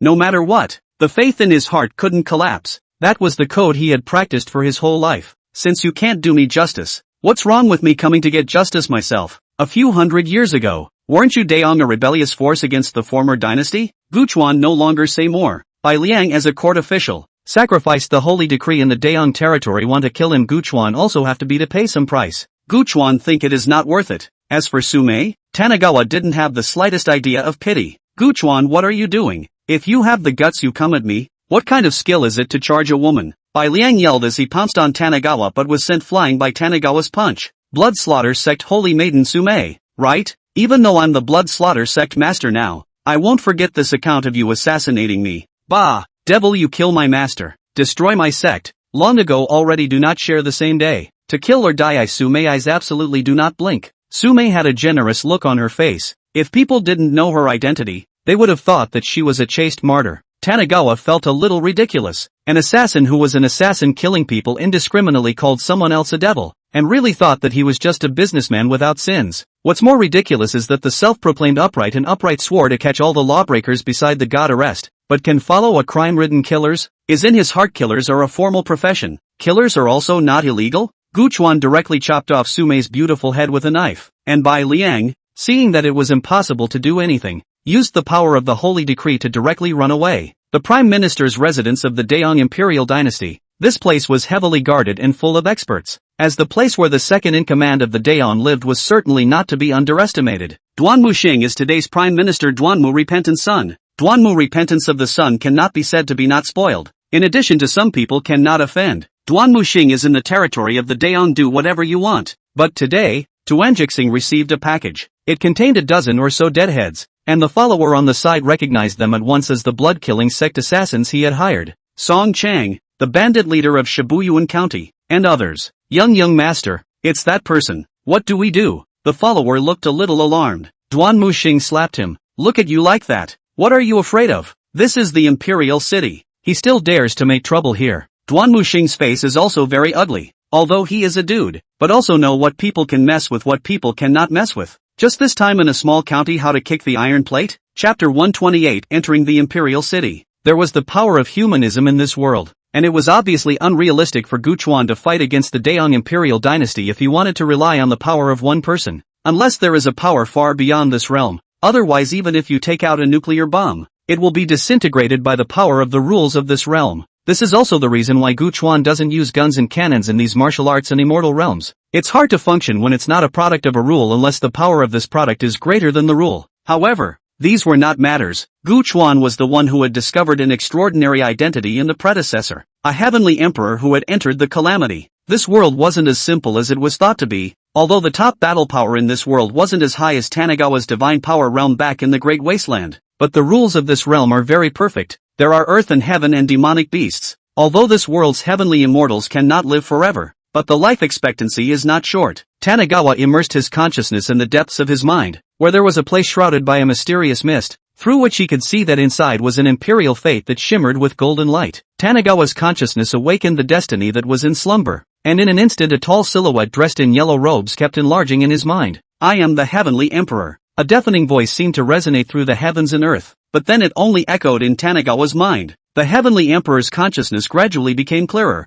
but then it was eaten away little by Tanagawa. The memories were all swallowed up by Tanagawa, and at one of the last junctures, a long-lasting phrase suddenly echoed in his mind. 30 years east of the river, 30 years west of the river. We'll see what happens in the future. Tanagawa opened his eyes and wondered if there was a Malu batch to say. The heavenly emperor's destiny was ignited, but Gu Chuan's cultivation did not increase in the slightest. This was because Gu Chuan's current identity was still the body of the robbery, and only after passing through this life would he, the heavenly emperor, be considered to have succeeded in answering the robbery, and he would be able to regain his strength and return to the heavenly realm of the heavenly court. A magistrate rushed into the heavenly palace in a hurry, and when he saw the graceful and dignified, solemn and inviolable woman in front of him, he hurriedly knelt down and said, Heavenly Mother, great good, the heavenly emperor's destiny has awakened. I think it won't be long before the heavenly emperor returns. The woman was the mistress of the heavenly court, also the woman of the heavenly emperor, the heavenly mother. Her body suddenly trembled when she heard the news, and she did not know why she was not as happy as she had imagined. The heavenly maiden waved her hand and said with an indifferent expression, I see. You can step back and remember that no one can say anything about this matter. On Gu Chuan's side, he took you old devil with him, one person and one sword, ready to directly kill the imperial city. With the imperial destiny he will not be suppressed by the humane Qi law network. After all, this face is not the Daong imperial dynasty alone. The humane power is dispersed in more than a dozen dynasties, and Daong only occupies a small portion of it. The news of Gu Chuan's single-handed entry into the imperial city spread throughout the Jianghu, and Duanmu repentance from the prime minister's residence heard about it, and directly slapped Duan Muxing in the face. I told you that some people can be messed with and some people can't be messed with, and you had to cause trouble for me. Duanmu repentance had also just recently realized what kind of people his son had messed with. Father, what are you afraid of? This imperial city is a place suppressed by his majesty. Who would dare to be reckless? Duan Muxing said disdainfully. Duanmu repentance didn't say anything. In his heart, he also agreed with Duan Muxing's words, wanting his son's life. It was up to him to answer or not. Jianghu Buddhism, 4 major sects widely invited aspiring people, gathered 23 master realm masters together to get rid of the devil and defend the way. Iron Hand Door and the 9 Chinese faction is not the slightest action, but Buddhism can be said to be the nest out. 23 patriarchs. This was already the majority of the power in the Jianghu. Over here, Duanmu repentance wasn't idle either, and directly used his authority to mobilize a local army of 50,000 men to go and stop Tanagawa. Jiolin Cliff. This place is a treacherous terrain. It is the road leading to the imperial dynasty. A group of 50,000 people of the Daong army is quietly stationed here. General, the target is still 3 miles away from here. Should we go and help Vajra Temple and the others? An adjutant general said respectfully to the general in front of him with the information. No need. The fact that there are so many of us rashly joining will only make it more convenient for that devil, regardless of whether they lose both or who wins or loses. We just need to sit back and reap the benefits of the fish warming up. Look after yourself later. Don't think I'll save you. Gu Chuan suddenly spoke to old devil you next to him. Old W's face stiffened. Although he had entered the sovereign realm after Gu Chuan's guidance in the past few days, but seeing that the people Gu Chuan had gotten into trouble with were more powerful than one another, he was straight up wimpy in his heart as well. Before going out much farther, a line of people led by a monk appeared ahead. A line of no more, no less exactly 23 people. Devil, you killed my master and brothers. Today is the day of your death. The monk from the Vajra temple couldn't help but speak directly, the Zen staff in his hand directly shattering the ground. That's a lot of nonsense. Today I'll send all of you to meet the king of hell. Tanagawa does not want a bull ********. How do they not know? Sovereign realm is another 100 that would be the same fate. Demon, take your life. Gu Chuan's figure moved and directly killed into the 23 people. His sword followed him, a 5-meter-long sword unspread across the landscape. No one dared to get close at all. Just now you're the one who screamed the most. Right, Tanagawa knife swing. The monk's hand Zen staff split in two, followed by half of the body from the shoulder mouth to the lower waist directly slid down to the ground. Blood splattered in all directions. Gu Chuan kicked out, and a Zhongshe realm expert directly flew out in the air, knocking down several Zhongshe realm experts. Tanagawa's knife is wide open. There is no exquisite moves. In Tanagawa here there are only 3 aspects of strength and power. That is speed, strength and physique. As long as these 3 aspects reach a certain level, then you are invincible. The more Tanagawa fought, the more the weapon in his hand became troublesome, and he directly flung his long sword, the blade not entering the chest of a Zhongshe. With both hands, Tanagawa directly grabbed one person's head to crush him alive. This kind of brute force he liked. Just a moment's effort, 20 to 30 sovereigns had died and there were already only 10 left, which was something they didn't dare to think about at all. Gu Chuan, stop. We admit defeat. Someone finally couldn't help but concede. The Buddhist monks didn't stop them either. They just bowed their heads. They also didn't expect this devil to be so powerful. Tanagawa smiled cruelly and threw away one of the arms in his hand. Call me devil when you want to kill me, and call me Tanagawa when you can't beat me. Do you think I look like the kind of person who was nice to talk to? I'm a devil. Tani Chuan, drenched in blood, killed a Zhongshe in 2 moves and blasted a Zhongshe alive. The other remaining ones no longer dared to stay and fled in all directions. The general at the 9 Prospect Cliffs looked at this side with an ugly face. What kind of person has this prime minister's office messed with? Men, gather my men. Kill for me. The general couldn't hold back any longer. He was afraid that if he didn't make a move, he wouldn't have a chance later. Chapter 129. Boom, boom, boom. A sound of orderly footsteps came. The neighing of war horses resounded through the 9 limbs cliffs, and an aura of iron and bloodshed filled the air for a long time and could not be dispersed. Kill. Whoever removes a part of this man's body will be rewarded with 1,000 pieces of gold, and whoever removes this man's head will be given an official title. The vice-general's long sword pointed, mobilizing the soldiers' emotions. Tangible rewards were the best thing to drum up the soldiers' emotions. The war drums were beating, the east wind was blowing, and the murderous and fury aura condensed into a spear as the soldiers kept moving. Kill, kill, kill. Gu Chuan looked at the tens of thousands of troops in front of him. His heart was a little heavy. Even 100 patriarchs would have to retreat in the face of so many people. But it is impossible to ask Tanagawa to run, since the other side is so crowded. Killing them one by one will definitely kill themselves until they are exhausted. So the easiest way is to kill them in a pit. The 9 Prospect Cliff was an easy place to defend and difficult to attack, with a cliff on one side and a high mountain stone wall on the other. Gu Chuan constantly surveyed the surroundings, looking for weak points in the stone wall. Found it. Tanagawa's eyes lit up. 100 meters behind him above was a landslide. If he smashed those supporting stones, the earth and rocks above him would surely tilt down. At this time, the Daeong army had also killed, and the blood-colored spears in the upper air were stabbing straight towards Tanagawa under the full swing of the soldiers.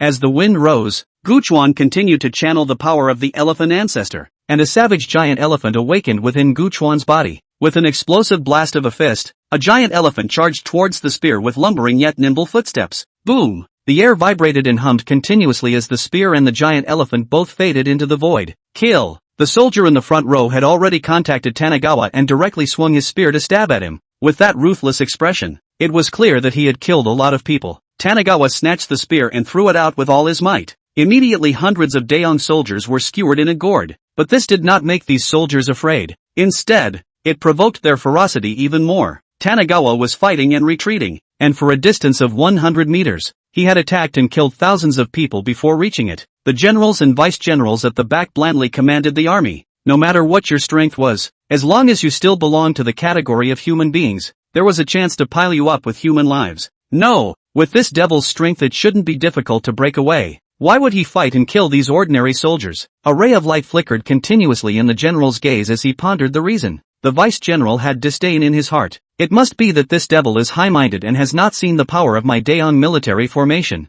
Seeing that the soldiers coming around the perimeter were almost done, Tanagawa crushed the heads of a few soldiers with one foot and leapt up in the air. The general's eyes stared. What did he want? Could it be? Not good. Retreat. All retreat. Run for me. The general roared loudly. This Tanagawa was simply evil. How could he come up with such a solution? If it were anyone else, the general would have disdained it, because the few boulders above that were just for a grandmaster to blast with all his might for a day and a night and not fall down. But Tanagawa, he didn't dare to bet on it. Only Guchuan directly exchanged a magic weapon in the system, which sharpened iron like mud, not to mention this kind of ordinary stone. The soldiers down below also came back to their senses at this time. This demon was so unconscionable that he wanted to pit them against each other. Run, run, it's the devil, it's the real devil. Although they were the ones who fought without killing each other on the battlefield, they were also very afraid of this kind of nature's power, because this was not a battlefield where they could live as long as they killed each other, but a situation where they could only save themselves unilaterally.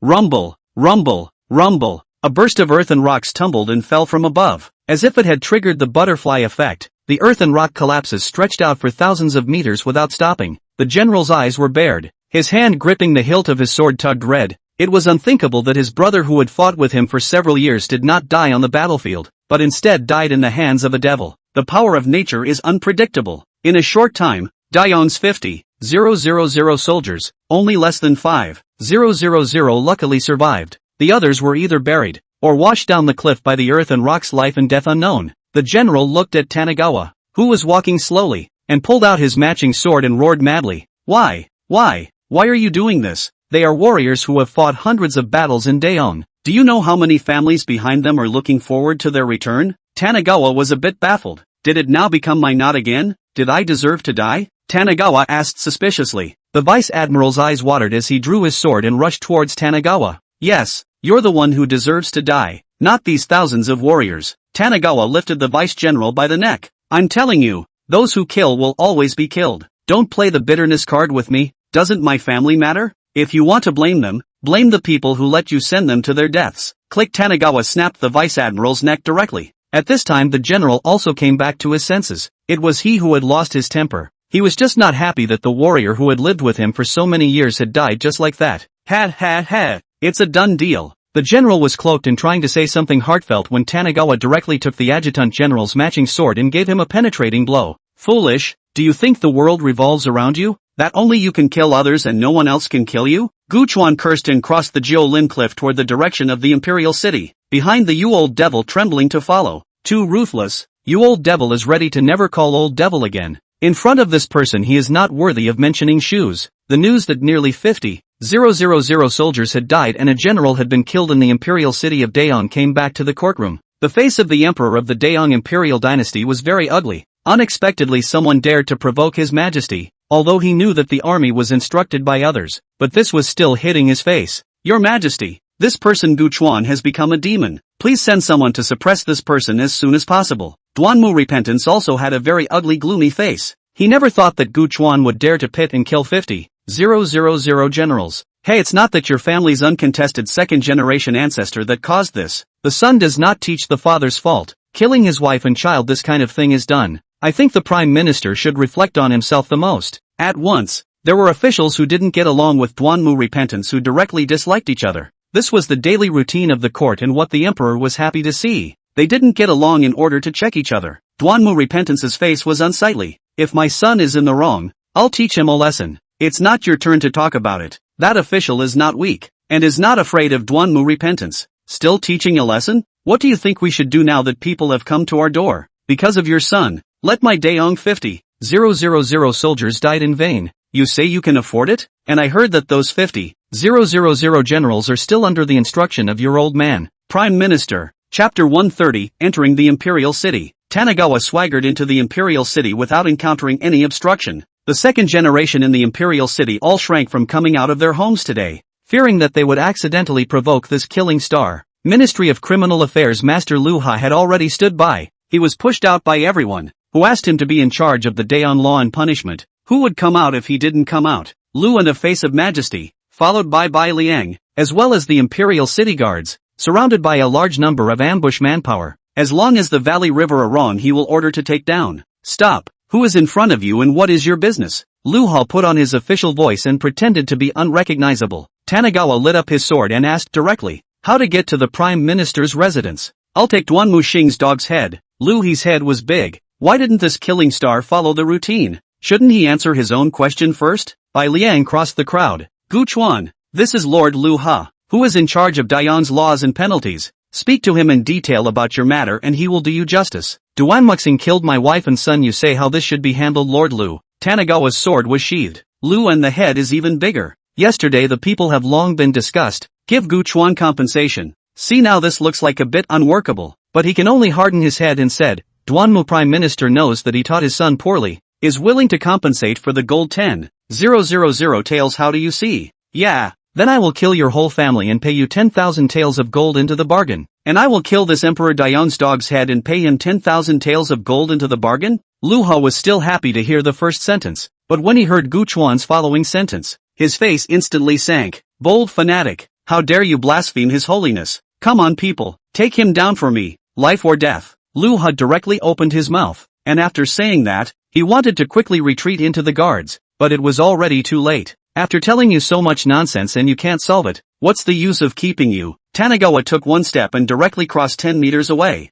Bold, how dare you take action against a court official in the imperial city? Lu Ha let out a loud shout, and a copy of the Dayan law code appeared above his head, constantly intertwining with the humane law network in the imperial city. I said, you're guilty. Lu Ha had a majestic and righteous face, as if he was transformed into an iron-faced judge, and the Dayan law code on his head kept flipping, forming a yoke towards Gu Chuan. Tanagawa didn't stop his feet, didn't raise his head, and directly returned, I am not guilty. In an instant, the shackles shattered open, and the humanitarian law net was surprisingly useless against Gu Chuan. How is it possible? Lu He's eyes showed horror. Bai Liang beside him didn't even think about it and directly turned his horse around, not caring about Lui's death or life at all. Lu Ha was grabbed by Tanagawa. The insistence in his heart collapsed a little. How could this be? This Tanagawa obviously killed so many people. Why is he not guilty? Gu Chuan seemed to have seen his doubts, being incorrect and impure in mind. Duan Muxing has done a lot of evil not to put him on the spot. How strong can this Dayan law code of yours be?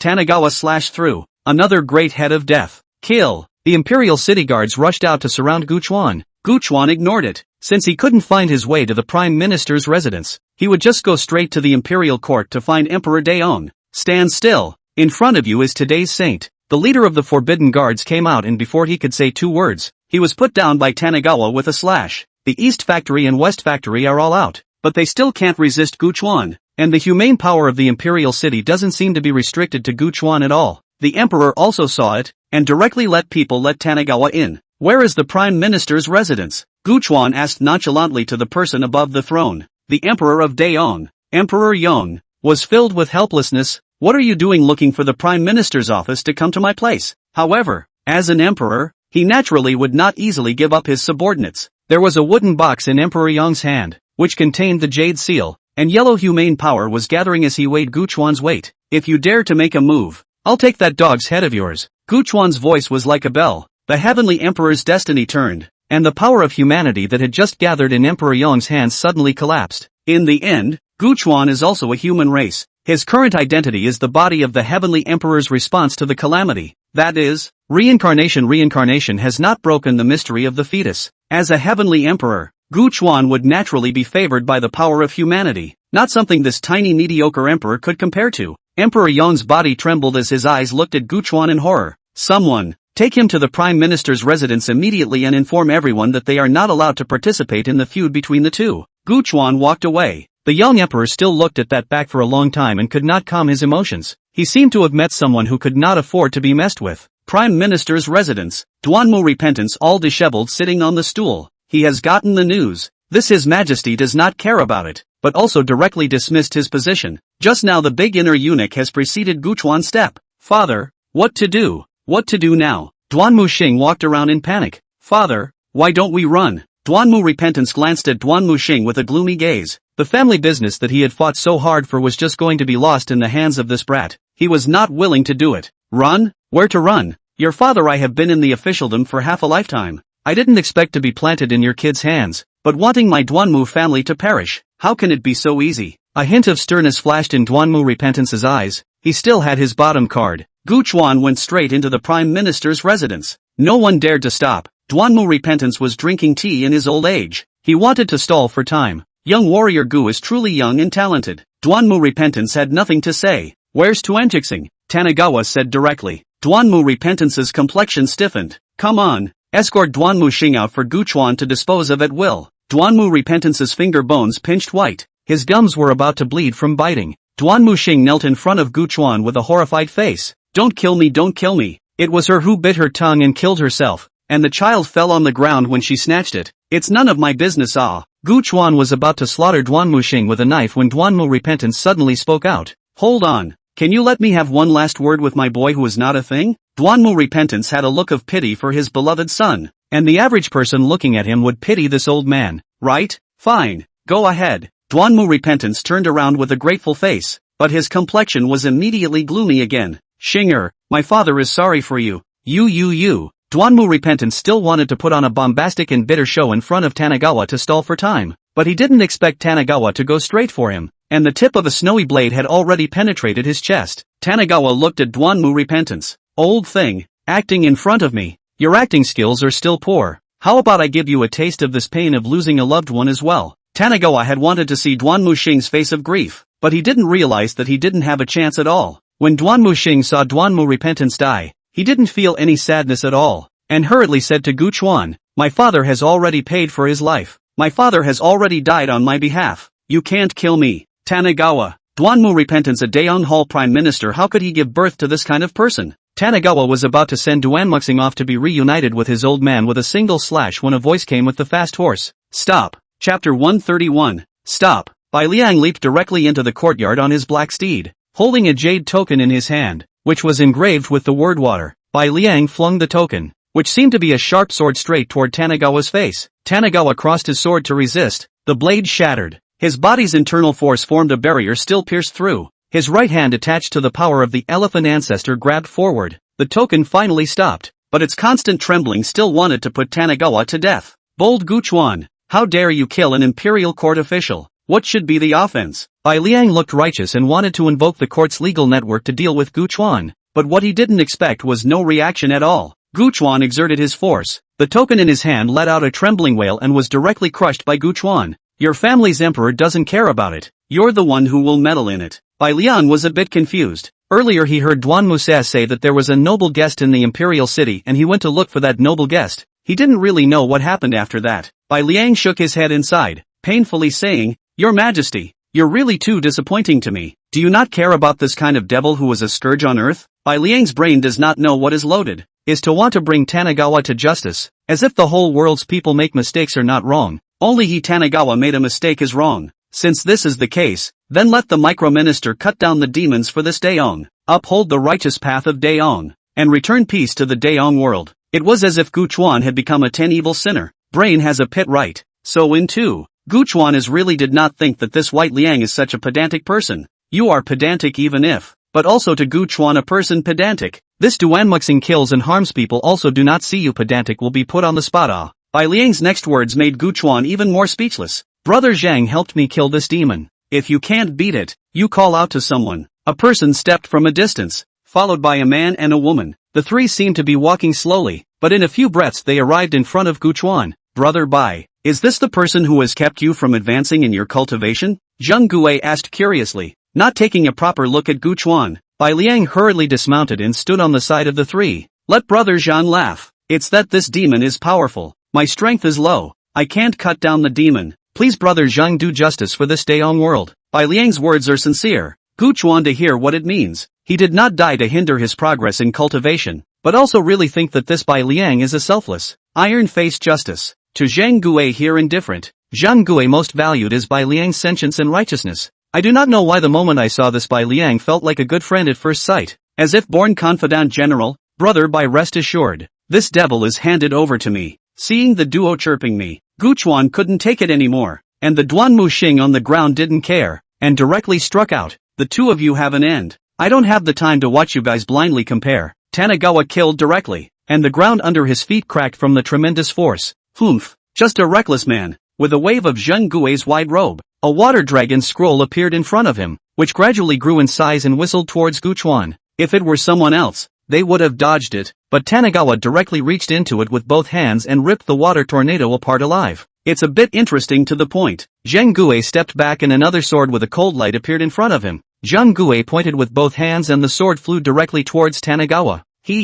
How delusional. Senior brother Zheng's magic sword is one of the best in our Blackwater upper sect. How dare he go and catch it with his bare hands? The man and woman behind young Q seemed to have seen Tanagawa's two arms go unprotected. However, reality gave them a hard blow. Tanagawa directly grabbed the magic sword, disregarding the coldness coming from it. Even though his hands were already covered in frost, Guchuan's hands fired, and the power of the elephant ancestor directly shattered the frost on his hands, and then a crack slowly appeared in Zheng Gui's magic sword. Zheng Gui was horrified. Stop! Pa! With a crunching sound, the magic sword directly broke apart, and Zheng Gui, whose mind was connected, directly wowed out a mouthful of blood, looking at Guchuan with disbelief. Go! Zheng Gui wasn't a brainless person. Seeing that Guchuan was ferocious, he directly instructed the senior brothers and sisters behind him to start running for their lives. However, a figure was faster than them, only to see Bai Liang knew it was not good as soon as he saw Guchuan's power, and without saying a word, he directly abandoned Zheng Gui's trio and fled.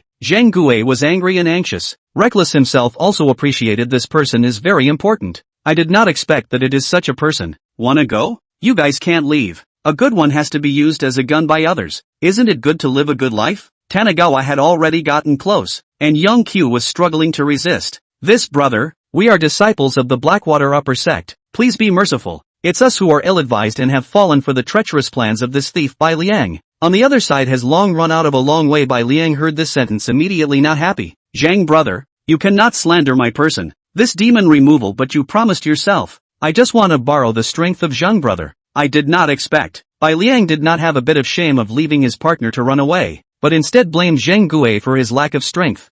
Bai Liang is the embodiment of justice. How can he die under the devil? He can only let Zheng Gui break the back, and in the coming day in the revenge for him. Guchuan grabbed the sword body that senior brother Zheng Gui was stabbing at and directly smashed half of his head in the other party's horrified gaze. When Zheng Gui's senior sister tried to escape, Tanagawa grabbed her opponent's hair and yanked her to the ground, stomping on her. Don't blame me for being cruel. If you do, blame yourselves for being nosy. Tanagawa raised his hand to settle the regretful Zheng Gui. Zheng Gui's Blackwater upper sect was obviously not one of these Jianghu forces. It should be a cultivator sect that walked the earth. Guchuan was a bit puzzled. It was reasonable to say that although the rules of this world were sound, they were very weak, and cultivators and martial artists were divided into two different spaces. In short, one is the earth, one is the heavenly court. The heavenly court heavenly rules expressly stipulate that cultivators over the patriarchal realm are not allowed to set foot in the earthly realm without permission. This is also the purpose of the existence of the heavenly court. It is in order to constrain the cultivators, so that the two spaces are better, which is also dominated by the will of the world's consciousness. Guchuan looked at the ground scared to Duan Muxing.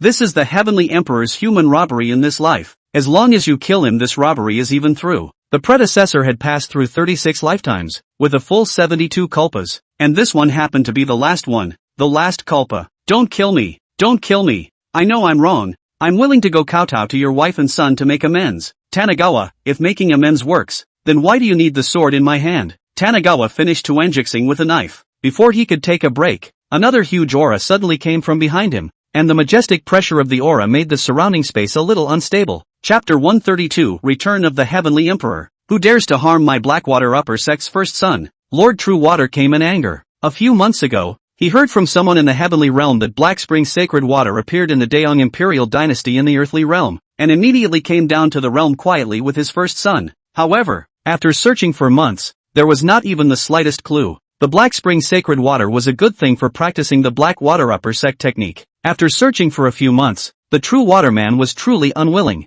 But what could be done about it? Just as he was about to return to the heavenly realm, Bai Liang approached the door. Seeing that his disciple and the other party had thrown in the towel, he didn't pay much attention. He could see that this Bai Liang was by no means a pool animal. But I did not expect that. Just after not a moment, this Bai Liang wailed and pounced in front of his own. Zhang Gui and other three people, so a moment of effort is gone. The True Waterman was already uncomfortable in his heart, and he was furious, not caring what damage his strength would cause to the earthly realm. He directly rushed out of the imperial court and came to the prime minister's residence. Anyway, the heavenly emperor was away, and the heavenly empress was now so busy flirting all day long that she didn't care, and as long as it wasn't too much, no one cared at all. Kid, take your life. How dare you strike out at my Blackwater upper sex disciples? You'll go down to be buried with them. The real water Shangren directly slapped out a poem. The huge black water curtain formed a huge palm, clattering between the flow toward Tanagawa slapped down. Wow! The huge palm directly slapped Tanagawa into the ground alive or dead, and a tiny crack appeared in the surrounding space, constantly devouring the surrounding buildings and living things.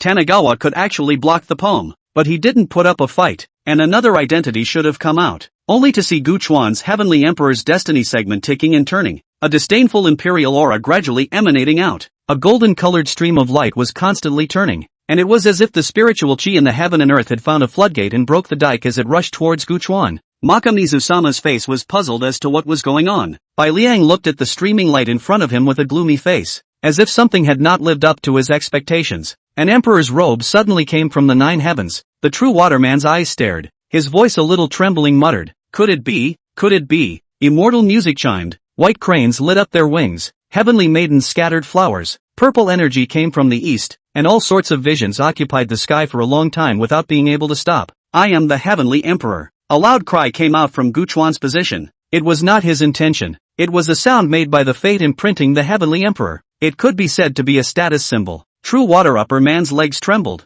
sweating profusely as he knelt down and bent over the ground. "Heavenly Emperor, spare your life. Heavenly Emperor, spare your life." Small person has eyes but does not recognize MT. Tai. Alarming Heavenly Emperor. For the face of black water upper sect. Spare small person once. To the Emperor of the Hands, or it should be robbed complete return of the Emperor of the Sky. Really water on the people now want to put the white Liang Ash annihilation of the heart have. If not this kid himself guilty of the Emperor of the Sky well. Blackwater upper sect? Tanagawa searched the memories of the Heavenly Emperor and realized that the Blackwater upper sect was not a power that had good relations with the Heavenly Court, but rather the type that was false to its word from time to time. Since this is the way it is, let's exterminate it. With a lift of his hand, Gu Chuan directly grabbed the true waterman, and ignoring the other party's pleas for mercy, Gu Chuan directly turned the other party into pieces. The vision in the sky dispersed, and several people who descended from the sky came before Gu Chuan, bowing and saying, "Greetings to the Heavenly Emperor on his return." Gu Chuan frowned. How is it that only so few came over to greet themselves?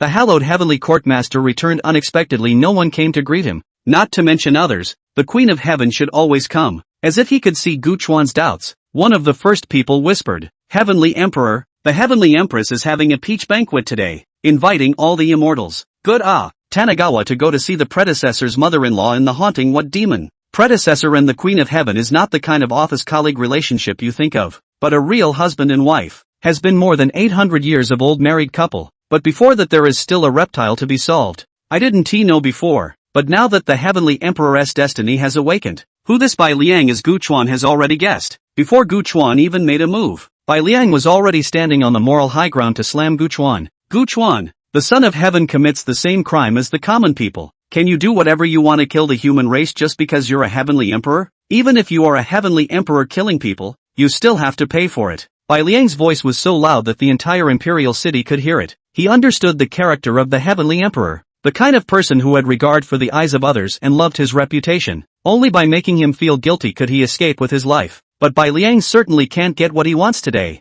Gu Chuan pointed out a finger. Bai Liang can't dodge directly more than a bloody hole in his head. You think I won't recognize you just because you reincarnated with a sliver of your soul? Tanagawa left without looking back with a few of the people who greeted him. In the middle of the heavenly court banquet, a young man with a pretty face and handsome demeanor, whose every move revealed a sense of spontaneity suddenly frowned. A wisp of his soul had disappeared and been overwritten, and with the previous appearance of a strange image, it was ironclad that the Heavenly Emperor had returned in response to the calamity. His mind didn't know what was going through his mind, and his face looked bad, even a hint of a grimace that twisted his pretty face. Knowing that he couldn't stay for long, he decisively stood up and said to a graceful and unrivaledly beautiful woman not far away from him, "Heavenly Empress, I'm suddenly leaving a little beforehand." The two men looked at each other. White Wolf Emperor, today is your birthday, how can you leave? If you leave, what do we do? This banquet is but the Heavenly Empress specially organized it for you. An old man who was already drunk stopped the White Wolf Emperor, looking at the Heavenly Empress for a moment and then at the White Wolf with a playful smile.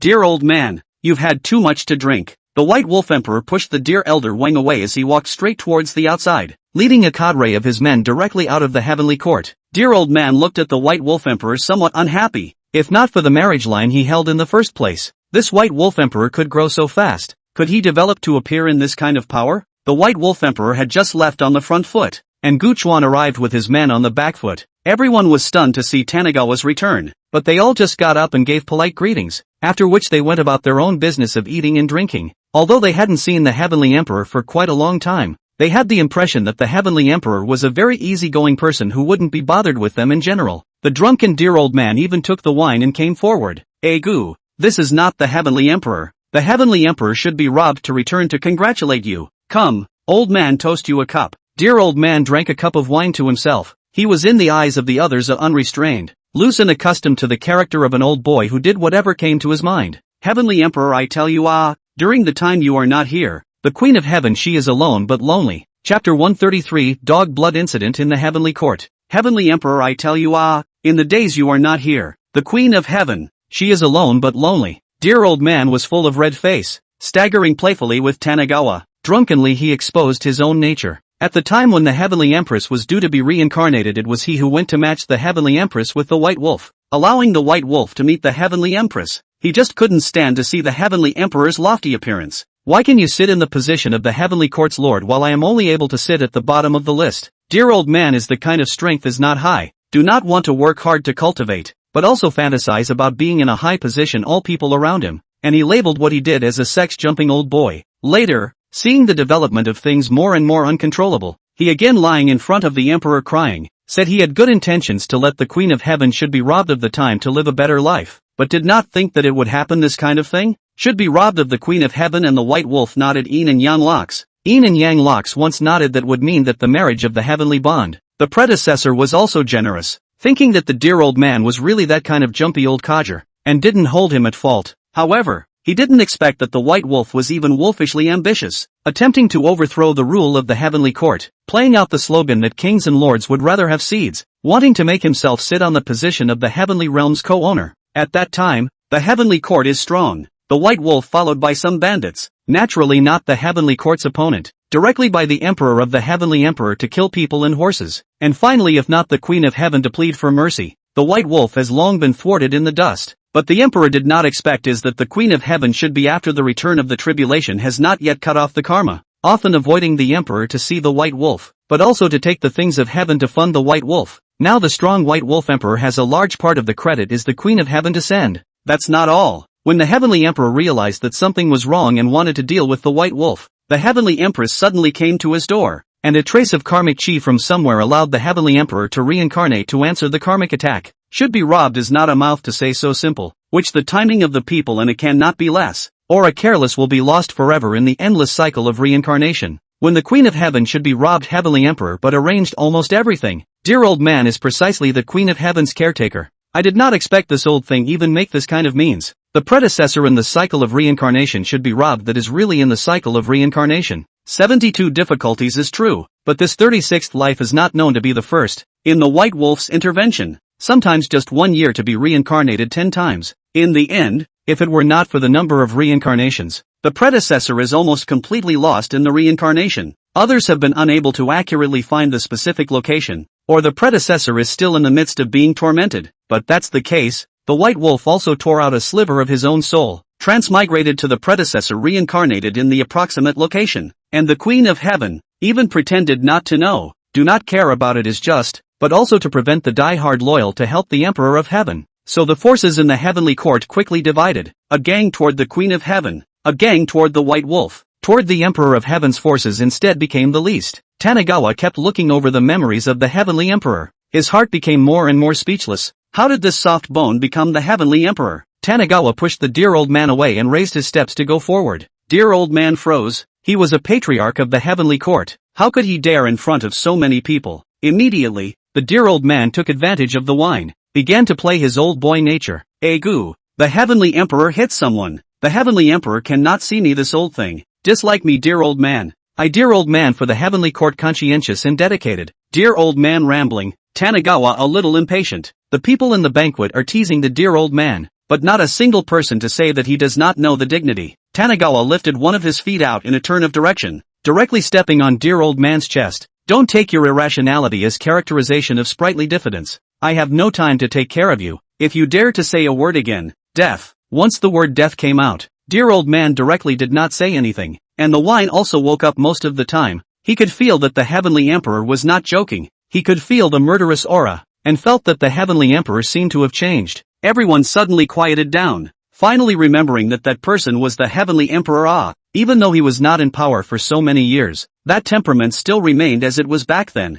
Tanigawa continued to walk forward and came to the Heavenly Empress, who naturally took his place as the Heavenly Empress had been acting as the ruler for the past few years in the absence of the Heavenly Emperor. Get up. This is not where you should be sitting. Guchuan Gei stared at the Empress of Heaven. The Empress of Heaven's heart trembled, had thought that the return of the Emperor of Heaven would be concerned about himself for a while, no matter what he had ruled the heavenly court for him for so long, not thanking himself even if it was not enough, but even ferocious himself. There are two supreme positions in the heavenly realm, the Heavenly Emperor and the Heavenly Empress. The Heavenly Emperor, needless to say, is the one who oversees all the forces in the heavenly realm, while the Heavenly Empress's main duty is to sort out the heaven and earth's spiritual chi, so that the heavenly realm and the mortal realm will be smooth and free from any major calamities. Tanigawa sat in the position of the Heavenly Emperor. The Queen of Heaven did not dare to not let it. From Tanigawa's eyes she felt that he seems to do anything, is no longer the former gentle and elegant Heavenly Emperor. It is not just to go to the robbery well, he is not for his own good. Think of when he should be robbed of the time on an unreliable dear old man.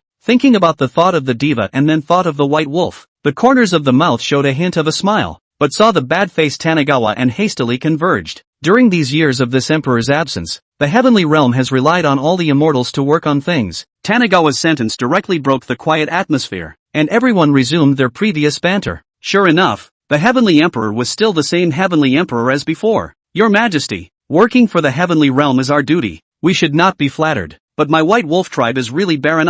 I hope that Your Majesty, on the basis of my ministers working for the heavenly realm for so many years, reward my white wolf tribe with spiritual treasures. A general in armor with a weapon at his waist came directly to Tanigawa, with a casual attitude, not looking Tanigawa in the eye at all. This is the White Wolf Emperor's people, the White Wolf tribe that is the place where the White Wolf Emperor started, and now they have even planted people in the heavenly court in a bright and honorable manner. Before Guchuan over here could speak, the Heavenly Empress beside him had already opened her mouth. The White Wolf tribe has been meritorious in guarding the heavenly realm. Come on people reward 10,000 plants of spirits and 1,000 pieces of precious weapons. Upon hearing this, the armored general directly crossed over to Tanigawa and bent his head towards the Heavenly Empress. The Heavenly Empress is wise. The attendants around the Heavenly Empress were also moving in a hurry to get ready to go to the treasure vault to get their things. This kind of thing was obviously something they were already used to. Slow down. Tanigawa interrupted with a direct sentence. Is the Heavenly Empress overstepping her bounds? The treasure trove is something that belongs to this emperor,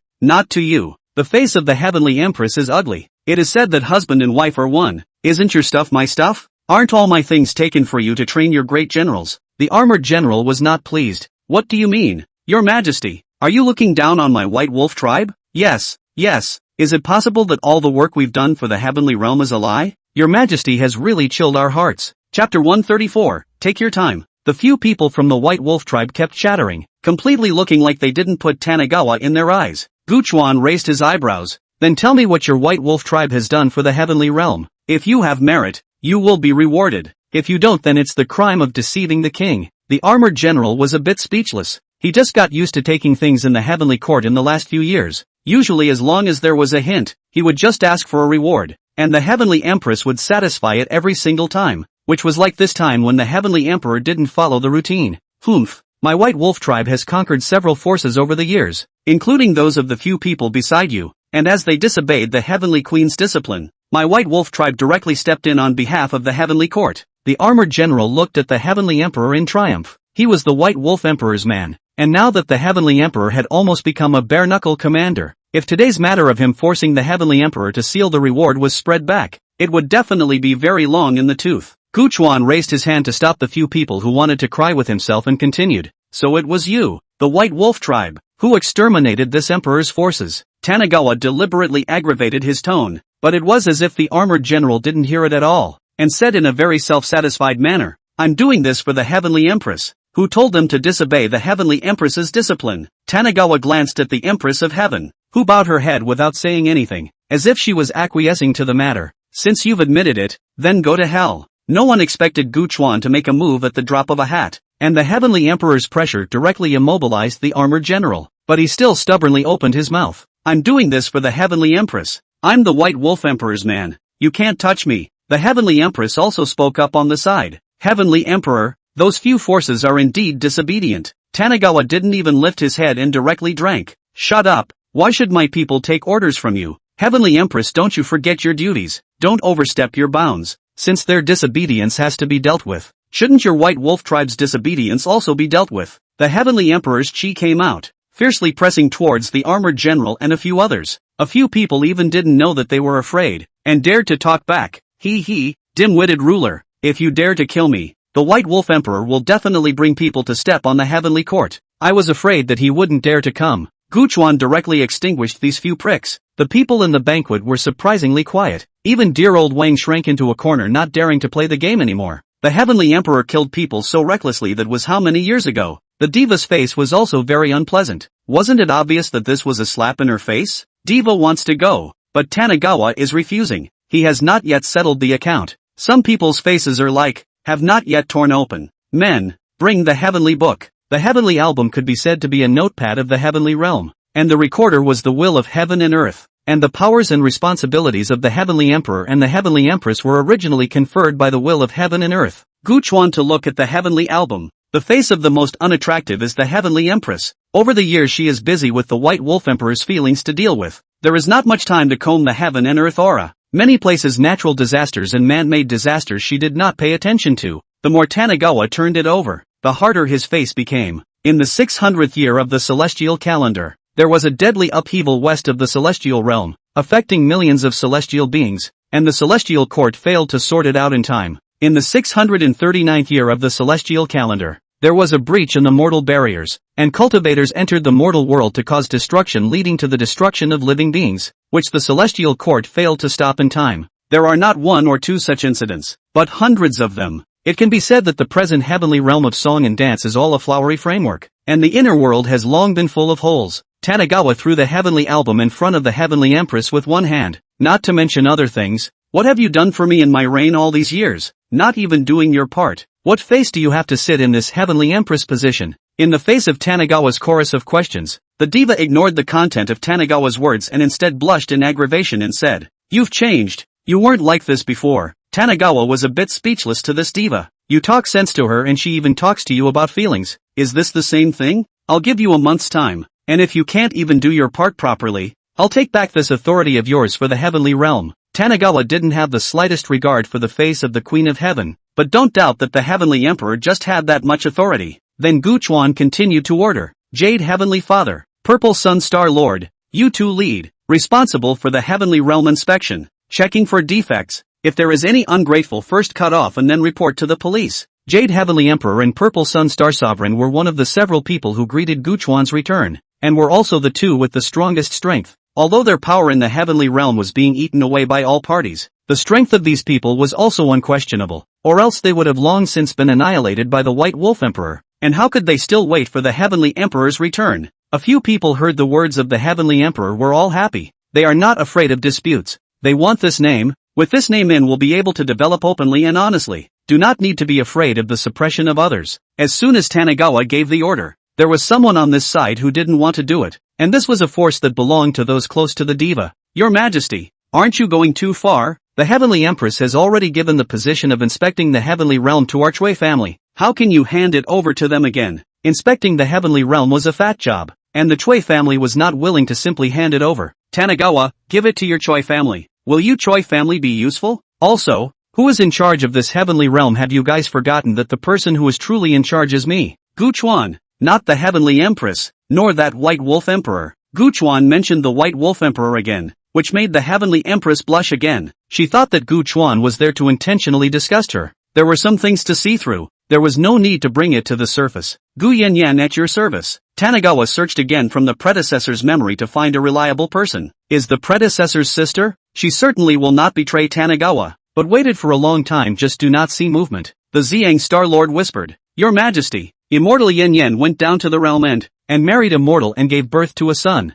Tanigawa, goddamn, it seems like another dog and pony show is coming. The Heavenly Empress also opened her mouth at this time. Yan, she has a big playful heart. I originally wanted to turn a blind eye, but I didn't expect that in the end she would marry a mortal. But don't worry, I've ordered her to be held at the foot of Prisoner's Hill for her crimes. Gu Chuan pulled the corner of his mouth. Is her son now cultivated and waiting to overthrow my heavenly court's rule? Preparing to split the mountain to save his mother? The heavenly empress was astonished. How do you know? Although this son of Yen Yen is a human immortal hybrid, his talent is really good, and he is now serving under the White Wolf Emperor. The heavenly empress didn't hold back in the slightest when discussing the White Wolf Emperor. Instead, she had a feeling of being honored with it, not caring about Gu Chuan's feelings at all. Alas, a long way to go. Come on people, go and escort Gu Yen Yen up. Gu Chuan would like to see who was making a demon. According to the memory of his predecessor, this Gu Yen Yen is a peaceful person who never does such things. As for the diva and this class of white-eyed wolves, one by one,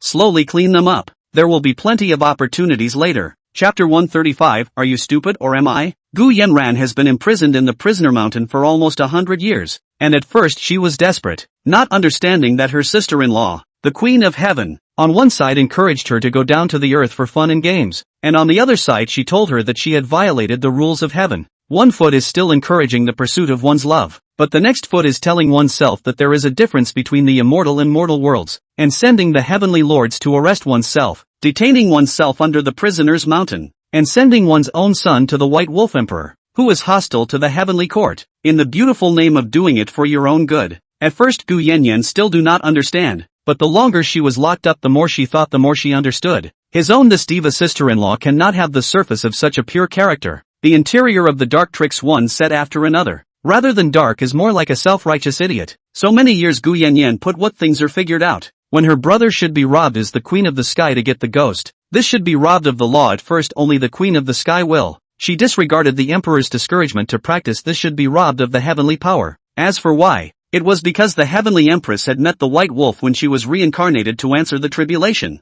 And with the dear Elder Wang's push, the heavenly empress's reincarnated body had directly met her true love. In the end, the White Wolf's attack on the heavenly court failed, and the heavenly empress even directly broke the mystery of the fetus and returned, not caring about what would happen to the consequences of not completing the heavenly work in response to the apocalypse. Gu Chuan is the husband of the Queen of Heaven, and the Queen of Heaven knows that she has done something wrong to him. So under the idea with the White Wolf, she directly puts a strand of the robbery chi into Gu Chuan's body, so that Gu Chuan can also have a reincarnation to respond to the robbery, so that both of them will not be fair. And Gu Yenyen, as the sister of the celestial emperor can't run away, the Queen of Heaven, in order to balance her heart, directly lured Gu Yenyen to come down to earth to violate the rules of heaven, so that a family has made a mistake. In the heart of the Queen of Heaven will think that everyone is even, and you can't keep talking about me for a mistake I made accidentally. Haven't we all made the same mistake? Although the idea of the heavenly empress was good, but then again she could not control herself at all. After the heavenly emperor should be robbed, she had no more scruples, and often had private meetings with the White Wolf Emperor, and took the heavenly court's things to continuously strengthen the White Wolf Emperor's power. Didn't the Queen of Heaven know about the last time the heavenly emperor returned? Of course she knew, only she didn't care. She just wanted to give the man in front of her a perfect birthday, because she knew how much the heavenly emperor favored her. The heavenly emperor wouldn't care about these little things about her, so she was emboldened. Hate. Every day, Gu Yenran hated to personally destroy this woman, the heavenly empress, who had caused her to live such a life. On this day, the cell on Prisoner's Hill was suddenly opened. A team of celestial soldiers and generals came towards her and untied the bonds on her. She knew that the celestial emperor had returned, and although she was elated she was afraid that he would not believe what she would say later. Gu Yenyan braced her weak body to ride the wind. But before she reached the heavenly court, another group of people suddenly appeared. This group of people directly blocked the path of the heavenly court soldiers and generals. Immortal Yen Yen, our emperor has an invitation. This group of people directly stated their intentions. Gu Yenyan gave a mocking laugh. Not coming early, not coming late, coming at this time of the day. Are you afraid that I'll poke my nose into your emperor and heavenly empress's good deeds? Gu Yenyan knew in her heart that she was trapped in the prisoner mountain, which was originally done by these two. And now she wanted to come over and pretend to be a good person. The fairy is mistaken. It is the emperor who sees that Lord Jiangshun misses his mother day and night, and the emperor can't bear to want to invite the fairy back to reunite mother and child. Reunion? What did he do long ago? The White Wolf is not a good thing. One day my brother will kill him. Gu Yenran was full of hatred. She could have today this White Wolf's and its credit is not small. Seeing Gu Yenran scolding the White Wolf, the visitor's face instantly turned bad. Since the fairy is unwilling, then don't blame us. After saying that, the two groups of people made their move. White Wolf's people came prepared and directly killed the people of the heavenly realm, leading Gu Yanyan towards White Wolf's territory. Gu Chuan and the heavenly court waited left and right, just could not see Gu Yanran come back, and finally took a look at the expression of the Queen of Heaven and knew that things were not good. Gu Chuan went straight out of the heavenly court. The heavenly empress reached out her hand to try to intercept her. Just a moment later Gu Yanran would be brought to the White Wolf, and then no one would say anything about her. But what the Empress of Heaven didn't expect was that Tanagawa, who had been hurting and loving her for hundreds of years, would simply slap her across the face, leaving her unable to come back to her senses for a long time. Gu Chuan went to the prisoner mountain and learned that Gu Yanyan had been taken away by the White Wolf's people, and directly rushed out as a rainbow light. The strength of the heavenly emperor was unquestionable. Arriving directly before Gu Yanyan was brought into the White Wolf's territory, White Wolf's people tried to pull a big righteousness. Tanagawa didn't hold back and just killed all of them. White Wolf came out with a gloomy face. He didn't expect Gu Chuan to personally come. This was simply impossible in the past. Heavenly Emperor, this is my White Wolf's territory. Are you overstepping your bounds? White Wolf's face was very unsightly. His subordinate had died just like that in front of him. Gu Chuan, joke. I am the Heavenly Emperor, wherein this heavenly realm is not my territory. Don't think that you are the lord of the heavenly realm after you have sealed an emperor. Let me tell you, there is only one heavenly emperor in this heavenly realm, and that is me. The White Wolf couldn't stand it and shot directly at Tanagawa. For a time, the wind gathered and the sky crumbled, and the two of them were able to create a great sound when they raised their hands and feet. But Gu Chuan cultivated for hundreds of years. This time should be the return of the calamity as the strength has been further enhanced. This White Wolf is naturally not a rival. In the end, he was directly slapped on the ground by Tanagawa, and if it wasn't for his subordinates coming in time, they would have all been killed alive by Tanagawa. White Wolf looked at the towering man in front of him, and the anger in his heart became even greater. Today's shame will surely be doubled in the coming day. White Wolf finally couldn't help but let out his vicious words. Tanagawa pulled out his ears and looked disdainfully at the White Wolf and said, I seem to remember that more than 100 years ago, someone said 30 years east of the river, 30 years west of the river, right? How come now, after the past few 30 years, it's become today and tomorrow again? The White Wolf didn't say anything in anger, but the minions on the sidelines couldn't help themselves. Heavenly Emperor, don't bully people just because you have a high cultivation level. If you have the ability, fight me with the same cultivation level as me and see who has the real ability. This is the White Wolf did not start when the fox friend used to be a dog slaughter, and then followed the White Wolf. Just a few talent, and the White Wolf cover. People in the world on the very unimpressive. Gu Chuan also remembered the predecessor of this dog slaughtering big righteousness to come. Yeah, as you wish. Just after Tanagawa finished speaking, the big dog slaughterer ran up with an axe in a hurry. Tanagawa directly opened a big move and used the strongest means to solve this big dog slaughterer. Butcher of dogs, how can you, a heavenly emperor, not keep your word? In the dog slaughtering Dato's puzzled gaze, Gu Chuan slowly said, why should the strength that I have cultivated with so much effort be suppressed because of you? Is it you or me who is stupid? Chapter 136, 1 month later. When the great dog slayer dies, the people of White Wolf come to condemn Tanagawa. Celestial Emperor, you've gone back on your word. You don't deserve to rule the celestial realm. I'm not worthy? Is your White Wolf Emperor worthy? A mere underling of mine. If I can defeat you once, I can defeat you a second time. Gu Chuan disliked back. Let's all go together and avenge General Slaughterdog. He can't die like this. There are a few who are not afraid of death directly rushed out with weapons, and Tanagawa directly slapped them to death. Come on, let's go back. White Wolf suffocated and led the men back to the base camp. Tanagawa would like to directly kill in and result in White Wolf and the others, but as a base camp there must be killing moves. Just like the Heavenly Realm has the Heavenly Branch formation, Gu Chuan with Gu Yen ran back to the Heavenly Court. The road encountered rushed to want to reinforce the Yumingzuan and others. Gu Chuan is now their big backer. Gu Chuan if the fall, they all have to play the end of the game. In the Heavenly Court, just as Gu Chuan entered the gate, the Heavenly Empress angrily rushed out and directly drank at Gu Chuan. You killed General Slaughterdog. Why did you do that? Why did you kill White Wolf's people? Gu Chuan's eyes were cold as he looked at the Heavenly Empress. He wants to rob Yen Yen. Do you think I should kill? What's wrong with robbing Yen Yen? It's not like White Wolf is going to kill her. He's just asking her to go to a mother and child reunion. Just you have a heart of stone. You still don't want to let them reunite mother and child. Tin Hao is still fighting for White Wolf, wondering how the news could be known so fast. A mouthful of a White Wolf called is quite intimate. Want to go back at night to comfort the White Wolf dead General Ah. Gu Chuan one sentence let the irrational Tian Ho stop. What is wrong with the Heavenly Emperor? She is now very puzzled. Should be robbed before he was never talk about the White Wolf Ah. Poof. Tanagawa pushed the diva out of the way as he sat down in his seat. Yuma, tell me what's going on. Gu Yanran directly kneeled down in front of Gu Chuan. Brother, you have to be my master. It's all this woman. It's her and the white wolf's framing that made me fall into the love poison in the mortal world, as well as this dear old man. It's him that is in the middle of it all, letting me sink into the mortal world unable to pull myself out. Gu Yanran pointed at the heavenly empress with a sad and angry expression. If it wasn't for this woman herself, why would she be here? The empress of heaven frowned. She knew that this Gu Yanyan would come back and talk nonsense. That's why the white wolf made a move to try to take Gu Yanyan away to keep herself from being embarrassed. Yanran, you don't talk nonsense. It's you who are obsessed with the mortal world. How can you blame it on me again?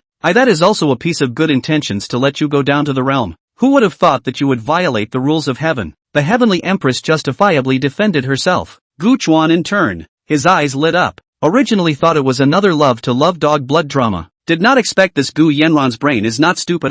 Gu Yanran, for my good? For my good you would have the dear elder poison me with love poison and bring that man to me all day long. Gu Yanran, as the sister of the heavenly emperor, how many people in the heavenly realm are chasing after me? You say that I would look at that kind of worthless man, who is not accomplished in his work, who is a mortal with nothing but a good skin. On what basis would I look at him? The more Gu Yanran said, the more angry she became. If not for her weak body now, she directly went up to Tyr, the queen of heaven. I'm not doing it for your own good. You said you're hundreds of years old and still haven't married. I'm also kindly letting you experience the flavor of love. And now that you have a child you won't be left alone in your old age. Tinhao, looks like I'm doing you a favor and you don't thank me and don't appreciate it. Which really breaks my heart as a sister-in-law. And why do you imprison me? That is not a violation of the laws of heaven. I have no choice.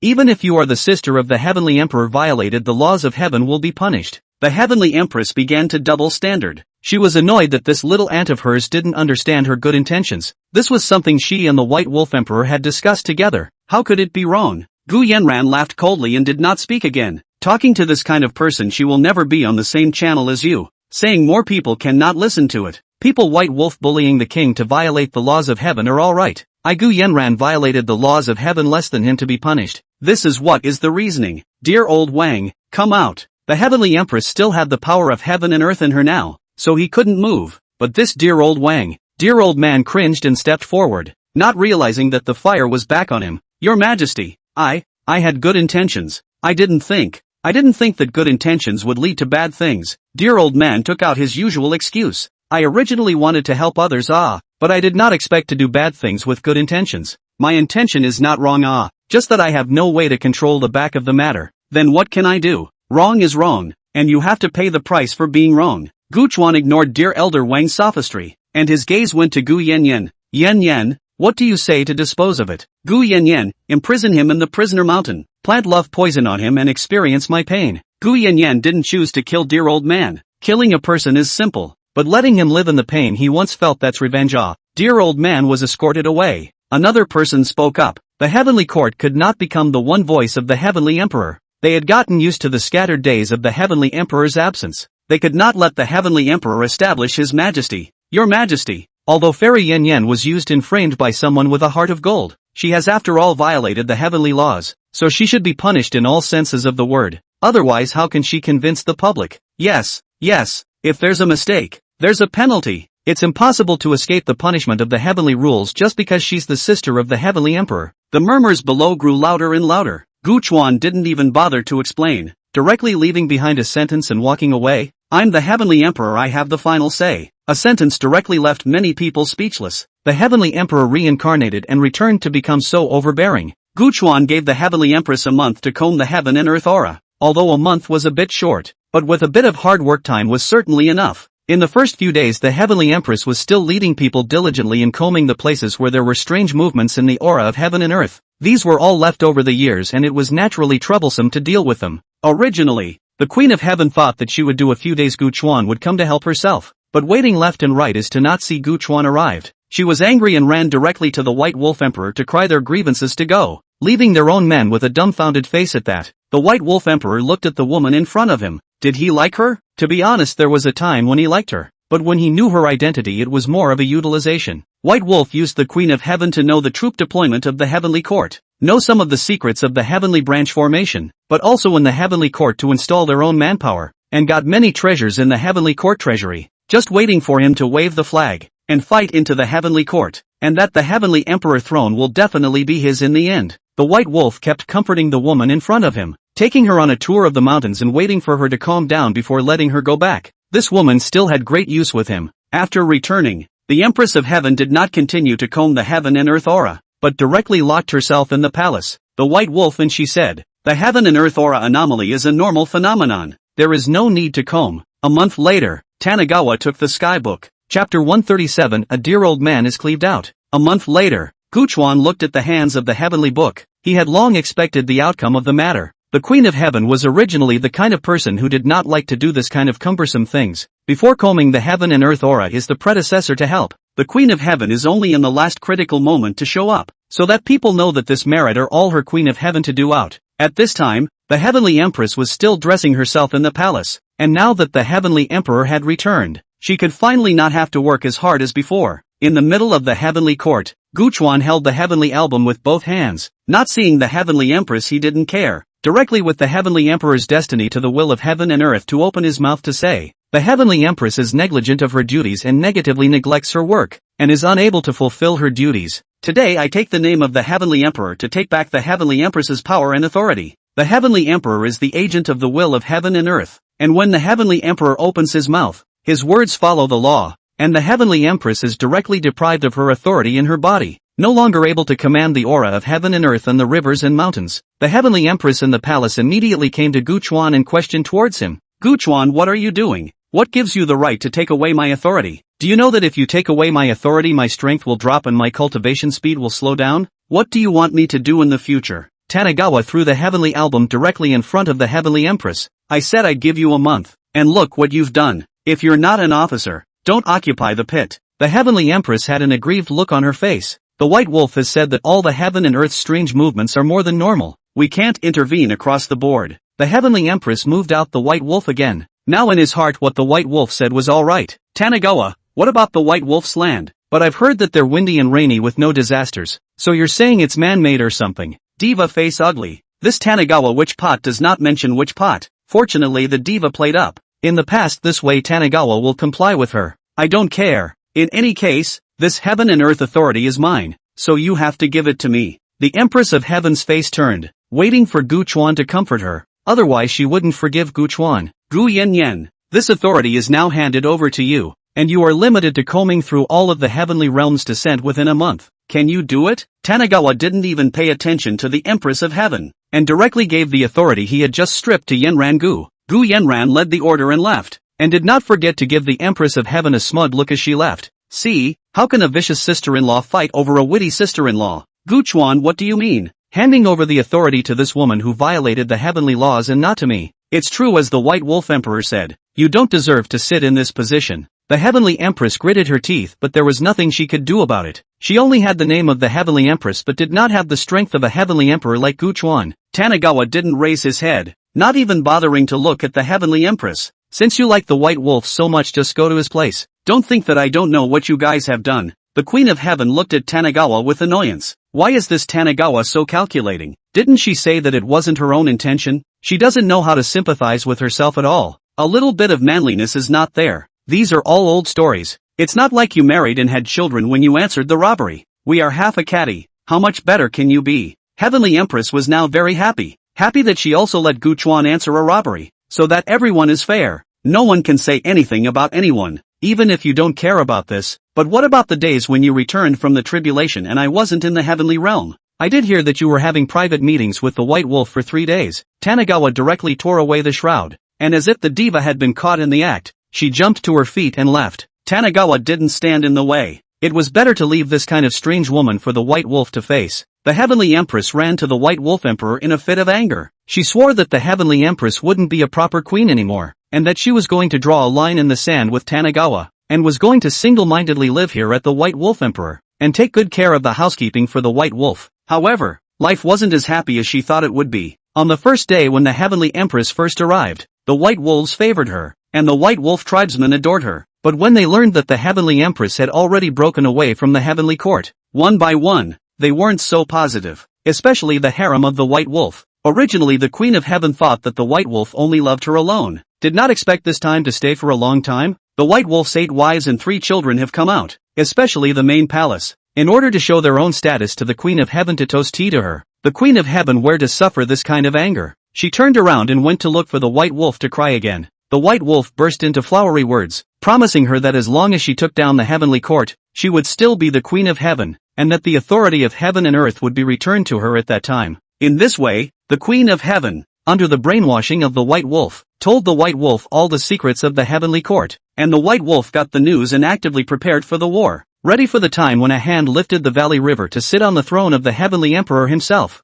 During the time after the Queen of Heaven left, Guchuan was also reorganizing the dynasty. All the disobedient forces were eliminated, all the obstinate ones were exterminated, and in the end, there was only one voice left in the heavenly court. Jiang Shun had accomplished his cultivation, and with some small opportunities of his own, he thought he was now capable of saving his mother. So, Jiang Shun with an axe, directly alone to the prison mountain, defeated the heavenly soldiers and generals after an axe split the prison mountain. Mother, child is unfilial, so many years child let you suffer. Jiang Shun tears. Wow. Originally a perfect scene of reunion, but the foot of the prison mountain suddenly came out an old man. Jiang Shun was confused. How did his mother become a lewd old man? Jiang Shun coerced dear old man, who told the truth, but Jiang Shun thought it was his heavenly emperor uncle who confused his mother and made her work for the heavenly court. So Jiang Shun took an axe and charged straight all the way into the heavenly court. He wanted to save his mother and put her out of her misery, but I didn't expect that the first one to come out was his mother, Gu Yanran, who directly suppressed him without the slightest resistance. Jiang Shun knelt in the middle of the hall, his face confused. What is all this? How is it different from what I thought? Mother, why are you hitting me? I'm Shun Heir, your favorite Shun Heir. Jiang Shun's face was aggrieved, not knowing why Gu Yanran punched him. Is this man threatening you? Mother, don't worry, I will do you justice. Jiang Shun looked at Guchuan full of anger, wanting to tear Guchuan alive, but the next moment, Pa a loud slap. That's your uncle. Gu Yanran looked complicated. She didn't know how to face Jiang Shun, but this was her son after all, and she couldn't just ignore it. She was afraid that Guchuan would slap him to death later. Mother, this kind of person doesn't deserve to be my uncle. Pa. Mother, Pa, pop. Uncle, Pa, sorry for hitting the addicted. Gu Yanyan looked at Jiang Shun with some embarrassment. Jiang Shun, his face was swollen like a pig's head, and he was finally too scared to speak anymore. Chapter 138, The Great War. The White Wolf had deployed all its forces against the heavenly court, and in the past, when the heavenly emperor was absent, the forces of all sides were pulling, preventing the White Wolf from claiming the throne. Now that the heavenly emperor's returns, iron-blooded tactics had caused a lot of dissatisfaction. Many of the forces that had been suppressed by Tanigawa had turned to the White Wolf, making the White Wolf's power stronger and stronger. The technique that White Wolf cultivated was very special. His own strength was related to his forces. The more forces he had under him, the stronger his own strength was, and now he already felt that he had the strength to be an even match with the heavenly emperor. In order to avoid a long night's sleep, the White Wolf directly raised an army to attack the heavenly court. The heavenly court is immoral, disregarding the lives and deaths of all beings. Today I, the White Wolf, have risen up and will definitely seek this justice for this heavenly realm. White Wolf struck the banner of the heavenly court of No Way and led his men directly to the heavenly gate. The White Wolves were so outnumbered that the heavenly court's people couldn't resist. Your Majesty, the White Wolves are outnumbered and there are too many rebels for us to hold back. Let's leave this place first and wait for the coming day to reorganize and come back to kill. Venerable Jade Sky and Violet Sun Starlord were covered in blood and stood in front of Guchuan. Guchuan didn't have the slightest intention to run. A group of dirt chicken and dog is just a group of dirt chicken and dog. After saying this, Guchuan directly got up and came to the heavenly gate. At this time, the heavenly gate had already fallen, and White Wolf's people recklessly smashed and grabbed the things in the heavenly court. Guchuan suffered death. The White Wolf in front of him suddenly killed out. He had already lost in front of Tanigawa twice, and would never allow to lose a third time. A blow exchanged. This White Wolf's strength was actually equal to Tanigawa's, which directly made the forces that had just defected to him even more powerful. Seeing that the heavenly court heavenly soldiers were about to collapse, Guchuan waved his hand. A ray of light shot out from the heavenly court. The heavenly branch grand formation rises. Light flashed. A single prohibition was revealed from within the formation, and a stream of starlight was drawn down from the 9 heavens. The starlight entered the body of the celestial soldier, and the celestial soldier's injuries all over his body quickly recovered. And the starlight entered the body of the rebel force, and the rebel directly exploded and died. The heavens branch grand formation was in operation, directly transforming into a super killing formation. As long as one entered the range of the grand formation, they would all be mercilessly strangled. When White Wolf saw this, a cold smile appeared in the bottom of his eyes. He had long anticipated this situation and had already prepared his means. Heavenly Empress, I know you can't bear it in your heart, but the Heavenly Emperor's methods are brutal, so I'm troubling you. White Wolf spoke with great affection and a bunch of empty promises, causing the Heavenly Empress to be directly moved. The diva was like a brainwashed female match who directly struck out. She pointed at Tanigawa and said loudly, "Tanigawa, I really misjudged you. How could you be so cold-blooded? How could you lay your hands on so many lives?" Heavenly Empress righteously said. The Valley Chuan baffled. "Feelings White Wolf kill my heavenly soldiers is not cold-blooded, not brutal, but to uphold justice?" The Heavenly Empress took out a formation disc from her body and said with a grateful expression, "Luckily, I took away the formation disc of the Heavenly Branch Grand Formation when I left." The arrayed disc twisted, and in an instant, the form in the field, which had only just improved, began to deteriorate again. Tanigawa's head was full of black lines. How in the world did the predecessor find a mother-in-law? And this kind of oddball even got along for hundreds of years. Bring it! Tanigawa went away with anger, originally wanting to leave a life for her. Who knew that she would be so deadly? "Guchuan, your opponent is me. What kind of skill is it to fight with a woman?" The White Wolf stepped on the golden clouds, carrying the great power of heaven and earth with every movement. Guchuan mobilized the power of the Heavenly Emperor to meet the enemy, and Guchuan manifested the Heavenly Realm Shadow to ruthlessly suppress the White Wolf. White Wolf put his hands on top of his head and smashed the vapors with a punch. The people around the White Wolf gradually increased.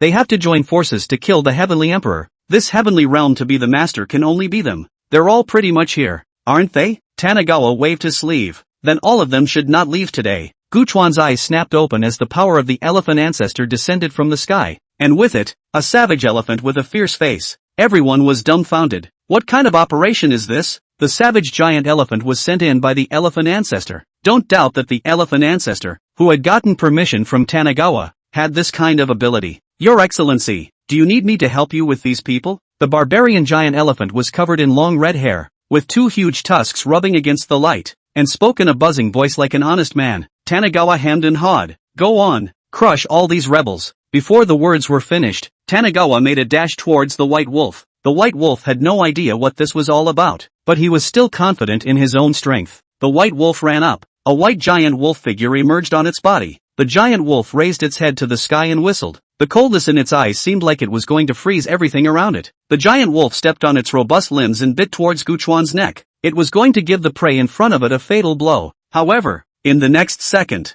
Tanigawa struck out with a fist. Fast, hard and accurate, and the fist landed on the giant wolf's chin, and the giant wolf was directly lifted off the ground and disappeared into a shadow. The White Wolf had a look of disbelief. "How is it possible? Where did you get this power from? How are you stronger than me?" "No, this power is not yours. Tanigawa, you are despicable. To be stronger than others is called deserving, but to be stronger than you is called despicable?" Tanigawa does not care to explain to this kind of person. One punch shattered White Wolf's illusions, and White Wolf had become a turtle in a jar, unable to escape. On the other side, the savage giant elephant flung its trunk to fight and kill the four directions. It has thick skin and flesh. Basically no one can hurt him. When he came, the elephant ancestor also told him to be careful. "I didn't expect everyone here to be such a dish." The form shifted too quickly, making it impossible for people to adapt for a moment. One moment their majestic White Wolf Emperor was directly crushed the next moment, which made them unable to accept it for a moment. "Emperor, you can do it. Stand up. Emperor, kings and lords would rather have their own.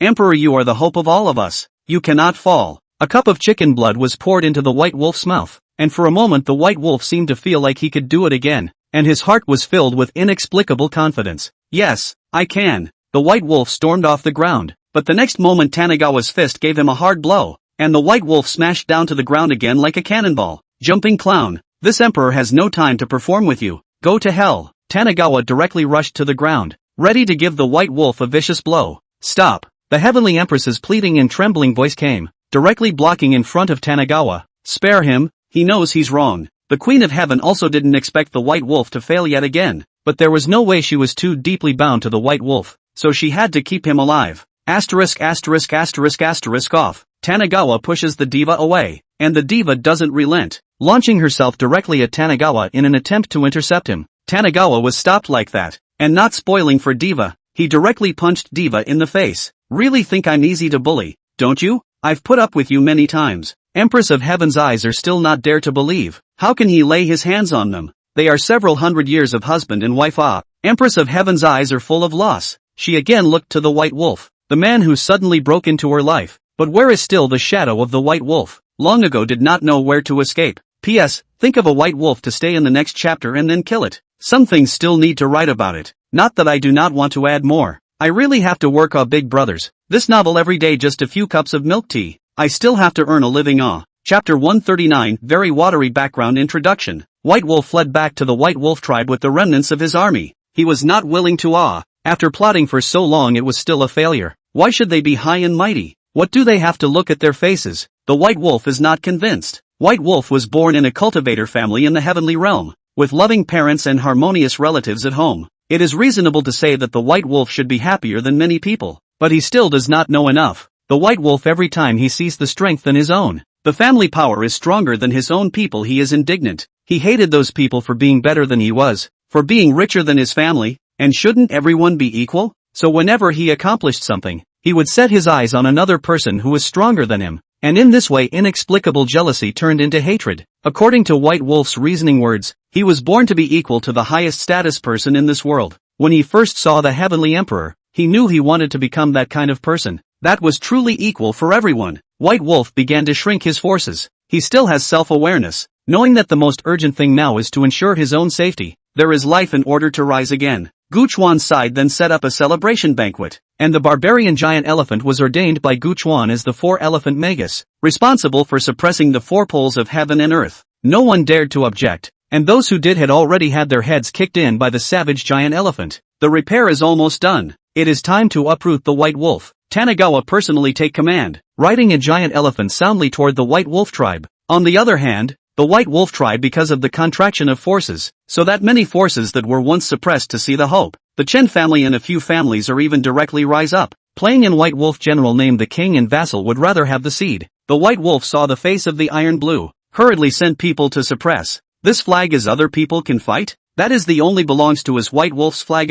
He White Wolf playing the flag is justice. Other people play this flag as treason. When Guchuan arrived, the two sides were fighting hard, and as soon as the Heavenly Realm soldiers joined in, the White Wolf tribe retreated, finally cowering in one place and not daring to come out. The White Wolf stood at the front of the army. His strength had declined a lot with the reduction of his own power. Tanagawa, do you really want to rush all of us to the end? The White Wolf looked at Tanagawa with indignation. This guy had clearly defeated himself. Why couldn't he just let himself go? Without much ado, Tanagawa waved his hand toward the heavenly soldiers and generals behind him. Kill! The White Wolf tribe's momentum was long gone, and it didn't take long for them to be defeated by the heavenly soldiers. The White Wolf tried to escape. Guchuan directly followed, not saying anything about the power of the Celestial Emperor. With a full swing, a palm imprint attacked towards the White Wolf. The White Wolf was no longer able to cope with it, and in no time at all he was pinned to the ground and rubbed as hard as he could. Tanagawa grabbed the White Wolf's neck and lifted it up. The White Wolf looked at Tanagawa with indignant and unwilling eyes. This position should be mine. What makes you inherently superior? Tanagawa's hand exerted force. With a click, the White Wolf's neck broke. Its body weakly softened.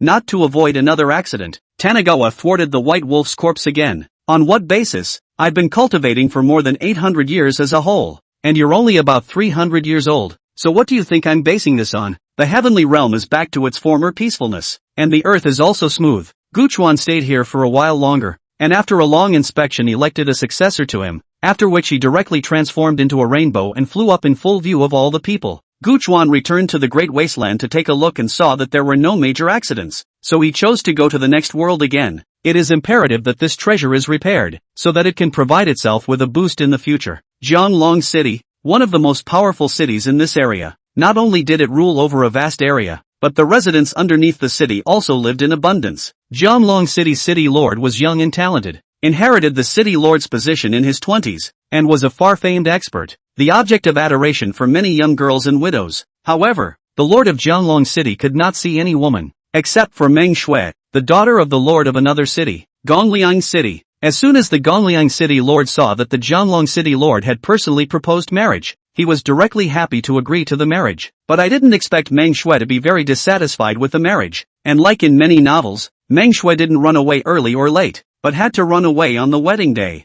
Jianglong City lord was angry and anxious, directly sent people forward to arrest, took the bride price and still want to not marry the man thought of beauty. But before he could find Meng Shui, Jianglong City was attacked by hostile forces, and for a moment Jianglong City's city lord couldn't care less about Meng Shui, and when he came back to his senses, he found that the yellow flowers were cold. After escaping her marriage, manhwa came to live in a small, remote village, and as someone who grew up in a bustling city, everything here was new to her. Soon after he fell in love with a man in the village and got married. The man is the only one in the village to read. Limbs are not hard work and not all rely on the family and the village to help support. Even the wedding was a patchwork of necessities, not to mention the bride price. But manhwa did not think. In her heart she felt that she was just a princess in distress. If you want a good life, just go straight back to his father. After the marriage, manhwa gave birth to a boy, and before the two of them could be happy for long, Zhang Longcheng's people arrived. In order to prevent her child and husband from being hurt, manhwa followed Zhang Longcheng's people back. Originally, manhwa wanted to be honest, but seeing that her father had taken someone's bride price and had already used it up and couldn't pay it back, manhwa had hidden it from everyone and married the lord of Jianglong City. After that, manhwa and Jianglong City lord had a son. Just she did not have the slightest love for the son. Cold eyes all day. They also daily depressed a sad look. As the lord of a city, how could he not see that things were not right? And in a direct check he found out that manhwa had a husband and child. Where has the lord of a city suffered such anger? Directly to order the obliteration of these two people. Manhwa bitterly begged, threatened with life. Jianglong City lord compromised. Manhwa married Jianglong City lord of the 6th year. Suddenly and inexplicably got a disease and died. Manhwa died after Jianglong City lord also became daily depressed up. Then after a few years he also died. The son of Jianglong City lord succeeded to the throne at a young age. After digesting the information given by the system, Tanagawa was a bit speechless. How come every time it's this kind of dog blood plot? Can't we have something else? Guchuan's current identity was no one else. It was none other than the son of Jianglong City lord that succeeded to the throne at a young age. Guchuan, who was also manhwa's second son. So I have a brother? Tanagawa thought of a movie he'd seen before.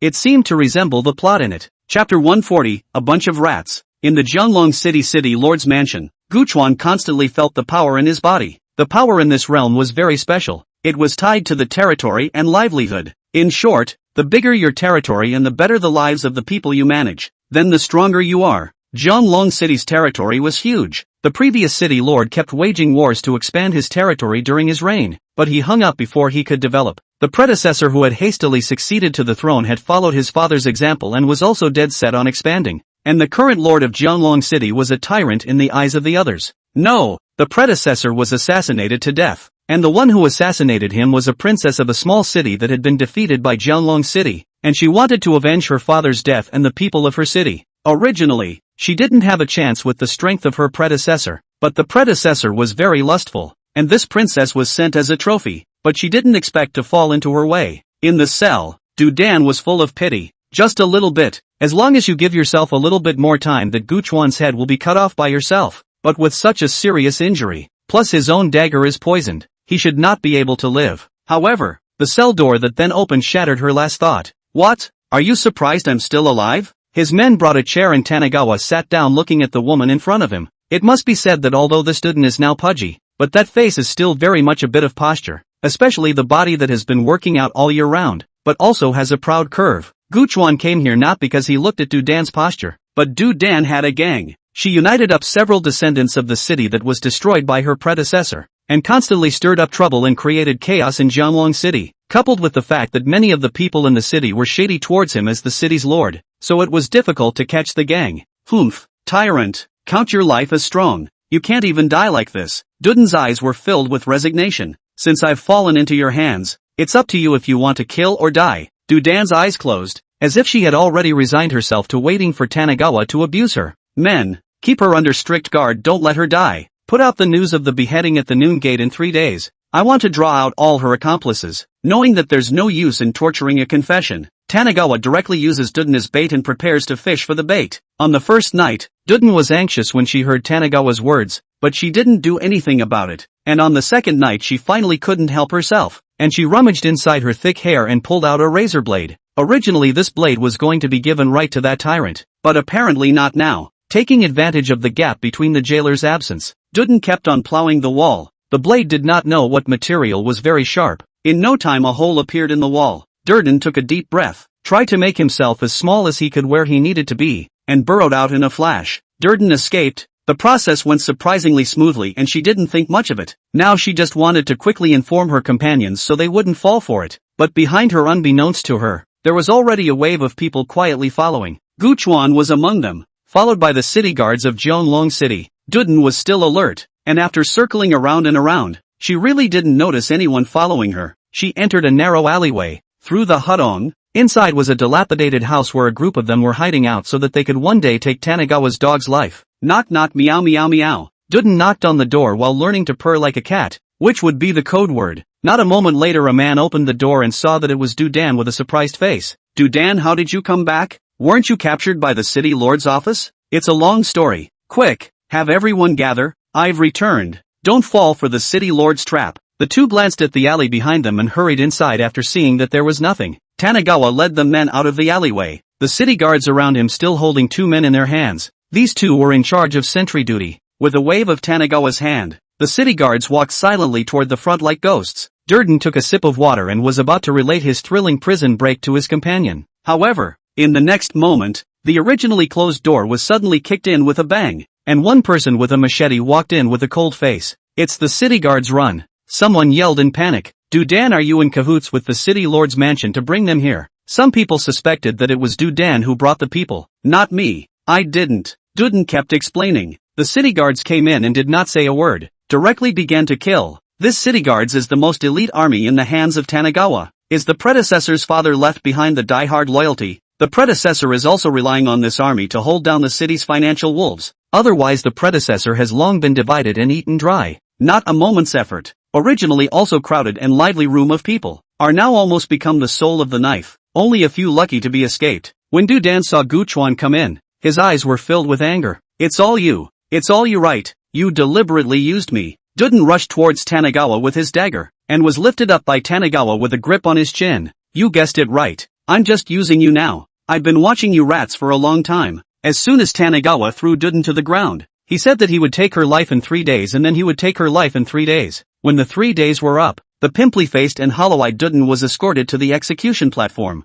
The executioner's knife fell, and Dudan's head fell to the ground in the lamentation of many men in Jianglong City, during which he did not encounter any robbery of the court. The death of this group of people did not cause the slightest ripple in Jianglong City, but then Guchuan's words caused a wave of shock among Jianglong City's dignitaries. On this day, Tanagawa gathered all the powerful and noble people of Jianglong City. These people held almost 70% of the lifeblood of Jianglong City. All of them were the ruling class of Jianglong City. Jianglong City's taxes are too high. I want to adjust the tax to 20% of the original. One sentence directly caused a furor. The tax was originally 60%, but now it is adjusted to 20%. How does this make those powerful people who have been raiding the people think? The first one to stand out and disagree was the Dong family, a force that had existed since the establishment of Jianglong City. After the departure of his predecessor's father, the Dong family became more and more arrogant. Not listening to the orders of the city lord's office was a small matter. The most serious thing was that the Dong family kept private soldiers, which was absolutely not allowed in any city. I don't agree.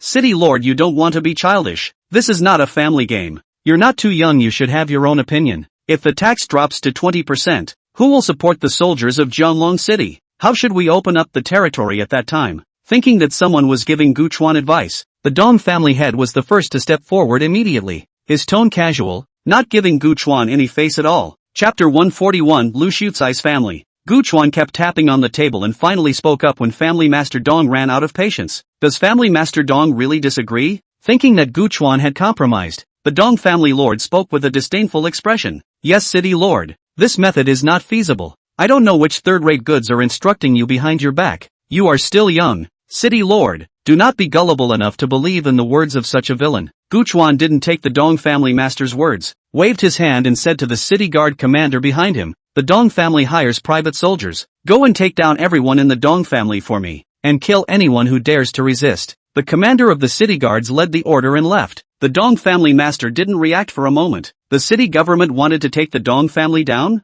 The Dong family head jumped out and said angrily, you're being unreasonable. City lord, my Dong family has diligently given so much to Jianglong City. You're even striking out at my Dong family without any evidence. You're unloading on them. The Dong family master hurriedly headed outside. He wanted to hurry back to the Dong family to deploy a turn before the city guards. With a direct wave of Guchuan's hand, a Dragon Tang shadow emerged, and the gate of the city lord's mansion suddenly closed with a bang. The Dong family lord's face was ugly. The strength of the city lord was undoubted. If he wanted to resist the lord of a city, he would need to gather at least 70% of the power and wealth of Jianglong City. But how could he have so much time right now? No one dared to speak up for Master Dong. Who didn't have a few private soldiers in their family these days? Gu Chuan was going to shoot his head off. They could only shrink their heads. In that case, this tax is settled. No one has any objections. Tanagawa looked at the circle and saw that no one spoke, so he took it all as their default. On the second day, the city lord's office issued a decree, and the people of Jianglong City were both happy and apprehensive when they found out. Happy that the tax is lower. Their life will certainly be much better. Although there is a 20% tax, but as long as they are diligent, they still have a surplus every year. The apprehension was that the young city lord did not know what kind of demon he was going to do again. Especially the ordinary people at the bottom could not withstand this kind of tossing and turning anymore. Inside the city lord's mansion, Gu Chuan looked at the gold and silver treasures piled up in front of him, all of which belonged to the Dong family, whose forces in Jianglong City were directly copied by Gu Chuan and used to fill the vacancies in the city lord's mansion. Commander Lu, this box will be distributed to the brothers. Commander Lu was the commander of the city guards. His predecessor was generous to him but very harsh to the manpower left behind by his father. He naively thought that these people would just need to be fed. Lu Commander is also a strange look at Gu Chuan. This city master today how to change a set of temperament. Usually get these things are not in a hurry to move back to the treasury. They can only dry watch, if not a favor of the old city master in every day. So who suffered is now also has many members of the team to put forward the views. Commander Lu thanked Tanagawa.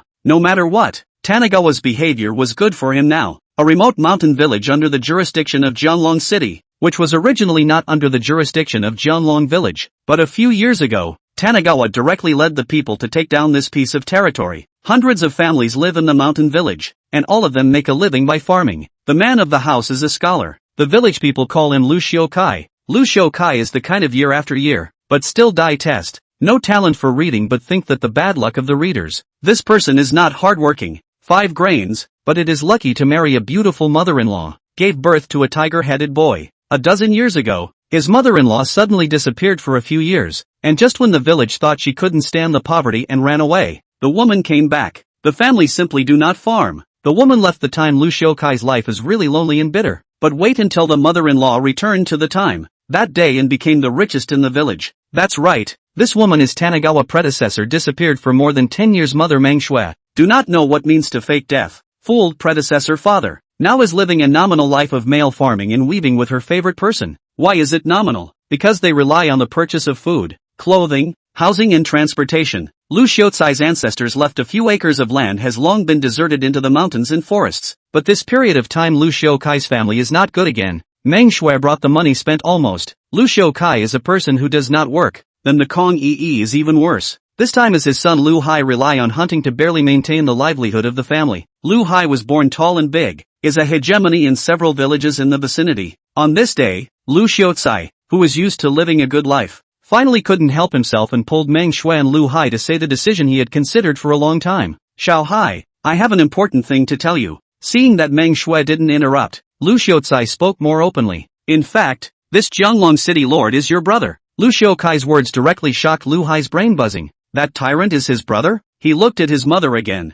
only to see Meng Shui nodding at him. Lu Xiukai organized his language and told Lu Hai about his affair with Meng Shui with a magic twist. In the story Lu Xiukai, becomes a hero who will do anything for love. Tanagawa's father becomes a villain who beats up the lovebirds, and in the end he goes through a lot of trouble to be able to come together with Meng Shui. Meng Shui also surprisingly did not refute. Also do not know from where to see this nothing to do. All day a look of lovesickness look of Lu Xiucai became a hero. Lu Xiucai cleared his throat and continued to speak again. You have also seen what has become of Jianglong City managed by your brother. The people are not happy. The people are starving. He can't afford to bear such a big burden of Jianglong City by himself. He needs us to help. Lu Xiucai's eyes flashed a faint light. And I don't know where he, a lazy man who ate and drank well every day, didn't know where he experienced the hardships of the people. Lu Xiucai this life in addition to marrying a beautiful mother-in-law. The other nothing? He has ambition, but no ability. Rather than no ability, more like a fake effort to ruin themselves, all day pretending to read a book, can read into a few points is also on his own no, but his heart is not willing, so he hit the idea to Gu Chuan. He wants his son to replace Gu Chuan to become the Jianglong City Lord. He wants to borrow his son's hand to realize his own ambitions, that is,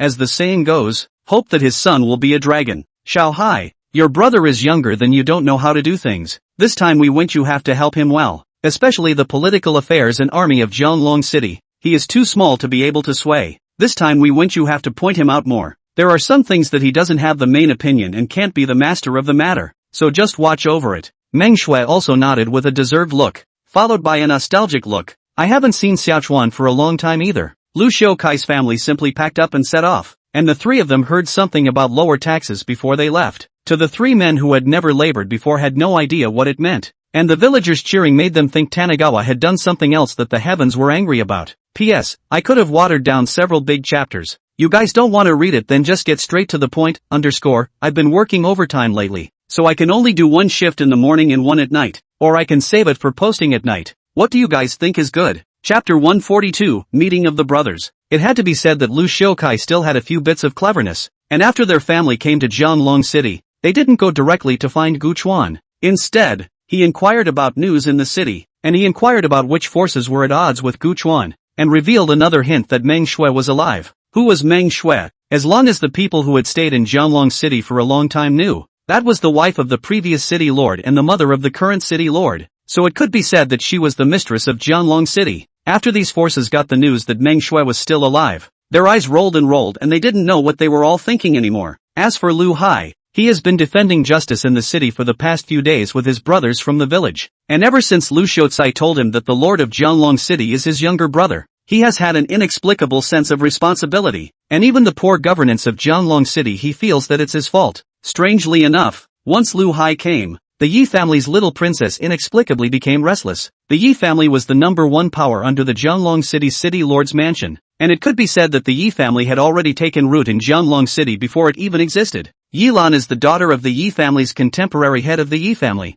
pampered since childhood. The predecessor's father and the Yi family proposed a marriage. Only at that time Yilan was dead set against it, and it was rejected by the Yi family. Yilan was very happy today, because she beat up Zhou Wen, the youngest son of the Zhou family, that dude who loved to brag all day long, and the sisters had long been saying behind their backs that he was in the way, so today she took the heat for the sisters. Zhou Wen was furiously leading his men to chase after Yilan at this moment. Yilan, if you have the guts, don't run. Yilan sniffed and ran even faster, constantly lashing the steed underneath her. Zhou Wen, do you think this girl is stupid? With your bragging brain, a pig is smarter than you, ha ha ha. But not much later Yilan couldn't laugh anymore. Zhou Wen's men suddenly encircled from the front. Yilan could not escape. Humph. Yilan, I have no past grievances with you. How dare you hit me for no reason? Let's see how lousy we'll clean you up today. Zhou Wen's face was swollen like a pig's head, and there was no good clothes on his body, so he didn't know how he was tortured by Yilan. Zhou Wen raised the whip to hit. Yilan wanted to resist but was directly defused by Zhou Wen's guards.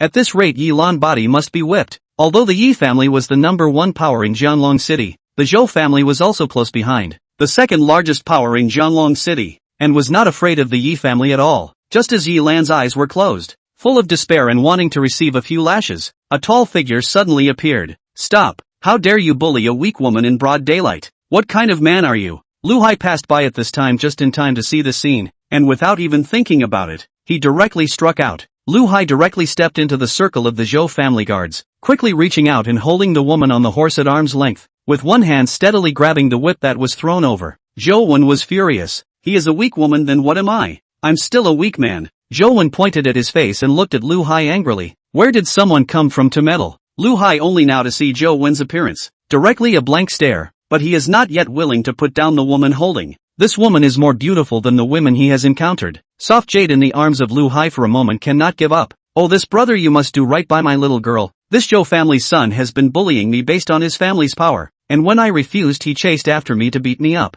Yilan covered her face with both hands, wailing and crying. This kind of unacted performance was commonplace for her, but for Lu Hai, all of a sudden it felt like he was going to do injustice. Go on, all of you. Give me a chance to kill this dirtbag that came out of nowhere. Zhou Wen commanded his men to strike. On one side, the people Lu Hai brought rushed to join in, both sides mixed, and in the end, Lu Hai's people flagged to win a move. How could Jianlong City have scum like you? Lu Hai walked up to Zhou Wen and directly kicked off one of Zhou Wen's legs. Today, I'm going to waste one of your legs so that you'll remember. Remember, my name is Lu Hai. If there's anything you need to do, feel free to come and find me. Lu Hai's hand is extremely hard. That has really kicked Zhou Wen a leg. The bones are broken into two sections. Yilan was also stunned. This is where the rash The next moment he knew that he was in trouble, pulling Lu Hai away. The Zhou family master rushed into the medical center after getting the news. The doctor in the medical center shook his head. The person who did this was extremely ruthless. The meridians in young Master Zhou's legs were shattered. Please forgive the Zhou family, master. There is nothing I can do. When the Zhou family had learned of the situation, he gritted his teeth and made sure that the Yi family paid the price. He went up to the city lord's mansion and sounded the drum of injustice. Tanagawa understood the situation and then sent someone to inform the Yi family head, who still didn't know what had happened. As soon as he arrived at the city lord's mansion, he heard Zhou Biao, the head of the Zhou family, accusing himself, "City lord, you have to do it for me. My poor child had his leg broken by the daughter of that old brat Yi Mingcheng at the behest of someone." Zhou Biao knows that the Yi family is not easy to deal with. Directly let Gu Chuan step in. Let Gu Chuan to give him a fair Zhou family. If this is placed in the predecessor, which is not handled well on both sides. However, when it comes to Tanagawa here, well, it's fine to talk about things as they are. Come on people, go and arrest the group of people who injured Zhou Wen. The speed of the city guards was very fast, and in no time they found Lu Hai and his group in a restaurant. And these people were still drinking with Yilan at the moment. The city guards came to Lu Hai full of concern, stopping Yilan, who wanted to open his mouth on the side.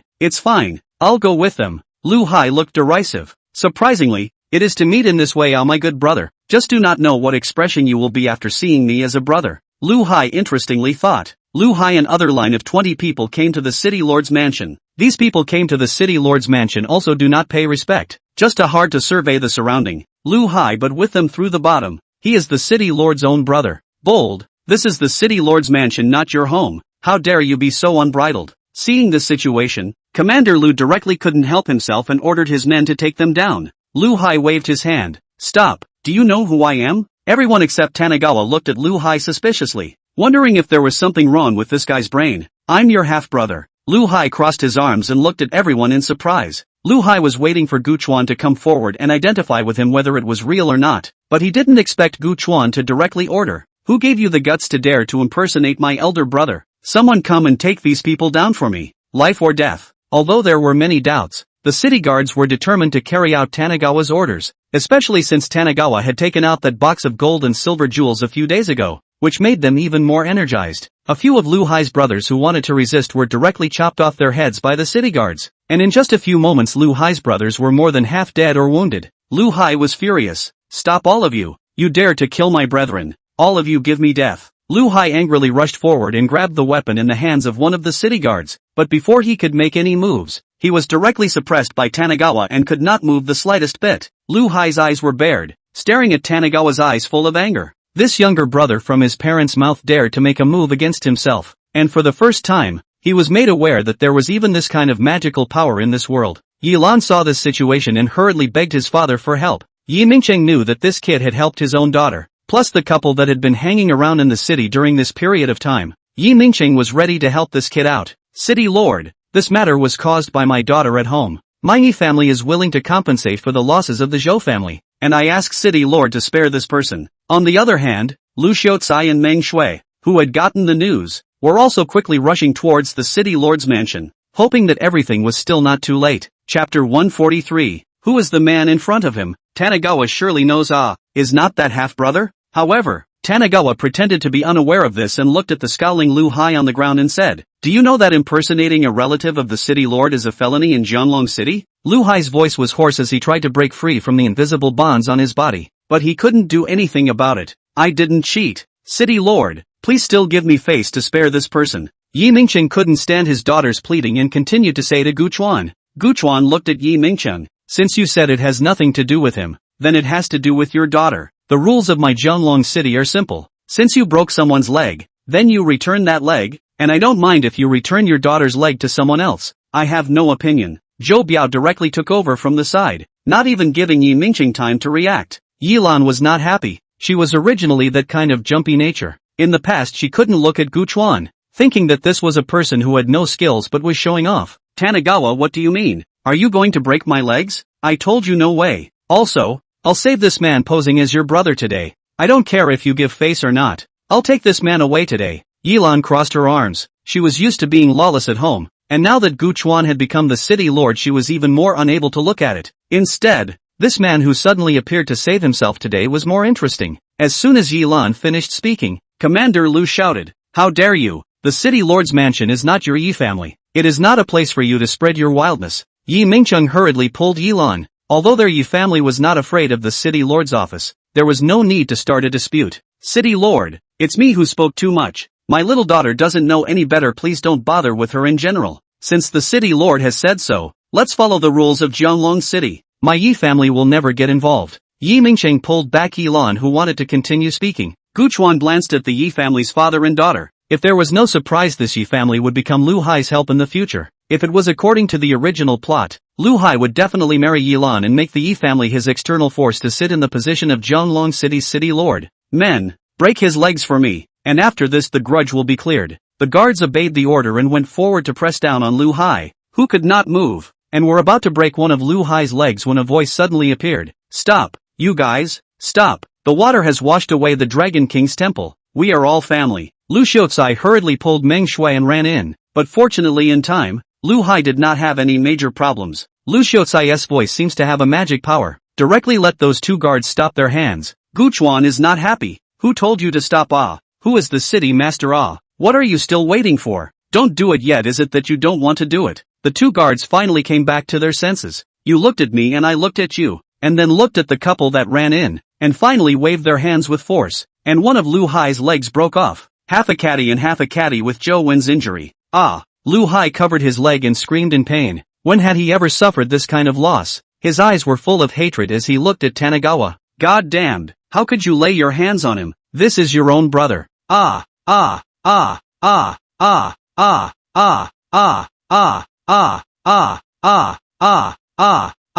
The same mother's womb. Lu Xiaocai hugged Lu Hai in heartache and looked at Gu Chuan with eyes full of indignation. Meng Shui on the side also couldn't help but cry. Quickly go get medicine for your brother. Hurry up and call the physician. Gu Chuan ignored these two. The city lord's mansion did not have his permission. Surprisingly, someone was able to let someone in privately. Who let these two in? As soon as Gu Chuan spoke, Commander Lu quickly had someone go and bring over a guard who was watching the door. As soon as the guards knelt in front of Tanagawa, City Lord, spare your life. I saw that it was the Lord Mother returning, so I didn't stop her. The main mother was the former City Lord's wife, kind of like the Empress Dowager, but this guard had only been in the City Lord's mansion for a few years, so how could he recognize Meng Shui? Expel this person from the City Lord's mansion by beating him with 100 military clubs. Don't think that Tanagawa's punishment is light. These 100 military clubs come down. This guard will only have half a life left if he doesn't die. Lu Xiaocai and Meng Shui cried for half a day, and when they saw that Gu Chuan had not paid attention to the two of them,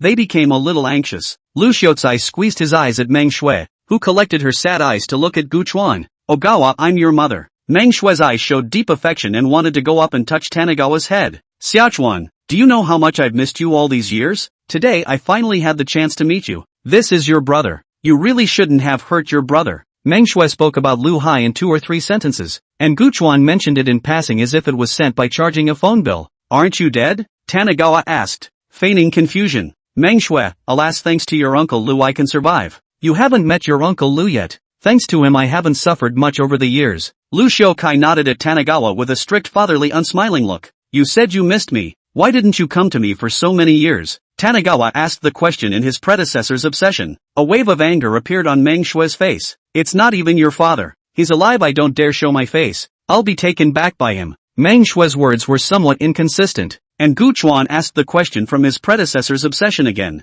What about after father's death? How come you didn't come to see me for so many years? Do you have me as a son in your heart or not? Meng Shui, a little afraid to look at Gu Chuan. Xiao Chuan, now is not the time to play sex. Good.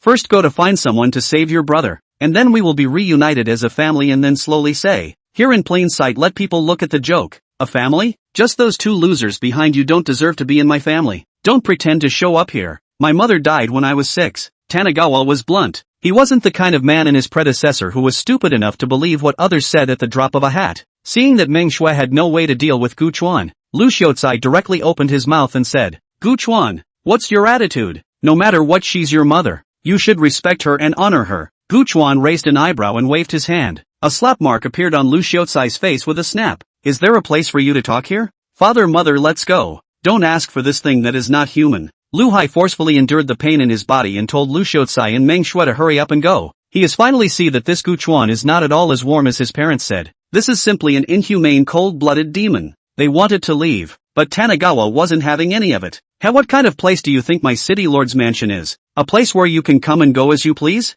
Gu Chuan pointed at Lu Xiaocai. Someone break this Shokai's legs as well, so that he knows the price of trespassing on the city lord's mansion. The Lu family father and son were spirited when they came, and when they left the two fathers and sons became crutches for each other. Hopping out of the city lord's mansion. Chapter 144 Uncle. Humph. It's simply bullying. It's just not human. In one house, Lu Shotsai slammed the desktop and angrily accused Tanagawa of his actions. Lu Hai on one side was also gloomy. The brothers he brought with him were already more than half dead or wounded. This hasn't even begun to fight for the river. It's already such a heavy loss. It's all because of that damn scum. As soon as Lu Shotsai's father and son got out of the city lord's mansion, they let Yi Lan pick them up. Yi Lan's meaning is that since you saved me, then I have to repay you. After a few days of treatment, Lu Shokai and Lu Hai's legs were connected. Lu Hai's body is good plus some of the Yi family's elixir, and now that leg has been completely restored. At this time, Yi Lan was listening to Lu Shotsai's account with great interest. Hearing the last straight scolding, the former city lord is not a person.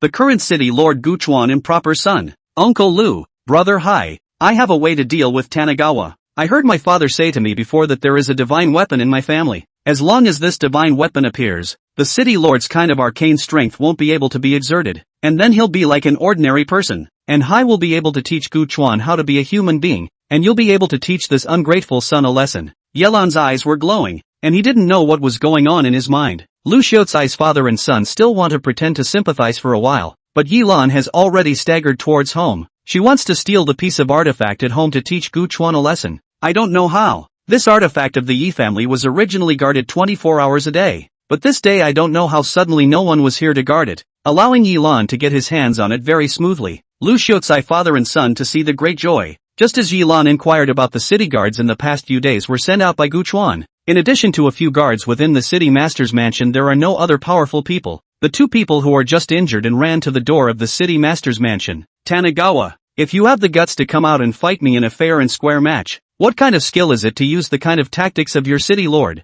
Lu Hai took out a disc-like object and twisted a button on it. Instantly, a shroud of chi enveloped the entire city lord's mansion. Lu Hai directly kicked into the city lord's mansion. On the fight he Lu Hai as if he had an innate gene, not afraid of anyone at all. Tanagawa in the city lord's mansion had already felt that city lord's power being suppressed by something unknown. After hearing Lu Hai's voice, he came out directly with a long knife. Box Tanagawa, you finally came out. I thought you were going to be a shrinking violet. Lu Hai grimly walked towards Tanagawa. He wanted to make a clean break. This skinny Tanagawa in front of him, he, Lu Hai, could beat 10 of them alone, and completely disregarded him. However, in the next moment, Lu Hai was wrong. Lu Hai tried to teach Tanagawa a direct lesson with a wave of brute force, but before he could react, a flash of blade light flashed directly in front of his eyes, a flash of cold light, and one of Lu Hai's ears fell off. Since you're a repeat offender, what's the use of keeping someone like you? Tanagawa slapped a knife on Lu Hai. Lu Hai directly fell to the ground,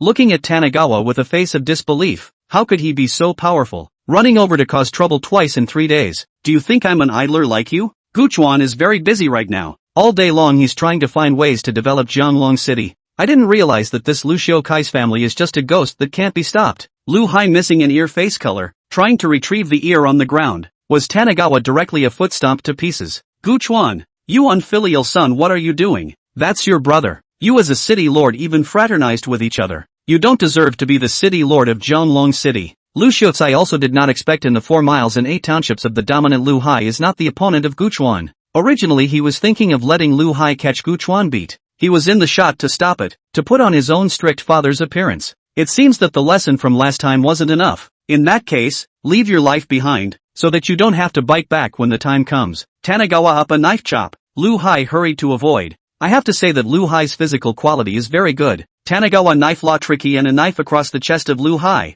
A large amount of blood don't want a money like spilling down. Stop it. Stop it now. Ogawa, stop it. I don't want to see you brothers fighting each other. You are all my children. Lu Shotsai and Meng Shui were very anxious. The harder Lu Hai was beaten, the more they were heartbroken. Stop. Gu Chuan, you are the lord of a city and you are bullying a commoner. I really misjudged you. Yi Lan, seeing that things did not go on as he expected, became anxious and directly rushed in to help Lu Hai. Yi Lan thought by virtue of their own Yi Lan's daughter's identity Valley Chuan did not dare to do anything to themselves. Did not expect Yi Lan just blocked in front of Lu Hai. Valley Chuan a knife down. Dodge less than Yi Lan directly dropped an arm. Yelan screamed in horror. Tanagawa, how dare you? Tanagawa was like a demon, revealing a hideous and ghastly smile. Not only do I dare, I also dare to kill you. Stop. City Lord, raise your hand. My daughter has bumped into you, still please raise your hand. A flying knife flew directly over, knocking off the knife in Tanagawa's hand. The expert came. Tanagawa's eyes stared. In this world,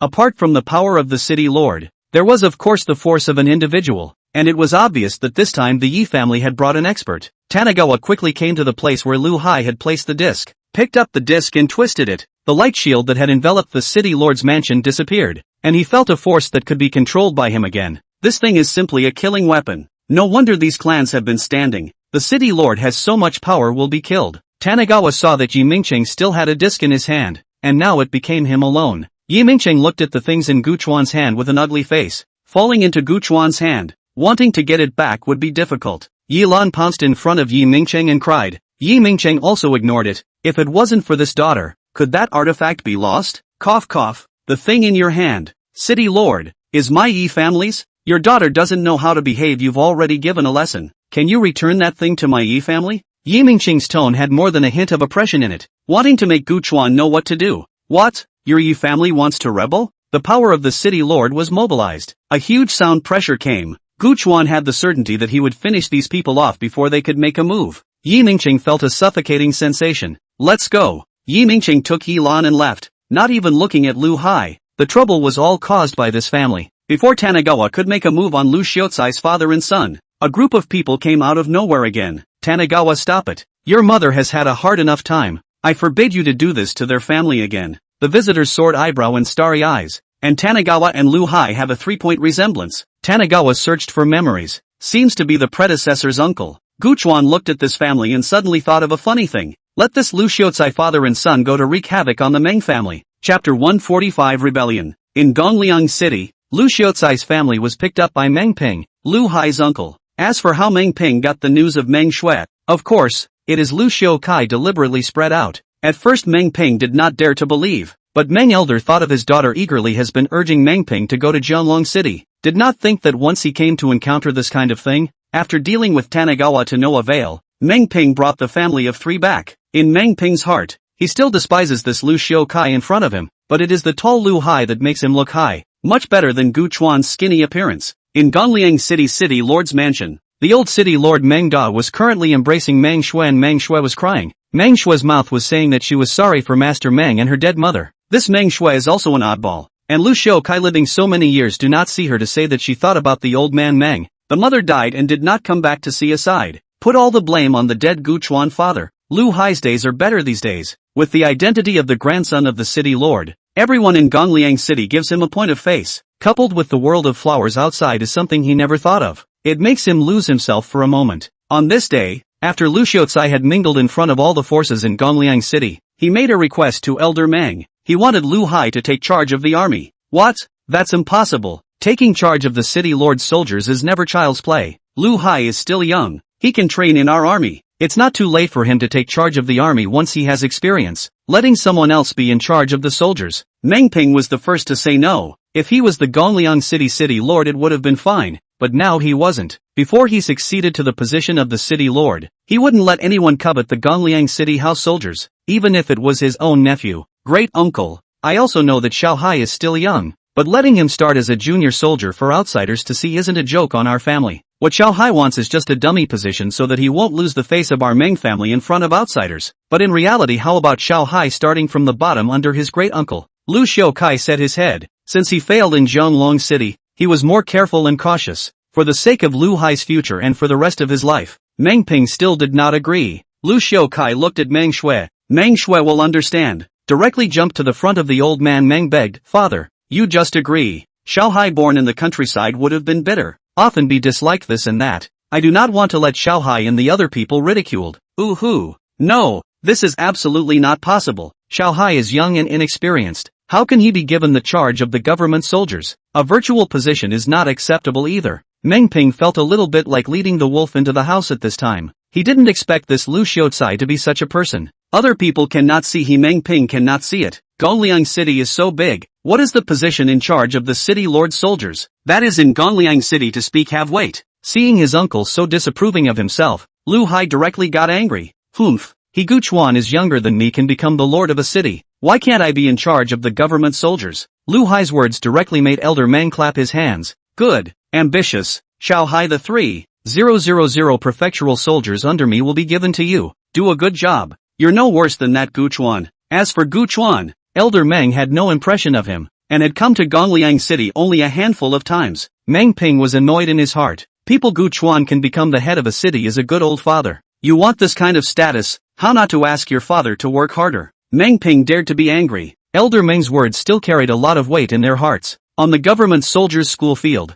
the first thing Lu Hai did when he came here was to install a few of his own brothers into the top ranks of the government soldiers for them to manage. The brothers who have been with him for so long can't afford to treat them poorly. But these people let them eat and fight can. But let them manage the army that can be difficult. Just half a month time, 3,000 government soldiers were managed by them like a mess. Lu Shoukai, in addition to playing some small smarts outside, will not manage the army. Meng Ping looked at the shake his head and sigh. Lu Shoukai father and son are ambitious. And so on the next day his father and son will also lead the army to fight down the Jianglong city as Snowshamit. While Lu Shoukai's side of the world is doing well in his small life, Guchen's side is starting to get uneasy. After the last time, the city lord's office apparently began to have a gap with the Yi family, and a few families that were already centrifugal were even making small moves in the open, disregarding Gu Chuan's orders. Tanagawa read letter after letter and finally leaned back in his chair and rubbed his temples. There were a total of 18 letters here, saying basically the same thing, that there were forces in Jianglong City that disobeyed orders and openly provoked the authority of the city lord's office.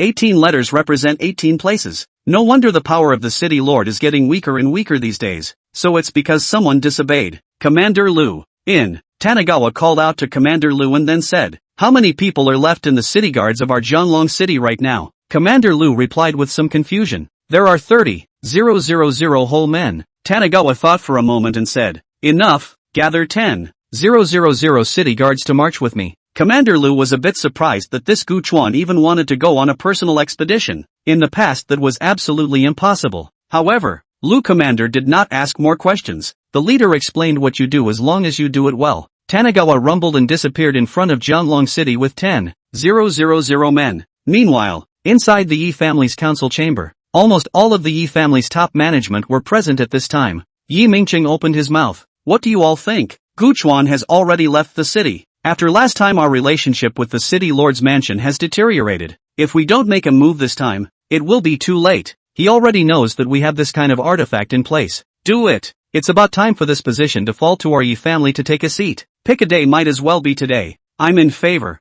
Unbeknownst to ordinary people, dark tides surged within Jianglong City, and without realizing it some of the changes had been altered, and at that moment Tanagawa was on his way to suppress the rebellion. The first stop was Fire Plains Ridge, the most jumpy force in Jianglong City. It could be said that Tanagawa didn't carry out every order he gave, and there was more of a tendency to build a city during this time, wanting to get rid of the constraints of the city lord's mansion. Before Tanagawa even arrived at Fire Plains Ridge, the lord of Fire Plains Ridge had already gotten the news, pulling together a team of more than 20,000 people. He was ready to give the city guards color. Tanagawa's city guards were well organized and disciplined, and less than a mile away Tanagawa spotted the army of the Fire Plains Ridge. Tanagawa didn't want to talk nonsense and waved his hand. "Kill those who make a merit will be rewarded." Hataru Ridge had wanted to nag Tanagawa some more, but he didn't expect him to come up with a fight. Chapter 146. Needless to say, the most valuable thing left behind by the previous city lord was this well-trained city guard, and it was clear that the predecessor's father had put his blood into it.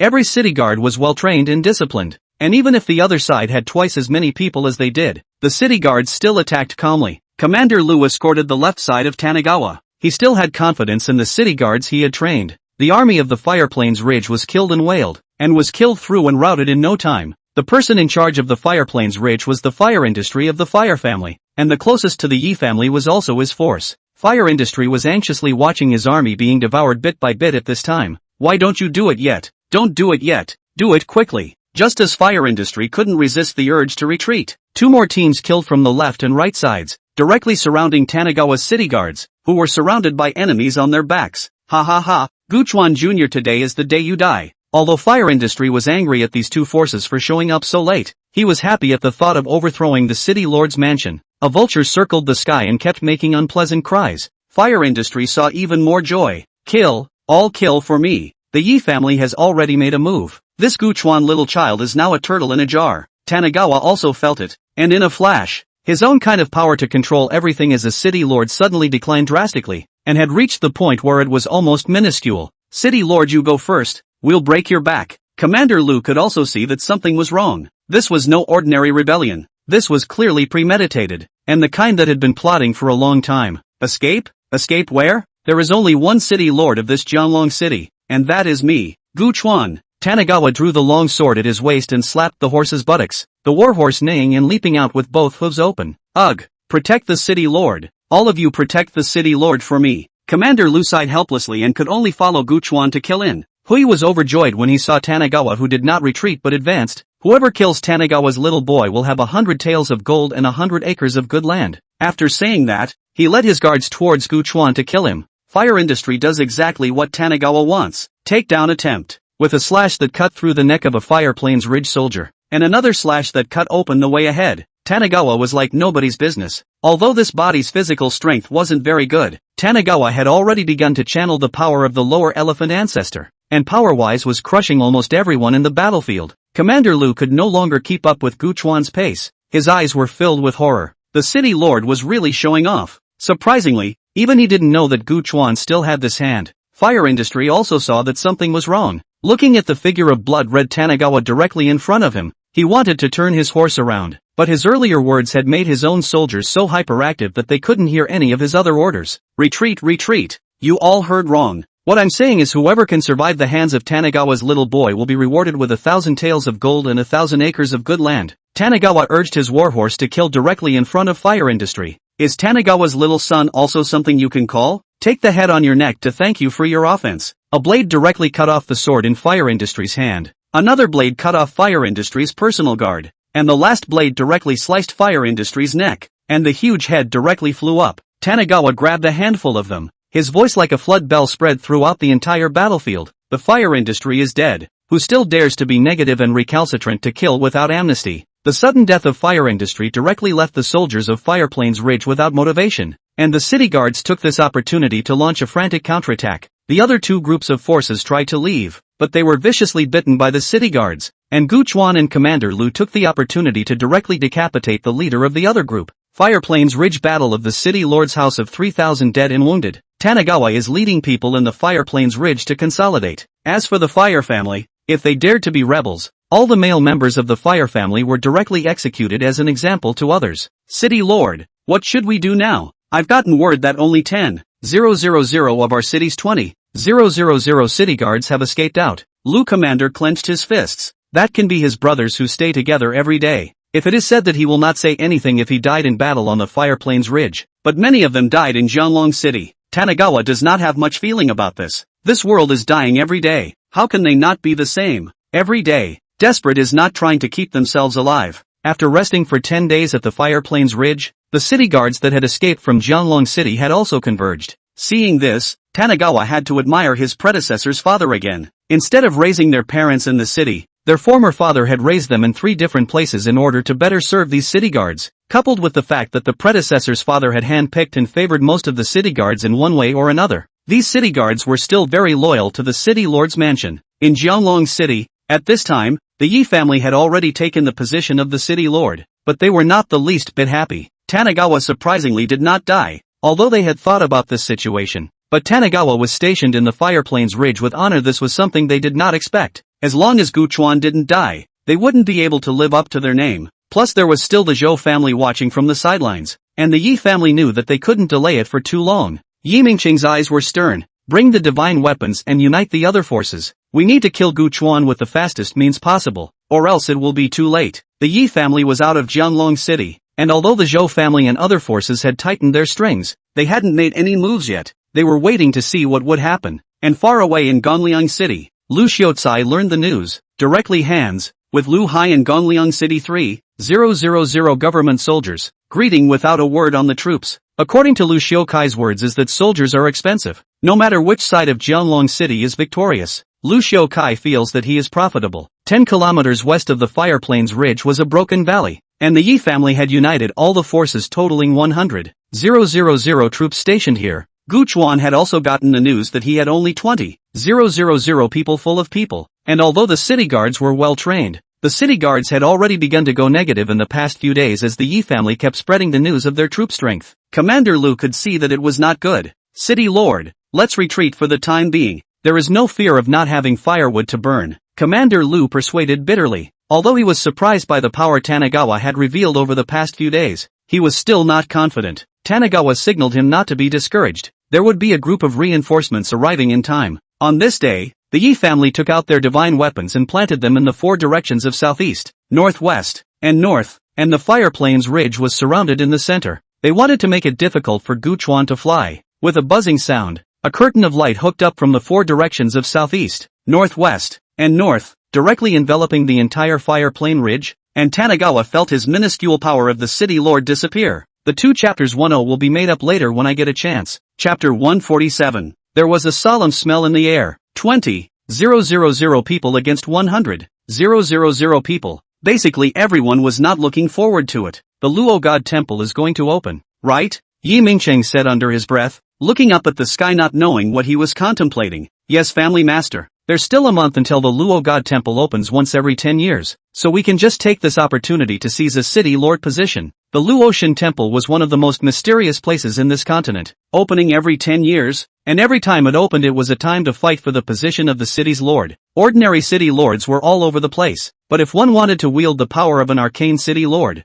they had to be enthroned by the Luo God Temple. And this divine artifact of the Yi clan that constrained the power of the city lord also came from the Luo God's Hall. Order the attack. Yi Mingcheng waved his hand, and the 100,000 strong army opened up and raced towards the Fire Plains Ridge. Kill the Fire Plain Ridge, and City Lord Yi will heavily reward you. The 100,000 strong army was so powerful that Tanagawa's 20,000 soldiers gripped the weapons in their hands and looked nervously at the opposite side. Although last night, Tanagawa had gotten 10 giant elephants over from somewhere, the number of opponents still left them without a clue. Your Excellency, are these the only stragglers? The elephant ancestor has already spoken to us. We will assist your excellency with all our might. This broken continent will be guarded by us for you. The ground shook as a giant brownish-red elephant that was almost 10 meters tall came over with hooves and spoke in a jar. Gu Chuan and the elephant ancestor had signed a heavenly agreement for the Great Wasteland, with the elephant ancestor providing Gu Chuan with a boost, and Gu Chuan providing the elephant clan with a place to live. The Great Wasteland was so big, and the elephant ancestor had even looked at this world of his, so it seemed that the savage elephant clan was not having a good time in the Great Wasteland. Several people, please. The giant elephant nodded its enormous head and roared up to the sky as the 10 giant elephants lined up in a column and began to charge towards the 100,000 strong army. Everyone listened to the order, follow the giant elephant and kill with me. Tanagawa led the way, and although the 20,000 generals had no idea what to do in their hearts, they grabbed their weapons and followed behind. This was their only chance. What's that? How did you get such a big elephant? No good. They're coming this way. Run. The vanguard of the Yi family's 100,000 strong army was crushed by the 10 giant elephants at the touch of a button, and one by one, they were trampled to pieces by the giant elephants in the midst of crying and shouting. Yi Mingcheng's face was unsightly. How could this Gu Chuan have this kind of tactic? All of you block for me. Block for me. Even the sharpest of the Yi clan's armies couldn't stop the giant elephant. The size of the two sides was just a huge gap that couldn't be bridged. It's not like stepping on ants is much of a chore, even though they say that ants bite and die. The 20,000 city guards were already numb. They had now turned into harvesting machines, following the giant elephant's lead and constantly picking up heads. Withdraw. Yi Mingcheng made an immediate decision, and with his guards, he wanted to retreat. This Gu Chuan is really too evil. Where exactly this kind of giant beast came from, even the knowledgeable Yi Mingcheng couldn't tell. Gu Chuan stood on the head of a giant elephant. How could he let Yi Mingcheng get away? This man was not a peaceful master. The 10 giant elephants reversed their direction and charged towards Yi Mingcheng's direction. Yi Mingcheng fled into the dense forest. The giant elephant directly and brutally crashed into it, and a huge tree was snapped off. Damn it! How could these giant beasts be so powerful? Yi Mingcheng's eyes were full of resentment. If there were no such giant beasts, the one who won would definitely be his Yi family. Yi Mingcheng, admit defeat today. Gu Chuan, you spare me, and the Yi family of Jianglong City will all withdraw within today. Yi Mingcheng looked at the giant elephant and Gu Chuan who appeared in front of him. Only a bitter smile remained on his face. Yi Mingcheng's words made Tanagawa ask in confusion, why did you withdraw? Shouldn't your Yi family be executed for rebellion? Gu Chuan brought a knife through. Yi Mingcheng was not a match for Gu Chuan at all, and directly fell in a pool of blood all over the ground. We won. I can't believe we won. Long live the city lord. Long live the city lord. The city guards cheered with joy, not only the joy of victory, but the joy that the good life could continue later. The 20,000 troops Guchuan returned to the city with 10,000 troops, and Commander Lu continued the conquest with 10,000 troops and 10 giant elephants. The 10 giant elephants had enough force, and these 10,000 troops were mainly to serve the 10 giant elephants. In Jianglong City, Lu Hai's father and son were in the city lord's mansion at this moment. The Yi family had poured out their nest, and Lu Hai's father and son took advantage of this effort to blend into the city lord's mansion. If the Yi family won, they'd say they came to help. If Tanagawa won, they'd say they came over to help their family. And this father and son duo were collecting favors all over the place under the banner of Gongliang City. The reason why Lu Hai was able to enter the city lord's mansion, or Yi Lan brought in, these days down the relationship between the two skyrocketed. Lu Xiaocai look in the eyes, happy in the heart. Have Yi family such a small princess as daughter-in-law? He is still very satisfied. Yi family status is worthy of his Lu Xiaocai's son. But before they could get cozy for long, Tanagawa came back, and the Yi family started a big mess. Looking at Yi Lan, who was still flirting with Lu Hai, the housekeeper was furious. Miss, what time is it? The family head has left. Yi Lan said doubtfully. Gone? Where is my father going? He can't afford to leave me alone here. Butler, the head of the family, has suffered a defeat at the front and was killed by Tanagawa. Hurry up and pack our things, we need to get out of here before it's too late. Yi Lan still looked like he didn't dare to believe. How could it be? Father, but with 100,000 troops to march. Guchuan, he only has 20,000 troops. How could my father lose? You lied to me, right? The housekeeper pulled Yi Lan and tried to drag this little ancestor away. Hurry up and go, miss, or else it's really too late. Guchuan invited a few foreign beasts from somewhere, and all of our people were wiped out. Yelan shrugged off the butler. She still didn't want to believe it now. She ran to the house and saw that the news was true. Yelan didn't run away with the people of the family, but instead turned her head and directly found Lu Hai despite her family's obstruction.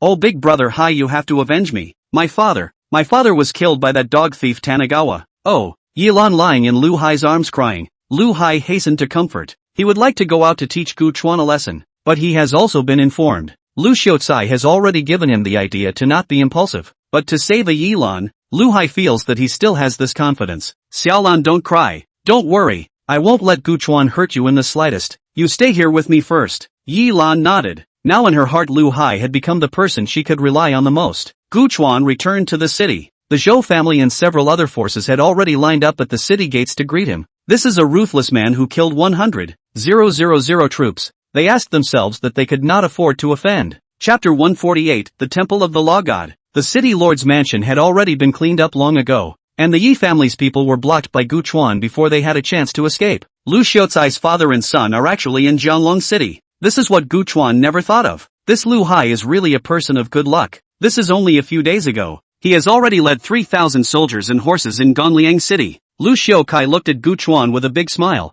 Xiao Chuan, Lu Hai and I heard that you've been attacked by enemies on all sides in Jianglong City, and the Yi family has even sent out 100,000 men to catch and kill you. When Xiao Hai and I put our heads together, we brought 3,000 soldiers to support you. I just didn't expect the peaks to turn around and you defeated the Yi family. In the future, I don't think anyone will be able to shake your position in this Jianglong City. Lu Xiaocai stroked the beard on his chin, showing an expression of an elder appreciating his juniors, just waiting for Tanagawa to compliment him a few times. Tanagawa Ri also ignored this father and son duo. As long as these two didn't make a demon in front of him, Tanagawa didn't bother with them. Lu Xiaocai was still about to say a few words when a voice suddenly interjected. Guchuan, you devil, how dare you kill my father? I want you to die without mercy. Yilan shed tears and carried a sword as she killed her way in through the gate. Lu Xiaocai secretly said that it was bad, and quickly signaled Lu Hai to stop Yilan. But instead of stopping, Lu Hai also turned toward Yilan. Guchuan, although Uncle Yi did something wrong, you shouldn't have killed him. Uncle Yi's crime is not to death. Lu Hai gave Yilan a helping hand, shook his head inside as he looked at Guchuan. He thought that with him Guchuan wouldn't do anything to Yilan. He was now in charge of Gongliang City. Yilan brought his sword forward, wanting to kill Guchuan with a sword. Guchuan directly slapped him. I'm a demon? Yi Mingchen killed so many of my city guards, that's nothing. Who do you think you are? Without Yi Mingchen, who would put up with your bratty willfulness? Come on people, escort her down to me, and behead all Yi family rebels at noon. Tomorrow. Yilan covered her face and looked at Lu Hai aggrievely. The look was like saying, Brother Hai, why don't you still stand up for me? I've been beaten like this. And it is true. Lu Hai was not happy as soon as he saw Yilan being beaten. No matter what, Yi Lan is the woman he looks at, and he is Gu Chuan's brother. Isn't this not giving face to his brother? Immediately, Lu Hai stepped out and said with an unpleasant expression, Gu Chuan, you've had enough. I don't care about the others, but you can't move Yi Lan. Lu Hai's action immediately moved Yi Lan. How big the crime of rebellion Yi Lan is not unaware of, but she just wanted to borrow Lu Hai's hand to take revenge for her. Tanagawa raised his eyelids. Get lost. Don't be an eyesore in front of me. Go back to pitting your uncle and don't come here to annoy me. Lu Xiaocai hurriedly came out to snort. Xiaochuan, you don't blame Xiao Hai. Xiao Hai also likes Yi Lan to be like this. You and the younger brother to be more sympathetic to sympathize with the older brother. Tanagawa was a bit speechless. I sympathize with him. Why should I? Isn't it always the older brother who sympathizes with his younger brother? Xiao Hai, still don't take Yi Lan away. Stay here to make a joke. Lu Xiaocai chided. Lu Hai reluctantly pushed away the two city guards, wanting to take Yi Lan away. Yi Lan glanced at Gu Chuan, then at Lu Hai, and finally at Lu Xiaocai, closed her eyes and suddenly wailed. Sure enough, both of you, father and son, can't be relied upon. After saying that, Yi Lan took out a jade pendant from her bosom and directly dropped it on the ground. The jade pendant transformed into a wisp of green smoke, and in the green smoke was a huge palace complex, with the words Luoshan Temple hanging at the main gate of the palace. This was given to Yi Lan by Yi Mingcheng, saying that it could save his life when the time came. The moment the jade pendant shattered, a strange person appeared in various places in Jianglong City, in different groups of people. This man could possibly be a butcher in the marketplace, and had been tugging at his customers, when all of a sudden he just froze, his eyes staring straight in the direction of the city lord's mansion. For a moment, many people of little renown stepped onto the city lord's mansion at the same time, where there were people they wanted to protect. City lord, there is a large number of city folk gathered at the entrance. He already knew without being told. As wave after wave of voices came, the Luo God Temple congregation asked City Lord Gu to release the Luo God guests. Those who possessed a jade pendant of Yi Lan's kind were known as Luo God's guests, objects that all Luo God's temple congregations had to protect. The Luo God Temple congregation asked City Lord Gu to release the Luo God guests. The voice came once again and Lu Hai became even more complacent. Look Gu Chuan, what you're doing has already attracted Lord Luoshen's attention, and you're still not releasing everyone in the Yi family. The Luo Divine Halls named Tanagawa had also heard of it, and if there were no surprises a month later, he himself was going to participate in the Luo Divine Halls competition. The Rashi Temple congregation still didn't stop, and had already begun to smash the door all. Tanagawa couldn't take it anymore. I'll give you 3 breaths of time. If you don't leave again, kill without pardon. 1, 2, kill. The city guards came out in a line. Most of the congregation at the entrance were the general followers of the temple of Luo God. There was not much force at all. As soon as the city guards came out, these stragglers had already been killed 7 in 7 out. However, this group of people did not fear the death of their companions, but stood up even more firmly against the city guards, wanting to free their Russian guests, and it had to be said that the Russian temple's brainwashing efforts were still very powerful. Not a single one of the Luo God Temple congregation outside the city lord's mansion retreated, nor did any of them survive. Lu Xiaokai simply looked dumbfounded. There was still someone in this world who dared to make a move against the people of Luoshan Temple. Not afraid of being beheaded? Lu Xiaocai hurriedly pulled Lu Hai away. This Gu Chuan is simply unreasonable. Initiated madness without regard to the consequences. His father and son cannot be dragged down. Lu Hai father and son want to leave, but Gu Chuan is not happy. After watching a good show for so long, you want to leave. What do you take me for here? You two can go, but leave Gongliang City's 3,000 soldiers behind. What right do you have? That is what my grandfather gave me. Lu Hai wanted to resist, but he was directly pulled away by Lu Xiaocai. It doesn't matter if these 3,000 soldiers of Gongliang City. Anyway, both of them are the grandsons of the city lord, with whom is not with. And the conditions on this side of Jianglong City are much better than Gongliang City. At noon the next day, the Yi family members were pulled out one by one, and just as Tanagawa yawned and wanted to go back to sleep, Yi Lan was escorted out and pressed against the guillotine. At the same time, a voice suddenly rang out from the originally quiet onlookers. City Lord Gu, be forgiving. I am Zhang Sen of the Luo God Temple. I still ask City Lord Gu to be magnanimous and spare Yi Lan's life. This woman has a destiny with my Luo God Temple. The voice gradually became clearer from small to large, as if a speech had been deliberately made to be heard. A white-clothed youth squeezed through the crowd and came to Gu Chuan. This is today's invitation slip from the Luo God Temple. Enough to exchange Yi Lan's life for a day, right? The white-clothed youth directly threw the invitation sheet in front of Gu Chuan. That means you pick it up yourself. Get this invitation sheet, that is all your honor. Chapter 149, The Evil Ghost Road. Tanagawa didn't even look at the young man on the ground and continued to wave his hand. Chop. A sentence behind. The executioner picked up the wine pot and drank a mouthful of wine. Another mouthful spit on the big knife. Do their line of work is originally karma entangled in the body, the temple of Luo God, and what is too far away from them. They just need to do their job on the line. A knife was raised and the executioner's eyes glazed over, striving to be quick and precise. The youth Zhang Sen had a chilling look on his face. Since this Jianglong city lord dared to ignore himself,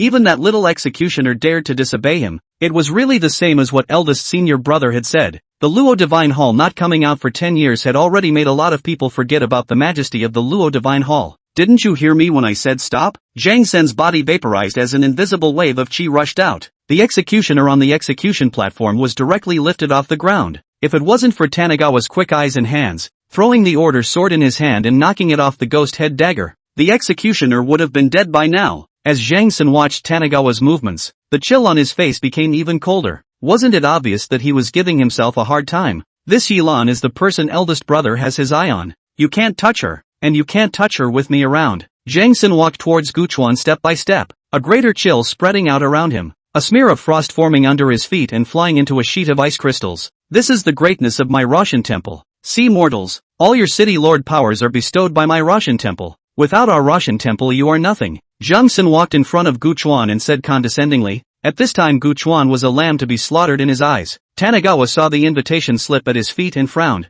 Pick it up. Zhang Sen was stunned at his words. Was this guy scared by himself and started talking nonsense? Pick it up. Tanagawa's tone became heavy. Zhang Sen grinned, wanting to give Tanagawa a bit of color. A frost condensed in his hand as he wanted to freeze the person in front of him into ice. Yet the next moment, I said pick it up. Didn't you hear me? Tanagawa let out a bellow. Reaching out directly, he yanked Zhang Sen's head and pressed it to the ground so hard that Zhang Sen was powerless to resist. What kind of bosom is this? Surprisingly, Zhang Sen struggled, but to no avail. You let go of me, Zhang Sen said in a stifled voice. I said, did you not hear me when I told you to pick it up? The elephant ancestor's power-enhanced Tanagawa directly slapped Zhang Sen's mouth full of teeth. Zhang Sen was confused. Who am I? Where am I? How did I get beaten up? I'm a disciple of the Luo Divine Hall. Zhang Sen still couldn't believe it. How could this mortal have such a strong power? I am a disciple of the Luo God Temple. My eldest senior brother is the next Luo God Temple Hall Master. My master is the Luo God of this generation.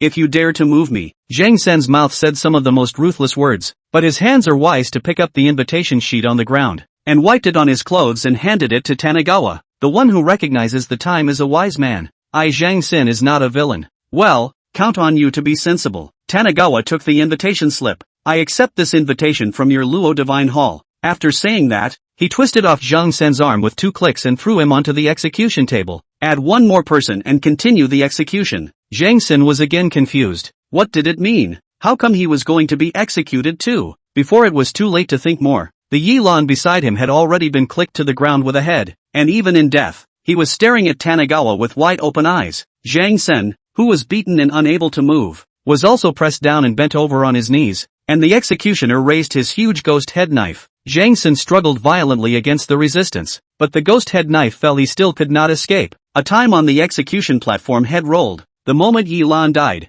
a place that seemed like a heavenly palace let out a furious cry. Who killed my stove tripod? Find out for me. A few days later, Commander Lu had also returned from his conquest, with 10 giant elephants aiding him. These rebels were simply like paper mache. Not only did he quell the rebellion, but he also attacked several forces. On the other hand, Lu Xiaocai's father and son ran back to Gongliang City with empty hands, and when Meng Ping saw it, he taunted Lu Xiaocai for a while. There is no ability to lead what soldiers to lead what team. When I got the military power but swore that let Lu Hai under their own hands to start practicing, but the result is not even see a hair. Lu Xiaocai and his father and son were too ashamed to look at Meng Ping, so they went directly to the city lord's mansion and cried to Elder Meng for a while. Father-in-law, it's all my fault. Originally when I heard that Xiaochuan was in danger, I brought our Gongliang City's 3,000 men and horses to support him, but I didn't expect it. I didn't expect Tanagawa to be so wolfish as to directly detain 3,000 of our Gongliang City's prefectural soldiers without regard for your father-in-law's face. Yes, father, this matter is also a peace of mind of Xiao Hai's father and son, but I didn't expect Xiao Chuan to be such a person. It's all my fault as a mother for not teaching him well when he was a child.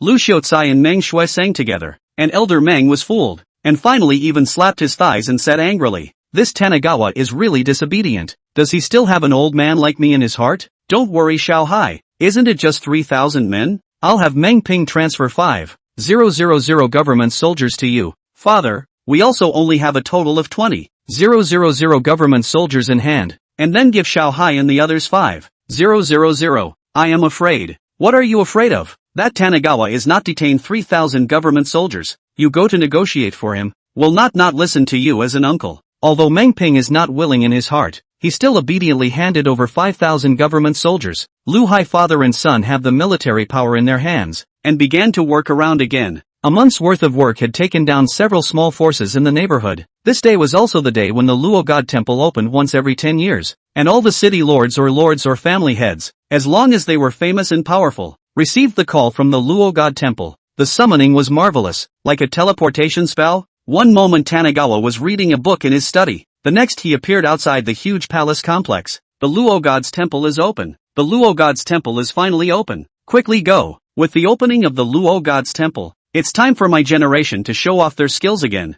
This time, I will go all out to snow the former shame of 10 years ago. Tens of thousands of people successively crossed into the Luo God's Temple. The inside of the Luotian Temple was not as opulent and immortal as it looked from the outside. Inside was a bunch of gears all over the main roads of the machine, and a door that led to nowhere stood. This was the barrier that one had to break through to enter the Luo God's Temple, and almost everyone already knew this, one by one choosing the path they would take. Tanagawa came behind a huge wooden door with the words Evil Ghost Road engraved on it. Almost everyone shied away from this door. Tanagawa just pushed the door open and walked in so as not to be troublesome, after which the wooden door of the Evil Ghost Road disappeared into obscurity. Chapter 150, An Unexpected Old Friend. Inside the Luotian Temple, a disciple hurriedly ran into a courtyard. Eldest senior brother, that person has come and is now on the Evil Ghost Road. The eldest brother in the room was a bit surprised at what he heard. The 3,000 paths of the Luotian Temple. This evil ghost path has not been intruded by anyone for many years. You go and release those 2 freshly captured ghosts. It's time to contribute after eating and drinking in my Luotian Temple for so long.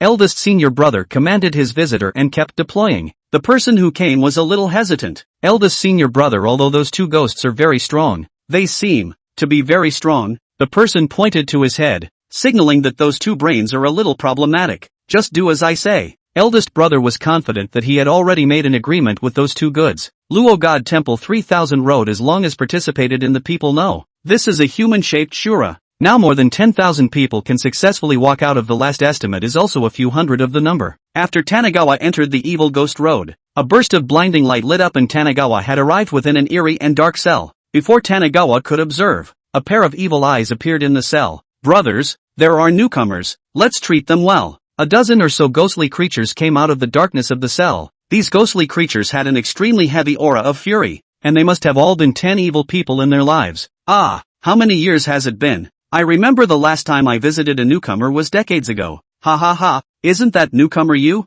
I remember when you were just as rash as this kid. Just this? Tanagawa looked at these ghosts in front of him with some doubt. If it were anyone else there would definitely be no way to do anything about these ghosts. But Tanagawa stepped forward and directly swung out a fist. An evil spirit directly fell to the ground. Looking at Gu Chuan with an unbelievable face, how could this person hit himself? Wasn't it the immortal masters of the Luotian Temple who said that all the abilities of those who entered the Luotian Temple could not be used? Everyone together. This kid is a bit evil. The rest of the ghosts waved their sharp claws, their bodies covered in yin chi, and lunged towards Tanagawa. Fighting with these ghostly creatures had absolutely no beauty to speak of. It was just like a street fight. Tanagawa put down one with one hand and directly pulled out the waist of the ghostly creature. Another punch went down, directly gouging out the 2 eyes of the evil ghosts. Not that Tanagawa had bad taste, but these ghosts didn't know fear until they threw something at them. Ouch! My waist ah! Finished. Next door a flower will never again tell me that you have been great. My eyes.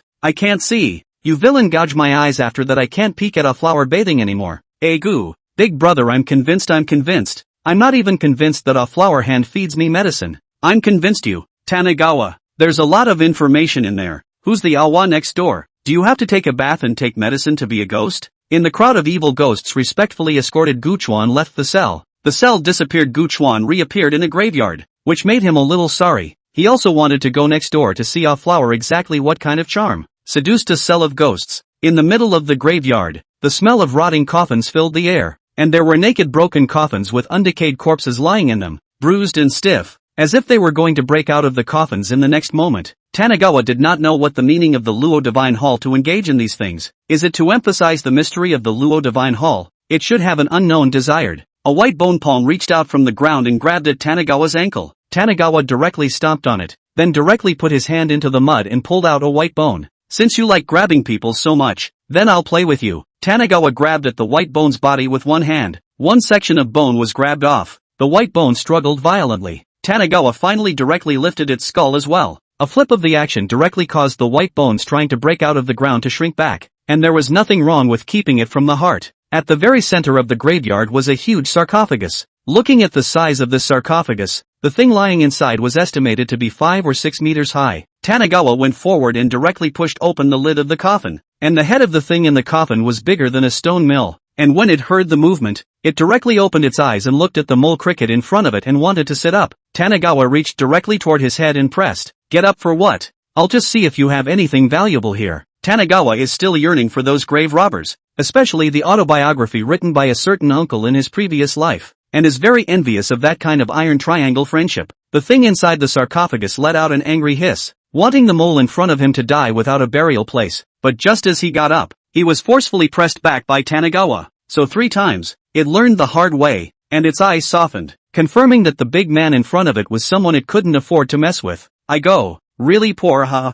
Unexpectedly there is not even $100. Am I, Valley Thief God, going out of my way?" Guchuan's eyes looked at the things inside in an unkind manner. The thing inside stared with a pair of innocent eyes as big as copper bells, aggravated, and suddenly let out a few strange cries. "Meow meow meow. Valley Chuan, learn cat calls are given to the old man hole out. This stupid big man will not be the head of the male cat demon." Valley Chuan shivered, hastily closed the coffin lid. Tanagawa continued to walk forward, not knowing how many more hurdles there were in this evil ghost path. After passing through the misty path, Tanagawa saw a small river with a bridge over it, and in front of the bridge there was a green-colored stone with the words Naiha Bridge engraved on it. Hell, Guchuan curiously walked up the one-wood bridge. Not far away, Guchuan saw an old woman with a face full of folds. In front of the old woman there was a big pot. The pot was bubbling with hot air, constantly cooking something, but at this time the old woman was very angry, and the big spoon in her hand kept waving it around as if she was driving something away. "Alas, alas, alas, alas, Granny, you don't have to be so petty. It's not just that I drank your 18 bowls of soup. I, Armored Warrior, will repay you in the future. Armored Warrior, come on, try this cup of mangpa soup and be a social person again in the next life. I, Black Demon Fairy, will drink first." The corner of Tanagawa's mouth pulled. How did these two goods appear in this realm? Tanagawa turned back and walked away pretending not to recognize them. Ugh, isn't that a late-night snack for the Dark Fairy? The Armored Warrior with a disc on his head and a bedsheet had good eyes and saw Tanagawa straight away. Alas, it is really a night snack. Oh, come on, night snack, quickly come dry this bowl of mangbo soup. Safekeeping your waist is not sour. Legs do not hurt. Feet are not numb. A breath can also whisk motorcycles. 6 walnuts have not had this effect. It was too much of a favor to pass up, and Tanagawa sat down in the middle of the 2 chivalrous men clad in sheets, looking at the slimy Mona soup that he just couldn't swallow. Alas, learning not to work hard, old man sat everyday overtime by the Joe pickpocket exploitation. So study hard you guys. Chapter 151, Transporting Compulsions. Tanagawa pushed away the Mona soup from his mouth and asked the 2 ghosts suspiciously, "How did you come to this place?" It was reasonable to say that although these small realms were attached to a complete main world, the spatial barriers that existed in them were not so easy to break, unless one's own strength reached a level that that realm could not carry. But no matter how you look at it, these 2 oddballs don't have that talent. The Armored Warrior said, "Even I don't know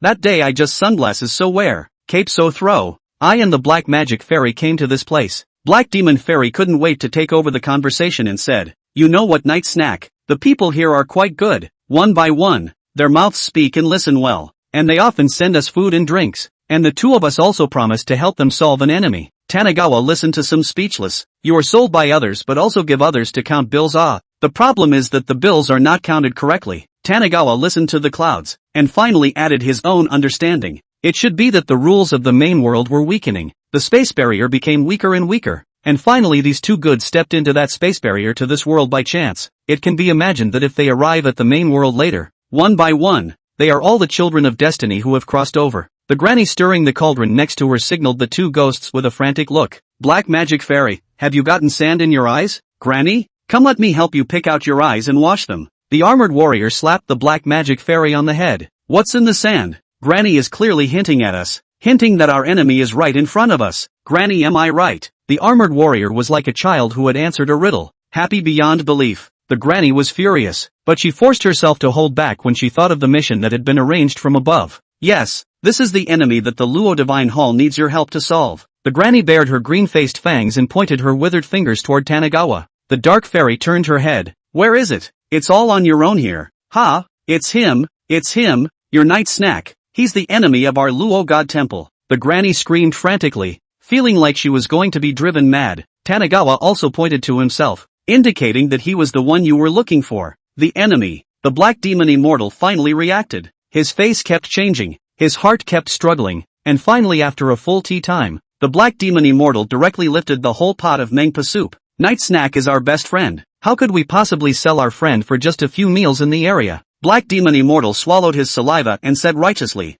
Tanagawa expressed his disbelief. It was obvious that you had thought about it for so long just now. Demon ceiling chop, open for me. The armored warrior directly struck a taiji formation of black flames, and a portal slowly appeared in the void. Nightcap, you go first, we'll break the back. When Guchuan saw the eyes of these two goods, he knew that they probably thought of some crooked ideas to plague Luoshan Temple again. As for the danger, Guchuan was not worried about them in the slightest. To be able to live in Luoshan Temple for so long, the strength must be there. Tanagawa walked through the portal and appeared above a square. At this time, there were already 3 or 2 people standing above the square, each of their faces filled with joy. For them, breaking through the Luo God Temple's test was the first step to heaven. Not a moment later, a few more people broke out. Lu Hai was looking around with a tired face. When he found Guchuan, he didn't know why his face instantly looked bad. Himself as an older brother is even slower than his younger brother out. In Lu Hai's mind he has been Valley Chuan as a comparison object. Lu Shou Kai couple is also constantly inculcating the idea that he is stronger than Valley Chuan. Just the reality is very cruel.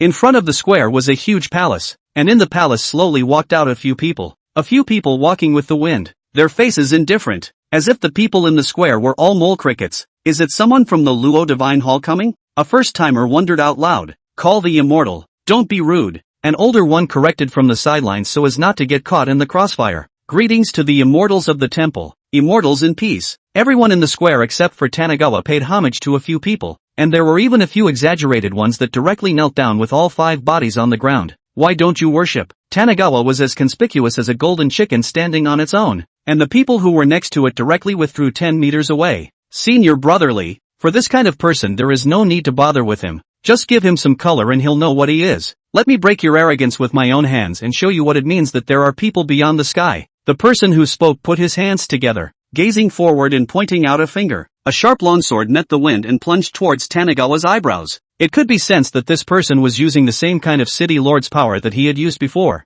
The difference was that he had integrated this power into himself, unlike Tanagawa who had only borrowed it. Feel it out. Very desperate to die under the power you once had. Tell you this is called the power of the great heaven. Only we of the Luo God Temple can master it. You want to master this power only with our permission. This Luo God Temple disciple had a condescending look on his face, and that look was almost like a city dweller looking at a country bumpkin who had never seen the world. Guchuan reached out, grabbing the incoming flying sword with one hand and stabilizing it, so that even if this disciple held his red face he could not advance any further. Thank you, immortal, for being merciful. Guchuan didn't make a direct move. How many experts were in the Luo Divine Hall? Guchuan didn't know. It was better not to start a conflict. This disciple also wants to face directly down the steps, put on a look of a child can be taught. The other people really think that it is to stay hands. Alright, cut the crap. The once every 10 years battle for the city lord will be hosted by me this year. My surname is Wang. You can call me Immortal Master Wang. As soon as Immortal Master Wang finished speaking, he waved his hand and a 4-square ring appeared. No more, no less, just 153, corresponding to the 306 people in the arena. This year's city lord position is for 200 people,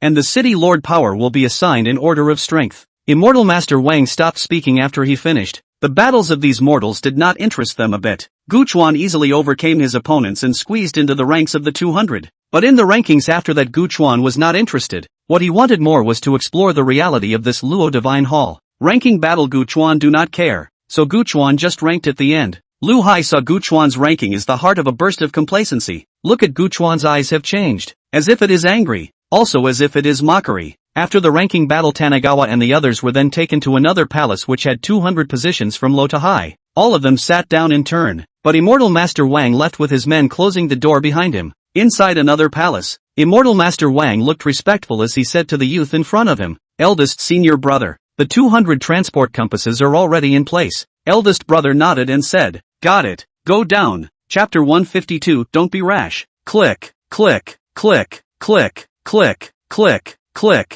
click, click, click, click, click, click, click, click, click, click. Above the great hall, several rings made of gold and iron rotated rapidly at different angles and at different speeds. Wisps of unseen chi began to spread, and Tanagawa felt a little off, as if something was slowly disappearing from his body. Tanagawa got up and pushed the door to the temple, which was locked from the outside. Not long after, Tanagawa could clearly see a wisp of yellow mist-like gas spreading out from everyone's head. It was the power of chi. Guchuan frowned. This Luotian temple was really weird. Something as nebulous as chi could be captured. At the same time, a dark and bizarre power kept landing down from above the great hall, filling the gap where the power of chi was deprived of. And these powers would be the power of the great heaven that the Luo Divine Hall disciples had said earlier. These people are like an addicted junkie general, do not know what to enjoy, completely did not feel their own chi was deprived of. Guchuan has a system of suppression. The already small amount of chi power is not in the loss. Inside the hall where the Grand Master of the Luo Divine Hall was located, a strand of chi power appeared in a palm-sized bronze cauldron, slowly filling up and coming out. Eldest brother looked at the bronze tripod with excited eyes and waited for the last strand of chi power to enter before snapping on a lid. Eldest senior brother, we've collected so much this time. Surely Master will bestow us with many things after he leaves the gate. A disciple's eyes were filled with hope. Eldest brother squinted his eyes and said in a cold voice, "You don't need to teach Master how to do it. Have you done what I ordered you to do?" "It's done, eldest brother. That Guchuan from Jianglong City, we didn't give him a single trace of the greatest heavenly power, and we focused on taking care of him." Eldest brother nodded in satisfaction. "This is the price for offending me, making you pay without giving you anything. They don't seem to have a test for how much individual chakra power is sucked up, and they can only use the means aggravatingly on one person." Ka-chow. A machine expansive whirling sound rang out, and a Luo Divine Hall disciple indifferently came in and spoke out. "Alright, the Luo Divine Hall has already bestowed you with the power of the City Lord, so you guys can go now." After saying that, this disciple turned around and left. The crowd once again came above the square, each one of them eager to try their hand at the power of the City Lord. There were people who were already lords of a city who could shake the void with a single punch after receiving the power of a city lord. Those who weren't yet city lords had also changed drastically after receiving the power of the city lord, and when they went back to establish the city and became city lords, their strength would definitely increase further. "Everyone, this person previously offended the immortals of the Luo Divine Hall. Should we not teach him a lesson? The immortals don't see eye to eye with him, but we can't spare him. I know who he is. He's the city lord of Jianglong City, the son of that strange woman from Gongliang City. And did you guys notice? He doesn't seem to have gotten the power of the city lord. How can he be given the power of a city lord when he has disrespected a superior immortal? Not killing him would already be a kindness to him. Let us take out our anger for the superior immortal today." Those who said that they wanted to teach Guchuan a lesson were basically people who had entered the Luo Divine Hall for the first time and wanted to flatter the Luo Divine Hall's disciples. "Kid, kneel down and apologize to the immortal for his sins." A burly man struck out without mercy. A black dragon rose from his back and tore towards Tanagawa with open teeth and claws. "This is the city lord of Black Dragon City." Black Dragon City is a city that has risen out of nowhere in recent years, and its strength isn't much worse than Jianglong City. Roar! Clouds from tigers and winds from dragons. The black dragon let out a roar up to the sky, its huge dragon claws poking out from the hurricane and grabbing at Guchuan's head. "Ha ha ha, go to hell, kid. You will be the first person to die under the power of my city lord." The Black Dragon City lord stepped out from behind the black dragon with a grimace on his face as everyone teasingly looked at Guchuan. Alas, why is it that there are always some people who come out to die? Actually, I really don't need you guys to emphasize my power. Guchuan's hand lifted, like the palm of his hand became several times larger, and like the black dragon was shrinking at a very fast speed, Guchuan directly took hold of the 7 inches of the black dragon, and then with a force, the black dragon's neck was twisted off in a wailing sound. How is that possible? You don't have the power of a city lord at all. The Black Dragon City lord had a look of disbelief on his face. Before he could react, Tanagawa grabbed him by the neck and lifted him up. "Didn't anyone tell you that there's a price to pay for standing up for someone?" Ka-chow. The Black Dragon City lord's head was directly removed. "By the way, who else just said they wanted to teach me a lesson?" Tanagawa's gaze roamed over everyone. and those who had been righteous earlier shrank away, not daring to step forward again. Don't think I won't be able to find you just because you've become shrunken turtles. You're the one who said you'd kill me to give the immortals a boost, aren't you? Tanigawa flew in front of one person, and before the other person could speak, he crushed his head with a punch. It was you. Who said you'd escort me to atonement, wasn't it? And you. This place seems to have turned into a shura. For those who said earlier that they wanted to teach themselves a lesson to take it out on the immortals, Tanigawa one after the other punched out. One punch doesn't work, then 2 punches, 3 punches and 4 punches. You, don't come over. I'm telling you. Here, this is the Luo God's palace. It's not a place where you can be wild. Someone was colorful and wanted to threaten Guchuan with the Luoshan temple. It also happened that at this time, a disciple of the Luo Divine Hall passed by here, and as if this person had grabbed a life-saving straw, he frantically began to call for help. Immortal save me, immortal save me, immortal someone is trying to spread their wildness in the Luo Divine Hall. This Luoshan temple disciple sniffed and frowned, just wanting to come out to see what was going on. But once he saw that it was Guchuan who had caught himself with his bare hands, this disciple turned around and walked away. While walking also said, alas, recently maybe single for too long too tired. Every day sleep night sweats, waist soreness and weakness also every day sleep not wake up. Now how to also eyes and ears back. The man watched the Luo God temple disciples gradually walk away, finally despairing. What happened here didn't attract the attention of the people of the Luo Divine Hall in the slightest. And just as Tanigawa was thinking about what methods he could use to enter the core of the Luo Divine Hall and wander around, a loud roar came. The few Luoshan temple disciples guarding the gate received the news and hurriedly ran on guard. Guchuan took this opportunity to directly blend in. Inside one of the courtyards of the Luo Divine Hall, the Black Demon Immortal and the Armored Warrior were running wildly with their feet spread out. Armored Warrior, quickly, Black Magic Fairy quickly go, or let the big dragon know non-peeled our skin. Black Magic Fairy, it's not because of you. I told you not to move that little but you didn't listen. Now it's good. Tanigawa suddenly appeared in front of the 2 ghosts and asked curiously, what are you guys talking about? Black Magic Fairy, help, there's a ghost. Armored Warrior, what are you screaming about? We are ghosts. The 2 ghosts were relieved when they realized it was Tanigawa, and hurriedly pulled Tanigawa into a corner and recounted their heroic deeds. Chapter 153, Nonsense Literature. In the middle of one of the corners of the Russian temple, one person and 2 ghosts crouched in the corner and started whispering. Night snack. Black Magic Fairy and I did 2 things today. One big thing and one small thing. Which one do you want to hear first? The Armored Warrior looked at Tanigawa smugly, waiting for Tanigawa to ask him a question. Tanigawa cooperated. Let's hear the big things first. Armored Warrior, the big deal is that Black Magic Fairy and I found our kind inside a palace today. Tanigawa was a bit puzzled. What about the little things? Armored Warrior, the small thing is that the Dark Fairy and I found our kind within a palace today. Tanigawa's head was full of black lines. What difference did it make? The Black Demon Immortal couldn't hold back and directly took over the conversation, saying, night snack. Aren't you curious about when we found out? Tanigawa asked helplessly. When did you find out? The Black Demon Immortal's face was triumphant. You asked if it was a big or small thing. Tanigawa, when did the big deal come to light? Black Magic Fairy, just now. After saying that, the Black Magic Fairy looked at Tanigawa with a hopeful face, and it all looked like it was written on his face. Come and ask me.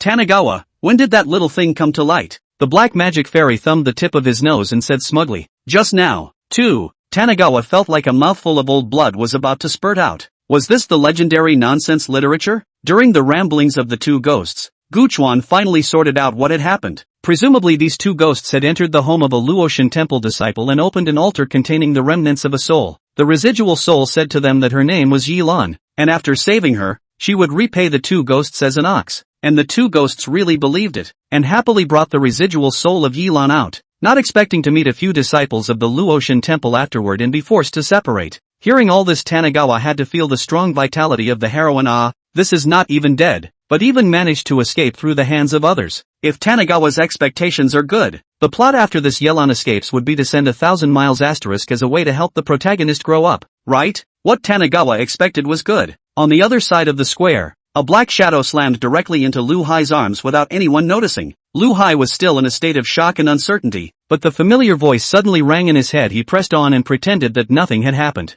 Lu Hai, don't panic. It's me, Yilan. Yilan's eerie voice kept ringing in Lu Hai's head. Ran, aren't you dead? How did you become the way you are now? Lu Hai asked curiously as the cloud of yin chi in his arms became even more cold and piercing. Alas, it is a long story. Yilan mourned for a while and continued. I originally thought that the Luotian temple's eldest senior brother was a righteous man. I didn't realize that he was just slandering my body. Even after I was killed by Guchuan, he didn't let me go. Took my corpse and detained my soul. Now I'm just a ghost and he even still wants to do that thing with me. Lu Hai listened to the hormonal sense of justice erupted. If not enough strength, he would have killed in and chopped up that animal big brother. Even a ghost is not spared. As if to appease Lu Hai's emotions, and as if to raise her own stature, Yilan added one more sentence at the end. That eldest senior brother hasn't done anything to me yet, seeing that my soul is weak. I'm still a perfect ghost. Sure enough, just this one sentence made Lu Hai's heart burst with joy. A residual soul detained by the Luo Divine Hall's eldest senior brother disappeared,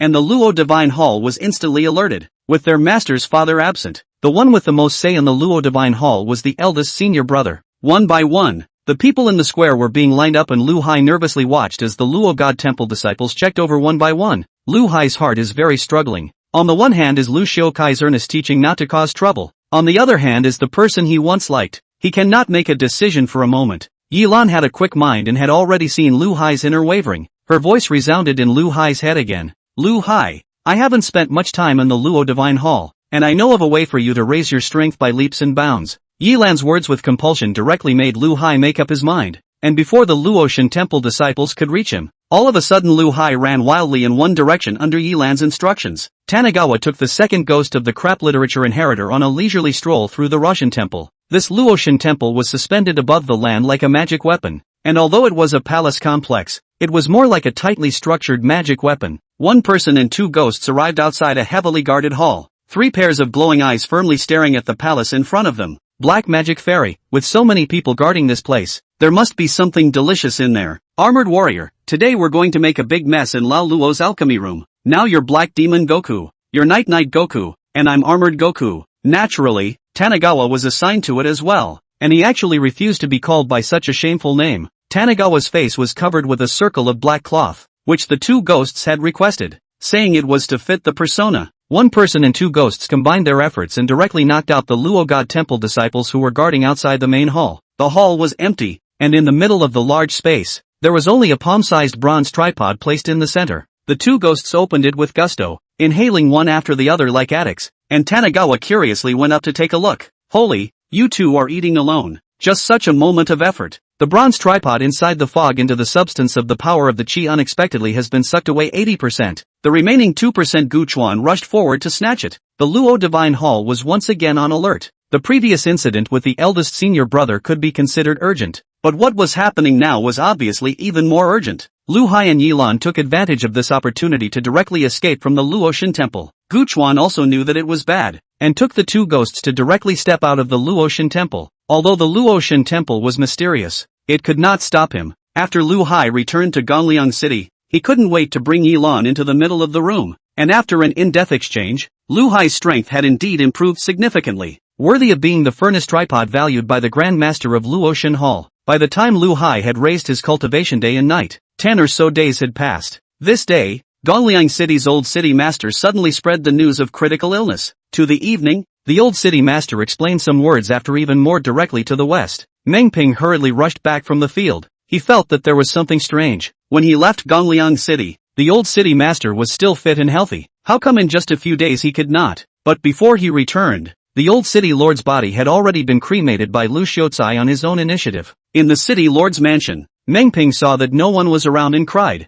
leaning on Lu Xiaocai, "Is it really good for us to do this? They are my father and brother." Lu Xiaocai patted Meng Shui's back and comforted, "Shui'er, I'm doing this all for the good of our Shao Hai. Besides, Meng Ping doesn't even have a chance to be selected by the Luo Divine Hall. Gongliang City will only go down in his hands tomorrow, as long as you do what I say." Chapter 154, Lu Hai's Succession. In Gongliang City Lord's Mansion, funeral streamers had already been hung at this time, and the old city lord's ashes had been sprinkled into the coffin. Meng Ping knelt in front of the coffin in mourning, with Meng Shui's family kneeling behind him. Seeing that the funeral was almost done, one of the city lord's inner circle came out with a volume of the city lord's warrant and read it in front of everyone. "I know that I have not long to live, but I can't let go of Gongliang City. Pinger although when Tawusher are good, but lack of a boldness. Gongliang City handed over to his hands conservative but not aggressive enough. I can't let go of the foundation left behind by the ancestors in the hands of my son is still such a flat and uninteresting. What makes me lucky is that I met Lu Hai.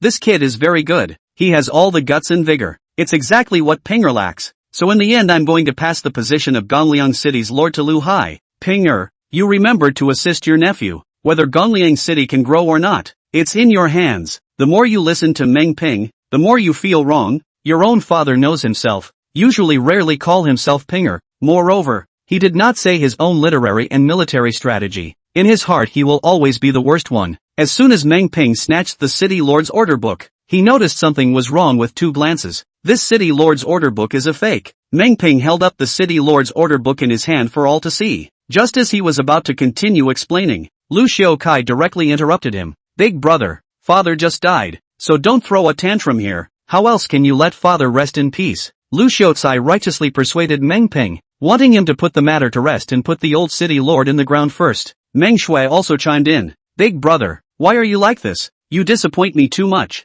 Father must have his reasons for doing this. We shouldn't argue with him. Meng Ping looked at the family's face. He finally realized that he had led the wolves into the house. The death of the old city lord and this family must have something to do with it. Meng Shui, you've really let me down. Meng Ping's words directly caused Meng Shui's face to change as if she had remembered something bad. Meng Ping continued, when I say fake, I mean fake. This city lord's order book is not written by my father. My father's city lord's seal is missing a piece every time he approves official documents. And the city lord's order on this is so complete. It's clear that it's being faked by someone. Meng Ping spoke with evidence, but there was not a single response from the scene, as if they already knew. That's right, all these people in the city lord's mansion have basically been bribed by Lu Xiaocai, and Lu Hai's identity plays a big role in this. Come on man, take these thieves down. Meng Ping let out a loud shout and looked at Meng Shui's family with a face full of anger. But what he didn't expect was that none of them listened to his orders. Even the close friends he brought back were nowhere to be found at this time. Lu Xiaocai stood up with a smile on his face. Big brother, I know you can't bear the blow to be like this when you heard the news, but this is the truth. Meng Ping's eyes were bared as he pulled out the matching sword in the corner. I'll kill you hypocrite. It's true that Tanagawa was right. Your family is a wolfish parasite. Meng Ping rushed up as soon as he could. Lu Hai blocked it in time and kicked Meng Ping away. If it was before he couldn't fight Meng Ping, now even 10 Meng Ping are not enough for one of his hands. Uncle, it's time for you to rest. I'll manage Gongliang City well. Men, pull Lu Hai down to take good care of him. Don't neglect him. Lu Hai also only learned of Lu Xiaocai's plan this morning, and he couldn't afford to waste his father's set of good intentions. Lu Hai took the position of Gongliang City's city lord as he wished, and a power from within flourished out. Is this the power of a true city lord? It's truly mesmerizing. But then his eyes snapped. He had now offended the Luo Divine Hall. According to Yilan, the only way to get rid of the Luo Divine Hall's constraints was to unify all the cities in the world and become the only one city lord. Lu Hai was starting to wage war non-stop, attacking and pillaging cities and territories with the help of Yilan. Luo God Temple's chi power is lost. Alarmed Luo God Temple's master Yuan Baifei. Yuan Baifei broke out of the gate and directly shook with anger. This is his own breakthrough of the sustenance. These losers even lost it. Look into it, all of you. I'd rather kill the wrong person than let them go. If you can't find the stuff you don't have to come back. The Luo Divine Hall disciples came out in unison, heading towards the people who came to the Luo Divine Hall Grand Competition that day. As long as they were still alive, even if they couldn't ask anything, the Luo Divine Hall disciples still wiped him out with a single slash. On this day, the disciples of the Luo Divine Hall arrived at Gongliang City, and the few divine artifacts they carried with them directly struck into the 4 directions of the city, which was an effective means for them to hamstring the power of the city lord. Lu Hai in the middle of the city narrowed his eyes and locked eyes with Yilan in his ghostly state. Coming, Lu Hai had already grasped the power of the greatest heaven with Yilan's help, no longer the power of the city lord that others had filled in. Lu Hai waved his hand and had people set off to dig out the artifacts. He knew that there would be such a day, so he had already ambushed many people in various parts of Gongliang City. As long as he repelled the Luo Divine Hall disciples this time around, and bought himself time, he would surely be able to unify the world's cities. Lu Hai, why don't you worship us when you see us? The leading Luo Divine Hall disciple looks at Lu Hai with a condescending expression. When he sees Yilan on the side his face rejoices. Lu Hai, it's true that you guys stole the power of Qi. Quickly hand it over and follow us back to the Luo Divine Hall to be punished. It's not for you to use that thing. Lu Hai was puzzled. What power of Qi? I only have one Yilan here but now is not the time to argue about this. Lu Hai's face glowed with a murderous intent as he looked at the dozen or so Luoshan temple disciples in front of him. Kill me. With an order, the ant-like army continuously surged towards the Luo God temple disciples. Yilan and Lu Hai were also the first to strike, and the army outside the city was carpet searching for the whereabouts of the artifacts. I don't know why, Normally the name of the Luo Divine Hall, these people feel awe when they hear it, but now they are willing to sell their lives for Lu Hai to openly make enemies of the Luo Divine Hall, and they don't know what benefits Lu Hai has given them. Soon after, Gong Liangcheng took advantage of his strength in numbers and directly found the unguarded artifact and pulled it out. My power is back. To hell with me. I've long since grown tired of seeing you high and mighty Rashi Shrine. Lu Hai transformed into an angry raging bull, no longer in the situation where he was beaten before, and with the power of the city lord of half the world, he directly killed through the disciples coming from the Luo Divine Hall. Lu Hai sat majestically on the city lord's seat, enjoying everyone's compliments. The next step was to settle a few cities that were resisting. Jianlong City was among them, or rather Lu Hai hadn't touched Jianlong City until now. Chapter 155, Attacking Jianlong City. Dongliang City had just become the #1 city in this world, and apart from a few remote cities, there was only one big city left like Jianlong City. Lu Shucai and Lu Hai rode on a high horse head to head. Father and son are now spirited, thinking that once you do not care about me, now I let you climb down. This family today is ready to attack Jianlong City to come, if Valley Chuan understanding, perhaps for the sake of brotherly relations, but also to give him a small official. If not, this behind the Gongliang City's millions of troops is not a joke. Nowadays, Jianlong City had long been emptied of people. Most of the people had moved away due to the might of Gongliang City, leaving only some people who had no choice but to move away, and the city guards of Jianlong City. Gongliang City's million-strong army was approaching the city. Lu Hai urged his warhorse to take a few steps forward and said with a condescending look, Tanagawa, surrender before it's too late. You won't be able to withstand my Gongliang City's army. Yes, Sichuan, don't be negative and recalcitrant. Your brother is the co-owner of this world, and it was also your grandfather's wish to grow Gongliang City. Do you want to make it impossible for your grandfather to rest in peace in the Nine Springs? Meng Shui came out from the carriage behind her and tearfully condemned Gu Chuan, telling Gu Chuan to properly assist Lu Hai. Lu Hai is the most suitable person for the position of city lord. You are the younger brother, so you are not worthy. Gu Chuan didn't respond to these people's words as the gates of Jianlong City opened and 10 giant elephants came out from inside. With a flip of its trunk, the giant elephant roared and charged towards Gongliang City's million-strong army, completely unafraid. Lu Hai smiled disdainfully. I've been guarding against this move of yours for a long time now. Come on people, load the giant crossbow. The giant crossbow bolt was shot towards the giant elephant with a huge impact, but the result was not what Lu Hai had imagined. The giant crossbow bolt crashed into the giant elephant and snapped straight through, leaving nothing but one more white dot on the elephant. Lu Hai's face looked unsightly. Yi Lan,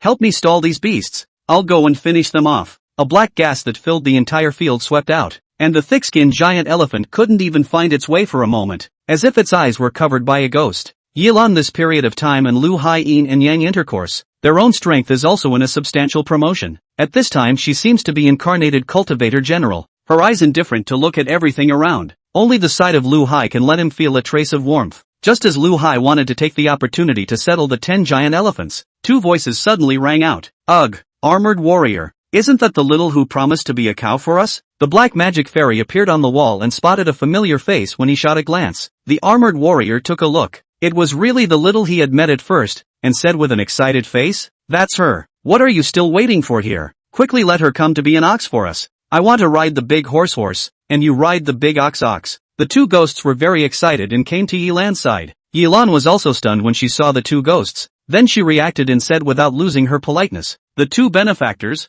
many thanks for your help in the Luo God Temple that day. The great kindness of the 2 benefactors I, Yilan, have no teeth to forget. The armored warrior quickly waved his hand. Not unforgettable, not unforgettable. You just have to be an ox for us. Yilan was stunned again. What did these 2 guys mean? That's just polite talk. Do they really take it seriously? What is their status now? And they still want to work for them as a cow. Yilan shot the 2 ghosts a glance and looked away, not wanting to pay any more attention to these 2 goods. The 2 ghosts instantly quit. What about the promise of being an ox and a horse? How can you go back on your word? Dark fairy, humph. I dark fairy hate people who go back on their word. I'm going to put you back in the jar. Ganala dark gadu la la hu. Change me. The dark fairy waved the thermometer in her hand and did so angrily. The armored warrior flung the sheet. I, the armored warrior, do not care to keep company with people like you who are not trustworthy in their words. Infinite flame dart of infinite flame of infinite flame of infinite flame of infinite flame of infinite flame of infinite flame of the infinite dragon armor of infinite flame.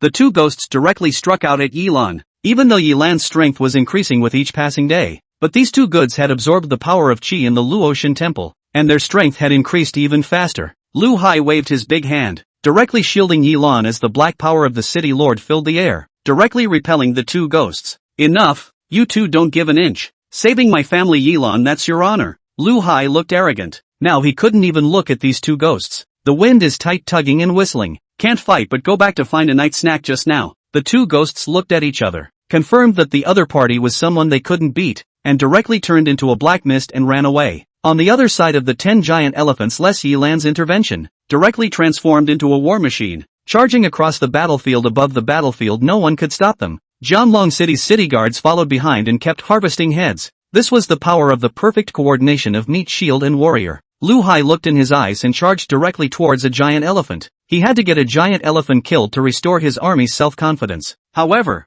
Gu Chuan would not do as he wished. Gu Chuan appeared on top of the battlefield. The power of the elephant ancestor was in his body. He directly trampled the ground with one foot. Behind him, the silhouette of a savage elephant ancestor emerged, and rushed towards Lu Hai. Lu Hai was shocked. How is it possible? This isn't the power of the greatest heaven, nor is it the power of the city lord. What kind of power do you have? Lu Hai's great heavenly strength plus the city lord's strength were not a match for Tanagawa. Lu Hai's eyes were filled with disbelief. The black demon immortal and the armored warrior were also beating the hell out of Yilan at this time, seizing the opportunity to beat Yilan to death. I told you to be a stinking and lie to our brothers. Let's see if I don't beat you to death and turn you into a cow for my brothers to ride. No, no, no, you're the one riding the bull. I want to ride the horse. Yilan looked sad and angry. What's wrong with these two men? Why don't they know how to be compassionate at all? How is their own beauty not as good as a cow or a horse? Yilan's soul body was rubbed into the shape of a cow one moment, and into the shape of a horse the next. It was almost as if he wanted to die. On the other hand, Tanagawa directly pressed Lu Hai and beat him wildly. Lu Xiaotsai looked at this scene with disbelief. Why is the situation different from what he thought? Manhwa heartbroken yelled. Don't fight, don't fight. You are blood brothers. Can't be hand to hand.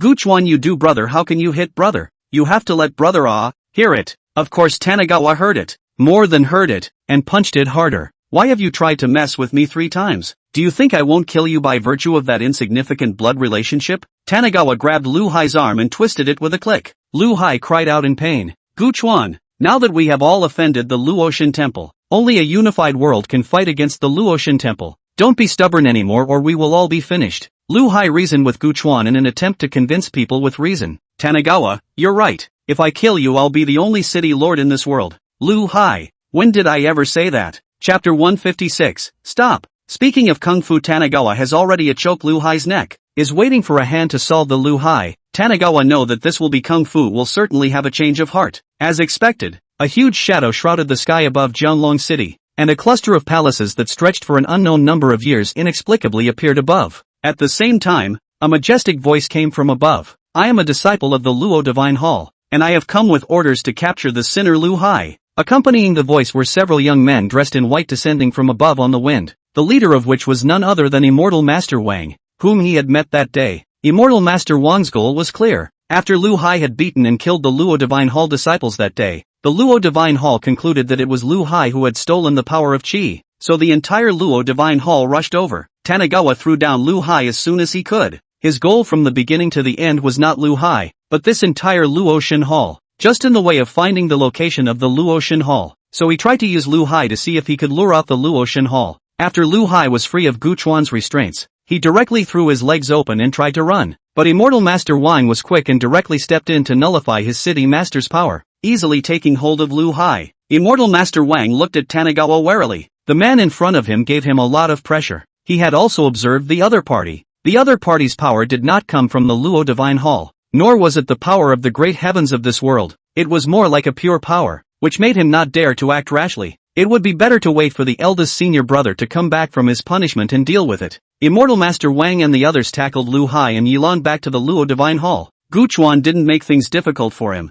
He wanted to see where this Luo Divine Hall was hidden. He had already placed a mark on Lu Hai and Yilan. As long as they were still in this dimension, he had a way to find the two of them. Meng Shui and Lu Xiaotsai ran to Gu Chuan and kept begging. Gu Chuan, you quickly save your brother. He can't be taken away by the Luotian temple. You're blood brothers. You have to be brothers together to break the gold. Seeing that Gu Chuan was still unmoved, Meng Shui directly drew a sword against her neck. Gu Chuan, if you don't save Lu Hai today I'll die in front of you, so that the world can see how thin-skinned and unsympathetic you are, and that you don't even care about your own mother's life. Tanagawa walked away without looking back. This kind of woman who only knows how to condemn others with morality, but she herself takes it for granted that morality is thrown out of her mind. Tanagawa feels that explaining more is a waste of words. Seeing that Gu Chuan is so hard-hearted, Meng Shui still didn't do anything to herself in the end. So anxious that Lu Xiaocai wanted to go up and wipe Meng Shui's neck. Gu Chuan, from now on we are severed. I am no longer your mother, you are no longer my son. Meng Shui slumped to the ground after uttering a sentence in grief. Tanagawa stopped and didn't turn around. My mother died a long time ago. You don't deserve to be my mother if you want to. These words were said by Gu Chuan on behalf of his predecessor, who had never felt a mother's love since he was a child, and the sudden appearance of Meng Shui, who had been dead for many years, inexplicably wanted Gu Chuan to be filial, which Gu Chuan could not accept. For the predecessor, Meng Shui only has the grace of birth but not the grace of nurture. Meng Shui is not even as kind as the sister who grew up with him in the city lord's mansion. The Luo Divine Hall disappeared, just suddenly disappeared into everyone's eyes, only for them to not expect an uninvited guest to come above the Luo Divine Hall. In the middle of the central hall of the Luo God Temple, the eldest senior brother looked at the one person and one ghost on the ground with a sinister expression, and finally he landed his gaze on Yilan and asked, Why would you rather give yourself to him than to me? A wave of anger came from Yilan's soul body's face that was a bit weakened from being punched. You denizen, you want to use me as a cauldron? No way. Eldest brother, everything you have now was given to you by me. If it wasn't for me you would have been spiritually dead. Yilan, that's also because you're not in the right frame of mind, trying to get the upper hand on me. Eldest brother, and what about him? Just a pure-hearted decent man, and you're willing to give everything for him. Yilan looked at Lu Hai beside her with an affectionate face. Yes, I have feelings with Lu Hai. Not a tool in your hands, eldest senior brother. In that case, then return everything I gave you. The eldest senior brother reached out his hand, and the power of the great heavens transformed into a rope that wrapped around towards Yilan. Yilan exclaimed in horror. What are you doing? Stop it. I deserve all this you gave me. Who am I to give it back to you? From the beginning to the end Lu Hai looked on indifferently without uttering a single word, and Yilan died in front of him in such despair. Lu Hai clenched his fists, thinking of a way to get out of the situation, and in his heart he was secretly swearing, Don't worry Lan, I will avenge you, you're already dead anyway. After resolving Yilan, the money loser, eldest senior brother set his eyes on Lu Hai again. Tell me, did you steal the power of Qi fortune? The power of Qi is not so good to absorb and integrate. Ordinary people get so much power of Qi without a few years is unable to digest. Black magic fairy and armored warrior also just digested a little bit of skin. Gu Chuan's 2 layers of Qi power was sealed by him in the system. So far did not use. Lu Hai's eyes turned and said sincerely, Immortal Master, that day I had an old relationship with Yilan, so I took Yilan away in a moment of confusion. I was never expecting Yilan to be an Immortal Master's person. If I knew that I wouldn't have dared to take her away if I was given 100 guts. As for the power of Qi in Immortal Master's mouth, I, Lu Hai, swear to the heavens that I really didn't take it. Lu Hai was very sincere and spoke without hesitation, and the disciples of the Luo Divine Hall believed most of it as soon as they heard it. However, the eldest senior brother was clearly not someone who was so easily fooled. Whether you took something from my Luo God Hall or not, but you beat and killed a disciple of my Luo God Hall, that is a capital offense. Eldest senior brother looked hideous. If it wasn't for this Lu Hai did he need to be chastised by Yuan Bai Fei, today he would use his head to wash away his anger. Eldest brother made a move. Lu Hai had no power to fight, but he still did his best to resist, and in the end, in the midst of grief and indignation, he even broke through a realm and mastered more of the power of the great heavens. The big senior brother was surprised and struck out even more swiftly. He hated geniuses like Lu Hai, usually do not break through properly, have to break through during fights. Aren't you the same as using a cheater? Lu Hai was pressed down to the ground and unable to move by the big senior brother's slap. Do you think you're very powerful? You're just a bigger mole in my eyes. Against you, one of my hands is enough. Lu Hai suffocated and had no place to go, but still dug in and said, You are just a bit luckier than me and have practiced for a few more years than me. If you have the ability, we will fight it out in 3 years. Eldest brother snorted. Where did the idiot come from? There is this kind of little cutie who leaves the time for the enemy to cultivate. Just as eldest senior brother was about to settle Lu Hai with one hand, a majestic voice suddenly rang out. Stop. Chapter 157. Do you want to be strong, young man? Stop. Yuan Bai Fei's voice rang out, and the subsequent figure of his appeared above the main seat of the Great Hall. Greetings, Your Highness. Yuan Bai Fei is not only the Luotian Temple's Hall Master or the master of this group of disciples. Each session of the Luotian Temple Hall Master can only be one. As for the other disciples of the same session, the power of Qi was not stolen by him. Yuan Baifei ignored these disciples and instead landed his gaze on Lu Hai with a sense of appreciation in his eyes. Eldest brother was a bit reluctant. He also saw the implication in the master's eyes. Presumably he was looking at Lu Hai wanting to take him as his disciple. The eldest senior brother made an immediate decision and directly pointed the spearhead at Lu Hai again, saying, "Master, even if it wasn't this brat who stole the power of Qi, it's a fact that he was disrespectful to the Luo Divine Hall, and it's a fact that he beat up and killed the disciples of the Luo Divine Hall.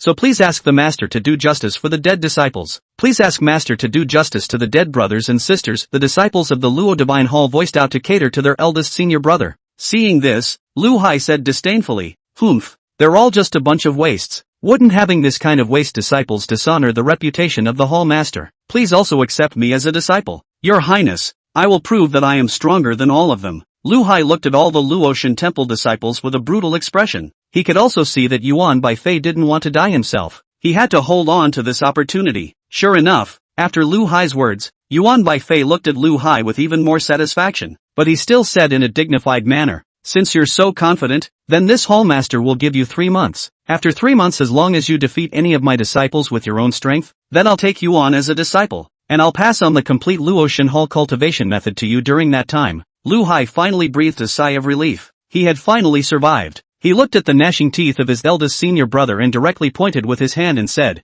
3 months from now I'm going to have a life and death duel with him. I still ask for your hall master's fulfillment. Yuan Baifei, quasi. Everyone dispersed. Lu Hai followed Yuan Baifei and started to learn the cultivation method of Luotian Temple. Lu Hai's own talent was very good, plus some small opportunities he encountered in the past 3 months. It directly made his strength jump up to the point where he could tough it out with his big senior brother. As soon as the period of March arrived, Lu Hai and eldest brother stood in pairs on a ring in the Luo Divine Hall, and the Luo Divine Hall disciples under the stage were almost lopsidedly in favor of eldest brother, with only a few out-of-touch disciples becoming friends with Lu Hai and cheering him on vocally and monotonously. He, letting you live for 3 more months. You should be content. Eldest senior brother sneered out sarcastically at Lu Hai. Lu Hai was completely unfazed, looking at the sneering eldest senior brother and opening his mouth. He said, Lan, today I will avenge you. 30 years east of the river and 30 years west of the river. Today I'll knock your condescending self-righteousness off the pedestal. Lu Hai directly struck out, and the power of the greatest heaven in his hands transformed into a sea of clouds in the sky to cheer for him.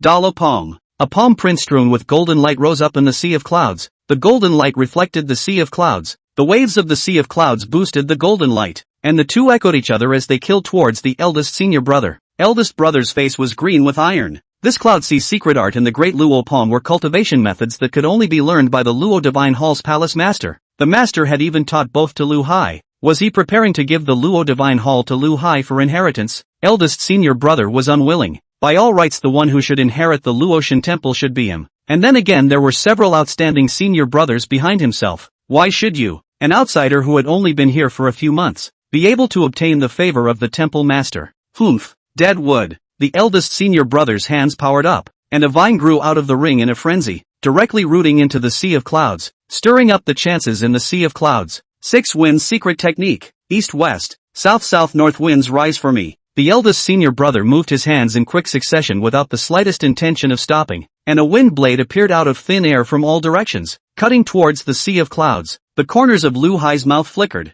revealing a disdainful smile. Want to break through my sea of clouds? Dream on. Wind and thunder mysterious art. Qiankuan settlement. Thunder fall. Lu Hai pointed out a finger. The ring exploded out of thin air above the ring. A rolling thunderbolt fell. The ring was blown out with a spark. Vines were directly uprooted by the falling thunderbolt, and wind blades were crushed by the thunderbolt. The sea of clouds wrapped in the Dala palm landed on the head of the eldest brother. The eldest brother used his whole body to block it, and before he could regain his senses, the sea of Lu had already closed in. This punch is for Ran. This punch is for your arrogance. This punch is for the temple master. This punch. Eldest brother was beaten up and down by Lu Hai like a rag, without the slightest resistance. Die for me. Killing intent surged out of Lu Hai's eyes. His palm directly penetrated his elder brother's chest, and his elder brother gradually closed his eyes and didn't breathe. How could he only have such a little skill as the Grand Master of the Luo Divine Hall for so many years? Just in the moment Lu Hai relaxed, the eyes of the eldest brother suddenly opened.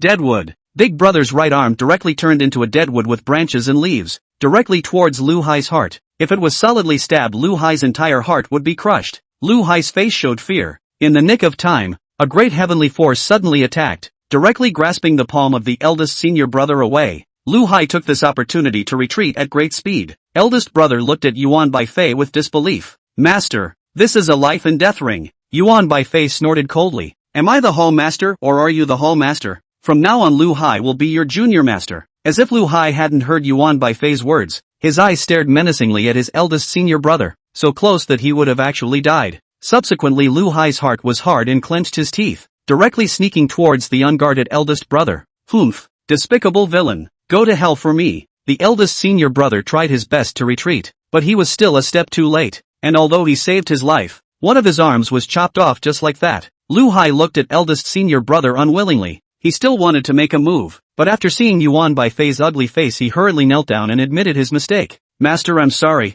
It's the apprentice who was reckless. The apprentice will make amends to eldest senior brother. Lu Hai hypocritically took the broken arm to make amends to his eldest brother. Big brother cloaked hair, eyes without light. Just that one with the master's skills clearly can help themselves to block down. But why he did not shoot? Ken for a few months of Lu Hai shot surprisingly not with him for more than 10 years of disciple shot. Big brother's heart gradually cold. Picked up the broken arm disappointed to go, leaving a lonely figure. Ding Junior, do you want to be strong? Do you want to become a Gai Zun Shi? Do you want to defeat your enemies? Do you want to impress everyone? A voice suddenly rang in the mind of the departing eldest brother. Chapter 158. A black-robed man stood in front of the eldest senior brother. It was Gu Chuan who had been sneaking around the Luoshan temple for 3 months, only that he suffered from a lack of identity. He couldn't enter many parts of the Luoshan temple, and there was no way to control this huge Luoshan temple. Coincidentally, in today's day he saw the defeated elder brother, obviously as the stepping stone for the growth of the protagonist. This kind of person is the easiest to compel. Coupled with his identity, Tanagawa will be more able to cooperate with him. Senior, do you really have a way to help me become strong? At this point, eldest brother was already disappointed in the Luo Divine Hall, and the only thing that could bring him comfort was his own strength. Tanagawa cleared his throat and put on a thick, raspy voice and said, Junior, strong people are not built by others, but are accomplished by virtue of their own unyielding will, tenacity, and perseverance, and you are merely lacking in opportunity. A bowl of poisonous chicken soup was poured down to the eldest brother, and the originally disheveled one was suddenly filled with fighting spirit again, and a light appeared in his eyes. Lu Hai, you wait, I will definitely make you pay for what you did today, and the Luo God Temple Hallmaster must be mine. No one can take it. Eldest brother secretly swore in his heart, if Gu Chuan knew about it, he would definitely ask him if he wanted to fart and eat. Still Luo God Temple Hallmaster? The entire Luo Divine Hall belongs to me. You're just a laborer. With the help of Tanagawa, eldest brother revitalized himself and began to practice with the cultivation method taught by Tanagawa, and the effect was obvious. As his cultivation was deepening and his whole person was calming down, the horse has eaten grass. It's time to let the horse run. With the help of the eldest senior brother, Tanagawa used his access to enter many important places in the Luo God Temple, stealing the beam and quietly mastering the control. The longer he stayed with Gu Chuan, the more the elder brother was alarmed. What in the world was this person's origin, that he was able to go in and out under Yuan Baifei's nose without ever being discovered? Just like that, those little thoughts in the bottom of the elder brother's heart were tightened even more. On this day, a group of uninvited guests came to eldest brother's door, and it seemed that eldest brother, who had been living in a deep and shallow place for a long time, had made these people forget about his majesty. Is this really good? He's the eldest senior brother. He used to be ruthless and ruthless. Hey, what big senior brother? Now it's just a paper tiger. By Lu Hai senior brother wasted an arm, dare not go out. Now how much strength can be left? That's right. This great hall was originally a place where only the strongest people of the Luo Divine Hall could reside, and now he has nothing to show for it other than his identity as a big senior brother.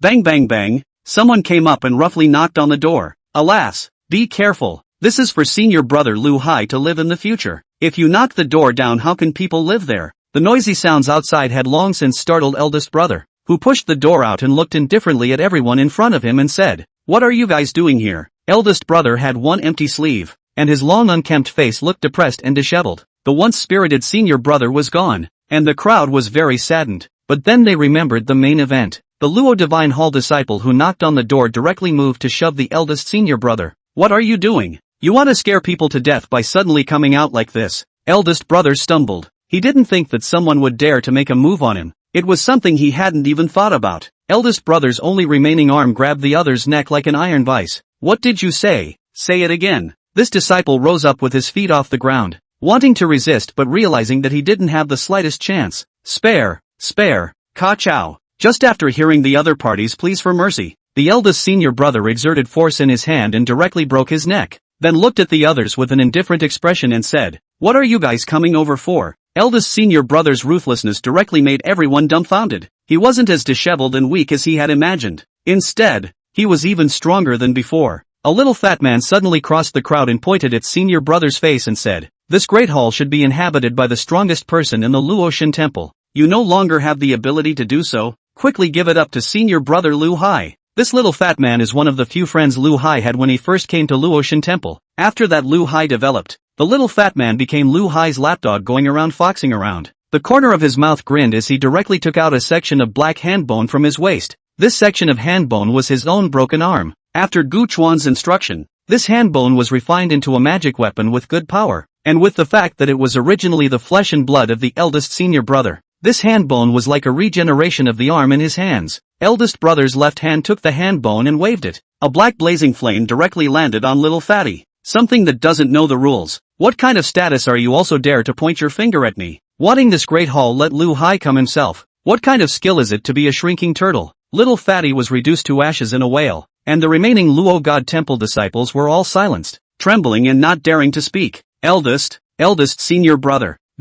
They're Luo Divine Hall's senior brothers. A disciple played the emotion card, trying to make eldest senior brother remember the rule that disciples of the Luo God temple should not kill each other. Eldest brother directly snorted coldly. What? Lu Hai can kill a disciple of Luoshan temple, but I can't? If there's something wrong, just say there's nothing wrong and get lost. I still have to practice. They were dumbfounded by what eldest brother said, and each one of them pivoted their legs and ran away, fearing that they would be killed if they left late. The place where Lu Hai lived. At this time, Lu Hai was cozily drinking tea. Little fatty summoned the disciples to go to eldest brother to ask for the great hall. This thing he knew. Also he acquiesced. In his heart he is now the first master among the disciples of the Luo Divine Hall. He should enjoy the treatment of the first disciple. Lu Hai, who was waiting for the good news, was waiting for the bad news. Little fatty is dead. The eldest brother dared to kill his fellow disciples. Is he crazy? Lu Hai was a bit unbelievable, and directly led a few doglegs towards the residence of the eldest senior brother. Eldest senior brother, you dare to kill a fellow disciple. What are your intentions?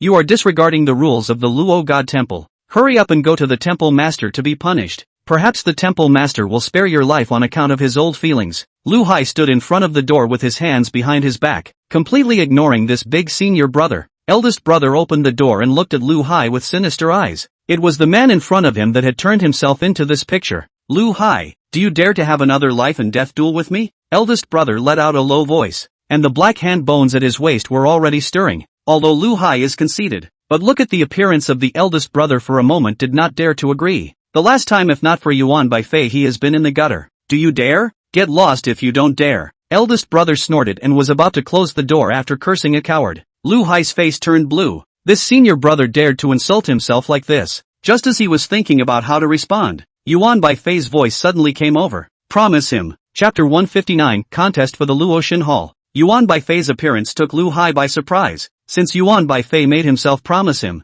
then his strength must be above that of his elder brother. And he still knows how poisonous Yuan Bai Fei's eyes are. It was still the same ring. Still the same life and death duel. Still the same two people. But the two people's spirits had come to be switched. Lu Hai was spirited, and eldest brother was somber and cold. Hall master, will you intervene in this life and death duel? Eldest senior brother flew a salute with one hand at Yuan Bai. Yuan Bai Fei frowned. This is to pick things in the open, deliberately make himself embarrassed, is it? Yuan Bai Fei said unhappily. It's none of your business what this hall master does. Eldest brother understands. This Yuan Bai Fei is really still biased in favor of Lu Hai, but it doesn't matter. He now has the backing of his seniors, and in the end, it's not certain who the deer will die. The big battle was on the verge of breaking out. The big senior brother seemed to have changed into a different person. His moves were ruthless, black wind swirling, and the black hand bone in his hand directly enveloped Lu Hai with a devouring black flame. Lu Hai was wrapped in a sea of clouds and tried his best to resist the devouring of the black flame. The tactics used by eldest senior brother were not found in the Luo Divine Hall,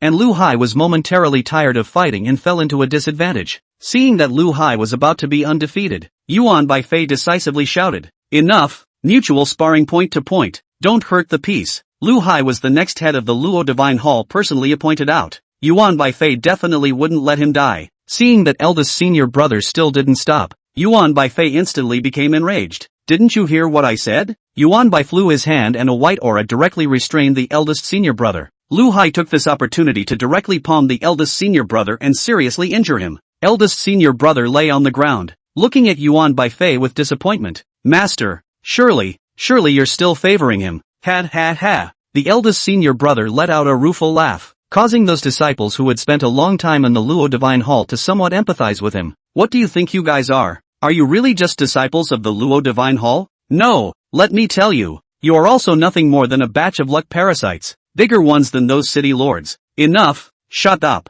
Yuan Baifei couldn't imagine that eldest senior brother would say these things, and how did he know about them? Ha ha ha, the eldest brother laughed maniacally. Yuan Baifei couldn't bear it anymore and directly pointed out a finger to try to finish off eldest brother. But a curtain of light suddenly appeared in front of eldest brother. You are all the luck parasites of this Lu Hai. You are all the luck parasites of this Lu Hai, do you know? Yuan Baifei was enraged when the eldest senior brother spoke out the speculation that scared all the disciples. But nowadays, he had no time to care about this ungrateful disciple. Someone had invaded the core of the Luo Divine Hall, and that curtain of light was emanating from one of the Luo Divine Hall's prohibitions. Yuan Baifei directly disappeared into thin air. Compared to his successor, the Luoshan Temple was obviously more important. Eldest brother looked at Lu Hai and let out a sardonic laugh. Let's see who can help you now. Senior disciple Lu, you go first. We'll stop him. Luo God Temple can't live without you. The few Luo Divine Hall disciples who were close to Lu Hai directly stopped in front of Lu Hai, buying time for Lu Hai to escape. Lu Hai also lived up to his name and turned his head to run.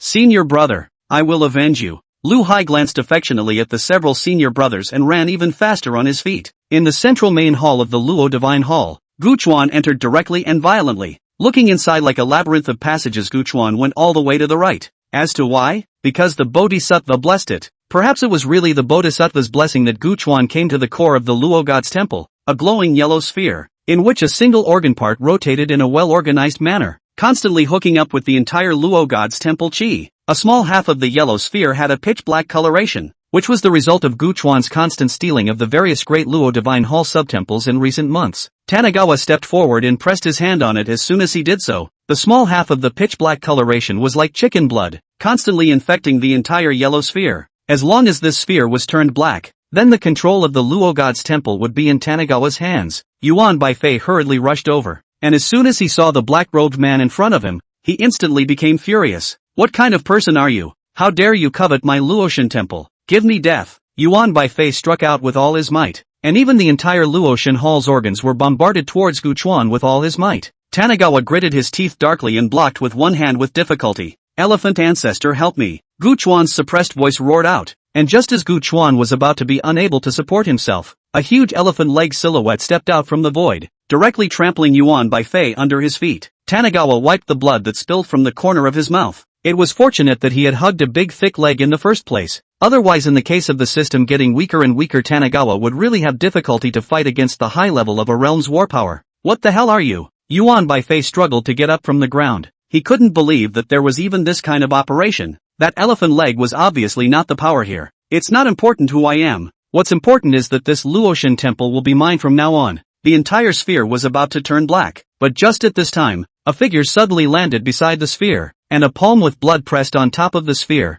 A burst of light flashed by, and the soon-to-be pitch-black sphere instantly blazed with yellow aura, resisting the attack of the black gas. It's Lu Hai. This guy suddenly appeared here somehow, as if he was born to resonate with the Luoshan temple. The sea of chi on Lu Hai's head was directly injected into the sphere, and the pearl together fought against the invasion of Guchuan. What a bloodsucker! You're everywhere, Tanagawa said mockingly. If he had rushed over a few minutes earlier, it was possible that Lu Hai would have been able to turn the tables. But now, apart from struggling a little more, the result would still be the same. Who the hell are you? Is all this something you're doing from this? Lu Hai looked at this black-robed man and always felt a sense of familiarity. Inside a passageway, eldest senior brother came out with a gloomy face. He could tell at a glance what the scene in front of him was like. Quickly go help your senior brother. Yuan Baifei saw his eldest senior brother hurriedly voicing out a command. Eldest brother's gaze turned back and forth on the black-robed man and Lu Hai. His mind kept analyzing the current situation. It looked like these people were being held back and lost the ability to make a move. Finally, after a short period of deep thought, he decisively landed his gaze on the black-robed man, who was still the greatest threat in his eyes. Senior, let me help you. Eldest brother stepped forward directly with a black handbone in hand, wanting to take advantage of Guchuan's unpreparedness to directly sneak attack. However, in the next moment, eldest brother, who had just raised his hand, suddenly lay on the ground, covering his stomach and screaming non-stop. Do you seriously think my stuff is that easy to learn? I don't mind letting you live if you're obedient, but if you're not, then go to hell. Prevention of people's hearts? Guchuan has long been in the big brother to do a trick. In his body under a kind of spiritophilic insects, only need Guchuan lead. Spiritophilic insects will be in the big brother's body to make waves. In the middle of eldest brother's pleas for mercy, a white, earthworm-like worm crawled out of his stomach, and in just that amount of time, eldest brother's heart had already been eaten to the last drop. Alas, I seem to be getting further down the road of overtime and no overtime pay. Chapter 160, The End. The sphere gradually climbed into a pitch-black color, and Lu Hai's pressure increased as he gritted his teeth and held on. On one side Yuan Baifei, who has lost the ability to move his hand side. Or has it come to this? The Luotian Temple can't fall into other people's hands. Lu Hai, in the future you'll be the lord of the Luotian Temple. Just let me, this old guy, help you with your last move. After hearing Yuan Baifei's words, Lu Hai's heart was touched for a moment. How Yuan Baifei had treated himself over this period of time he knew in his heart. Now it's even willing to give up its own life for its own sake. Lu Hai looked at Yuan Baifei with tears in his eyes and wailed, "Don't, master, don't ah." Alas, what a demented child. Yuan Baifei stood up with difficulty and tried to walk to Lu Hai. However, in the next moment, a black spear suddenly broke through the air and directly pierced into Yuan Baifei's chest. The emotionally sincere scene was immediately broken as Tanagawa's disdainful snort came out. "Do you guys think I'm deaf? Discussing tactics in front of me." Tanagawa's one remaining hand pulled out his ear and looked at the cutie. Like, look at the clueless duo. Yuan Baifei covered his chest and fell to the ground, completely out of breath. I had thought that Lu Hai would be like the protagonist in the TV series. Important people dying in front of him would somehow burst out of force to beat himself to death. However, it didn't. Yuan Baifei's death only caused Lu Hai to pity him a bit and no other emotions. "Senior, I don't want this Luotian Hall. As long as Senior can let me leave peacefully, how about this Luotian Hall is given to you?" Lu Hai began to make conditions with Tanagawa. In his heart, Luotian Temple is his own. "I use my own things to make a deal with you that is not natural." Seeing that Tanagawa didn't react, Lu Hai's face turned hard and directly injected a force from his underworld into the sphere with all his might. And in the case that Tanagawa was caught off guard, he directly abandoned the sphere and ran away. Tanagawa was unable to stop him, and could only let Lu Hai escape. Without the resistance of the others, Tanagawa smoothly gained control of the Russian temple. It was also in this instant that the system that hadn't moved for a long time suddenly vibrated, and the chi in the Luo god's temple didn't enter the system. Tanagawa could clearly feel the originally weak system suddenly getting a little stronger. In the middle of another world, a group of cultivators who were in the process of cutting down the heavens had been happily preparing to give this world's heavenly Tao a final blow. However, at the next moment, the originally weak and powerless heavenly Tao suddenly burst out with a powerful force, directly sweeping across thousands of troops, and this group of defenseless cultivators died and were heavily injured. A green-cloaked cultivator with a jade crown on his head was furious. "What's going on? Isn't this heavenly Tao already defenseless?" "Almost a little bit, just a little bit closer to felling this heavenly Tao." The green-cloaked cultivator's face was filled with resignation. The entire Luotian temple became Tanagawa's private property, and there was specific information about the Luotian temple. The Luotian Hall was originally called the Tianji Hall, created by a cultivator of this realm with his life's work. The purpose is to predict heavenly chances and to circumvent great disasters in the human world. But then a man called Luotian stole this Tianji temple, and Tianji temple has since been renamed Luotian temple. The purpose of the existence of the Hall of Heavenly Chance was no longer predicting heavenly chances, but rather stealing them, stealing the power of the heavenly Tao's laws of Qi in this realm. And because the heavenly Tao was being targeted by a group of cultivators in the main world, it had no time to pay attention to this thief. Guchuan retrieved the heavenly hall at this time, giving the heavenly Tao a hint of leeway to turn around. All the disciples of the Luotian temple had been driven away by Guchuan, and the Jianglong city on the ground had been invaded by Lu Hai because there was no Guchuan to guard it. As for Guchuan's own men and women, they had long since been placed by him on top of the Tianji palace, maintaining its daily routine. Lu Hai became the co-lord of the world, and there was now only one city in this world, and that was Gongliang City. Lu Hai had directly broken through the shackles under the weight of the city lord's position, and the power of the great heavens was no longer affected by the heavenly hall. He knew that the opportunity for a clean slate had come. He was going to take back the Luotian temple, which was originally his, and he was going to kill the black-robed man who had taken over the nest. Lu Hai brought all of the Luotian Hall disciples who were driven away by Guchuan to the current Tianji Hall. When he saw the familiar 10 giant elephants on the Tianji temple, he had an ominous premonition in his heart. Lu Hai came all the way to the familiar central hall unhindered and looked at Guchuan sitting on the main seat with an ugly face and said, it's really you. He hadn't seen Lu Hai's figure during the conquest of Jianlong City, and at that time, he was a bit skeptical of the black-robed man who had inexplicably appeared on the Luo god's temple, but he just didn't dare and didn't want to think that way. Why do you go against me time and time again? Lu Hai gritted his teeth and looked at Tanigawa with murderous anger all over his expression. Tanigawa felt a bit puzzled. Me against you? It seems like you're the one who constantly had nothing to do with me since the first time, right? Lu Hai said rightfully, I'm the older brother and you're the younger brother. Isn't it only right that you share half of your stuff with me? When you've been sitting in the position of the city's lord for so long, but you didn't even give me an ordinary position. Do you think this is considered as a pro-brother? Gu Chuan didn't want to talk more nonsense with Lu Hai, and had wanted to ignore him and leave this place after figuring out the Tianji temple by himself, but Lu Hai had wanted to come and send himself to his death. The Tianji temple was rapidly rotating. A huge force was continuously condensing. Gu Chuan waved his hand and a ray of light directly shot towards Lu Hai. Lu Hai resisted with all his might, but he couldn't hold back, and in the end, he directly turned into a pile of ashes.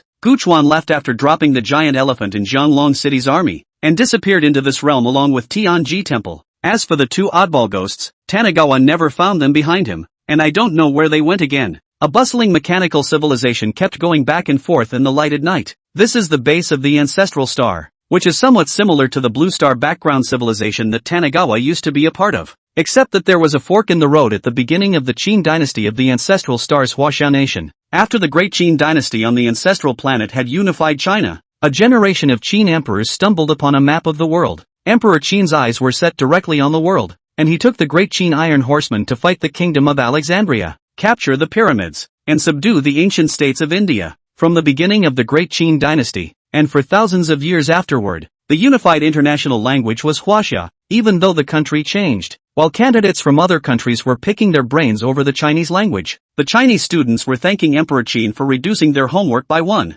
By the modern era, China's technology was also one of the world's top standards. Since the Moon Rabbit logged on to the moon, China has carried out the South Heavenly Gate program, followed by the Tiangong program, which is also well underway. It was also at this time that China's Heavenly Eye discovered alien life. A great war between species is on the horizon. Chapter 161, A Satisfied Host. Ancestral Star Base Ruidu City, China. Looking out the window at the private airships that kept flying, Tanigawa turned into a system this time, a system that was attached to the human body. Yi Chen was an expert like the ceiling of the ancestral starbase, and it only took less than 10 years for him to go from being unarmed to being an expert admired by millions today. Yi Chen was originally a kid who was unappreciated in his family and mediocre in school, but ever since that day when a meteor fell from the sky, he changed into a different person. That's right, he got a system that changed his life. Today this system has been dovetailed by Tanigawa. This system of Yi Chen's was a dead brain, and although it had intelligence, it was Yi Chen's servant in general,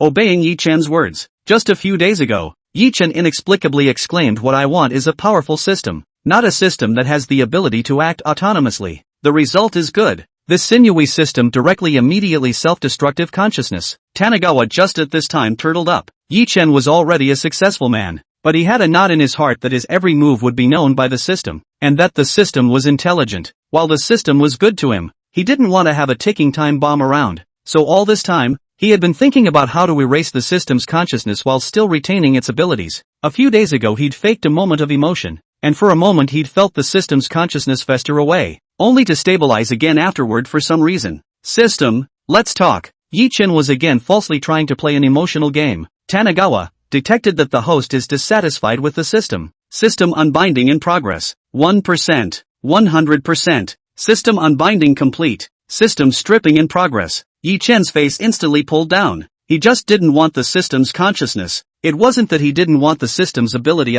systems, etc. A terrifying aura erupted from Yi Chen's body, and a fiery red mech flew out from his body, instantly wrapping around his entire body. Yi Chen wanted to leave the system behind, but he didn't know where to start. Just then the system's voice suddenly sounded in Yi Chen's head again. "System, I knew you wouldn't part with me." Before Yi Chen could be happy for a moment, Tanigawa's systematized voice rang out. Ding detected that the former host Inferno Dragon Mecha was redeemed from this system and is now retrieved. Inferno Dragon Gauntlet retracted. The Inferno Dragon Sacred Sword is retracted. Take it back, take it back, take it back. In an instant, the few pieces of equipment that Yi Chen had relied on to become famous were retrieved by Tanigawa. This is the price you pay for unloading. On this night, A wailing sound rang out from the residence of the renowned Inferno Dragon Warrior of the ancestral starbase. The next day there was news that the mech of the Yanlong warrior had been stolen by a berserker, and a generation of Yanlong warriors had been robbed by the berserker and robbed of their money and sex. Tanigawa turned into a ray of light and wandered around. Following the system's instincts, Tanigawa landed on the head of a person of great fortune.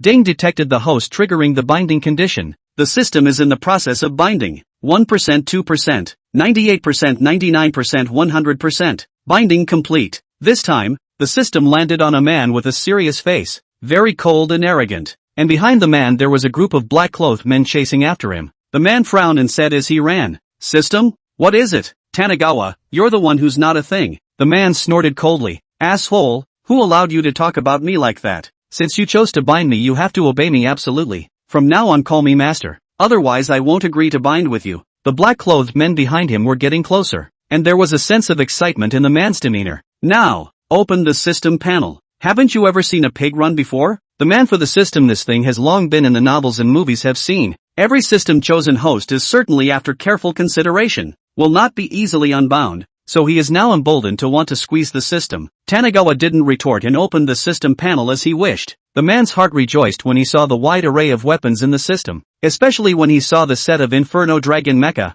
His eyes were as big as bronze bells. "I want that mech. Hurry up and give it to me, give it to me," the man said with hot eyes. Tanigawa, dropping, detected that the host does not have points and cannot exchange items. Please make time for the host to earn points. How to get points? Tell me. The man in black behind him was close at hand, and the man was getting more and more eager. "This system is a killing system. 500 points for killing one person," Tanigawa blurted out. The man looked at the items on the system panel. Just 1,000 points could be exchanged for an energy cannon. The man gritted his teeth and directly turned to kill the black-clothed man behind him. After a fierce battle, the man spared his injuries and killed two of the men in black. The black-clothed people surrounded the man. The man did not care at all, but instead gave a sardonic laugh and said, "It is that who told you to come? Right, you come any more today is to send death. Ha ha ha. System, redeem the energy cannon for me. The system is not responding. System, I want to redeem my energy cannon, do you hear me?" The man growled. Tanigawa, Ding detected that the host has preconceived notions about this system.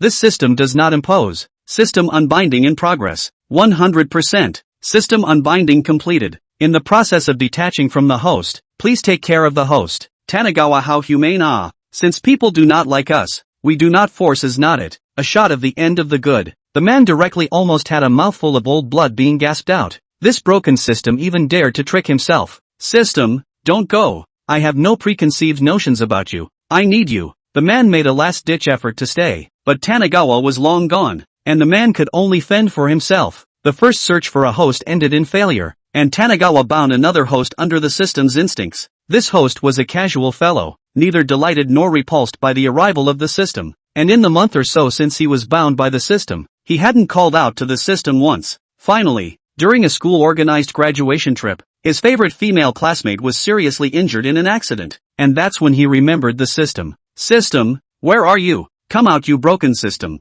I want to exchange medicine for healing. Come out quickly, you broken system. If you don't come out I'll smash you so that you can't even be a system." The young student, with the schoolgirl in his arms, kept growling. Tanigawa, Ding, hosts will detected. System smashing in progress. Ding, system smashing is complete. Wishing the host what he wants. Joking, usually do not communicate. Something happens to find me just, do you think I am a free babysitter? Tanigawa is not accustomed to these people. The young student was dumbfounded. He was only talking seriously in a moment of anger. How did this system take it seriously? Finally, at the last time Tanigawa found a satisfactory host, which called his father the moment the system descended. Tanigawa was very satisfied, but let people call dad is always bad. If let others hear, not to suspect, and his mom has a leg, so Tanigawa let this kid call his grandfather. Ugh, I think I'm going to lose my job. My supervisor even told me that if I don't do my job well by the end of this month, I'll be given a delay in transferring to a new job. So tired.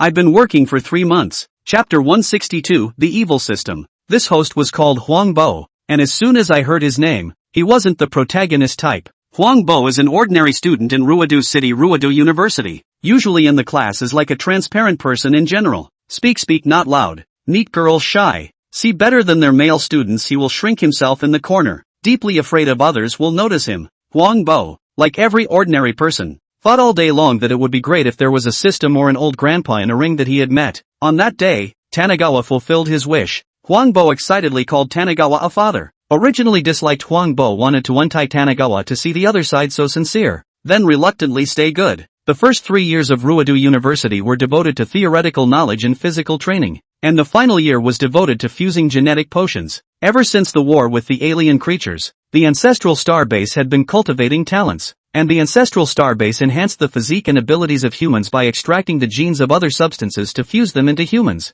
And for mechs that could fight in space, only those with strong physiques and good abilities could handle them. So mech warriors had always had a high status in the ancestral starbase. Huangbo was a fourth-year student at Ruedo University and would be picking a genetic potion to fuse in a short while. Today, with the system in place, Huangbo came to school with a big back haircut and half a bottle of hair wax, carrying a bag of breakfast in his hand. Breakfast was prepared for the class flower that had been chasing her for 3 years, and although he had been a licking dog and delivering breakfast for 3 years, Huangbo was still happy to do so, only wishing to exchange for a fake smile from the class flower. Seeing this, Tanagawa directly gave Huangbo his first task. Ding system mission in progress. Quest, eat breakfast in front of the class flower for 100 points. Huangbo, who was waiting at the classroom door, suddenly had a bitter look on his face. Master Gu, please don't make a scene. Okay, you'll make me lose face in front of Fifi. Tanagawa, what's the difference between the way you look now and your face? Huangbo said with a longing face. At least, I can still see Fei Fei. Every day I bring her breakfast she will say thank you to me. He is very happy when he eats with Bancho, and I have a part in her happiness. This is an old lickspittle no doubt.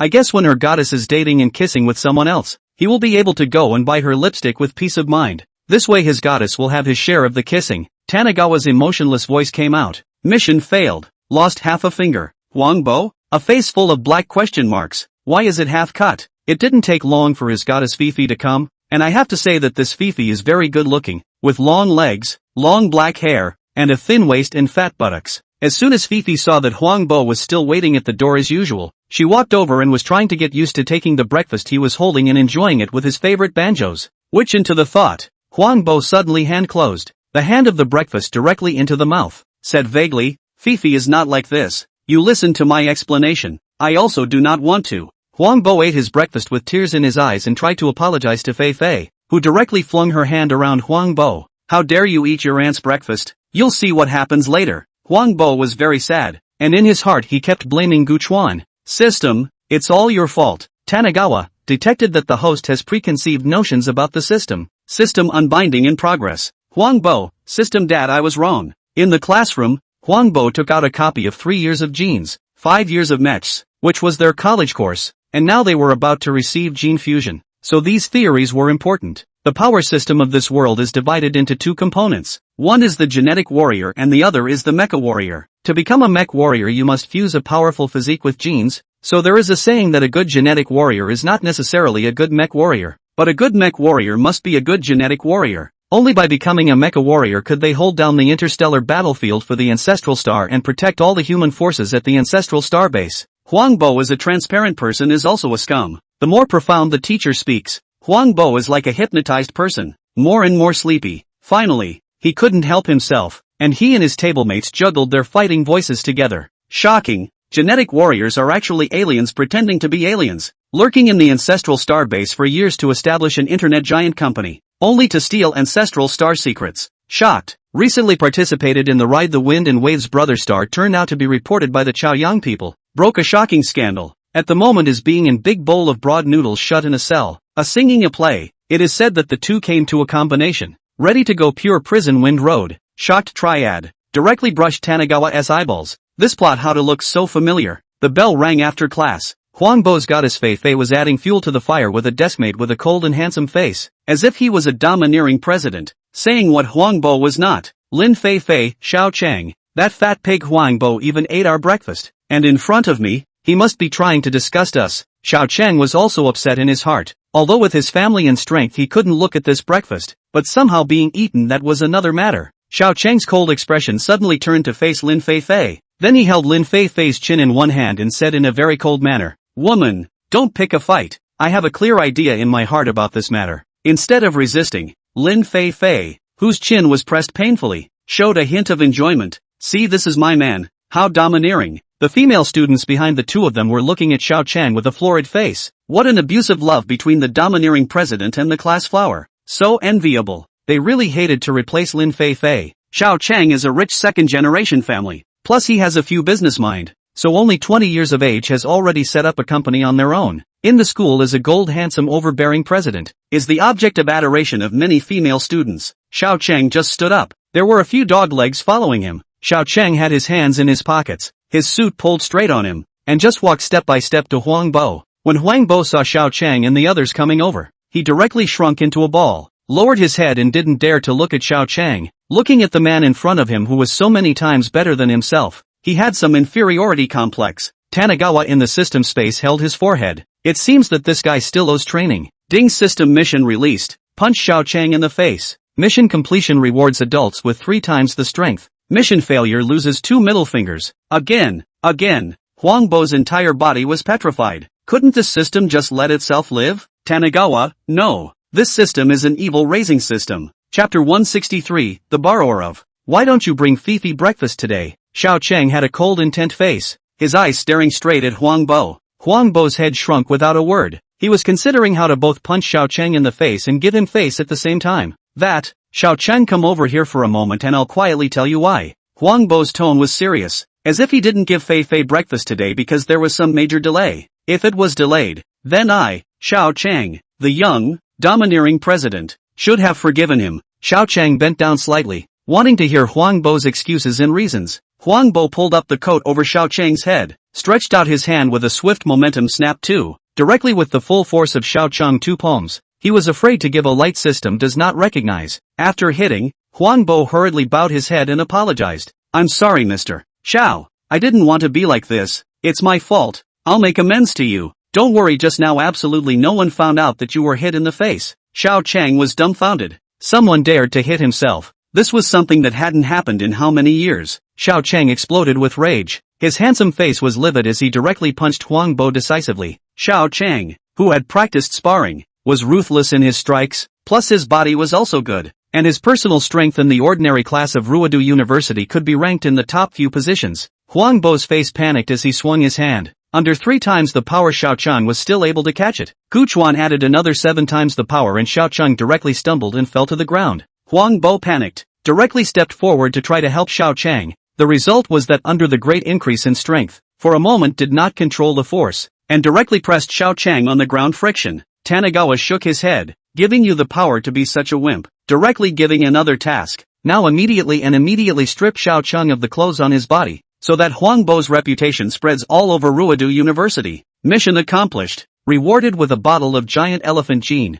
Fail the mission and eat a Kadiev in front of Fifi Lin. Killing is definitely not an option at school. Breaking legs or whatever is also a bit cruel in this civilized society. So it's better to kill the heart. As soon as Lin Fei Fei was involved, Huang Bo's eyes turned red. How could the image he had managed to build up collapse? Then Huang Bo started to move his hands with an eager face, and a few of Xiao Chang's lapdogs beside him couldn't even stop them, so they were directly thrown out. Tear. The sound of clothes shredding rose and fell in the classroom as Huang Bo grabbed Xiao Chang like a hungry wolf and wouldn't let go. Huang Bo, don't you run. I'll be gentle. Xiao Chang, let go of me. Let go of me. If you don't let go of me, I'll scream. The male students in the classroom looked at Xiao Chang's miserable and aggrieved appearance, suddenly tightened their asses and looked at Huang Bo with a strange expression, and a group of male students left far away, and froze without a single person who dared to go up and pull the two apart, deeply afraid that their own knuckleheads would be unprotected at that time. There were 2 rotten girls, but they were in the first line of eating, watching these 2 with great interest. Corrupt girl number 1, it's true that men and boys are true love.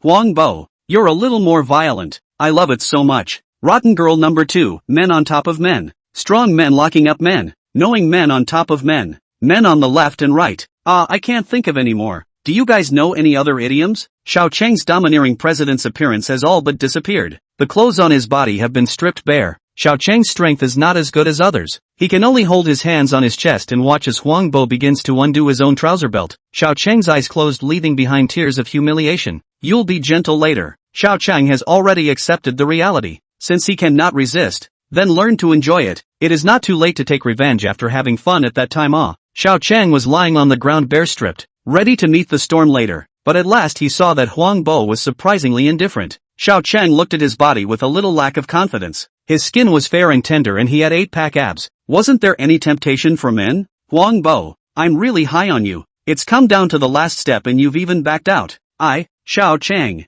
don't care to be in the company of people like you. As soon as he grabbed the cloth-like clothes, Xiao Chang's heart unexpectedly felt a sense of loss. A bully seems to be a little bent out of shape. Lin Feifei hurriedly ran to Xiao Chang's side and helped him put on his clothes, while still angrily scolding Huang Bo. Huang Bo, how can you be like this? Xiao Chang is the boss of the company and has thousands of employees under his hand. How can a reckless person like you directly take action against him? Huang Bo said with a miserable face. Fifi really isn't like that. If I don't do that to him, I'm going to eat a pound of Lin Feifei for Xiao Chang. Not to mention 1 catty of, even eating 10 catty of that would be your honor. If it were me, I would be willing to eat for Xiao Chang. Lin Feifei looked at Xiao Chang with a deep look on her face. Huang Bo. He did not expect his goddess to speak with such determination. Tanagawa's timely voice sounded again at this moment. Ding! Please host take Lin Feifei to the men's restroom and press her on the toilet, so that she knows that it's hard to eat and people are hard to be. Mission failed. System automatically unbound. Mission succeeded.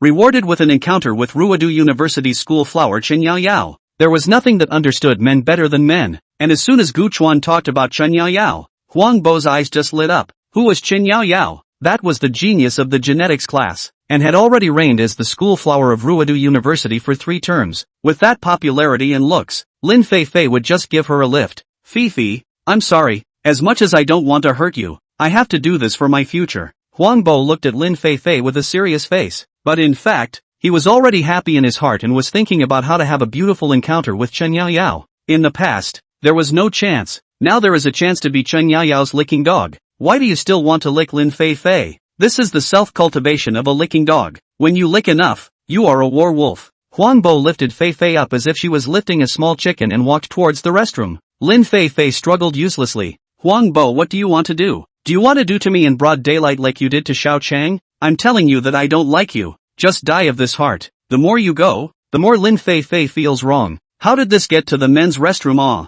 As it happens, a male student with an upset stomach today is having a torrent of diarrhea inside, and keeps singing loudly, I love poo. In a good mood, Huang Bo directly covered his nose and ripped open the door, scaring the male student so much that he lost all feeling for a moment. Today Huang Bo, lend you my. The male student didn't expect his to be borrowed by anyone, and immediately his pants lifted. Brother, please go ahead. I ate the golden mushroom egg pancake today, and the golden mushroom inside is still a strip. Huang Bo, what are you doing? Screamed Lin Feifei, already having an ominous feeling in her heart. Huang Bo, don't you want to eat for Huang Bo? I'll fulfill you. With a fluttering sound, Lin Feifei was thrown directly into the toilet. This kind of brainwashed woman just used the brainwashed words she said to deal with her, so that she would know that she should speak with her head. In one day, Huang Bo's fame spread throughout Ruodu University, and the title of borrowing master was sought after by the entire university. 12 hours of work today and no overtime pay. My God, I want to run for the hills in a bucket. Chapter 164, Gene Fusion.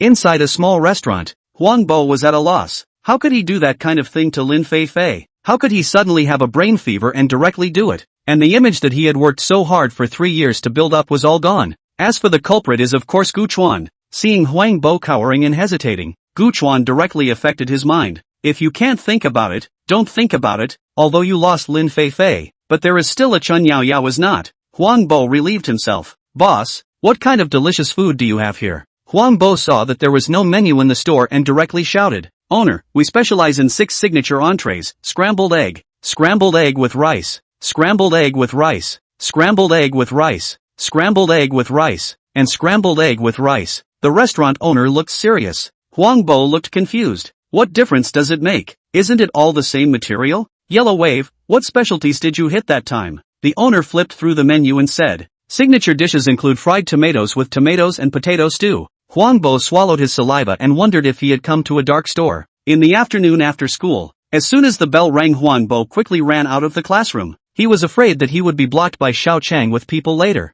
On the way back to the dormitory, I didn't meet Xiao Chang, but was stopped by a little girl, which is the daughter of the class teacher Lao Xia, who has just entered the 3rd grade. The little girl is a big boy. The home control of the strict not to eat snacks often borrowed her father's identity of the fox to his father's students for snacks to quench their appetites. Stop. This tree was planted by me. This road is opened by me. If you want to cross this road, leave behind Kanbik. The little girl with her crocheted hair and backpack, her old-fashioned look, was obviously a repeat offender. Huang Bo was helpless and was about to give the chips in his bag to the little girl when all of a sudden the system's voice sounded in his mind. Ding, as a hallowed college student, how can I be robbed by an elementary school student? Mission, use the eraser to erase the homework in her school bag. Let her know the evils of the world. Mission failure punishment upside down and diluted. Tanagawa quest rewards are not even lazy to give. The villain raising program? Let's start from this little girl here. The corner of Huang Bo's mouth tugged, and after surveying the surroundings for a while without anyone, he directly took out the workbook and eraser in the little girl's school bag with one hand. To the little girl's puzzled gaze, page by page, she erased the homework she had just completed at school today. Wow! The little girl crying sound tear lungs. Huang Bo cleaned up the scene immediately run away. If the old summer caught, that's not good. On the second day, Xiao Chang and Lin Fei Fei in the class are on leave. The old Xia with a pair of panda eyes, looking resentful staring at Huang Bo. It is this kid who caused him to tutor his daughter's homework for a night. Almost chicken and dog. The little cotton jacket leaks. He didn't blame Huang Bo. He knew her daughter's behavior, and it was good to teach her a lesson. Ahem, there is still 1 month left before it is time for you to fuse your gene potions. Although Ancestral Star will provide you with gene fusion, if you have the conditions you can go to the market and buy the gene potions that suit you on your own. Old Xia said is also the truth. The state configuration over the potion is certainly not tailored to you. In addition to a few top students, everyone else will have to rely on luck. Huang Bo had the giant elephant gene given by the system, so he just needed to borrow the public gene fusion equipment to fuse it when the time came. A month's time came quickly, and the students of this session of Ruidu University gathered around the playground with excitement. It could be said that today was an opportunity to change their lives. A precision device was neatly placed. This was the gene fusion device, which could minimize the rejection phenomenon of gene fusion. In order to fight against the alien creatures, the humans of the Ancestral Starbase broke the genetic lock, allowing the thin humans to constantly strengthen themselves by fusing their genes. Xiao Chang also appeared today. He was holding a tube of potion in his hand. When he saw Huang Bo, he subconsciously tightened his buttocks, and when he saw Huang Bo looking towards him, he hurriedly rushed into the mechanical equipment. After a period of effort, Xiao Chang's entire aura seemed to have changed when he came out. His eyes became narrow and long, sharp teeth grew out of his mouth, his skin became even whiter, and the harsh sunlight made Xiao Chang's entire body a little uncomfortable. It's a bat gene, and it's an unusual bat. Someone directly analyzed it. Xiao Chang looked like a vampire in general. By the time Huang Bo came out of the gene fusion equipment, he attracted everyone's attention. That huge muscle was just more robust than someone who had fused the black-backed gorilla gene potion. Huang Bo, come out and fight. Xiao Chang had been waiting for this moment for a long time, and he wanted to wipe out his previous shame. Huang Bo's family was ordinary, and he knew that the other party definitely couldn't take a good gene potion, so now was the time to get back his face. Genetic warriors were not forbidden to fight and brawl in the university. As long as no one was killed and no one was wasted, the school still encouraged the matter of dueling. Ancestral Starbase is to cultivate a group of people who dare to fight and kill individuals with good comprehensive strength. Only this kind of people can play a greater role in the interstellar battlefield. This time Huang Bo did not retreat. Before is no bottom so inferiority complex. Now have the strength if still inferiority complex not confident. That is a brain problem. Huang Bo, the insults you inflicted on me last time are still fresh in my mind. So today I'll return the favor in the same way I did, so that you can experience my humiliation as well. On the ring, Xiao Chang's pale face was filled with coldness. The nails on his 10 fingers suddenly became longer, and with a movement of his feet, he directly transformed into a residual shadow towards Huang Bo. After fusing the gene potion, Xiao Chang's physical quality was greatly improved, and the improvement in the aspect of speed was the most obvious. Xiao Chang's 10 fingernails were as sharp as knives, and seeing that he would be able to injure his opponent soon, Xiao Chang's mouth had a hint of a smile. Lin Fei Fei, who had appeared out of nowhere, excitedly cheered Xiao Chang on. However, in the next moment, only a snapping sound could be heard. Xiao Chang was directly slapped on the ground by Huang Bo. Although the giant elephant gene extracted by Gu Chuan did not specialize in speed, the level of the giant elephant was obviously not comparable to Xiao Chang's bat, even though the bat was good at speed. In the face of the much stronger giant elephant, the speed advantage was no longer of any use. Xiao Chang looked at Huang Bo with disbelief. He had lost again. Xiao Chang closed his eyes. He knew that he was going to be humiliated by Huang Bo again, but Huang Bo did not even care about him. Directly out of the ring, ran toward a small bamboo forest. Just now the system's reward arrived. At this time Chen Yao Yao was there. The system arranged a chance encounter. Huang Bo cannot wait. Xiao Chang was lying on the ground with a hard face. The confidence of the domineering president all but disappeared. Now even the qualification to be insulted by him was gone? Chapter 165, Personal Bodyguard. Rido University covers a large area, and the small bamboo forest that the system guides you to is actually not that small. Chen Yaoyao was the school beauty of Ruido University, and also the top student of Ruido University.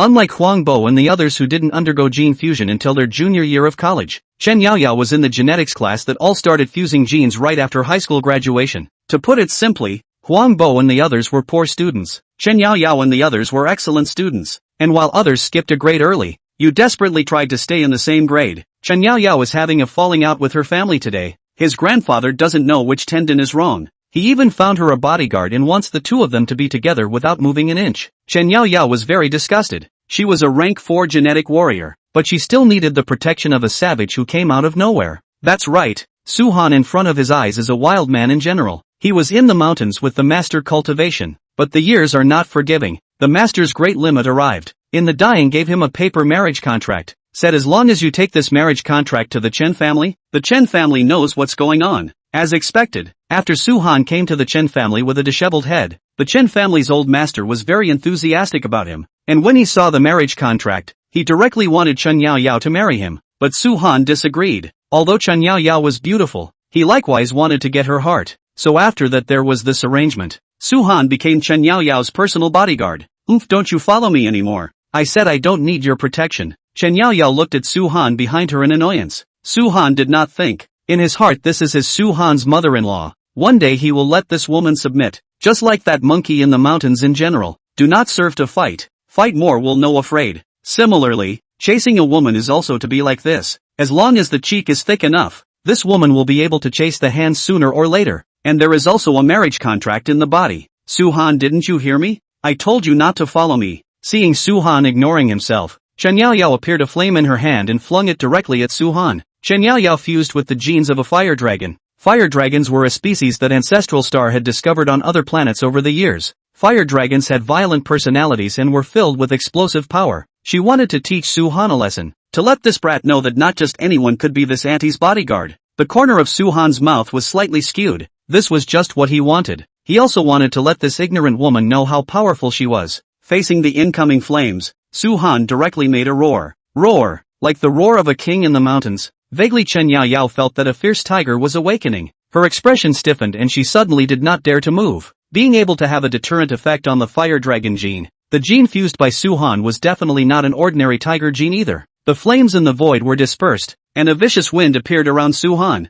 and he came directly in front of Chen Yaoyao, grabbing Chen Yaoyao's white wrist. Enough, you think I want to be your bodyguard? Don't flatter yourself. I only promised your grandfather this favor. Su-han angrily rebuked Chen Yaoyao. Of course these are all his pretenses. He wants to package himself a little bit higher. When he gave Chen Yaoyao as a security guard or Su-han himself proposed out, just when Su-han was still going to speak highly of his indifferent attitude in front of Chen Yaoyao, Huang Bo appeared. Succubus, stop. Let go of the girl and let me. Huang Bo accidentally spoke out. Su-han pulled Chen Yaoyao behind himself as he looked at Huang Bo with an ugly expression. Classmate, are you alright? My name is Huang Bo, the genetic warrior of this ordinary class. Don't worry with me, this lecher can't bully you. Huang Bo felt that his chance to save the beauty of the hero had come. He must not lose face in front of the school flower. However, the idea is very beautiful. The reality is very bone skinny. Only a level of Huang Bo is not Su-han's opponent at all. Directly a photo was sent flying out. Huang Bo was so anxious that he quickly called the system.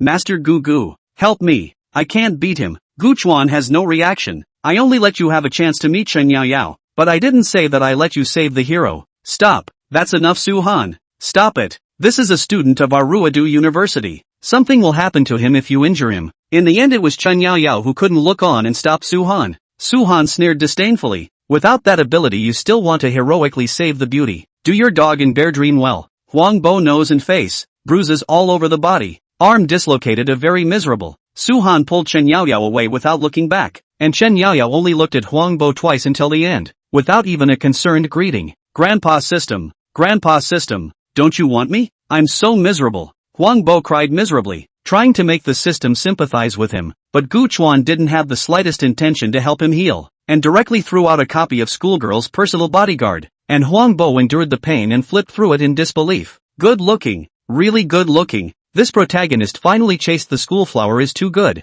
Huang Bo, as if forgetting the pain, watching with great interest up, but looking at it he finally found out that it is not right. Asterisk asterisk asterisk asterisk how come I seem to be the villain in the book? Chen Yao Yao and that Su-han are the hero and heroine. Tanigawa's voice came at just the right moment. You're wrong. Right now you're at best a cannon fodder that won't survive more than 3 chapters. Don't lift yourself up so high. A basin of cold water poured over his head as Huang Bo nervously inquired. Master Gu, what should I do now? Tanigawa shook his head. This kid has no opinion at all. Then threw out another book. Those days when I was a villain and the schoolgirl's personal bodyguard. Huang Bo took a look and slapped his head. Right oh. I'm so beaten up right now, definitely call the police first. Hello, guard? I'm Huang Bo, a student of Ruidu University. Someone broke into the school in broad daylight and hijacked my classmate. I couldn't stop it and was seriously injured. You guys come. Huang Bo was breathless and pretended to be weak to call the police. The guards thought that the matter was serious and directly dispatched the mech warriors, who quickly locked the target with Huang Bo. At this moment, it happened that Su-han was still pulling Chen Yao Yao, who was constantly resisting.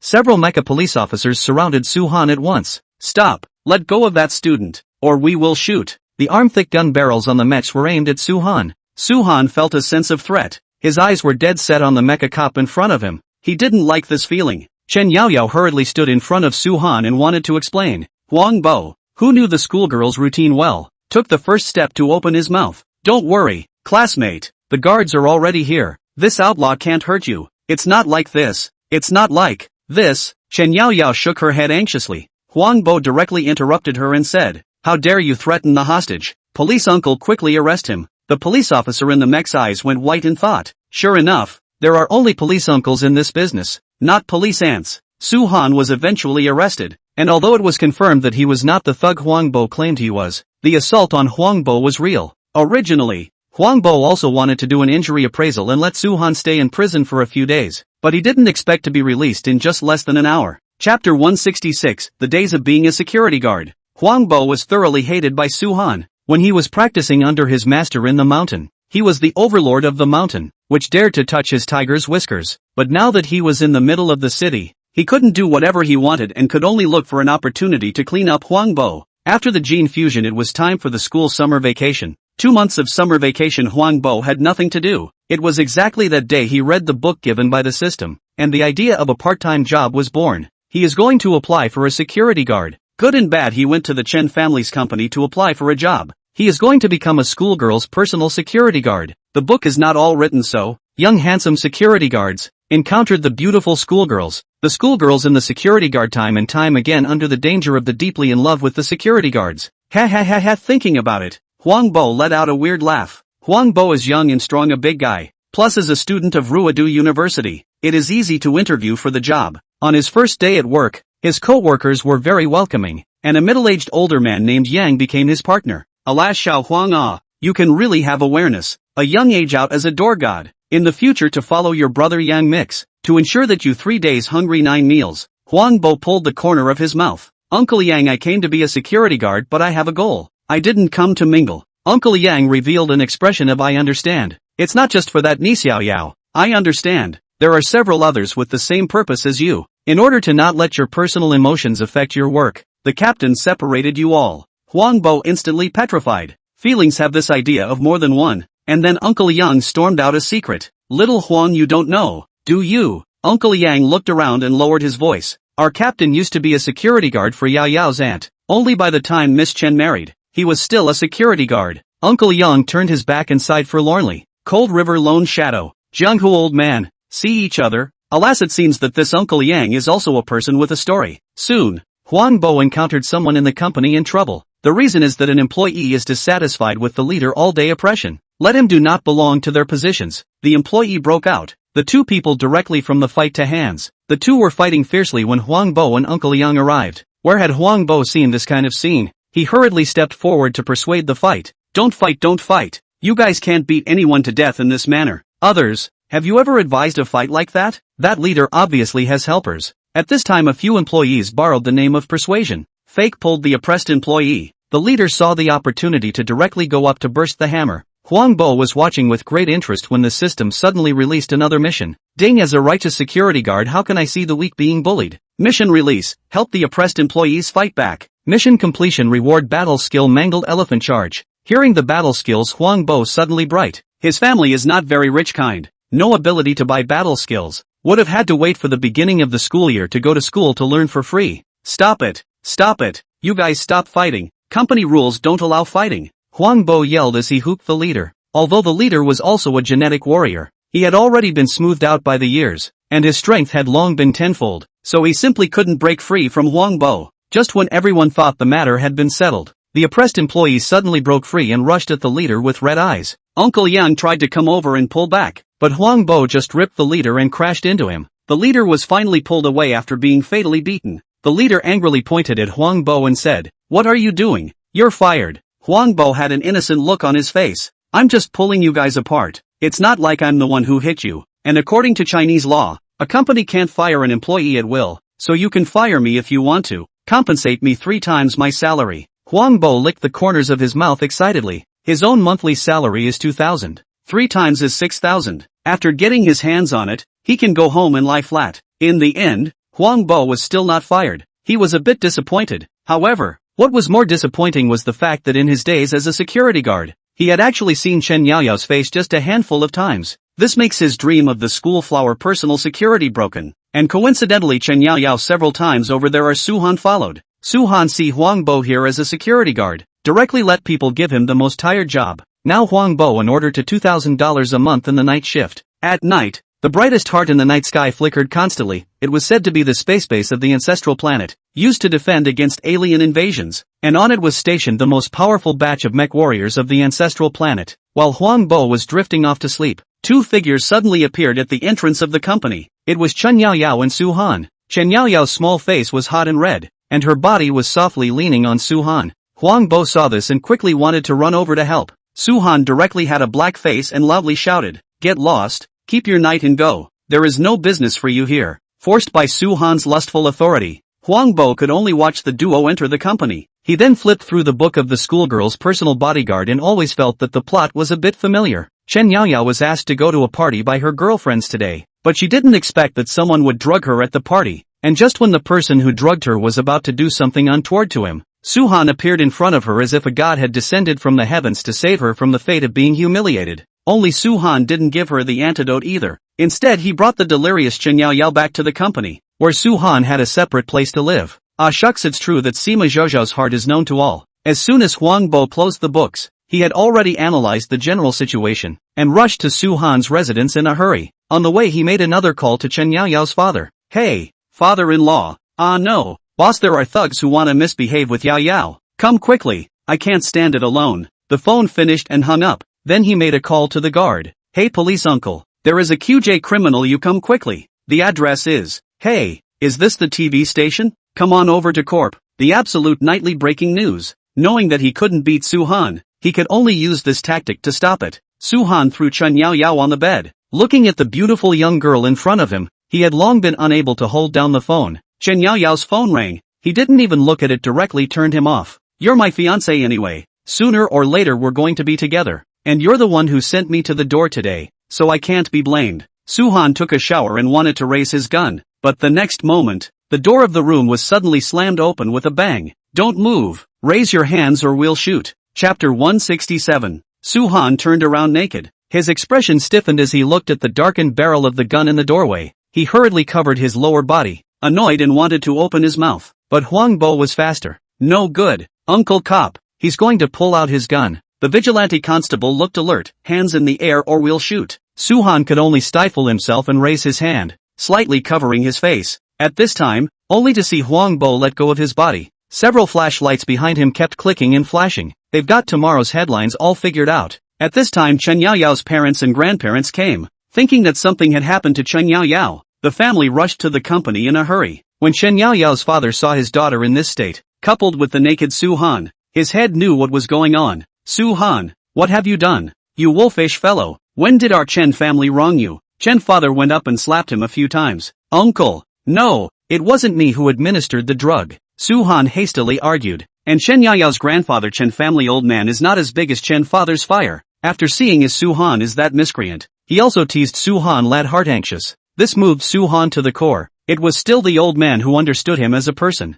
Chen's father was puzzled as to why his old man had this attitude towards the Su Han. "Dad, he's trying to defile Yaoyao. Why are you still recognizing him?" "Elder Chen, shut up. Yao Yao originally had a marriage contract with Su-han. What's wrong with Su-han doing this? Sooner or later, Yao Yao is Su-han's person. Chen's father was furious, but it was not good to argue with his own old father. It's all because of what this little security guard did. You don't have to come tomorrow. Elder Chen looked at Huang Bo with a look of displeasure. There were also the media reporters on the scene, all of whom were pressured by Elder Chen to promise not to tell the truth about today's events. Huang Bo heard to let himself get out immediately quit. Chen Dong. I Huang Bo since I asked into the company. The whole day conscientiously work, not a day of laziness, not to mention the situation of early departure late. You do not have a legitimate reason why dismiss me. According to the Chinese law, without cause to dismiss the staff to be compensated for triple the salary. There was a hint of disdain in Elder Chen's gaze. Have the finance immediately triple his salary to get him out. When Huang Bo heard this, he was instantly displeased. Am I Huang Bo this kind of person? Are you cash or transfer? Snappy. Take advantage of the presence of the guard as much as you can. Su-han looked at Huang Bo with a face of anger, wanting to skin Huang Bo's heart, but just in the way of the presence of the guards, could not directly do it. Huang Bo took 3 times the salary. Joyful smile. Both take the salary and keep their goddess. What is more happy than this? Time flies, and before you know it, it's National Student Hijacking Day again. It is said that on the day of August 31st every year, the epic and inspirational movie Makeup Work begins to hit the theaters. Immediately following the second day, the epic disaster movie Schools Out was released on schedule. Those two aren't even the hottest. The hottest is That the Window Gaze, a horror suspense true drama released after September 1st. In the past 2 days, some fortune tellers have even calculated that April 1st is a festival, May 1st is a festival, June 1st, July 1st, August 1st, and even October 1st are all festivals, except for September 1st, which is a robbery. Huang Bo and the others of the ordinary class had all become genetic warriors, as opposed to the genetic class. The ordinary class was a support staff, trained to fight for the elite of the genetic class. No, it was only just the beginning of the school year that the elites in the genetics class came out to look for their men, with the beautiful name of a group. 2 elites from the genetics class, plus 3 scums from the ordinary class. Each team was a combination of 5 people. The last year of your senior year is all about your constant integration and the final graduation credit, which is even more important to get in Starfields or you'll never graduate. The elite of the genetics class came to pick their teammates, and of course the first thing they had to do was show off their muscles as well. Immediately, an elite stood out, and 2 wings appeared directly behind him, with 1 wing facing the wind, and hidden thunder light flowing on the wings. This is the ability of the Thunder Eagle, and it's said that if the Thunder Eagle's genes are completely fused, those thunder wings can release lightning. Hearing this, Huang Bo also looked envious. It's really heifer going to the pawn store. Quite impressive. No, no, no, no, it's clearly a rat up a cow's ass. The rat is really good. Alas, classmates, this is wrong. This should be heifer coiled wire. Awesome with lightning. As soon as Huang Bo's words fell, 2 voices rang out one after the other. The 3 looked at each other and let out smiles that they understood each other. The 2 students look a bit strange. I don't know which class they are from. Huang Bo asked suspiciously. Oh, my name is Lan Dong. I'm a transfer student from Lanxiang Mecha School. Lan Dong was dressed in a green work uniform suit, and at a glance, he knew that he was an expert in repairing machines. My name is Wu Fong. I'm a transfer student from the New Oriental Gene Potion Academy. Wu Fong wore glasses and held a book on genetic potions, looking very knowledgeable at first glance. My name is Huang Bo. I'm from Ruidu University. We've heard that you're Ruidu University's #1 dog licker, nicknamed the Borrowed Darling. Huang Bo's words were penetrated before he could finish. Seeing that one by one, they all succeeded in teaming up. Huang Bo's 3 were left behind. Huang Bo is waiting for Chen Yaoyao to form a team. Just don't know what these 2 people are waiting for. Transfer students are basically every year. Is an activity of each university to contact feelings? Of course, this activity is only the ordinary class of students to participate in, who will take their own precious students to do the activity. Finally, Huang Bo saw Chen Yaoyao. Chen Yaoyao's side followed by Su-han. Su-han was wearing a school uniform at this time. I don't know how it happened that Su-han became Chen Yaoyao's classmate. Seeing the 2 of them walking together with a good relationship, Huang Bo immediately ate his words, feeling that everything he had done was in vain. Huang Bo secretly vowed that he would be a scumbag who took someone's love. Su-han was like a proud peacock. He directly crossed Huang Bo. Let Huang Bo be his teammate? That was absolutely impossible. He only wanted to silently humiliate Huang Bo a bit, letting him know that the 2 were not even at the same level. Ding system mission release. Join Su-han's team. Mission success rewards a large amount of gene power. Mission failure, upside down and dilated 100 times. Huang Bo the whole person shrink. Got ing upside down dilute 100 times. that is not to pull to the mouth to go ah. Looking at Su-han who was about to walk away, Huang Bo stepped out. Yao yao, I want to team up with you guys. The corner of Su-han's mouth turned away as he shook his head disdainfully and said, are you worthy? Chen Yao Yao also began to explain. I'm sorry Mr. Huang Bo, your ability really doesn't suit us. The two finished and wanted to leave. Huang Bo directly took out his cell phone. There was a video screen on it. As long as the play button was pressed the video screen would play. Now, you guys say match or no match. Su-han faces green. This is not his video that day? How come this guy still has it in his hand? Chapter 168 Tetsuwan Star. Huang Bo managed to form a team with Su-han and Chen Yao Yao, and even the duo of Lan Dong and Wu Fang became a team of one. Huang Bo was rewarded by the system with genetic force, which was the power that genetic warriors practiced, and only by accumulating enough genetic force could they break through to the next level. Alright, now that all 5 of us in the squad are together, I'll be the squad leader and you'll all have to listen to me. Although Su-han did not want to be with Huang Bo in a million ways, Huang Bo had a handle on him in his hand, and there was nothing he could do about it. As soon as Su-han said he was the captain, Huang Bo immediately quit. Who said you were the captain? Did we agree? Huang Bo, no one is messing with you. I pulled this squad together, so you have to listen to me. How else can you fit in like this? Su-han had long taken himself as the squad's captain, and simply did not allow others to refute. Su-han, put here to make trouble for me? Seeing this, Chen Yao Yao hurriedly came over and persuaded. Huang Bo, the squad captain was originally from the genetics class. The students from the ordinary class are worse than the students from the genetics class no matter whether they are stronger or more experienced. Su-han's strength is still something I know, and with him as the captain our team's performance won't be bad. Huang Bo nodded. You have a point. Su-han was thinking that the captaincy was his own when Huang Bo suddenly pulled out his cell phone. Since you make so much sense, I'll post a short video to celebrate. Su-han and Chen Yao Yao's faces stiffened, and in the end, they had to take a step back each, and the squad's captain was Chen Yao Yao. At this point, Chen Yao Yao's squad was formed. Su-han was a rank 5 genetic warrior, Chen Yao Yao was a rank 4 genetic warrior, and the remaining Huang Bo, Lan Dong and Wu Fang were all rank 1 genetic warriors who had not long been promoted. However, Huang Bo was not the least bit panicked. He had a system. Raising his strength was not an easy task. Guchuan in the system space has some headaches. This lazy cargo has no motivation at all. If not for the dimensional consciousness suppression, he himself will find an opportunity to go out for a wave. Looking at Su-han and Chen Yao Yao walking side by side in front of him, Huang Bo's face darkened. Put it here for me to play Golden Girls? At that exact moment, the system's voice suddenly sounded in his head. Ding! System mission released, The Life of Cao Cao. Ask the host to take away Su-han's fiancée Chen Yao Yao within 3 months. Mission success rewarded with a set of level 9 mechs. Mission failure punishment to be a licking dog for life. Huang Bo suddenly brightened up. This mission is good. Who hasn't had Cao Cao's disease yet? The system is talking about taking away Chen Yao Yao, not making Chen Yao Yao fall in love with himself. The difficulty of this mission is much easier.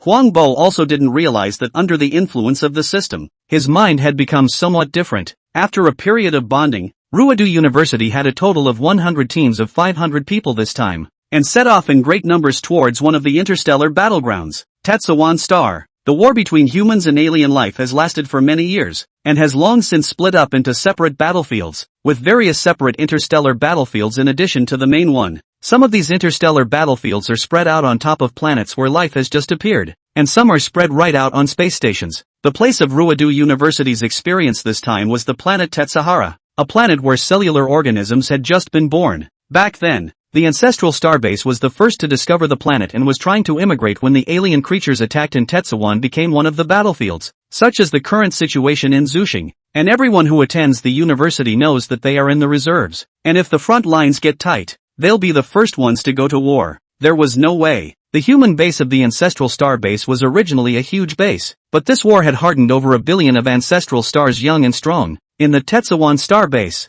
a team of camouflage-clad genetic warriors holding submachine guns were constantly patrolling, and from time to time there were mechs in the air inspecting the surrounding area. Because of the special characteristics of Tetsuwan Star, mechanical equipment could not work on this planet for too long, so physical combat became the mainstream means on this planet. 100 teams scattered directly into the battlefield after a brief training session. At the same time, the alien creature side also got the news and sent a team of 300 people forward to encircle it. These alien creatures are very tall. Like aliens, the head is an octopus face, a body of great strength. 10 ordinary human bare hands are not his opponent, so the genetic warrior was also bred. Huang Bo's group of 5 people. Su-han was like a seasoned tiger, leading the 4 people to sneak through a dense forest. Ahead of them were 3 alien creatures that were constantly searching for their prey. Su-han made a silent gesture. The 5 people looked tense and held their breath. In front of the national righteousness, all the grudges have been left behind. Up! Su-han saw the opportunity and took the first step, followed by the 4 people behind him.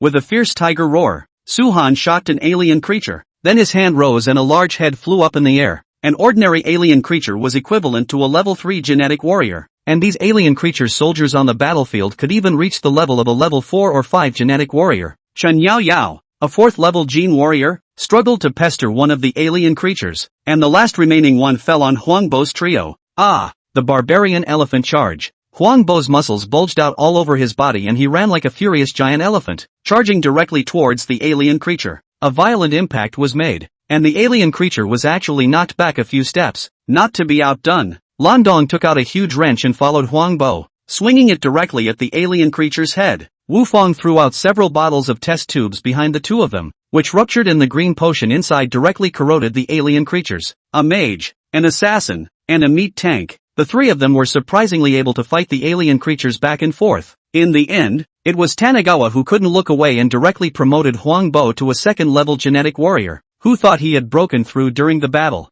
and a very silly approval roared. It's true that the only way to field a breakthrough situation is in the middle of a battle. The level 2 brute elephant gene was not something that could be compared to any other species. Huang Bo made a brute elephant charge and directly knocked the alien creature to the ground. Huang Bo and Landong went up and held it down for dear life, and Wu Fong poured a potion into the alien creature's mouth for dear life. Finally the alien creature couldn't hold out and fell to the ground foaming at the mouth. This caused Su-han, who had wanted to watch a good show, to fall short. Su-han's eyes flashed with a hidden light. This Huang Bo actually made him feel a trace of pressure. Chapter 169 Organized Selling of Teammates. After cutting off the tentacles of the 3 alien creatures, the 5 stalked through the dense forest again. In the Tetsuwan Star Base, several military executives were grimacing. They had just received the news that the Kino Starians had sent 7-star fighters to secretly travel to the area where the students had been dropped off. Genuinians are those alien creatures. 7-star warriors are equivalent to human level 7 genetic warriors. A 7-star Genuinian is basically a one-sided massacre in that battlefield. Although there were people from the school and the military guarding the group of students, they didn't expect that the Kino Star people would send out a 7-star warrior, which was in existence at the level of a major general on this Shiyuan star. Knowing that it was already too late to rescue them, the level 7 genetic warriors who did their best to rush to the battlefield prayed in their hearts, hoping that they could minimize their losses. A team of 5 people were walking carefully under the shade of green trees, when suddenly an alien creature descended from the sky with a battle axe in its hand, directly cleaving the team with a single axe. And even the military personnel who were tending to the team in the vicinity were also massacred. Such a situation was constantly playing out on the small slice of the battlefield of Tetsahara Star. Huang Bo and his group encountered another wave of genuine Starians, and after resolving it without any danger, the 5 of them looked tired and wanted to return to the base. But this journey suddenly became surprisingly quiet. Su-han's intuition told him it wasn't that simple. I'm afraid there will be a change. Sure enough, after passing a small stream, a tall Kanoid appeared with a huge glowing axe. In an instant, the hairs on several people's bodies exploded, and a deadly danger clouded around several people's hearts. Run!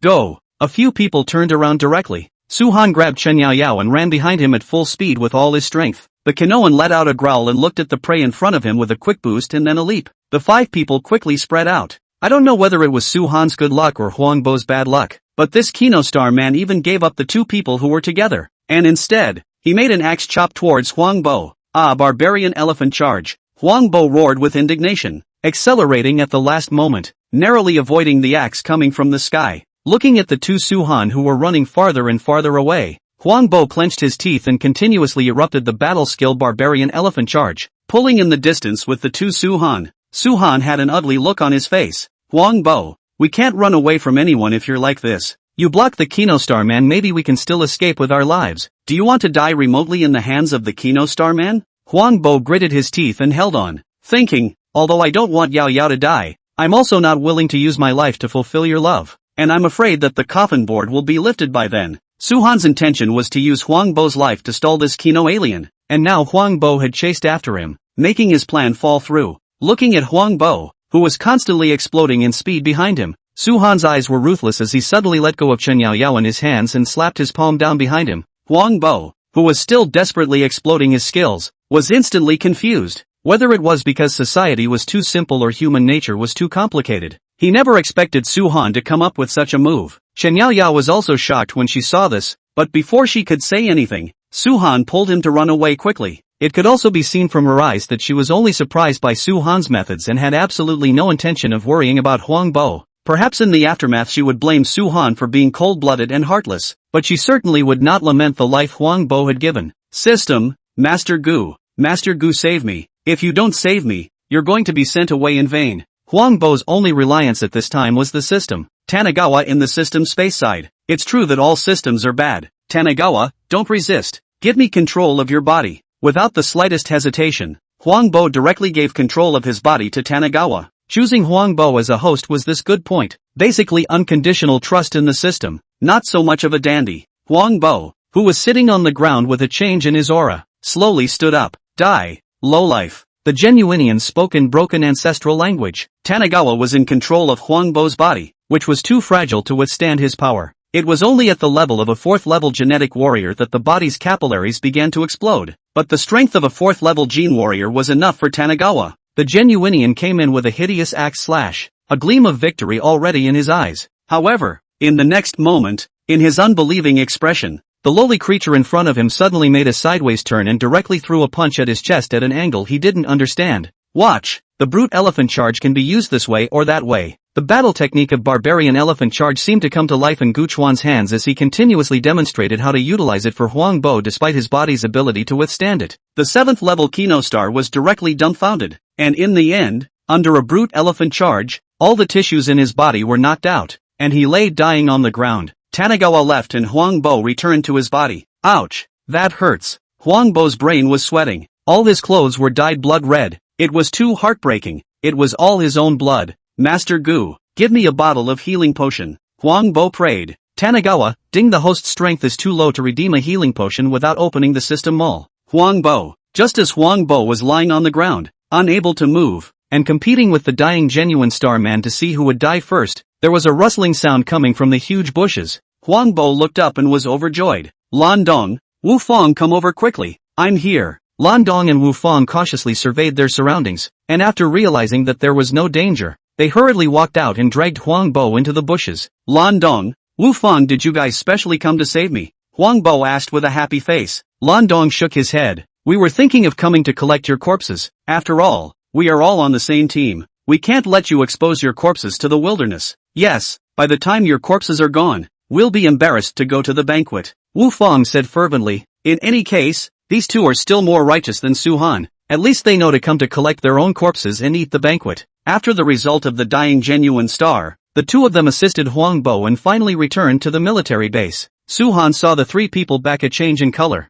Surprisingly, they are still alive, which makes his face a little bit hanging. Just now he also said that the 3 people in order to drag the Kino Star man heroically died. This experience had directly caused Ruodu University to lose a small half of its students, with only 200 or so returning to the base in bits and pieces. Though all were sad, all had prepared in their hearts that war is so brutal. The lead teacher of Ruodu University tallied the points of each squad, with points corresponding to the level of the Kino Starians. Just as the teacher's statistics reached Huang Bo's group, Huang Bo suddenly spoke up. Teacher, I want to report Su-han for selling his teammates. Chapter 170, Tensions on the Battlefront. Under Huang Bo's account, everyone's eyes changed when they looked at Su-han. No one liked to team up with someone who sold his teammates. Huang Bo also knew that he couldn't help Su-han now, and he was only saying it now to disgust the other party. Shen Yaoyao explained in a panic on the side. Not like this, not like this. At first Su-han had no choice but to do that. If he didn't do that, all of us would have died there. The lead teacher also did not expect such a thing. This kind of thing in the past is certainly there, but so bright and open to be said or the first time. Just as the lead teacher was thinking about how to resolve this matter, a majestic voice suddenly came. I don't think Su-han did anything wrong. This isn't a greenhouse. It's a battlefield. The law of survival here is even more brutal than the law of the jungle, and those who are weak don't have the right to speak. A big man in military uniform walked in. The big man had a cross-faced face and looked at Su-han with a burst of satisfaction. Tanagawa in the system was speechless. This can be appreciated by someone. It's really strange. This big man was the main general of Tetsuwan Star, commanding all of Tetsuwan Star's troops. Huang Bo didn't retort, but continued. Huang Bo, didn't mean to blame Su-han. I just want to break away from the team or let Su-han break away from the team. I don't want to be grouped with someone who sells his teammates. Su-han's face was gloomy, mentioning it again and again. What do you Huangbo really want? Before the others could speak, that main general spoke again. It's true that rats don't have the qualifications to be with tigers. Since that's the case, then the three of you and the duo of Su-han will each form a team. This big man is also considered to be the #1 person in the military, and the teacher leading the team had to give him a point of face, and arranged it according to his wishes. Continuing to tally the points, everyone was stunned when Huangbo took out the 7-star genuine star human tentacle. That military general was also dumbfounded. That was a battle force at the same level as himself. Teacher, tally the points. You mustn't forget that we've already split up with Su-han. Huangbo was waiting for this result. He didn't want a villain like Su-han to enjoy his hard-fought points for no reason. Su-han's fists clenched. These three people dared to do this, which embarrassed him. Humph. Seeing profit and forgetting righteousness. A rat is a rat. Narrow-minded and dirty. No sense of teamwork at all. Just a little bit of profit and you can forget your teammates. The military main general spoke again. He could be said to be the same kind of person as Su-han, not liking people weaker than himself to play the bully in front of them. This general, you just said that people with weak strength have no right to speak, right? Now that I have the ability and the means to kill the 7-star genuine star people, even tigers, as long as they are weaker than me have to lie down in front of me, there is nothing wrong with my understanding,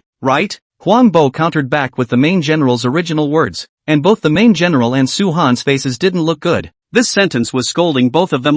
Humph, eloquent, you will be taught a lesson one day. The main general directly flung his sleeve and left. He was afraid that if he stayed any longer he would want to just do it. The points this time were undoubtedly the highest for Huangbo's trio, and the rewards were also very rich. The rewards for the 7-star warrior Kino Star Man were enough for the trio to practice for a period of time. After returning from Zheyuan Star, Huangbo used the cultivation resources he got to pile himself up to a level 3 genetic warrior. According to what Gu Chuan said to him is, you don't have talent, so knock on the medicine. The medicine knocked on more will naturally be able to wipe out other people's cultivation speed. After returning from this life and death experience, before the crowd could catch their breath, a few days later the news of a tight front line suddenly came again. Inevitably, each university threw the students they had trained into the fray and declared them graduates in advance. Everyone knew that when they went, they would either make a name for themselves or die in battle. Even if the family is no longer reluctant, they can only let these kids on. The college students are already the strongest in the reserves of the ancestral star base. If they also hit no more,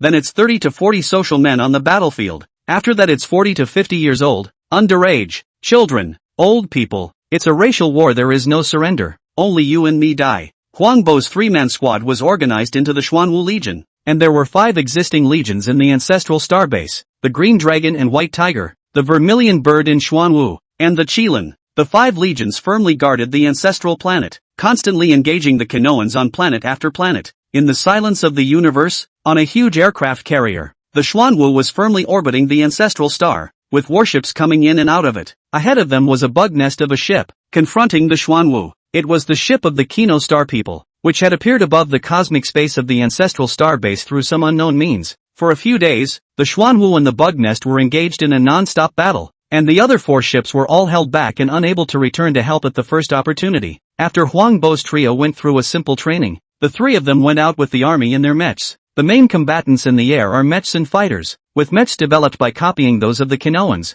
Huangbo rushed out of the Xuanwu in a 5-meter-tall mecha. Everyone, the time has come for the ancestral star base to live or die. And I know that many of you are freshly transferred college students with little combat experience, but it can't be helped. The situation is dire. And you're already the most elite reservists of the ancestral starbase. If we can't repel this bug nest today, then the billions of people in our ancestral planet behind us will be exterminated. And there's no way that the wolfishness of the Keanu star people will tolerate us humans living. Boys, bring out all your energy, think of this as a game, and use your best means. The voice of the Xuanwu's commander came from the headset, and with a spray of thrusters behind Huangbo's mecha, he directly killed the battlefield. Ahead, the mechs of the Genuinians had also rushed out, like bugs hatching out of a nest. As soon as the 2 sides touched off, 2 cannon tubes stretched out from Huangbo's mecha and directly followed the crowd and began to discharge their cannons. Kill! In the vast universe, 2 different mechs were like ants constantly fighting. Huangbo was driving a uniformly configured level 3 mech from the military, a machete in the hand of the 5-meter-tall mech. Huangbo's mech carried a machete and directly dodged a cannonball, slashing at a Genuinese mech. The Genuinian's mecha shattered open, and the Genuinian inside was exposed to the void, directly crushed into a mist of blood. Huangbo kept gasping for air. It was so exciting. One mistake was the fate of burying the universe. Twice the number of Kinostar people finally suppressed the Kinostar people, but it was also tight. Just suppression is not to beat back or defeat. Both sides kept stalemate. Chapter 171, Death Squad. Inside the command room of the Xuanwu, a dozen generals were already burnt out. Lord Commander, this time the Canoxians have obviously come here with premeditation, and we simply can't wait for any other warships to come to our rescue in a short period of time. Yes, Lord Commander, if we can't suppress the Kinosterians this time, then our ancestral starbase will be finished. At the top position was a middle-aged man in a straight military uniform, who had short dry hair and a tired look. This man was Li Weigua, the commander of the Xuanwu, and all the burdens now rested on him. With one slip, the ancestral starbase behind him would be invaded by the Canoxians. Start the Heavenly God program. Li Weigua's hoarse voice came out, and everyone present was silent before someone went to carry it out. The Sky God program is, to put it simply, a plan to send people to their deaths, allowing soldiers to drive their mechs with bombs to kill the Genoese, and one person pulls a few Genoese with them, one by one. The soldiers in formation in front of Huangbo reported their names and began to gear up after receiving their explosives. It was their mission and it became their final destination. During the night, hundreds of thousands of kilometers high above the surface, the war was fought once again. The Genuinese mechs and the human mechs were like locusts fighting in space, with the cannon fire constantly blossoming into a bright and dazzling light. Suddenly, a huge blinding bright light appeared in the silent universe. It was a human mech with a bomb that blew itself up. But unfortunately the human mechs were firmly fended off and couldn't even get close to the Kinostar people's battleships. They could only fight with the Kinostar people. Everyone at the ancestral starbase also knew that the situation was not optimistic, and all of them clenched their fists and silently cheered for the people fighting in space. Boom boom boom. A sound of explosions kept coming through Huangbo's headset, and the Xuanwu soldiers were like moths to a flame as they killed the genuine star people's battleships. Report, the Genoese battleship is too strong. We can't even blow it up from the outside. Li Weigua rubbed his forehead and made an immediate decision. The Xuanwu army will do its best to hold the Kinosterians at bay, and you go pick out a group of death squads. The vice admiral led the way, and all those aboard the Xanadu got the message out of their headsets. Gentlemen, it's getting to the point where there's no time to lose. As soon as we take a step back, the ancestral starbase behind us will be invaded by the brutal Kinoians. Without further ado, I need a death squad. Sign up if you're not afraid to die. The vice general started to pack his things after saying that. He was the leader of the death squad. Is the situation already this dire? Huangbo looked like he couldn't believe it. A few days ago it was a peaceful and prosperous world. Now suddenly it was almost to the situation of the country's destruction, making him very uncomfortable. Tanagawa in the system space also felt a hint of something wrong. The appearance of this Kinu alien's battleship was so bizarre that even he hadn't noticed it. He then lent his name to the system and released a quest. Ding system mission release, join the death squad. Mission success to raise the strength of 3 levels. Mission failure host ashes. Huangbo was dumbfounded. The good guy was forcing himself to die, but there was nothing he could do to resist. Huangbo became a member of the Daredevil team, and even Su Han, who couldn't stand him, looked at him with high regard. Huangbo smiled triumphantly and hooked his finger toward Su Han to let him come too. Su Han pretended not to see. He still has a good year. Why should he go to death? Even if the sky is falling now there is a taller one on top. Huangbo changed into a level 6 mech, which was several times stronger than a level 3 mech in both speed and strength. The Daredevil revealed an aura of solemnity, and the Vice Admiral led the team to sneak out through the back door on the side of the Xuanwu. The horn of war was blown once more. This time the human army launched a strong attack. The Xuanwu army charged at the Canoxians like they didn't want to lose their lives, only for the death squads behind them to hold back the enemy. 10 minutes later, the battle became more and more gruesome. Broken mechs were floating in space like garbage, and sparks of electricity were constantly coming out. All of you, follow me. The Vice Admiral, seeing that it was about time, rushed towards the Kinoan's battleship with over 100 men. These 100 people abandoned all means of attack on their mechs, except for one potent bomb, which was that the speed of their mechs was brought up, and they were going to rush into their battleships as fast as they could while the Canoxians weren't paying attention. The 100 mechs of the Death Squad were scattered directly all over the battlefield. Their target was the 10 gaps opened in the Kinosterians' battleships. Only by entering there could they have a chance to blow up the Kinosterians' battleships. Everyone listened to the order. Make every effort to stall the Kinosterians and buy a chance for the Daredevil team. Li Weigua personally put on his mech and was going to press for the Daredevil team. Kill! A roar resounded within the heavy mech. A human mech had been short-circuited, but it still had a death grip on the Kinostar in front of it, and directly detonated its mech energy to die with the Kinostar. As if Daredevil's plan was known to the Kinoans, the Kinoan warships began to close the doors of the ships, dropping off their troops. The place of the ship's door was even more heavily guarded, and a mecha of the Death Squad had already been beaten into a sieve before it could come close. In just a few minutes, most of the Daredevil's members had died. Huang Bo had been promoted to the strength of a rank 6 genetic warrior all of a sudden, and hadn't adapted to it for a while. Tanigawa watched him stumble and got right on top of him.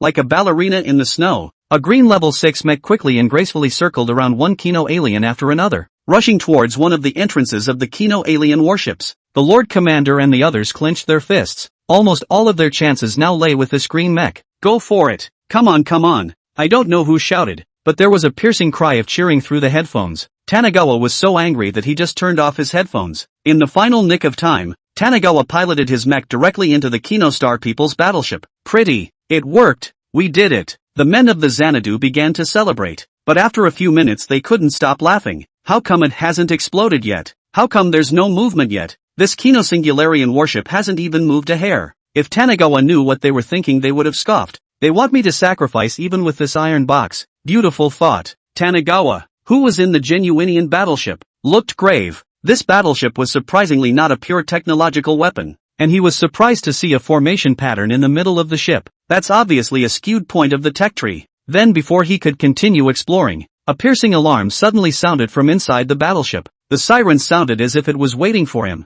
Tanigawa, to arrive, and there was a full flavor of conspiracy in it. Tanigawa's face was blue. He hadn't even gone to the main world yet, but you guys came to the door. Chapter 172. Do. Alarms continued to sound, and the Canoxians in the battleship flew towards Tanigawa to surround it. Even the soldiers fighting the humans outside were summoned back. Huang Bo's physical body was still too fragile, and Guchuan used all the means in the system to forcefully raise it to the strength of a 9th level genetic warrior. A fiery red class 9 mech was on his body. He was going to use all the means he could, and he didn't know what kind of crisis was ahead of him.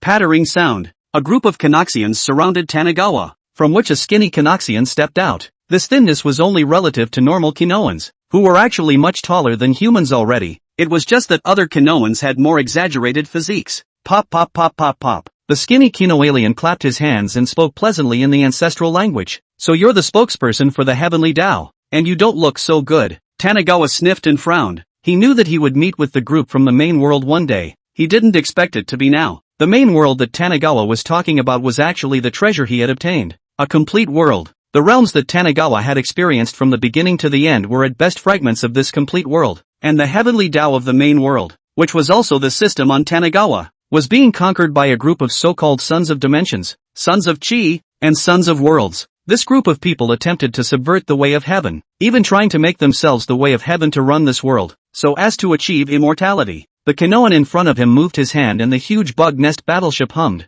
The other side was sending signals. Tanigawa knew he couldn't wait. 2 laser swords appeared in the hands of his fiery red mech. Tanigawa directly maneuvered the mech forward. 2 gun barrels appeared behind him, and in a burst of roar, the fiery red mech was like a tiger killing its way into a flock of sheep. The skinny Kino alien laughed. Though level 9 is the ceiling combat power of this world, I wield a power that is beyond the reach of those of you from small places. He treated Tanigawa as a native of this realm and looked at Tanigawa with disdain. Is that so? Just a person from a small world. What capital do you have to be proud of others? The fiery red mech had increased by more than 10 times, both in force and speed. A class 9 mech also appeared among the Canoxians, stepping heavily towards Tanigawa. Madaka. The 2 9th level mechs collided, rubbing out a burst of sparks. Tanigawa piloted his mech to deftly dodge the Kino Starman's mech, after which the laser sword in his hand shook, a blinding light flashed, and the Kino Starman's mech was already penetrated. The strongest mech warrior of the Canoxians died, and the skinny Canoxian didn't care about it at all. Not bad, really the spokesperson of the Heavenly Tao, with 2 skills. Although the previous sentence made the other party a bit confused, it didn't stop them from continuing to strike, only to see this Kino Star's hand wave. A formation pattern outlined inside the entire bug nest battleship emitted a ray of light. At once, a huge pressure and binding force came towards Tanigawa. The skinny Kino Star's hand clenched, and with the strength of the formation, he directly lifted Tanigawa up with the mech in tow. They should have received the news, right? When I capture this Heaven's Tao advocate back, I'm sure I'll be able to share quite a bit of heaven and earth's authority. Indeed, the power wielded by the skinny little Kinoan was more than this world could handle. And while it was a bit of a trick to fool the dimensional consciousness, it had to be admitted that it worked quite well. had just a bunch of frogs at the bottom of a well. Let's show you what true power means. As soon as Tanagawa's words fell, the void universe suddenly trembled, and a piece of the Milky Way galaxy suddenly collapsed and began to disintegrate from the air. It was as if something huge had forced its way into this universe. The skinny Genuinian finally stopped being calm.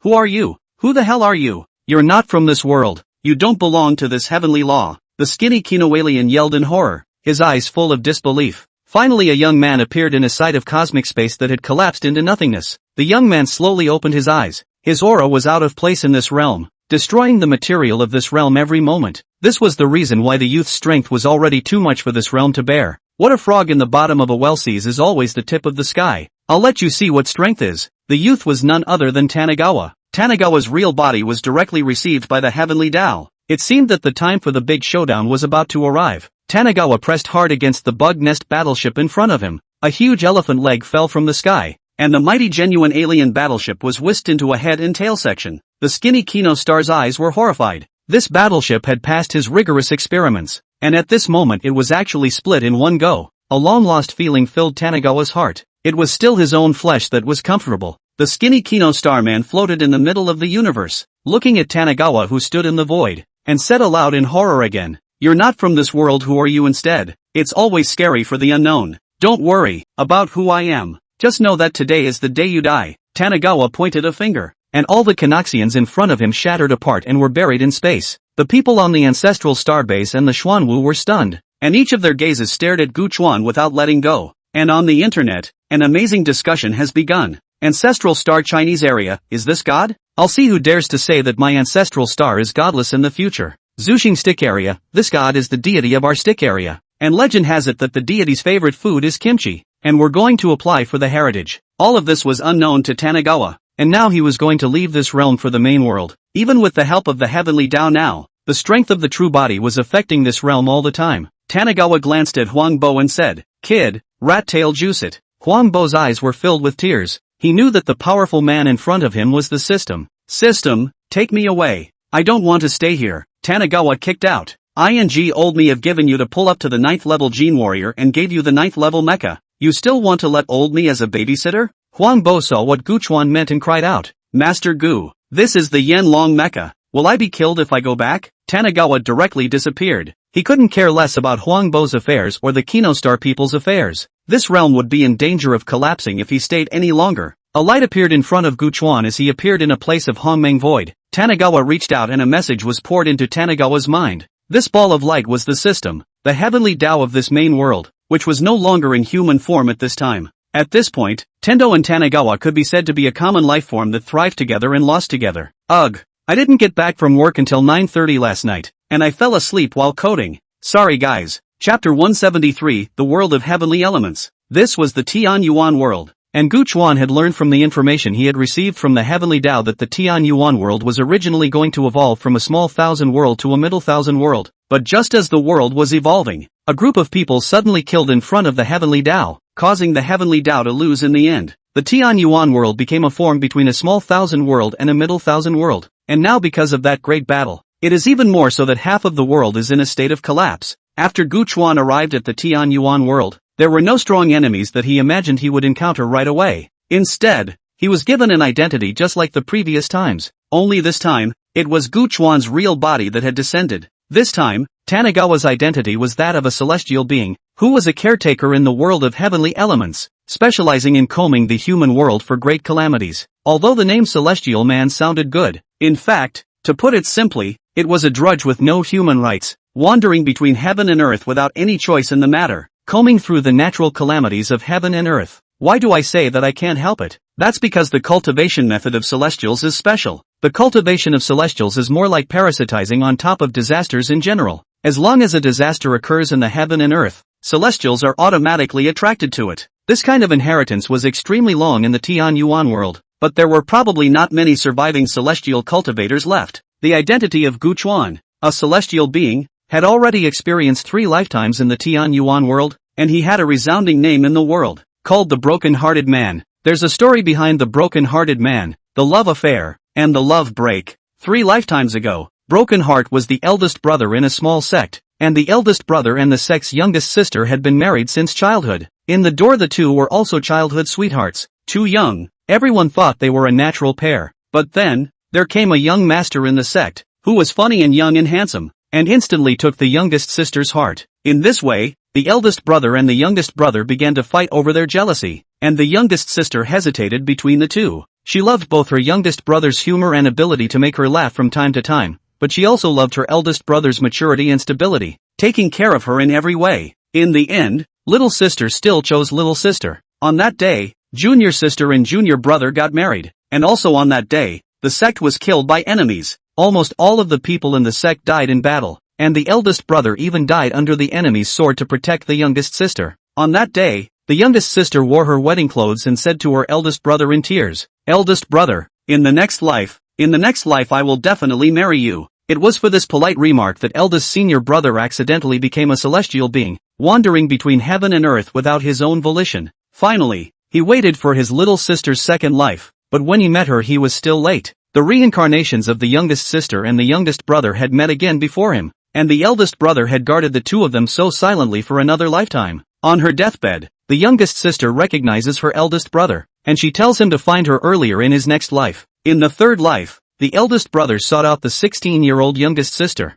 who was just at the beginning of her love affair at that time. Just when eldest brother thought he had finally gotten what he wanted in this life, little sister was abducted. It just so happened that on that occasion there was a great calamity descending on the northern extremities, and the eldest brother was in a hurry to get there without being able to do anything about it. By the time he came back, his little sister had already given birth to 5 babies, and the mountain bandit who hijacked him was no other than his old enemy, the reincarnation of his little brother. The eldest brother was despondent and had wanted to walk away from the relationship with no further expectations, but that mountain bandit suddenly disappeared. Looking at the lonely little sister, intolerant big brother took care of their orphans and widows. Before dying in this life, the youngest sister sadly said to the eldest brother, "In fact, I have long recognized you, but when you came back everything was too late. I, a woman with a baby, cannot delay you. How are you always a step behind others? In the next life, it's my turn to wait for you." This dying paragraph made the eldest senior brother grief-stricken, so the youngest sister's heart still has him. In this way, the broken-hearted man became the name of the eldest brother, and the world knew that there was an infatuated man who waited 3 lifetimes for a favorite woman. In this 4th life, the broken-hearted man is waiting again, but the original broken-hearted man has been quietly erased by the heavenly Tao, and now Tanagawa has become the broken-hearted man. This was a small sect in the western borderlands, and the previous broken heart was stationed here as a guest minister just to wait for his little sister. The clan was called manhwa sect, and the people in the clan only knew that the guest elder's surname was broken, but nothing else. Tanagawa helplessly rubbed his forehead. Where is this broken-hearted person and infatuation? It is clearly a divine nanny spare tire. Okay. From the heavenly Tao, I learned that youngest sister and youngest brother were originally a loving couple a long time ago. Only later the two practiced a special gong method and were reincarnating non-stop. These two had long ago branded a yin and yang lock in their souls, which meant that no matter what the situation was, the two would always be destined to meet. And the eldest brother also has a status, that is, the male second beside this duo, has always been fond of the youngest sister. Even if the youngest sister married, he willingly guarded by her side, just to prevent her husband from bullying her. After the duo reincarnated, he followed suit without a word. If we follow the development of the original plot, it must be the youngest sister and the youngest brother to be cultivated, the male second to guard for love for 1,000 years, and the 3 of them to be circulated as a good story. Another way to put it is that a licking dog is still a licking dog even after licking for 1,000 years, and you are always touched only by yourself. Manhwa Sect's annual disciple competition had entered its end, and in the end, a disciple called Chufan had won the first place. According to the original practice, the first place winner could enter the clan's spirit pool for 3 days to practice. Chufan was spirited. He didn't know how much effort he had put in for this day. He straightened up and faced the crowd, really waiting for the clan to announce the reward, but the next moment he froze. The first place of this Manhwa Sect disciple is rewarded with a top-grade treasure weapon, and the second place is rewarded with a chance to enter the spirit pool. Chufan somewhat couldn't believe his ears. Shouldn't the chance to enter the spirit pool be for the first place? How could it fall to the second place? Elder, did you mispronounce? It should be me who entered the spirit pool. Chufan stared at the elder without letting go. He had the top-grade treasure weapon long ago, and what he wanted was the chance to enter the spirit pool. That elder looked at Chufan with a displeased expression. This is Elder Broken's intention. Elder Broken saw that you've been practicing too fast lately, and was afraid that you'd go off the rails, so he gave the opportunity to enter the spirit pool to the second place. Chu Fan's face was gloomy as he looked at Guchuan, who was at the top, and then looked at the second place Duan Lai. Both of them were surnamed Duan, so there might be some kind of relationship. How could one want Chu Fan to just let it go? Seeing that no one spoke for himself, Chu Fan took a step out and said aloud, "I want to break through the heavenly ladder. The sect has had a rule that as long as I break through the heavenly ladder, then the sect will have to prioritize training me." Chu Fan had a confident look on his face, not believing that anyone would dare to question the clan's rules. He wanted to step onto the heavenly ladder and punch everyone in the face, letting them know who was the genius and who was the waste. Chapter 174, The Heavenly Ladder. Not allowing Chu Fan to enter the spirit pool, that was of course Guchuan's meaning. As the person with the strongest strength in the manhwa sect, what he said was even more useful than the patriarch of the manhwa sect. As for why, it was very simple. This Chu Fan was the young master who was in love with the 3 lifetimes Ah. As for his junior sister, she was now by his side, Lu Zifei, the newly promoted elder of the manhwa sect. Lu Zifei was also a disciple with excellent talent in the manhwa sect for the past 200 years, and in just 100 years or so, his strength was directly after the patriarch. In addition to the predecessor's intentional and unintentional care, Lu Zifei directly became one of the few most powerful people in the manhwa sect. However, Lu Zifei was not a fan of the predecessor. This life's little sister's character was as cold as ice and frost, and she had an indifferent expression towards everyone, like a snow lotus standing in the vast white snow. The predecessor, from the beginning of knowing that Lu Zifei is the reincarnation of the little sister to now, has been more than 50 years of time, but no matter how to do it, the predecessor just do not like the other party, to the end of the day, and become that silent guardian of the spare tire-licking dog. I don't know what went wrong, but Chu Fan's reincarnation went wrong, causing the time on the duo's reincarnation to go awry. However, with the powerful ability of the Yin-Yang lock, Lu Zifei still waited for Chu Fan. No! As soon as Guchuan said that he cancelled out Chu Fan's chance to enter the spirit pool, Lu Zifei, who originally had a cold face and didn't care about anything, opened her mouth. Elder broken. The manhwa sect explicitly states that the first place has access to the spirit pool. It's not common sense for you to do this, is it? Is this a statement for a young lover? If it were the predecessor, he would have rushed to cater to the other party at this time, but now it was Tanagawa, and the predecessor had long ago been wiped away by the heavenly doubt of who knows where. Guchuan didn't even look at Lu Zifei and said, "If I say I won't give it to him, don't I even have that much power in manhwa sect?" Lu Zifei frowned her pretty eyebrows when she heard this. She was a bit puzzled. In the past, Elder Broken didn't speak to herself in this tone of voice. The manhwa sect patriarch on one side hurriedly returned. Yes, Elder Broken definitely has that right. He didn't care about any Chu Fan. It was wisest for the White China sect to keep a talent like Elder Broken. Seeing that Chu Fan was going to challenge the heavenly ladder, Lu Zifei couldn't help but open her mouth to Guchuan again. "Elder Broken, how about we make a bet? If Chu Fan can climb up the 99 steps of the heavenly ladder, then you can't make things difficult for him." Lu Zifei's eyes were on Chu Fan. When she was chased by a ferocious beast a year ago, it was this young man who saved her life. In the end, the two of them lived in a small cave for 2 long months to avoid the ferocious beasts. And as for what happened, only the two of them knew. Lu Zifei's bet Tanagawa agreed with alacrity, but he replied with another sentence. "And what will it cost you if you lose?" Lu Zifei froze at her words. She had never thought that she would lose or what she would have to pay if she lost. She's just trying to use this opportunity to get her way. "If I lose, everything will still be according to Elder Broken's wishes." Lu Zifei pondered for a long time before uttering such a sentence. In her high and lonely nature, she thought that this was the biggest concession she could make. Guchuan laughed out loud. "Elder Lu wouldn't think that there really is a free lunch in the world, right? Tell you what, if you lose, just cancel all of Chu Fan's rewards." Lu Zifei's heart was a bit unhappy, but she still nodded her head expressionlessly. She believed in Chu Fan, in the little man she had lived with for 2 years. Chu Fan stepped onto the heavenly ladder with one foot under the attention of all. His face was lonely and proud, and an inexplicable aura filled his body. The heavenly staircase of manhwa sect would gradually increase in gravity from low to high, and at the 98th step there was even a huge illusion formation. Chu Fan stepped onto the heavenly ladder one step at a time. Even though his body was squeezed and bloodied by gravity, he didn't give up. In the end, he even saw through the illusion in the illusionary formation and directly raised his foot to step onto the 99th step of the heavenly ladder. But just then, rumble, rumble, rumble, a roll of thunder exploded and clicked as a bolt of lightning struck down. The 99th step of the heavenly ladder was gone, shattered by lightning. Around the fact that Chu Fan was mature and stable with a city, he was all confused at this moment. "Do you play like that?" Chu Fan looked at Guchuan with a gloomy face. He knew that it must be this person who was secretly causing trouble. Zifi had told her that there was an old man within the gate who had been trying to plot against her. Elder Broken. As a senior, are you so fond of making things difficult for me? A junior? Chu Fan directly pulled Gu Chuan into the open. He wanted to make Elder Broken have concerns. As a person with status, it was unlikely that he would continue to make things difficult for himself in front of so many people. Sure enough, this statement directly caused a buzz. What?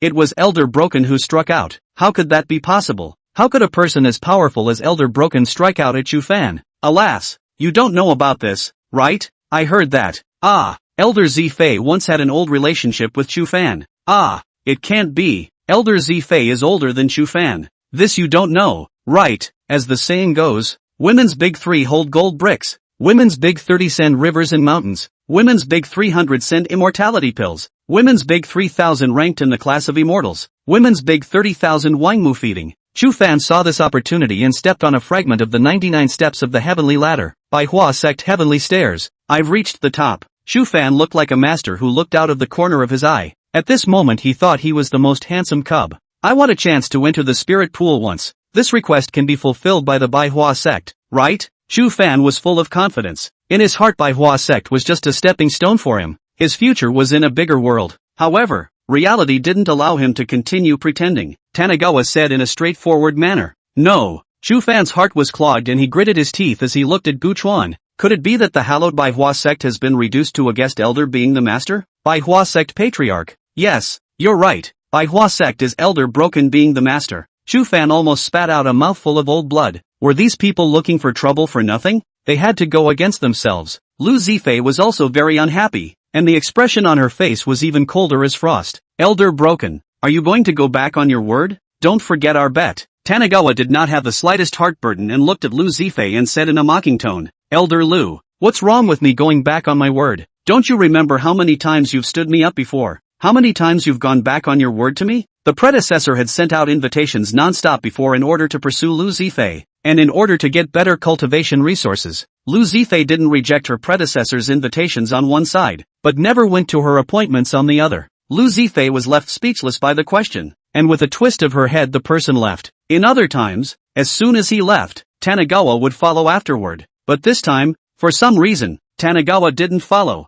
as if he didn't care anymore. This both relieved Lu Zifei and made her feel an inexplicable loss. Chapter 175 Seafood Noodles. In the White China sect's disciples' residence, in a courtyard that was independent of a group of disciples, Lu Zifei and Chu Fan sat opposite each other. Chu Fan looked at the woman in front of him with some displeasure in his heart. It seemed that this was no longer the woman who had lived together for 2 months in the mountains, not as dependent on himself as he was at the beginning. Why didn't you help me and let Surname Broken bully me in front of so many people? Why didn't you step in? Chu Fan questioned Lu Zifei. In his heart he had long been in a union with Lu Zifei of one honor and one shame. Lu Zifei frowned. She couldn't imagine that Chu Fan would speak to himself so loudly, but in her heart Chu Fan was ultimately a young and exuberant young man, even if there was that one love in the beginning. I want to enter the spirit pool to cultivate. Can you help me once? Chu Fan clenched his fists with a hateful gaze in his eyes. Yes, I'll think of something. Lu Zifei thought about it and finally agreed. After this contradiction is resolved, the two of them began to talk to each other again. The location of this place is remote. When Chu Fan tried his best to fight over is in order to meet with Lu Zifei good. Just as Chu Fan had coaxed Lu Zifei into a joyful smile, a jade talisman suddenly appeared in front of Lu Zifei.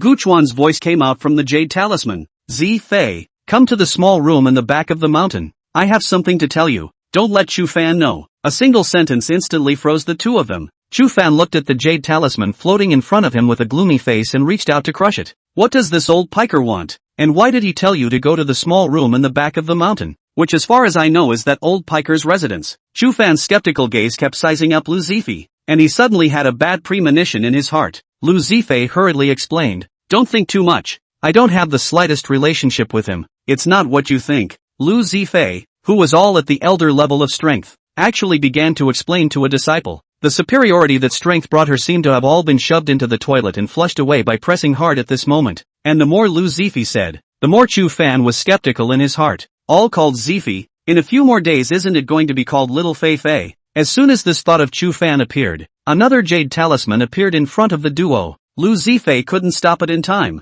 The voice in the jade talisman had already come out. What is Little Fei Fei doing not yet come over? I have already watched Xiang Xiang can't wait. The suggestive language directly drove Chu Fan crazy. and he couldn't help but look over his head out of the corner of his eye. Lu Zifei no longer paid attention to Chu Fan and directly rushed out. I'll go find him and ask him what he's really up to. Gu Chuan in the back of the mountain kowtowed to his melon and looked at the image in front of him, which was none other than the duo of Lu Zifei and Chu Fan. Fighting with me? You guys are still a bit young. Those realms in front of brother didn't cross over for nothing. Why did Tanigawa have to go against this pair of men and T-women? Besides taking out the anger for his predecessor, there was also the fact that these two were also two of the people who had rebelled against the Heavenly Tao in the first place. These two had seized the authority of the Heavenly Tao in their hands, and he wanted to revive their memories and tickle the Heavenly Tao authority in their destinies so that he could take it back. Lu Zifei rushed up the back mountain with a face of anger, and the place she passed was covered with layers of frost. She came in front of Tanigawa and directly questioned, "What are you doing?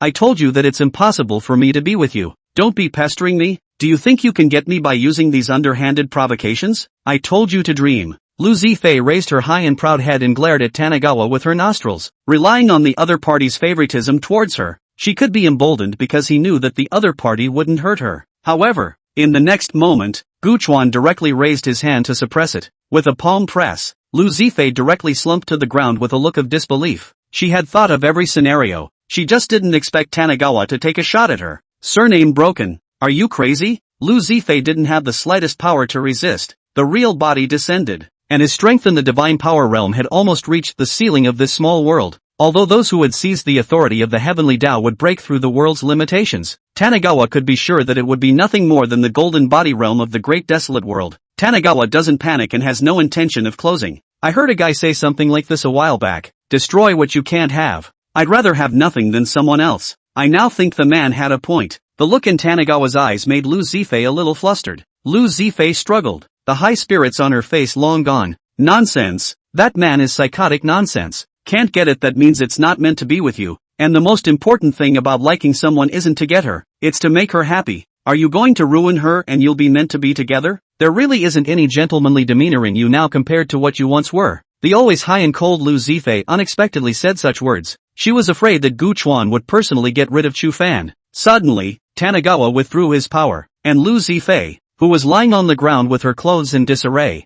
stood up. Well, suddenly I realized that what you said makes sense. How about this? Doesn't Chu Fan want to enter the spirit pool to practice? I can let him go, but you have to promise me one thing. What is it? Lu Zifei was surprised and spoke in a hurry. Tanigawa, you give me food down there. Lu Zifei, down there? Tanigawa, yeah, just order a bowl of seafood noodles. Although she didn't know what Tanigawa was doing it for, Lu Zifei obediently made a bowl of seafood noodles. Tanigawa huffed and puffed as he ate. You smell fishy down there. You need to practice more down there. Lu Zifei ignored it and directly asked. Just now you said. Tanigawa sucked in a mouthful of noodles, waved his hand and said, I'm an old broken man of my word, so go away. Lu Zifei went out of Gu Chuan's house, and after straightening up some messy clothes outside, she resumed the high and cold look of a stranger not to be approached. Gu Chuan then followed, looking at the fading Lu Zifei, and said in a loud voice, practice your kung fu more down there. I'll eat it again in a couple of days. A flourishing leaf outside the yard suddenly shook,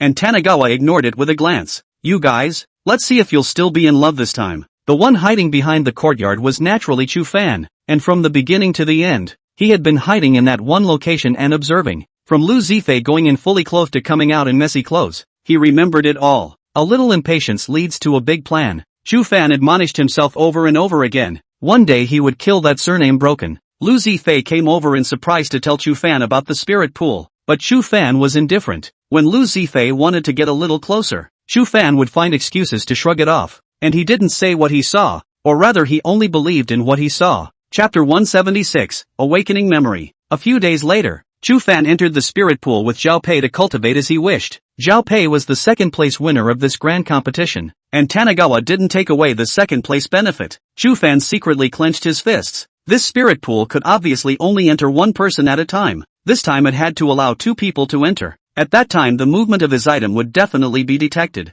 Zhao Pei looked at Chu Fan by his side and scoffed disdainfully. Ha, a soft-eating white boy. Although every meeting between Lu Zifei and Chu Fan was hidden, there was no impermeable wall in the world. What did you say? Have the guts to say it again. Chu Fan looked at Zhao Pei. Killing intent flashed in his eyes. Just as the two were about to clash, one of the elders behind them became impatient. Are you going in or not? If not, pull back. The two of them hurriedly entered a stone door. Behind the door was a cave strewn with stalactites. and there was a bathtub-sized pool in the cave, which was the spirit pool of the manhwa sect. The spirit pool is too small. I'll go in first. 6 hours for one person. Chu Fan had no intention of discussing with Zhao Pei at all, and after saying those words, he stepped into the spirit pool. Zhao Pei naturally refused. If you say you're going in first, then you're going in first? Who do you think you are? Then he jumped into the spirit pool. In the narrow spirit pool, 2 men entered in an instant, bracing the water in the spirit pool to flood out, and the spirit pool endured suffering it should not have endured. Chu Fan's face was filled with anger. This spirit pool should have been enjoyed by him alone. He had already generously given up half of his time, and the other party even refused to do so. In that case, don't blame him. Chu Fan took advantage of Zhao Pei's inattention and directly knocked him out in a few moves, throwing him directly out of the spirit pool.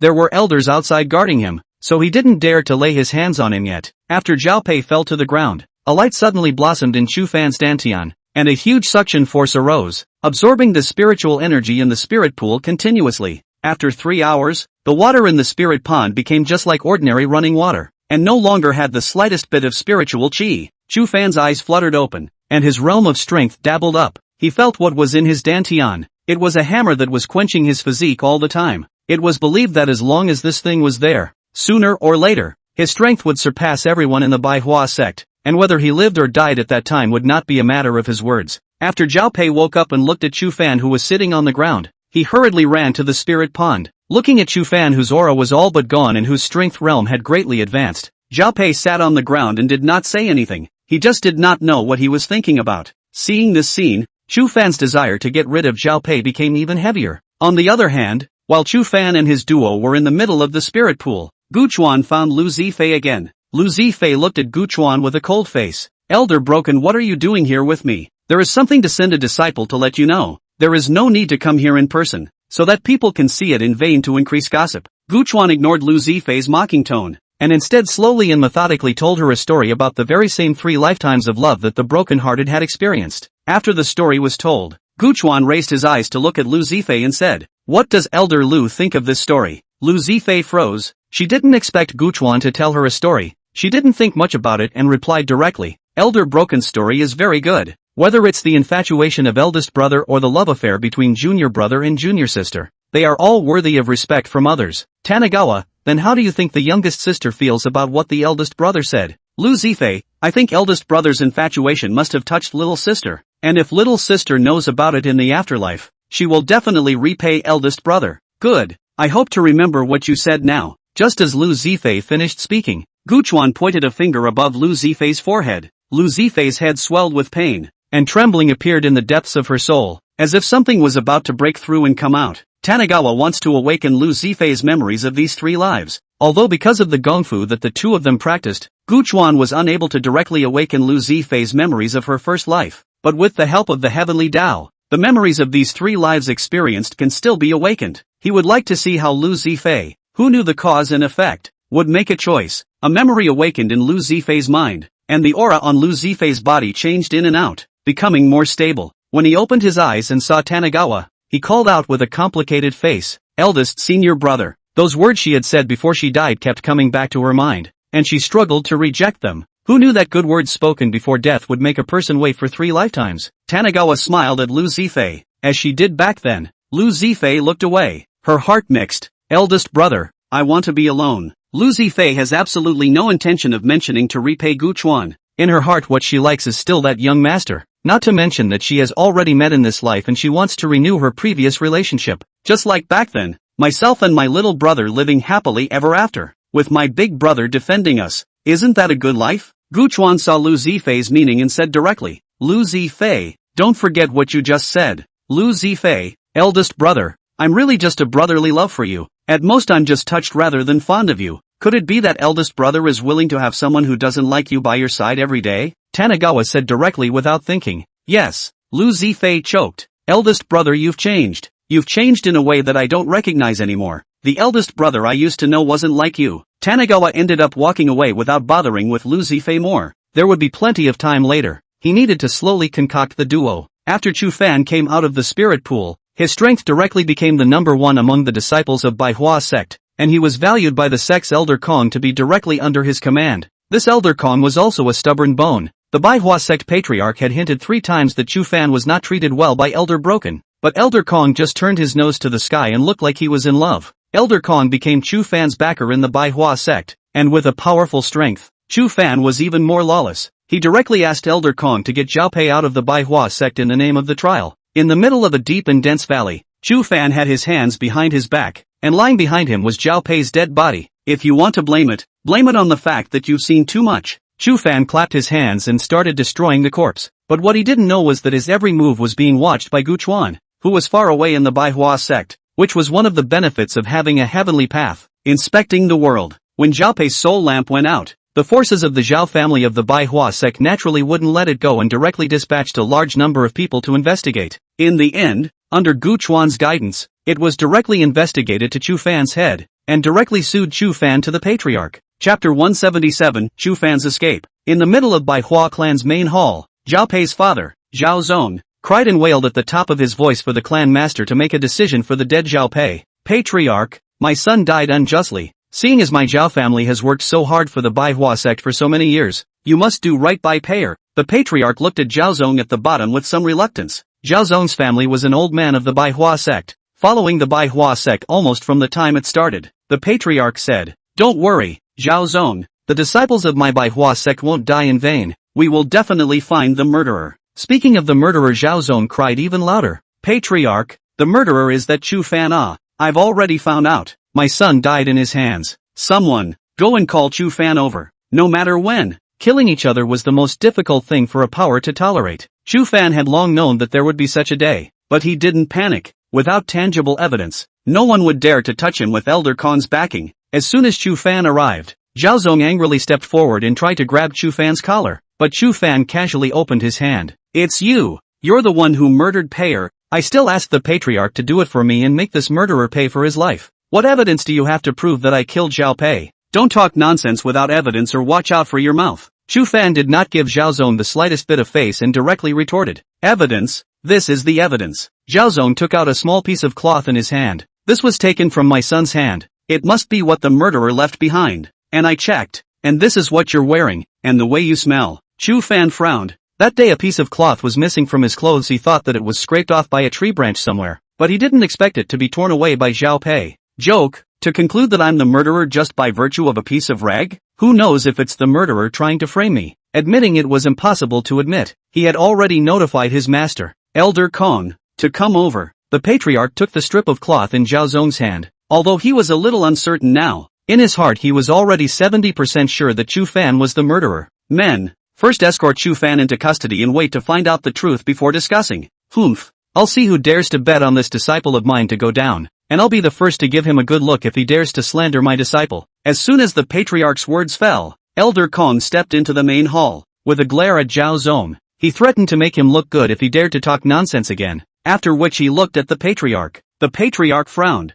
This Elder Kong was usually accustomed to being uninhibited and everyone didn't care about it. Today he didn't expect to contradict himself to his face. Elder Kong's strength was not bad at all, and coupled with his usual staggering personality, not many people in the sect dared to mess with him. Just when the patriarch didn't know how to deal with it, Zhao Zong suddenly turned around. "I'm going to go find Elder Broken to make a decision for me." After saying that, he was about to go out, but Elder Kong suddenly appeared in front of him and blocked his way. "Looking for what, Elder Broken? With the patriarch here, can't we still solve your matter?" The one that Elder Kong was most uncertain about was Elder Broken, who had looked for his predecessor a few times in the past with a high heart, but he couldn't beat him. But what is least expected comes to pass. Gu Chuan slowly appeared in the main hall, pretending to be puzzled as he asked, "Deacon Zhao, I heard you were looking for me?" Everyone is looking at Gu Chuan with a strange face. What kind of ear is this? The distance from the back of the mountain here is at least a dozen miles. This can be heard, and it also came so fast. When Zhao Zong saw Gu Chuan, he hurriedly opened his mouth. "Elder Broken must do something for me. This Chu Fan killed my payer." Elder Kong's face was unsightly. "Zhao Zong, don't spit blood. Don't you know what kind of asshole that son of yours is? Maybe he messed with something he shouldn't have messed with before he was killed and dumped in the wilderness." Chu Fan also looked at Gu Chuan with an ugly face. This person came to designate no good things for himself. He quietly contacted Lu Zifei again and asked her to hurry over. As expected, Chu Fan's premonition was right. Gu Chuan directly took out a shadow retaining stone, and a section of the image appeared in the Great Hall. What was playing on the screen was exactly the sight of Chu Fan killing Zhao Pei. Zhao Zong's emotions kept fluctuating, pointing at Chu Fan and cursing. Sure enough, it's you, this little, give my child to pay for his life come. The moment Chu Fan saw the picture in the shadow retaining stone, he knew that it was not good, and at that moment, before Zhao Zong could make a move, he directly pulled out his legs and ran away. Elder Kong sighed. From the very beginning he had anticipated that there was a possibility that Zhao Pei might actually be killed by Chu Fan, but Chu Fan was his disciple. He definitely had to preserve him. Gu Chuan wanted to intercept Chu Fan with a movement of his hand, but Elder Kong stopped directly in front of him. He is a disciple of the old man, and the old man has a reason to protect him. Elder Broken, I've been wanting to try your true methods for a long time now, and it's truly a blessing of 3 lifetimes to be able to learn your master stroke today. Elder Kong waved his big sleeve. The martial arts moved the wind and clouds. He went all out. He didn't dare to be careless in the face of this man in front of him. This move, by Hua Bai Lin, is a sword art I've spent my entire life practicing. Watch. A sharp blade appeared in Elder Kong's hand, catching the sky and connecting it to the earth, and it seemed as if the clouds in the sky were all cut apart at this moment. Elder Kong used his life's learning to launch an attack towards Gu Chuan in an attempt to stall him and allow Chu Fan to escape from the Bai Hua sect. When Chu Fan saw the scene of Elder Kong, his heart was touched, and he secretly vowed that he would come back one day to destroy this Bai Hua sect to avenge Elder Kong. However, in the next moment, before Elder Kong could pop up, Gu Chuan directly flipped his hand to suppress it. What the heck? Flashy. No wonder it's just like this after a lifetime of cultivation. Gu Chuan's mocking voice came out, and Elder Kong, who was suppressed on the ground, directly spat out a mouthful of blood, and his efforts that he had spent his entire life on were actually directly negated. Fanner, I know you're a person with an opinion. Run and escape from the Bai Hua sect. The outside is your world. After Elder Kong shouted his last words, he was crushed alive by Gu Chuan. This was the first cannon fodder that was willing to die for Chu Fan. Wanted to leave. Didn't ask me. Gu Chuan was about to chase after him when Lu Zifei suddenly stopped in front of him again. Eldest senior brother, let Chu Fan go. That's your youngest senior brother. Lu Zifei opened her mouth and begged. Tanagawa, so what if it's my little senior brother? Can you just kill innocent people indiscriminately just because it's my little senior brother? He is no longer the junior brother I once knew. The junior brother I knew was not like this. This reply was to go the other party's way and leave them with no way out. Lu Zifei was powerless to refute, and finally clenched her teeth and said, Eldest senior brother, I'll marry you, and I'm willing to honor the words I've spoken. In Lu Zifei's mind, this should be the only way to discourage Tanagawa from continuing to strike. As expected, Gu Chuan stopped, and Chu Fan escaped the Bai Hua sect siege by virtue of an odd hammer hard. I hope I won't be disappointed at Chu Fan, Tanagawa murmured, not knowing what he was thinking again. I'm guessing I'll be working overtime until 10 o'clock tomorrow, so I probably won't be able to update. Chapter 178, Marriage. Chu Fan arrived in a bustling city after escaping the Bai Hua sect. He held a jade slip in his hand and kept sending signals inside. Damn it, where the hell is Big Brother Ho? How come there's no response at all? In the end, Chu Fan searched the entire city's spring buildings and finally found Ho Yong in one of them. Ho Yong is his 8 years old that year to know, when 8-year-old accidentally saved the seriously injured Ho Yong, after Ho Yong hard pulling him into a heterosexual brotherhood. In fact, Ho Yong was Chu Fan's follower in his first life, and also Chu Fan's protector after his reincarnation. Otherwise, how could a child who was only 8 years old have the ability to save a seriously injured strong man and to evade so many pursuers? It's all just arranged. Ho Yong drunkenly looked at Chu Fan in front of him and said in disbelief, Elder brother Fan, if you don't stay well in the Bai Hua sect and have a good time with your sister Zifei, what are you doing here in my place? Chu Fan took the wine handed over by Ho Yong and drank it all in one go, and helplessly said to Ho Yong, Big brother Ho, someone from the Bai Hua sect had bad thoughts about Zifei, and framed me out of the Bai Hua sect, and my master was killed for me. Obviously it was him who had done something wrong, but when it came to Chu Fan's mouth, Gu Chuan and the others became all evil, all bad people who had wronged him. Ho Yong's aura shook, and the drunkenness in his body was already 10-8. After listening to Chu Fan's flurry of descriptions, he knew that Chu Fan had encountered a problem. As Chu Fan's protector he certainly knew of Elder Broken's existence and his identity. Originally, he thought that with Old Break, that licking dog, he could keep touching the fish, but he didn't realize that the problem was with Old Break. Don't be anxious, wait for a few days, old brother, I will take you to seek justice. A small white China sect dares to harm my old brother, really don't want to live. Ho Yong comforted Chu Fan, not bothering to distinguish the truth or falsehood of his words at all, or perhaps truth or falsehood didn't matter to him at all. But right now, the most important thing for old brother Fan now is to get well, so that he can better go to the Bai Hua sect in the future to seek justice. Ho Yong gave an uncertain smile and clapped his hands. A short while later, an old sister appeared in front of the two with a 17 or 18-year-old girl. Chu Fan was stunned at the sight of this young girl. This was actually a cat-eared lady with cat ears and a fluffy tail.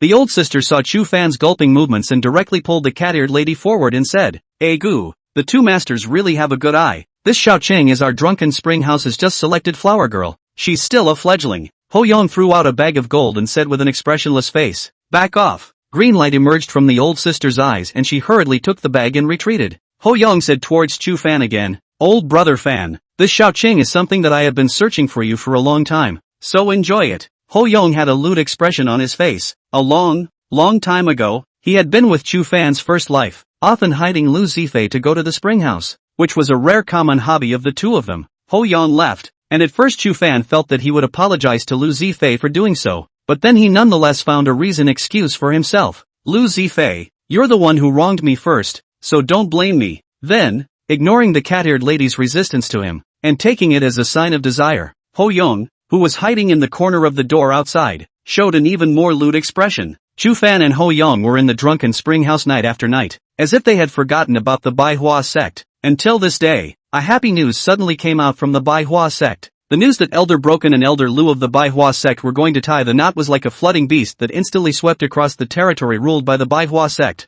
When Chu Fan was informed of this news, his heart suddenly ached violently, as if something very important was going to be taken away from him. Ho Yong also knew the seriousness of the matter. Lu Zifei was Chu Fan's rightful wife. If Chu Fan returned from awakening in the future and knew about this, he wouldn't peel off his own skin as well. Coupled with the yin and yang locks on the two of them, if there was a life where they were not together, it would trigger the ability of the yin and yang locks and evoke the memories of their previous lives, and by that time, there was a chance that Chu Fan and the two of them could lose all their cultivation. Ho Yong didn't dare to gamble, and directly brought Chu Fan towards manhwa sect, accompanied by Cat Ear Yang. It was Chu Fan who really didn't want to let such a delectable person leave his side. On this day, the manhwa sect was bustling with activity, and red makeup covered the entire manhwa sect. The disciples within the sect were also very festive, because the duo of Gu Chuan and Lu Zifei were going to get married, and the manhwa sect had given red envelopes to all the disciples. "The hour is up. Please invite the bride and groom to enter." Bin Xiang's voice spread throughout the entire manhwa sect, and all the disciples all stood in unison to congratulate. "Congratulations to Elder Broken and Elder Lu for tying the knot. I wish the two of you a white head to old age." Tanagawa appeared in the middle of the field in his groom's outfit, greeting the various guests. Lu Zifei, draped in a red head and supported by her maids, arrived in front of Gu Chuan, eldest senior brother. "In this life, I'll consider myself repaying your favor." Lu Zifei's voice appeared in Tanagawa's mind, the implication being that I'm only here to repay the favor. "I don't like you." Tanagawa didn't care in the slightest, holding red and starting to worship heaven and earth. Outside the manhwa sect, Ho Yong had just arrived with Chu Fan. The news of Tanagawa and Lu Zifei's marriage had been put out a few days earlier, but I don't know why, but it came at this time of the day. The disciple guarding the mountain tried to stop Ho Yong's trio, but he was directly hit by Ho Yong with a palm strike and died of serious injuries. One bow to heaven and earth. The sound of Bin Xiang's voice rang out from within the mountain gate, and Chu Fan's heart became even more anxious, because the two of them had no elders, and no one in the manhwa sect could be Gu Chuan's elder. The second worship of the high hall was directly skipped, husband and wife to each other. As Bin Xiang's voice fell, Gu Chuan bowed down, but Lu Zifei was slow to move. Her gaze looked in the direction of the mountain gate as if someone very important was coming. Just as Lu Zifei resigned herself to her fate and wanted to directly pay her respects, a loud voice came out. "Don't, Zifei, you can't get married to this sinister old man." In the eyes of the disciples of the manhwa sect, Elder Broken was an old man, an old thing that had already lived for an unknown number of years. Lu Zifei heard the voice and directly ripped off the red cover. Looking at Chu Fan in surprise, it was the man she had been haunted by who had returned. Tanagawa didn't look up and remained in the posture of worship. "If you weren't worshipping, I would have killed Chu Fan right now." Gu Chuan's undisguised voice rang out. Lu Zifei's face stiffened. She could feel that Gu Chuan wasn't just talking, he could really do it. Once he heard this, Ho Yong was not happy. "What are you doing? Duan Yun, do you want to die? How dare you hit on the Empress Dowager?" Chapter 179, A Rage for the Redheads. Ho Yong's voice was undisguised and resounded throughout the manhwa sect for a long time. Who was the Imperial Empress? Everyone was puzzled. Could it be manhwa sect's elder Lu Zifei? But it can't be. Those with the title of Emperor are the most powerful group of people in this world. Even the words Emperor and Empress were not something that just anyone could become. Ho Yong brought Chu Fan and the cat-eared lady and went straight up to the top of the manhwa clan. "Bold fanatic, Who gave you the guts to dare to come to my manhwa sect to spread wildness? When the manhwa sect master saw that Chu Fan had brought someone to make a scene, he was instantly displeased. Stop right there. The patriarch's aura was like a rainbow as he flew directly in front of Ho Yong. The sovereign was no cutie pie either. He knew that Ho Yong wasn't simple, so he used his full strength as soon as he came up. Those who violate the majesty of my manhwa sect will die. White Hua Tian Zhang. Gang falls to the world. Oh white, snow-like white Hua Zheng Gang Chi spilled down, finally condensing into a sort of sternness, chopping toward Ho Yong. Ho Yong disdainfully glanced at the sovereign. Sculpting little skills dare to show off. Go back to your mother's womb and practice more in practicing. Ho Yong curled his hand into a fist, followed by a quick punch. A punch that appeared ordinary to ordinary people was like the blazing sun on a hot summer day, flying to dissolve the patriarchs by Hua Zhenggang. In the end, the momentum was even more unabated, and directly when the sovereign didn't react, it had landed on top of his chest. The patriarch's chest was suddenly sunken, covered in blood as he slumped to the ground and lingered on the ground. Ho Yong brought Chu Fan and the cat-eared lady to Guchuan. Duan Yun, you're really still a thief. How dare you hit on the Empress Dowager's idea? Today I'll let your soul fly away and see if you can still follow the reincarnation. Ho Yong was about to make a move at the drop of a hat, but Chu Fan stopped him. Having seen Ho Yong's power, the current Chu Fan was emboldened. He looked at the duo of Lu Zifei and Chu Fan, his face indifferent as he asked, Zifei, do you really want to marry him? Lu Zifei blinked her big beautiful eyes with some surprise on her face. Just now at the mountain gate was still screaming so miserable. How come now it became like an offense? She was a little bit unable to understand this little junior brother. Could it be that the brain of the little junior brother did not develop well when he was reincarnated? Lu Zifei couldn't help but want to touch Chu Fan's forehead, but was shrugged off by Chu Fan. Don't you touch me. I'm asking you if you really want to marry this old man. There was a hint of disgust in Chu Fan's eyes, and Lu Zifei finally saw that it was the youngest senior brother who suspected that something had happened between himself and the eldest senior brother. She immediately explained, he hasn't touched a finger of mine. Lu Zifei's words made Chu Fan very surprised. Originally thought that Lu Zifei was already unclean, but didn't think that she hadn't betrayed herself at all. Just when the two of them were about to ignore the crowd and start talking about love and you and me, a sharp sword suddenly chopped out. Only 2 brushes were heard, and the 10 fingers on Lu Zifei's hand directly broke with a flush heel. Tanagawa's bloodthirsty eyes shot a glance at a few people. Now you don't even have a finger in the pie, let alone worry about being touched by me. Tanagawa has long been looking at these 2 people are not happy. Do not see the old man a big villain here there is still time to flirt here. Do you think I will give you this time? Chu Fan hurriedly covered Lu Zifei's hands, his heart filled with heartache. Surname broken, what exactly do you want? Lu Zifei was also incredulous. Was this still his own eldest brother? That big brother whose own finger bumped a little skin and he had to be heartbroken for a long time. Didn't I tell you? I'll kill him if you don't obediently pay your respects to me. Guchuan's sword body pointed at Chu Fan and was about to kill him. Ho Yong pulled Chu Fan behind him. Duan Yun, you're crazy. You're already bewitched. Ho Yong's fists shook, and a pair of iron armor gloves glowing blue instantly climbed up his arms. Duan Yun, once upon a time you were stronger than me, and I was always the one who suffered every time. I just don't know if you'll be able to last more than 10 moves in my hands after this reincarnation. Ho Yong's right hand clenched fiercely, and with a clang, a blue flame erupted from his hand, engulfing towards Guchuan with tremendous heat. The sharp swords in Tanagawa's hands did not stop, and suddenly split into 749 identical sharp swords. The 50 sharp swords were constantly rotating. A sharp aura was transmitted out, and those who were close could feel the sensation of their faces being cut back and forth. Guchuan pointed with an empty hand, and 50 sharp swords rushed directly toward Ho Yong, vowing to have a forward momentum that would not stop until it reached its goal. Ho Yong's blue fire was constantly being cut, constantly being overridden and rekindled. Humph, it's still the same as before. Duan Yun, you still haven't grown a bit. Just when Ho Yong was full of disbelief and wanted to settle Tanagawa once and for all, a vigorous figure suddenly crossed the demonic blue flames appeared on his stomach. Meh, fancy, don't show off if you're a carver. Ho Yong felt like he was being trampled by a giant elephant, and a hole was stepped out of his stomach directly by brute force. How is it possible? How did your strength become so strong? Ho Yong looked at this scene with disbelief. In the past, he and Duan Yun were both followers of Chu Fan. Although Duan Yun was stronger than himself, it was simply impossible to kill himself in seconds like this. Could it be that you've already stepped into the Emperor realm? Ho Yong's eyes were slightly despondent, saying that we would lay flat together, but you secretly worked hard. Tanagawa looked at the collapsed Ho Yong and said, yeah, unlike you, I don't want to be someone's lapdog forever. This scene directly caused Chu Fan's mind to be touched, and there were some intermittent images that broke through the shackles and suddenly appeared in his mind. Chu Fan covered his head and screamed. no longer caring about the injured Lu Zifei. It seems that you have an average position in his heart. You can't even revive the memories of these 3 lives. Then, the sword in Tanagawa's hand was pointed towards Chu Fan, and with an unintentional glance at the cat-eared lady hiding in the corner. Chu Fan, there's a road in heaven that you don't take, and there's no door in hell for you to break in. Today I will clean up the White China sect. Tanagawa kills with a sword. Lu Zifei can't stop it and frantically yells, "No!" But just as Gu Chuan was about to decapitate Chu Fan, a silhouette suddenly appeared in front of Chu Fan. Pust! A splash of residual blood slid to the ground. The cat-eared lady spat out blood from her mouth. She was the one who blocked the sword for Chu Fan. The cat-eared lady turned back, looking sad. "Chu Fan, although these few days with you were short, they were the best times of my life. You're a ray of light I met in the darkness. I'll go ahead in this life and hope you'll come to me in the next." The cat-eared lady's mournful voice constantly hovered in Chu Fan's ears. Chu Fan's eyes turned red at this scene. "Oh!" Chu Fan looked up to the sky and whistled. The wind and clouds in the sky and the earth changed color. The red face died, and the sky was angry. The Chu Fan who rushed to the red face began to awaken, and the yin and yang locks kept tearing Chu Fan's soul, breaking the layers of shackles for him, and the memories of a lifetime were revived. "It seems you're not as good as a cat-eared lady in his heart." Gu Chuan scoffed at Ho Yong said. "He understands the most Chu Fan this type of person.